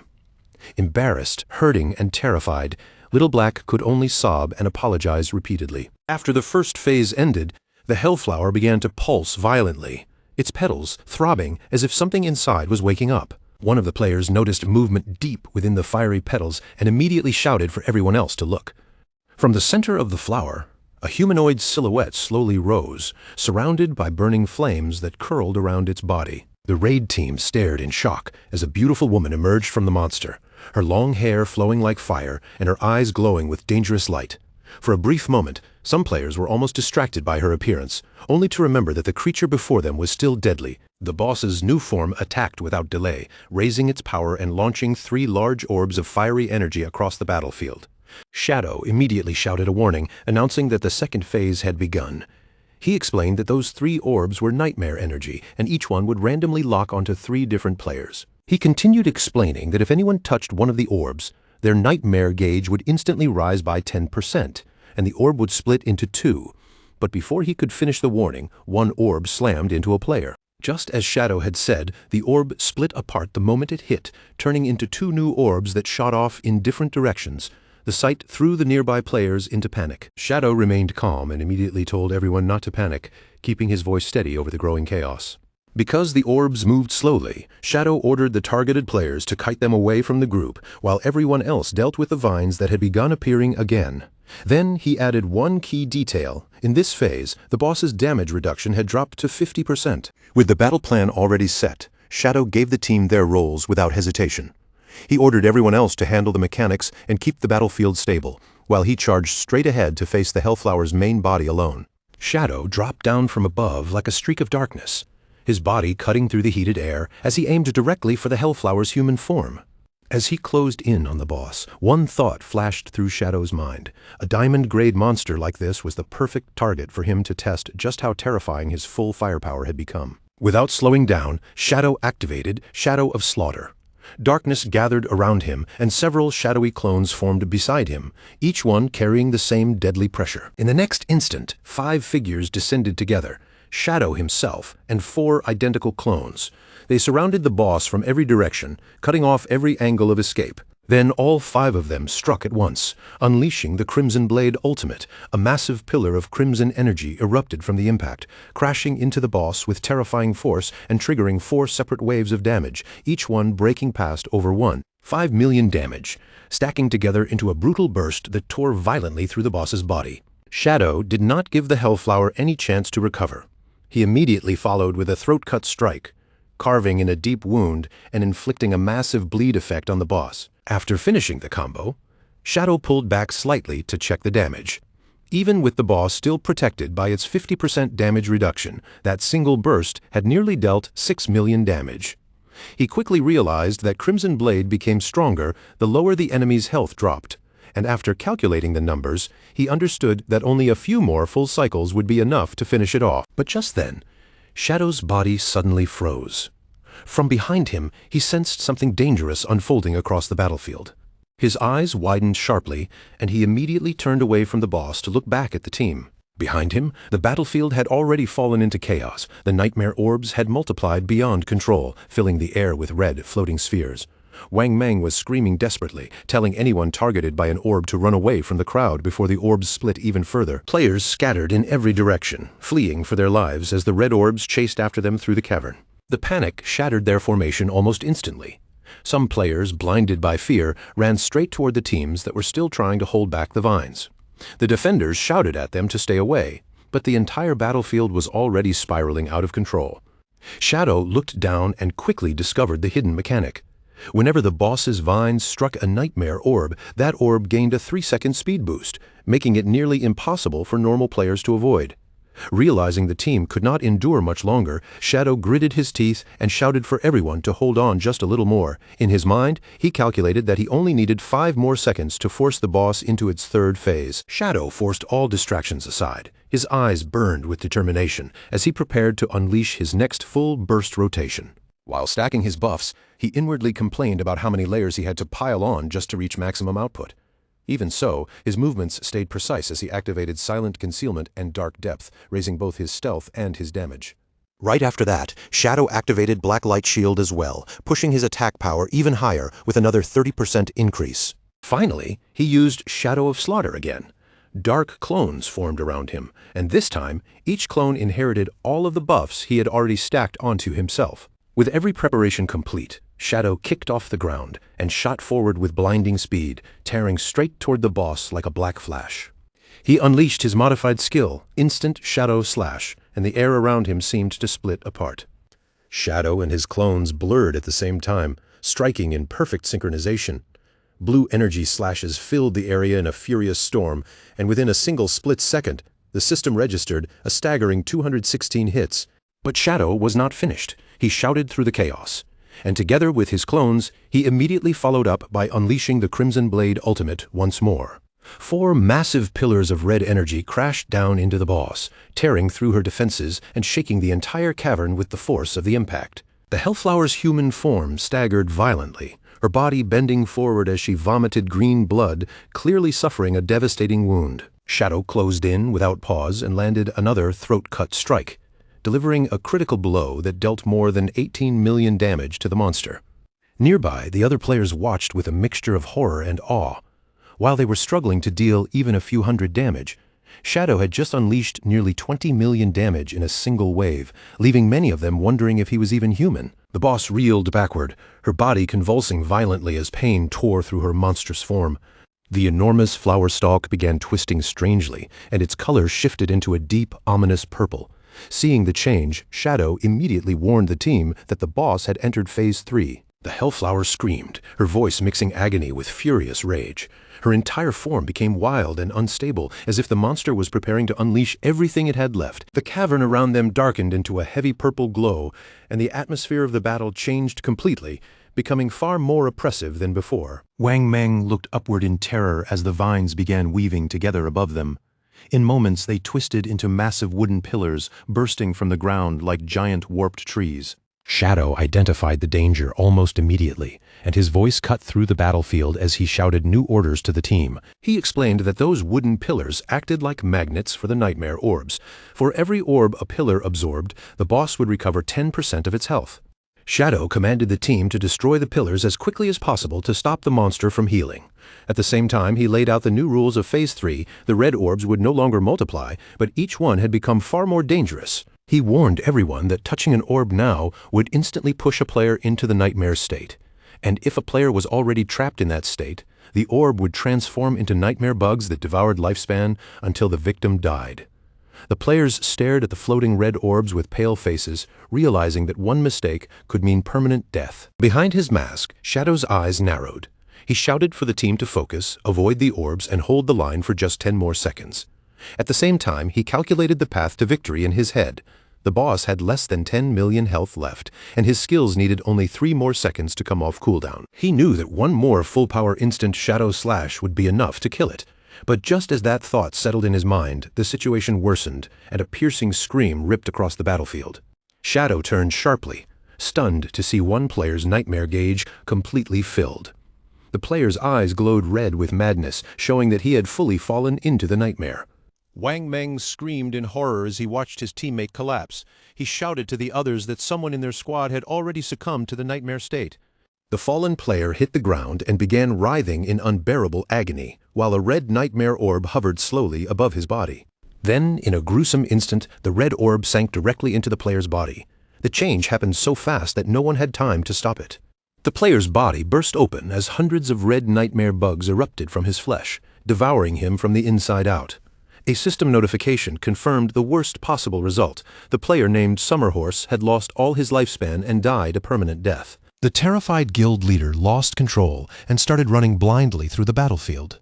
Wang Meng shouted at him to stop moving recklessly, but fear had already taken over his mind. By the time Wang Meng realized what was happening, it was already too late. The guild leader had accidentally led one of the orbs straight toward a wooden pillar. As the pillar's vines reached out and snatched the orb, the guild leader could only apologize helplessly. The wooden pillar absorbed the orb at once, sending a surge of energy back into the boss. The Hellflower instantly regenerated a massive 3.6 million health for each orb it absorbed, and Shadow could only watch as the boss's health began climbing again. At that moment, Shadow realized the entire situation was slipping beyond his control. Everyone's nightmare gauge was already reaching its limit, and this was now his final chance to end the fight. He grimly calculated that if the boss recovered more than 20 million health, even his remaining damage would not be enough to kill it. Sweat ran down Shadow's face as his eyes locked onto his interface, measuring every second left. Across the chaotic battlefield, players screamed and stumbled in every direction, desperately trying to dodge the red orbs that threatened them with permanent death. The team assigned to destroy the pillars was finally cracking under the pressure. Their voices shook as they shouted that they could not hold on much longer while their nightmare gauges climbed closer and closer to the critical limit. Shadow watched the battlefield collapse further into chaos, his expression turning colder with every second. If things kept going like this, the entire team would be wiped out before he could finish the boss. He knew very well that he still had one way out. With the phasing effect of his boots, he could escape the sealed battlefield by himself. But the moment that thought appeared, he hesitated, because if he left now, everyone else trapped here would be doomed. Then, right in the middle of the chaos, a sword suddenly rose into the air. Wang Meng stepped forward with a determined look and activated Holy Barrier, wrapping himself in a divine glow that granted him 7 seconds of complete invincibility. With his eyes shining fiercely, Wang Meng shouted for Shadow to ignore everything else and focus only on dealing damage to the boss. He promised that he would take care of the defense himself. Shadow was visibly startled by the tank's sudden resolve. For a moment, even he questioned what Wang Meng was planning to do. Wang Meng did not hesitate at all. He activated Speed Blessing, lowered his body, and charged straight into the field of deadly red orbs. Little Black stared in shock as Wang Meng used his invincible body to crash directly into the orbs, taking them head-on so they could not reach the pillars and heal the boss. Captain An Yu screamed at Wang Meng, warning him that he was acting far too recklessly. She shouted that even though Holy Barrier could block the damage, it could not stop his nightmare gauge from rising. Once his invincibility ended, the nightmare bugs would devour him instantly. Wang Meng only smiled with an unexpectedly calm expression. He said he already understood the price, but someone had to do it, because this was the only way they had left to win. As he rushed closer and closer towards certain death, Wang Meng declared that he believed in Shadow completely and trusted him to lead everyone to victory. Captain An Yu's eyes hardened, and in that desperate moment, she chose to accept Wang Meng's plan. She activated Symbiotic Dragon Spirit, and a massive blue dragon appeared beside her, its body surging with power, while its life force connected directly to her own. With one sharp swing of her sword, Captain An Yu commanded the blue dragon to charge forward and devour the deadly nightmare orbs. Because her life was linked to the dragon, the corruption struck her body instantly.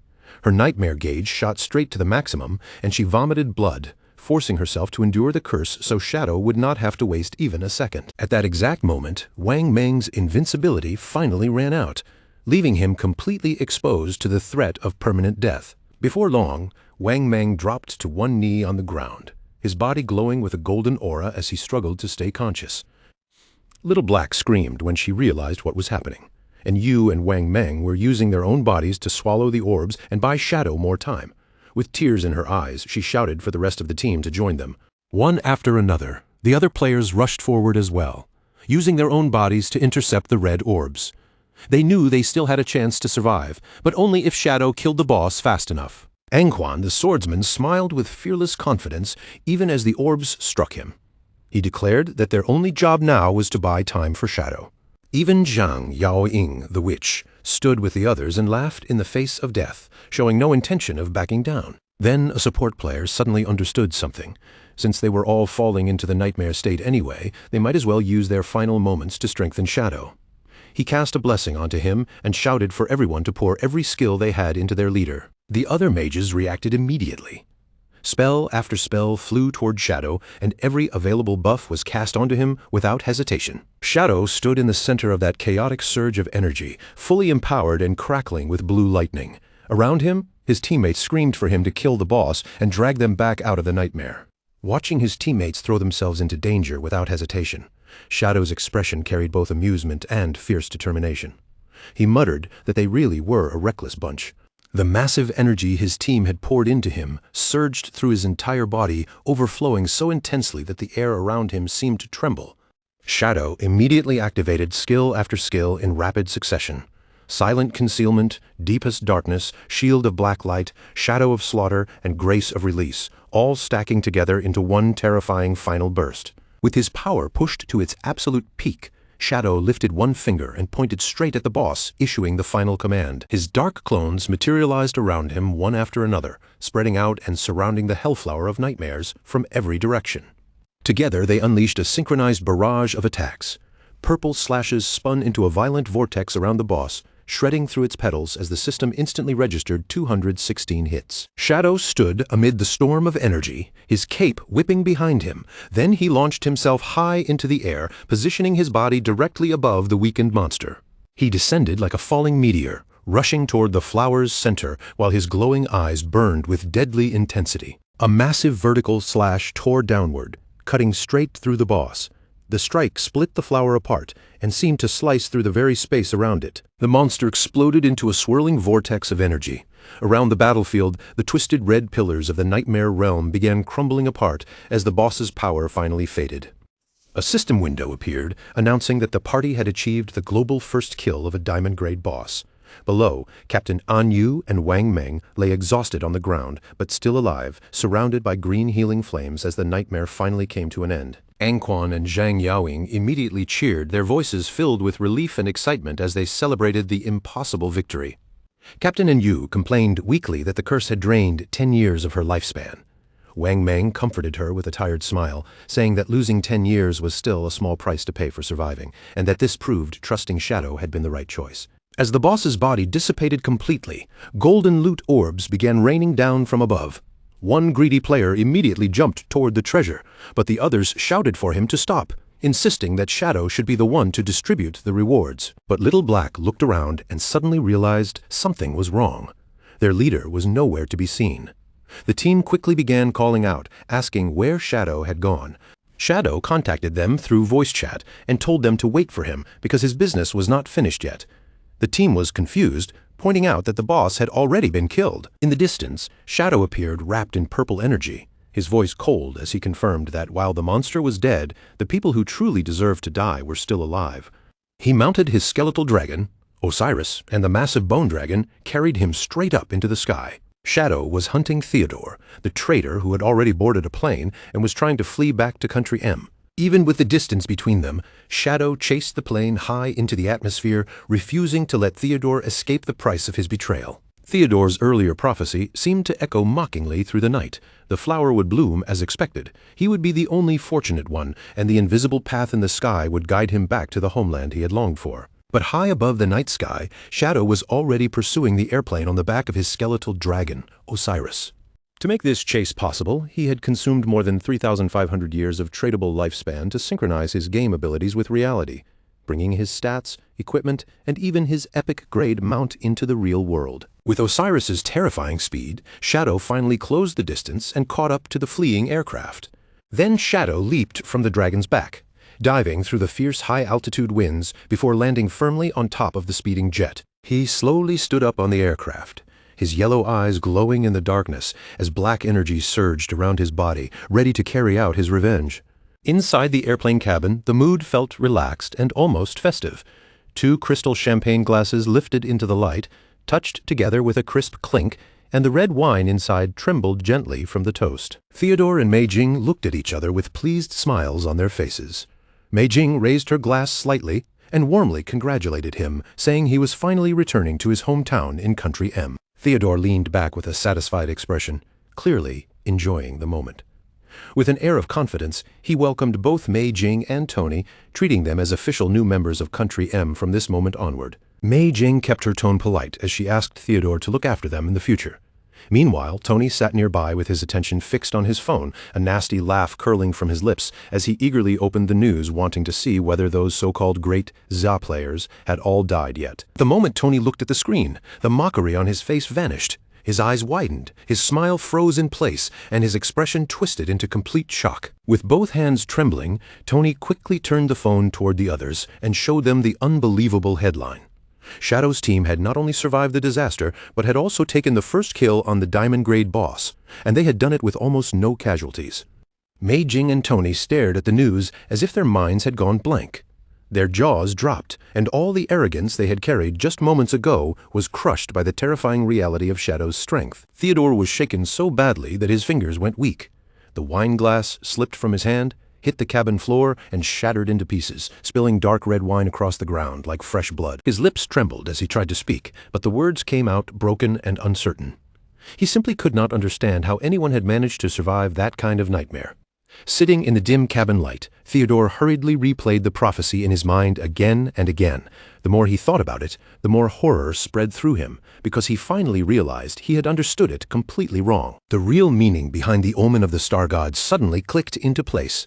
The pitiful people mentioned in the prophecy were never Shadow's team at all. They were his own subordinates. His gaze slowly moved toward Tony and Mei Jing, and an icy chill crawled up his back as the final line became clear. You are the only lucky one. If Theodore was truly the only one meant to survive, then the 2 people in front of him had already been marked for death, as if his fear had called the nightmare into existence. Theodore's eyes drifted past them toward the airplane window. There, beyond the glass, Shadow's masked face appeared in the darkness, his glowing yellow eyes staring straight at Theodore from outside the plane. Theodore instantly screamed. His face turned pale as he lifted a trembling finger toward the window and shouted that Shadow was outside the aircraft. Tony, completely confused by his boss's sudden breakdown, leaned forward and pressed his face close to the glass to check. After looking outside, he turned back with a puzzled expression and said there was nothing there but the empty sky, not realizing that death was already hovering only inches away. Theodore lowered his gaze to his phone with pure terror in his eyes. His voice shook as he confirmed to his panicking subordinates that Shadow had really tracked them all the way here. Tony finally pieced the situation together, and his face changed drastically. He screamed that Shadow must have extracted the skeletal dragon into the real world. Theodore understood exactly what that meant. Bringing an epic-grade mount out of the game would require more than 1,000 years of lifespan, an almost unimaginable price. Hearing this, Mei Jing completely broke down, tears spilling from her eyes as she became convinced that they were finished. But Theodore forced himself to calm down and think clearly. He quickly pointed out that this was still a civilian flight, and the cabin was filled with ordinary passengers. He reasoned that if Shadow tried to force his way inside, the entire plane would be destroyed, and every innocent passenger on board would die with them. Clinging to that thought, Theodore regained a trace of confidence and declared that Shadow would never dare kill so many civilians, which meant they were safe at least until the plane landed. Then Theodore revealed the card he still had hidden up his sleeve. He had already contacted reinforcements in advance. At the airport in Country M, a group of elite-powered individuals had already begun gathering. On the ground below, a cybernetic soldier received the message that Shadow was on his way. The elites immediately entered combat readiness. Among them were a white-haired woman and a hooded figure, both preparing themselves for the battle that was about to come. 2 other agents quickly confirmed that the mission had changed. Their focus was no longer routine protection, but direct interception. Above the airport, a massive magic circle lit up the night sky, spreading an ominous glow over the runway. Their objective was clear. The moment Shadow landed, they would kill him on sight. High above the clouds, Theodore convinced himself that all they had to do now was wait. He comforted Mei Jing and Tony, telling them that Country M would never abandon its own citizens. Mei Jing, finally finding a little hope, thanked him with relief, while Tony immediately swore their loyalty, neither of them realizing that their sense of safety was nothing more than an illusion. Deep down, Theodore's thoughts revealed just how ruthless he truly was. Even while keeping a calm expression in front of them, he already believed Tony and Mei Jing were destined to die, and that he alone was the lucky one meant to survive. He quietly began planning his own escape. He remembered the special cards he had previously handed out to informants, and decided he could give one to someone on the plane. Then, if danger came close, he could activate his Dark Star boundary skill and swap places with that person, using them as a shield to guarantee his own survival. With that plan in mind, Theodore stood up from his seat and walked down the aisle, his eyes scanning the passengers one by one as he searched for the perfect scapegoat. He finally stopped beside a young man wearing red headphones. The young man looked up in confusion as Theodore greeted him with a seemingly friendly expression. Theodore held out a golden card and lied smoothly, claiming it could grant the passenger powerful buffs. But just as he extended his hand, a violent burst of black energy erupted from the shadows beside them. The young man screamed in terror. Theodore's eyes widened as he watched in shock because his own subordinates were dying right in front of him. The cabin instantly descended into chaos as terrified passengers cried out and recoiled in fear. From the bloody necks of the victims, glowing red hellflowers like spider lilies bloomed eerily, marking the work of some terrifying skill. Theodore stood frozen in place, cold sweat pouring down his face. In that moment, he understood with horror that Shadow was already inside. He looked back toward the seats and saw that Tony and Mei Jing's corpses had already disappeared. All that remained were dark bloodstains and those strange red flowers blooming where death had passed. Driven by raw survival instinct, Theodore told himself he could not hesitate any longer. Even if the mission had failed completely, staying alive mattered more than anything. So he prepared to activate Dark Star Boundary and escape. But before he could trigger the teleportation, a sharp sound sliced through the air. Theodore froze on the spot as blood suddenly filled his vision. His right arm, the very arm holding the escape card, had been severed cleanly at the wrist. Theodore let out a miserable scream as his severed hand flew upward through the cabin. As the hand dropped back down, Shadow reached out and caught it with terrifying calm. He was standing directly behind the trembling traitor, holding the severed limb as if it were nothing. With his yellow eyes glowing beneath the mask, Shadow mocked Theodore and assured him that he would indeed return to Country M. Then he spoke of the great Zia philosophy, saying that fallen leaves must return to their roots, making it clear that Theodore's corpse would be sent back home instead. Shadow's gaze grew even colder. He leaned closer to the mutilated man and told him that before he died, there was still one message he needed to deliver. At last, the true horror hidden inside Theodore's prophecy was revealed. In a dark room far away, Chu, Kunshan, and Zuma lay lifeless on a bed, their bodies having paid the fatal price after being dragged into the nightmare zone. Around their corpses, ethereal red spider lilies bloomed in silence, as if mocking Theodore's arrogant belief that he was the only lucky one. Back on the airplane, Shadow delivered the final blow without hesitation. His hand pierced straight into Theodore's chest and violently tore out his still-beating heart. Theodore's face froze in shock as he stared at Shadow. Unable to process the massive bloody hole now opened in his chest, in the most brutal way possible, his prophecy had finally come true. Killed instantly, Theodore's body lost all strength. He dropped to his knees in the aisle, then collapsed face first onto the floor of the aircraft. A terrified man nearby watched with shaking eyes as Theodore's blood spread unnaturally across the cabin floor. The blood slowly formed Shadow's final warning to his enemies. Fallen leaves must return to their roots. Outside the cabin, the airplane continued flying smoothly through the dark night sky as if nothing had happened within its walls.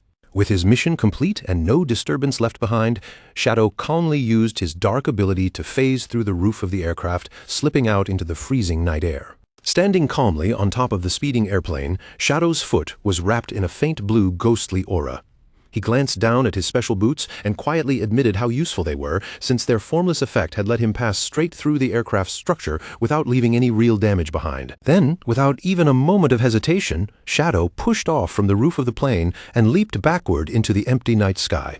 His body dropped through the air in a clean free fall, but there was no panic in his movements at all. A moment later, he landed with perfect precision on the back of his enormous skeletal dragon, Osiris. With Shadow now mounted on Osiris, the massive skeletal dragon turned away from the jet and plunged downward, the two of them disappearing deeper into the dark night below. Meanwhile, the airplane continued toward the brilliant cityscape of Country M below. The advanced metropolis glowed with countless lights as the aircraft prepared to begin its final descent. None of the passengers had any idea that a massive military operation was already waiting for them on the ground.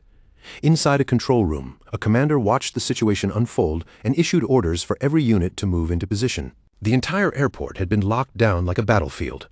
Magical barriers had already been raised, anti-stealth fields were fully activated, and terrifying magical attacks were being charged, all waiting for the aircraft to descend into their range. The instant the plane's landing gear touched the tarmac, the forces stationed around the airport were already prepared to enter combat. In the shadows around the runway, cloaked assassins, snipers, and heavily shielded knights waited in silence. Every one of them had received the same strict order: annihilate Shadow, no matter the cost. Inside the cabin, the ordinary passengers remained completely unaware of the deadly trap outside. The young man wearing headphones looked out the window and naively wondered if Country M always welcomed arrivals with such an intense display. Once the plane finished docking, the cabin doors opened, and an agent immediately stepped inside to inspect the aircraft. But as he and his partner looked down the aisle, the determination on their faces vanished, their eyes widened, and shock took over their expressions. Theodore's corpse was lying on the cabin floor. The agents quickly reported back in panic that he was already dead, and they also mentioned the terrifying message that had been left behind in his own blood. The leader of the ambush force, a dark-haired man with glowing red eyes, stared furiously at the bloody message. It warned that anyone who offended Great Jaya would be hunted down, and the moment he read it, he knew this was Shadow's work. Shadow had already made his move before they could even begin. Desperate to locate their target, a masked ninja agent turned to a nearby witch and asked whether the anti-stealth barriers had detected anything, assuming Shadow might still be hidden inside the plane. The witch checked her magic carefully, but then confirmed that no invisible entity had been picked up at all. The leader's expression darkened as he processed the result. Their anti-stealth barrier was already at level 20, which led him to a terrifying conclusion. Shadow's stealth ability had to be even higher than that, allowing him to slip past their trap without leaving a trace. Even though innocent civilians were still inside the aircraft, the white-haired mage commander declared that the threat level had reached S-class and ordered every unit to open fire. A masked subordinate hesitated, reminding him that passengers were still on board. But the commander slammed his staff down in anger and demanded absolute obedience. He insisted that Shadow was still inside the plane and ordered them to launch an immediate full-power assault. In the next instant, the airport terminal erupted with a massive barrage of magical projectiles and laser-like attacks, all firing toward the plane at once. Inside the aircraft, the young man with the headphones and another passenger looked out the window in horror. Only then did they realize that the plane itself had become the target. The devastating magical strike streaked across the tarmac, tearing through the air as it rushed toward the defenseless airliner. Finally, an enormous sun-like spell descended from above. The blazing magic crashed down and erupted into a massive fiery explosion, completely obliterating the airplane in an instant. As the flames roared over the wreckage, a scout quickly reported that the life detection barrier no longer sensed any living beings inside the smoking remains. The red-eyed ambush leader stood silently before the inferno, watching the burning wreckage without a word. Soon, a bald, muscular man and another official approached him from behind. The bald man confronted the leader angrily, warning him that Great Jia would never ignore the open slaughter of their civilians. After this, flights between the two countries would almost certainly be suspended. Throwing his arms up in frustration, the bald man complained that his long-term plan had been completely ruined. He had intended to use civilian flights to secretly smuggle spies into Great Jaya, but now that route was destroyed, making it even harder to stop their enemy. The leader slowly turned and fixed the bald man with a cold glare. He called him a coward and questioned how they could ever hope to fight a nation protected by Shadow if they did not even have the resolve to be ruthless. His red eye glowed even more fiercely as he emphasized one brutal truth. In this world, death was permanent. Standing before the towering wall of flames, the red-eyed leader justified everything he had done. If Shadow had truly been on that plane, then this would have been the perfect chance to kill him. In his eyes, even the smallest possibility of eliminating Shadow was worth sacrificing the entire aircraft and everyone inside it. The tension among the Country M forces finally boiled over. The bald man glared at the leader with open fury, confronting him directly and declaring that he had never trusted him from the beginning. Then he ordered the man to shut up, insulting him as a half-breed who carried Great Ja blood in his veins. Before the bald man could even react, the red-eyed leader moved with blinding speed and smashed a brutal punch straight into his face. The force behind the blow was terrifying. The large, muscular man was sent flying backward through the air like a broken puppet. Wrapped in crackling golden energy, the red-eyed leader finally exposed the hatred buried inside him. He declared that he despised the Great Ja bloodline in his body, calling it a curse that had brought him endless despair. But he still insisted that his loyalty to Country M was absolute. After that violent confrontation, the focus shifted to the retrieval of their fallen comrade. Two agents, including the white-haired mage commander, approached the red-eyed leader while carrying Theodore's lifeless and mutilated body. Without any ceremony or gentleness, they dropped Theodore's corpse onto the floor in front of him. The red-eyed leader slowly knelt beside Theodore's body as a mysterious purple and golden aura began swirling around him. He told the dead man to rest in peace, calling him a hero of Country M and promising that he would be returned to his hometown for burial. When the red-eyed leader stood again, his terrifying hidden power was finally revealed.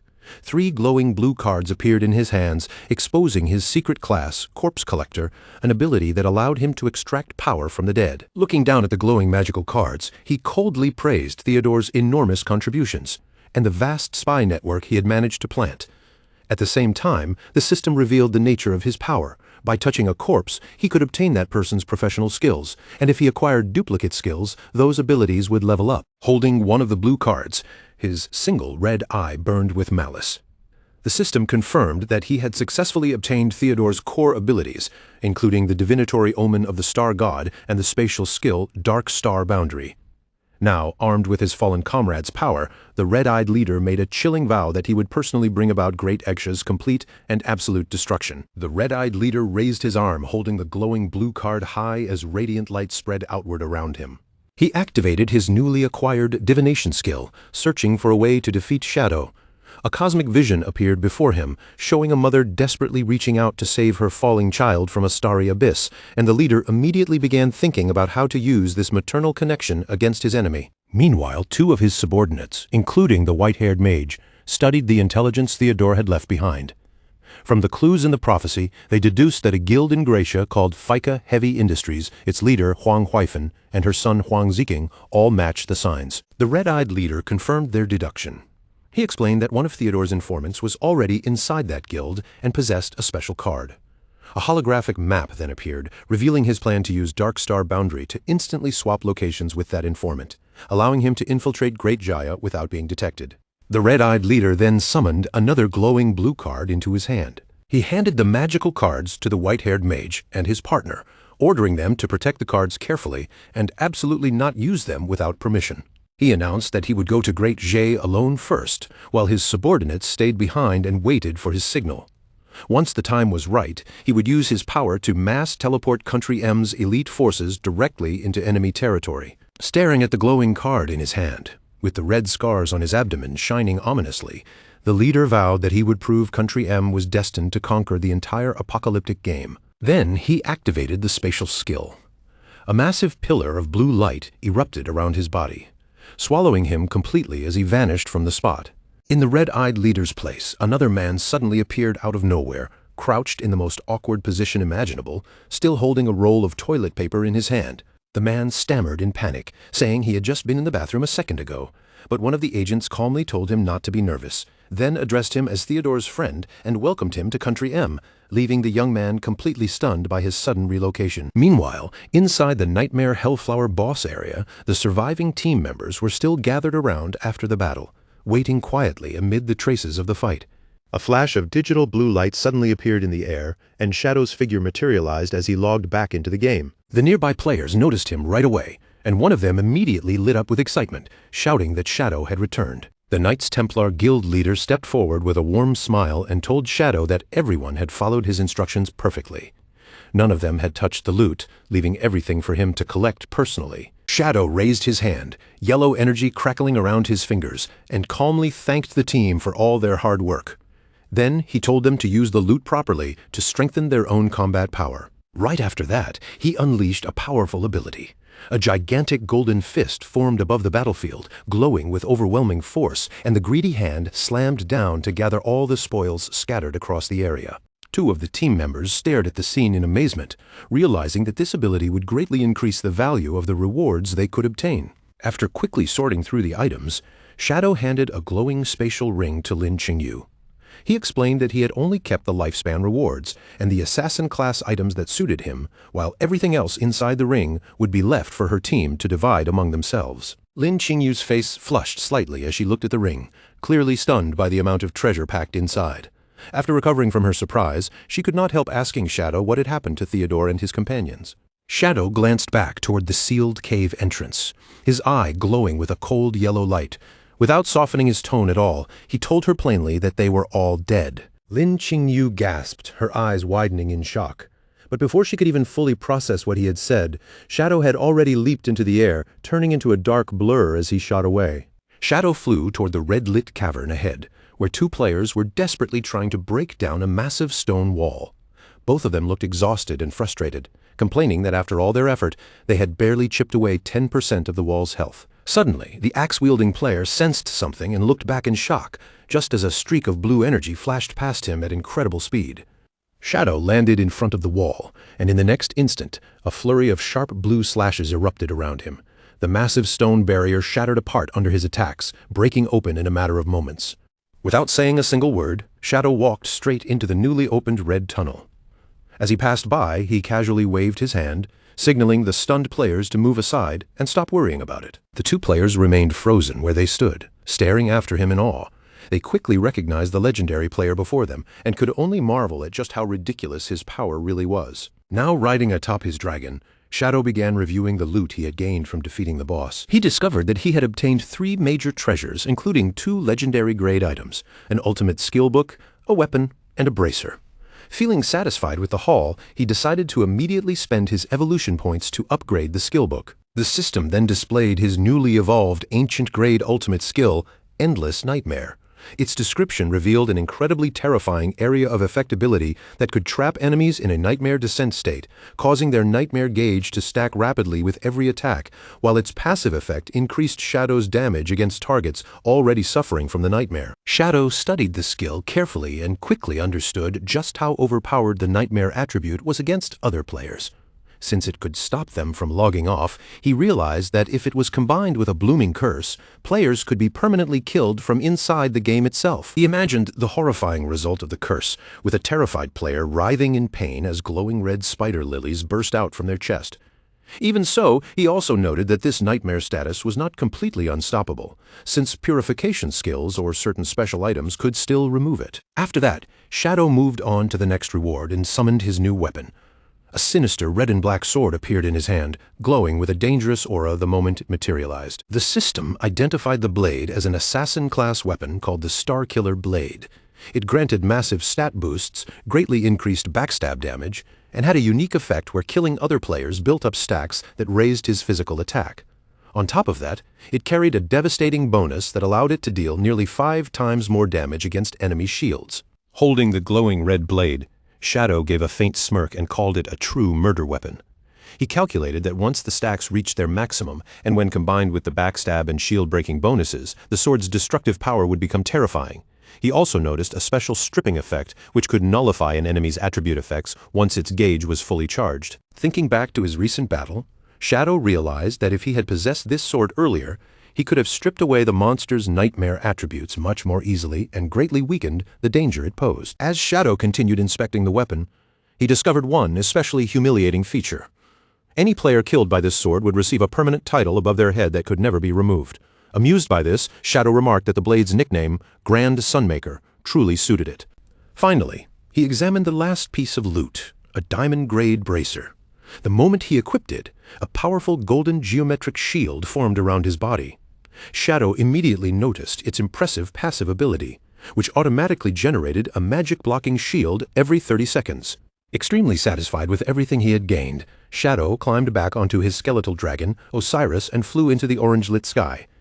He calculated that Fike Heavy Industries Guild should still be holding the remaining 800 years of lifespan they owed him, so his next destination would be the Magic Leaning Tower hideout to collect that debt. As he soared above the ruined cityscape, Shadow also planned his next step. He intended to grind his level up to 25, then use the Summoning Bell item to take on a new trial. A few days earlier, in a desolate, corrupted village that had already been reduced to ruins, a group of players suddenly found themselves caught in a brutal ambush. 2 players were violently pierced straight through the chest by sharp, bloody tentacles. Their bodies jolted from the impact, and agonized screams tore from their throats. The source of the attack was a horrifying floating monstrosity with glowing orange eyes, a level 18 emerald-grade boss. The surviving players were instantly overwhelmed by the high-level monster, and panic spread through them as they shouted for everyone to run. But then a hand, wrapped in intense purple flames, suddenly stepped in and stopped the monster with ease. A commanding voice rang out, ordering the terrified players not to panic and to hold their formation. The figure who appeared was Huang Ziqing, covered in a black cloak and surrounded by swirling purple abyssal energy. With absolute confidence, he declared that he would control the boss and ordered the team to attack, promising that victory was already within reach. However, the party members shouted back at him, telling him to run while he still could. They reminded him that this was an emerald-grade boss and mocked him for acting as if he had the same kind of strength as Shadow. Huang Ziqing remained completely unfazed. A sinister smirk spread across his face as his eyes lit up with a dark purple glow, and he told them to watch closely and witness the true power of the abyss. The party could only stare in shock as the dark aura around Huang Ziqing suddenly exploded outward. He released a massive wave of purple magic, and the ground beneath them began to rot and twist into an abyssal mire. As the dark power spread across the battlefield, he arrogantly declared that while Shadow merely hid in the dark, he was the one who represented the true overwhelming darkness of the abyss. Huang Ziqing stood with both arms raised high, causing a huge eruption of crackling purple abyssal energy to burst up from the ground around him. That dark magic rapidly formed into an abyssal mire, swallowing the terrifying multi-eyed monster, completely and severely restricting its movements. Seeing that the boss monster had been immobilized by his dark magic, Huang Ziqing urgently shouted for his party to stop hesitating and start dealing damage while they still had the chance. Huang Huifan quickly stepped in to take command. Raising her staff, she ordered everyone to focus their attacks on the trapped boss at once. The party members immediately launched a coordinated barrage of colorful magic spells and projectiles, sending them crashing toward the helpless creature from every direction. The combined magical attacks slammed into the boss one after another, carving away significant chunks of its health, and finally giving the team a glimpse of hope. 2 of the party members briefly celebrated the massive damage they had dealt, but their relief lasted only a moment because one of them suddenly noticed that something about the boss was changing. The boss broke free from the abyssal mire and floated upward into the air. Intense blue energy gathered around its body as it entered its second phase and prepared to unleash a devastating ultimate attack. Panic seized the entire team. A hooded player frantically shouted for everyone to activate defensive barriers against the incoming area attack, while another armored player turned and fled, screaming that barriers would be useless against it. And just as the boss was about to release its attack, the battlefield seemed to freeze under the pressure of the incoming blast. At that critical instant, a hand wrapped in dark energy suddenly appeared on the battlefield. Glowing purple chains burst out around the monster and snapped tightly over its body, binding it in place and cutting off its ultimate skill before it could fully release. Huang Huifan and the hooded player stared at the scene in complete confusion. Neither of them could believe that such a powerful attack from the boss had been stopped so casually, as if it had never been a threat at all. Then Huang Ziqing's cold voice echoed across the battlefield. His tone was full of contempt as he insulted the entire party, calling them nothing but a useless pile of trash. Huang Ziqing's eyes burned with a cruel purple light as he pointed directly at his mother. He mocked her for bringing along a group of cowards who only knew how to run away, completely ignoring the fact that as long as he was there, their victory was already guaranteed. Huang Ziqing burst into a manic laugh as the dark aura around him flared even stronger. He declared that he would forcibly awaken their true potential and let them witness the terrifying reality of FICA Heavy Industries. Then he raised one hand high, his entire arm swallowed by swirling purple energy. Suddenly, ominous red flames began appearing around the confused party members. Huang Huifan was caught completely off guard as the strange fire spread toward the others as well. The dark skill was revealed to be Abyssal Sacrifice. A terrifying demonic face emerged within the corrupted magic as the spell forcefully seized control of the party members. They screamed in agony while their eyes lit up with a sinister red glow. This horrific curse from the abyss drained the player's lifespan to temporarily increase their attributes by 99%, throwing them into a berserk frenzy as they charged straight toward the boss. Under the power of that dark buff, the team no longer retreated. They planted their feet, held their ground, and began chanting in rhythm. In one coordinated burst, they unleashed a storm of spells, sending torrents of elemental energy crashing down onto the chained monster. Their combined overpowered assault detonated across the battlefield in a massive, fiery explosion. The blast shook the surrounding ruins and tore through nearby structures, filling the area with heat, smoke, and flying debris. When the smoke finally started to clear, the boss monster's body could no longer hold together. It broke apart piece by piece, dissolving into countless particles of golden light. At the same time, a system notification appeared, confirming that FICA Heavy Industries had successfully defeated its first Emerald-grade boss. The surviving party members immediately erupted into wild cheers. Some threw their heads back and screamed in excitement, celebrating the guild's huge achievement and treating Huang Ziqing like the unquestioned hero of the battle. The excited guild members began chanting Huang Ziqing's name again and again, then triumphantly lifted him up and tossed him into the air. From a short distance away, his mother watched the celebration in silence. After the excitement finally settled down, Huang Heifan ordered the rest of the group to divide the loot. Then, with a stern look, she told Huang Ziqing to come with her, while his cousin stood nearby beside them. Following his mother's command, Huang Ziqing left the main group with Huang Heifan and his cousin. The three of them walked into the secluded ruins of an abandoned building, away from the noise of the others. Once they were alone, Huang Heifan turned to face her son. Her eyes glowed with a sharp, suspicious purple light as she demanded, in a serious voice, that he tell her the truth about where those strange skills had come from. Huang Ziqing immediately grew annoyed by her questioning. He complained that he had just won them an incredible victory, yet she was treating him as if he had done something wrong. But Huang Heifan did not back down and continued demanding an answer. Huang Ziqing clicked his tongue defensively and avoided looking directly at her. In a cold tone, he claimed that he had obtained those dark abilities as a reward after defeating a powerful boss. Huang Heifan stared at him with intense scrutiny, clearly not believing a single word. Then she bluntly called him a liar, leaving Huang Ziqing to turn his face away in guilty silence. Huang Heifan's eyes glowed even brighter as she continued pressing him. She pointed out that Huang Ziqing was a mage, yet those dark abilities did not resemble ordinary mage skills at all. Then she revealed the terrifying cost of his spell. Although they had defeated the boss, his skill had instantly consumed 300 years of the guild's collective lifespan. Huang Heifan kept pushing him, reminding him that the lost lifespan had been saved to repay their enormous debt to Shadow. The price was simply far too heavy, so she demanded a complete explanation. Overwhelmed and irritated, Huang Ziqing covered his face and snapped at her to stop talking. Furious, Huang Ziqing finally lashed out. He shouted that he had achieved a massive victory, yet she was interrogating him like a criminal. His resentment toward her obsession with Shadow burst out all at once, and he declared that he would never become a submissive dog like her. He was sick of her cowardice, and he refused to let her control him any longer. Turning his back on her, Huang Ziqing arrogantly vowed that he would kill Shadow himself. He claimed he would lead FICA Heavy Industries to become the #1 guild in Great Xia. Huang Heifan desperately shouted for him to stop, warning that he was still too young to understand the cruel rules of survival in this apocalyptic world. His cousin stepped forward with tears streaming down her face. She gently placed a hand on Huang Ziqing's shoulder and pleaded for him to calm down, saying his mother was only acting for his own good. Huang Ziqing slowly turned his head toward her, his single eye glowing with purple malice. Huang Ziqing softly repeated those words, "For my own good," as his dark glare hardened. In that moment, the look in his eyes shifted into pure murderous intent. In a sudden burst of violent rage, Huang Ziqing spun around and punched the girl brutally in the face. The force twisted her neck in a sickening motion as he screamed, demanding to know why his mother had forced him together with such an ugly woman if she truly wanted what was best for him. The girl collapsed lifelessly onto the dirt path. Huang Heifan stared in absolute shock and horror, reaching out helplessly as she screamed at Huang Ziqing and demanded to know what he had just done. Standing over the girl's lifeless body, Huang Ziqing watched coldly as Xiao Hui dissolved into glowing golden particles. The system confirmed that he had killed her, and Huang Ziqing released a chilling sigh of satisfaction. A thin layer of sweat appeared on his face, but his resolve did not waver.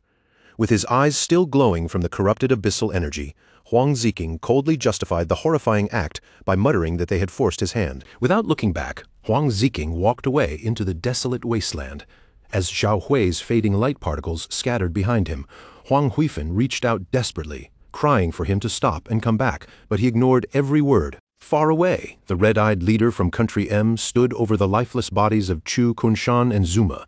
His scarred hand crackled with dark red lightning as he slowly reached toward their corpses. Using the grim abilities of his class, he extracted the lingering skills from their dead bodies. With a cold expression, he praised the powers he had obtained and told his fallen subordinates to rest in peace. 3 days later, at the FICA Heavy Industries base inside the Magic Leaning Tower hideout, an armored guard with a buzz cut stood at his post. He yawned casually, clearly bored out of his mind from guard duty. But in the next moment, that bored expression vanished completely. A huge shadow suddenly fell over the area, and the guard looked up in confusion and shock. The colossal skeletal dragon, Osiris, descended rapidly from the sky, surrounded by swirling purple energy as its massive form pressed down over the base. The guard screamed in panic, mistaking the arrival for an attack from a giant dragon boss. Chaos instantly spread among the nearby guild members. One shouted for everyone to prepare for battle, while a cloaked member frantically yelled for them to drop their weapons and run. Amid the dark aura, Shadow stood calmly with glowing yellow eyes and told the panicking crowd to relax. He revealed his identity and demanded that they bring out their guild leader, Huang Hufen, announcing that he had come to collect the 800 years of lifespan they owed him. Once the terrified cloaked member realized that the legendary Shadow was the one riding the dragon, he immediately dropped to his knees in submission. Trembling, he apologized nervously and explained that Shadow had arrived at a bad time because the guild leader was absent, which made Shadow feel confused since they had already arranged an appointment. Still kneeling and shaking, the guild member explained that 2 days ago, Huang Hufen and her son had gotten into a serious argument. Ever since that conflict, neither of them had logged back into the game, leaving the rest of the guild with no idea what had happened. The frightened guild member repeated that their guild leader and her son had a severe conflict several days earlier, and since then, both of them had vanished from the game entirely. Shadow quietly thought over the situation. Knowing that Huang Hufen usually kept her promises, he concluded that something serious and unavoidable must have happened in the real world for her to miss their appointment. Just then, Shadow suddenly received a system notification from one of his contacts, alerting him to an urgent bounty mission with an extremely high reward. The message explained that the remaining members of the hunted Black Dragon Guild had escaped to the southern region of Nanyue. According to the contact, players in Nanyue were usually relaxed and preferred a slower pace. However, after the fleeing remnants merged with their main headquarters in that region, they unleashed an overwhelming force that the locals could no longer contain. The violence had completely overturned the Nanyue region, forcing the local officials to send out a distress signal and ask Shadow for help against the purple dragon magic destroying their city. Shadow weighed the situation for a moment, then accepted the mission, noting that he had never visited Nanyue before. Relying on the memories from his past life, Shadow knew that Huang Hufen would eventually lead FICA Heavy Industries into becoming a top guild. Because of that, he believed she was not in immediate fatal danger. He instructed the guard to notify him the moment she logged back in, so he could return to settle the matter. Shadow climbed back onto his massive skeletal dragon, Osiris, and soared into the sky. He messaged his contact that he would arrive in Nanyue within an hour, leaving the contact stunned because that time frame meant his dragon could fly at supersonic speed.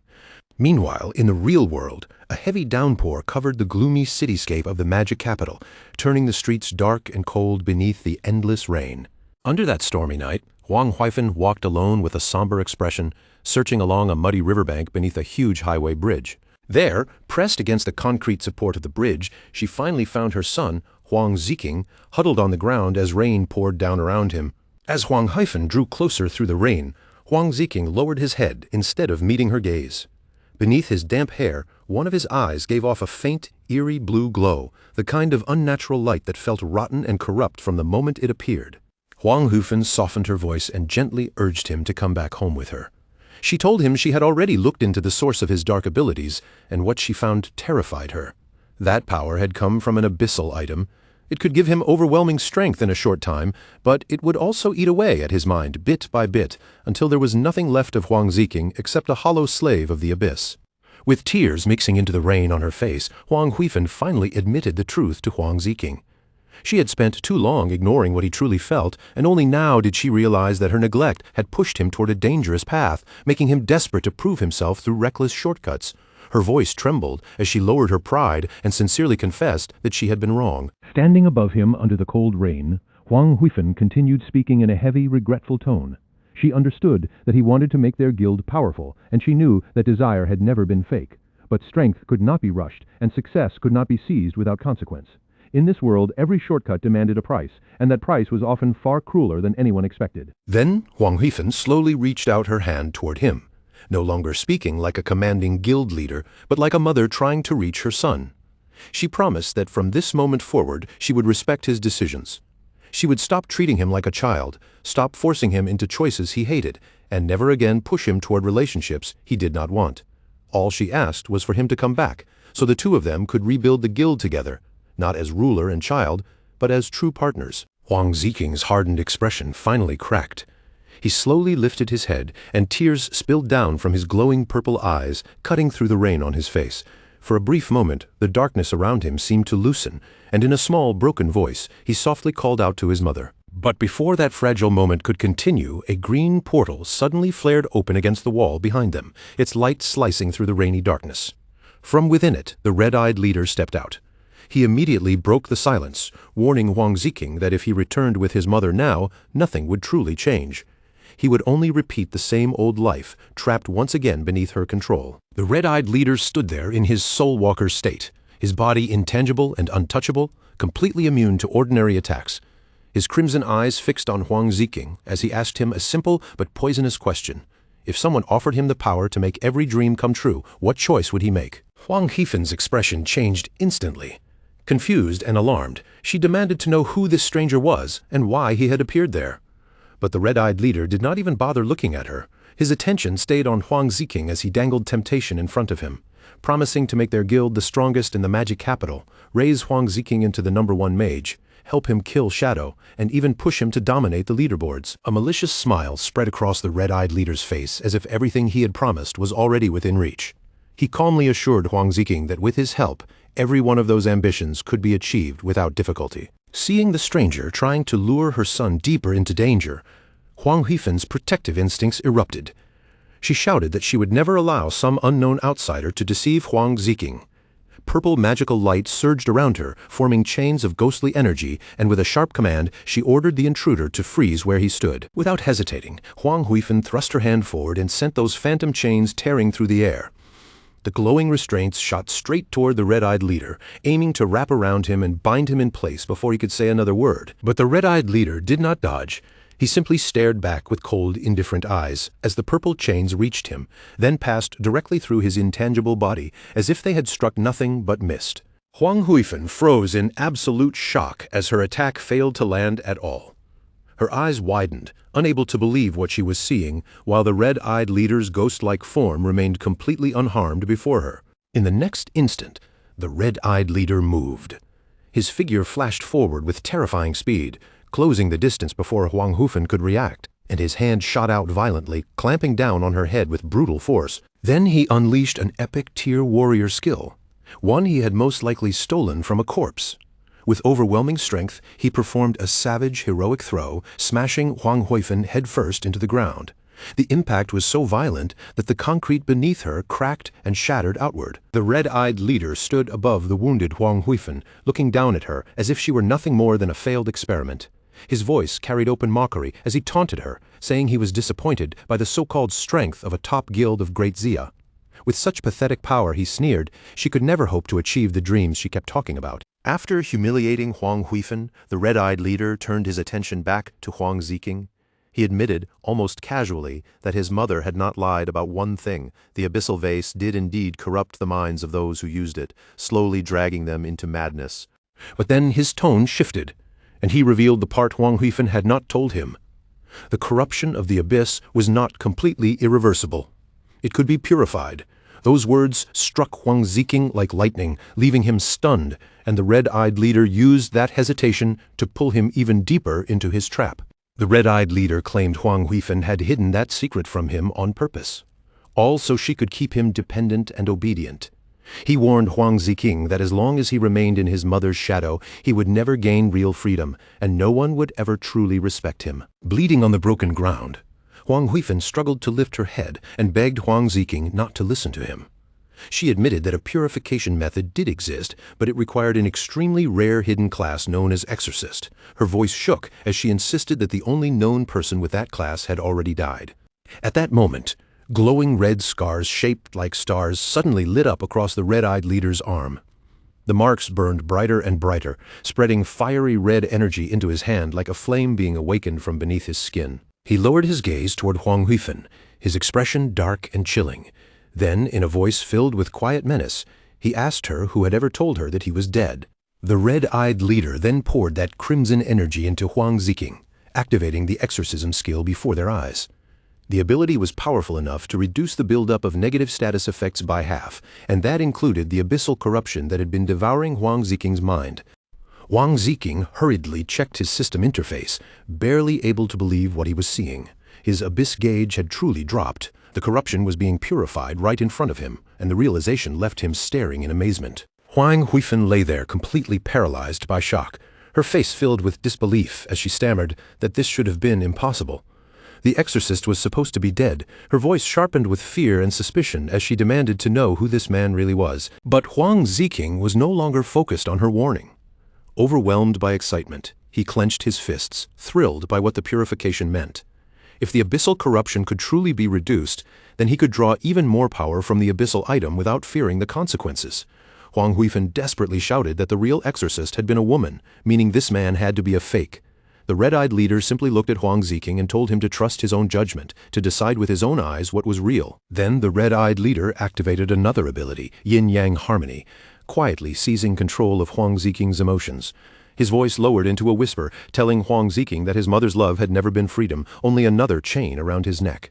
She had denied his worth, held him back, and tried to bind him forever. Then he urged Huang Ziking to kill her, promising that once she was gone, no one would ever control him again. Under that emotional manipulation, Huang Ziking's expression emptied out. His eyes lost their clarity and began glowing with a sinister red light. The red-eyed leader promised that everything Huang Ziking desired would belong to him, then tossed a knife onto the ground where its cold edge glinted in the rain. The red-eyed leader gave the final command, telling Huang Ziking to take the last step himself. Once his mother was dead, he promised, absolute freedom would finally be his. Wrapped in a corruptive red aura, Huang Ziking slowly bent down and picked up the knife. From the ground, Huang Huifeng watched in horror, her body broken and weak, yet still she pleaded with him to understand that he was being controlled by magic. Huang Ziking stood over his helpless mother, gripping the glowing blade tightly in his hand. Huang Huifeng begged him again and again to wake up, to fight free from the stranger's control before it was too late. But her desperate cries could no longer reach him. With lifeless eyes and darkness swallowing his heart, Huang Ziking raised the knife. Huang Huifeng weakly called his name one final time, her voice almost drowned by the rain. But Huang Ziking did not stop. With ruthless resolve, he brought the weapon down. The blade flashed through the air, and Huang Ziking delivered a brutal slash. A moment later, Huang Ziking stood there holding the blood-stained knife. He slowly turned toward the red-eyed leader, his face showing no trace of regret or grief. In a cold voice, he demanded to know whether the man would truly help him obtain everything he wanted. The leader answered calmly, agreeing without hesitation. The dark magic had completely consumed Huang Ziking. A twisted, unsettling smile stretched across his face, growing wider until it looked almost maniacal. Excited by the path now opening before him, he told the red-eyed leader to begin, then asked what they needed to do next. Huang Ziking laughed in the darkness, standing above his mother's lifeless body with the bloody knife still in his hand. His madness had swallowed what remained of him, and without looking back, he asked the red-eyed leader about their plan. The red-eyed leader raised one of his magical cards, and the card lit up in his hand. As its glow spread through the rainy night, a new ability began to take shape around him. Using the divination skill he had stolen, the red-eyed leader cast a glowing red portal into the sky. Huang Ziking looked up in shock as the crimson light opened above them, turning the night into something ominous and unreal. Within the spell, a catastrophic prophecy appeared. A massive fiery meteor tore across a blood-red sky, blazing like the end of the world. The vision warned that the abyss would devour the heavens, and that an ominous red star would descend to destroy all darkness. Huang Ziking stared at the apocalyptic scene hanging in the sky, his earlier excitement fading into confusion. He could see the destruction clearly, but he did not yet understand what the prophecy truly meant. The red-eyed leader explained that the power in the prophecy would eventually cover all of Great Xia, leaving no one with a place to hide. Not even Shadow would be able to escape it. Then he added that the darkness destined to be destroyed might refer to Shadow, or it might even refer to Huang Ziqing himself. Cold sweat formed on Huang Ziqing's face as the meaning of those words sank in. For the first time he realized that this coming catastrophe was not simply a chance for victory. It could also become the moment he died. The red-eyed leader reassured him that while the disaster itself was unavoidable, survival would still depend on human effort. He advised Huang Ziqing to use the abyssal power to rapidly expand his guild's strength, preparing himself and his forces for the inevitable clash against Shadow. Then the red-eyed leader summoned another glowing red card into his hand. The card pulsed with strange energy as he held it out and handed it over to Huang Ziqing. With his pawn now set in motion, the red-eyed leader turned away and walked into the mist-covered night. Before disappearing, he promised that when the proper time came, he would return to find Huang Ziqing again. Left alone in the darkness, Huang Ziqing no longer resisted the corruption inside him. His eyes burned red in the rain, and in that silent moment he fully accepted the mission that had been placed before him. Huang Ziqing raised his hand and channeled his dark magic over his mother's corpse. Red energy began swirling around Huang Hefen's body, wrapping around her like living mist as he activated the abyssal puppet spell. The dark power forced its way into Huang Hefen's body, and a scream burst from her as her eyes suddenly ignited with a red glow. The skill dragged her back as an undead puppet, binding her completely to Huang Ziqing's will while preserving every ability she had possessed in life. Huang Ziqing stood behind his reanimated mother as she turned to him and asked for her master's instructions. Lost completely in madness, he looked at her with a chilling smile and declared that from now on they would build their guild together. Far away from the chaos in the magic capital, the scene shifted to the southern region of Nanyue, where a gigantic tower stood high above the ruined city streets, casting its heavy shadow over the broken buildings below. The players living there were exactly as relaxed as the rumors said. Instead of rushing around in constant tension, they cared more about enjoying life. With steaming hot dim sum laid out beside fresh tea, one player cheerfully announced that work could wait, because it was time for everyone to take a proper break. Along the quiet riverbank, several players sat comfortably with fishing rods in hand, letting the peaceful water carry away their stress. Someone even reminded the others not to hurry, telling them to drink their tea first before worrying about anything else. But that calm afternoon was shattered in an instant.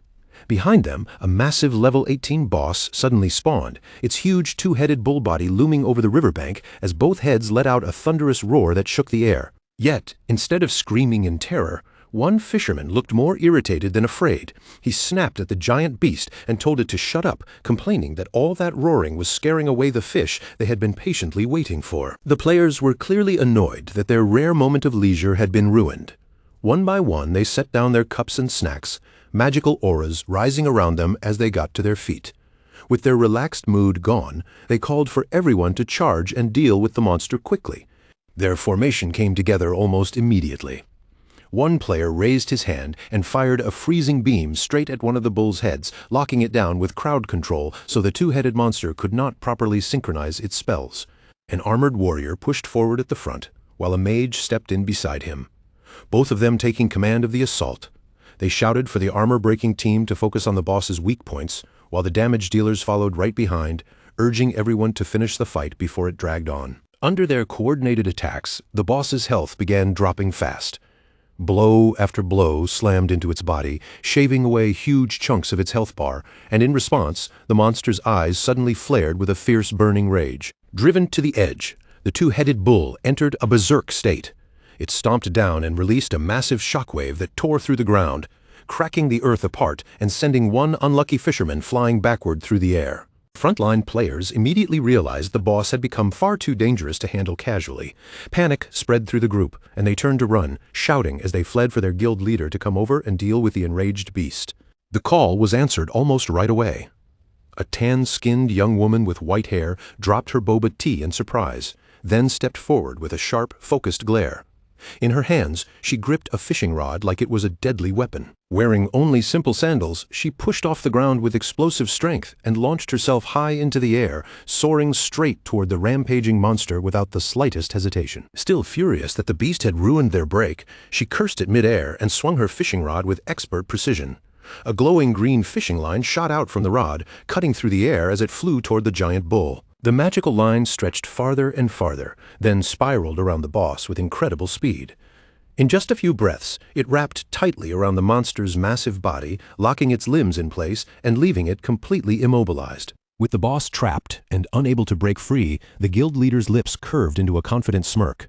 She planted her stance in mid-motion and prepared to finish the fight with a single decisive strike. Then she yanked the fishing rod back with all her strength, activating her ultimate skill. The razor-sharp line tightened and sliced deep into the monster's body, triggering fatal damage that drained the last of its remaining health in one brutal instant. As the guild leader landed smoothly back on the ground, the system announced that she had slain the two-headed bull. Her ability had trapped the target first, then dealt damage based on how much health it had already lost, making the final blow even deadlier. A moment later, the boss dissolved into glowing golden loot orbs scattered across the grass. The surrounding players burst into cheers, their earlier panic instantly turning into excitement. They praised Sister Hai for calculating the damage perfectly, then began chanting their fishing-themed guild catchphrase with the same enthusiasm they had shown during tea time.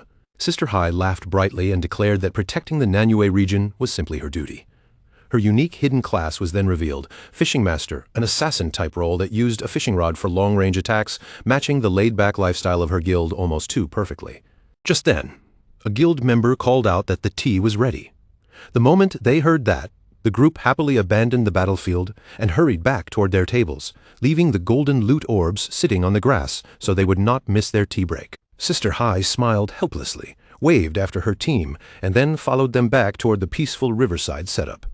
For now, even the spoils of battle could wait, because their break clearly mattered more. While the Nanyue players laughed and enjoyed their tea, the glowing loot orbs remained scattered nearby, untouched and almost forgotten.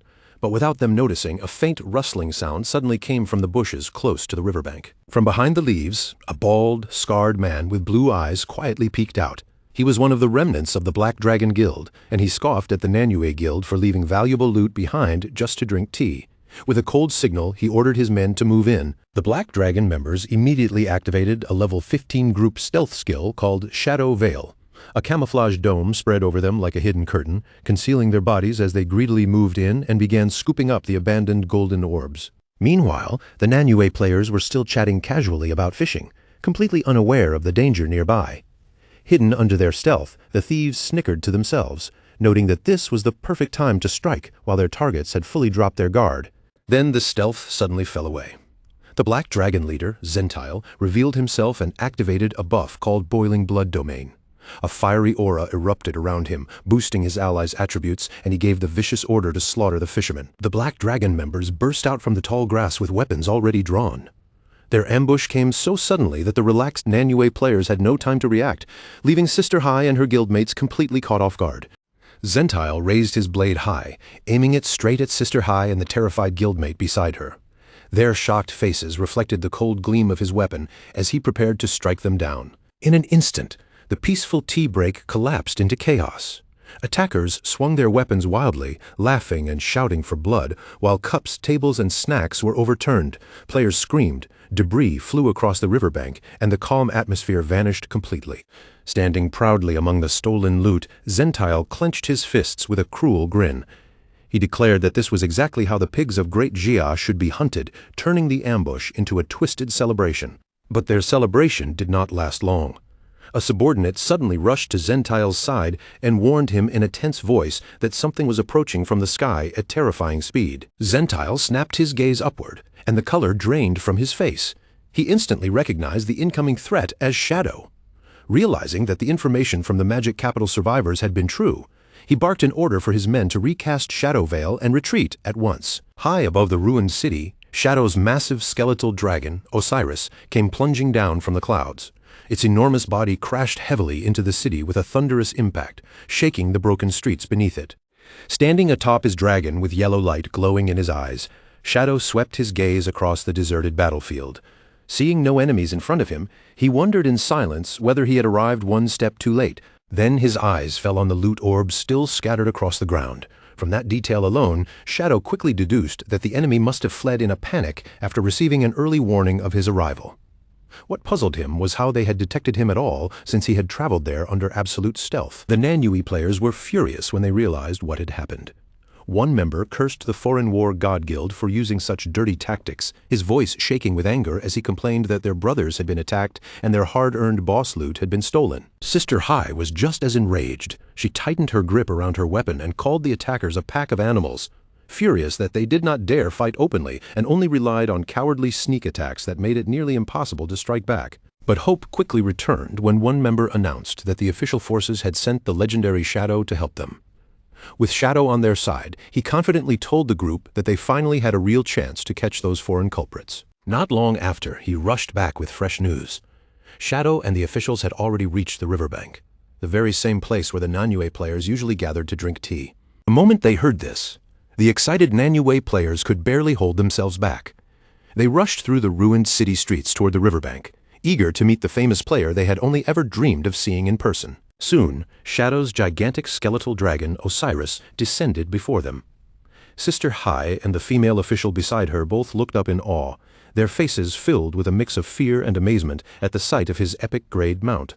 The female official, with long dark hair, wisps of smoke, greeted Shadow together with Sister Hai, who introduced the Kiaozui Alliance. Wisps of Smoke then pointed out something strange. The attackers had escaped in such a rush that they had not even bothered to collect the lifespans scattered across the ground. Shadow confirmed what she had noticed. The enemies had retreated so decisively because they somehow knew he was coming. That meant his stealthy approach had been exposed before he ever reached the battlefield. From atop his dragon, Shadow calmly analyzed the situation. If the enemy knew about his arrival in advance, then either there was a mole hidden among the official ranks, or the enemy possessed some hidden class capable of tracking him. He then asked the official to brief him on what was happening in Nanyue. Wisps of Smoke began explaining the local situation. In Nanyue, the official forces and Sister Hai's guild were the strongest powers in the region. As for the attackers, they belonged to the War God Guild, a small faction made up mostly of foreigners. She revealed that the enemy had an assassin with a high-level group stealth skill, which was the main reason the officials had struggled so much to capture them. In the past, the War God Guild had been considered weak, the kind of group that only dared to commit petty theft. But everything changed after remnants of the Magic Capital's Black Dragon Guild arrived and joined forces with them. Since forming that alliance, the War God Guild had gone on a violent killing spree, and Sister Hai's group had already become their 7th target that day. Shadow quietly considered her words. The surviving Black Dragon members should not have been strong enough to create such a serious problem on their own, so there had to be a deeper reason behind the War God Guild's sudden rampage. The official nodded in agreement and shared what their investigation had uncovered. The attackers' motives were clearly abnormal. They slaughtered everyone in their path, even low-level players who posed no threat, and they often abandoned valuable lifespan just to make sure they could escape safely. Wisps of Smoke explained that the War God Guild's reckless slaughter had caused their kill value to soar to a terrifying level. That penalty would lock away their ability to keep leveling, and if they were killed, every bit of lifespan they carried would drop. Because of that, she suspected their self-destructive actions were not random at all, but possibly connected to the requirements of some hidden class, which lined up perfectly with Shadow's earlier theory. As Shadow listened, he quietly thought through the murder penalties built into the game. He knew very well that once a player's kill value climbed too high, their progression would come to a complete halt. If they died, they would lose all their stored lifespan, and on top of that, the system would begin placing harsher and harsher punishments on them. The higher the kill level rose, the more severe the restrictions became. What troubled Shadow the most was one particular punishment buried deep in his memory. If a player's kill value reached an extremely dangerous level, it could attract the Executioner, a terrifying demonic entity with countless arms and an aura that felt like judgment itself. And once that monster was summoned, there would be no easy escape. The Executioner would lock onto its target and hunt them relentlessly, chasing that player until they were completely and permanently erased. Shadow silently wondered whether the War God Guild was actually trying to summon the Executioner on purpose. But even as that thought crossed his mind, he could not understand what advantage they hoped to gain from it. More than that, the fact that the enemy had predicted his movements and retreated so cleanly before he arrived left him genuinely uneasy. He searched through his memories for any ability that could explain it, and only one class came to mind. The Diviner class had the power to glimpse the future, but the only Diviner Shadow knew of was Theodore, and Shadow had personally assassinated him during the airplane ambush. Then a cold realization struck him. Back then, he had killed Theodore, but he had not used his weapon's special curse to enforce permanent death. That meant someone from Country M might have possessed a rare item or hidden class capable of using the dead, allowing them to steal Theodore's divination power after his death. Determined to trace the source of the leak, Shadow looked down from atop his dragon and turned his attention to Wisps of Smoke and Sister High. In a calm but serious tone, he asked them for the exact location of the War God Guild's hideout. Wisps of Smoke answered that their base was an underground factory known as the Blood Slaughterhouse. She immediately warned Shadow not to rush into it carelessly, explaining that her forces had raided the place before. The facility was packed with high-level traps, and while those traps delayed the attackers, the enemies inside always used that time to escape. Shadow was not shaken in the slightest. He simply told her to lead the way, to uncover why the enemy could predict his movements and what they were truly planning. They only needed to break into the base and capture one living member for interrogation. Deep underground, inside the Blood Slaughterhouse, the hideout looked like a sinister industrial fortress. Red light glowed across the metal walls and heavy machinery, while armed guards moved through the facility on active patrol. Farther inside the factory, a dark-skinned man with a tribal tattoo and glowing red eyes approached Zentiel, the leader of the Black Dragon Remnants. With a confident look, the tattooed man asked whether the intelligence he had provided had proven useful. Zentiel gave a grim nod and admitted the information had been completely accurate. Shadow had descended from the sky exactly as predicted, and if they had not received that early warning from the tattooed man, his group would already have been slaughtered. The tattooed man smirked, his red eyes gleaming brighter as he recited Theodore's original prophecy. He spoke of a pitch-black dragon knight arriving in silence, of the fortunate few retreating in time, and of an ominous red star descending from above to wipe out all darkness. With excitement burning in his voice, he told Zentiel that the first part of the prophecy, delivered by their mysterious lord, had already come true through Shadow's arrival. As long as they continued raising their kill value high enough, he insisted they could summon that ominous star and use it to annihilate Shadow. Balancing on the bandaged stump where one of his legs used to be, the tattooed man declared that Shadow's death was inevitable.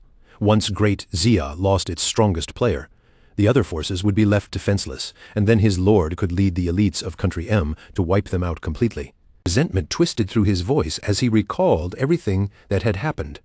Shadow and the Magic Capital officials had driven their guild all the way to the Nanyue border, and Theodore had died at their hands.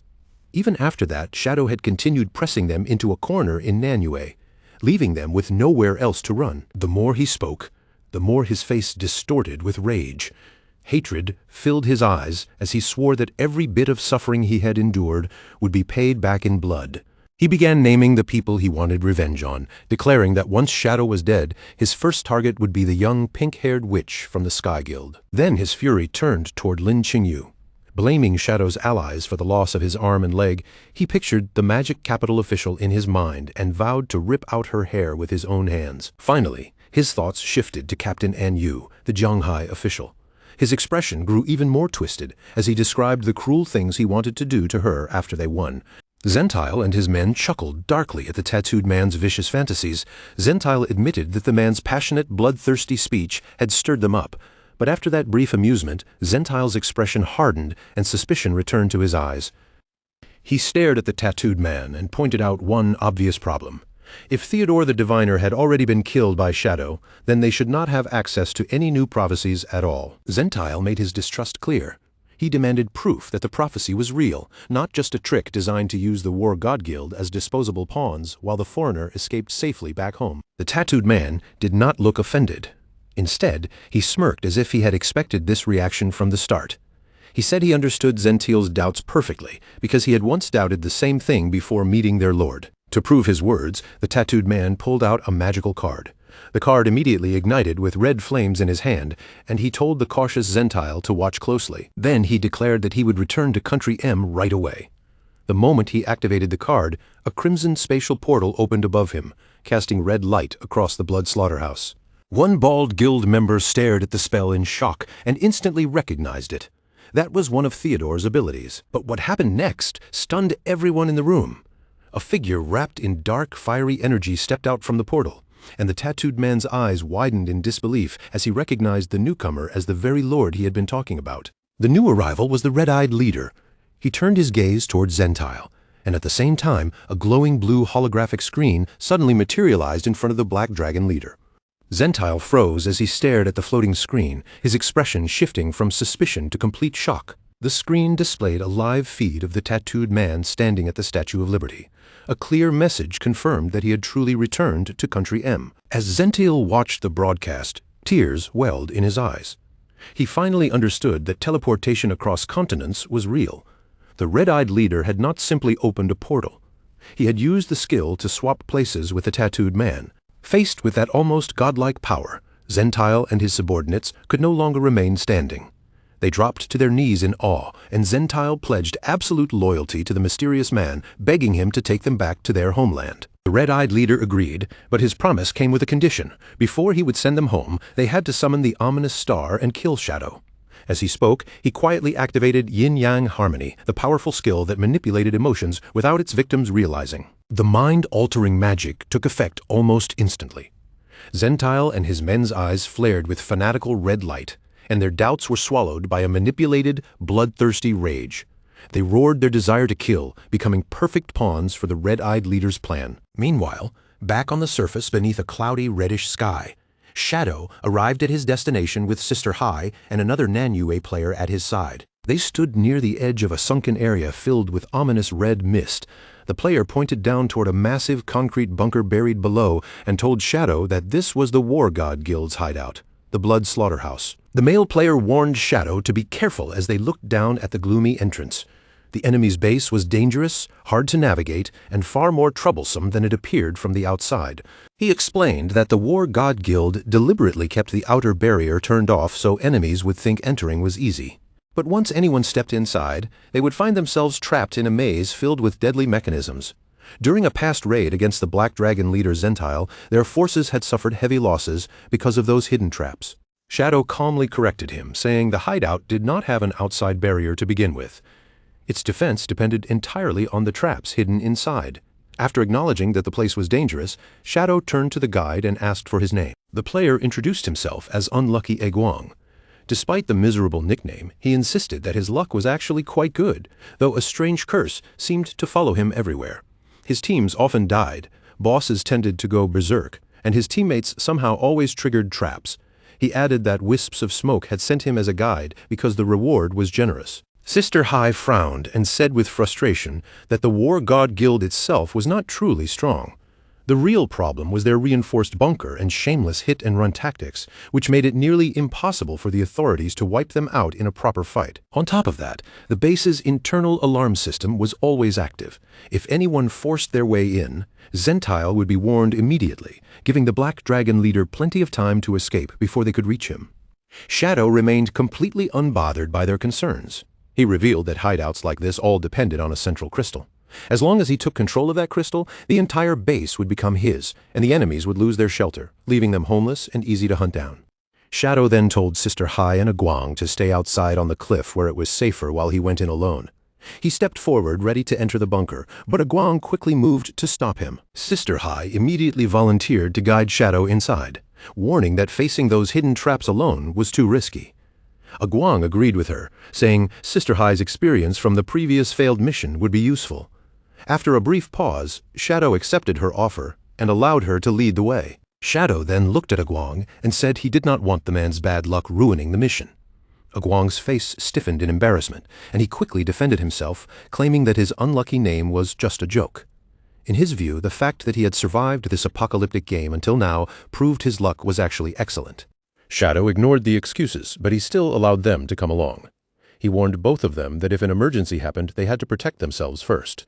The two eagerly agreed, and then the trio jumped down from the cliff, heading straight toward the red-lit entrance of the bunker. Inside the Blood Slaughterhouse, a harsh system alarm suddenly echoed through the red-lit corridors, its warning blaring across the metal halls as it announced that intruders had entered. Inside the Blood Slaughterhouse, Zentile, the leader of the Black Dragon remnants, slowly lifted his head toward the blaring alarm. The moment he heard the warning echo through the base, his expression tightened, and a cold, dangerous look settled across his face. The red-eyed leader calmly asked what was happening. One subordinate quickly assumed it was only the local officials coming back to throw their lives away, but Zentile's instincts told him otherwise. His eyes narrowed as he guessed the intruder was most likely Shadow, and he began wondering whether the traps inside his base were truly enough to stop that famous player. Still unwilling to gamble blindly, Zentile turned toward the red-eyed leader and asked him to use his foresight. He needed to know what outcome awaited them, because only then could he decide whether to abandon the hideout and run, or stay and fight Shadow head-on. The red-eyed leader agreed without hesitation. He raised his hand, and with the stolen power under his control, a glowing red card appeared in front of him.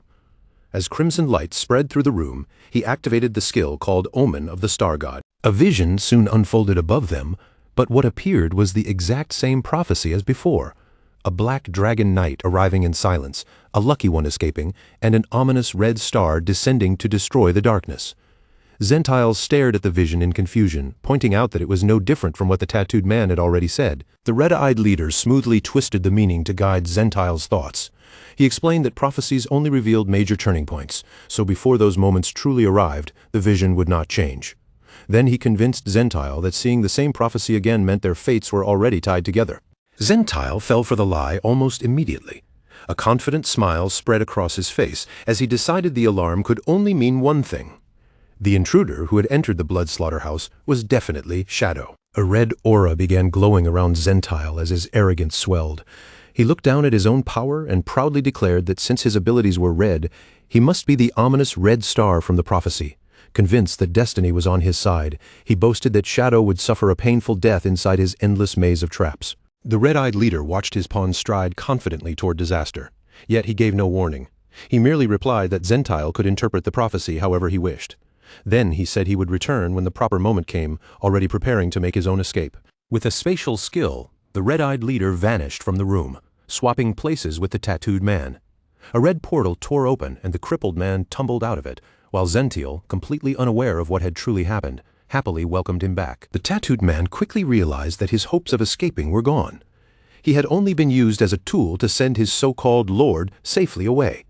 But Zentile did not notice the fear on his face at all. Still excited and blinded by confidence, he urged the tattooed man to help him kill Shadow, fully believing he was the ominous red star of the prophecy. The tattooed man stared at Zentile in pure terror. He had witnessed Shadow's terrifying power firsthand, and because of that, he understood exactly how foolish this plan was. Panic flooded his face as he realized Zentile had gone completely insane if he truly believed they could kill Shadow. At the same time, Shadow, Sister Hai, and a Guang landed inside the vast industrial interior of the blood slaughterhouse. Thick red mist drifted through the space around them, making the entire facility feel like a slaughter chamber buried deep underground. Sister Hai quickly raised a hand and stopped the group before they could move any farther. Her expression turned serious as she warned Shadow that this room was filled with deadly traps, the same place where her forces had once suffered heavy losses. Holding a map in her hands, Sister Hai pointed toward a route made of glowing blue tiles on the floor. She told them to follow that path exactly if they wanted to cross safely, warning them not to step on any other tile, no matter what. Shadow walked forward with calm confidence, stepping onto the blue path without the slightest hesitation. He crossed the safe route easily, while a nervous Aguang followed close behind, carefully moving under Sister Hai's guidance. After they finally made it across, Aguang looked back at the floor with uneasy curiosity.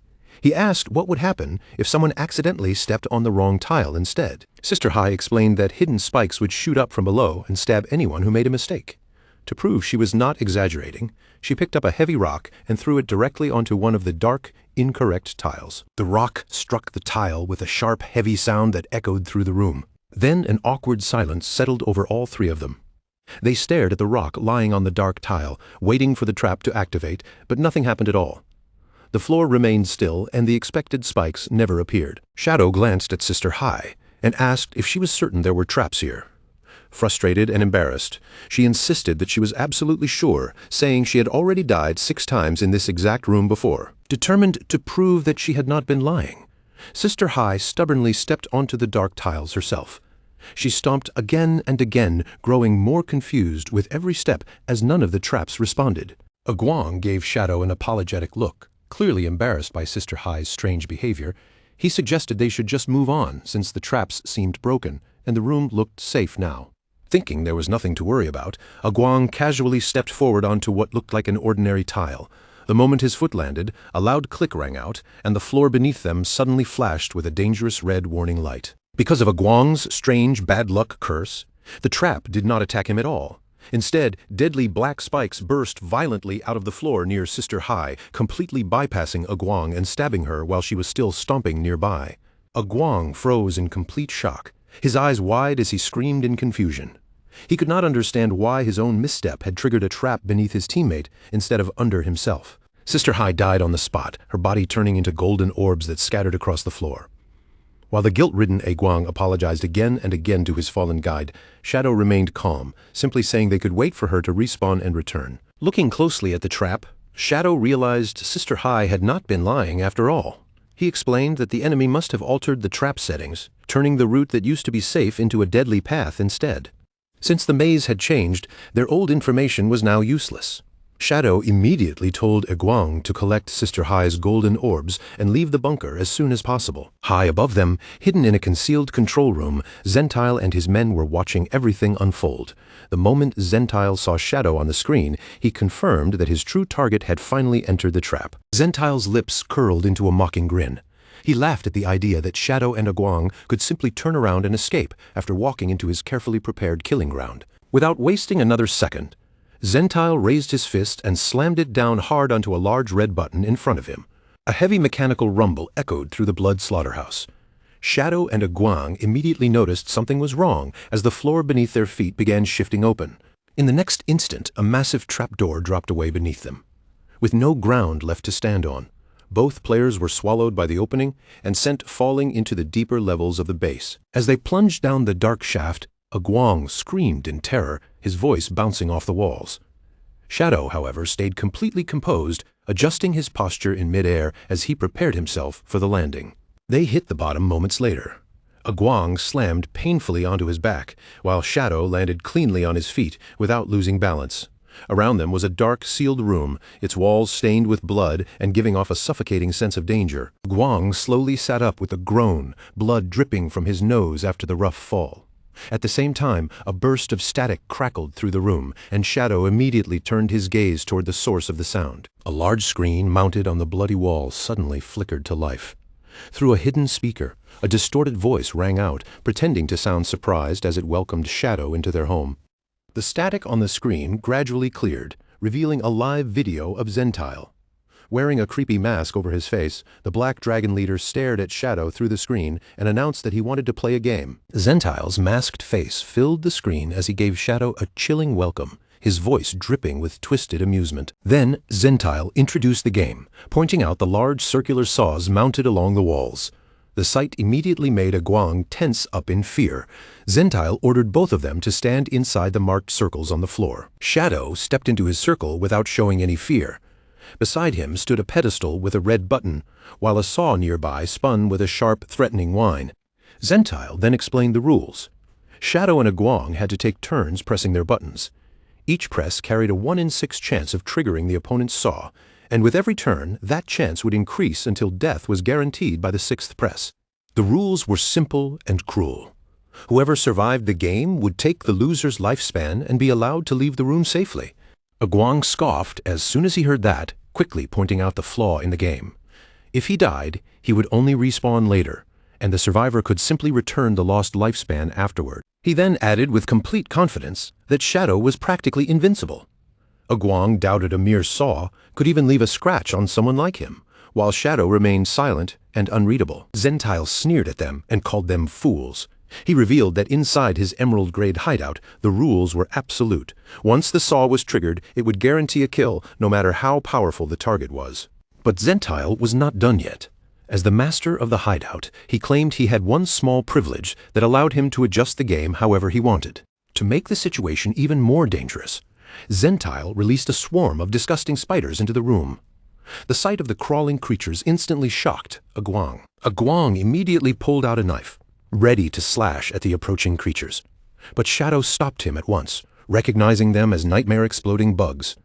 If they were damaged, they would explode, releasing poison and triggering a deadly chain reaction throughout the room. Aguang felt a flash of relief and quickly twisted his body aside, narrowly dodging one of the flying bugs before it could brush against him. But with Aguang's cursed luck, even dodging was not simple. As he hurriedly pulled his arm back, the knife in his hand accidentally scraped across the creature's body. The moment the bug was injured, its body swelled and burst apart. Purple energy exploded outward in a violent blast, swallowing Aguang before he could even react. That first explosion immediately triggered the exact chain reaction Shadow had warned about, spreading from one nightmare-exploding bug to the next. In the blink of an eye, a massive explosion engulfed the entire room. Both Shadow and Aguang were hit with the nightmare status, and their nightmare gauge instantly surged all the way to 80%. While Aguang panicked in horror, Shadow remained strangely calm and simply noted that Aguang really was unlucky. Through the screen, Zentile explained the danger of the nightmare state with cruel satisfaction. While trapped in that condition, players could not resurrect or log out. If they died, their minds would be locked inside a nightmare for 3 full days, leaving their helpless bodies behind to be looted. Aguang erupted in anger and immediately refused to play along. He shouted that if neither of them pressed the button, then no one would die, so their best option was to simply wait it out and ignore Zentile's twisted game. Zentile only chuckled from the screen, one eye glowing with a sinister red light, as if he had already expected that answer. Then the room suddenly began to rumble. Zentile taunted them through the speaker, asking whether they would rather gamble against the spinning saws or let the chamber slowly crush them to death. Aguang turned pale as he watched the spiked walls begin closing in from both sides. Zentile reminded them with a mocking tone that pressing the buttons would slow the walls down, giving them just enough time to keep playing. With that, Zentile officially declared the game started, laughing wildly at the thought of having Shadow trapped in his hands. Aguang's panic completely took over, and he cried out that he had no idea what they were supposed to do. Left with no real choice, Aguang slowly hovered his hand above his button, but fear locked his fingers in place. He was terrified that his bad luck might trigger Shadow's saw, so he started thinking that maybe Shadow should press first, because Shadow was the one who absolutely had to survive. But the more Aguang thought about it, the more tangled the numbers became in his head. If Shadow survived his turn, then the odds would rise on the next press, making Aguang's own situation even worse. Fear and confusion paralyzed him, and he kept babbling nervously, unable to make a decision. Sweat rolled down Aguang's face as the pressure crushed his nerves. Just as he was spiraling deeper into panic, Shadow calmly called his name. Shadow's voice was steady and firm as he told Aguang not to move. He ordered him to stay exactly where he was and do nothing. Aguang stared at him in disbelief, pointing out that the spiked walls were still closing in and would crush them if they just stood there. But Shadow did not change his expression. As the walls kept grinding closer with every second, he repeated the command in the same calm voice, telling Aguang to stay still. From the screen, Zentile watched their reaction with obvious amusement, clearly enjoying the sight of Shadow refusing to act. He mocked the legendary player, questioning whether Shadow had already given up without even trying to fight back. By now, the spiked walls were close enough to feel suffocating. Aguang pressed against them with trembling hands, tears gathering in his eyes as he begged Shadow to do something before they were flattened. Zentile laughed even harder, telling them to enjoy being crushed alive. Once they died and their minds were trapped in the nightmare, he promised he would loot their defenseless bodies without leaving anything behind. As the walls continued to close in, Aguang turned toward Shadow one last time and cried out his name in desperation. Believing there was no way out, Aguang broke down over his own terrible luck. He complained through tears that after surviving so much, he was actually going to die by being crushed flat in a trap room. With no escape left, Aguang squeezed his eyes shut and braced himself for the impact as the cold walls finally touched his body. But a moment later, Aguang opened his eyes in confusion. The deadly trap had stopped, and the crushing force he expected never came. The spiked walls and spinning saws had frozen in place just inches away from them. Zentile's furious voice erupted through the speaker, cursing loudly and demanding to know why his traps had suddenly stopped working. System notifications appeared one after another, announcing that the hideout had been breached and that its core had been stolen. Zentile stared in disbelief, completely stunned by the sudden reversal. Before Zentile could even understand what was happening, Shadow's small dragon attacked him inside the control room. The entire ambush was shown live on the screen, turning Zentile's own broadcast against him. At the same time, the system officially transferred ownership of the Blood Slaughterhouse over to Shadow. Still pinned close to the wall, Aguang stared at everything in shock. He could hardly believe that Shadow had taken over the enemy's entire base without even seeming to move from the room. Shadow remained completely unfazed, his eyes glowing faintly. Through telepathy, he contacted his mount and asked why the plan had taken a full minute longer than his original calculation.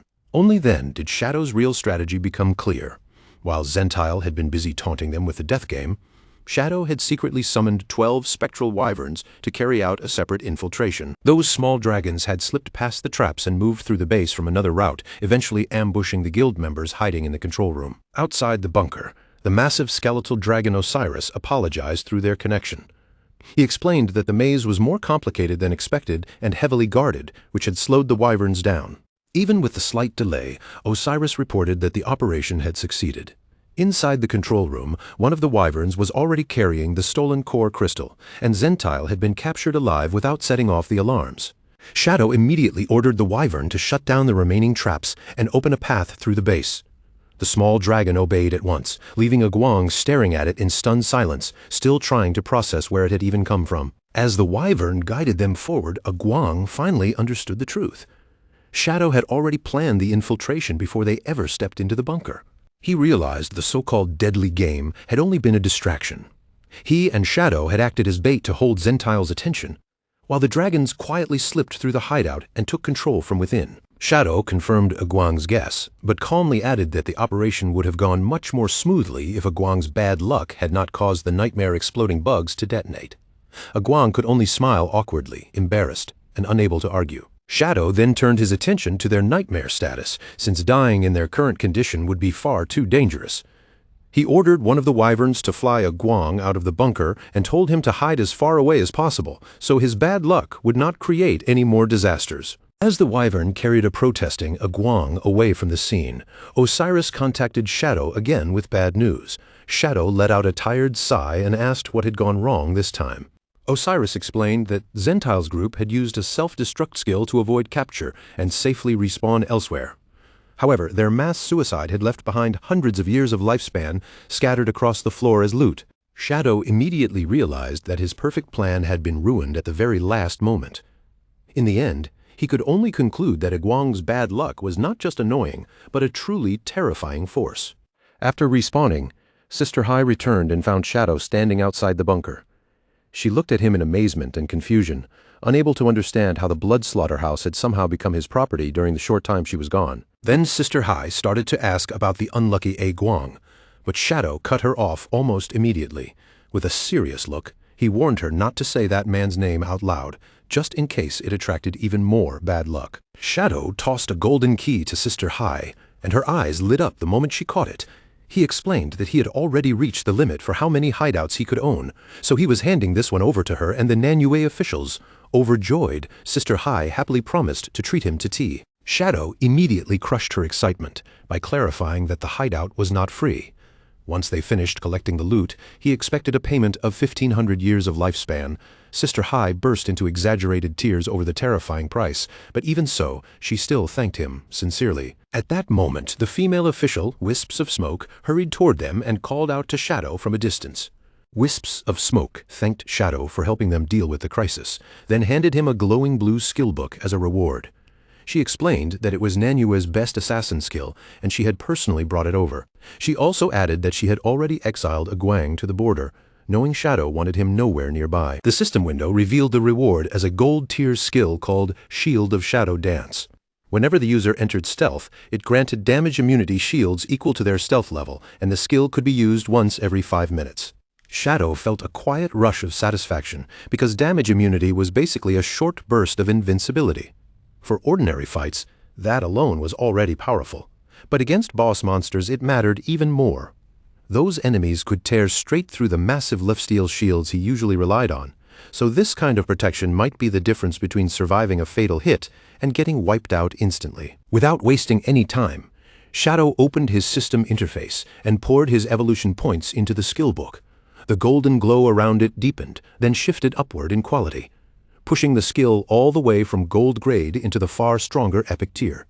After the upgrade finished, the skill's cooldown was cut down sharply. What had once taken much longer to recover now needed only a little over 20 seconds before it could be used again. Shadow immediately activated the skill to test it. A cool blue aura wrapped around his body like a thin protective shell, and because his stealth had already reached level 21, it granted him 21 full layers of damage immunity against enemies with terrifying burst attacks. This was exactly the kind of defense he needed. A Wisp of Smoke looked troubled as she reminded him that Zentile and the War God Guild had managed to escape. Since they had slipped away alive, she feared they would become much more cautious next time, and far more dangerous. With a bitter look, she complained that the peaceful players of Nanyu hated being dragged into tense, exhausting conflicts like this. The more she thought about it, the darker her imagination became. She pictured the easygoing Nanyu players being forced into a miserable future where they had to fight monsters almost every single day, grinding 6 days a week just to stay alive in the apocalypse. That terrifying thought hit Sister Hai especially hard. She panicked on the spot, crying out that she would rather die than give up her precious 3 o'clock tea time.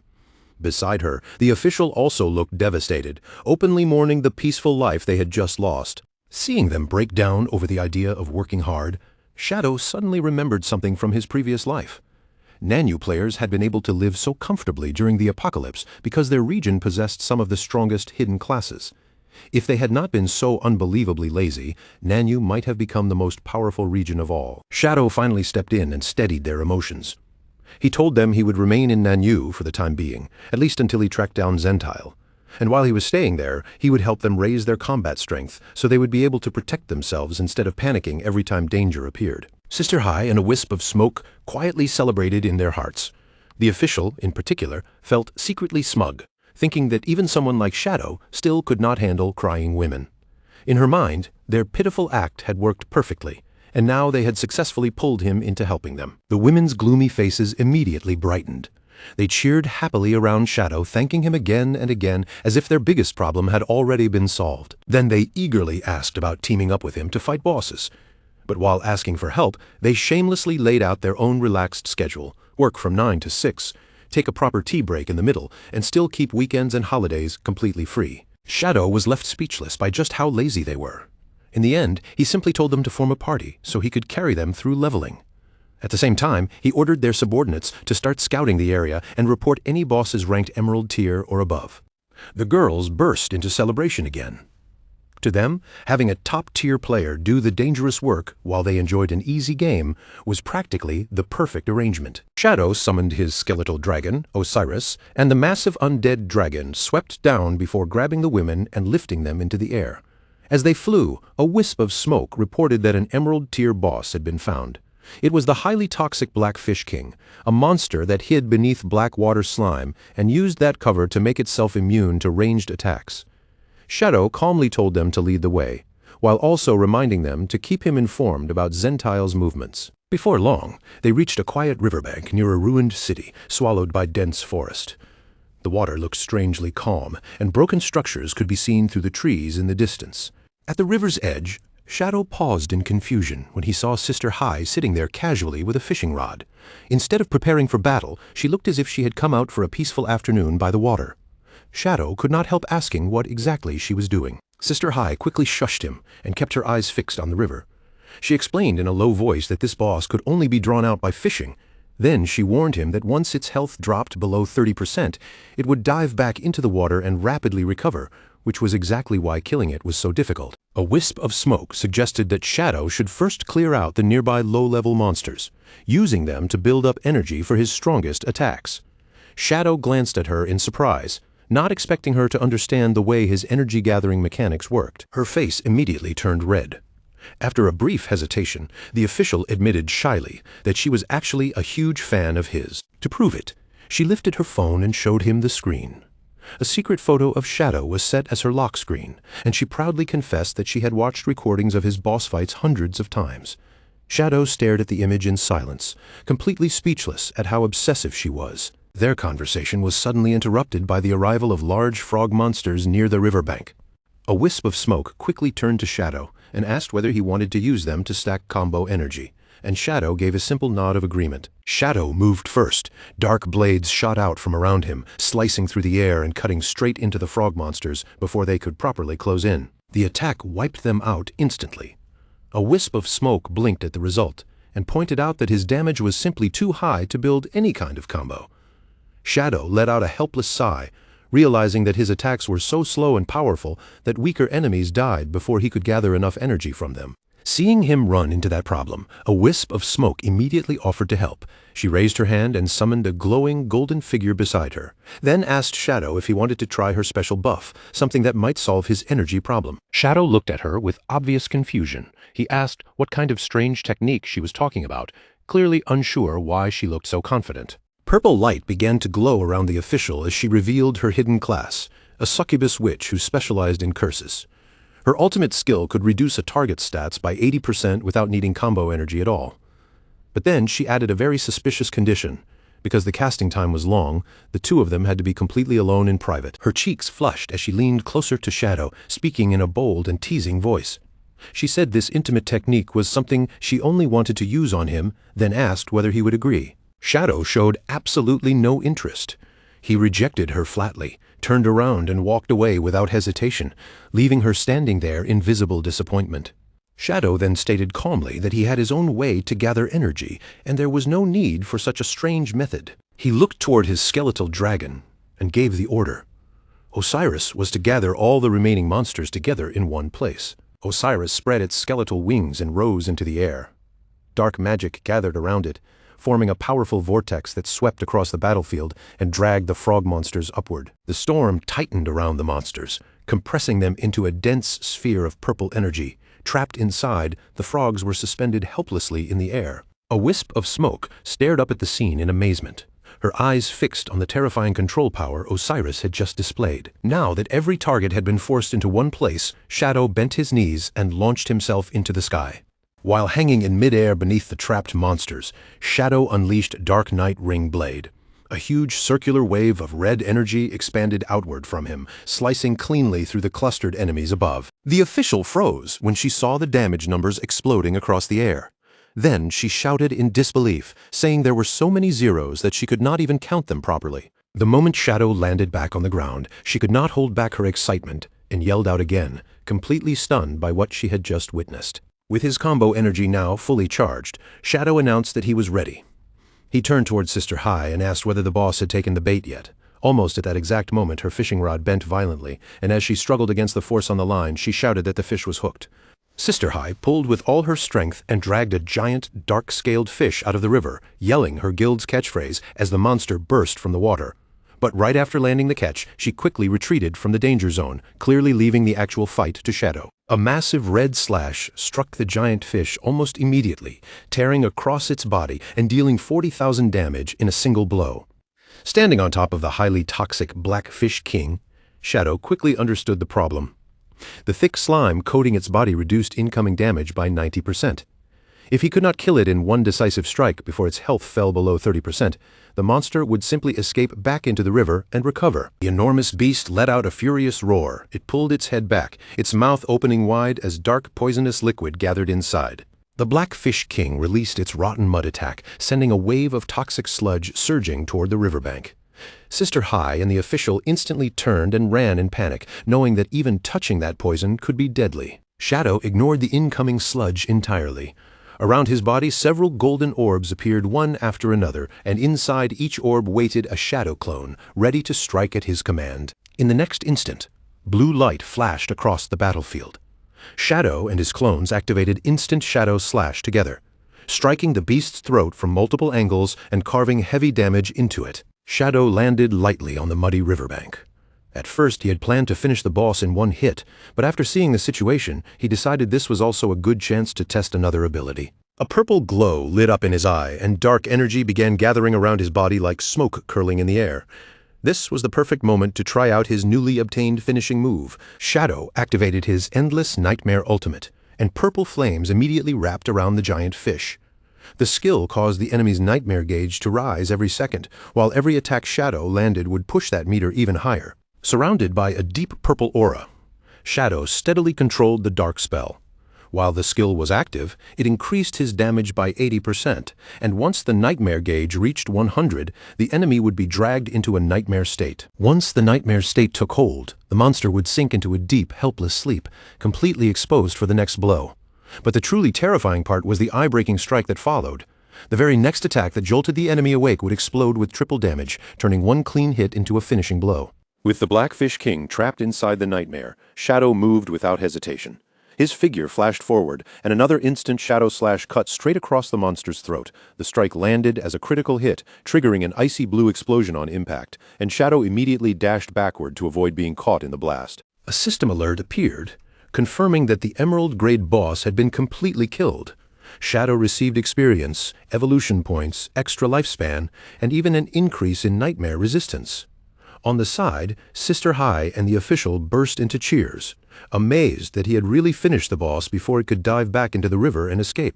Shadow began checking through the loot that had dropped, calmly scanning over the evolution points and equipment. But among everything floating before him, one item immediately drew his attention, a glowing blue treasure map that looked far more unusual than the rest. The map displayed a chest marked by a bright star symbol, revealing the hiding place of a legendary secret treasure. According to its markings, the treasure was buried deep within the forest near Jianghai City. Jianghai City was much too far away for Shadow to personally travel there right now. But instead of ignoring the opportunity, he sent the map to a trusted ally back home, knowing that her natural luck made her the perfect person to handle a treasure hunt like this. After that, Shadow casually handed the remaining loot over to his companions. Sister Hai immediately cheered, but then reminded him that it was nearly time for them to go home. Shadow ignored their excitement about leaving and firmly pointed out that they still had 30 full minutes left, enough time to hunt down 2 more bosses. Meanwhile, in the forest near Jianghai City, a horned demon monster was sleeping quietly on a thick tree branch. Below it, a small group of riders made their way through the woods, trying to keep their journey calm and quiet, until loud crunching sounds suddenly broke the silence. Wang Meng looked down at the map Shadow had sent and confirmed that they were already close to the treasure's location.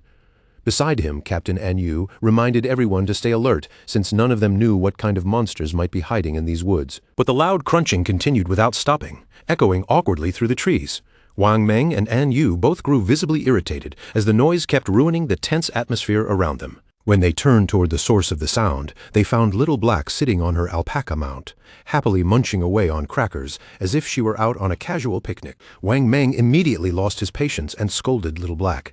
He warned her that eating so loudly in a dangerous forest could attract monsters, then complained that she was treating this life-threatening treasure hunt like some relaxed countryside outing. High above them, the sleeping demon monster stirred because of the noise and slowly woke up. Little Black, completely unaware of the danger above, seriously explained to Wang Meng that her good luck had not been working lately, so she was trying to restore it. She lifted the crackers for her companions to see and insisted they were not ordinary snacks. According to her, she had bought them from a mysterious merchant after clearing a dungeon. That merchant had told her the snacks were rare treasures from another world, with the special power to bring good luck. Little Black believed it completely and eagerly offered some to her friends as if she were sharing precious charms. Captain An Yu could not help chuckling, clearly finding Little Black's serious belief adorable. But Wang Meng, who was already chewing on a cracker himself, told An Yu not to laugh too quickly because the snacks were honestly delicious. Seeing her friends still doubting her, Little Black puffed up her cheeks in annoyance. Then, as if trying to prove her point through sheer stubbornness, she shoved another cracker into her mouth and continued crunching even louder than before. That final crunch was the last straw. The massive creature sleeping above suddenly sprang from the branch, its huge shadow dropping down through the leaves. With an enraged roar, the giant demon monster came crashing straight toward the group, its body plunging from the treetop like a falling boulder. The beast slammed both fists into the ground with terrifying force. Fortunately, Wang Meng and Yu and the others reacted just in time, scattering in different directions and barely dodging the impact. As the dust rolled outward, the system identified the monster as a level 18 emerald-grade boss, the ferocious ape. Wang Meng stared at the towering beast and immediately panicked, certain they were finished.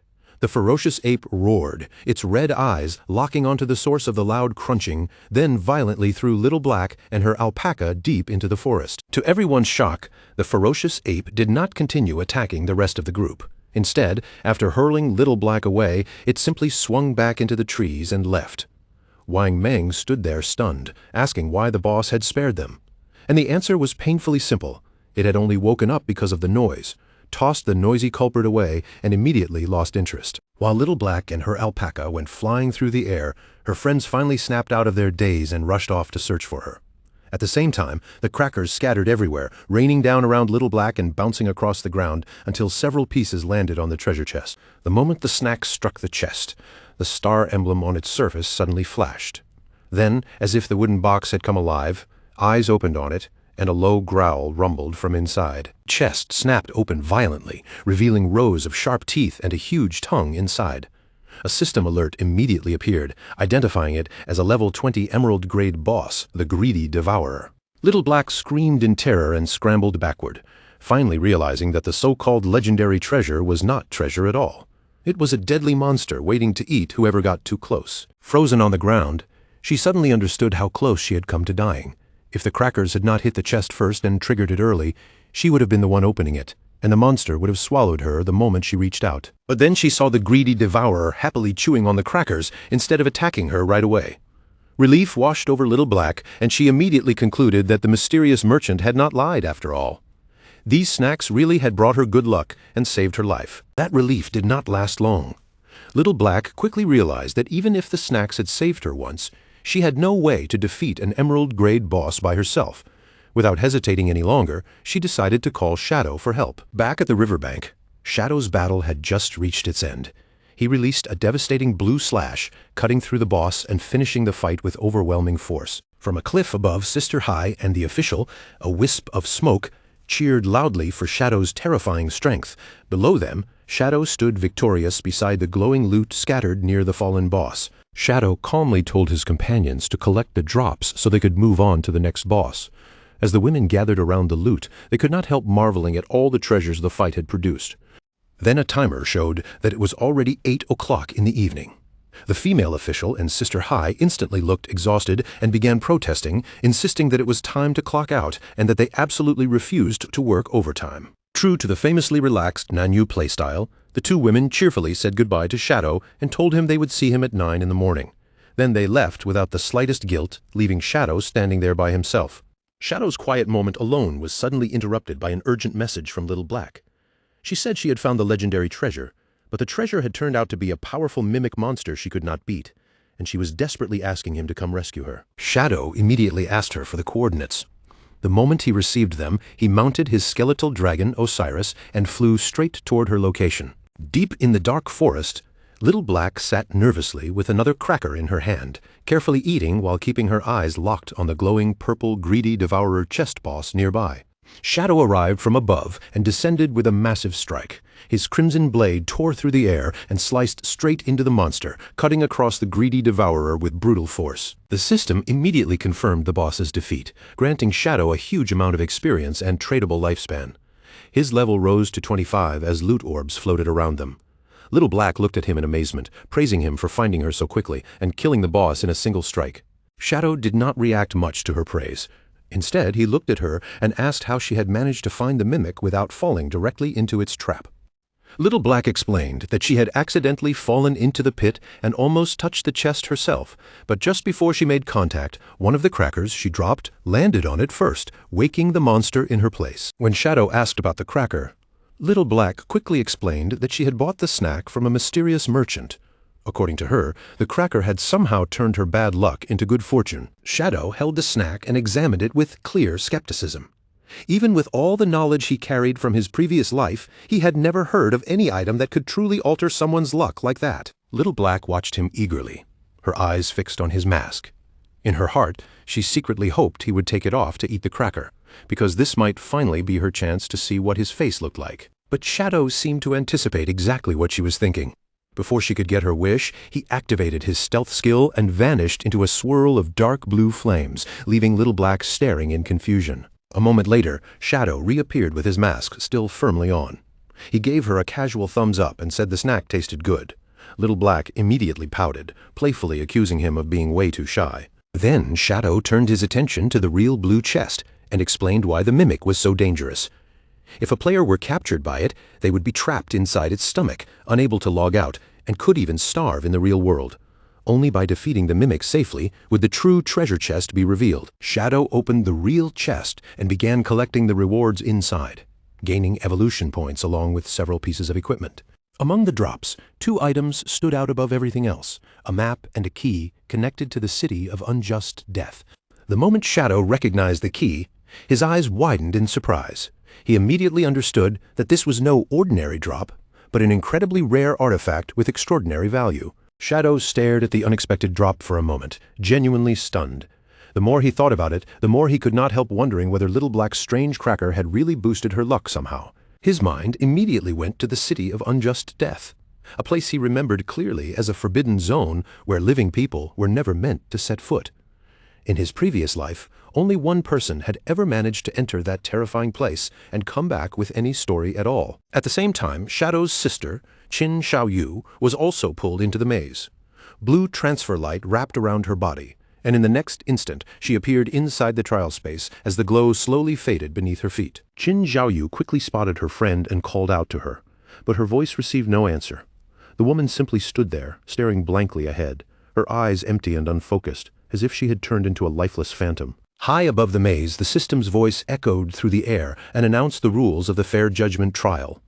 There were 100 targets scattered inside the maze, but among them, only one was truly guilty. Shadow's task was to find that person and carry out the execution. But the trial came with a deadly restriction. If Shadow killed even a single innocent target by mistake, the entire challenge would immediately end in failure. Shadow turned to Asathas and asked how he was supposed to tell which target was guilty. Asathas gave no direct answer, only speaking in a cryptic tone as he told Shadow to use his own eyes to see the truth. Golden light slowly ignited in Shadow's eye.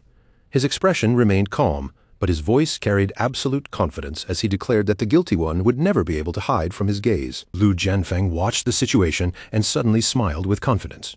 He quickly realized that the rules of this match favored his side perfectly because their advantage was numbers.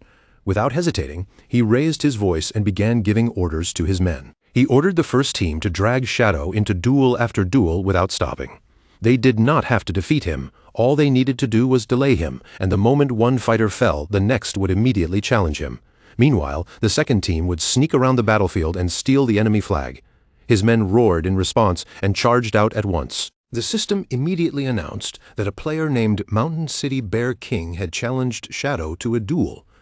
The large man rushed forward with a loud battle cry, throwing his body into the attack, but Shadow barely moved. With terrifying ease, he flicked a poisoned dart straight into the man's face, and the player only had time to gasp at that insane speed before the system declared his defeat. The instant the first opponent dropped, the system announced the next duel without pause. Facing the endless line of challengers, Shadow did not look bothered at all.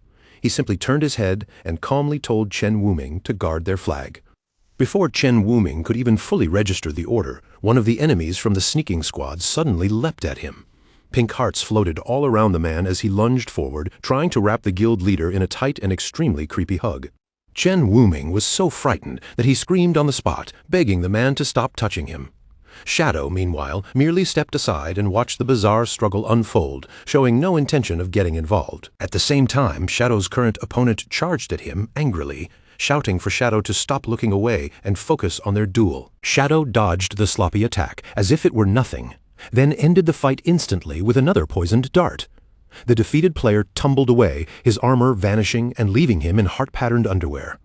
Shadow glanced at the pathetic scene and flatly called the attempt embarrassing just as the system announced his victory. The system wasted no time and immediately started the next duel against a player named Sichuan Chongqing, Dual Realm Walker. The new challenger stepped forward aggressively, warning Shadow not to interfere with his struggling teammate. At that exact moment, several of Liu Jianfeng's men moved in and cornered Chen Wuming, cutting off his path from multiple directions. Chen Wuming's face was covered in embarrassing lipstick marks from that strange hug, and the humiliation finally pushed him over the edge. He shouted for them to take him seriously, then activated his holy shield art. Golden light burst around him, making his entire body completely invincible for 8 seconds. Using those precious seconds of invincibility, Chen Wuming gripped his weapon and swung with all his strength. A powerful shockwave blasted outward, knocking the enemies around him away. He struck a dramatic pose in the golden glow and shouted proudly that he would hold the line. No matter who came at him, he would protect Shadow's base from every single enemy. But the enemies he had knocked down did not look scared at all. Instead of getting back up to attack, they sat on the ground and burst into laughter. One of them looked at the glowing guild leader with a mocking grin and told him he should probably check behind him. Chen Wuming instantly froze, and a bad feeling rushed over him. When Chen Wuming turned around, his face went pale. Another enemy was already sprinting into the distance with their red flag in his arms. The thief even laughed and waved goodbye, leaving the sweating guild leader to realize he had been completely tricked. The enemy team had successfully grabbed the red flag, and one of Liu Jianfeng's men charged back while cheering loudly, shouting that they had secured it. From farther away, his teammates immediately praised the thief's success. They shouted that as long as he brought the flag back to their side, victory would be theirs. The flag carrier leapt forward with confidence, boasting that they were about to become the first team to defeat Shadow. But the moment his feet hit the ground, something hidden beneath him was triggered. A huge green explosion erupted beneath his body, swallowing him in a burst of poisonous light. When the poison fog slowly dispersed, the enemies stared in shock. The flag carrier had been killed instantly, and both his loot and the stolen flag had dropped right where he fell. Chen Wuming stood there stunned, and Shadow calmly explained that the blast had come from a poison trap. Then Shadow revealed the truth to Liu Jianfeng. From the very beginning of the match, he had used his high stealth level to secretly place invisible poison traps all across the battlefield. Liu Jianfeng was furious. He shouted at Shadow, demanding to know why he had not been disqualified for attacking other players while already locked in a duel. Shadow summoned a glowing trap into his hand and answered with a smug look. The rules only forbade active attacks outside a duel. Since the enemies were the ones who stepped on the traps themselves, it did not count as Shadow directly attacking them. After saying that, Shadow moved quickly and finished his current opponent with a clean strike to the head. As the system announced another victory, he looked coldly toward the remaining challengers and called for the next one. One enemy named Mule refused to believe Shadow could instantly defeat everyone. He rushed in and initiated a duel, but before he could even react properly, Shadow struck him in the face and ended the fight on the spot. The system's announcements began to stack one after another. Player after player initiated a duel against Shadow, only to be defeated almost immediately each time. Seeing the battlefield spiral out of control, Liu Jianfeng suddenly activated his sprinting skill and bolted forward. His confused subordinates shouted after him, asking where he was going. As he ran, Liu Jianfeng deliberately stomped down hard on the ground, triggering another hidden poison trap. A massive green explosion erupted around him and engulfed his entire body. But when the poisonous blast faded, Liu Jianfeng walked out completely unharmed, protected by the layers of damage immunity shields around him. His subordinates immediately understood what he was doing. Liu Jianfeng was using himself as a human minesweeper, personally clearing the traps from the battlefield. As trap after trap exploded beneath him, his men quickly realized they only needed to step exactly where their leader had stepped. As long as they followed his path, they could avoid being blown up. One of them could not help asking why Liu Jianfeng did not just grab the flag himself while he was clearing the way. Another teammate quickly replied that he clearly did not understand their leader's true purpose. Looking at Liu Jianfeng's intense expression, they believed they had figured it out. His real goal was not simply to steal the flag, but to force an honorable duel with Shadow. The thought of two powerful warriors facing each other in a proper showdown deeply moved them. In their eyes, this had become something much bigger than a simple flag match. Fired up by their own belief, the group charged forward with renewed determination. They wanted to seize the flag quickly, clear away every distraction, and give their leader the chance to fight Shadow one-on-one. But Chen Wuming stepped directly into their path. He stared them down without backing away and declared firmly that he would protect everything that belonged to Shadow. The enemies sneered at him. They admitted that his level and equipment were impressive, but they still did not believe he could possibly hold back so many of them by himself. Chen Wuming's lips curled into a confident smirk. He looked at them and asked who had ever said he planned to fight the entire group alone. Behind him, Shadow defeated yet another challenger as if it were nothing. At the same time, Chen Wuming finally revealed his real plan and set it into motion. Chen Wuming's real move was to initiate a duel against Liu Jianfeng himself.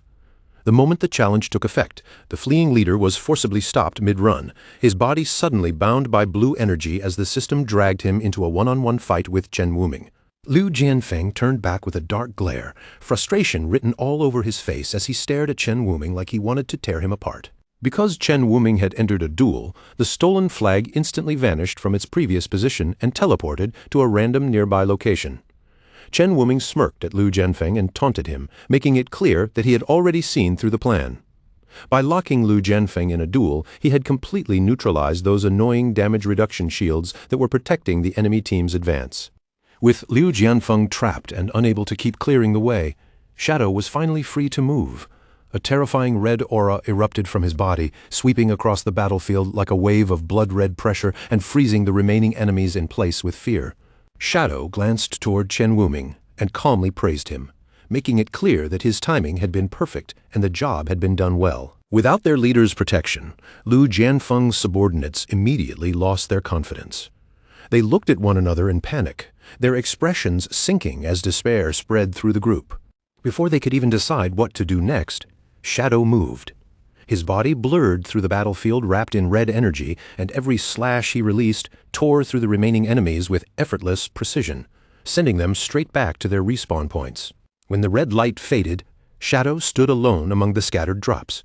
The entire enemy group had been wiped out cleanly, leaving only loot behind on the battlefield. But just then, a shout from behind warned him that the fight was not over yet. Shadow turned around and saw Chen Wuming hanging unconscious by his collar, his body covered in bruises and completely limp. The system announced Chen Wuming's defeat, and Lu Jianfeng immediately threw him aside before initiating a duel against Shadow. His eyes burned with fury as he declared that Shadow still had to face him. The powerful slash broke through cleanly and shattered the metal bracelet, but to stop the healing and remove the boss's shield, all 4 bracelets had to be destroyed at the exact same moment because they were the seals holding back its true power. Once the curse bar filled completely, the player would fall into a full berserk state. But for him, that supposedly deadly curse was nothing more than a massive free boost to his attack power. Under the force of the overwhelming strike, the giant skeleton god exploded into loot drops, completely destroyed by the attack. A system prompt appeared right after that, confirming that the boss had officially been killed. After the boss fell, 2 swirling purple portals opened in front of Shadow. He calmly explained that he had only taken the assassin gear and the lifespan reward, leaving everything else for the Knights Templar leader. Shadow then reassured Chen Wuming that guarding the flag had been a crucial part of winning the team battle. Chen Wuming was instantly overjoyed, thanking him with visible excitement before asking whether Shadow planned to return with them. Shadow simply said that he still had business to handle in the Ba Shu region. After saying that, he turned away from them and stepped directly into the second portal. When the Zhufeng Pavilion leader respawned back at his base, his subordinates immediately crowded around him, anxiously asking what had happened in his duel with Shadow. But Lu Jianfeng only dropped to his knees on the ground, silently weeping. His men hurried to comfort him, saying there was no shame in losing to the world's top player and that they could always challenge him again later. Still crying, Liu Jianfeng cursed their naive optimism. His voice cracked with devastation as he screamed that he had not even managed to take a single drop of Shadow's health. His subordinates fell silent as he confessed the truth. Even after using all his strength, skills, and tactics, he had not been able to touch even a single hair on Shadow's head. Liu Jianfeng explained just how massive the gap between them really was. Shadow had shattered all 99 layers of his absolute defense and emptied his entire health bar before he could even blink. At that moment, one of his men suddenly raised his head and spoke up, claiming that he understood the secret behind Shadow's impossible strength. With absolute certainty, the man declared that Shadow had to be cheating. Lu Jianfeng and the others all looked up at him in shock, stunned by how boldly he had made the accusation. The man quickly laid out his reasoning. Since everyone was playing under the same system, he insisted it made no sense for one person to solo a diamond-grade boss, instantly break through max-level shields, and dodge every single attack without fail. In his eyes, the only possible explanation was that Shadow was hacking. Desperate to find any excuse for their crushing loss, the others immediately latched onto his words. One by one, they nodded and agreed, convincing themselves that his logic made perfect sense. Their sadness quickly turned into anger. They told themselves that losing to a cheater meant nothing, and one furious member even demanded to know how they could report Shadow and get him banned. While the group was still cursing the so-called hacker, a sharp knock suddenly sounded at the door, cutting through their angry shouting. Already frustrated, one of the men snapped and yelled toward the door, furious that someone had chosen this exact moment to bother them. They yanked the door open while throwing out threats, but the moment they saw who was standing outside, every word died in their throats. There, filling the doorway, stood Shadow's tall and dark figure, silent and imposing. Panic instantly flooded the room as the men stumbled backward. They could not understand how Shadow had found their base, and fear spread quickly as they wondered whether he had come to slaughter them. Thinking Shadow was there to seize their hideout, one angry subordinate charged forward, calling him a cheating dog and shouting that their guild would never surrender. Shadow did not react to the insult at all. He simply raised his hand and stopped the charge by tossing a massive glowing orb toward them. Only then did the men realize what his words implied. Shadow had basically admitted that he defeated a diamond-grade boss entirely on his own. Overwhelmed by that terrifying strength and what they believed was his honor, Liu Jianfeng and his men dropped to their knees. They apologized loudly for misjudging him and swore absolute loyalty to him on the spot. Shadow stared down at the kneeling men, visibly confused by how suddenly their attitude had changed. Liu Jianfeng flushed with enthusiasm and promised that they would do anything for Shadow, even making an uncomfortably suggestive offer to prove his devotion. Shadow's expression immediately turned disgusted, and he rejected the bizarre offer without hesitation. He told them he only needed one thing: help finding the coordinates of every emerald grade or higher boss in the region. Liu Jianfeng hesitated, his face tightening with worry. Shadow noticed the reaction and asked whether the task was too difficult for them. Sweating nervously, Liu Jianfeng explained that the major local guilds had already wiped out every emerald-grade boss on the surface. He then added that their only remaining option was to enter the Phantom Dungeon. But he quickly warned Shadow that the place was extremely dangerous, especially because people said it was haunted by real ghosts. The mention of ghosts immediately caught Shadow's interest, and he told Liu Jianfeng to explain further. Liu Jianfeng said that players who managed to escape from the dungeon often came out completely stripped of both their equipment and clothes. Even worse, the victims would babble nonsense afterward and needed several days before they recovered their sanity. Shadow recognized that description almost instantly. From his memories of his previous life, he knew exactly what kind of being was behind this so-called ghost story. Without the slightest hesitation, Shadow ordered Liu Jianfeng's group to lead him to the dungeon. His eagerness shocked the men so much that they nervously wondered whether he had some strange thrill-seeking habit, but Shadow coldly told them to move. At the eerie entrance of the Phantom Dungeon, another group of players was already marching inside. They laughed loudly at the local rumors, saying the so-called traumatized victims were probably just paranoid. In their eyes, ghosts were nothing but nonsense, and there was no way something like that really existed. The confident trio belonged to the Shudao Mountain Guild. Led by a bald man wearing sunglasses and accompanied by two women, they walked forward arrogantly, boasting that they would uncover the dungeon's secrets once and for all. The Shudao Mountain Guild pushed deeper into the dim corridor, their footsteps echoing against the cold stone walls. At the front, the bald guild leader walked with his chest out, loudly insisting that ghosts were nothing but nonsense.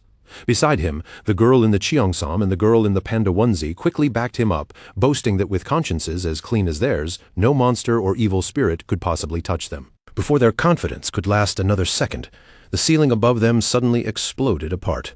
Chunks of stone rained down through the darkness, and a towering purple demon with massive horns crashed heavily into the corridor right in front of their path. The monster standing before them was no ordinary dungeon creature. It was the Jilin Zhangjin Dragon King, a terrifying level 18 platinum boss whose presence alone filled the passage with pressure. But instead of backing away, the guild leader's eyes lit up with excitement. He threw his head back and laughed, already imagining the rare treasures and valuable drops that would come from taking down such a powerful boss. Gripping his weapon, the guild leader stepped forward and barked for his team to attack.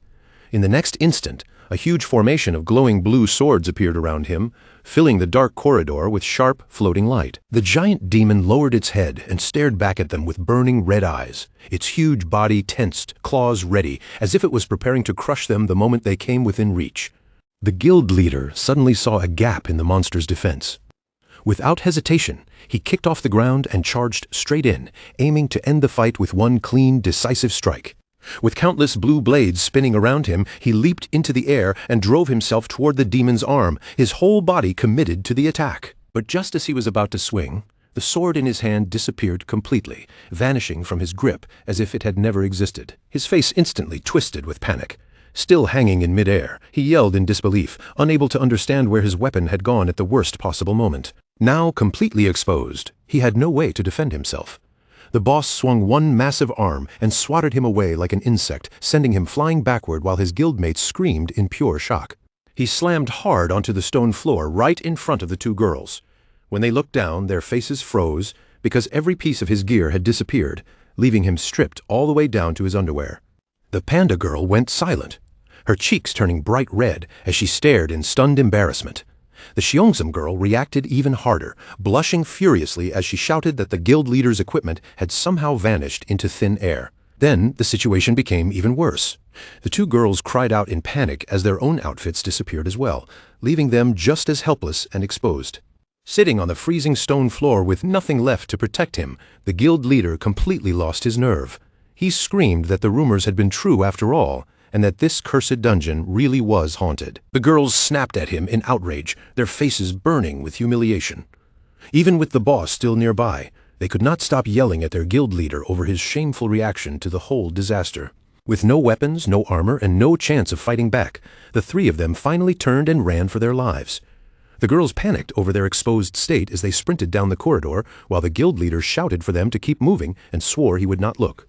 But from the furious way they glared at him, they clearly did not believe a single word. Meanwhile, at the dungeon entrance, Shadow and Lu Jianfeng emerged through the portal, stepping into the same dark and dangerous zone. A system warning immediately flashed before them, announcing that they had entered a frenzy zone where their lifespans would drain 100 times faster than normal. Lu Jianfeng, already terrified of ghosts, nearly fell apart on the spot and begged Shadow to be extremely careful. Shadow simply told him to calm down, his voice steady as he assured him that the danger here was not a ghost. That only made Lu Jianfeng more confused, and he anxiously asked what else could possibly explain all the strange things happening in this place. Before Shadow could answer, terrified screams came echoing through the dark hallway. A moment later, the three exposed members of the Shudao Mountain Guild came sprinting toward them in total panic, with the huge demon boss thundering close behind. The bald guild leader spotted the two men and immediately shouted for help, begging them to save his life. Behind him, his two female guildmates panicked even harder, mortified that they had been seen in such an embarrassing state. Shadow calmly raised a thumbs up and joked that these players were surprisingly open-minded to be running around like that. Liu Jianfeng broke into an awkward sweat, then quickly explained that they were not just random players, they were his rivals from the Shudao Mountain Guild. At that moment, Shadow received a system alert warning him that someone had just tried to steal from him. His passive skill activated and blocked the attempt, protecting his equipment, but the skill immediately entered a 30-second cooldown. Right beside him, Lu Jianfeng let out a horrified scream as his cape and shirt vanished in an instant. Feeling the sudden loss of his clothes, he became even more convinced that a ghost was standing right there with them. Shadow's expression sharpened as he gathered his power. Then he unleashed the Dark Knight Ring Blade, sending a massive wave of crimson energy tearing through the corridor straight toward the giant monster. The red slash carved directly through the Dragon King's huge body. In a single devastating hit, the Platinum Boss was destroyed, collapsing into nothing and leaving valuable loot scattered behind. The bald guild leader stood there half-dressed and completely frozen, his mouth hanging open. He could not believe that someone had just wiped out a Platinum Boss with only one attack. Still stunned, he wondered aloud whether their mysterious savior could be the legendary Shadow. The Panda Girl quickly agreed, pointing out that they could not even tell where the fighter had disappeared to. Shadow's strike had done more than kill the boss. It had also wounded an invisible epic-grade NPC named William Scott, the Thief Saint. Hidden from sight, the thief studied Shadow closely, recognizing his terrifying stealth and speed, and he quickly realized that a player like this must be carrying a pile of rare treasures. Concealed in the darkness, William Scott cursed under his breath. He was shocked that a newcomer had not only injured him, but had also blocked his theft attempt. Still, greed flickered in his eyes as he stared at Shadow's high-grade equipment, especially the valuable dagger that instantly drew his attention. Lu Jianfeng hurriedly warned the exposed players to get out while they still could, explaining that the thief was actually an epic-grade NPC with master-level stealth who would steal anything they had left. As the bald leader panicked, Lu Jianfeng turned to Shadow and asked whether he could really deal with an enemy like that. Shadow remained calm, explaining that this NPC's stats were far below a normal epic boss, so he intended to fight. Lu Jianfeng then looked at the bald leader with disgust and complained about being forced to leave with some local thug. The bald leader instantly fired back, calling him a fat fake, and in seconds their old rivalry flared up again. The two exposed men stepped right up to each other, faces almost touching as they traded insults. The bald leader challenged Lu Jianfeng to a bet, declaring that the loser would have to kneel publicly and apologize to the entire nation. Lu Jianfeng accepted without backing down and told him to name the rules of the competition. With an overly dramatic pose, the bald leader raised his voice and announced the terms. Whoever gave Shadow the most help in defeating the Thief Saint would be declared the winner. Lu Jianfeng immediately burst out laughing, mocking the bald leader for thinking he could assist a top-tier player like Shadow when he did not even have pants on. To him, the whole idea sounded completely ridiculous. The bald leader ignored the insult and instead pulled out a glowing skill book. Presenting it to Shadow as a gift from the Shudao Mountain Guild, he opened a trade window with a surprisingly serious expression. Shadow accepted the trade and received the skill book, final mark.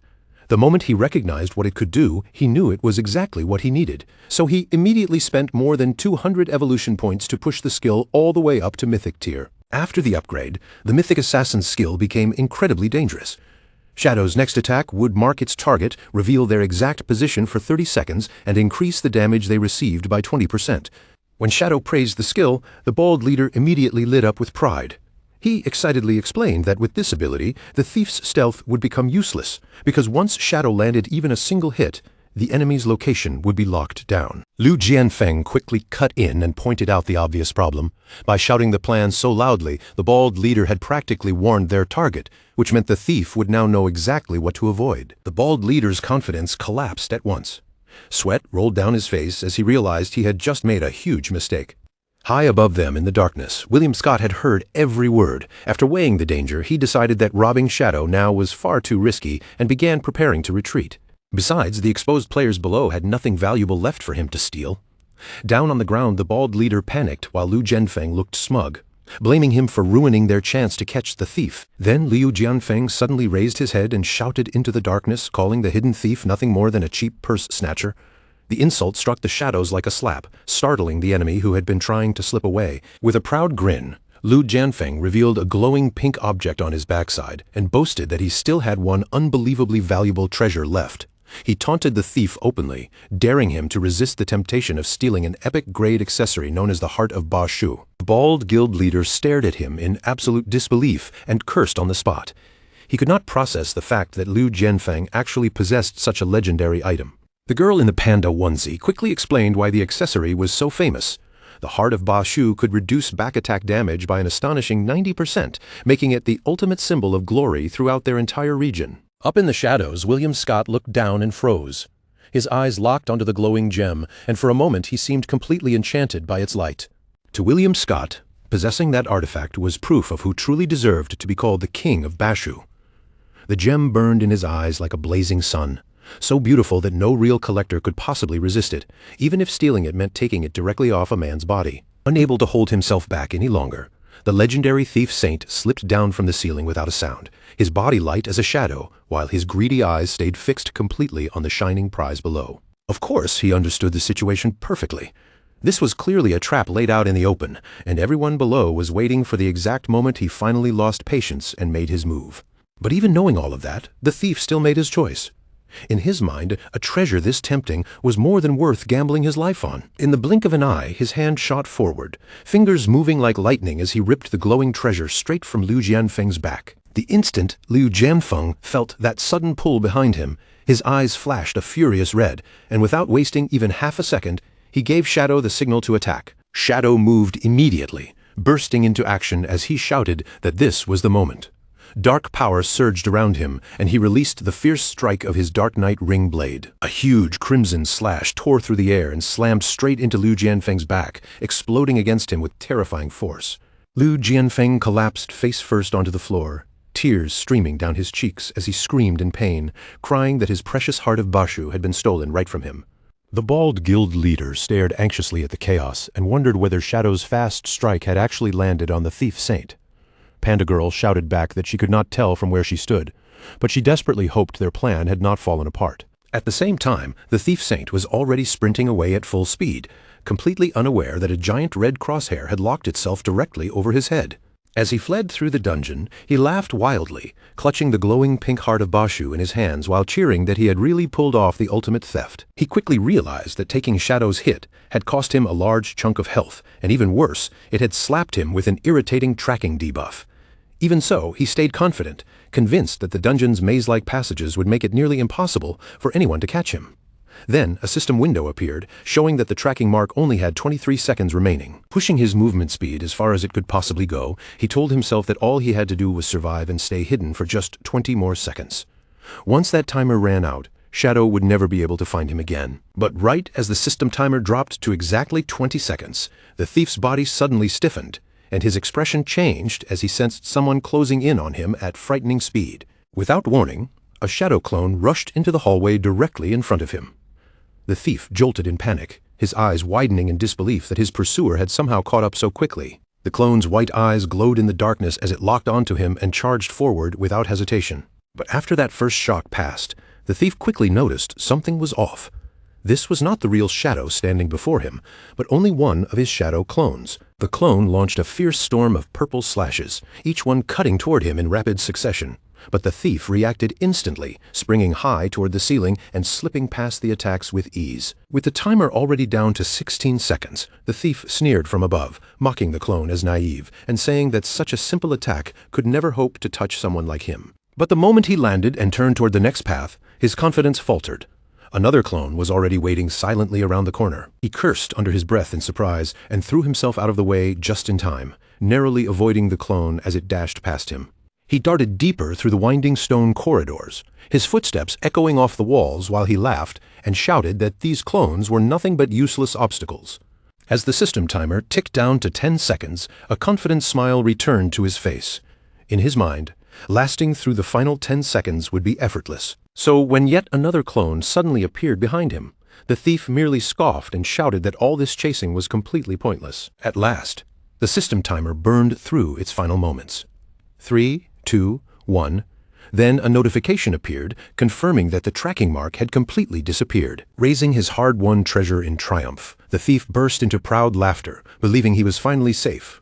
This treasure would sell for an unbelievable amount of lifespan, and with that, he would move one step closer to breaking the seal that bound him. But then, all at once, his laughter died in his throat.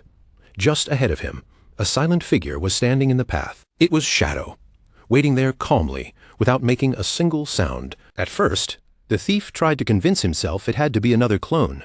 But after looking again, his heart sank. This was no fake.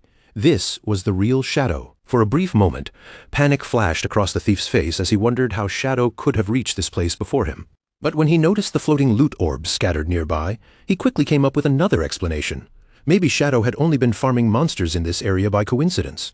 He forced himself to calm down, reminding himself that the tracking mark was already gone, and with his master-level stealth active, there was no possible way Shadow could see him.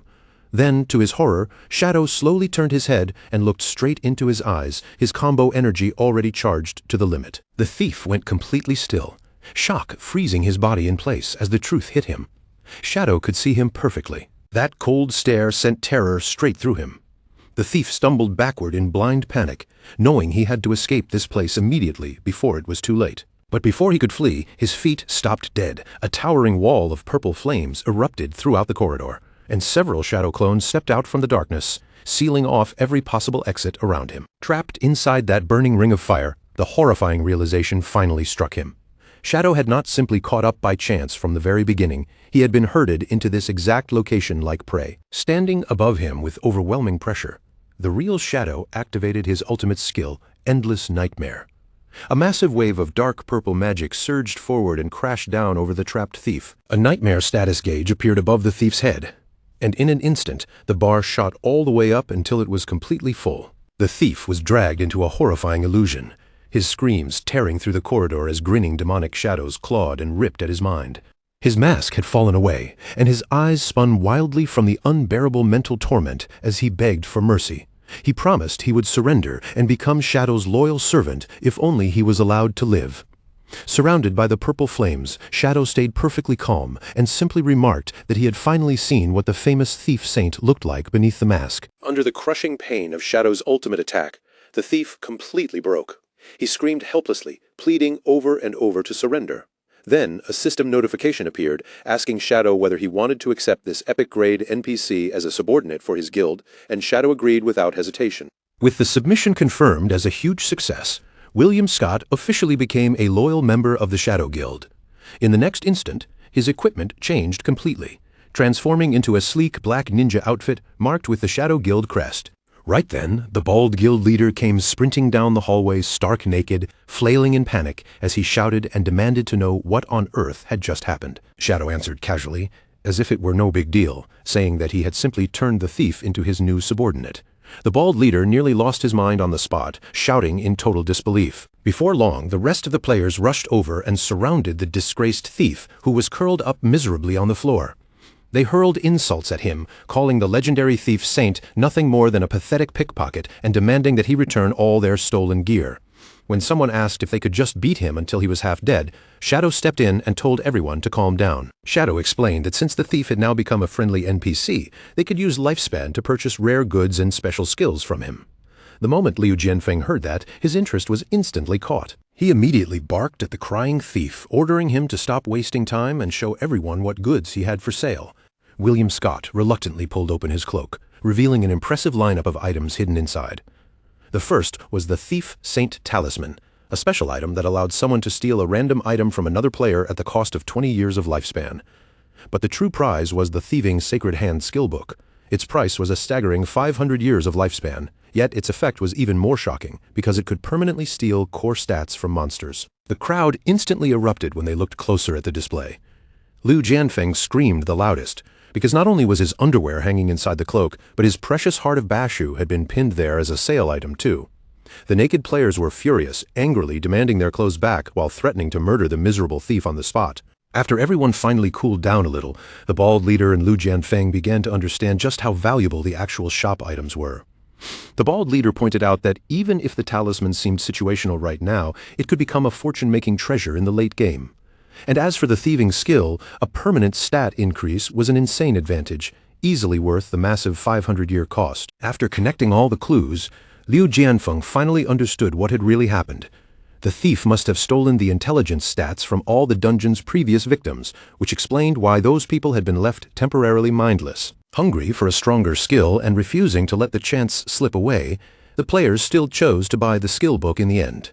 Right after that, the system recorded the purchase clearly, showing that the blue Cheongsam martial artist girl and Liu Jianfeng had each paid 500 years of lifespan to learn the new ability. Immediately after that, a huge jackpot alert exploded in front of Shadow. His newly recruited subordinate had just earned a full 1,000 years of lifespan, and because of the 50% tax rate, 500 years flowed straight into Shadow's guild pool like free profit. Seeing this, Shadow instantly understood the trick behind it. If he sent the thief out to hunt and farm other players, the lifespan gains would keep rolling in. And since half of the cost came back to him as a rebate, even if Shadow learned the skill himself, the real price would only be 250 years. Shadow did not waste even a second. He directly spent 88 evolution points and pushed the skill book all the way up into the mythic tier. After the upgrade, Thieving Sacred Hand became terrifying.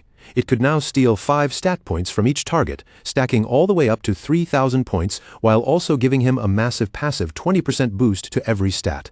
Even more ridiculous, the skill was no longer limited by target type and could be used on anyone. A faint smile appeared on Shadow's face as he looked at the upgraded effect. A percentage-based stat boost might not look simple on paper, but he knew exactly how dangerous it was. The stronger he became and the higher his level climbed, the more absurd that 20% bonus would grow. William Scott stood there frozen, his eyes wide as he stared at Shadow's hand. A strange mythical glow was pulsing from it, and the energy alone was enough to leave him completely stunned. Barely able to believe what he was seeing, William Scott asked how Shadow had possibly mastered the ultimate mythic skill that belonged to the Starry Sky Thief clan. But before Shadow could even give him an answer, the thief suddenly dropped down and slammed his forehead against the stone floor again and again. With each heavy knock, he swore that he would follow Shadow for the rest of his life, begging with desperate excitement for Shadow to pass that skill down to him one day. Shadow only looked down at him calmly and told him to stand up. His voice stayed steady as he promised that as long as William behaved properly, he would eventually teach him the skill. Right at that moment, the entire roof began to collapse with a violent roar. The stone ceiling cracked apart overhead, and chunks of debris rained down as enormous glowing chains and thick purple tentacles smashed straight into the room. Through the crashing rubble, a thunderous voice rolled across the room, filled with rage as it cursed them all as despicable humans. From inside the smoke and dust, a gigantic, horrifying eyeball monster slowly appeared. Its huge body was bound in glowing chains, with tentacles twisting around it like something from a nightmare. The monster roared furiously, demanding that they release William Scott at once. William immediately panicked and tried to stop his friend, shouting with everything he had that she had misunderstood the situation. But the monster was already too enraged to listen to a single word. Its massive eye began to gather a frightening light, and in the next instant, it fired a devastating petrification ray straight at the group. Liu Jianfeng and the bald leader had no time to escape at all, and their bodies were instantly turned into solid stone statues. Shadow, however, did not even flinch. He calmly raised his magic resistance shield in front of him, and the beam slammed into it only to be blocked without any difficulty. The monster froze in confusion. its giant eye trembling slightly as it stared at the shield. It could not understand how its ultimate attack had been stopped so easily by something that looked like a simple barrier. Right after unleashing that attack, the giant eyeball monster's body began to distort violently. Yellow electrical energy crackled across her form, making her entire body flicker and glitch, as if it were being torn apart from within. The glowing chains wrapped around her suddenly tightened with brutal force. They dug into her body like burning restraints, and the pain was so intense that she let out a piercing scream. William's face changed instantly. He rushed toward the struggling monster in a panic, begging her not to use her power anymore. His voice cracked as he cried out that she could not die here.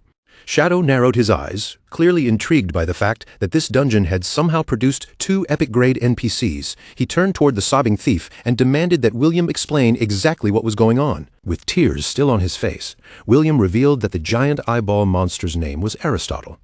She was not just some random dungeon monster. She was his closest and most important friend. Many years ago, back when William was still nothing more than a low-level thief, he had met Aristotle by chance. Somehow, the two of them connected almost immediately, and before long, they had become the best of friends. Aristotle possessed an unbelievable amount of cosmic knowledge and could locate almost any rare treasure hidden in the world. William, on the other hand, relied on his god-tier stealing abilities to snatch those treasures once she found them. Working together, the two of them collected legendary loot in unbelievable amounts, piling up treasures one after another. That was exactly how William eventually earned the famous title of Thief Saint. But their luck did not last forever.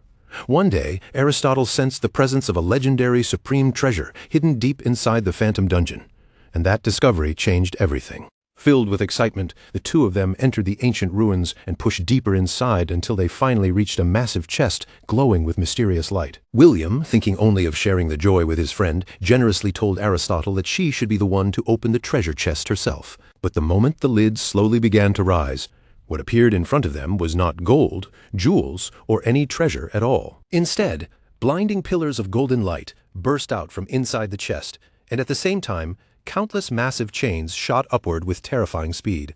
Before either of them could react, those chains violently pierced straight through Aristotle's body.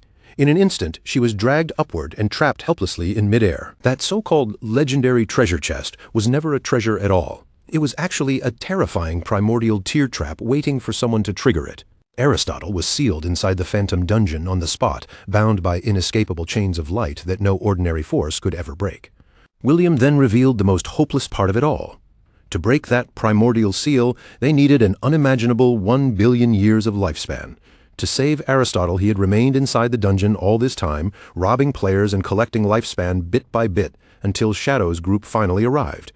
Through his tears, he explained that Aristotle had just forced herself to use her powers in order to save him, and that act triggered the seal's deadly punishment, pushing her to the edge of death. William looked at his dying friend with despair filling his eyes. Now that he was bound to Shadow, he knew he would never be able to gather 1 billion years of lifespan. The farewell he had feared for so long had finally arrived. The thief completely collapsed. He cried so hard that his whole body shook, apologizing again and again to his oldest friend while screaming that he was sorry for failing her. Tears poured down William's face as he sobbed uncontrollably, calling out to Big Eye and apologizing over and over because he still could not save her. Then through his tears, William noticed Shadow stepping forward. When he saw his master draw the glowing primordial sword, confusion immediately flashed across his face, and he asked what Shadow was planning to do. William threw himself directly in front of the giant eyeball, using his own body to block the way. In desperation, he asked if Shadow was trying to kill his friend, then hurriedly tried to convince him that Big Eye would not drop anything valuable even if she died. William begged Shadow to show mercy, his voice shaking as he pleaded for Big Eye's life. But Shadow ignored his cries completely, lifted his sword and swung it down with cold precision. Yet the blade did not cut into the monster at all. Instead, Shadow's strike landed on the chains binding the giant eyeball, and the restraints shattered apart right before William's stunned eyes. The broken chains dissolved into light and vanished from the air, and with that single strike, the seal binding Aristotle was officially destroyed. William could only stare in disbelief, his mouth slightly open as he tried to understand what had just happened. He could not figure out how Shadow had pulled off such an impossible miracle.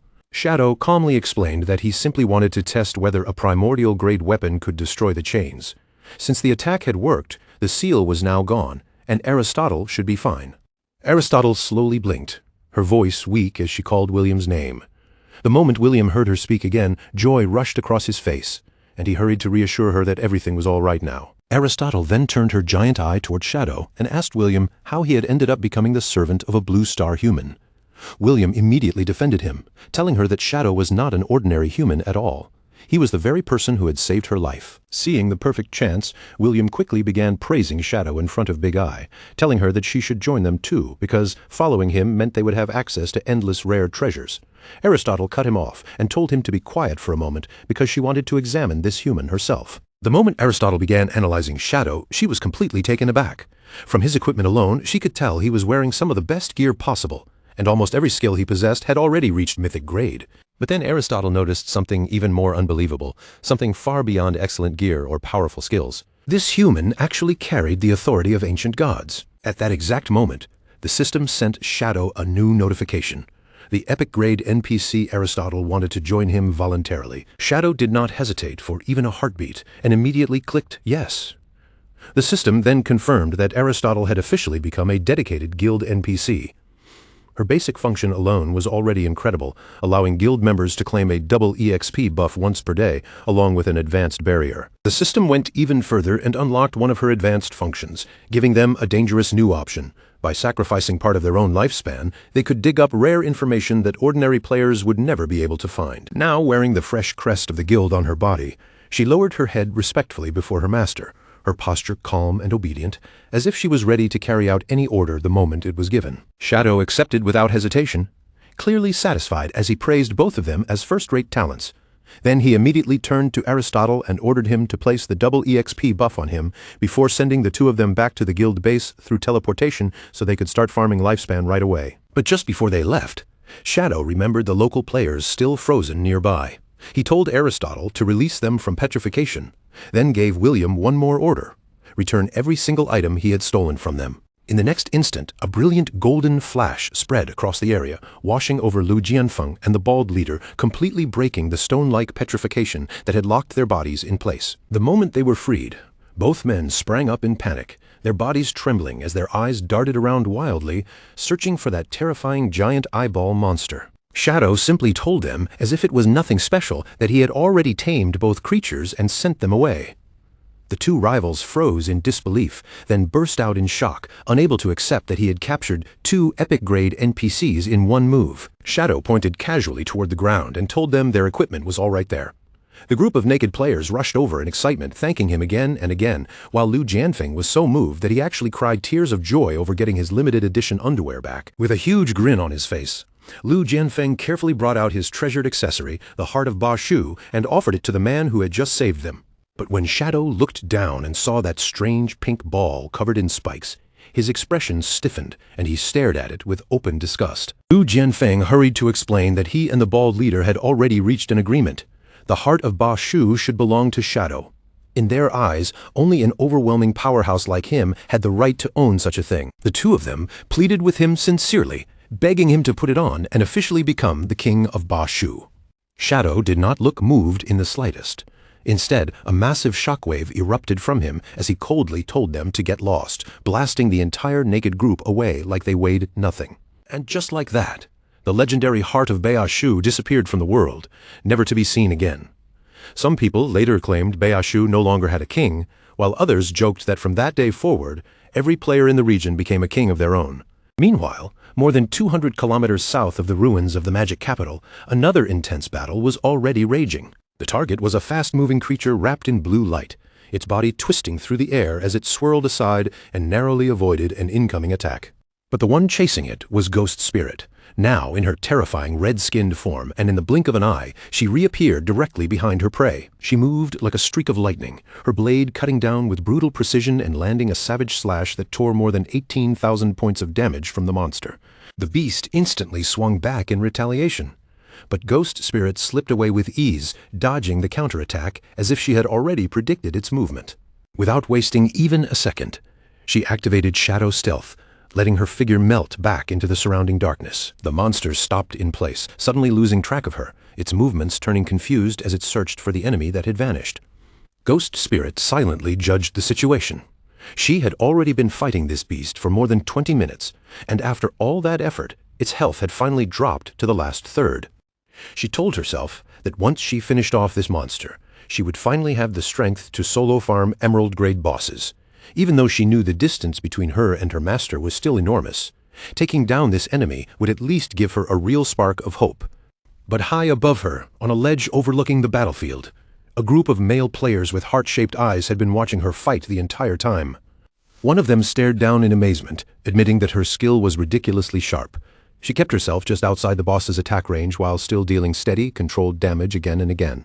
Another player, practically drooling as he watched, began plotting out loud. If they all rushed her together, he believed she would have no way to resist, especially now that the boss had already been worn down to 1/3 health. One man had even lowered himself like a human chair beneath their blonde leader, respectfully telling his queen that they were ready to jump in at any moment and steal the boss for her. The blonde leader, however, told him there was no need to hurry. She watched Ghost Spirit closely and advised them to wait, admitting that their target was clearly a top-tier hunter with clean, decisive attacks. She warned her followers that the girl was constantly on guard. At the smallest sign of danger or movement around her, she would vanish instantly and make herself impossible to catch. Just then, Ghost Spirit's faint outline appeared above the monster as she prepared to strike again, and the blonde leader's lips curled into a knowing smirk. She declared that the only chance to catch Ghost Spirit was the exact instant she launched her attack. And as she spoke, a glowing red magic circle began to spread beneath them. The moment that red magic circle lit up, Ghost Spirit immediately sensed that something was wrong, her instincts warning her that a sudden trap had been activated. Red energy erupted upward, surging into the sky as the spell fully awakened, and the entire area was swallowed by the glow of the formation. Ghost Spirit was startled as she looked toward the source of the power, realizing it was a magic circle, and immediately questioning who had suddenly appeared there. Since she did not know what these people wanted or what the spell was capable of, she made the safest choice right away and decided to retreat first. Watching Ghost Spirit pull back so quickly, the blonde leader smirked with disdain, mocking her for running so fast and calling her nothing more than a typical rat from the Shadow Guild. Then she turned toward her brainwashed followers and gave the order, commanding them to rush in immediately and take control of the boss. The squad charged forward at once, shouting as they stormed toward the battlefield, screaming for their guild to advance in the name of their beloved master. The brainwashed warriors threw themselves at the lightning-infused platinum boss, while Ghost Spirit, already hidden back in stealth, looked on coldly and scoffed at their clumsy attempt to steal her kill. She knew the system rules better than they did, since she had already removed 2/3 of the boss's health. Only she would have the right to pick up the loot during the protected time limit. So Ghost Spirit planned to stay hidden in stealth, wait for them to finish the boss off, and then snatch the rewards the moment they dropped. From the rooftop above, the blonde leader giggled as if she had already seen through everything, mocking Ghost Spirit for hiding and accusing her of waiting for the perfect chance to steal the loot. With one final blow, the Cloud Mountain Fog Guild finally defeated the Platinum-grade Lightning Saber King. But the system immediately announced that because their battle contribution was only 27.5%, the loot was locked and no one could pick it up for the next 43.5 minutes. The guild members did not seem bothered by the long wait at all.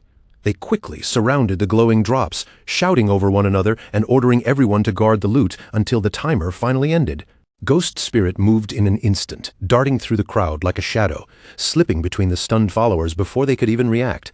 But right as her hand reached toward the loot, the blonde leader's grin turned wicked, and she quietly whispered that the target had taken the bait. She struck the ground hard with her staff, and another magic circle instantly activated beneath the battlefield. Ghost Spirit was caught completely off guard as a massive magic array flared to life under her feet, the sudden light locking the space around her. It was the Desire Cage magic array.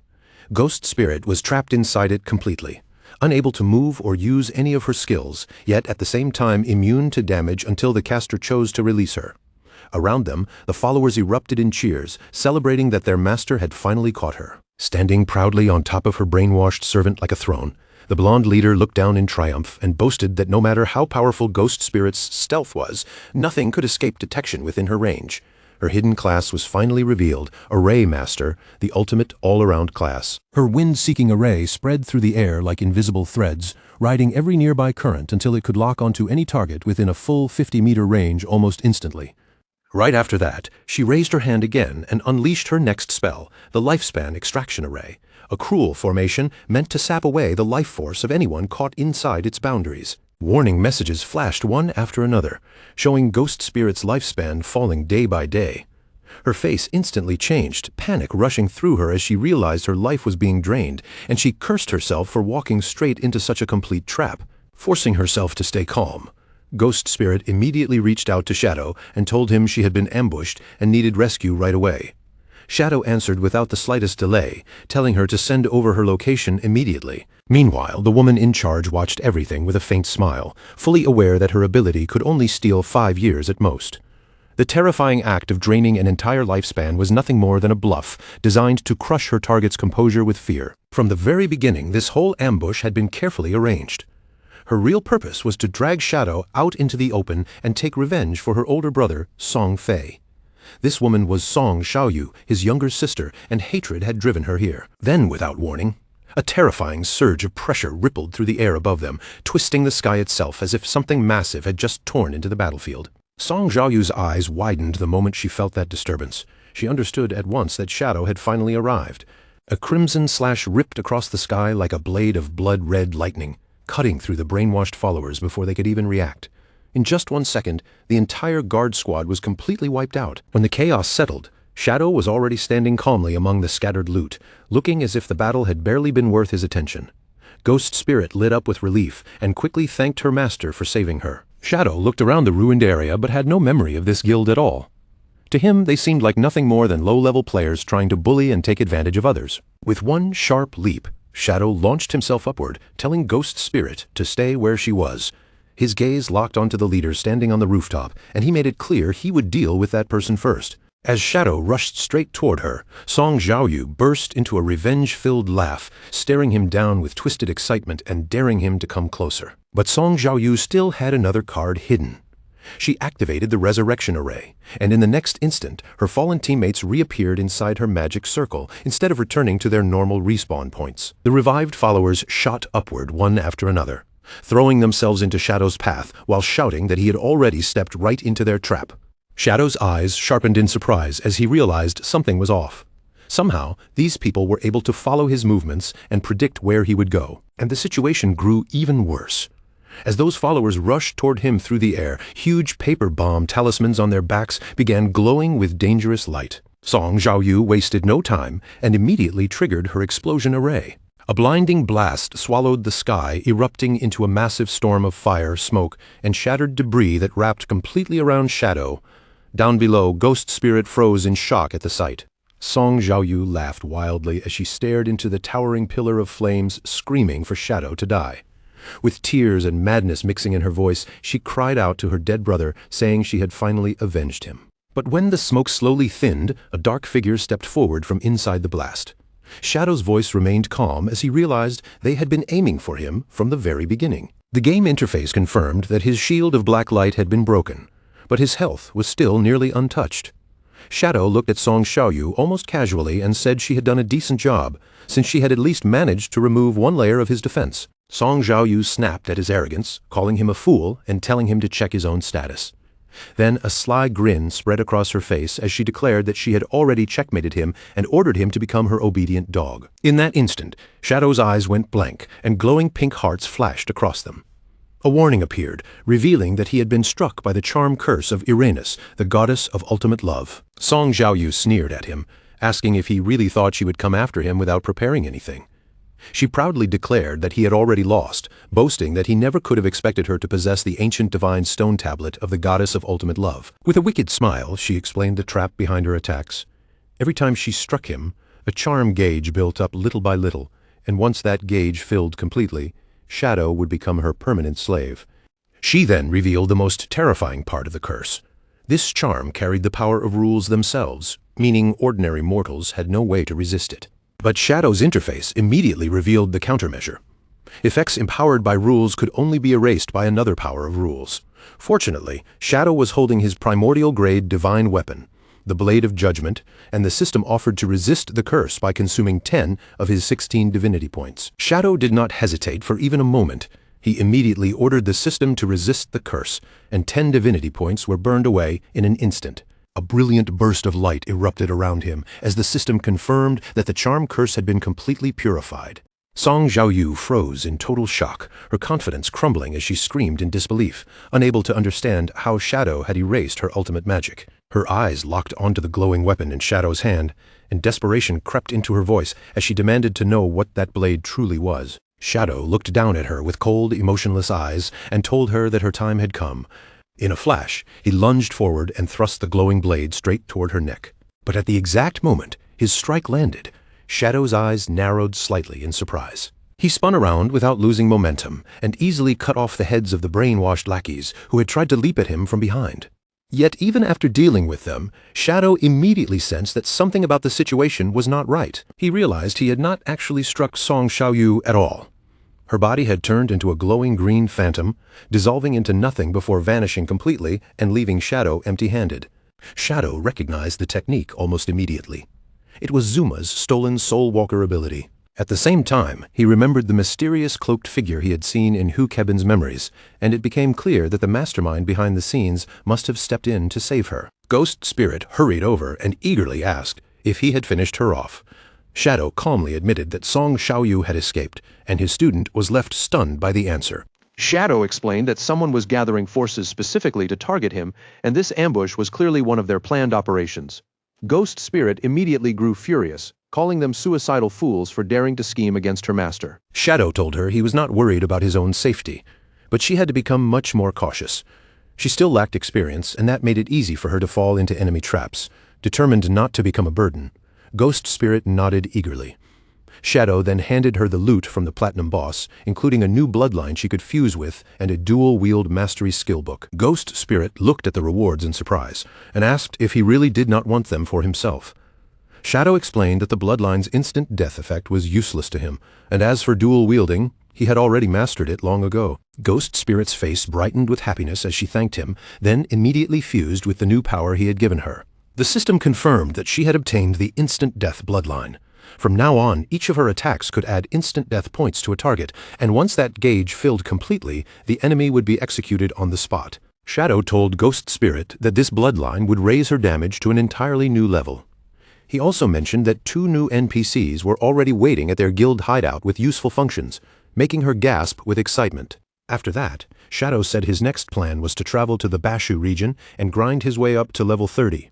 He gave Ghost Spirit the job of watching the foreign player guilds and the Cloud Mountain Fog Guild, and she agreed without any hesitation.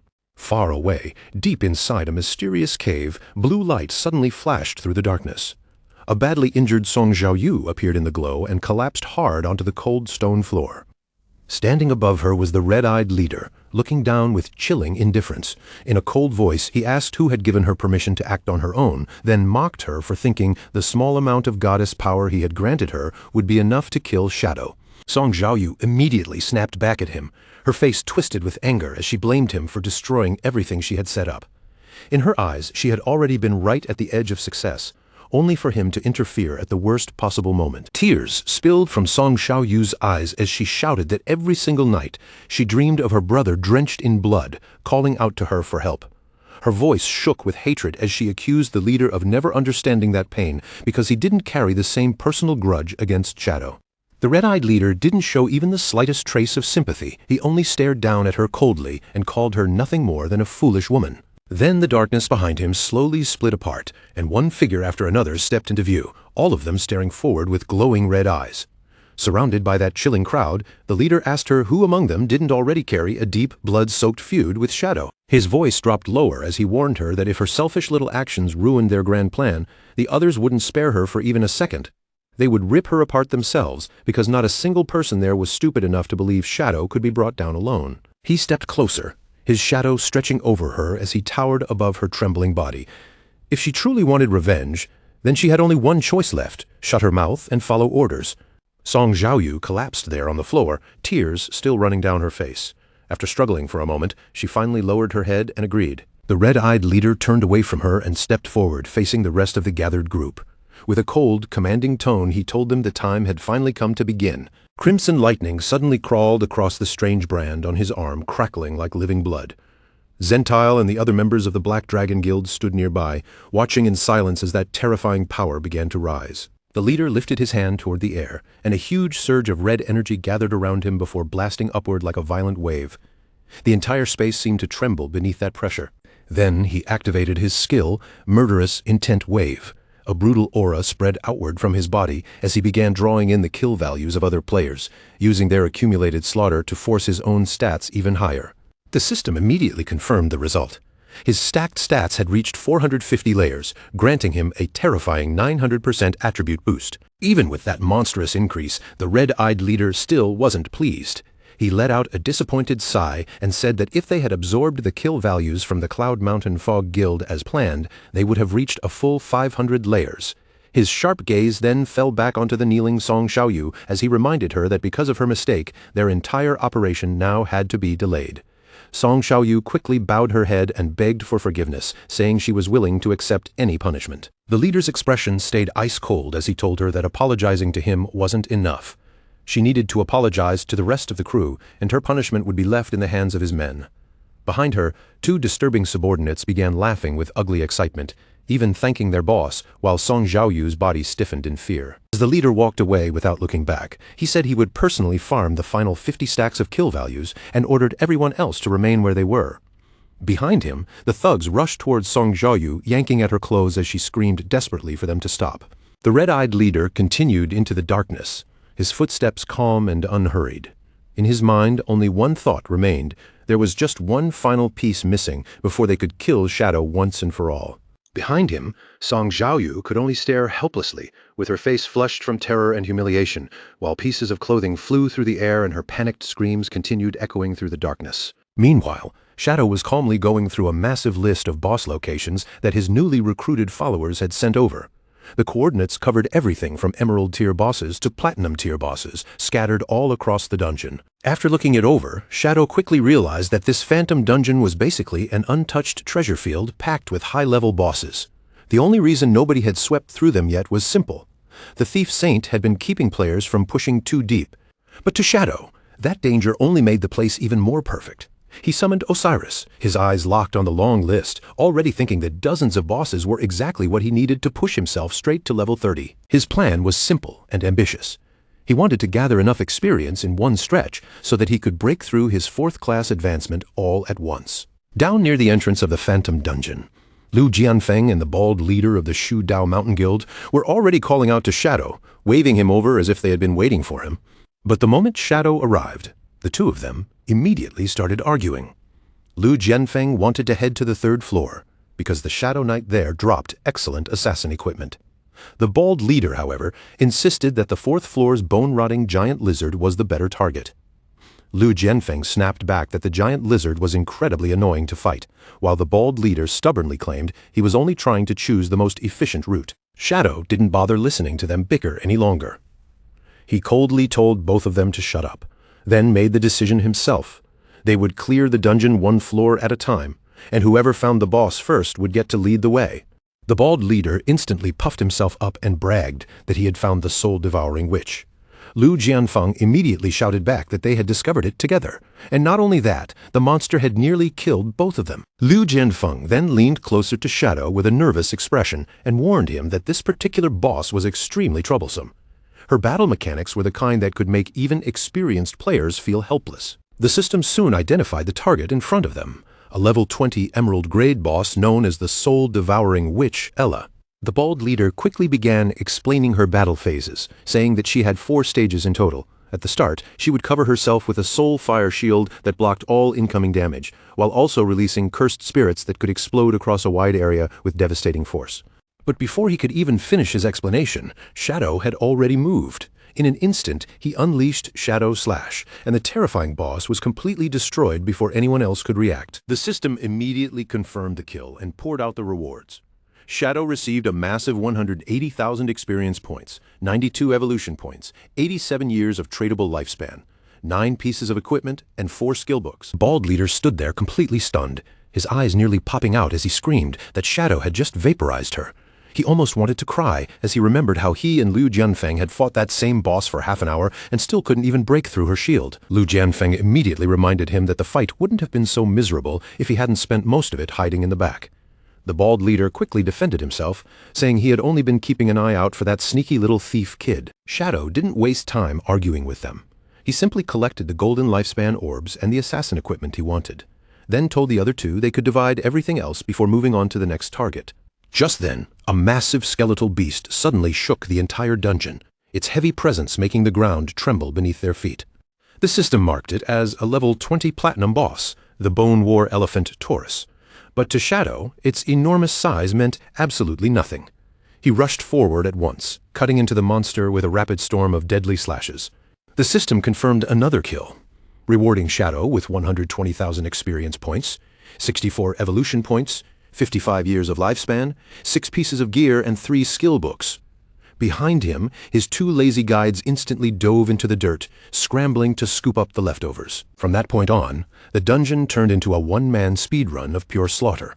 On the 3rd floor, Shadow found the emerald-grade Shadow Knight Sharon and cut it down in a single clean motion. Next came the platinum-grade Molten Giant, Baal. Before the huge monster could even launch an attack, Shadow's blade had already sliced straight through it, splitting it apart. Then the emerald-grade Death Language Priest, Solon, stepped into his path.